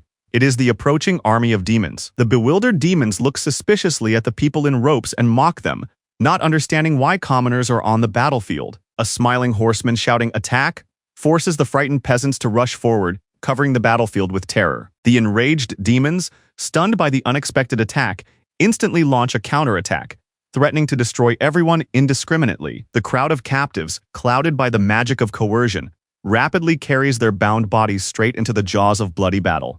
One of the demons with a frenzied scream plunges into the crowd, unleashing a wave of death around him. The red-eyed bull looks ahead in amazement, not understanding who and why is coming at him without fear. In a panic, the demon tries to knock down the crowd of people who are rushing at him uncontrollably, as if driven by an invisible force. In response to the fear and chaos, a system message appears above the people's heads, informing them that their fighting spirit has been strengthened to the limit and their survival instinct has been ignited. With a frenzied cry, the boy throws himself right into the demon's face, demanding the enemy's death, while the demon growls in surprise and pushes the attacker away. Unable to withstand the pressure, the enraged demon raises his weapon and screams with rage, swinging it so that dozens of bodies fly aside like splinters. Grabbing the boy by the chest, the surprised bull does not understand why his strength is not working and shouts in complete amazement. The rider with burning eyes rushes through the crowd, while behind him cries of danger and curses at his crazy allies rise up. A frantic blow from an ambush strikes the demon in the face like lightning,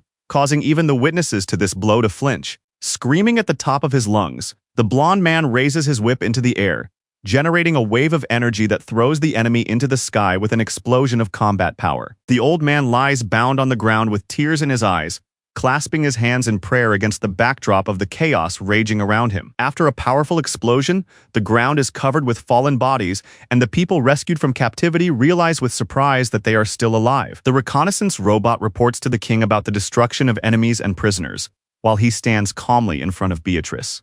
The young man sincerely thanks Beatrice for her significant contribution, making her blossom with attention and modest pride. With a purple gleam in her eyes, she accepts the gesture of recognition as a signal to take a decisive step. Walking calmly between the cages, the girl asks for 30 demons of each rank, hinting that the highest ones are the most valuable. When asked indignantly why she needs demons, she only smiles with exquisite ease, forcing her companion into surprised silence. The ominous glow in her eyes reveals her true goal: to open new gates, using the potential of demons for even greater power. Leon suddenly realizes that Beatrice's entire behavior is not accidental, because she is a real magician with a clear goal. Seeing the leader, Leon freezes with a confused look on his face when he hears him address him. As Leon tries to explain the situation, knights with grim expressions appear, and the tension rises sharply. When asked to share his demons, the king responds with a categorical refusal, his cold gaze making it clear that compromise is out of the question.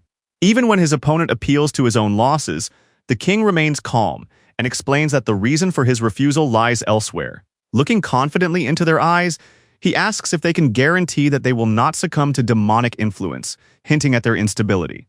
The confused young man hesitates in silence, not understanding what the king meant. Smiling, the blonde man promises to hand over the 3 demons, but only after he has corrected them, which causes alarm among those around him. In the red light of the magical portal, a young man with bright eyes looms over the demons, choosing with whom to begin the dark ritual. The boy with a stern gaze chooses the first candidate without hesitation, pulling the frightened demon out of the cage while the others watch in suspense. Mercilessly pulling him out of his prison, he throws the creature with a swing, causing everyone to freeze in amazement. The captured demon howls in fear as the blonde calmly declares him first. The demon, with insane fury and twisted pleasure, prophesies doom and destruction for all, while a strong hand holds him in a merciless grip. Strength and anger squeeze the demon's neck, whose threat is erased by a blow and a command to be silent, eliciting a groan of pain from him. Calmly holding the stunned creature, the hero ironically notes that silence has finally come, causing surprise in the dark-haired knight. The blonde man with a cold face holds the demon by the head, explaining that depriving them of their minds is the only way to stop the conspiracy. Hearing that the corrected ones are losing their last bit of sanity, The warrior realizes with fear the true cost of this strange method of control. Without turning around, he orders to wait 2 days until complete destruction. And the knight, confused and frightened, only nods in agreement. The two men stride resolutely through the dust, discussing the start of preparations for the assault on the enemy fortress. One of them anxiously asks about the strategy, because the previous victory came at a high price, with many losses. Hearing the surprising estimate of 10 or even 20, the black-haired young man does not understand what is being said, because the report says something completely different. Struck by an unexpected guess, the warrior opens his eyes wide, but dismisses the thought as absurd. Hearing about the loss of 900 people in the previous battle, the blond man with wide eyes freezes in shock, not believing what he has heard. Recounting the losses aloud, he repeats the number anxiously as if he cannot comprehend it, and a shadow of horror falls over his face.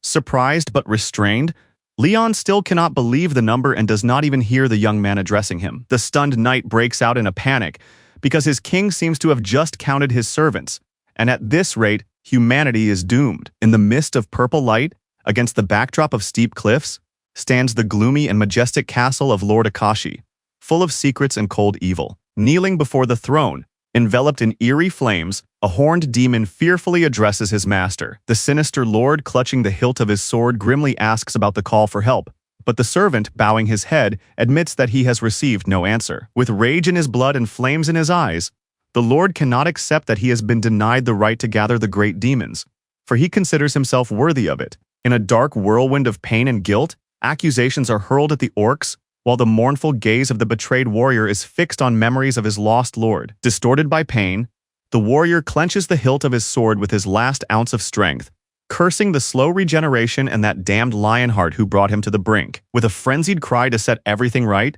the hero with the burning sword rushes forward, causing the confused demon to flinch in surprise. A crooked, sinister smile spreads across the demon's face as he revels in the pain and humiliation of others. Disdainfully running his hand through his hair, he throws a mocking phrase into the darkness about the emptiness from which neither hope nor soul can escape. In the depths of consciousness, bound by chains, the true master of the body finally awakens from the pain and, enraged, breaks the chains with a cry of despair. Grabbing his head with a weary look, he whispers about the inevitable disaster when something inside him begins to awaken. A dark demon sits on a throne, clutching an ominous sword, and thoughtfully speaks of the need to find an insanely talented body for reincarnation. Seeing the girl, the magician smiles wildly, recognizing her as the perfect vessel in which his twisted continuation will flare up. Under the moonlight, against the backdrop of the night city, Jian So-yeon and the young man exchange glances in silent, anxious tension. Her determined gaze and unhesitating response mean that she is ready to sacrifice her life to save her father and avenge him completely. His palm falls on her head with a dull thud, as if stopping the dangerous oath she has just uttered. Confused and stunned, she clutches her forehead, not understanding why she received a painful blow instead of support. With a gentle smile and a confident look, he raises his hand and reminds her that life is more important than even the most righteous revenge. Smiling awkwardly and touching her forehead, she finally decides to accept the offer, which carries much more than just a plan. Reaching out with a small object, the boy silently hands her something important, causing the girl to ask in surprise about the meaning of this gesture. An earring glitters with a purple light in her palms, a mysterious key to future events, the meaning of which she is only beginning to understand. Under the night sky, the queen explains that the artifact was created from the metal of a star and the power of the goddess of dreams as a gift to her students. The queen tenderly assures the girl that the gift will protect her mind from demon attacks, to which she is touched and thanks her for her care. The blonde man looks away and warns Jian So-yeon that defeat will make her a prisoner alongside the demon imprisoned in the sword.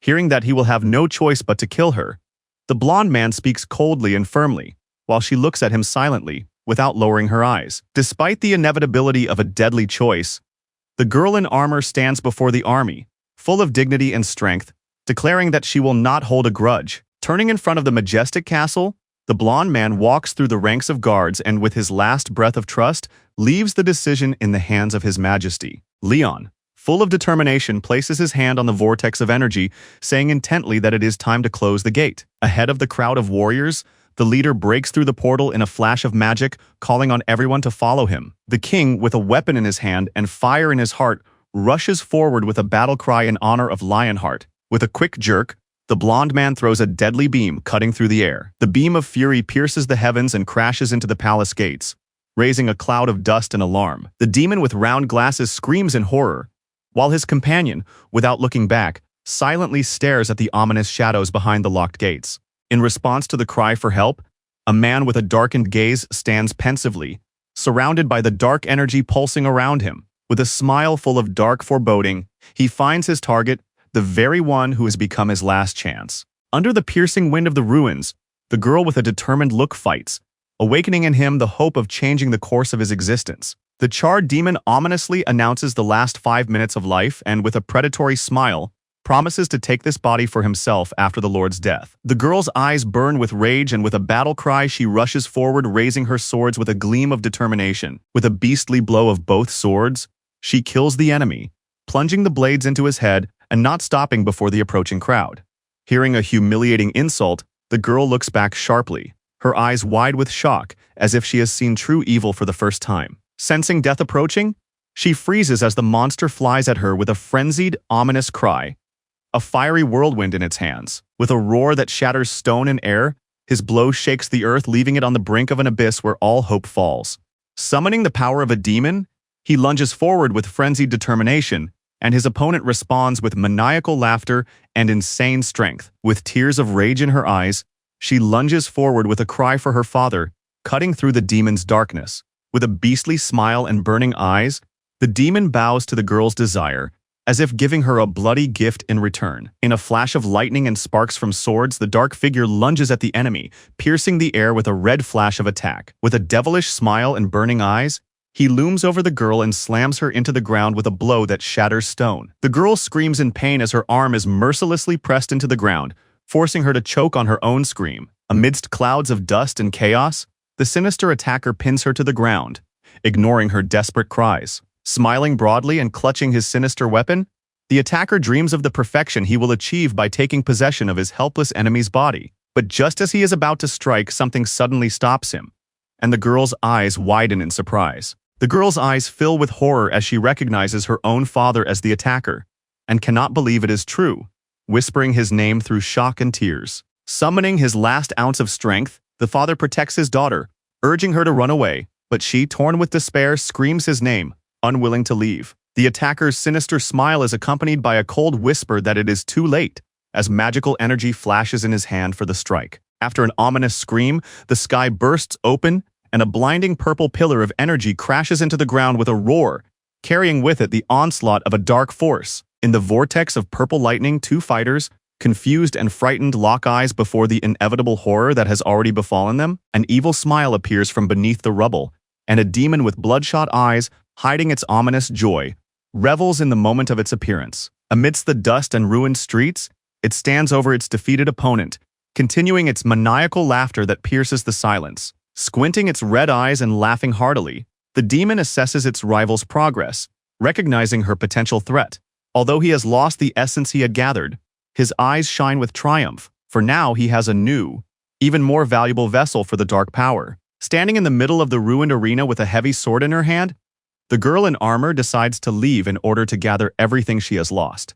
But her path is suddenly crossed by a calm but menacing young man with a sword, who emerges from the shadows and declares that he will not allow her to do what she has in mind. Barely holding back her anger, she grits her teeth and names Lionheart as her new primary target. The girl in red stands in the middle of the ruins with a cold gaze, while the body of the purple creature with broken glasses lies at her feet. The blonde man with a determined expression draws his sword, vowing to put an end to this threat immediately and contemptuously calling the enemy a parasite. Clashing swords, he and the girl smile ominously at each other as they engage in a frenzied battle in the middle of the turbulent battlefield. The demon, with frenzied laughter and burning eyes, admits that this body is the best he has ever had. Powerful blows clash in a lightning-fast duel, where the potential of new strength is revealed in a bright flash. The blades clash with sparks, and the opponent, struck by the skill of the blow, barely has time to exhale. Blinded by the explosions of light, the boy with the golden sword realizes with surprise that his opponent's style belonged to a human,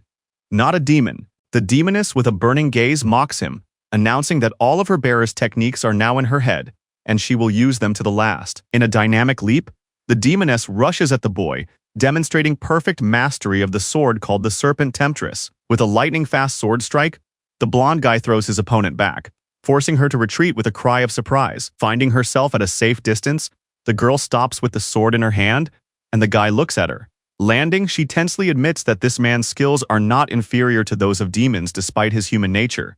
The blonde man's sinister laughter cuts through the clouds of dust as he mocks his enemy, who has just entered the battle. Pointing at his opponent with a crooked smile, he mocks his futile efforts with a mad gleam in his eyes. With contempt in his voice, he dismissively remarks that he expected nothing else from such a pathetic parasite. Leon defiantly holds his sword and, smiling, humiliates his opponent, claiming that even though he has mastered all the techniques, he has not achieved perfection in any of them. The hero in red, gritting his teeth in anger, restrains his rage, then warns his opponent with determination not to be so cocky. Overcome with red rage, the demon with 2 swords rushes into the attack, shouting the name of the technique Lone Rider of 1,000 Enemies and mocking the short-lived nature of his opponent. With an ominous squint and a contemptuous smirk, he coldly humiliates her, pronouncing her worthless. In a swift clash of swords, the girl lunges forward, but the blonde man contemptuously points out that even her weakest techniques are stolen. Desperately clenching her fist and trembling with insult, she barely restrains a cry, feeling the power of his words and blow. An explosion of power shatters the stone floor as the blonde man throws his opponent to the ground with such ferocity that he screams in despair. Standing over the defeated man, he emotionlessly pins his enemy to the ground with his foot, silently surveying the chaos around him. Despite her defeat, the bloodied girl smiles through the pain and wheezing, acknowledging him as a ruthless monster.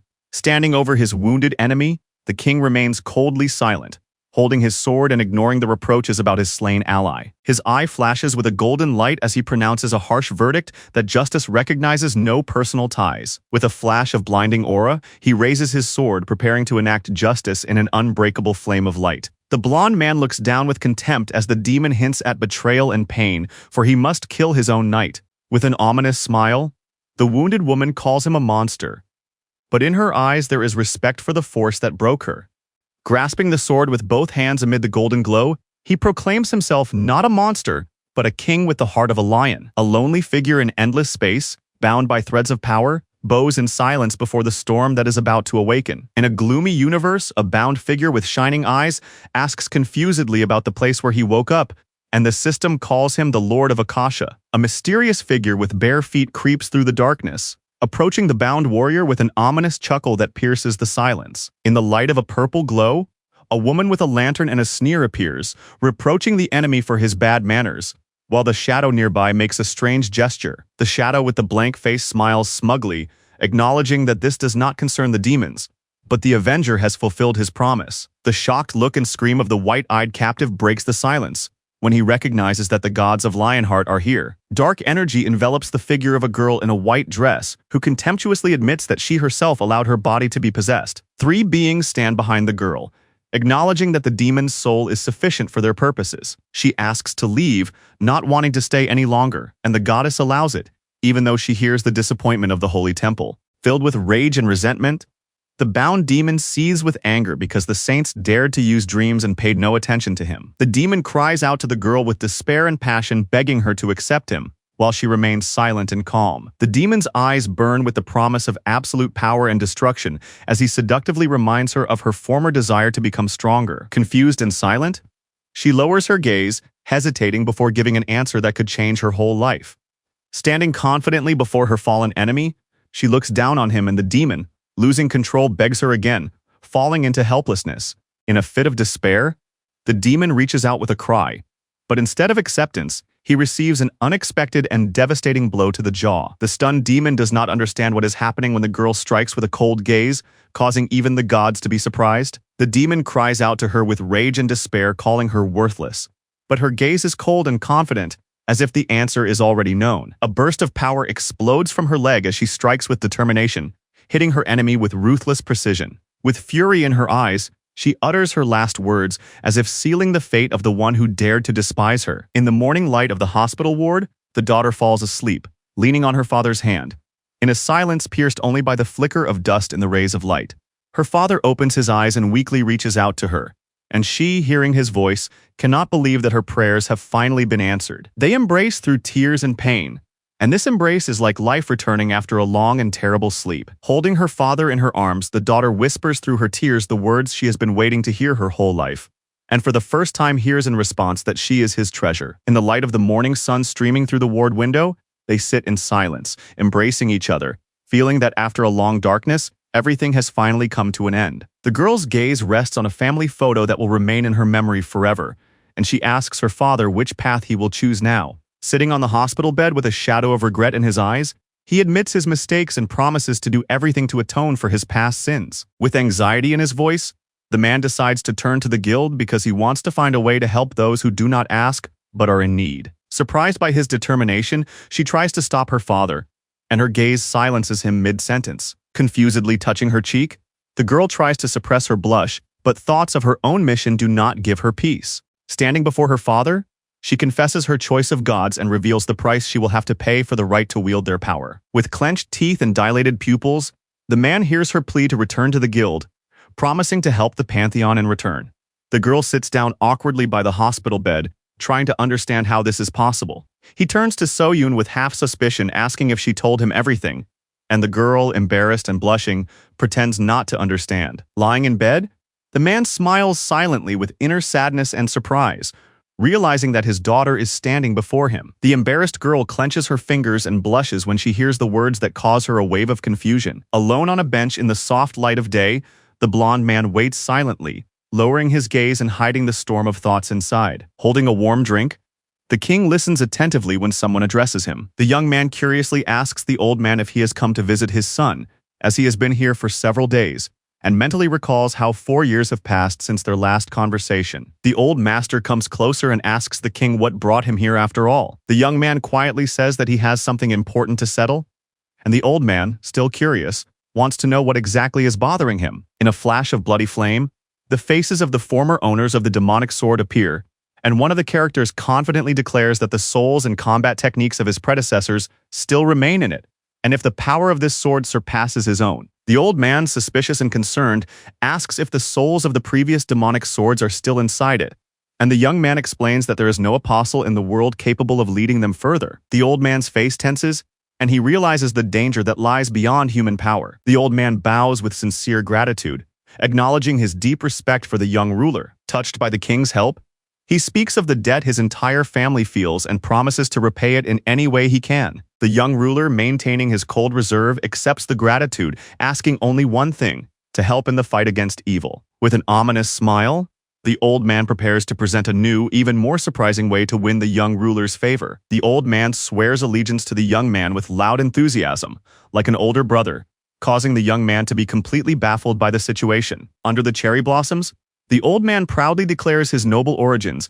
but the young man coldly rejects his attempt to become his brother. The blonde man with a sly smile urges them to accept their faith, because anyone who does so will become his brother or sister, and the old man smiles and exclaims that he will then convince the entire guild to change their religion, because there will be many people, especially with branches. Walking alongside him, the blonde man calmly says that he agrees, but will think about the brotherhood, and the old man admits with a smile that he is a real tough nut to crack. The old man looks back in surprise and asks if they are leaving, a little confused by his interlocutor's unexpected reaction. The blonde man turns his head in the corridor with a sly smile, hinting to his interlocutor that he himself has admitted to 4 years of silence with his son, and says goodbye sarcastically. Putting his hand to his chest, he rises with a fiery glow and, gazing intently ahead, asks someone if they have anything to say before something bigger begins.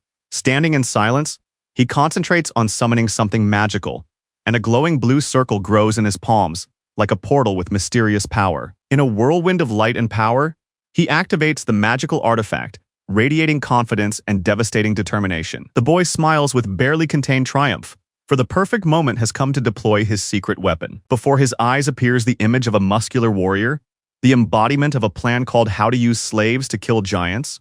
The huge warrior, barely holding back tears, watches with emotion as young knights listen hopefully to instructions under a green canopy in the forest. A confused boy, leafing through a thick book, tries to hide his doubts about the success of the mission, while a girl realizes with horror the scale of the task. After defeating the Lord of Slaughter, the students became true knights, and their first task was to hunt giants accompanied by slaves. The student, excitedly raising his hand in front of a full audience, shouts out a guess about the battle strategy, but is met with a cold rejection from the teacher, who looks at him with barely contained irritation. The boy, looking confused, voices his doubts about the effectiveness of an attack with only daggers, and tries to justify his idea by referring to examples from the book. The teacher puts his hand to his forehead with a slight irony, noting that doubt shines in the eyes of his students, and once again reminds them not to rely on earthly logic. Before the trip, the king calmly promises to show everyone how to act, causing surprise and panic among the students. The group of students, along with their instructor, goes into the forest, where a huge, burly opponent stands at the edge of the forest, yawning. Seeing the giant, the black-haired boy is shocked and wonders whether it is even possible to defeat such a monster, given that all his subordinates are only D-rank hunters. Bill, confused but full of zeal, turns to the king with a naive question about how to destroy the giant, while the king himself, gloomily immersed in a book, solemnly ponders the answer. Coldly analyzing the situation, the young monarch thoughtfully turns the pages and recalls Sir Gratus's theory, looking for logic even in a senseless plan. The ancient scroll solemnly explains that in order to defeat the giant, the serfs must strike him 3,000 times so that he finally bleeds to death. Smiling contentedly, he approvingly acknowledges the absurd calculations as amazingly accurate and logical, as if it were a real strategic discovery. In a black and white scene, struck as if by thunder, the man repeats what he has heard with wide eyes, having just been mathematically proven that the giant will definitely be killed. A blond man with shining eyes and a book in his hands calmly sums up the bloody mathematics, shocking the crowd behind him with calculations of slaves and knife wounds. His face is wet with sweat, his pupils are trembling, and in the head of one of the older slaves, a mad realization pulsates that this inhuman labor could last half a century. As soon as the giant appears on the horizon, one of the slaves rushes forward angrily, prompting the others to look on in surprise and incomprehension. The indignant man bursts out in a cry of resistance, refusing to be a puppet, while the magical system imposes reinforcement, surprising even the king himself. Summoning his determination, the giant tears the ground to pieces with clenched fists, trying to strike with his whole body. In confusion, he sees his stick dripping with fresh blood. His laughter, filled with despair, echoes over the broken stones, where instead of victory, there is only a trace of defeat in the center of the shattered earth. The red-haired girl watches the boy holding the book with contempt, while in the background you can hear cries of defeat, and he coldly comments on the failure as proof of complete incompetence. Confusion appears on the surprised young man's face when a message flashes before him about an increase in attack power to a fantastic 20,001%, causing him to exclaim in surprise. The frightened warrior shouts about the sharp increase in attack, while the stone-faced blonde looks back, quietly asking what happened, as if it doesn't matter at all. Leon, his eyes wide open, suddenly realizes the essence of the formula, exclaiming a frightened insight against the backdrop of a bright flash. His face lights up with mad excitement as he derives a formula based on the blood of 200,000 slaves and eagerly asks about the power of the book. Raising the Bible to the sky, he proudly calls it a treasure, while his two companions look at him with concern, wondering if it is really the Bible. Hearing that this is enough to explain, the frightened men freeze in horror, not believing their fate. The young man, like a demonic judge with a burning book, menacingly passes sentence, ordering them to either kill the giant or perish. A chaotic fight breaks out under the walls of the fallen giant, while the figure with the book calmly watches as mortals throw themselves into the meat grinder. After devouring the book about the destruction of giants by serfs, the boy involuntarily gains a permanent buff and, gasping for air, says with satisfaction that it is impressive. Seeing the result, the girl exclaims in amazement, impressed not only by the effect, but also by the imaginary work put into creating this Bible, which makes the boy marvel twice. When she addresses him, he turns around with slight surprise, still holding the open book. Explaining his harsh but fair choice, he solemnly declares that slaves are given the opportunity to atone for their sins with half a century of service. Gary's fears of a senseless death come true when the battlefield is covered with bodies, among which a few survivors are barely breathing. The king responds with concentration, acknowledging her doubts, but at the same time emphasizing that her naivety captivates even the gods. After a cynical remark about Lionheart's slaves not being human, the girl explodes with indignation, calling him a classist. She looks ahead intently, realizing that her doubts have not yet been dispelled, and her decision has not yet fully matured. The blond man sternly points to an elderly man among the bodies of the fallen, ordering him to come forward while the man looks around in horror and indecision. The young man sternly asks about his sins, and the old man, stunned by his pressure, only mumbles confusedly, not knowing what to say. With a weary face and a confused look, the old man begins his confession, carefully choosing his words. Not waiting for a direct answer, the young man unleashes a flame, forcing the old man to cry out and promise to tell everything. The knight listens in shock to the murders, which make his companions shudder at the unexpected confession that breaks the silence of the forest. The dark-haired young man listens in horror as the monster not only killed, but also devoured the flesh of the dead and sacrificed them to demons. The blonde asks what gave the criminal the most pleasure while he writhed in fiery rage. The mad servant, with a devilish smile, confesses that he threw children into a pit, forcing them to kill each other for sacrifice. With a cry of hatred and rage, the king rushes into the frame and strikes the villain with all his might, holding back neither his anger nor his strength. The knight's anger does not subside, and he threatens to send the scoundrel to hell immediately, while the other members of the squad calmly watch. The confused girl stammers, sensing the tension in the air, while her gloomy companion watches the silent scene. The blonde man with the icy gaze pronounces the verdict that those who have chosen evil no longer deserve to live, and the girl behind him freezes with wide eyes. Despite his harsh words, a glimmer of hope appears on her face, because he has given the enemies a chance, albeit for one mysterious reason. Immersed in a magical aura, he sternly and coldly explains that the creatures are not demons, changing her perception. The young knight announces the task for practice, surprising others with the news that each will have to command 500 slaves. The blonde, unable to contain his enthusiasm, promises the title of captain for victory with minimal losses, and the girl next to him notices his true intentions with surprise. In the midst of the commotion, a stern voice addresses everyone surrounding the unconscious slave, demanding an explanation of what they are doing. Gari watches the battle with a smile, but she is too unsure of her command, and her subordinate, looking around in confusion, does not manage to block the attack from the left. Jae-hyuk shouts contradictory orders to his men, causing them to lose their bearings, and as a result, the enemy's attack throws the formation into complete chaos. The smiling boy Suho reports on the pitiful 2 survivors, and in the background is the ruined battlefield, where tears of victory mix with blood, and even the hero in the red cloak admits his own inadequacy for the mission. Cold and unyielding, So-yeon, with 154 rescued, looks on indifferently as the frightened man, hearing her appeal, turns around in confusion. In a dark forest where magic howls and the earth trembles, a figure in black tempts the man with revenge for the dead, while So-yeon watches silently but tensely. The dark figure, with a smile hidden in the shadow of his hood, joyfully approves the choice of victim for revenge and the activation of reinforcement through souls. In a solemn auditorium, a blonde man in a suit addresses the participants, and the audience's eyes are fixed on him as if expecting something important.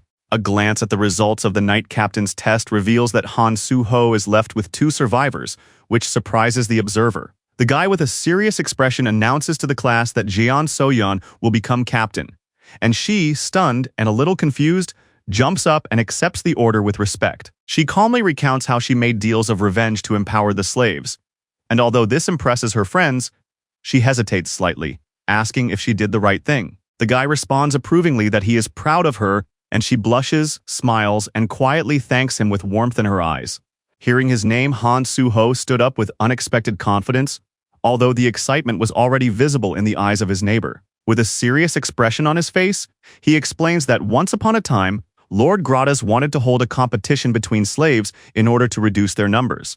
Seeing the mission clearly, he declares that the blessing of light is not suitable for managing slave troops, hinting that this is not the boy's path. He puts his hand on the boy's shoulder with a confident look, uttering words that suddenly cause him to tense up. The blonde man with a frenzied smile exclaims something astonishing about the talent for killing, and the stunned boy only repeats what he has heard in surprise. Hearing the eerie praise, the boy is speechless, overcome by an inner shock, masked by forced laughter and an empty gaze. In the glow of the Pantheon Guild, the king silently gazes at the twig that never sprouted, causing him to have disturbing thoughts. Lost in thought with the goddess on his shoulder, he analyzes the failure, realizing that something in this place is holding back the power of the soul. The sapling with a human soul gifted by Gunrar remained weak because these lands do not accept true human life. Standing in front of the weak seedling, he wonders if the problem is in the soil, even though the place is full of blessings. After a short pause, he comes to the conclusion that the whole thing may be due to the incompatibility of divine energy.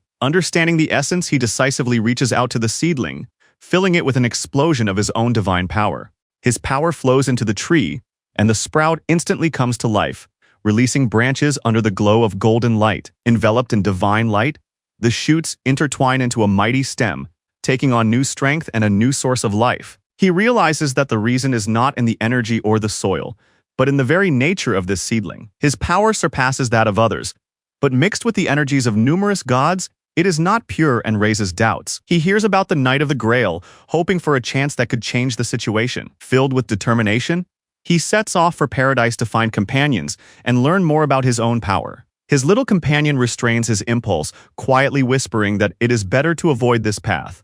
She warns him that the living should not remain among the dead for long, but he is stubbornly ready to endure anything. Even the appearance of Castile in a white dress casts a seductive shadow on his determination, leaving them both speechless with wonder. The image of an old friend with a mug in his hand reminds him of peaceful days, and the smiling knight reminds him of the duels that await him in paradise. The armed man in black prepares to finish an unfinished battle from the past, full of determination and honor. The doll warns that each subsequent visit to the other world lasts longer, and that one day the desire to stay may arise. She insists that going to paradise should be a last resort, and he thoughtfully accepts her point of view. Smiling gratefully, he agrees with her words, recognizing the wisdom in each of her warnings. Left alone among the flowers, he stands silently in the glow of silence, weighing his decision. Seeing a familiar figure in the corridor, the king stops in surprise, recognizing Beatrice among the light of the columns. With a slight smile, she points out that he has been visiting the seedling more and more often lately,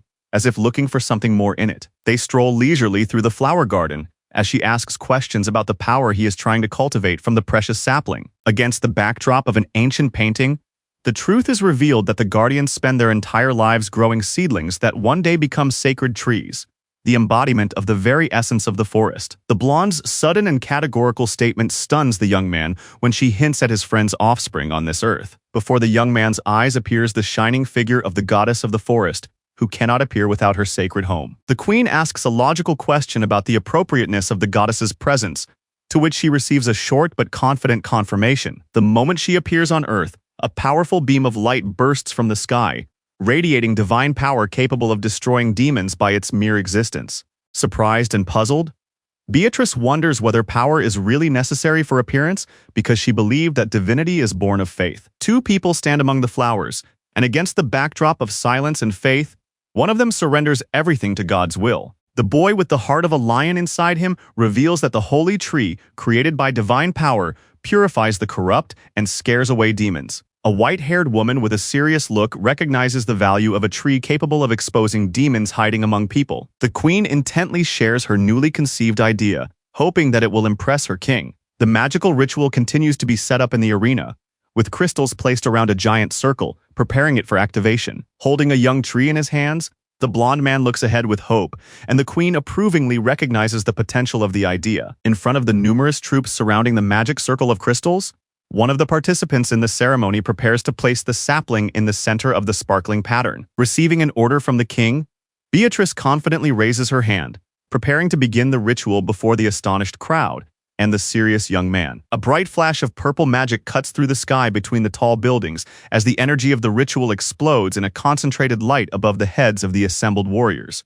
The girl raises her hand to a giant glowing portal through which a supernatural light flashes, as if opening a passage between worlds. The agent in the suit, pale with shock, tries to understand what is happening to the space as the atmosphere around him changes before his eyes. The portal, as if carved out of crystal light, stuns everyone around, forcing knights and spectators to freeze before the gates that no one has ever seen before. Feeling the intense tension in the air, Leon clenches his jaw, realizing the incredible power that is approaching. He warns the queen to be careful, knowing that this time it will be much more difficult to resist the enemy. The team stands before the curtain of the ice cave, preparing to enter a new, dangerous confrontation. An elite group, including a pink-haired girl and a stern brunette, prepares to enter the gate first, while the others are ordered to remain on full alert. The squad of young knights exchange anxious glances upon hearing the call to be cautious before the upcoming mission. The blonde man gives the order to go, his cold gaze piercing the icy silence and urging everyone to be on guard. Leading the squadron of horsemen, Leon, with a serious look on his face, leads his men through the darkness of the night to their destination, where a magical portal glitters. With a clap of thunder in the dark sky, the portal opens, and a confident command is given to begin the invasion. The glow of the open portal illuminates the squad, which enters the new world without hesitation, leaving the echo of thunder behind. A shining sphere with a crack in the center appears before the crowd of knights, growing and about to burst out. The soldiers watch in awe as the unstable portal bursts with energy and begins to distort the reality around them. A blinding beam cuts through space and hits the portal, causing the soldiers to scatter in panic. A loud explosion raises a cloud of dust as a figure falls rapidly from the sky, causing the soldiers to flee in panic. A blond man emerges from the clouds of smoke with a calm look, as if nothing special had happened. He lands with such force that the ground cracks, and the stunned knights recognize him as their king. Leon realizes with a look of concern that the situation is getting out of control, and anxiety creeps into every feature of his face. A bright, magical glow hangs over the arena, dividing the warriors into two sides and warning that the entrance to the gate is blocked. The system detects a duplicate inside the portal and, due to the conflict of identities, strictly prohibits the person from entering. A squadron of horsemen with determined faces rides out of the snow-covered portal, as if the cold wind has brought with it new hope and threat at the same time. A red-haired girl looks anxiously at the familiar landscape, sensing something unusual in the air around her. Seeing the bright flash of the portal and the silhouette in the light, she exclaims in amazement, not believing her own eyes. Turning around in surprise, she looks for confirmation that her suspicions about this place have just become reality. The team stops in panic in front of the portal, where the leader is missing again, and all eyes turn to the silent blonde. With restrained excitement, she suggests that the king was unable to pass through the portal, and that this could spell disaster. Puzzled by the fact that only one person has disappeared, the girl suggests checking the situation outside the gate. A chilling message echoes from the darkness, telling them that they are not the only ones with power over the gate, causing shock and anxiety in everyone. The powerful portal flashes with lightning as the horsemen stop anxiously before it closes. One of the knights cries out in despair, pointing to the portal, which is rapidly shrinking before their eyes. With a desperate cry and a glow around her hand, she orders everyone to retreat before the unstable mana destroys everyone around them. The rider in purple casts a powerful spell, awakening magical seals that distort the very fabric of the portal. Looking fearfully at the vortex of magic, she realizes that the power is spiraling out of control and she is no longer able to contain it. As the magical power spirals out of control, the blonde collapses from overload and the girl rushes to her in horror. With traces of blood on her lips, she barely manages to voice the reason for the failure. The mana changed its flow and escaped her control. The robot with numerous sensors silently analyzes the situation and, in response to the query, only beeps anxiously in the silence. The heroes stand before the remains of the distorted portal, which has finally closed, leaving no sign of the king's presence. Realizing the hopelessness of the situation, the boy panics and comes to a doomed conclusion, unable to contain his fear. Lightning and fire flash in the mountains, causing alarm among the monsters, who look up in awe. After a seemingly insignificant strike, an explosion of lightning rushes through the orc's body, striking the entire army. A group of horsemen rushes at full speed, while an enemy army of more than 5,000 advances like a solid wall. Although the queen appears calm, she realizes that she has spent all her mana on the portal, and now they are in a very awkward position. The boy's eyes widen in panic when he notices something terrible in the distance and frantically calls out his companion's name. The girl on horseback looks back and sees with horror that the enemy army is closing in on them from both sides. The heroes find themselves trapped on the plain, surrounded by numerous enemies on all sides. The army of knights is trapped in a fog of fear before the horde of monsters, and the young man with the shield desperately dreams of the return of his majestic lord. A flock of demonic creatures on beasts with mouths full of fangs jumps out of the crimson mist, bringing horror and death with them. The war machine charges its main striking mechanism, a powerful railgun, emitting menacing flashes of electricity. The robot fires a deadly beam into the crowd of enemies, cutting through the darkness and tearing the attackers to pieces.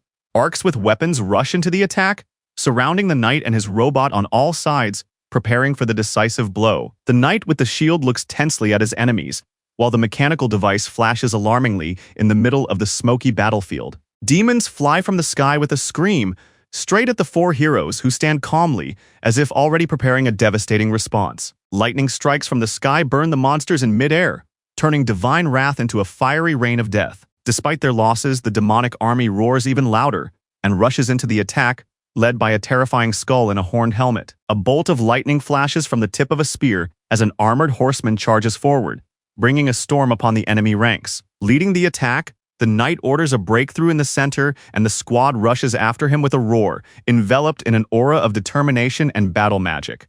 Under a stormy sky, dozens of armed horsemen descend like arrows from the heavens, initiating the divine point charge. A lightning strike from the rider's horse tears through the enemy ranks, throwing them into the air like shadows before a storm. The powerful breakthrough of the horsemen, enveloped in electricity, lifts the enemies up in a chaos of explosions and screams.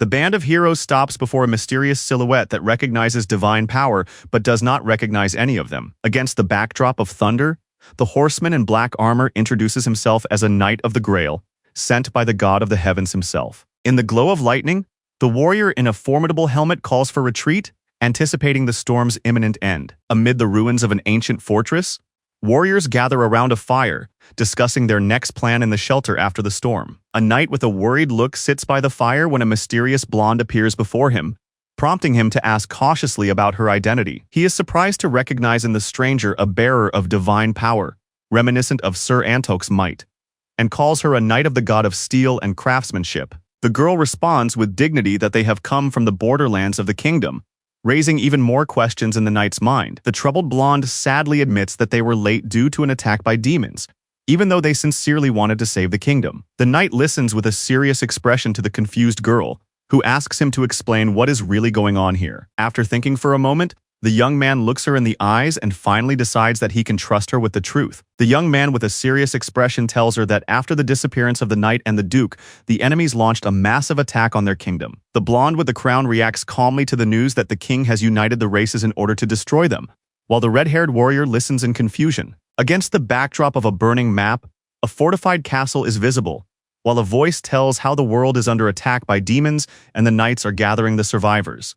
Beatrice anxiously acknowledges the seriousness of the situation, while the surprised girl behind her barely refrains from addressing her by her title. Hearing the order to act in secret, Gary agrees in confusion, not understanding what this could lead to. The three allies silently stare at the glowing task hanging in the air, each with their own suspicions and anxieties. The girl stares in horror at the screen, where all the keywords of the task are blocked by a mysterious mechanism. The team of warriors anxiously realizes the complexity of the situation, and the girl's words only emphasize the scale of the problem. The dark-haired knight with a sad expression on his face admits his inattention to his comrades, filled with regret for underestimating the difficulties. The commander, bathed in fiery light, calmly announces his plans for dawn, ordering everyone to rest before the next bloody step. In the rays of the setting sun, the horsemen rush into the thick dust and turmoil, full of determination. The detachment rushes through the ruins of the city, where decapitated bodies fly between the flags, and the innocent lie motionless on the ground. The girl's eyes shine with excitement as she sees something incredible and amazing for the first time. From the cozy shade of the trees, the travelers on horseback see for the first time the majestic city that stretches out among the mountains, like a legend come to life. A huge creature with a leafy body settles near the wall, while a mysterious figure watches it from above. Against the backdrop of the golden dawn, a majestic shrine rises with towers and perfectly symmetrical gardens, like a castle of the gods in the middle of the mountains. The young man with a shining gaze turns to his companions with a smile, because he has finally reached his goal, which has opened up in the distance. Mighty stone walls with a coat of arms and a huge gate guard the last sanctuary of humanity, the Pantheon, where hope and glory intertwine. Impressed by what she saw, the red-haired girl held her breath when the majestic and mysterious Pantheon appeared before them. In a blinding flash and the roar of an explosion, the hero swiftly smashes the skull-like giant right before the eyes of the shocked soldiers. Against the backdrop of rain and fading light, the silhouette of the brave king with a lion's heart appears, and his warriors silently retreat into the darkness. In the 63rd year of Leon Lionheart's reign, the ruined city plunged into darkness where crows circle above the charred ruins, as if mourning a lost era. Thousands of knights, hundreds of thousands of warriors, and over 22 million Imperials perished in the final confrontation, leaving behind grief and ashes. In the 66th year of his reign, the darkness faltered and Malice, the Lord of Chaos, fell, and with him, legions of demons and nearly 1 million of his followers were lost to oblivion. Amidst the ruins and ashes, the holy knights Manon and Killian rose up, becoming symbols of hope after the Empire's bloodiest battle. In the winter mist of the 66th year, the legions of demons marched on the Empire for the second time, filling the snow with screams and sharp shadows. Under the onslaught of monsters and destructive magic, the Empire fell, and the elven forest caught fire with thousands of sparks, dissolving into darkness. The dwarven fortresses exploded like stars, and the heavenly kingdom of the eastern lands fell from the sky with a crash, torn apart by evil into stone fragments. 9/10 of the kingdom of Lionheart lie in silence and desolation, where between the cracks in the stone and the silent spires there is no longer any voice or life. A knight in a red cloak leads a column of silent comrades, leaving the battlefield with words of return to the Pantheon. In the dusty military camp, soldiers scurry between tents and barrels, and a confused boy responds to a cry for help with a load without stopping. In a cheerful conversation near the camp, one of the knights thanks him for his help, telling him about his arrival from the border, and the other smiles and admits that it was not easy. A red-haired warrior asks about further actions, and the queen thoughtfully touches her lips, looking at the camp and trying to weigh all the options. With calm confidence, the queen announces that Leon is returning from battle and orders them to proceed according to the original plan. The queen calmly announces her trip to the wise men of the forest, and the robot, without hesitation, takes on the task of reconnaissance and gathering information about Lord Gunrar. Watching her leave, the girl awkwardly asks herself what she should do and decides to simply stay in the camp to help. A little later, she is standing in the city with a blank stare and straight posture, silently acknowledging that she has simply been expelled. Hearing the surprised question about why a priestess is doing dirty work, the girl wonders if this position is really so honorable. She cheerfully recalls that the temple must be somewhere on the mountain, looking up hopefully, as if searching for direction among the sky and her own thoughts. Stepping onto the steps in front of the majestic cathedral, she stops calmly, feeling respect and determination under the gaze of passers-by. With a puzzled look on her face and sweat on her forehead, the girl frantically considers whether her desire to ride up on horseback will cause contempt. Seeing a carriage with floral ornamentation stopped nearby, she freezes in surprise and doubt. A fair-haired girl looks out of the carriage window and addresses her, genuinely surprised that she has chosen to walk instead of taking the offered ride. Her smile fades abruptly when her gaze falls on an unexpected figure that causes her disturbing surprise. A golden aura rises around the girl, whose spiritual power amazes even her, as it resembles the grandeur of the monarch himself. Hearing the invitation, the girl blossoms with hope, rejoicing at the opportunity not to walk the roads. The carriage rushes across the white bridge with the clatter of wheels, passing people peacefully strolling through the streets of the city as if carrying out a secret mission. A smiling Protesia explains the features of the Pantheon, telling about the service crews, and Gary listens to her with surprise and admiration. The girl shyly introduces herself to the lovely maid, who turns out to be a representative of Lady Ariana, and a warm dialogue begins between them. The girl sits calmly with a gentle smile in front of her surprised companion, who instantly recognizes her personality. With genuine surprise on her face, the priestess shares that she serves two gods at once, impressing her interlocutor. In a playful atmosphere, the girls shake hands, understanding that such service is not an easy burden. The mighty Pantheon rises majestically into the sky, gleaming with white marble and blocking the horizon with spires and the glow of magic. The smiling warrior gratefully bids farewell to her companion, who has shown her kindness. In the noisy hall of the temple, the two girls walk side by side among the pilgrims and guards, engaging in everyday conversation against the backdrop of solemn silence. The guards bow, acknowledging the arrival of the high priestess, and the girl repeats the title in amazement, realizing who is before her. Unable to contain her admiration, the girl bows deeply with a cry of respect, causing the priestess to ask her not to exaggerate. Hearing the unexpected statement about equality before the gods, Hari exclaims in surprise, not believing his ears. The blonde man, enraged with anger, clutches the doll with the girl's face and shouts about her audacity, unable to accept that she dared to call them equal. The memory of His Majesty's respect for ranks makes the girl smile, and her companion, intrigued, suggests that she served in a powerful temple. The White Hall echoes with the cheerful tone of the woman, who notices the girl's incredible spiritual power, causing her to be surprised. Noticing someone important, she quickly moves forward, seizing the moment and hopefully making a request. The girl in blue approaches the majestic doors of the temple, where two nuns with serious expressions are already waiting for her. Hearing the address to the high priestess, the red-haired girl realizes with astonishment that she is standing before a truly important person. The girl in the blue dress orders the nuns to inform the high priestess that it is time to come down, as the great purification ceremony is approaching. Hearing about the great cleansing and the victorious return of His Majesty, the maidservants beam with joy, folding their hands in prayer with inspiration. The confused warrior looks at the distant figure and thinks to herself that King Leon must be exhausted after the battle with the demons. As the girls leisurely stroll down the corridor of the past created by the gate, one of them thoughtfully reflects on the mysterious figure she is about to see. A loud speech announces the arrival of His Majesty Lionheart, and the surprised girls and the knight turn around in panic at the sound. From a dark opening, as if from an abyss, a black figure emerges in shining armor, radiating light and menace, as if death itself were stepping forward.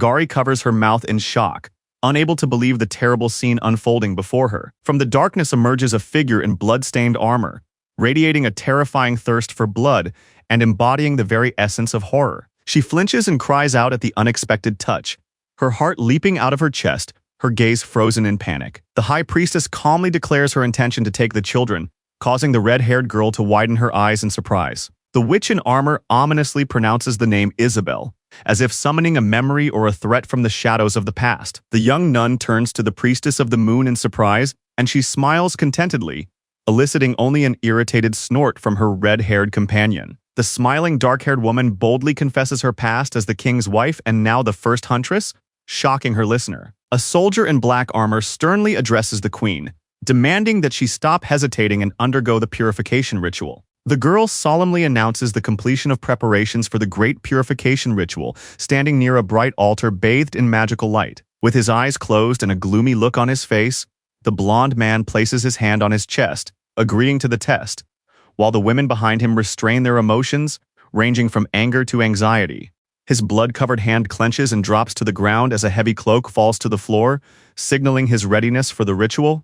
With a tense sigh, he slowly walks forward with his bare back covered in traces of dark poison and numerous wounds. The girl stares in awe at the king's scorched body, from which purple smoke of damnation slowly rises, leaving her speechless. The blond man explains that the scars are the result of him tearing apart a demon alive, whose screams turned into a curse. Despite the pain, the king accepts the priestess's condemnation with bitter irony, acknowledging his sinfulness and ordering the ceremony to begin. Burned and determined, he rises to the altar, ignoring the surprised looks of the two women, while a magical glow flares above him. Despite pleas not to go, he looks back firmly and announces that there is no turning back and the ritual has begun. The mighty doors swing open with a crash, and a shadow appears in the bright beam, signaling the arrival of a new threat.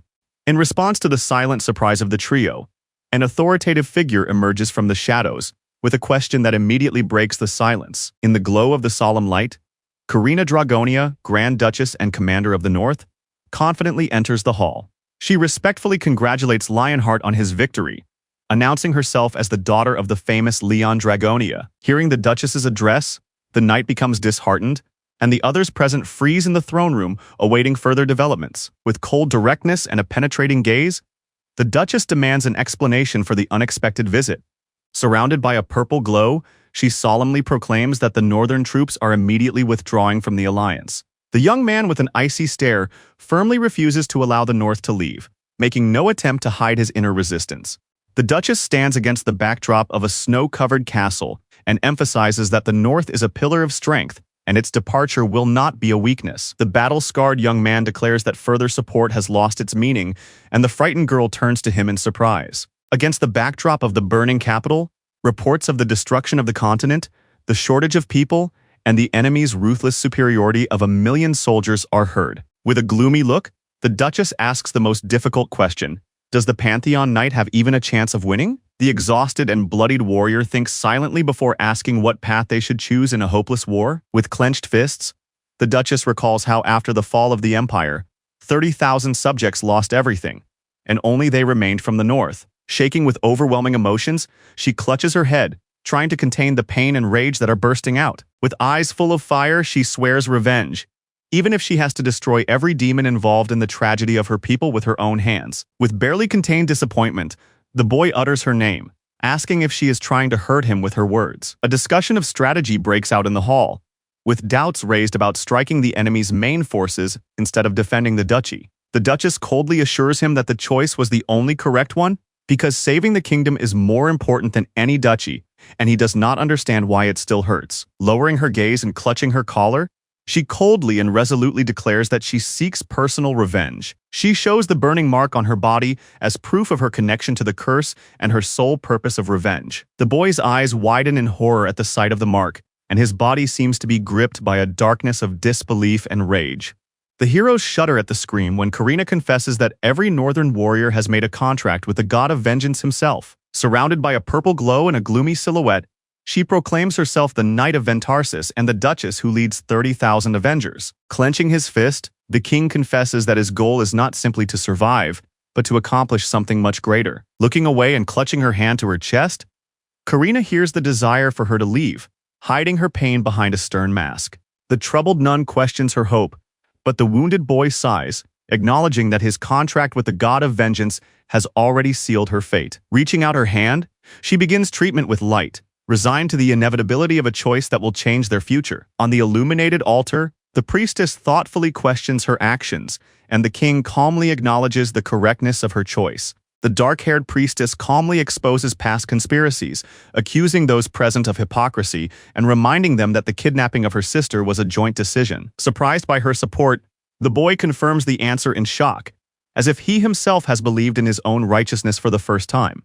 Gari freezes in front of the naked stranger, shocked by his unexpected appearance in the luxurious hall. Against the backdrop of a quiet city day, the residents are busy with their affairs, unaware of the important events that have already begun to unfold behind their backs. The blacksmith angrily demands star iron, but the master replies that there are not enough materials and that he will have to call on the heavenly stars again. The mechanism with ears jumps anxiously on the roof, while a voice reminds him that the great saint did not predict anything about this situation. Having received consent, the red eye begins recording, launching a backup and analyzing the data. In the silence of the workshop, the blacksmith stands in front of the bright flames of the furnace, preparing for serious work with a heavy hammer at his feet. In the blazing glow of the forge, he concentrates on forging with a huge hammer, each blow echoing the master's determination. With a spark of satisfaction in his eyes, he assesses the result, catching every sound as the rhythm of his own work. Sensing an outside presence, he turns abruptly and throws the hammer straight at the uninvited guest, calling him a rat. The hero clenches his hand, summoning a flash of magical power, after which a ball flies in his direction with a scream. The hero keeps the guest at a distance, and the latter hangs silently, leaving only an awkward silence behind. Against the backdrop of the burning flames, the man grabs the strange creature with a wary look and asks who it is. The small round creature struggles indignantly in the man's hand, but he swings it forcefully, releasing a stream of glowing energy. A look of surprise appears on the man's face when a bright beam of magical light bursts from his clenched hand. Releasing the creature, the hero admits with surprise that he had mistaken it for a rodent until it began to glow with magical energy. The young man with a friendly smile suddenly raises his hand, and the little mechanical priest flies headlong from the magical impulse, leaving a trail of sparks behind him. With a loud laugh, he looks up, where the creature shoots a beam of energy at him. Keeping a relaxed expression, he asserts that they serve the same god, so there is no reason for hostility, although something already alarms him in response. The robot looms over the blacksmith, who raises his hammer in surprise upon hearing the condescending question about his identity. Standing proudly and clenching his hammer, Antok, his eyes burning, calls himself a Knight of the Grail, a servant of the god of steel and craftsmanship, the guardian of the mines. A girl with pink hair approaches the temporary camp of students on the outskirts of the city, passing guards and tents, cutting through the space with her cloak. With a smile on her face and a basket in her hand, the girl enters the tent and cheerfully apologizes for being late, immediately attracting the attention of the boys. Scratching the back of her head sheepishly, she explains that she brought food she received at the temple in exchange for her help, sincerely happy for the simple opportunity to contribute. When a boy asks about her visit to the temple, she easily confirms that she was there, and even met the king himself, causing surprise and interest among her companions. Hearing that the king in the vision was not theirs but a local one, the black-haired girl realizes with alarm that she has entered His Majesty's world. The red-haired knight rises from her seat in confusion when the young man asks if they have managed to find out anything. The young man explains that it has been a long time since the capital was captured. Most of the lands no longer belong to the people, and only this city remains. And the mention of the final battle of Ventarsis suggests that the gate is connected to those events. The boy stares at the blurred screen with illegible text, recognizing the difficulty of the task and wishing they could read it. Two knights in cloaks look at each other in confusion, not understanding what is happening and why the task is impossible to read. The girl, demonstrating magical energy in her palm, explains that, although she can summon power, the connection with the gods has become blurred, as if through noise. The surprised boy watches as his hand is enveloped in the glow of divine law, which for some reason suddenly works. The black-haired girl raises her hand, sternly ordering everyone to stop, and everyone around reacts with surprised silence. Her gaze becomes wary when she notices the unnatural silence in the camp, which was just filled with sounds. Suddenly, everything freezes. Two knights watch the situation tensely, and the young commander on the throne feels a sense of foreboding, as if something is wrong. With sudden horror, he turns to the sound of a scream as heavy footsteps break the silence of the hall, and everything around begins to shake. A giant tree monster bursts out from behind the walls, raising its arms above the camp, while the soldiers scatter in panic. Inside the military camp, a crowd of knights surrounds the three heroes with their weapons at the ready, gripped by tension in the face of an unknown threat. Roxley stands with a confident smile and a shining sword, proclaiming himself a knight of the Grail, serving the god of the sun and justice. An angry red-haired girl radiates an aura of divine wrath, fearfully shouting her spell with unexpected confusion. A prison cart slowly rolls through the streets of the city, heading for a gloomy fortress in the rocks, while the crowd silently freezes in fear of the Inquisition. In a cramped cell, 4 people trembling with fear are convinced that they will be executed without trial, because the Inquisitors do not wait for evidence. With a frenzied glance through the bars, the Inquisitor silences the prisoner, who instantly falls silent, nodding fearfully in submission. The 4 prisoners argue heatedly about their fate, weighing slavery, death, and outrage at the injustice. The deafening rumble of the bus stop interrupts the arguments, and a red-haired girl with an anxious look listens intently to the guard's commands. One of the prisoners in despair throws a tantrum, convinced that death awaits them, while the others try to keep a cool head. Under the pale moonlight, the 4 prisoners anxiously await the opening of the door, each hiding their panic behind a tense gaze. A frightened boy with wide eyes and a trembling voice tries to squeeze out his last words of resistance, hoping that someone will hear him. One of the captives breaks free from the guard's grasp, protesting wildly, while the others, with bags over their heads, silently swallow their fear.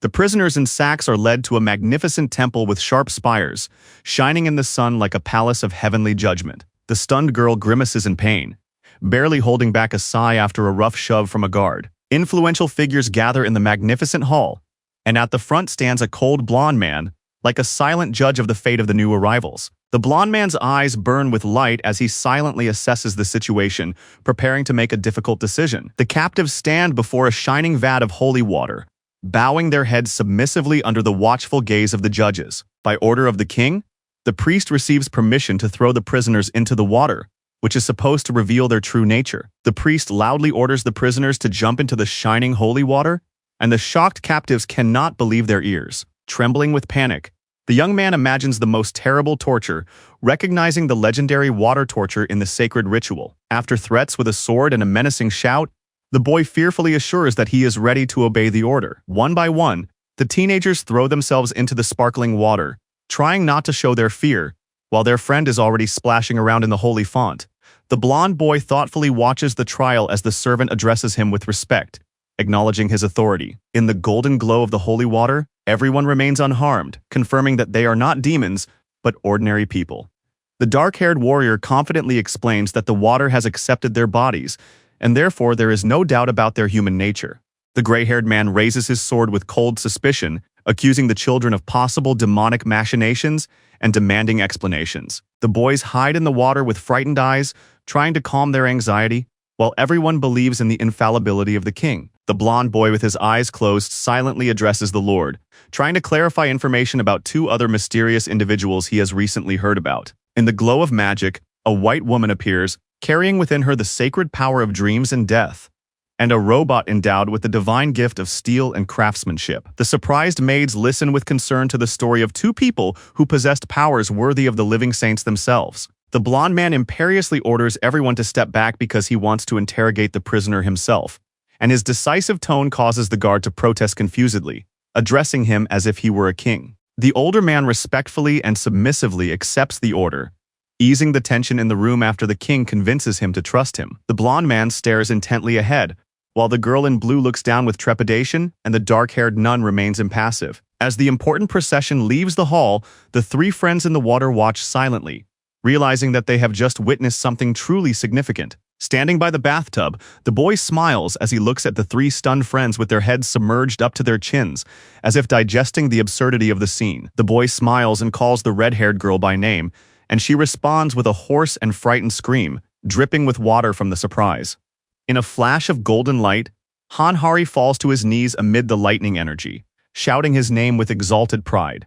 Both look back in surprise at the blonde man standing with a serious expression on his face, silently urging them to stop this absurdity, while the girl with pink hair explains that it has worked before. With his arms crossed and an authoritative gaze, he calmly orders everyone present to state their names, demonstrating his indisputable authority. One by one, the three students say their names with a slight tremor in their voices, as if undergoing a silent test of dignity. After repeating the three names aloud, he thinks intently as if searching for an invisible connection or secret meaning between them. The boys freeze with awkward smiles and beads of sweat upon hearing the unexpected question about their origins, and begin to mumble, trying to come up with a plausible answer. The king bursts out shouting and demands that they quickly confess where they come from, giving them no time to think. Red-faced with panic, the boys try to justify themselves, insisting that their homeland is a very distant country, while the blonde silently watches them with cold suspicion. Lost in his own thoughts, the blonde man stares intently, silently assessing something important and suspicious in the guest's behavior. Rays of light cut through the sky as a figure appears in the center of the captivated gaze, and the myth of the ascent of the gods comes to life before everyone. A foot steps into the light and all doubts disappear as something extraordinary truly appears before them. Four figures, filled with divine majesty, stand silently amid the radiance. The fish of the gods circle around the calm young man, while the water consciousness asks itself with suspicion whether this miracle comes from evil forces. The bearded man with an angry look releases lightning bolts at the boy, threatening him with heavenly punishment if he turns out to be an imposter. The girl, deeply moved, recalls with horror how this boy called upon the gods so directly that he once even coughed up blood. Majestic figures gather in the glow of a magical aura, among whom a young man in black stands in the center as the full master of his power. A blonde man with a cold gaze stands calmly, explaining that he ordered their capture not by accident, but with a clear purpose.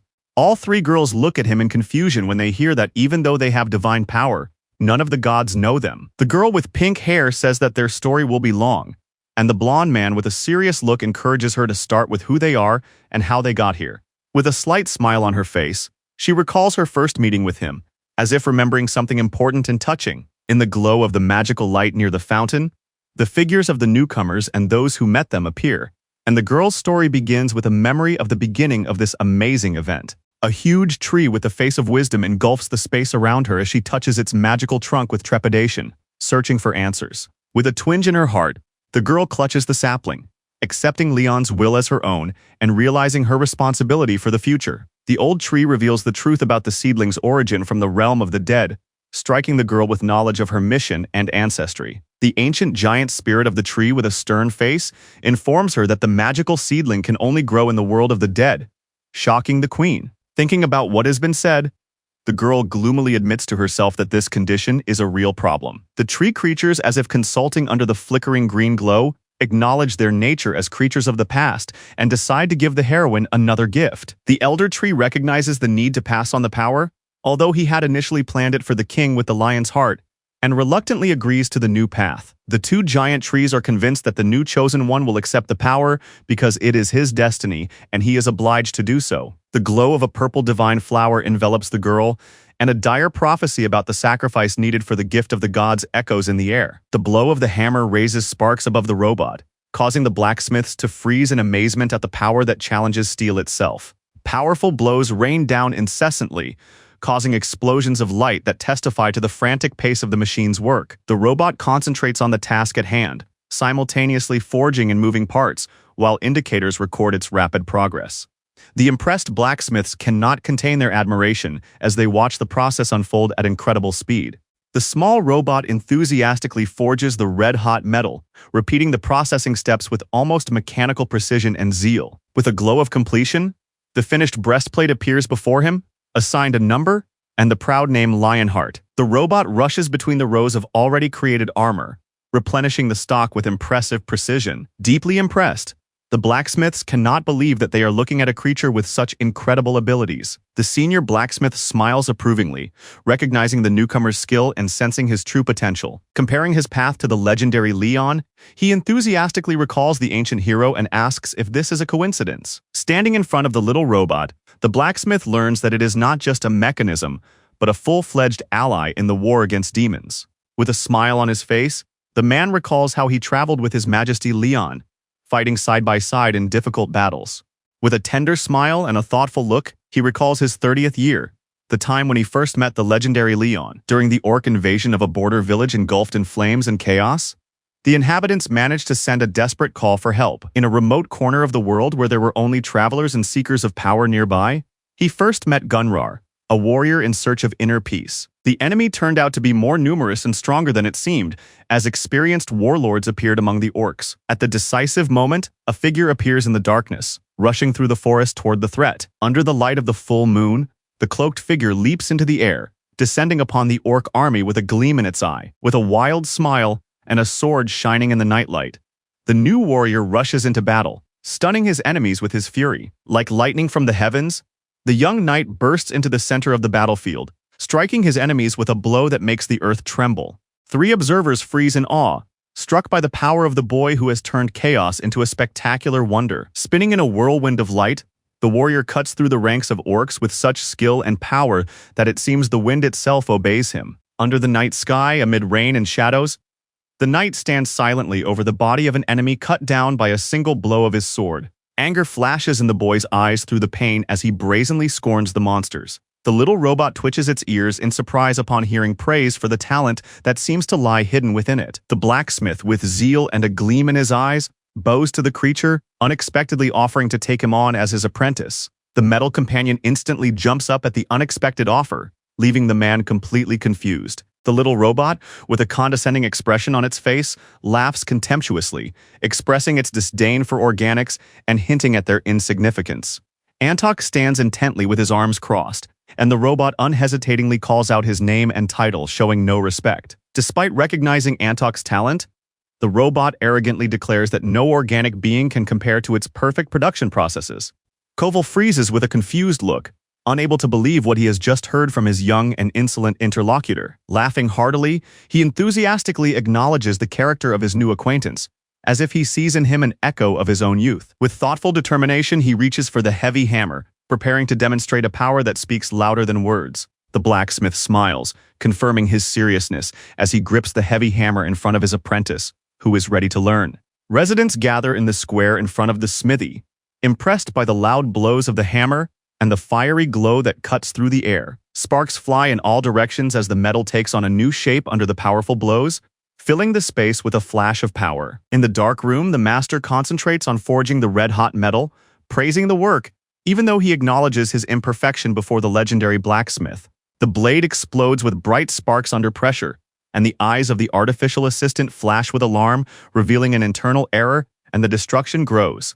With a gleam in his eyes, the man, covered in sweat, speaks of something more than just a weapon, but of the true essence of creation. With a wild spark in his eyes, the blacksmith swings his hammer with a flourish, igniting each blow on the metal with an explosion of flame, as if creating his own masterpiece. A small mechanical companion freezes in shock, exclaiming the name of the tool with surprise and alarm. Blinded by inspiration, the blacksmith loudly praises his craft, calling it the art of the soul, which comes to life in the glare of red-hot steel. In the light of the blacksmith's fire, the boy admires the perfect shape of the red-hot metal with enthusiasm, believing that there is something beyond technique. He skillfully lowers the glowing blank into the vessel, as if completing the ritual of the birth of a future masterpiece. And out of the heat emerges a perfectly curved piece of armor, dazzling with its brilliance and striking with its graceful lines. A smile never leaves the blacksmith's face as Yappy watches silently, completely confident in the decision he has made.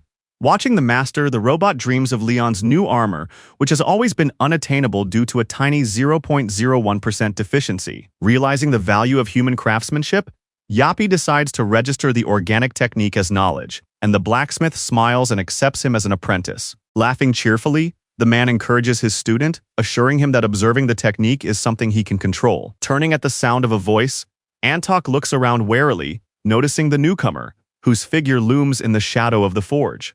In the center of the surprised glances appears a lord in black armor with a red cloak, holding a helmet and silently watching the scene. The blacksmith with gentle eyes looks back at the voice urgently calling him to the king, as if expecting bad news. In the majestic hall, where representatives of the kingdom's most powerful forces have gathered, the king stands silently with his back to them, creating an oppressive tension. The chosen one sits silently at the grand table, while the blacksmith, with his arms crossed, looks on with distrust, as if anticipating bad news. The young man with a serious face voices an alarming proposal, and the high priestess Isabel looks at him with a shadow of anxiety, Understanding the danger of this decision, the knight, with his eyes closed, calmly answers a difficult question, demonstrating absolute devotion to the king's orders. The high priestess, with a gentle smile and a warm gaze, acknowledges that she is ready to follow the same path as the knight. The blond man in dark clothes stands before the throne and listens silently to his sister, who addresses him with important words. Isabel asks with a sad smile whether her sacrifice will really change the future, and the young man seriously confirms this with a short but confident word. In prayerful silence, the three allies bow their heads, and one of the priestesses, realizing the full significance of the event, calmly declares that this blasphemous story must come to an end. Against the backdrop of the enchanting glow and the moon, she places her hand on her heart with dignity, deciding to sacrifice herself to create the last grail. Under the starry sky, where the icy wind pierces the silence, all eyes are on the boy who is about to break the silence of the past. The blond man resolutely puts forward his argument, reminding everyone that the decision was made by him. Isabel leaves the cold room with a spear in her hand, wavering between duty and fear of committing sacrilege. Hearing a sincere apology, she stops in front of the blond man, but assures him that no apology is necessary. Despite the bitter memory of her sister, she recognizes him as a true king who is capable of making the right decisions. Under the moonlight, Isabel raises her spear, recognizing that this story is not about heroism, but about sacrifice in the name of a higher power. Although her goddess is not made for war, she puts a spark of power into the weapon that can change the course of battle. For those who are forced to fight alone, the goddess has given them strength so that their faith becomes a weapon instead of a shield. Isabel draws her bow with determination, unleashing the power she has been saving for this very moment, given to her as an archer goddess. Gritting her teeth in pain, she tearfully asks the moon for forgiveness for having to betray its light. In a flash of magic, she shoots straight into the sky.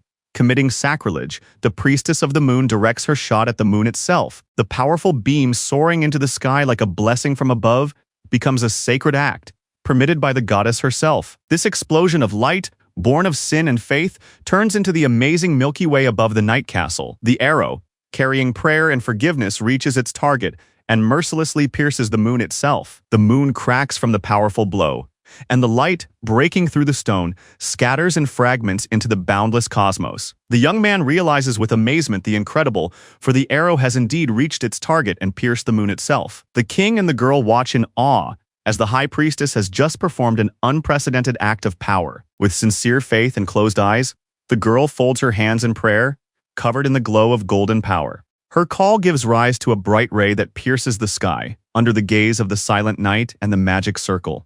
One of the fighters exclaims with excitement that the fragments of the moon are now flying straight towards them. The blond man catches the unconscious girl with horror as her body falls helplessly and is enveloped in a dark glow. Kneeling, he desperately calls her name, holding her fragile body and realizing the seriousness of the situation. The confidence disappears from his face, because the pain she feels confirms that everything really happened. Bleeding and exhausted, Dina lies in his arms, while he, with clenched fists, burns with anger and determination to protect her sacrifice. With pain and respect in his eyes, he acknowledges her feat and takes on the responsibility that was to fall on her shoulders. Struck by the unexpected declaration, the warrior exclaims the title with alarm, realizing the greatness of his king's determination. The man watches in panic as the girl intently controls the magic sphere, which suddenly changes the direction of the debris under the pressure of an invisible force.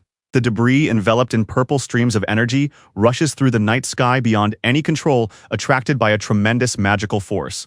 Near the magical portal, Beatrice freezes in alarm, recognizing the familiar dark magic that once closed the gate. Watching the fragment burn in the night sky, the hero realizes that its trajectory has changed dramatically, as if fate itself has intervened in its fall. The blond man with an icy gaze holds the bloodied priestess and orders the fragments to be collected, because the price of this moment is her sacrifice, which cannot be wasted. The moon fragment crashes into the ground with a loud explosion, leaving a deep crater, which is immediately approached by observers in armor. In a rocky valley under a dark sky, the Moon Shard squad arrives, and the horsemen finally find the one for whom they have been climbing mountains all day. Hearing the order from the girl with the crown, the round robot launches reconnaissance drones into the sky, eliciting excited amazement from the witnesses. As the drones rise above the camp, the knight thinks it's magic, but the machine angrily denies it, reminding him that it is not a student, but a technology provider. Antok laughs heartily, impressed by his companion's wit.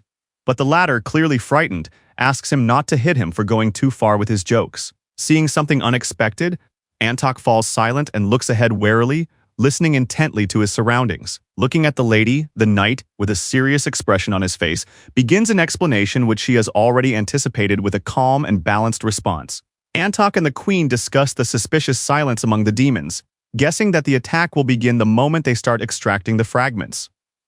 Realizing that it is dangerous to delay, the knight orders the operation to begin, addressing his spider assistant while Antok prepares for the operation. Armored warriors gather to begin mining star steel on Antok's orders, who coordinates the entire operation. Robots and workers extract the shiny ore from the mountain wall, unaware of the danger looming in the darkness. The scanner reacts sharply to the threat, picking up the enemy's signal, and transmits an alarming message about the detected movement. A horde of demonic creatures bursts out of the dust clouds, led by a terrifying monster with burning eyes and horns. The white-haired lady watching the horizon light up predicts an attack at the most vulnerable moment, while behind her cries of the enemy's approach can already be heard. Blinded by determination, the blacksmith shouts that the battle is not over yet and urges to hold back the enemy at all costs. In the midst of the tension, the robot begins to release lightning and pulsating light, activating its energy suppression mode. A powerful golden beam cuts through the darkness of the dungeon, exploding with a roar and scattering the crowds of demons around. The girl, her eyes ablaze, clenches magical energy in her palms and shouts that she will hold back the enemy, resolutely preparing for self-sacrifice. Beatrice raises her hand to the sky, activating several enhanced spells at once, which merge into a shining magical symphony that revolves around her. Above the magic circle with its bizarre symbols, the principle begins to be analyzed, and the magical structure begins to hum and change, as if preparing to destroy the very foundations of the spell. An explosion of red lightning, like raging anger, crashes to the ground with a roar, destroying everything around it with a spell called Ramanta's Wrath. The stunned knight exclaims about the unheard-of power, and the girl explains that the magic of this world has become so destructive in order to counteract holy magic, and the demons watch the battlefield with alarm. The blonde urges them to speed up the extraction of star steel, warning of the imminent arrival of the main forces, and the worker with the hammer instantly responds, calling on his comrades to pick up the pace. A powerful blow from the hammer sends sparks flying from the hard material as the blacksmith drives the tool into the metal with frenzied determination. With explosive force, the robot flies to the side,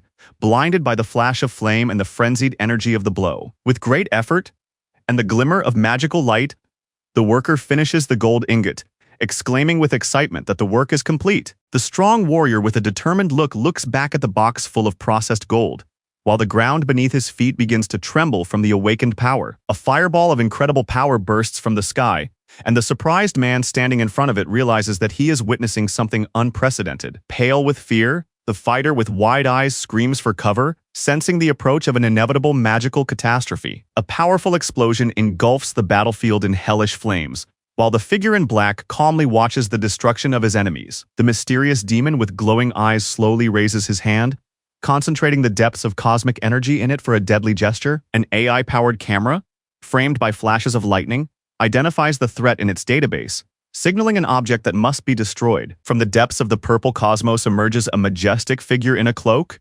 It is the demon sage Karakale, framed by an aura of knowledge and power. His calm gaze pierces the space as he remembers the one who destroyed his world. Hovering in the sky, the dark mage enveloped in purple lightning watches as the army below trembles before his might, and the white-haired girl prepares for the worst. Lying amid the ruins and dust, the crowned lady orders her staff to report the losses, trying to maintain control despite her shock and exhaustion. After the devastating blow, 30 knights who did not have time to use their defenses are dead. The light cavalry is wiped off the face of the earth, and the battlefield is covered with bodies and debris. A creature with shining eyes appears from under a hood with a mocking smile, calling humans pathetic insects unworthy of fighting. A ruthless horned demon emerges from the dark portal, its presence charged with contempt for all mortals.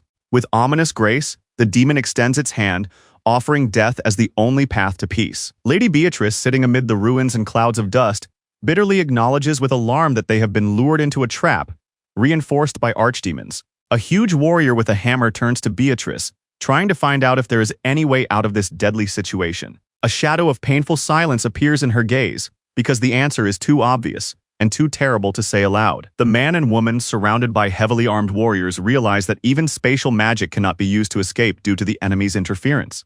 Thinking intently, the girl comes to the conclusion that there is no chance of successful teleportation because the demon will disrupt it again. The man with a focused expression on his face silently agrees with her conclusions, accepting the inevitability of the situation. Turning to the queen with a sly smile, he asks if it is really enough to simply get rid of this scumbag, shocking her. Walking across the cracked ground, the armored warrior solemnly addresses his comrades, thanking them for their loyalty to the gods and the kingdom. The mighty warrior advances through the storm, holding his weapon, while a purple glow flashes in the sky above him, posing a threat. A silent tension reigns between the knights and the girl as the mechanical eye slowly scans everything around. The young man's angry voice rises above the battlefield, calling on the knights to remember their oath and give their lives for the kingdom. Everyone understood without words that this speech was a call to the final battle, and even the machine grasped its meaning. The armed knights received the order without emotion or doubt, drawing their swords with precision, and there is only one simple order: to kill. And although logic dictates retreat, the armored soldiers rush forward, making a choice that defies common sense. The hero, with a cunning gleam in his eyes, turns to his mechanical companion, relying on its intelligence to confirm his suspicions. Despite the warning, his hand grips the hammer even tighter, and in the glare of the flames, a stubborn and deep challenge sounds. Grasping the huge hammer and smiling through the storm of fiery light, the blacksmith firmly declares that there are things in this world more important than probability. Burning with determination, the blacksmith moves forward through hell, and a voice from the sky stops him, saying that an ordinary person cannot withstand such a call. Confident in his righteousness, he gratefully recalls the deity who led him out of the abyss and modestly assures that anyone in his place would have done the same. The words of the otherworldly creatures echo in response, acknowledging the greatness of humanity, for which even the gods bow in reverence. The warrior's face glows with the fire of unbreakable faith, burning brighter than any flame, and causing the gods to enthusiastically call it beautiful. Shining like molten gold, Antok emerges from the heat as a knight of the Grail of Steel in blacksmithing, guardian of the mines and the kingdom's finest blacksmith. The flash of flame stops the attackers, and with it their gaze freezes, for the blacksmith who has chosen death has no future. But even so, as swords are raised and enemies tremble, the sounds of forging and tempering do not cease in the smithy, which burns with the light of hope. Scorched by the flames of his oath, the warrior calls for revenge with iron determination, as if his words were forging a vow that would break fate. The beast with a fierce eye recognizes the holy power, shocked to realize that before him stands one who dared to use his might. With a victorious fire in his eyes and a confident smile, the hero raises his weapon, as if preparing to deliver the decisive blow. The hero's powerful blow strikes the ground, and pillars of flame rise from it, marking the beginning of inevitable punishment.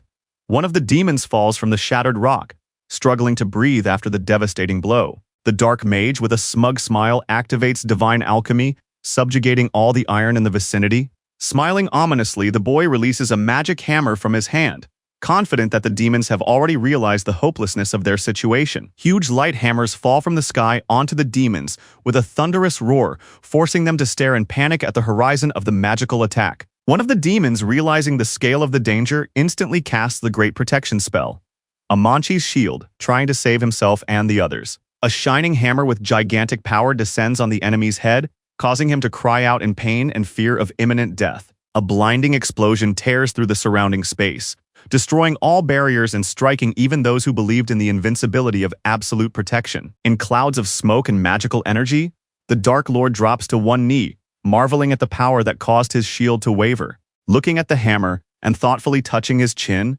the warrior with golden hair cannot believe that the enemy has blocked his attack.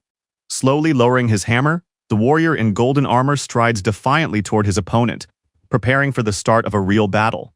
The powerful mage in a cloak plunges into a circle of magical symbols, raising a storm of dark magic, which he calls only a prelude to the greatest battle of the century. The woman, creating magical seals in the air, reports on the successful progress of the ritual, which has already reached 86%, confirming the stable implementation of the plan. With the help of a robot and her own magic, she confidently recreates the complex magic circle, as she has seen this pattern before and knows exactly how to reproduce it. A flash of light signals that the magical pattern is complete, and the ritual is ready for its final phase under the control of an experienced magician. Considering the critical probability of success, she decides that even almost 3% is better than before and looks back with determination in her eyes.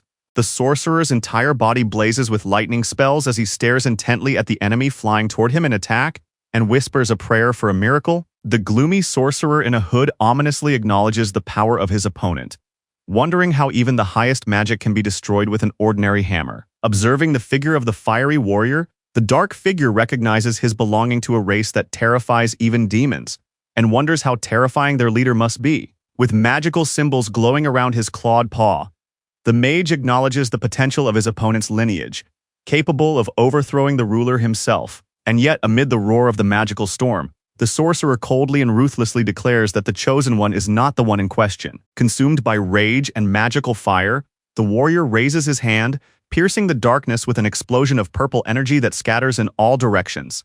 In the glow of the incandescent light, he quietly utters a single word, the essence of the power that will now envelop his body. At the command from above, he invokes an ancient law and the sacred anvil of Hito falls with a crash, shattering the earth with flashes of heavenly punitive power. A dark figure steps through the purple haze, impassively announcing that he is already tired of such scenes. The hooded demon, with a yellow gleam in his eyes, hears the contemptuous question of why demons are so disgusting, causing sharp surprise. From the heavens, like a fiery punishment, the hero with a shining hammer rushes towards the enemy, carrying with him the flames of anger. A mighty blacksmith with a cold gleam in his eyes swings his sword, calmly explaining that evil will never prevail because it lacks faith. The mage's face is contorted with anger and despair as he, surrounded by a whirlwind of purple magic, shouts about his invincibility as if convinced that the protective seal will make him invulnerable. The demon in black maliciously calls for the destruction of his opponent, confident in his victory, and does not notice something fatal activating behind him. The machine's core activates a self-destruct program with forced overheating, while the shocked young man shouts Sir Spinner's name. The mysterious robot with the command to die fires a lightning ball into the center of the mechanism, causing a burst of energy that tears through the air. A powerful explosion turns the arena into a burning crater, tearing the ground apart with a shockwave of destruction. A demon with a blade on his shoulder watches from above as the army advances through the blizzard, preparing for a fierce clash. Amidst the fiery sky, a giant demon with a red eye rises above a horde of beast-like warriors, roaring in anticipation of battle. The commander stares sternly into the lens, clutching the hilt of his sword, the threat finally visible.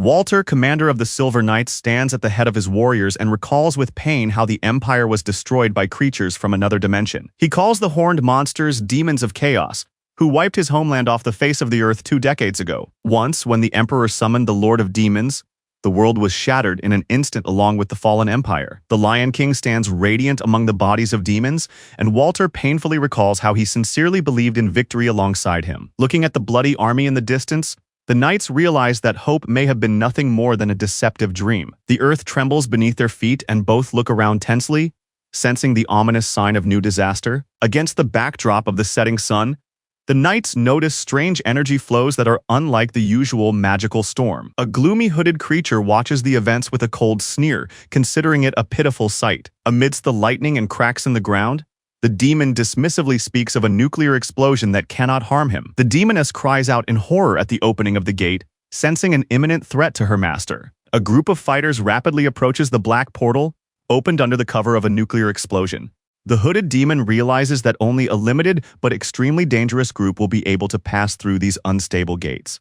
The monster realizes with fury that the enemy is willing to sacrifice everything to get the chosen ones through the portal. Casting a brilliant spell, he tries to stop the escape, stunned by the unexpected attack. His eyes burn with hatred as he recognizes the attackers and rages at the audacity of these uninvited creatures. The young knight, with a flash of determination, leads the squad in pursuit, ordering them to stop the enemy at all costs. The warriors rush forward to restrain the demons, sacrificing themselves for the chance to save the world. The demon prepares to strike with mocking fury, despising humans who do not understand that they have long been abandoned. A powerful explosion of magic tears through the space in front of the knights, pushing them back with a blinding stream of energy. A beam of light bursts from below and cuts through the cave, forcing the heroes to retreat in panic. The demon watches the result of his attack with a cold smile, enjoying his advantage. In the dark tunnel where the sorcerer's energy was already fading, the hooded figure looked at the remains of the portal with cold determination, realizing that he had arrived too late.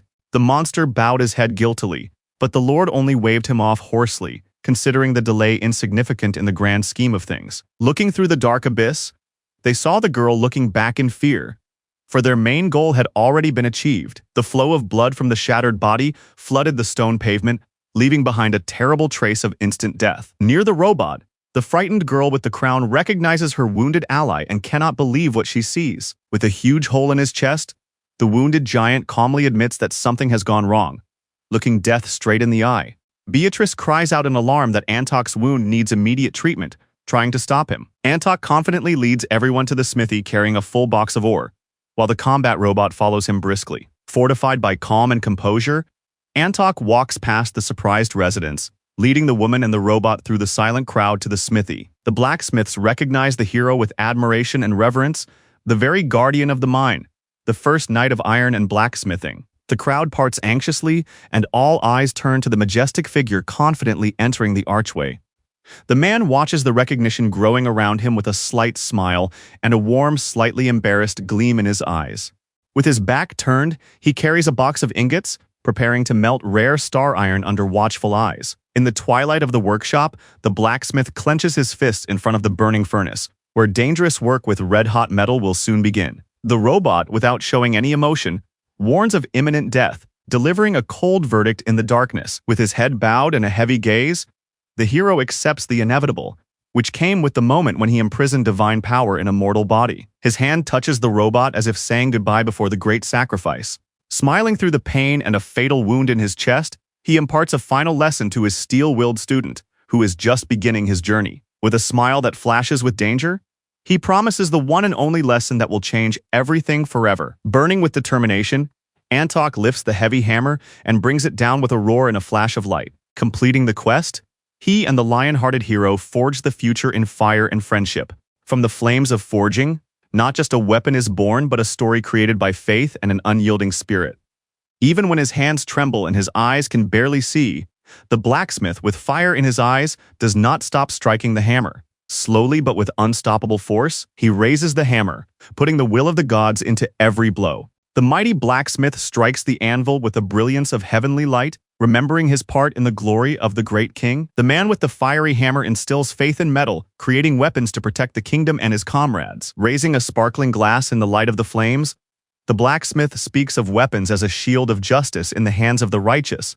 With a final farewell in his voice, the blacksmith, full of hope, conveys his dream of peace, which his swords and shields are meant to defend. The boy holds his breath and whispers Leon's name, unable to contain his emotions. Smiling through the pain, he closes his eyes under the warm hand of the young king who silently honors his final rest. In the forge amid fire and metal, the king, with a heavy heart, supports the wounded warrior, while behind him he hears judgmental thoughts and whispers about honor. Smiling through the pain, the man remembers his son and affirms that he gave him everything that mattered most: love, respect, and knowledge. A small mechanical friend submissively approaches his master, ready to be with him until his last breath. Shoulder to shoulder, the king leads his wounded comrade before the crowd, which bows in silent admiration of their courage. The moved residents wipe away their tears, watching the hero who did not retreat until the very end. The bloodied warrior, with a radiant smile, exclaims words of loyalty, giving his last strength for the king and the kingdom. Leon covers his eyes with his hand and quietly promises a future meeting filled with unfinished business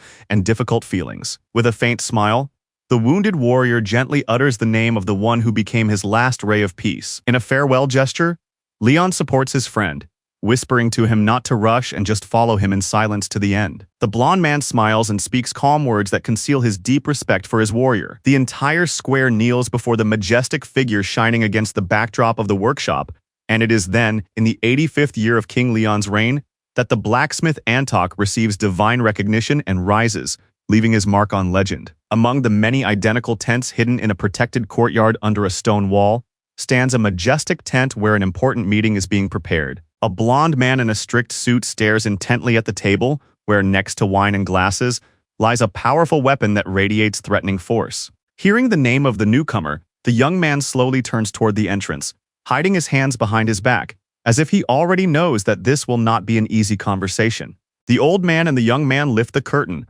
solemnly appearing before the audience with a determined look and clenched fists, symbolizing their readiness for action.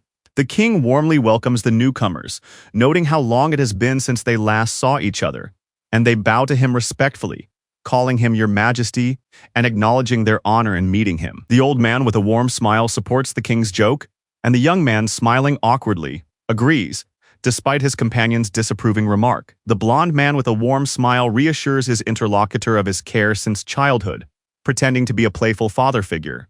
The gray-haired old man laughs as he watches the king take the boy by the arm, despite his resistance, creating a comical scene of domestic warmth. Hearing about Lord Arena's absence, the blond man frowns, and the old man respectfully explains that he has not abandoned important reconnaissance even in the face of alarming news. Leon bows his head with a sly smile, cautiously hinting that stubbornness is hereditary. The gray-haired man in a red cloak, casting a penetrating glance at the two young men, announces the arrival of someone new. The old man with a thick green beard frowns, muttering that the entrance is a little too narrow. The gray-bearded old man jokes cheerfully when he sees that the massive warrior has finally appeared in person, despite his reluctance to move. The horned guest with a serious face remarks that the anatomy of his species does not allow him to joke about the rear, which only provokes another witty response.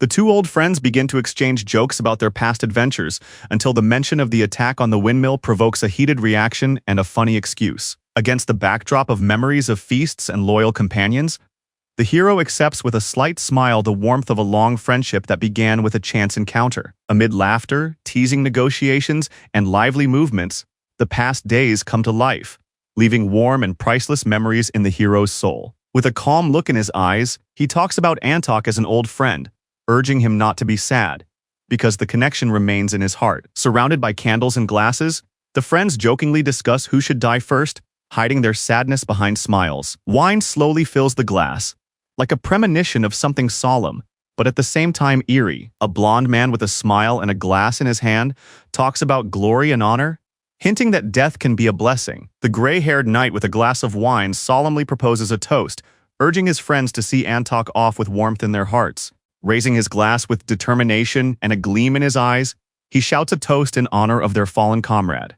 The whole company silently drinks wine, lost in memories, while the green giant restrains his emotions, covering his face with his hand.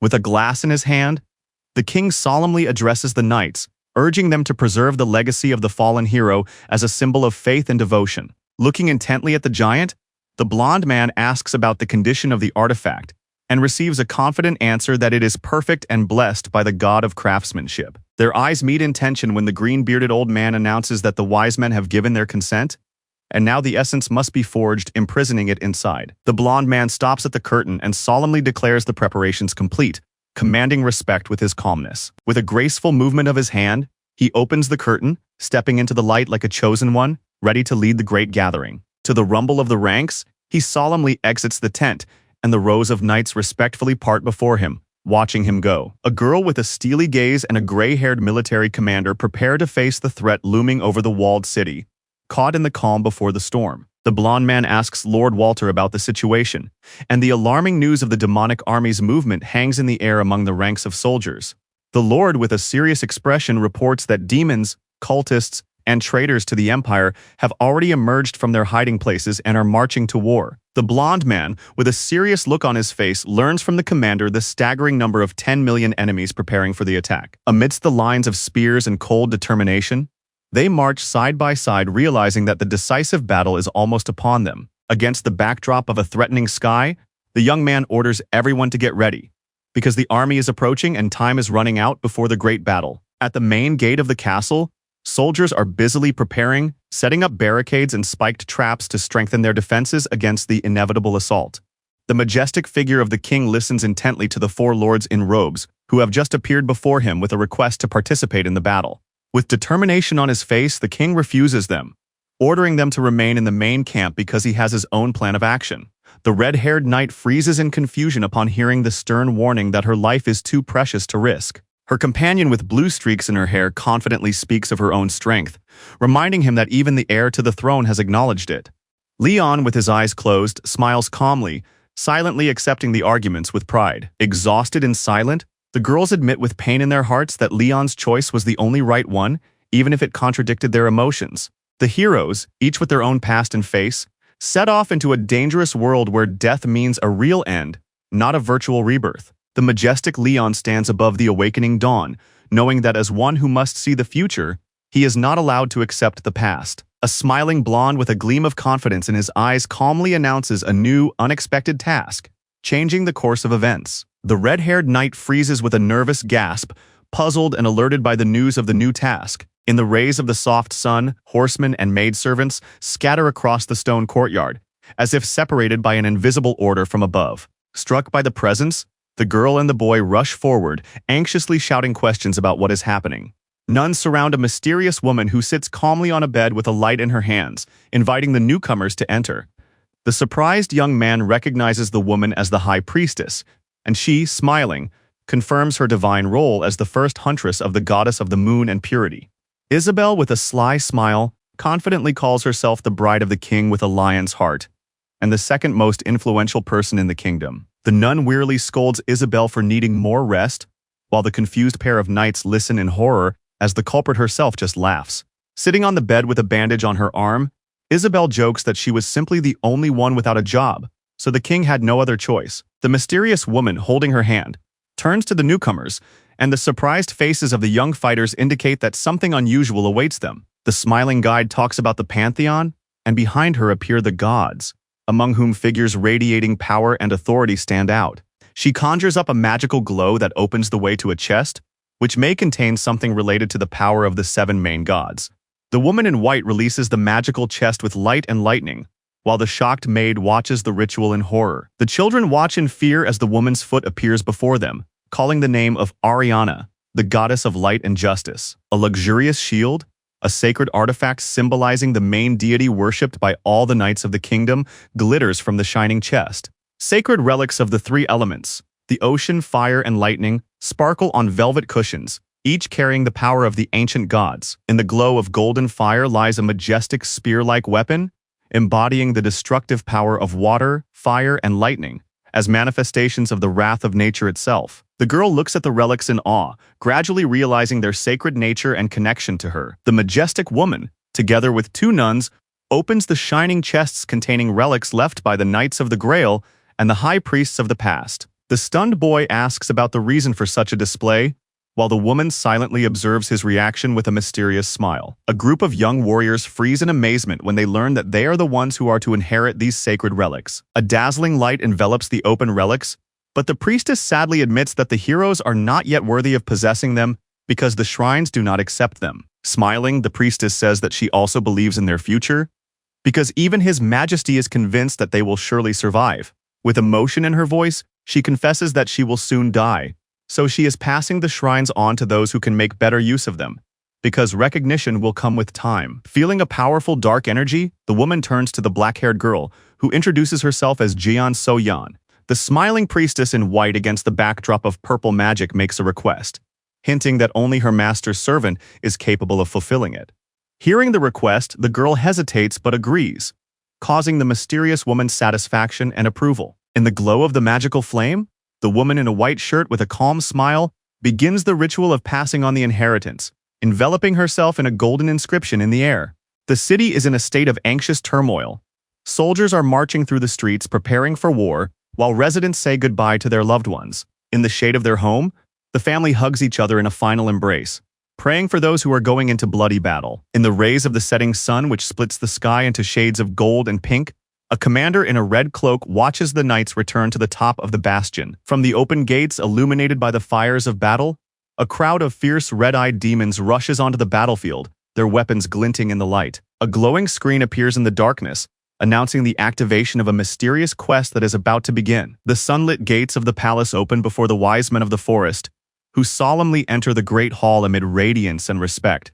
With a slight smile and her hand on her heart, the sorceress greets the guests, acknowledging their greatness and ancient wisdom. In the radiance of the temple, everything is ready for the sacred ritual, and in the center of the hall, a platform with an artifact for extraction is already waiting. The sage of the tree stops with a look of surprise, impressed by what he sees inside the temple. Before the decorated cup, the elders acknowledge that the Knight of the Grail has skillfully performed his part and passed the initiative on. With calm and respect, the senior sage confirms his awareness of his responsibility and promises to fulfill his duty. The elder with the crown addresses all those present, reminding them that everyone must do their part in this sacred task. The blonde woman with a gentle smile bows her head, accepting the responsibility that is about to fall on her shoulders. Looking resolutely at the young people, she promises to stand on the front lines with her comrade while the others inherit the divine relics. A small drone transmits a message about returning after receiving the Grail and gathering the team after completing the mission. With a tense expression on her face, the pink-haired girl accepts the order from her superior, promising obedience and readiness. The blonde gently places her hand on the girl's head, kindly reminding her of the duty she will soon have to fulfill. Beatrice respectfully addresses Saint Agnac with an apology, and she grants them divine blessing with a prayer. The detachment sets off, and the old sage watches them with a heavy heart, filled with anxious thoughts.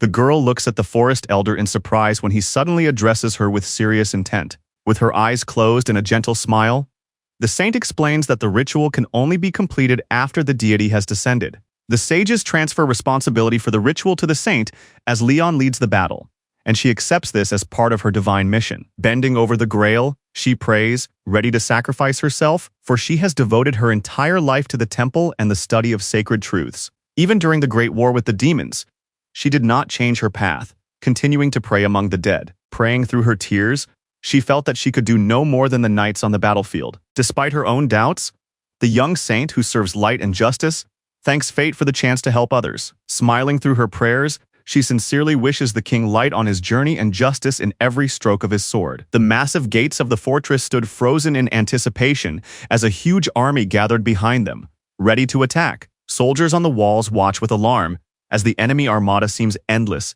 and unstoppable. The golden sky opens up the horizon, where the endless enemy army blackens on the ashes, and in the midst of the ruins, a temple stands defiantly. Against the backdrop of the ruined lands, Leonhardt's last fortress stands silently, and the recruit, suppressing his fear, tries to hold on. A confident archer in armor reassures the young warrior, convincing him of his protection, despite the trembling uncertainty in his eyes. The knight and archer pause in wonder as an unexpected light and strange sight above catches their attention. Chaos erupts in the sky, silhouettes of people fall rapidly from the sky, shattering the tranquility of the sunset. One of the soldiers flees in panic, while a black shadow strikes the other, turning the evening shift into a bloody horror. Seeing the mountains of bodies against the red sky, the soldier freezes in horror, realizing the scale of the tragedy. At the center of the poisonous cloud lies a mutilated body, spreading death before the others even have time to react. Purple flashes of poison rapidly spread throughout the hall, causing everyone to panic and cover their mouths. Under a rain of poisonous bodies,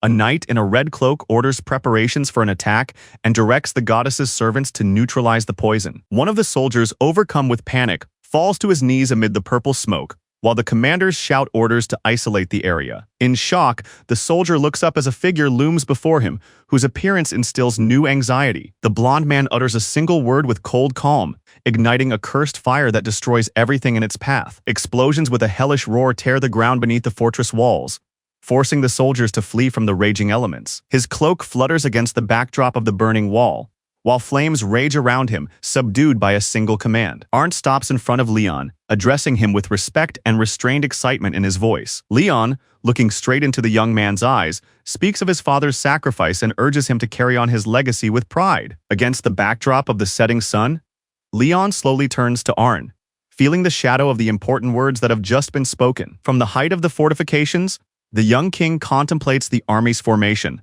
reflecting on the sinfulness of the world and the inevitable repetition of ancient destruction. In the glow of the sunset, he addresses the nobles with a heart full of grandeur, as if before the ultimate truth. The knights pray silently, asking the gods to give them the strength to be worthy of the Lionheart's will in the battle that will ignite the fire of faith. In the evening light, the iron faces of the knights hide trembling eyes, filled with anxiety before an invisible threat. A black wave of people and war machines moves like a silent river, while women quiet their tears and young men throw their souls into the flames of battle. A multitude of formations have gathered beneath the castle walls, each warrior a spark of hope amid a land ravaged by war. Under the pressure of an endless army raging around the towers, the commander speaks of demons trying to conquer human lands. Against the backdrop of the burning sky, the knight raises his eyes to God, shouting to the crowd about the loss of brothers, sisters, and loved ones, igniting a thirst for revenge in their hearts.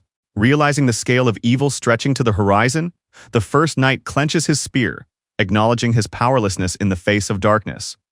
Bent over with pain and doubt, the knight addresses the goddess with his last words, seeking answers in her silence. In the glow of dawn, an angelic figure embraces the knight, promising to be with him until the very end, giving him new hope. With a calm smile and light in his eyes, he accepts her words with a heart full of determination and love.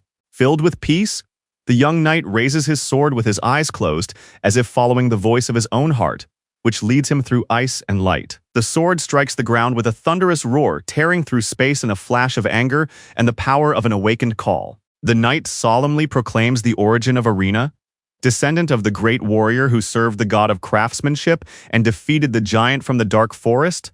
Gildas looks ahead with a stern gaze, while his son Halvaron looks around in confusion, not yet knowing what path his life is destined to take. The elves of Oku stand in silent rows under the evening sky, while the bearded warriors of Steel Mountain grip their weapons tightly, recalling their battles with the dragon. A hero with burning eyes and a raised sword shouts in rage, calling on all who have honor to rise up against the cruelty of the demons. Blinded by rage, the blond man shouts accusations of cowardice and humiliation before the enemy, his eyes burning with unbridled fury. Clutching his chest, he restrains his fury and prepares to unleash the power that bursts from his heart. The hero in red, consumed by anger and lightning, cries out to his enemy, demanding recognition of his divine nature. With a gleam in his eye and strength in his voice, the man proudly proclaims his legendary victory over the Lord of Chaos, clenching his fist in the glow of glory.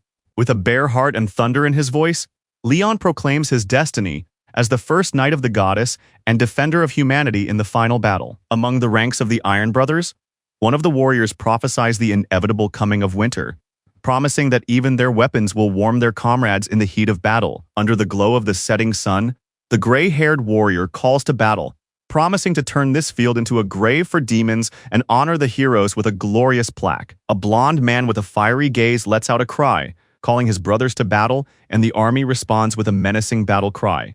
The warriors shout the name of Lionheart, raising their spears and preparing to rush after their lord into the maelstrom of the decisive battle. With sword in hand and gaze fixed on the city, engulfed in fire and turmoil, he prepares to give his army one last command before the decisive battle. Shouting with fire in his voice, he inspires his warriors to fight desperately to the death, praising them as noble heroes. Against the backdrop of a dark screen, a quest appears to survive the final battle above all else. The burning skies flooded the horizon with blood, as the army of demons marched toward the gates of the majestic castle, which was preparing to meet their fury. Clutching their spears, the knights glistened with steel in anticipation of the inevitable clash with the ancient horror.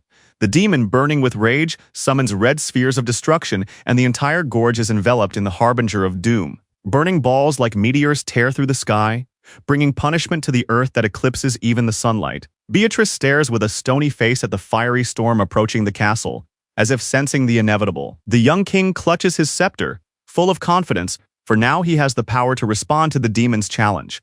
Voicing his command without a shadow of doubt, he hands the initiative over to his loyal knight, who accepts the challenge without hesitation. Two gazes meet in flashes of fire, one word from the king, and the divine punishment of war begins. A fireball of divine wrath falls from the sky and brings punishment upon the city, leaving no room for salvation. The king orders to strike only the threat to the pantheon, and the experienced commander immediately passes this order on to the archers without further ado.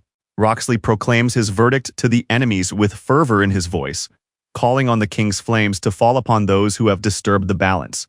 Fiery rays tear through the rocks, striking the army of demons gathered near the walls, preparing for a decisive assault. The demon, with a twisted smile, leads the legion into the attack, convinced that taking the walls will end the battle in their favor. The archers are ordered to stop the enemy at the approaches, preventing the demons from climbing the walls. Hundreds of arrows fly into the air, covering the sky above the Pantheon gate, while the demon army approaches in a solid dark wave. At the southern gate, the commander concentrates on meeting the attack, realizing that the fate of the defense will be decided here. Watching from above, someone realizes with alarm that a single meteor could burn the entire city, and that restoration would require the help of a goddess and many years. The roar that sounded from behind the walls causes the commander to jump up abruptly, for he recognizes it as a sign of the beginning of true horror. His gaze is directed to the west, where a fiery explosion engulfs the gate, and his heart sinks with the anticipation of a breakthrough. A bloodied sword rises above the body, and soldiers scream in panic, urging their comrades not to let the enemies break through the last line of defense. The roaring giant with a blood-covered sword defiantly challenges the knights, despising their desperate defense. The beast's jaws clench in unexpected anger when a voice from the darkness abruptly interrupts his speech. Suddenly, a shadow descends from the sky with a sword, and fear flashes in the monster's eyes at the lightning strike. The blow cuts through the air, striking the beast with the power of a true hero. The surprised demon holds back his opponent's sword, recognizing that among his enemies there is a force worthy of his attention. The knight, landing deftly, stuns the demon with his courage and a blow worthy of legends. Shouting at the top of his voice, Arn rushes forward, preparing to deliver the decisive blow and prove that he alone is capable of standing up to evil. Realizing that the king and Roxley cannot help, Arn focuses and looks ahead with fire in his heart, relying only on himself.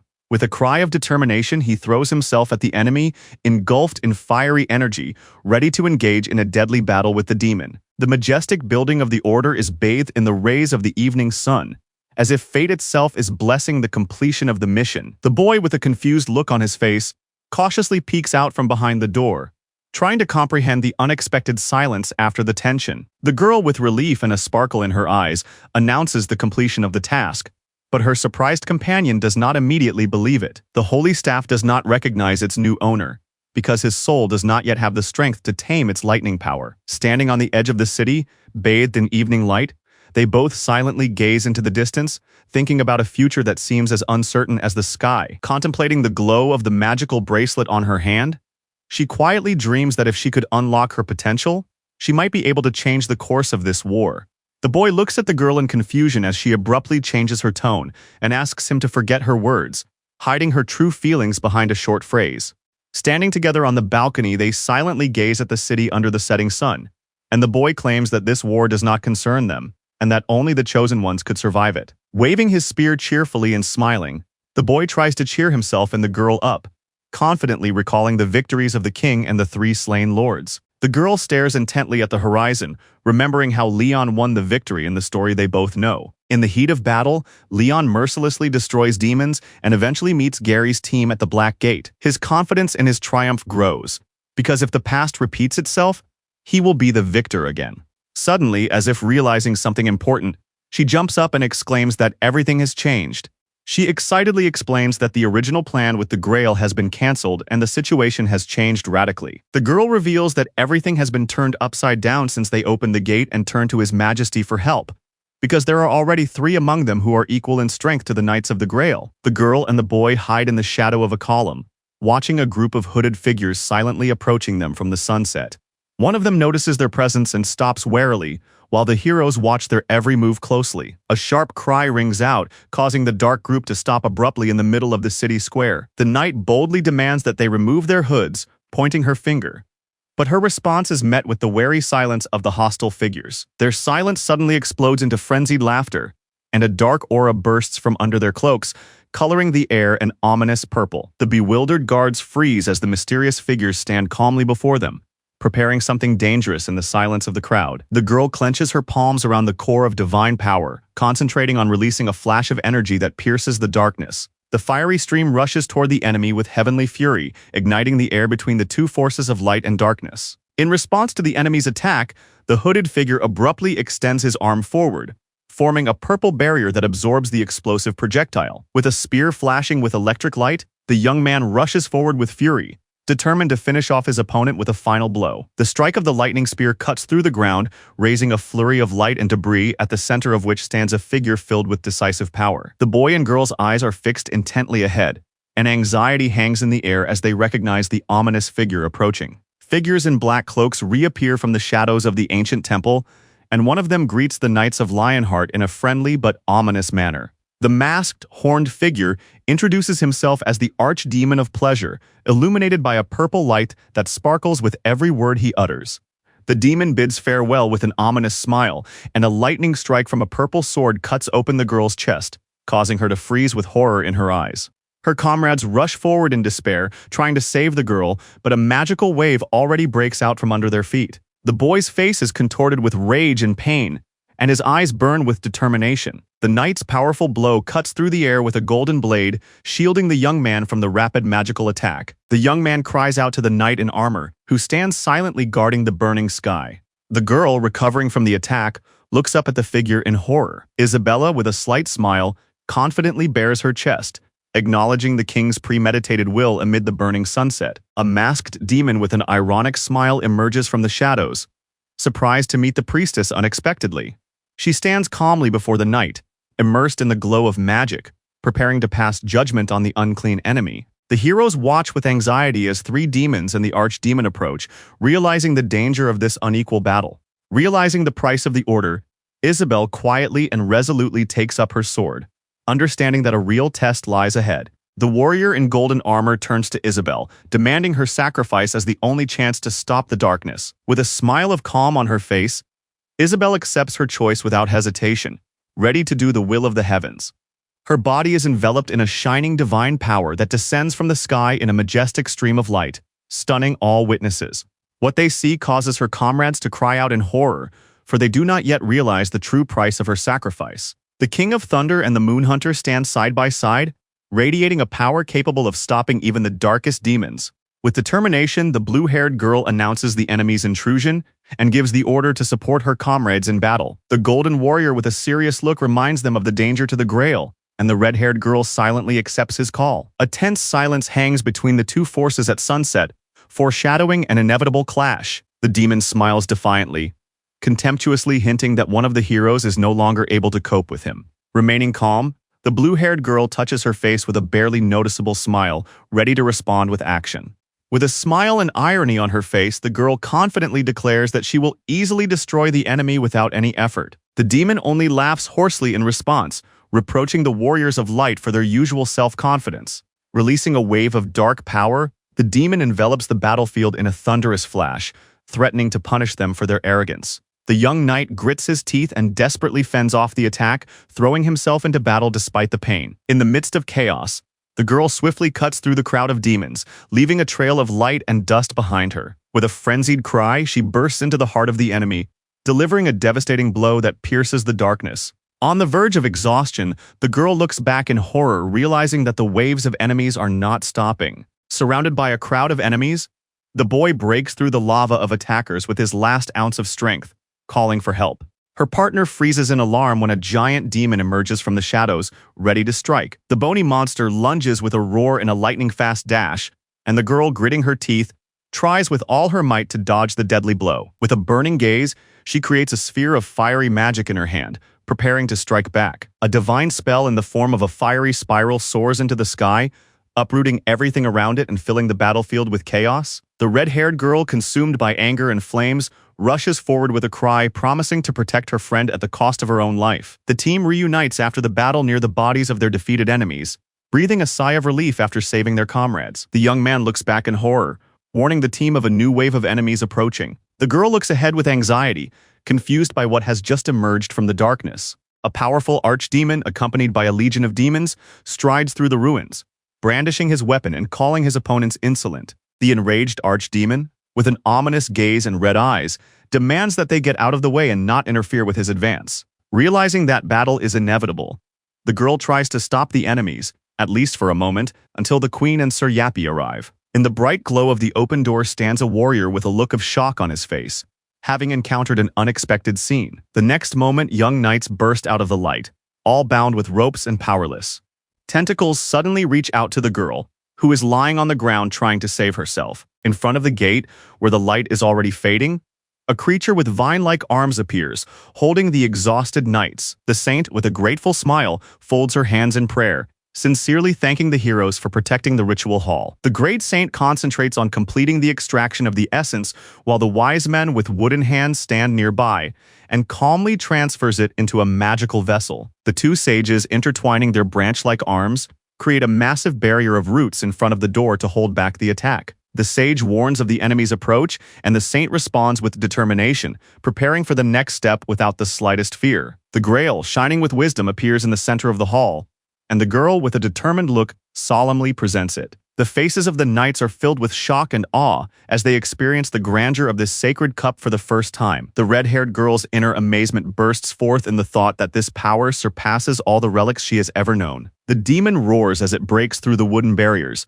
but the explosion of magical power scatters in all directions, forcing it to retreat in fury. The elder urges her to hurry, while the girl realizes with horror the sacrifice that is about to take place. With anxiety in her voice, The girl asks what awaits the great saint after the ritual is complete, hoping that the price will not be too high. Smiling tenderly, the girl with the blue ornament radiates calm and determination in the light of hope. Gently touching the grail, she speaks of the Lord's change of heart that occurred after their arrival. With tenderness and faith, she holds the shining cup, calling it a symbol that the king has not given up on the future. The green-bearded spirit speaks confidently about Leon, who never intended to give up, while Gary listens with anxious silence. Stunned by the words and her own emotions, Gary apologizes, while the young man next to her looks at her with concern and surprise.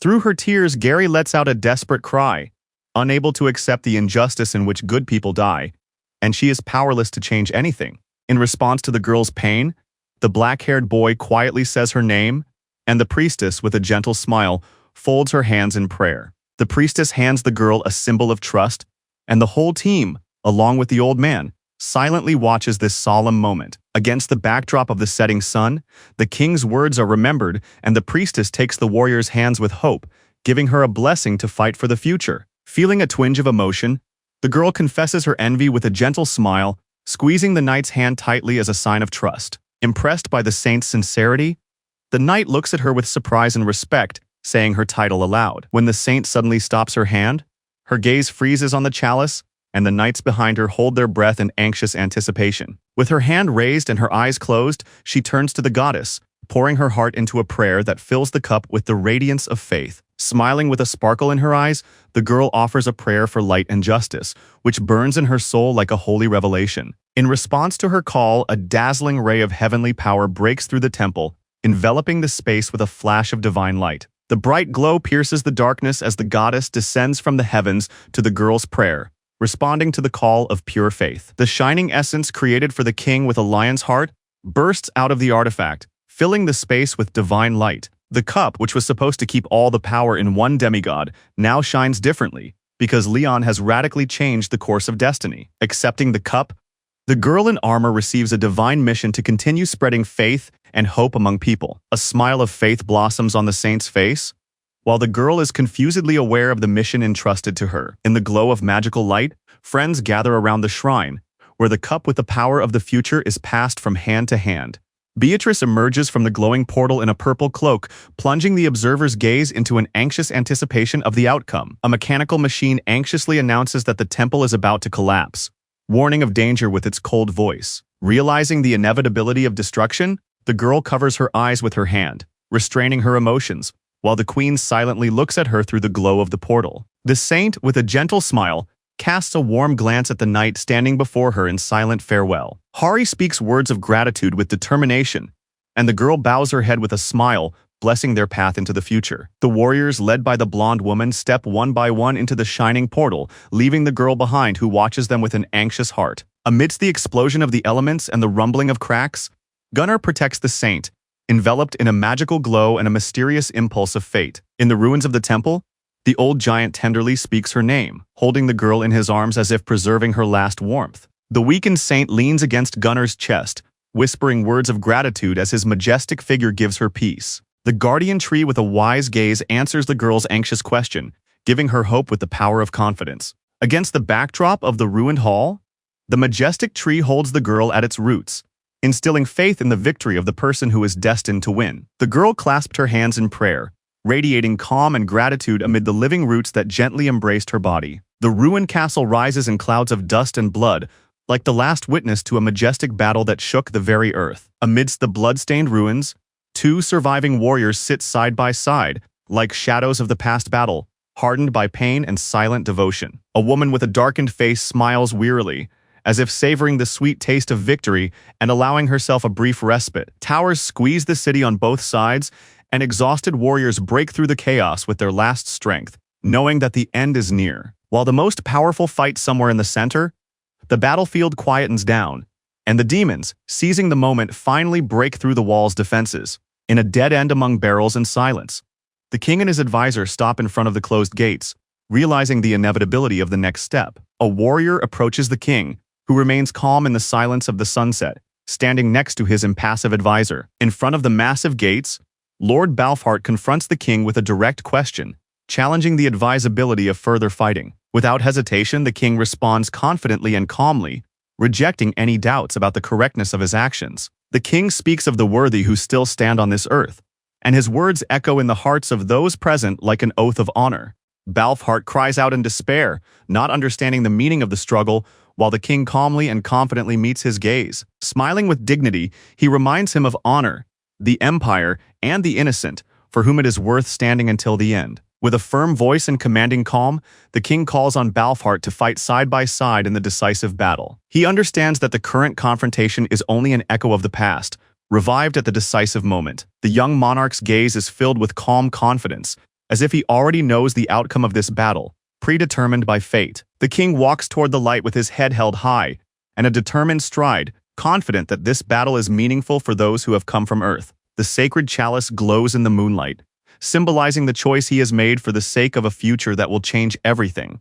The command is given and the massive gates begin to open, marking the beginning of the decisive stage of the battle. Although fate inexorably leads to destruction, a seed of hope sprouts in the king's heart, sown in spite of doom. The burning eyes of the warriors and the flashes in the sky testify that the world will remember this last rush as a symbol of unbreakable courage. He launches into the attack with a determination that pierces the darkness, for it is for this moment that he has made his choice. With peace in his heart and a sword in his hand, the king steps out to his army, knowing that he has lived this life well. Astride a white horse, he leads his comrades on their final march for honor, glory, and unbreakable loyalty. His eyes burn with determination, and his voice echoes across the ranks, calling all to battle for Lionheart. The hero leads his horsemen forward with fury, cutting through the air with his battle cry as the troops roar behind him in a deadly charge. Horror grips the demoness's face as she realizes for the first time that a true nightmare in human form is rushing towards them.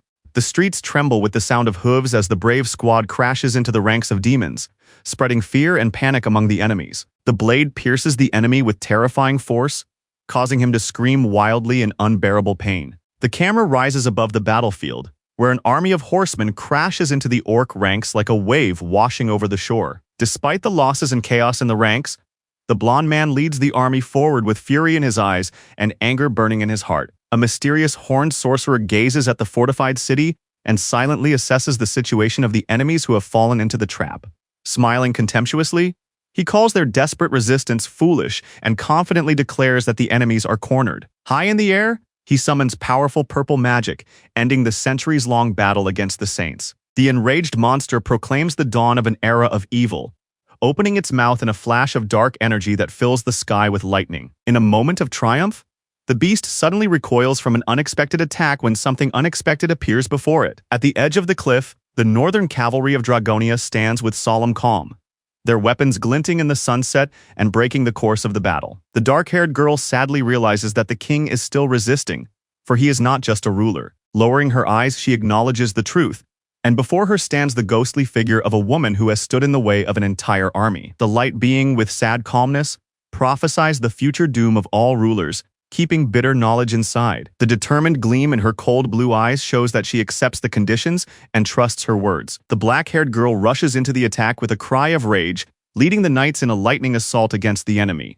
Her eyes filled with hatred, she rushes forward on horseback with a sword in her hand, raising a storm of vengeance in the name of Lionheart. Under a dome of magic and ominous runes, the demon rises into the sky, beginning a ritual of unseen power. The beast with burning golden eyes spews malice, preparing to destroy all who dare to resist. Enveloped in magical symbols, the demon proclaims its contempt for mortals, despising their attachment to the mortal world. A man and a woman with wild fervor in their eyes challenge fate, despite the enemy's mockery of the futility of their resistance. A dark figure soars in the sky amid magical symbols, disappointed and weary of the futile resistance of mortals. The enemy, lightning bolt in hand, decides to punish the woman first, ominously pronouncing her sentence in a veil of purple light. The magician in a cloak looks up through the flashes of fire, unaware of the danger rapidly approaching from the heavens. An angel with a flaming sword descends rapidly through the radiance of divine power, causing the enemy to freeze in shock. His entire figure glows with fiery light, and his eyes burn with a desire to deliver a devastating blow from the heavens. The enraged sorcerer exclaims in amazement when he sees the divine power of his opponent, who glows with holy wrath and revels in the moment of triumph. A bright burst of energy tears through the space around them as the winged warrior crashes into the dark mage with all his might amid a shower of light. Above the devastated city, The sky splits with a fiery trail of the blow that shook the earth and covered the former stronghold with ruins. The monsters stop in confusion, watching the last burst in tense silence. Two demons freeze before the figure of the hero with a sword, standing in the middle of the battlefield, covered in blood and ruins. Trembling, the knight laughs hoarsely through tears and cracks in his body, clutching his sword and bidding farewell to life. Silently stepping through the ranks of enemies, Levon moves forward with his sword in hand, not even stopping before the fear and amazement of the demons.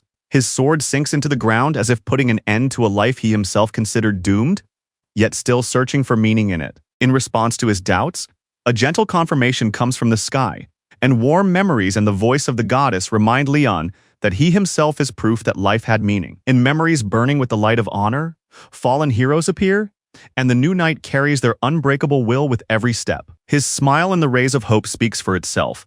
The knight continues the legacy and carries meaning that is more than enough. With a look full of determination, the young warrior raises his sword and acts of his own free will, knowing that the goddess will not abandon him. The orcs rush forward with a roar, confident in their superiority, while the knight stands calmly before them, not flinching for a moment. A powerful explosion tears through the air, blowing off the giant's head, and a look of horror freezes on the enemy's face. With an ironic smile and magical power in his hand, the hero mocks his enemies for their pathetic attempt to assert themselves through violence. The main character steps into the center of the battlefield with a smile, enveloped in a glow of power, ready for a lonely confrontation. His eyes burn with fierce determination, and he shouts a challenge that will forever be engraved in the memory of his enemies as humiliation. The demons, overcome with horror, cannot believe the madness of a man who has challenged an entire race single-handedly. The hero with the sword soars into the sky above the frightened monsters, craving the destruction of all his enemies.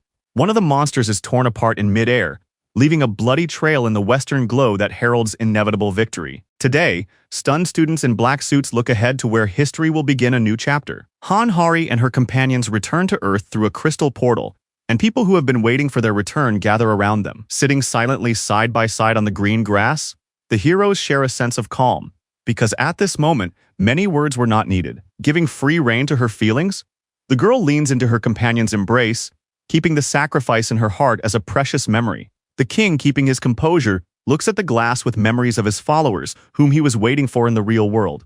Smiling gently and without words, he welcomes back his friends who have passed the test. And somewhere in the silence of the technical complex, a lonely robot steps forward, as if something new has just begun. Hearing the offer to become a student, the robot froze before the image of the master, holding its breath.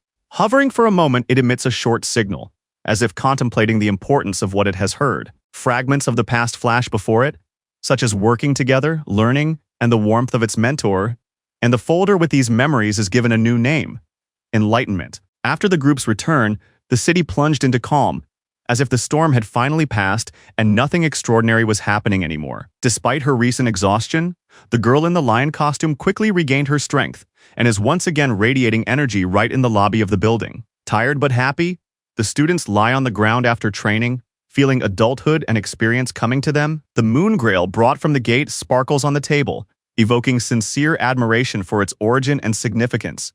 During a quiet conversation in the living room, it becomes clear that even a random topic can unexpectedly bear remarkable fruit. The smiling blonde admits that no one could have predicted that all this would be the beginning of the Grail's grand plan.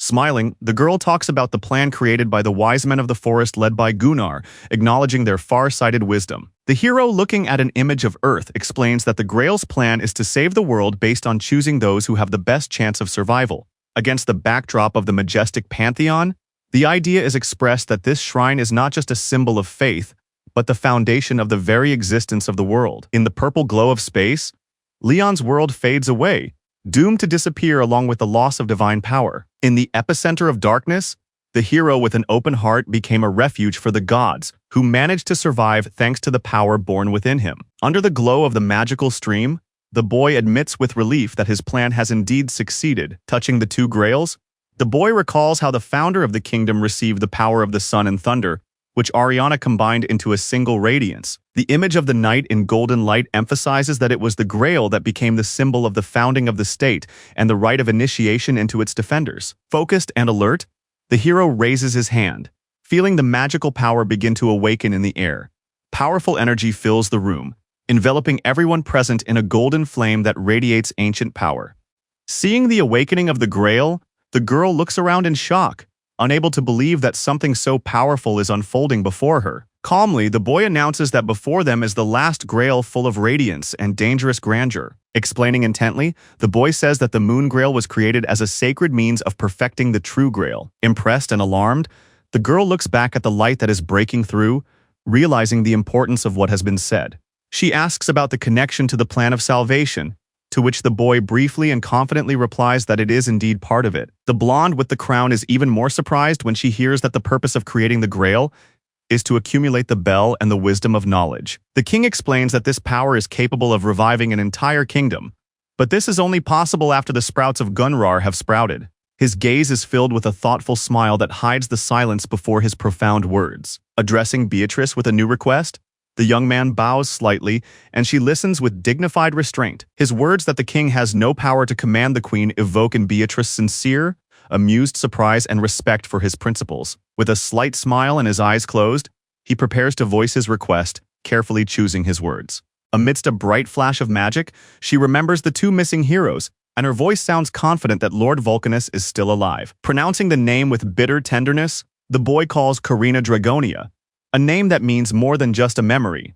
Contemplating the shadow of a woman in the rays of divine light, he pleads, realizing that he will not be able to become a good father. Beatrice, with her eyes closed and her hand on her heart, asks for time to complete the difficult task of finding her. In a cozy hall, the king thanks Beatrice for her support, and she smiles and rejects his gratitude, calling it simply good luck for his majesty. The smiling young man promises to fulfill any wish, causing surprise and tender emotion on Beatrice's face. Touching her lips, Beatrice thoughtfully accepts the offer, barely holding back a smile and not hiding her interest. With a slight smile and a sly look, Beatrice delays her answer, leaving the intrigue in the air. Behind the high mountains surrounded by light and nature stands a luxurious palace with golden gates. The prime minister, his hands on his head, leans over the papers, as if drowning in the hopelessness of decisions and the pressure of responsibility. In flashes of rage, the official explodes with indignation, not understanding how they dare to watch silently as the gates open. Seeing the alliance's demands, he clenches the sheet in anger, feeling how the words on the paper humiliate the entire state. The smile of one official and the confusion of another show different reactions to the decision, which allows the government to act without regard for the large guilds. Leon's figure stands out against the backdrop of symbols of power, as the embodiment of the idea of the Pantheon, an organization that has replaced the influence of dozens of guilds. The leader looks up with a smile, reflecting on how blessed cultures have become a national treasure that feeds the entire country. The official anxiously admits that Pantheon's military power and religious influence are growing too rapidly and are getting out of control. At a briefing among government officials, the consequences of this growth are already beginning to manifest themselves and cannot be ignored. Put in an awkward position, he tries to maintain neutrality with a forced smile, avoiding a direct answer about religious influence. Outraged by comments on the internet, the official bursts out, unable to hide his anger and despair at the damage to his reputation. Before he can recover, he turns around with a shout, exploding with irritation and overload. An agent enters the room with an alarming message from the UN, causing the stunned man to be on his guard. The gray-haired official takes the folder from his subordinate's hands and looks at it warily, sensing something is wrong even before reading it. Studying the contents of the documents, he grumbles inwardly about yet another request for help, as usual, expecting nothing new. Suddenly, what he reads shocks him to the core. His eyes widen, his mouth drops open, and his face freezes in cold shock. The document with the UN seal announces an investigation against the Pantheon for human rights violations, causing anger and despair. The shocked man, his face dark, orders his assistant to call the Pantheon immediately. In a flash of sparkling rage, the knife crashes into the ground like a thunderclap in response to an inevitable blow to his reputation. Exhausted men hammer away at the rock in a dark mine, begging for rest under the frenzied light of lightning sparks.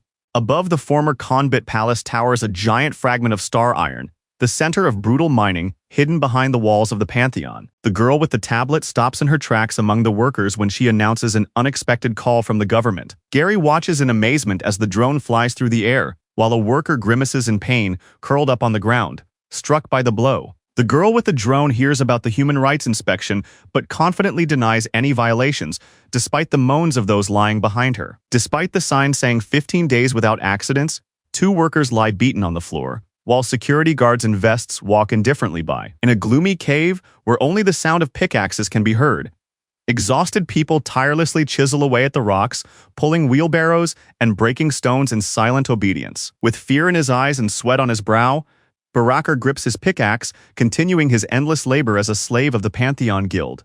When the robot announces lunch, the exhausted workers finally stop, and weary sighs confirm the long-awaited break. The robot flies to the table with bowls, causing surprise among the slaves and disrupting the routine of the gloomy mine. Puzzled, Barakar looks at his bowl, which contains a murky mass resembling something between oatmeal and mud. The drone confidently reports on the balanced composition of the porridge, although its appearance causes only surprise and shock. With despair in his voice and a plate in his hand, the hero cannot believe that after this lunch, they will have to work in the mine again. Back when he sold people's bodies to demons, Barahare could afford meat, but now everything has changed dramatically. Having become a slave to Lionheart, Barahare lost all his rights, and now even the weight of ore on him is calculated in kilograms. Not having time to finish their meal, the exhausted slaves are forced to rush back to work under the supervision of an angry overseer. He continues to work with tears in his eyes, clenching his jaw while everyone around him continues to mine ore in silence. With despair and anger, Barahare hits the stone with a pickaxe until it cracks and flies out of his hands. Exhausted to the limit, he sinks to his knees, and behind him appears a menacing figure who knows no compassion. A whip with the force of lightning throws him aside, leaving a cry of helplessness in the air. An automatic overseer hovers over Barahare, demanding an explanation for why he stopped and painfully driving him back to work. In a panic, he grabs his pickaxe and frantically hits the wall, trying to prove his obedience. Gritting his teeth, he works, thinking about the fatal mistake that turned his life into a living hell. With surprise in his eyes, Barakar strikes the rock with his pickaxe, sparks flying from the force of his blow. After a powerful blow, a huge crack suddenly appears in the mountain wall, causing him to freeze in place. Cowering from the scream, the miner looks around in panic, watching as others rush to flee in fear. The rock cracks with a deafening roar, and a dark crevice, pierced with energy, cuts through the wall, exposing something terrifying. Huge boulders begin to fall above his head, and his face freezes in a shocked expression with his mouth open.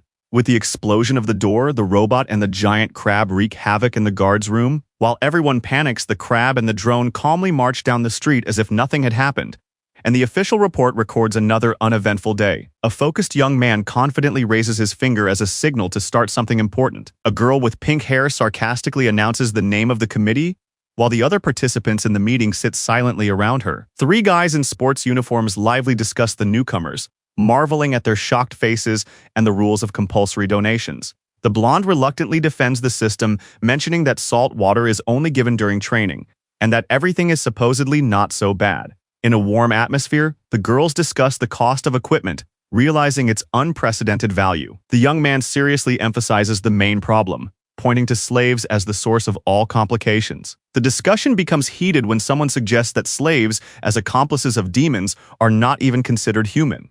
Gary smiles awkwardly, acknowledging that no one cares about the rights of the survivors. The boys recall the cruel treatment they received when they ran out of the portal, with barrels amid the cries of fanatics. With a forced smile, he admits that the situation with the slaves is not at all encouraging. The plane with the diplomatic mission lands softly in Incheon, bringing with it a serious atmosphere of international attention. The stern delegation in formal suits strides forward resolutely, led by a confident blonde with a look that brooks no argument. A handshake between Lucy and the president of the Hunters Association marks the beginning of an important meeting for the rights of the survivors. In the large airport hall, she shakes hands with the guild president, who flatters her as a legend, but her inner doubts only intensify.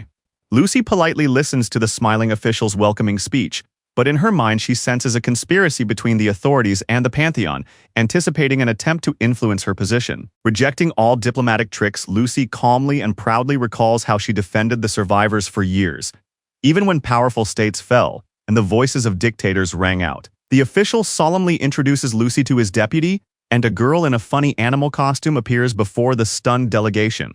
The blonde looks seriously at her new acquaintance and tries to figure out who this strange figure in a carnival costume is. Everyone around freezes in an awkward silence, while the representative explains that this is Khan Hari, who will lead the tour, and the girl herself laughs nervously, trying to hide her embarrassment.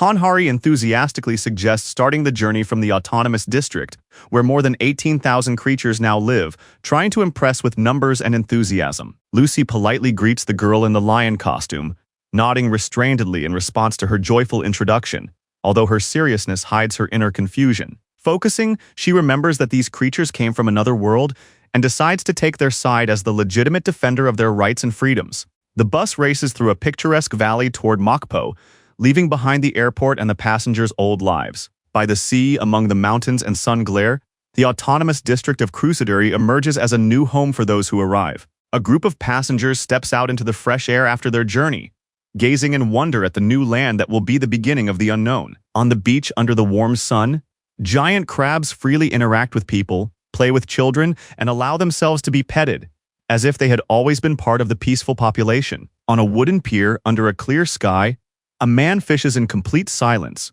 while nearby a giant crab with a peacefully sleeping cat on its back seems to have always been part of this reality. A blonde woman's surprised gaze stops at a huge rock, where a monument with a serious-looking man on the back of a crab is carved, while tourists eagerly take pictures against the backdrop of this bizarre cultural landmark. A serious inspector in a dark suit asks probing questions about coexisting with fishermen, while a girl in a funny lion costume assures him with a smile that there are no problems. The girl in the lion costume enthusiastically explains that the island specializes not in fishing, but in shipbuilding, where the inhabitants work closely with the cruisers, holding a tablet and keeping records. The inspector inquires about the level of employment, emphasizing that all measures are important for the peaceful life of the survivors. Deep underwater, a hard-working crab wearing a helmet collects trash in a net amid tire debris, explaining that thanks to government support, his fellow crabs are cleaning up the seabed and even farming. A serious-looking blonde woman, reviewing the report, nods with slight satisfaction, commenting that it is nice to hear good news, and moves on to the next item on the assessment. Against the backdrop of a loud splash of water rising high into the air, her silhouette stands in the shadows, intently watching the unexpected event that has just begun. The girl in the animal costume looks around in surprise, while the officer points to the site of the explosion in panic, thinking that something extraordinary has happened. In the light of the burning sky, the blonde wipes the sweat from her forehead and tries to convince herself that this is just a special forces training exercise, even though there is a menacing silhouette with burning eyes standing behind her. More than 3,000 underwater combat vehicles are rapidly moving through the depths of the ocean, carrying out the king's order to train in the water in preparation for a great battle. A boat with a shiny trail and a rainbow emerges from the water against the backdrop of a bridge, and the surprised looks of the heroes on the shore hint that this technology could radically change clearance strategies. In the comfortable seats of an airplane, 3 business agents eagerly review data, discussing perfect integration so ideal that even fatigue gives way to professional enthusiasm. A blonde woman wearing glasses happily explains how the locals have welcomed the cruisers, recognizing their flexibility, sociability, and good work. She ponders the contradictions with a thoughtful look, wondering how rumors of cruel treatment could have spread about such friendly people. Imagining everyone around her smiling sincerely, she tilts her head in doubt, suggesting that perhaps it was just an unfortunate misunderstanding.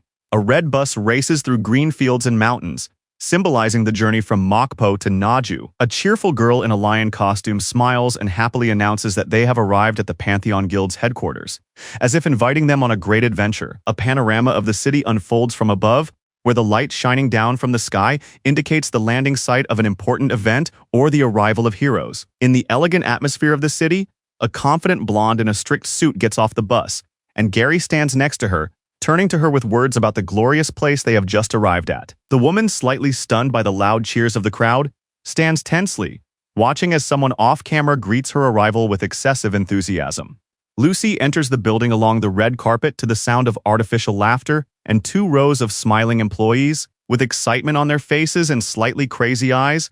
The employees shout that they are living wonderfully, and no one is forcing them to work, although the suppressed truth seeps through the fake joy. Shock pierces her body as she recalls that look, soulless, tense, and at the same time frighteningly happy, like that of broken people. With genuine horror in her dilated pupils, Lucy recognizes the painfully familiar artificial smile that once adorned the faces of those enslaved in lands without rights or hope. Only one thought echoes in her head.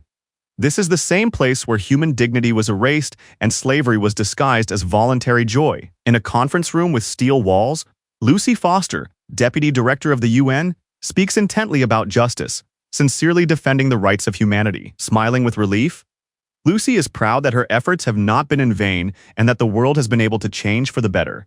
At least a little. Noticing the unnatural behavior of the people, Lucy looks around warily, sensing that something disturbing is hidden behind the masks of smiles. Grabbing the man by the chest, Lucy desperately tries to get to the truth, sensing the falseness in his words and striving to reveal the true face of deception. With his face contorted into a fake smile, the man loudly proclaims his happiness, but his tears and cries betray his enslaved consciousness. Lucy freezes in confusion, because such a passionate denial only reinforces her suspicions about someone else's will. At this point, she did not yet know that each of the residents had signed a mysterious contract, forever losing their freedom of choice. Lucy, a little confused, addresses the mechanical creature with the assumption that it is Sir Spinner and hears a polite but cold invitation to go to lunch with him. Lucy cheerfully agrees when asked if she can join the group, and the three men with artificial smiles obediently follow her, hiding their true nature. When the robot transfers control to the human and returns, Lucy and the team calmly head for the car, unaware that they are already being accompanied by beings of alien will. One of the wards smiles tensely, repeating something mechanical, as if his speech is a programmed glitch rather than his real voice.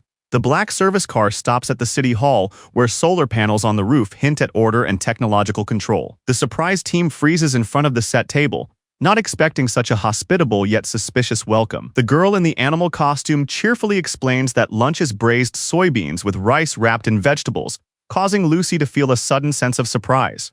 Looking at the table, sparkling with cleanliness and dishes, Lucy is inwardly surprised by the simplicity of the menu without meat, but quite typical for the local culture.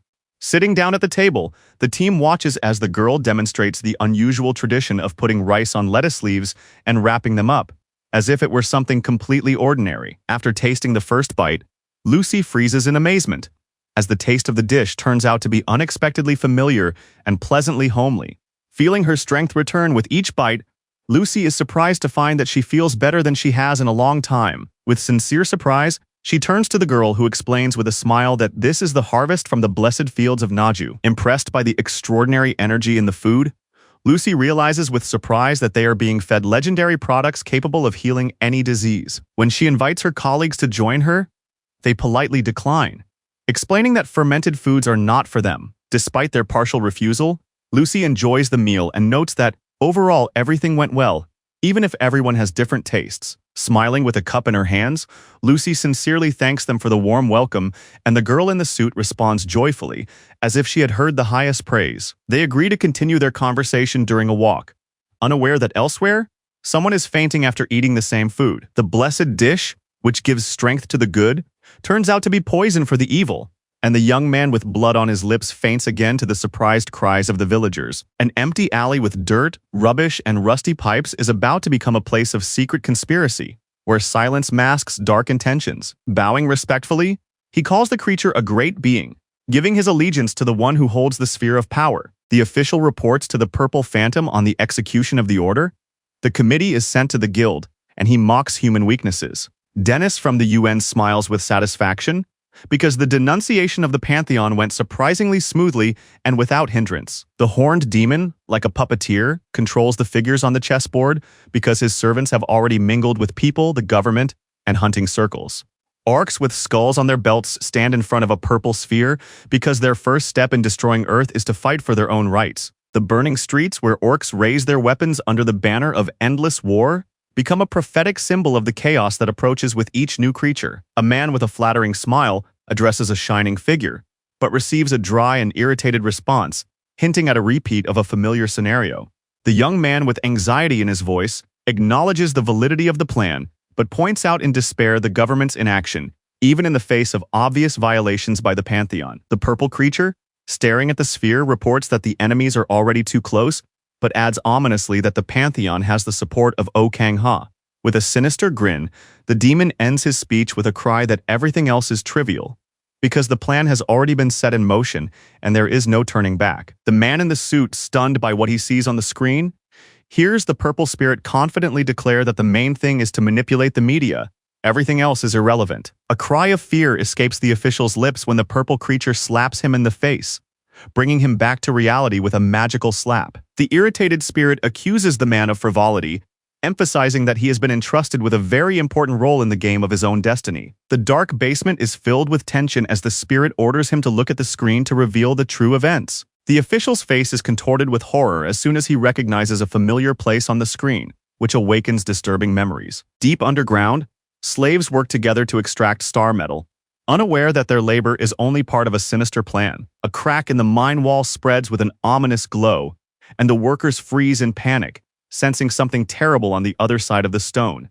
A frightened worker runs out of the depths, looking back at the darkness behind him, something invisible and threatening rolling toward him. After the tunnel collapses, one of the workers screams in pain from a broken leg, while the others rush to help him amid the rubble. A giant crab silently approaches the wounded, who are still trying to escape from the trap. In panic and tears, the boy, crying out apologies horrified, calls his tormentors freaks when he sees the victim writhing in pain.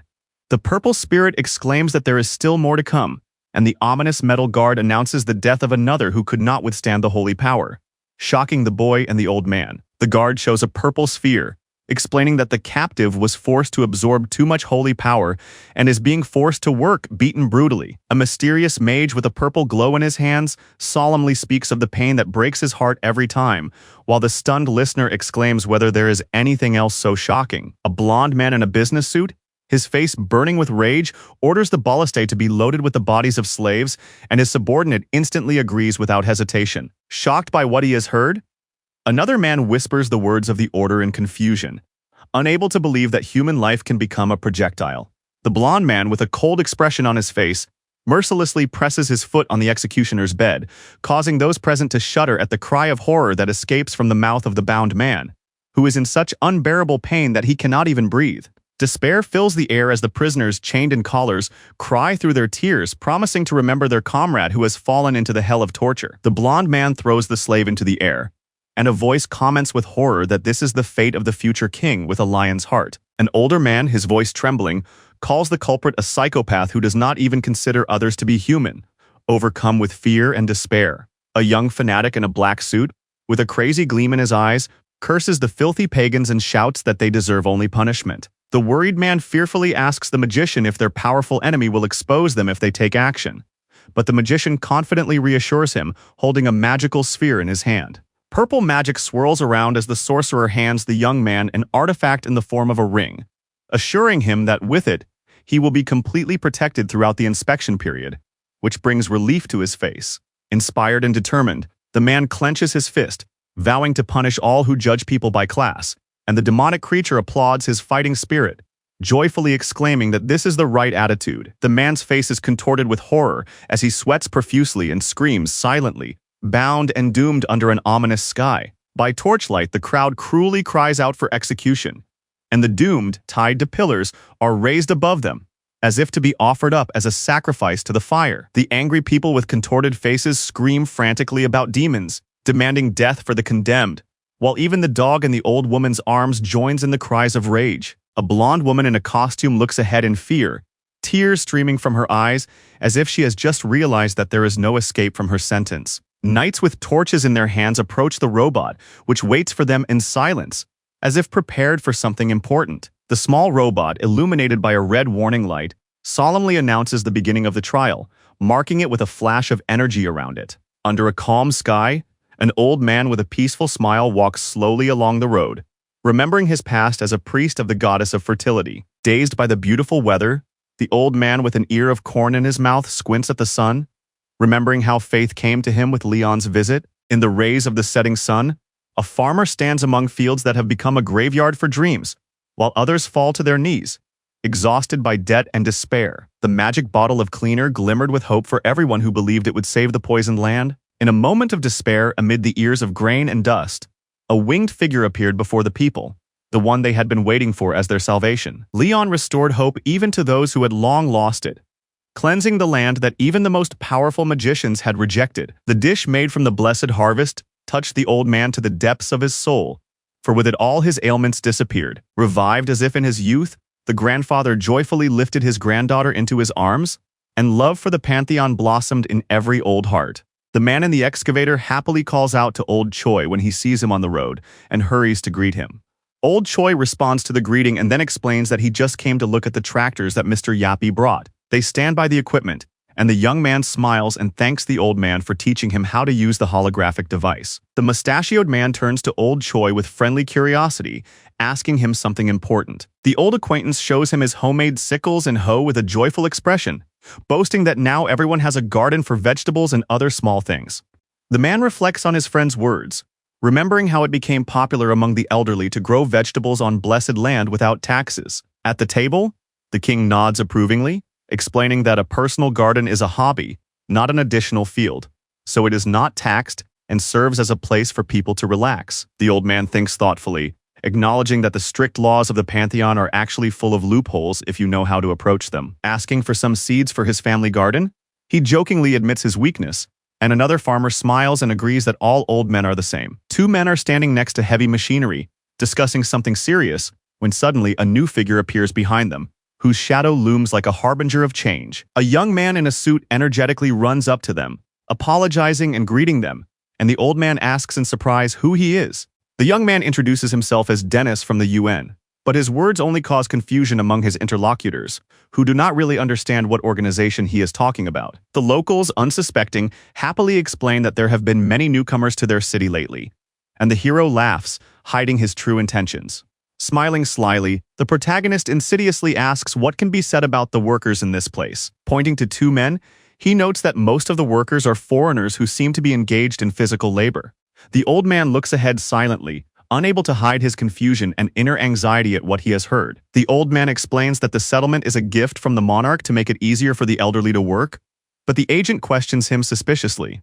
The young man's smile darkens, and the old man's naive surprise gives him a hidden satisfaction. With a smile bordering on naivety, the young man cautiously asks about salary and working conditions, causing his opponent genuine shock and undisguised confusion. One of the interlocutors scoffs at such a question, considering it absurd, while the other irritably questions his right to interfere in their affairs. With an unexpected burst of rage and fear in his eyes, the young man is confronted with the cold flash of a blade snapping toward his neck. The enraged peasant with a burning gaze lunges at the young man, accusing him of arrogance and humiliation of their dignity. The frightened young man jumps back, staring in horror at the gleaming sickle and thinking in despair that the old man has gone mad. Old Choi intervenes in the conflict, gently placing his hand on the angry man's shoulder, reminding him of the need to restrain his anger. The frightened young man in a suit retreats under the pressure of the older man, realizing that the time for talk is over and serious business is about to begin. The gray-haired veteran abruptly addresses the burly bearded man,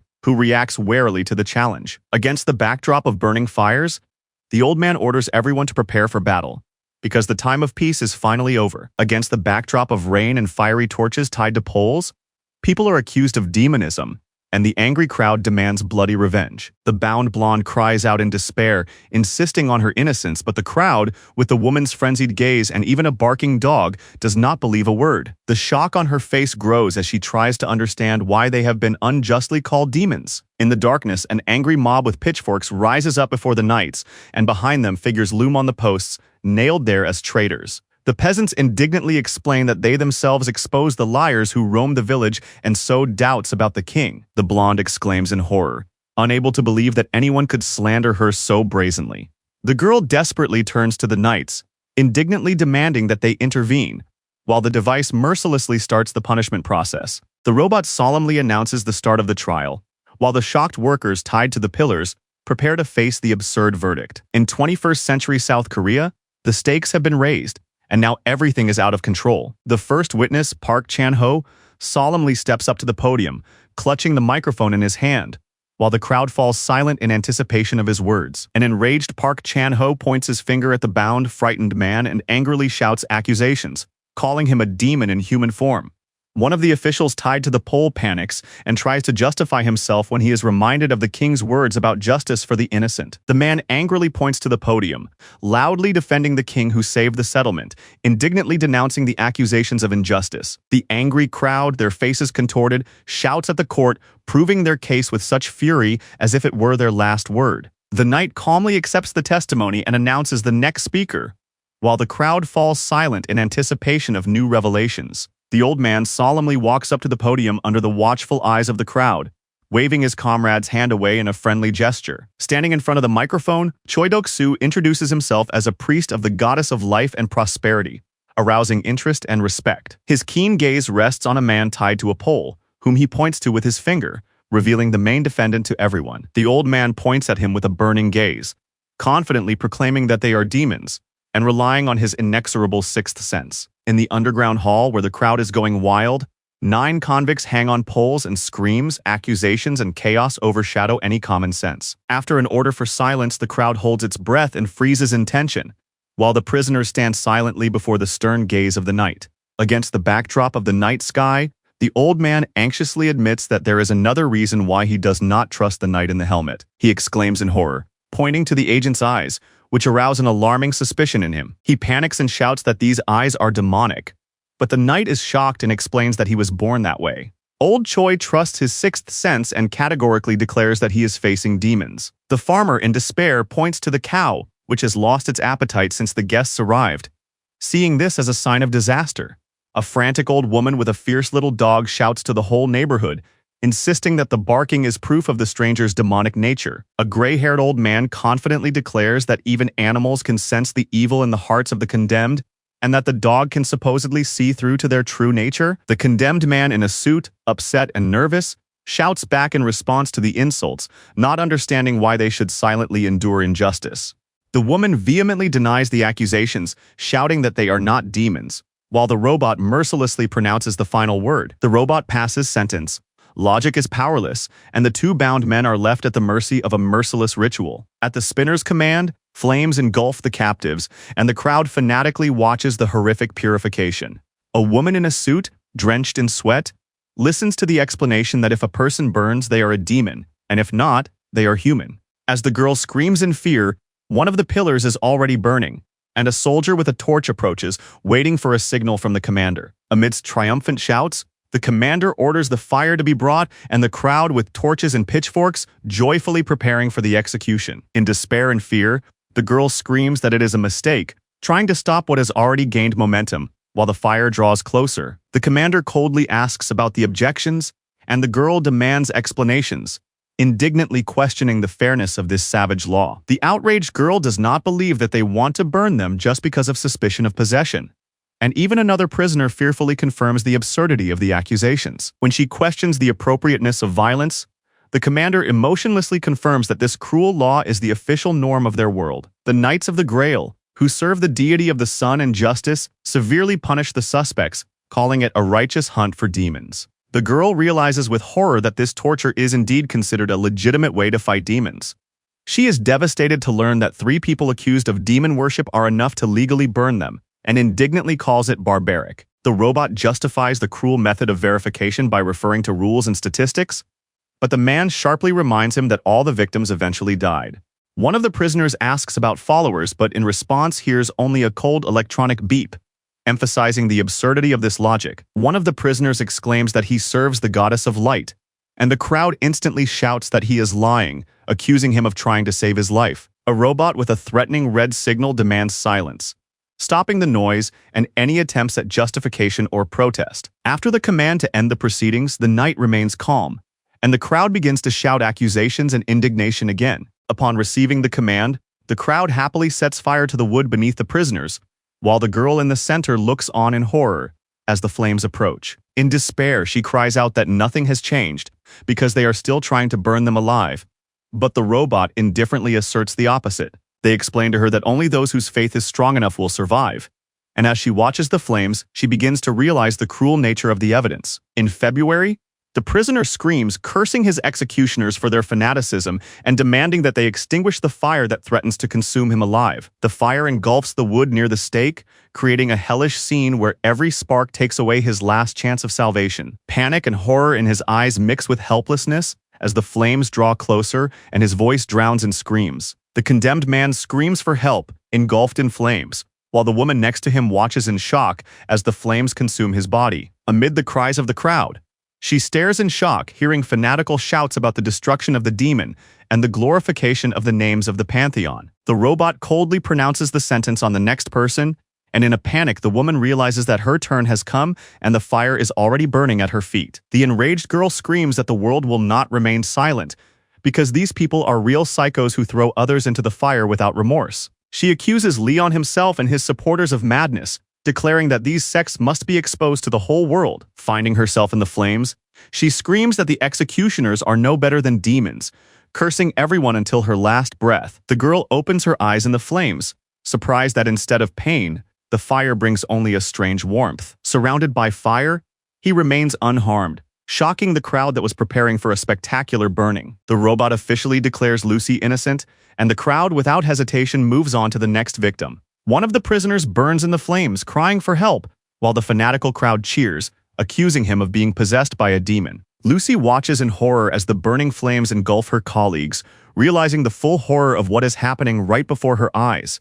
Despite the fire, one of the convicts remains unharmed, causing surprise and gratitude that prove stronger than fear. A confused blonde in uniform asks why not everyone burned, while the robot silently records data, ignoring the panic around him. It coldly reports that only 4 of the 8 victims have died, a result that is considered entirely expected. The robot displays some information on a hologram, while the woman tries to understand the meaning of this demonstration in shock. The hologram displays a table of results that classifies the victims, shocking the crowd with the accuracy of the infection assessment. The blonde freezes with her eyes wide, struck by the fact that the execution was part of a clear experiment rather than a religious ritual. The robot reports that those who did not reach the critical level of infection survived. The robot calmly says goodbye and flies away into the sky, leaving the girl confused among the night crowd. A blonde man in a business suit watches thoughtfully, his arms folded as if assessing what he has seen without emotion. Sitting at the table, he listens to her report about what she has experienced, while she reassures him that everything is fine. The blonde man asks if the queen showed her workshop, and Lucy, responding nervously, concludes about the effect of fire on the infected.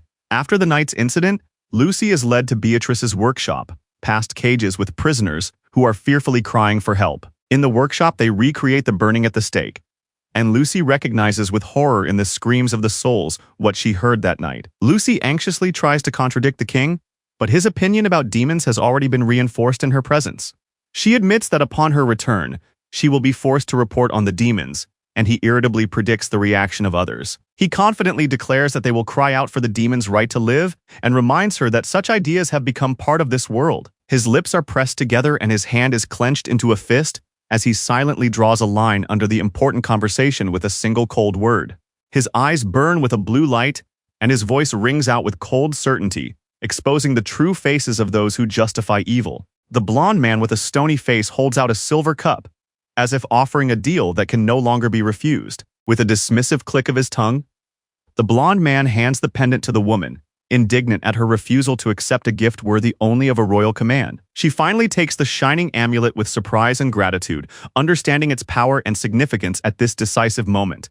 Piercing her with his gaze, he calls her by name and reminds her of her wisdom, hinting that a smart person knows when not to argue. The assistant, with a serious expression, accepts the shining ring, while the king confidently believes that she herself will understand its purpose. Hearing the king address him, the robot looks at him in surprise.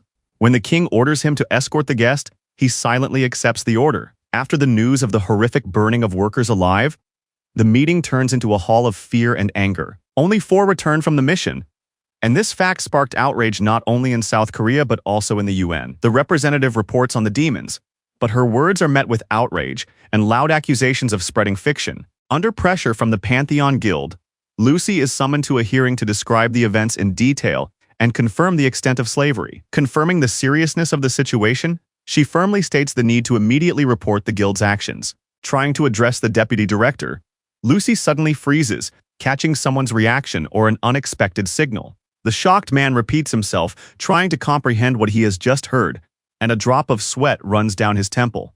The girl bursts into the hall dramatically, raising her hand with the device, and in a bright flash orders the light to appear. Blinded by the flash, the 2 men close their eyes, not understanding what is happening, and in panic shout the name of the deputy director, Lucy. The young man screams in despair and grabs his head, unable to accept the terrible truth that has just been revealed to him. The room freezes in fear as a demon with a purple aura appears before the employees, who exclaim in shock at its nature. The demon, his eyes bulging, rages, revealing the betrayal, and the girl realizes with horror that she is facing a true hellish creature.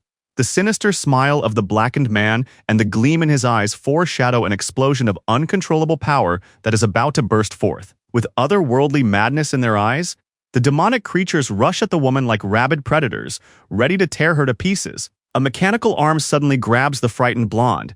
Just as the system announces the detection of a demon, the robot with burning eyes instantly appears between the woman and the attack, taking the blow upon itself and releasing a wave of energy toward the enemy.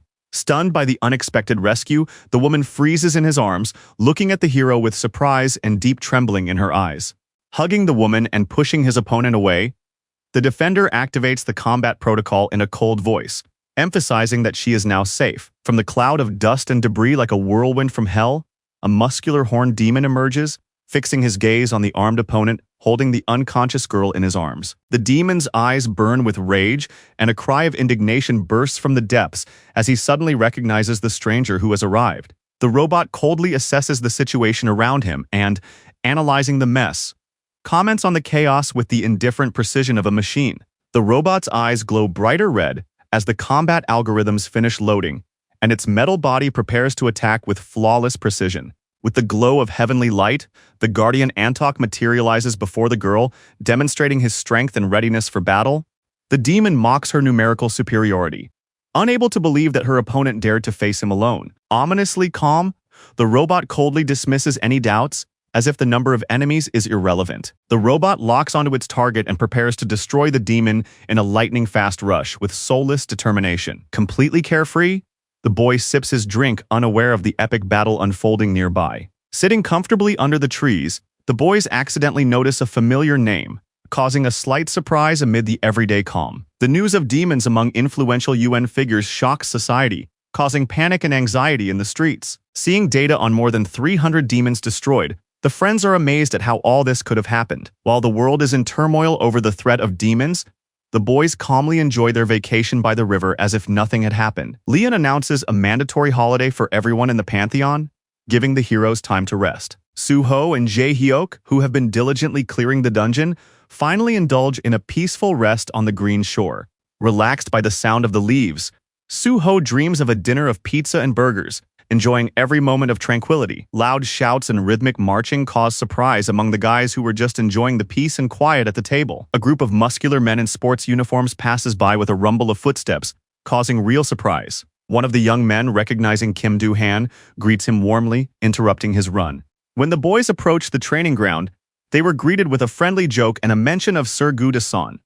One of the trainers explained with a smile that he was not yet a knight, but only a student, so there was no need to address him with an official title. Within the guild, Gary, So-yeon, Jae-hyun, and Suho were considered exceptional apprentices who had gained strength after receiving relics. The blonde man explains with a slight smile that some knights can also be considered S-rank, which surprises the black-haired boy. Gu-de-seon, awkwardly scratching the back of his head, admits that he is still only a knight apprentice because his path has not been easy. After a short conversation, everyone says goodbye, and Gu-de-seon continues on his way with a smile, receiving good luck wishes from his friends. A group of cadets marches under the command of their trainer, while two boys watch them with surprise. The blonde man acknowledges the hero's diligence, but doubts his progress, as he is still barely above sea level. Changing the subject, he asks when they will be able to start guarding Sir Govrick's hammer, but the dark-haired boy only mumbles thoughtfully in response. Standing in front of the relic that does not recognize them as its own, the hero listens with fascination to the story of the legendary hammer that grants the title of Knight of the Grail. Lying relaxed on a deck chair, one of the boys indifferently comments that only 4 members of the guild truly understood the essence of the title of Knight of the Grail. Against the backdrop of the evening sky, the figures of glorious knights who gave their lives serving the great gods in the decisive battle appear. The magical Beatrice, who ruled the world, and the robot who served faithfully for 1,000 years were both worthy of the title of Knight of the Grail. Against the backdrop of a peaceful landscape, the boys wonder if there is anyone on Earth capable of becoming a Knight of the Grail, remembering Gary. Over lunch, they discuss where His Majesty has gone and learn from Gary that he has simply gone to fight stress. The blonde man with wide eyes and a pale face freezes in shock upon hearing something that completely throws him off balance. A bizarre vision appears in his mind of himself as a victim in the hands of a smiling cult servant and an elegant demoness. To avoid the awkward topic, the boys put on their most innocent faces and convincingly pretend not to understand anything, even though they know the truth. In a gloomy stone room beneath the palace, Beatrice waits silently, sitting near the Pantheon prison. A frightened scream pierces the air, and a maid with a stony expression dryly notes the death of another demon. Footsteps echo on the stairs, and the girl looks up in fear, not expecting an unexpected visit. Seeing the man in the cloak, the maid falls to her knees and exclaims his title with reverence, choking with fear and respect. A new guest enters the dark prison, and the man with the cold gaze calmly says that he has found the one he was looking for. Stopping by the cage, he remarks mockingly that it still stinks here and wonders why the aristocrat has so much time to spend here. With his innocent remark about the stench, the young man causes the maid to clench her fists in indignation and lower her gaze in humiliation. While the gentleman and his companion joke about nobility and keeping demons at bay, the girl behind them hisses with anger, losing her patience. The maid is boiling with rage, clenching her fists and thinking about the injustice of having to live among the stench. The enraged maid cannot understand why, having an elevator to the surface, they did not use it to escape. A merciless kick stuns her, causing her to scream in surprise. She tries to justify herself in fear, but the blonde man with a cold gaze immediately reveals her hidden thoughts. The girl in uniform curls up on the floor with a frightened look on her face, clutching her shoulder after the sudden attack. The blonde man turns away with a cold expression, leaving the frightened servant on the stone floor of the dark corridor. A majestic woman with a crown appears before him with an interested smile, asking about the reason for the meeting. With a sly smile and a twinkle in her eyes, she jokingly promises to cheer him up, as if she is preparing something unexpected and insidious. The shocked boy, his eyes wide open, says that he has found a way, and at that moment, everything around him seems to freeze. Amidst the burning hell, a formidable knight with red eyes appears, because it is Vulcanus who must be found to carry out the new plan. Under the flickering sunset, they have a calm conversation, and outside the window, the demon's chains are clearly visible in the flames. Beatrice, smiling slyly, calls her guesses just a hypothesis, making him think even more. Hearing the suggestion that Vulcanus might be in the ice region, the blonde man grips his cup tightly. Thanks to the sacrificed hand, a portal to the fortress of the Lord of Rizni opens, shining with a magical whirlwind in front of the puzzled girl. Slightly tense, he silently ponders what he has heard, slightly gloomy, staring intently into the void. Over tea in a dimly lit room, the hero asks about the ritual of opening the gates, and she suggests that demons have their own security system. The boy looks thoughtfully at the sorceress, trying to understand the real reason for Vulcanus's appearance in that particular place. In a hall filled with memories of war, the guy recalls with horror the demons escaped through the gate 200 years ago, and his guesses cause alarm. The hero, observing a magical illusion from the past, suggests that Lord Ice sensed danger during the battle and fled to his own territory. The surprised boy clarifies his conclusion, and the girl, with a slight smile, confirms that the Lord of Ice has fled and Sir Vulcanus has rushed after him. She explains that it is now clear that Sir Vulcanus was unable to return for some reason, and that to discover the truth, one must enter the territory of the Ice Lord. A smile overshadows the boy's face as he revels in the power that Lord Rise's hand gives him. Under the glint of his ominous eyes, he asks if Beatrice is on his side, and she confirms with delight, imagining the fear in the eyes of future victims. In a luxurious hall, amid darkness and light, they laugh, immersed in the anticipation of chaos that is about to break free. Lionheart and his army destroyed the Lord of Diversity's domain, and the Lord himself disappeared without a trace in the whirlwind of disaster. Although everyone considered the Lord of Variety dead, the demon still had to deal with the consequences, which did not fill him with enthusiasm. During a gathering of demons, one of the witnesses recounted with horror how Lionheart's scream pierced the eardrums of hundreds, and his blue eyes shone with panic. A pale sorceress with violet eyes appears with a fiery command to destroy everyone, causing a demon who recognizes the Witch Queen to scream in panic. The great demon of wisdom with red eyes angrily reminds them of the forbidden name when one of the servants literally loses control of himself out of fear. Panic grips demon after demon as the growing chaos in the palace frightens them into flight, while the elder watches the unfolding chaos. The demon with a gloomy look and sweat on his forehead flinches at the cry, realizing that something is about to happen. A roaring warrior clenches his fist on the face of the stunned demon, ordering him to take on a dangerous mission in front of the astonished crowd. Stunned and humiliated, the demon grits his teeth in rage and fear, barely holding back his inner resistance. The younger demon eagerly rushes off, inspiring admiration from his companions with his enthusiasm. Everyone agrees that he is the best candidate for the mission, although the hero himself feels despair rather than excitement. A large-scale operation is underway in the city to cleanse Lord Risen's estate of holy power, with everyone acting without delay. A demon with a gray beard waving his staff angrily orders the restoration of the infected area to be completed immediately. One of the workers cries out in despair because the earth is saturated with holy energy, and he cannot bear its influence.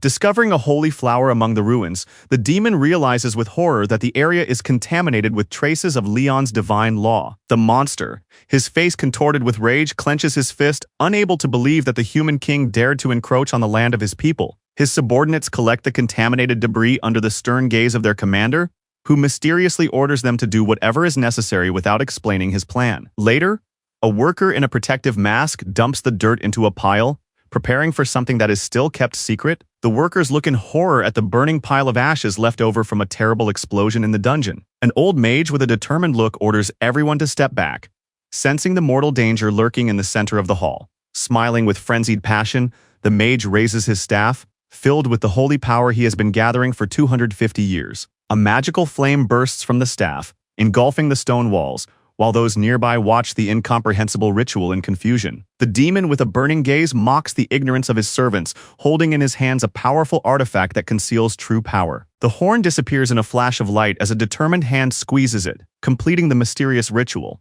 The demon inspector shouts an order to work, forcing his subordinates to instantly grab their shovels and start digging in the stifling atmosphere of the mine. But in a moment, his expression changes and he freezes, sensing something strange and disturbing that he cannot explain. Slowly walking past the gloomy castle, he remembers his mission and thinks about how to quickly inform Reynold of the coordinates of the king with the lion's heart. The demon suddenly wakes up with a scream, clutching the blanket in fear, as if something terrible had just escaped from his dream. The empty room is enveloped in the silence of the night, and only a single ray of moonlight illuminates the frightened figure on the bed.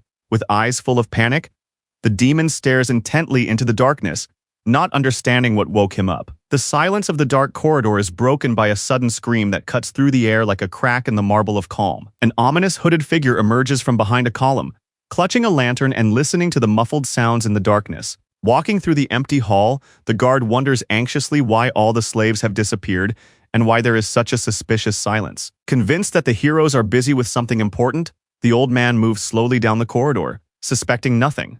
Making his way through the darkness with his lantern, he does not notice a shadow with glowing eyes rapidly approaching him from behind. Noticing the sudden attack, the sorcerer slips aside, and magical lightning flashes in the air. With an ominous look and a lantern in his hand, the hooded figure rushes into the darkness, certain that danger lurks there.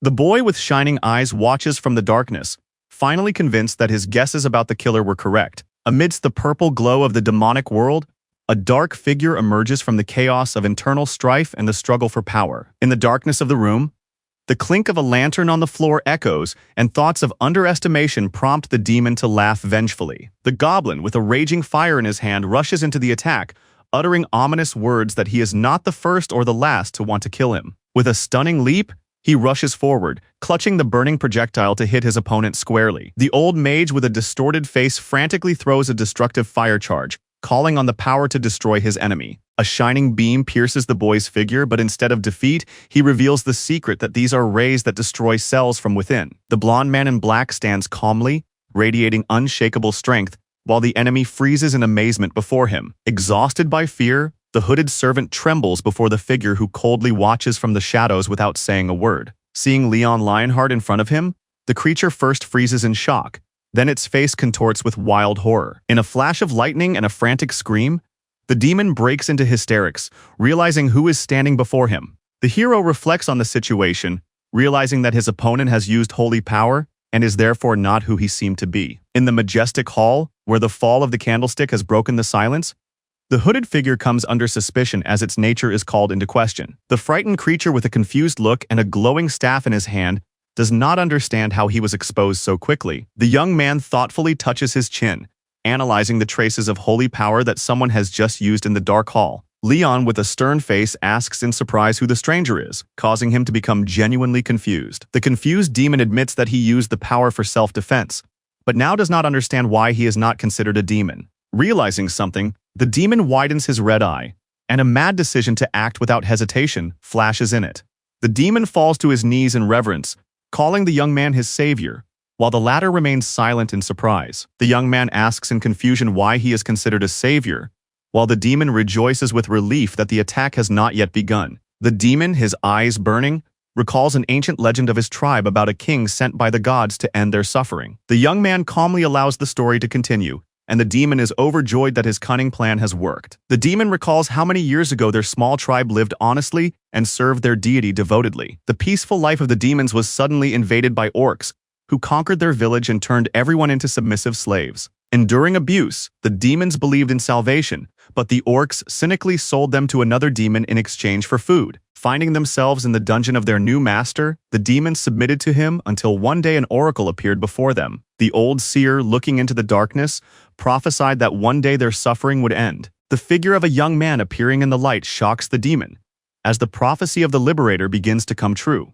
Seeing hope in him, the demon smiles bitterly, not believing that the legend has become reality. Moved by the story, the young man wipes his eyes with feigned drama, playing the role of a sympathetic hero. The demon looks at the young man in amazement, not believing that he has actually fallen for a fictional legend. Kneeling down, the boy solemnly asks for the name of his god, and the demon, without hesitation, loudly exclaims, "Fachspriochisk." The young man repeats the strange name of the deity, trying hard to pronounce it correctly. He confesses, confused, that he has never heard such a name before, and the demon cheerfully excuses himself by citing the complexity of the tribal language. Touching his chin, the young man ponders the strange name and tribal fiction. Pretending to be serious, Leon calls the demon a follower of another faith, completely believing in his own fiction. The demon is overjoyed, believing that he has survived thanks to the sincerity and lack of prejudice of his tyrannical savior. His face changes to one of confusion when a hand appears behind him, promising to do something he did not expect at all. Leon leans toward the demon and declares that he will go with him because the place is too dangerous, and the demon mumbles something incomprehensible in confusion. The king drags the demon down the corridor, joking about loneliness, and at the same time demanding to know everything about his tribe. The frightened demon cries for help, and the hero gently reassures him, saying that it is normal to cry. They walk along a gloomy path, and the demon, revealing his name for the first time as Gorbla, begins a long conversation. Smiling, Leon says that the demon reminds him of someone he knows, and the demon cautiously asks who exactly. With an ominous gleam in his eyes, Leon recalls a goblin he almost killed by brutally tearing his mouth apart. The blonde casually mentions the name of that twisted creature with a nasty temper, while the frightened demon begins to tremble with horror. Leon smiles gently, admitting that he only equated the demon with another because of their physical resemblance. The story shifts to the past, where 230 years ago, Hump became a higher demon and met Leon for the first time. Sensing danger, Gorb immediately fled the battlefield, miraculously escaping after clashing with the ruthless warrior. During Leon's invasion, Gorb panics and flees the battlefield, leaving everyone behind as soon as he learns of the death of the Lord of Wisdom. The hero ironically refers to the title of demon, saying that the nickname of survivor suits him better than the ruler of wisdom and ambition. Gorb is relieved that the deception is still working and is surprised to realize how the artifact created against Reynold has come in handy. Leon smiles and calls Gorb to the cave entrance, causing him to ask in confusion if he heard correctly. In a rocky gorge, Leon stops in front of a dark cave, announcing that they have arrived at their destination. The White Queen emerges from the darkness with a slight smile, and Gorbla recognizes her with horror as the legendary Witch Queen. Hearing the priest's strange name, the girl barely suppresses a smile. Unable to believe that anyone could be called Fazpriochiskal, Gorbla, trembling with fear, swears allegiance, bowing before the girl who calmly watches the scene. Tilting her head slightly, the girl with an ominous purple glow around her wonders whether she should trust Gorbla with such a name.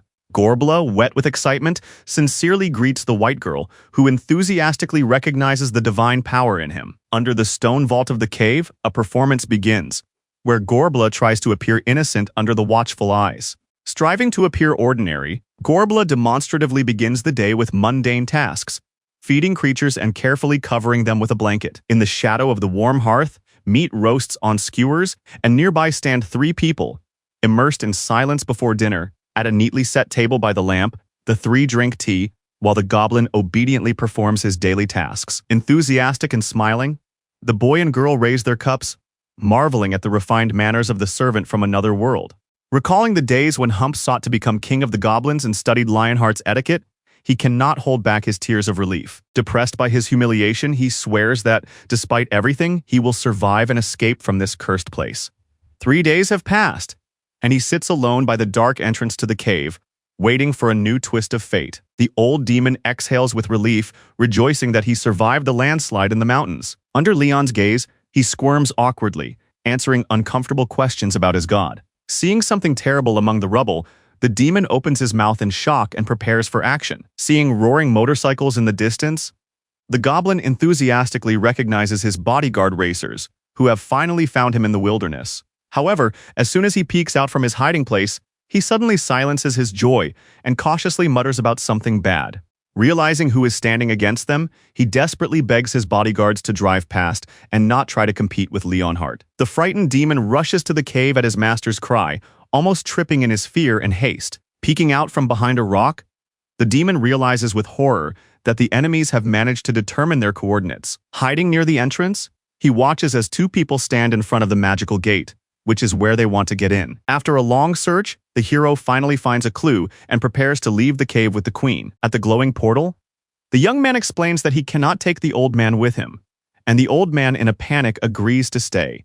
With a look of fear on his face, the old man hears the hero's farewell words, promising to return someday. The ominous promise to exterminate all demons to the last one frightens the gray-haired goblin to trembling and a panicked prohibition on returning. In front of the portal, the young man gives his blessing, leaving the demon alone, while the blonde woman watches calmly. Waving his staff in the glow of light, the hero smashes it to the ground, causing despair and a scream of horror in the demon. The staff blossoms with new life in the blonde man's hands, shining against the backdrop of darkness like hope amid a ravaged land. The hero, immersed in the flames of purification, destroys the staff filled with demonic energy, bidding it farewell forever. He holds out the purified artifact to the old demon, causing him to fear that it is an explosive trap. The frightened old man bows low and offers the boy to take the staff because it attracts too much attention. The embarrassed boy grabs his head and agrees to take the staff, sighing with relief. In response, the demon with wild eyes unexpectedly receives a blessing and reacts with surprise. An ominous explosion of golden light breaks through the mountain, leaving behind a crater of destruction and a scream that pierces the air. The blonde man with closed eyes and a cold smile looks on sarcastically, enjoying the helplessness of others in the glow of his victory. The creature in agony screams so loudly that the foam of pain literally suffocates it from within, blinded by the blinding light. Above the cliff, bathed in the evening light, the blonde man's cheerful laughter rang out, rejoicing that the hero had survived, even though he was on the verge of life and death. In the rays of the setting sun, the goblins notice the destroyed entrance to the cave and rush forward, shouting that they have found their boss. Seeing something incredible, two goblins with gaping mouths and wide eyes scream in shock, not believing that this is really their boss. The old man's burned body shakes with pain on the floor while the frightened goblins in hoods try to understand what happened to him. Flooded with tears and despair, the burned goblin grits his teeth, cursing the pain and remembering everything he has been through. The rays of the new day shine through the rubble of the cave, where goblins who have just pulled him out of the trap stand around the unconscious survivor. Amidst the icy mountains, two travelers stand before a dark portal, immersed in the magical silence of the frosty world. Impressed by the harshness of these lands, the girl marvels at the cold, while the young man calmly observes her reaction. She touches her chest with a smile and explains that magic allows her to keep warm despite the bitter cold. Noticing something disturbing, the girl opens her eyes wide, her face filled with surprise and tension. The heroes discuss the restrictions imposed on the use of mana, which weaken their powers and require significantly more energy. Amidst the snowy wasteland, they realize the threat that even divine laws are subject to hostile forces here. He admits that he is still able to use the law, although it is difficult, and she suggests returning before it is too late. The boy solemnly admits that even if he used all his mana, the force that freezes these lands is equal to divine law and cannot be influenced. Concerned about the possible development of events, the girl advises him to save his mana in case of an emergency opening of the gate. Feeling an energy surge, the girl activates the sword with a tense look, and it glows red in her hands. Having determined the direction, the heroes look at the sword, which reacts to the presence of Sir Vulcanus, and rejoice that they have arrived where they should. She assumes that the target may be somewhere nearby and suggests setting off, clutching the sword that glows with power. The heroes advance along a narrow path between the icy cliffs, leaving deep footprints in the snow behind them. Out of breath and exhausted, she tries not to show her fatigue, while he worries about her condition in the icy wilderness.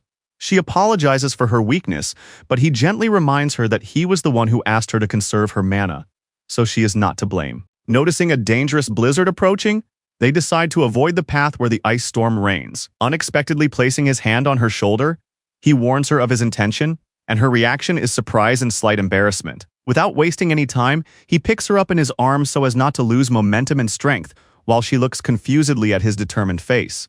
He explains that he is acting in extreme circumstances and apologizes, while she, embarrassed, is not worried about herself, but whether everything will be all right with him. He smiles, saying that she is as light as a feather, and she, blushing, jokes to herself about such obvious flirting. Walking through the icy passageway, they joke about lightness and failures with compliments, exchanging warm smiles in the cold. Pressing herself against his chest, she realizes with surprise that she has never been so close to a man before and says so aloud. In the cozy silence amid the snow, she admits that she feels quite comfortable, and he smiles and calls it an honor for himself. Hearing her sincere confession, he suddenly blushes, looking at her puzzled and slightly confused. Looking at her tired face, he decides not to delay and speeds up, as the snowfall is getting heavier by the minute. Walking through the icy tunnel, he regrets not bringing Gary with him, as the journey is proving to be more difficult than it seemed. In the office, Gary stares at the phone screen in shock, not believing his eyes, and looks closer in surprise. The phone screen flashes an alarming red, showing the continuous appearance of portals across the country at intervals of a few minutes. The girl looks in horror at the map, where the world is ablaze with points of invasion, and realizes that a global catastrophe has begun. The president of the association shouts, ordering to immediately notify all the major guilds and call the Pantheon through Gary. The president of the association panics, shouting that there is no time left because the situation is out of control. The guild members look at the screen with concern, suspecting that the red marks are invasion portals. When the hall sees the map dotted with red dots, everyone realizes that the situation is catastrophic and there is no choice left. Sighing calmly, the tall man with the chain greets the new arrivals and confidently assesses the situation. After asking about the missing persons, both men look at each other in surprise, not understanding where the king and queen are. A girl and a gray-haired man enter the hall, causing surprise. After the sound signal, the robot sits calmly on the girl's head, and she, smiling confusedly, only sighs and mutters about God. Tired Kim Jin-chul from the Shark Guild sits with his head resting on his hand and sarcastically asks if machines now need human treatment. Hearing Kim Jin-chul's name, one of the boys exclaims in horror, and the girl behind him freezes with her eyes wide open. Gary apologizes and enters the room with a tense look, and all the men look at her with curiosity. Suddenly, the robot on the girl's head wants to say something, causing her to cry out in surprise. Shocked, Gary asks if this creature will really remain in this form for the entire meeting, but receives an authoritative response with silent approval. The smug Grail Knight in a flowery shirt mockingly declares that he is not bound by the law, ignoring even the authority of his majesty. His eyes flash with rage when he realizes that everything is going according to plan because the king is not there. In a burst of rage, he jumps up from his seat, shouting to the entire hall why they dared to ignore him. The muscular guard looks anxiously at his companion, who is bent over in pain, barely able to stand. The old gentleman, with a calm smile, agrees with his companion, saying that this will be a good lesson for the culprit. A smug man in a flowery shirt, hearing about impunity, decides with a sly smile that now he can do whatever he wants. An ominous aura hangs over the girl when a burly man with a black gaze that pierces like lightning approaches her. Mocking her status, he coldly orders her to bring the real interlocutor, disregarding her importance. The girl, trying to assert her dignity, awkwardly raises her hand, but instead hears rude humiliation from the self-confident boor. The man in the flowery shirt boldly asks why the metal stranger is allowed to appear here, and the older gentleman responds with dignity that he has permission from the king himself. Turning away with a sneer, the man sarcastically praises the king's generosity and coldly belittles him, calling him an ordinary gatekeeper. The robotic creature on top of her head aggressively responds to the stranger's gaze, while the girl herself remains silent, but with obvious irritation.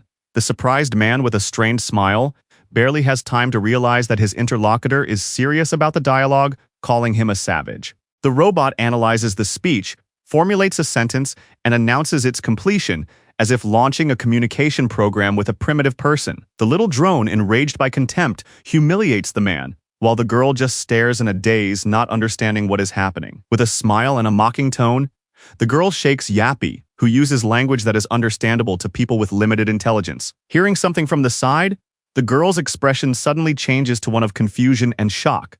Realizing that the situation is getting out of control, overflowing with rage, the man charges his fist with energy, shouting curses, while the girl fearfully clutches her mask, preparing for the inevitable. With anger in her eyes and her fists trembling with tension, the girl clutches the robot, preparing to respond to the insult with all her dignity. The man, with a maniacal smile, raises his hand, filled with red energy, and lunges forward while the girl freezes in horror. Hearing the robot's demand, the girl exclaims in confusion, not understanding how to stop the superhuman attack. She lunges forward with the robot in her hand, managing to grab the attacker's arm just before the blow, stunning everyone present. Watching the unexpected turn of events, the two boys freeze in shocked amazement, not believing their eyes. Gary concentrates on blocking the attack with a swift movement of her hand, making everyone around her believe that she has indeed reached S rank. An angry Kim Jin-chul flashes his eyes, demanding an explanation, while the girl bleats fearfully, not knowing how to get out of this situation. Sitting on a chair with a frightened face, she frantically apologizes to the enraged Kim Jin-chul, assuring him that she had no intention of interfering. An angry Kim Jin-chul, frowning, challenges the girl to a fight, and she, trembling with fear, only elicits more sympathy from the observers. Gari bursts into tears when Yappy coldly assures her that she could have destroyed her opponent without any problems. The hunter's face, distorted with rage, approaches with a red aura behind him, and the girl reaches forward imploringly, trying to stop him. Someone on the side bursts out with a shout, demanding silence, causing Gary to flinch tensely. An old man in black clothing enters the hall with a menacing look, reminding everyone of their respect for their elders and the authority of the Holy Sword Guild. The guild leader, without mincing words, mocks Kim Jin-chul for his rudeness and insolence, poking him in the face with his pipe. Turning to Gary and Yappy, the elder calmly makes it clear that he has a different opinion about their role in the situation he has just witnessed. Hearing Yappy's name, the mustachioed official officially announces that this creature is over 1,000 years old, stunning everyone in the room. The elder, feeling a blow to his pride, covers his face with his hand, and those present jokingly admit that in the Battle of the Ages he has lost his job, having lived since 1032. The representative with the folder officially declares that Spinner is allowed to stay here, and no further complaints on this matter will be considered. In the auditorium, all the hunters listen silently and attentively to the report, realizing the seriousness of the situation that has engulfed the entire world. Standing in front of a map covered with red dots, the official emphasizes that the incident with the gates is global in scale and affects every nation. When the ban on gatherings and trading items from the gate is announced, Gary exclaims in despair that they will not even be allowed to mine mana stones. In response to this outrage, someone raises their hand decisively, declaring that they also oppose the elder's decisions. A woman solemnly emphasizes that without profit, they will not be able to pay the guild members. And a man next to her adds that their services are not cheap. One of the hunters calmly declares that he also opposes the restrictions, causing his opponent to fall silent in thought. Kang Jin-seon, folding his arms and looking down dismissively, insists that every guild has the right to self-government without interference from above. His words cause a wave of indignation, and someone in the hall shouts that concern only for money is inappropriate, because this is a problem of national scale. A dark-haired man in the shadows with a cold gaze reminds everyone that the issue is not about money, but about the past, which still remains painful. He forces the elder to remember how the government abandoned the hunters in the early days of the cataclysm, leaving them to die among the hordes of monsters. Someone abruptly raises their hand, interrupting the tension with a loud exclamation to silence everyone and steer the discussion back to a constructive path. A representative in a white suit pompously declares that heroes must appear in times of crisis and obey the state, saying that this would be the will of the hero himself. A dark-skinned hunter with a gold chain supports these words, emphasizing that in a global crisis, it is best to act together. The elder sighs wearily and admits that such an approach will only repeat the mistakes of the past, reminding us of pain and betrayal. The dark-haired man confidently declares that the president of the association has no right to force them to participate, hinting at the limits of his authority. The president smiles and acknowledges that they are right, but offers an alternative choice for those who want to help voluntarily. Seeing the cart with packages, the man with the ponytail frowns, not understanding what exactly the president has decided to offer instead of an order. The man in a business suit looks in surprise at the heavy knight's armor displayed in front of him by the guards, as if he had suddenly found himself in the middle of a medieval collection. A dark-haired man in a flowery shirt laughs dismissively, assuring them that this armor is of the highest quality and that they have plenty of such junk in their warehouse. The president explains with a friendly smile that they are looking at star armor from Sir Yappy's workshop and immediately asks how many such items have appeared this month. The girl is shocked to hear about the losses. Many serfs have died, which has reduced productivity, Even though 1,300 sets of weapons have been manufactured, the man explodes with anger, indignant at how something unique can be mass-produced when the very name of the class implies uniqueness. Trying to defuse the situation, she justifies herself by saying that an agreement has already been concluded between the Pantheon and the Association, and even the president is aware of it. Smiling slyly, the gray-haired man solemnly announces that the guilds that take part in the cleanup will receive important privileges. He proudly displays the shining armor, explaining that participants will be the first to purchase the star armor and customize it to their liking. With a smile on his face, he announces that the Japanese Hunters Association and the American Maverick Guild have already offered 10 trillion won for the armor, shocking the audience. In a forge where a single piece of unique armor is forged over months, the hunter looks with concern at the miracle of mass production, which breaks with conventional ideas about craftsmanship. The robot rejoices enthusiastically above the girl's head, while she is shocked by the thought that such energetic emotion is inappropriate at this moment. Yappy assures her that joining is voluntary and no one is threatening them. Against the backdrop of an ominous light, Sir Yappy recalls that there are many people besides them, and that the era of humans may soon come to an end. A warrior in armor stands before the gate, determined to hold back the enemy and protect what still matters, despite the growing threat. In the depths of the hall filled with shadows, the rulers of evil sing with delight, carrying with them the impure goal of plunging the world into eternal decay. Even as she destroyed her enemies, she saw them laugh and return, erasing the last remnants of human innocence. On the brink of despair, a sinister conspirator appears before her with a circle of dark energy, offering a deal in exchange for power. Exhausted and devastated by 100 years of damnation, she accepts the dark gift that will condemn her to another life. The demon's sinister face glows with insane fury as he recalls with terrible delight the destroyed kingdom that was once his beloved. Amidst memories of happy moments, the queen sees her loyal knights dying one by one for her sake, while cruel reality drags her back again and again into an endless nightmare of loss. And just when she finally gave up and lost hope, her eyes reflected surprise and emptiness, foreshadowing something new. In the silence of the tense moment, the elegant shoes of a stranger step onto the dark carpet, bringing with them a change in the entire atmosphere. A tall blonde man in a strict suit introduces himself as the ruler of Lionheart, Leon Dragonia Lionheart, causing those present to freeze in surprise. Surprised and stunned, the queen lowers her gaze, unable to believe in the appearance of this important figure. The girl wakes up in a cave by the fire and turns to the young man in shock. The blonde man in a suit, sitting calmly by the fire with a glass in his hand, surveys his surroundings with a slight smile and confidence. The impressed girl looks at the guy with concern as he explains that he dug a hole to rest, not sparing his divine power. The king, with a warm smile, speaks of the expense as a necessity, acknowledging the difficulties that have befallen the girl, while the blonde calmly and gratefully holds the precious cup in her hands. She slowly raises the cup to her lips, blushing with excitement and the warmth rising with the steam above the drink. She shyly asks if she was too harsh, to which he, looking into the fire with a smile, easily replies that she was probably just lost in memories. In the pensive gaze of the blonde man leaning on his arm, the longing for the past dissolves, appearing before him like a sweet dream to which he wants to return.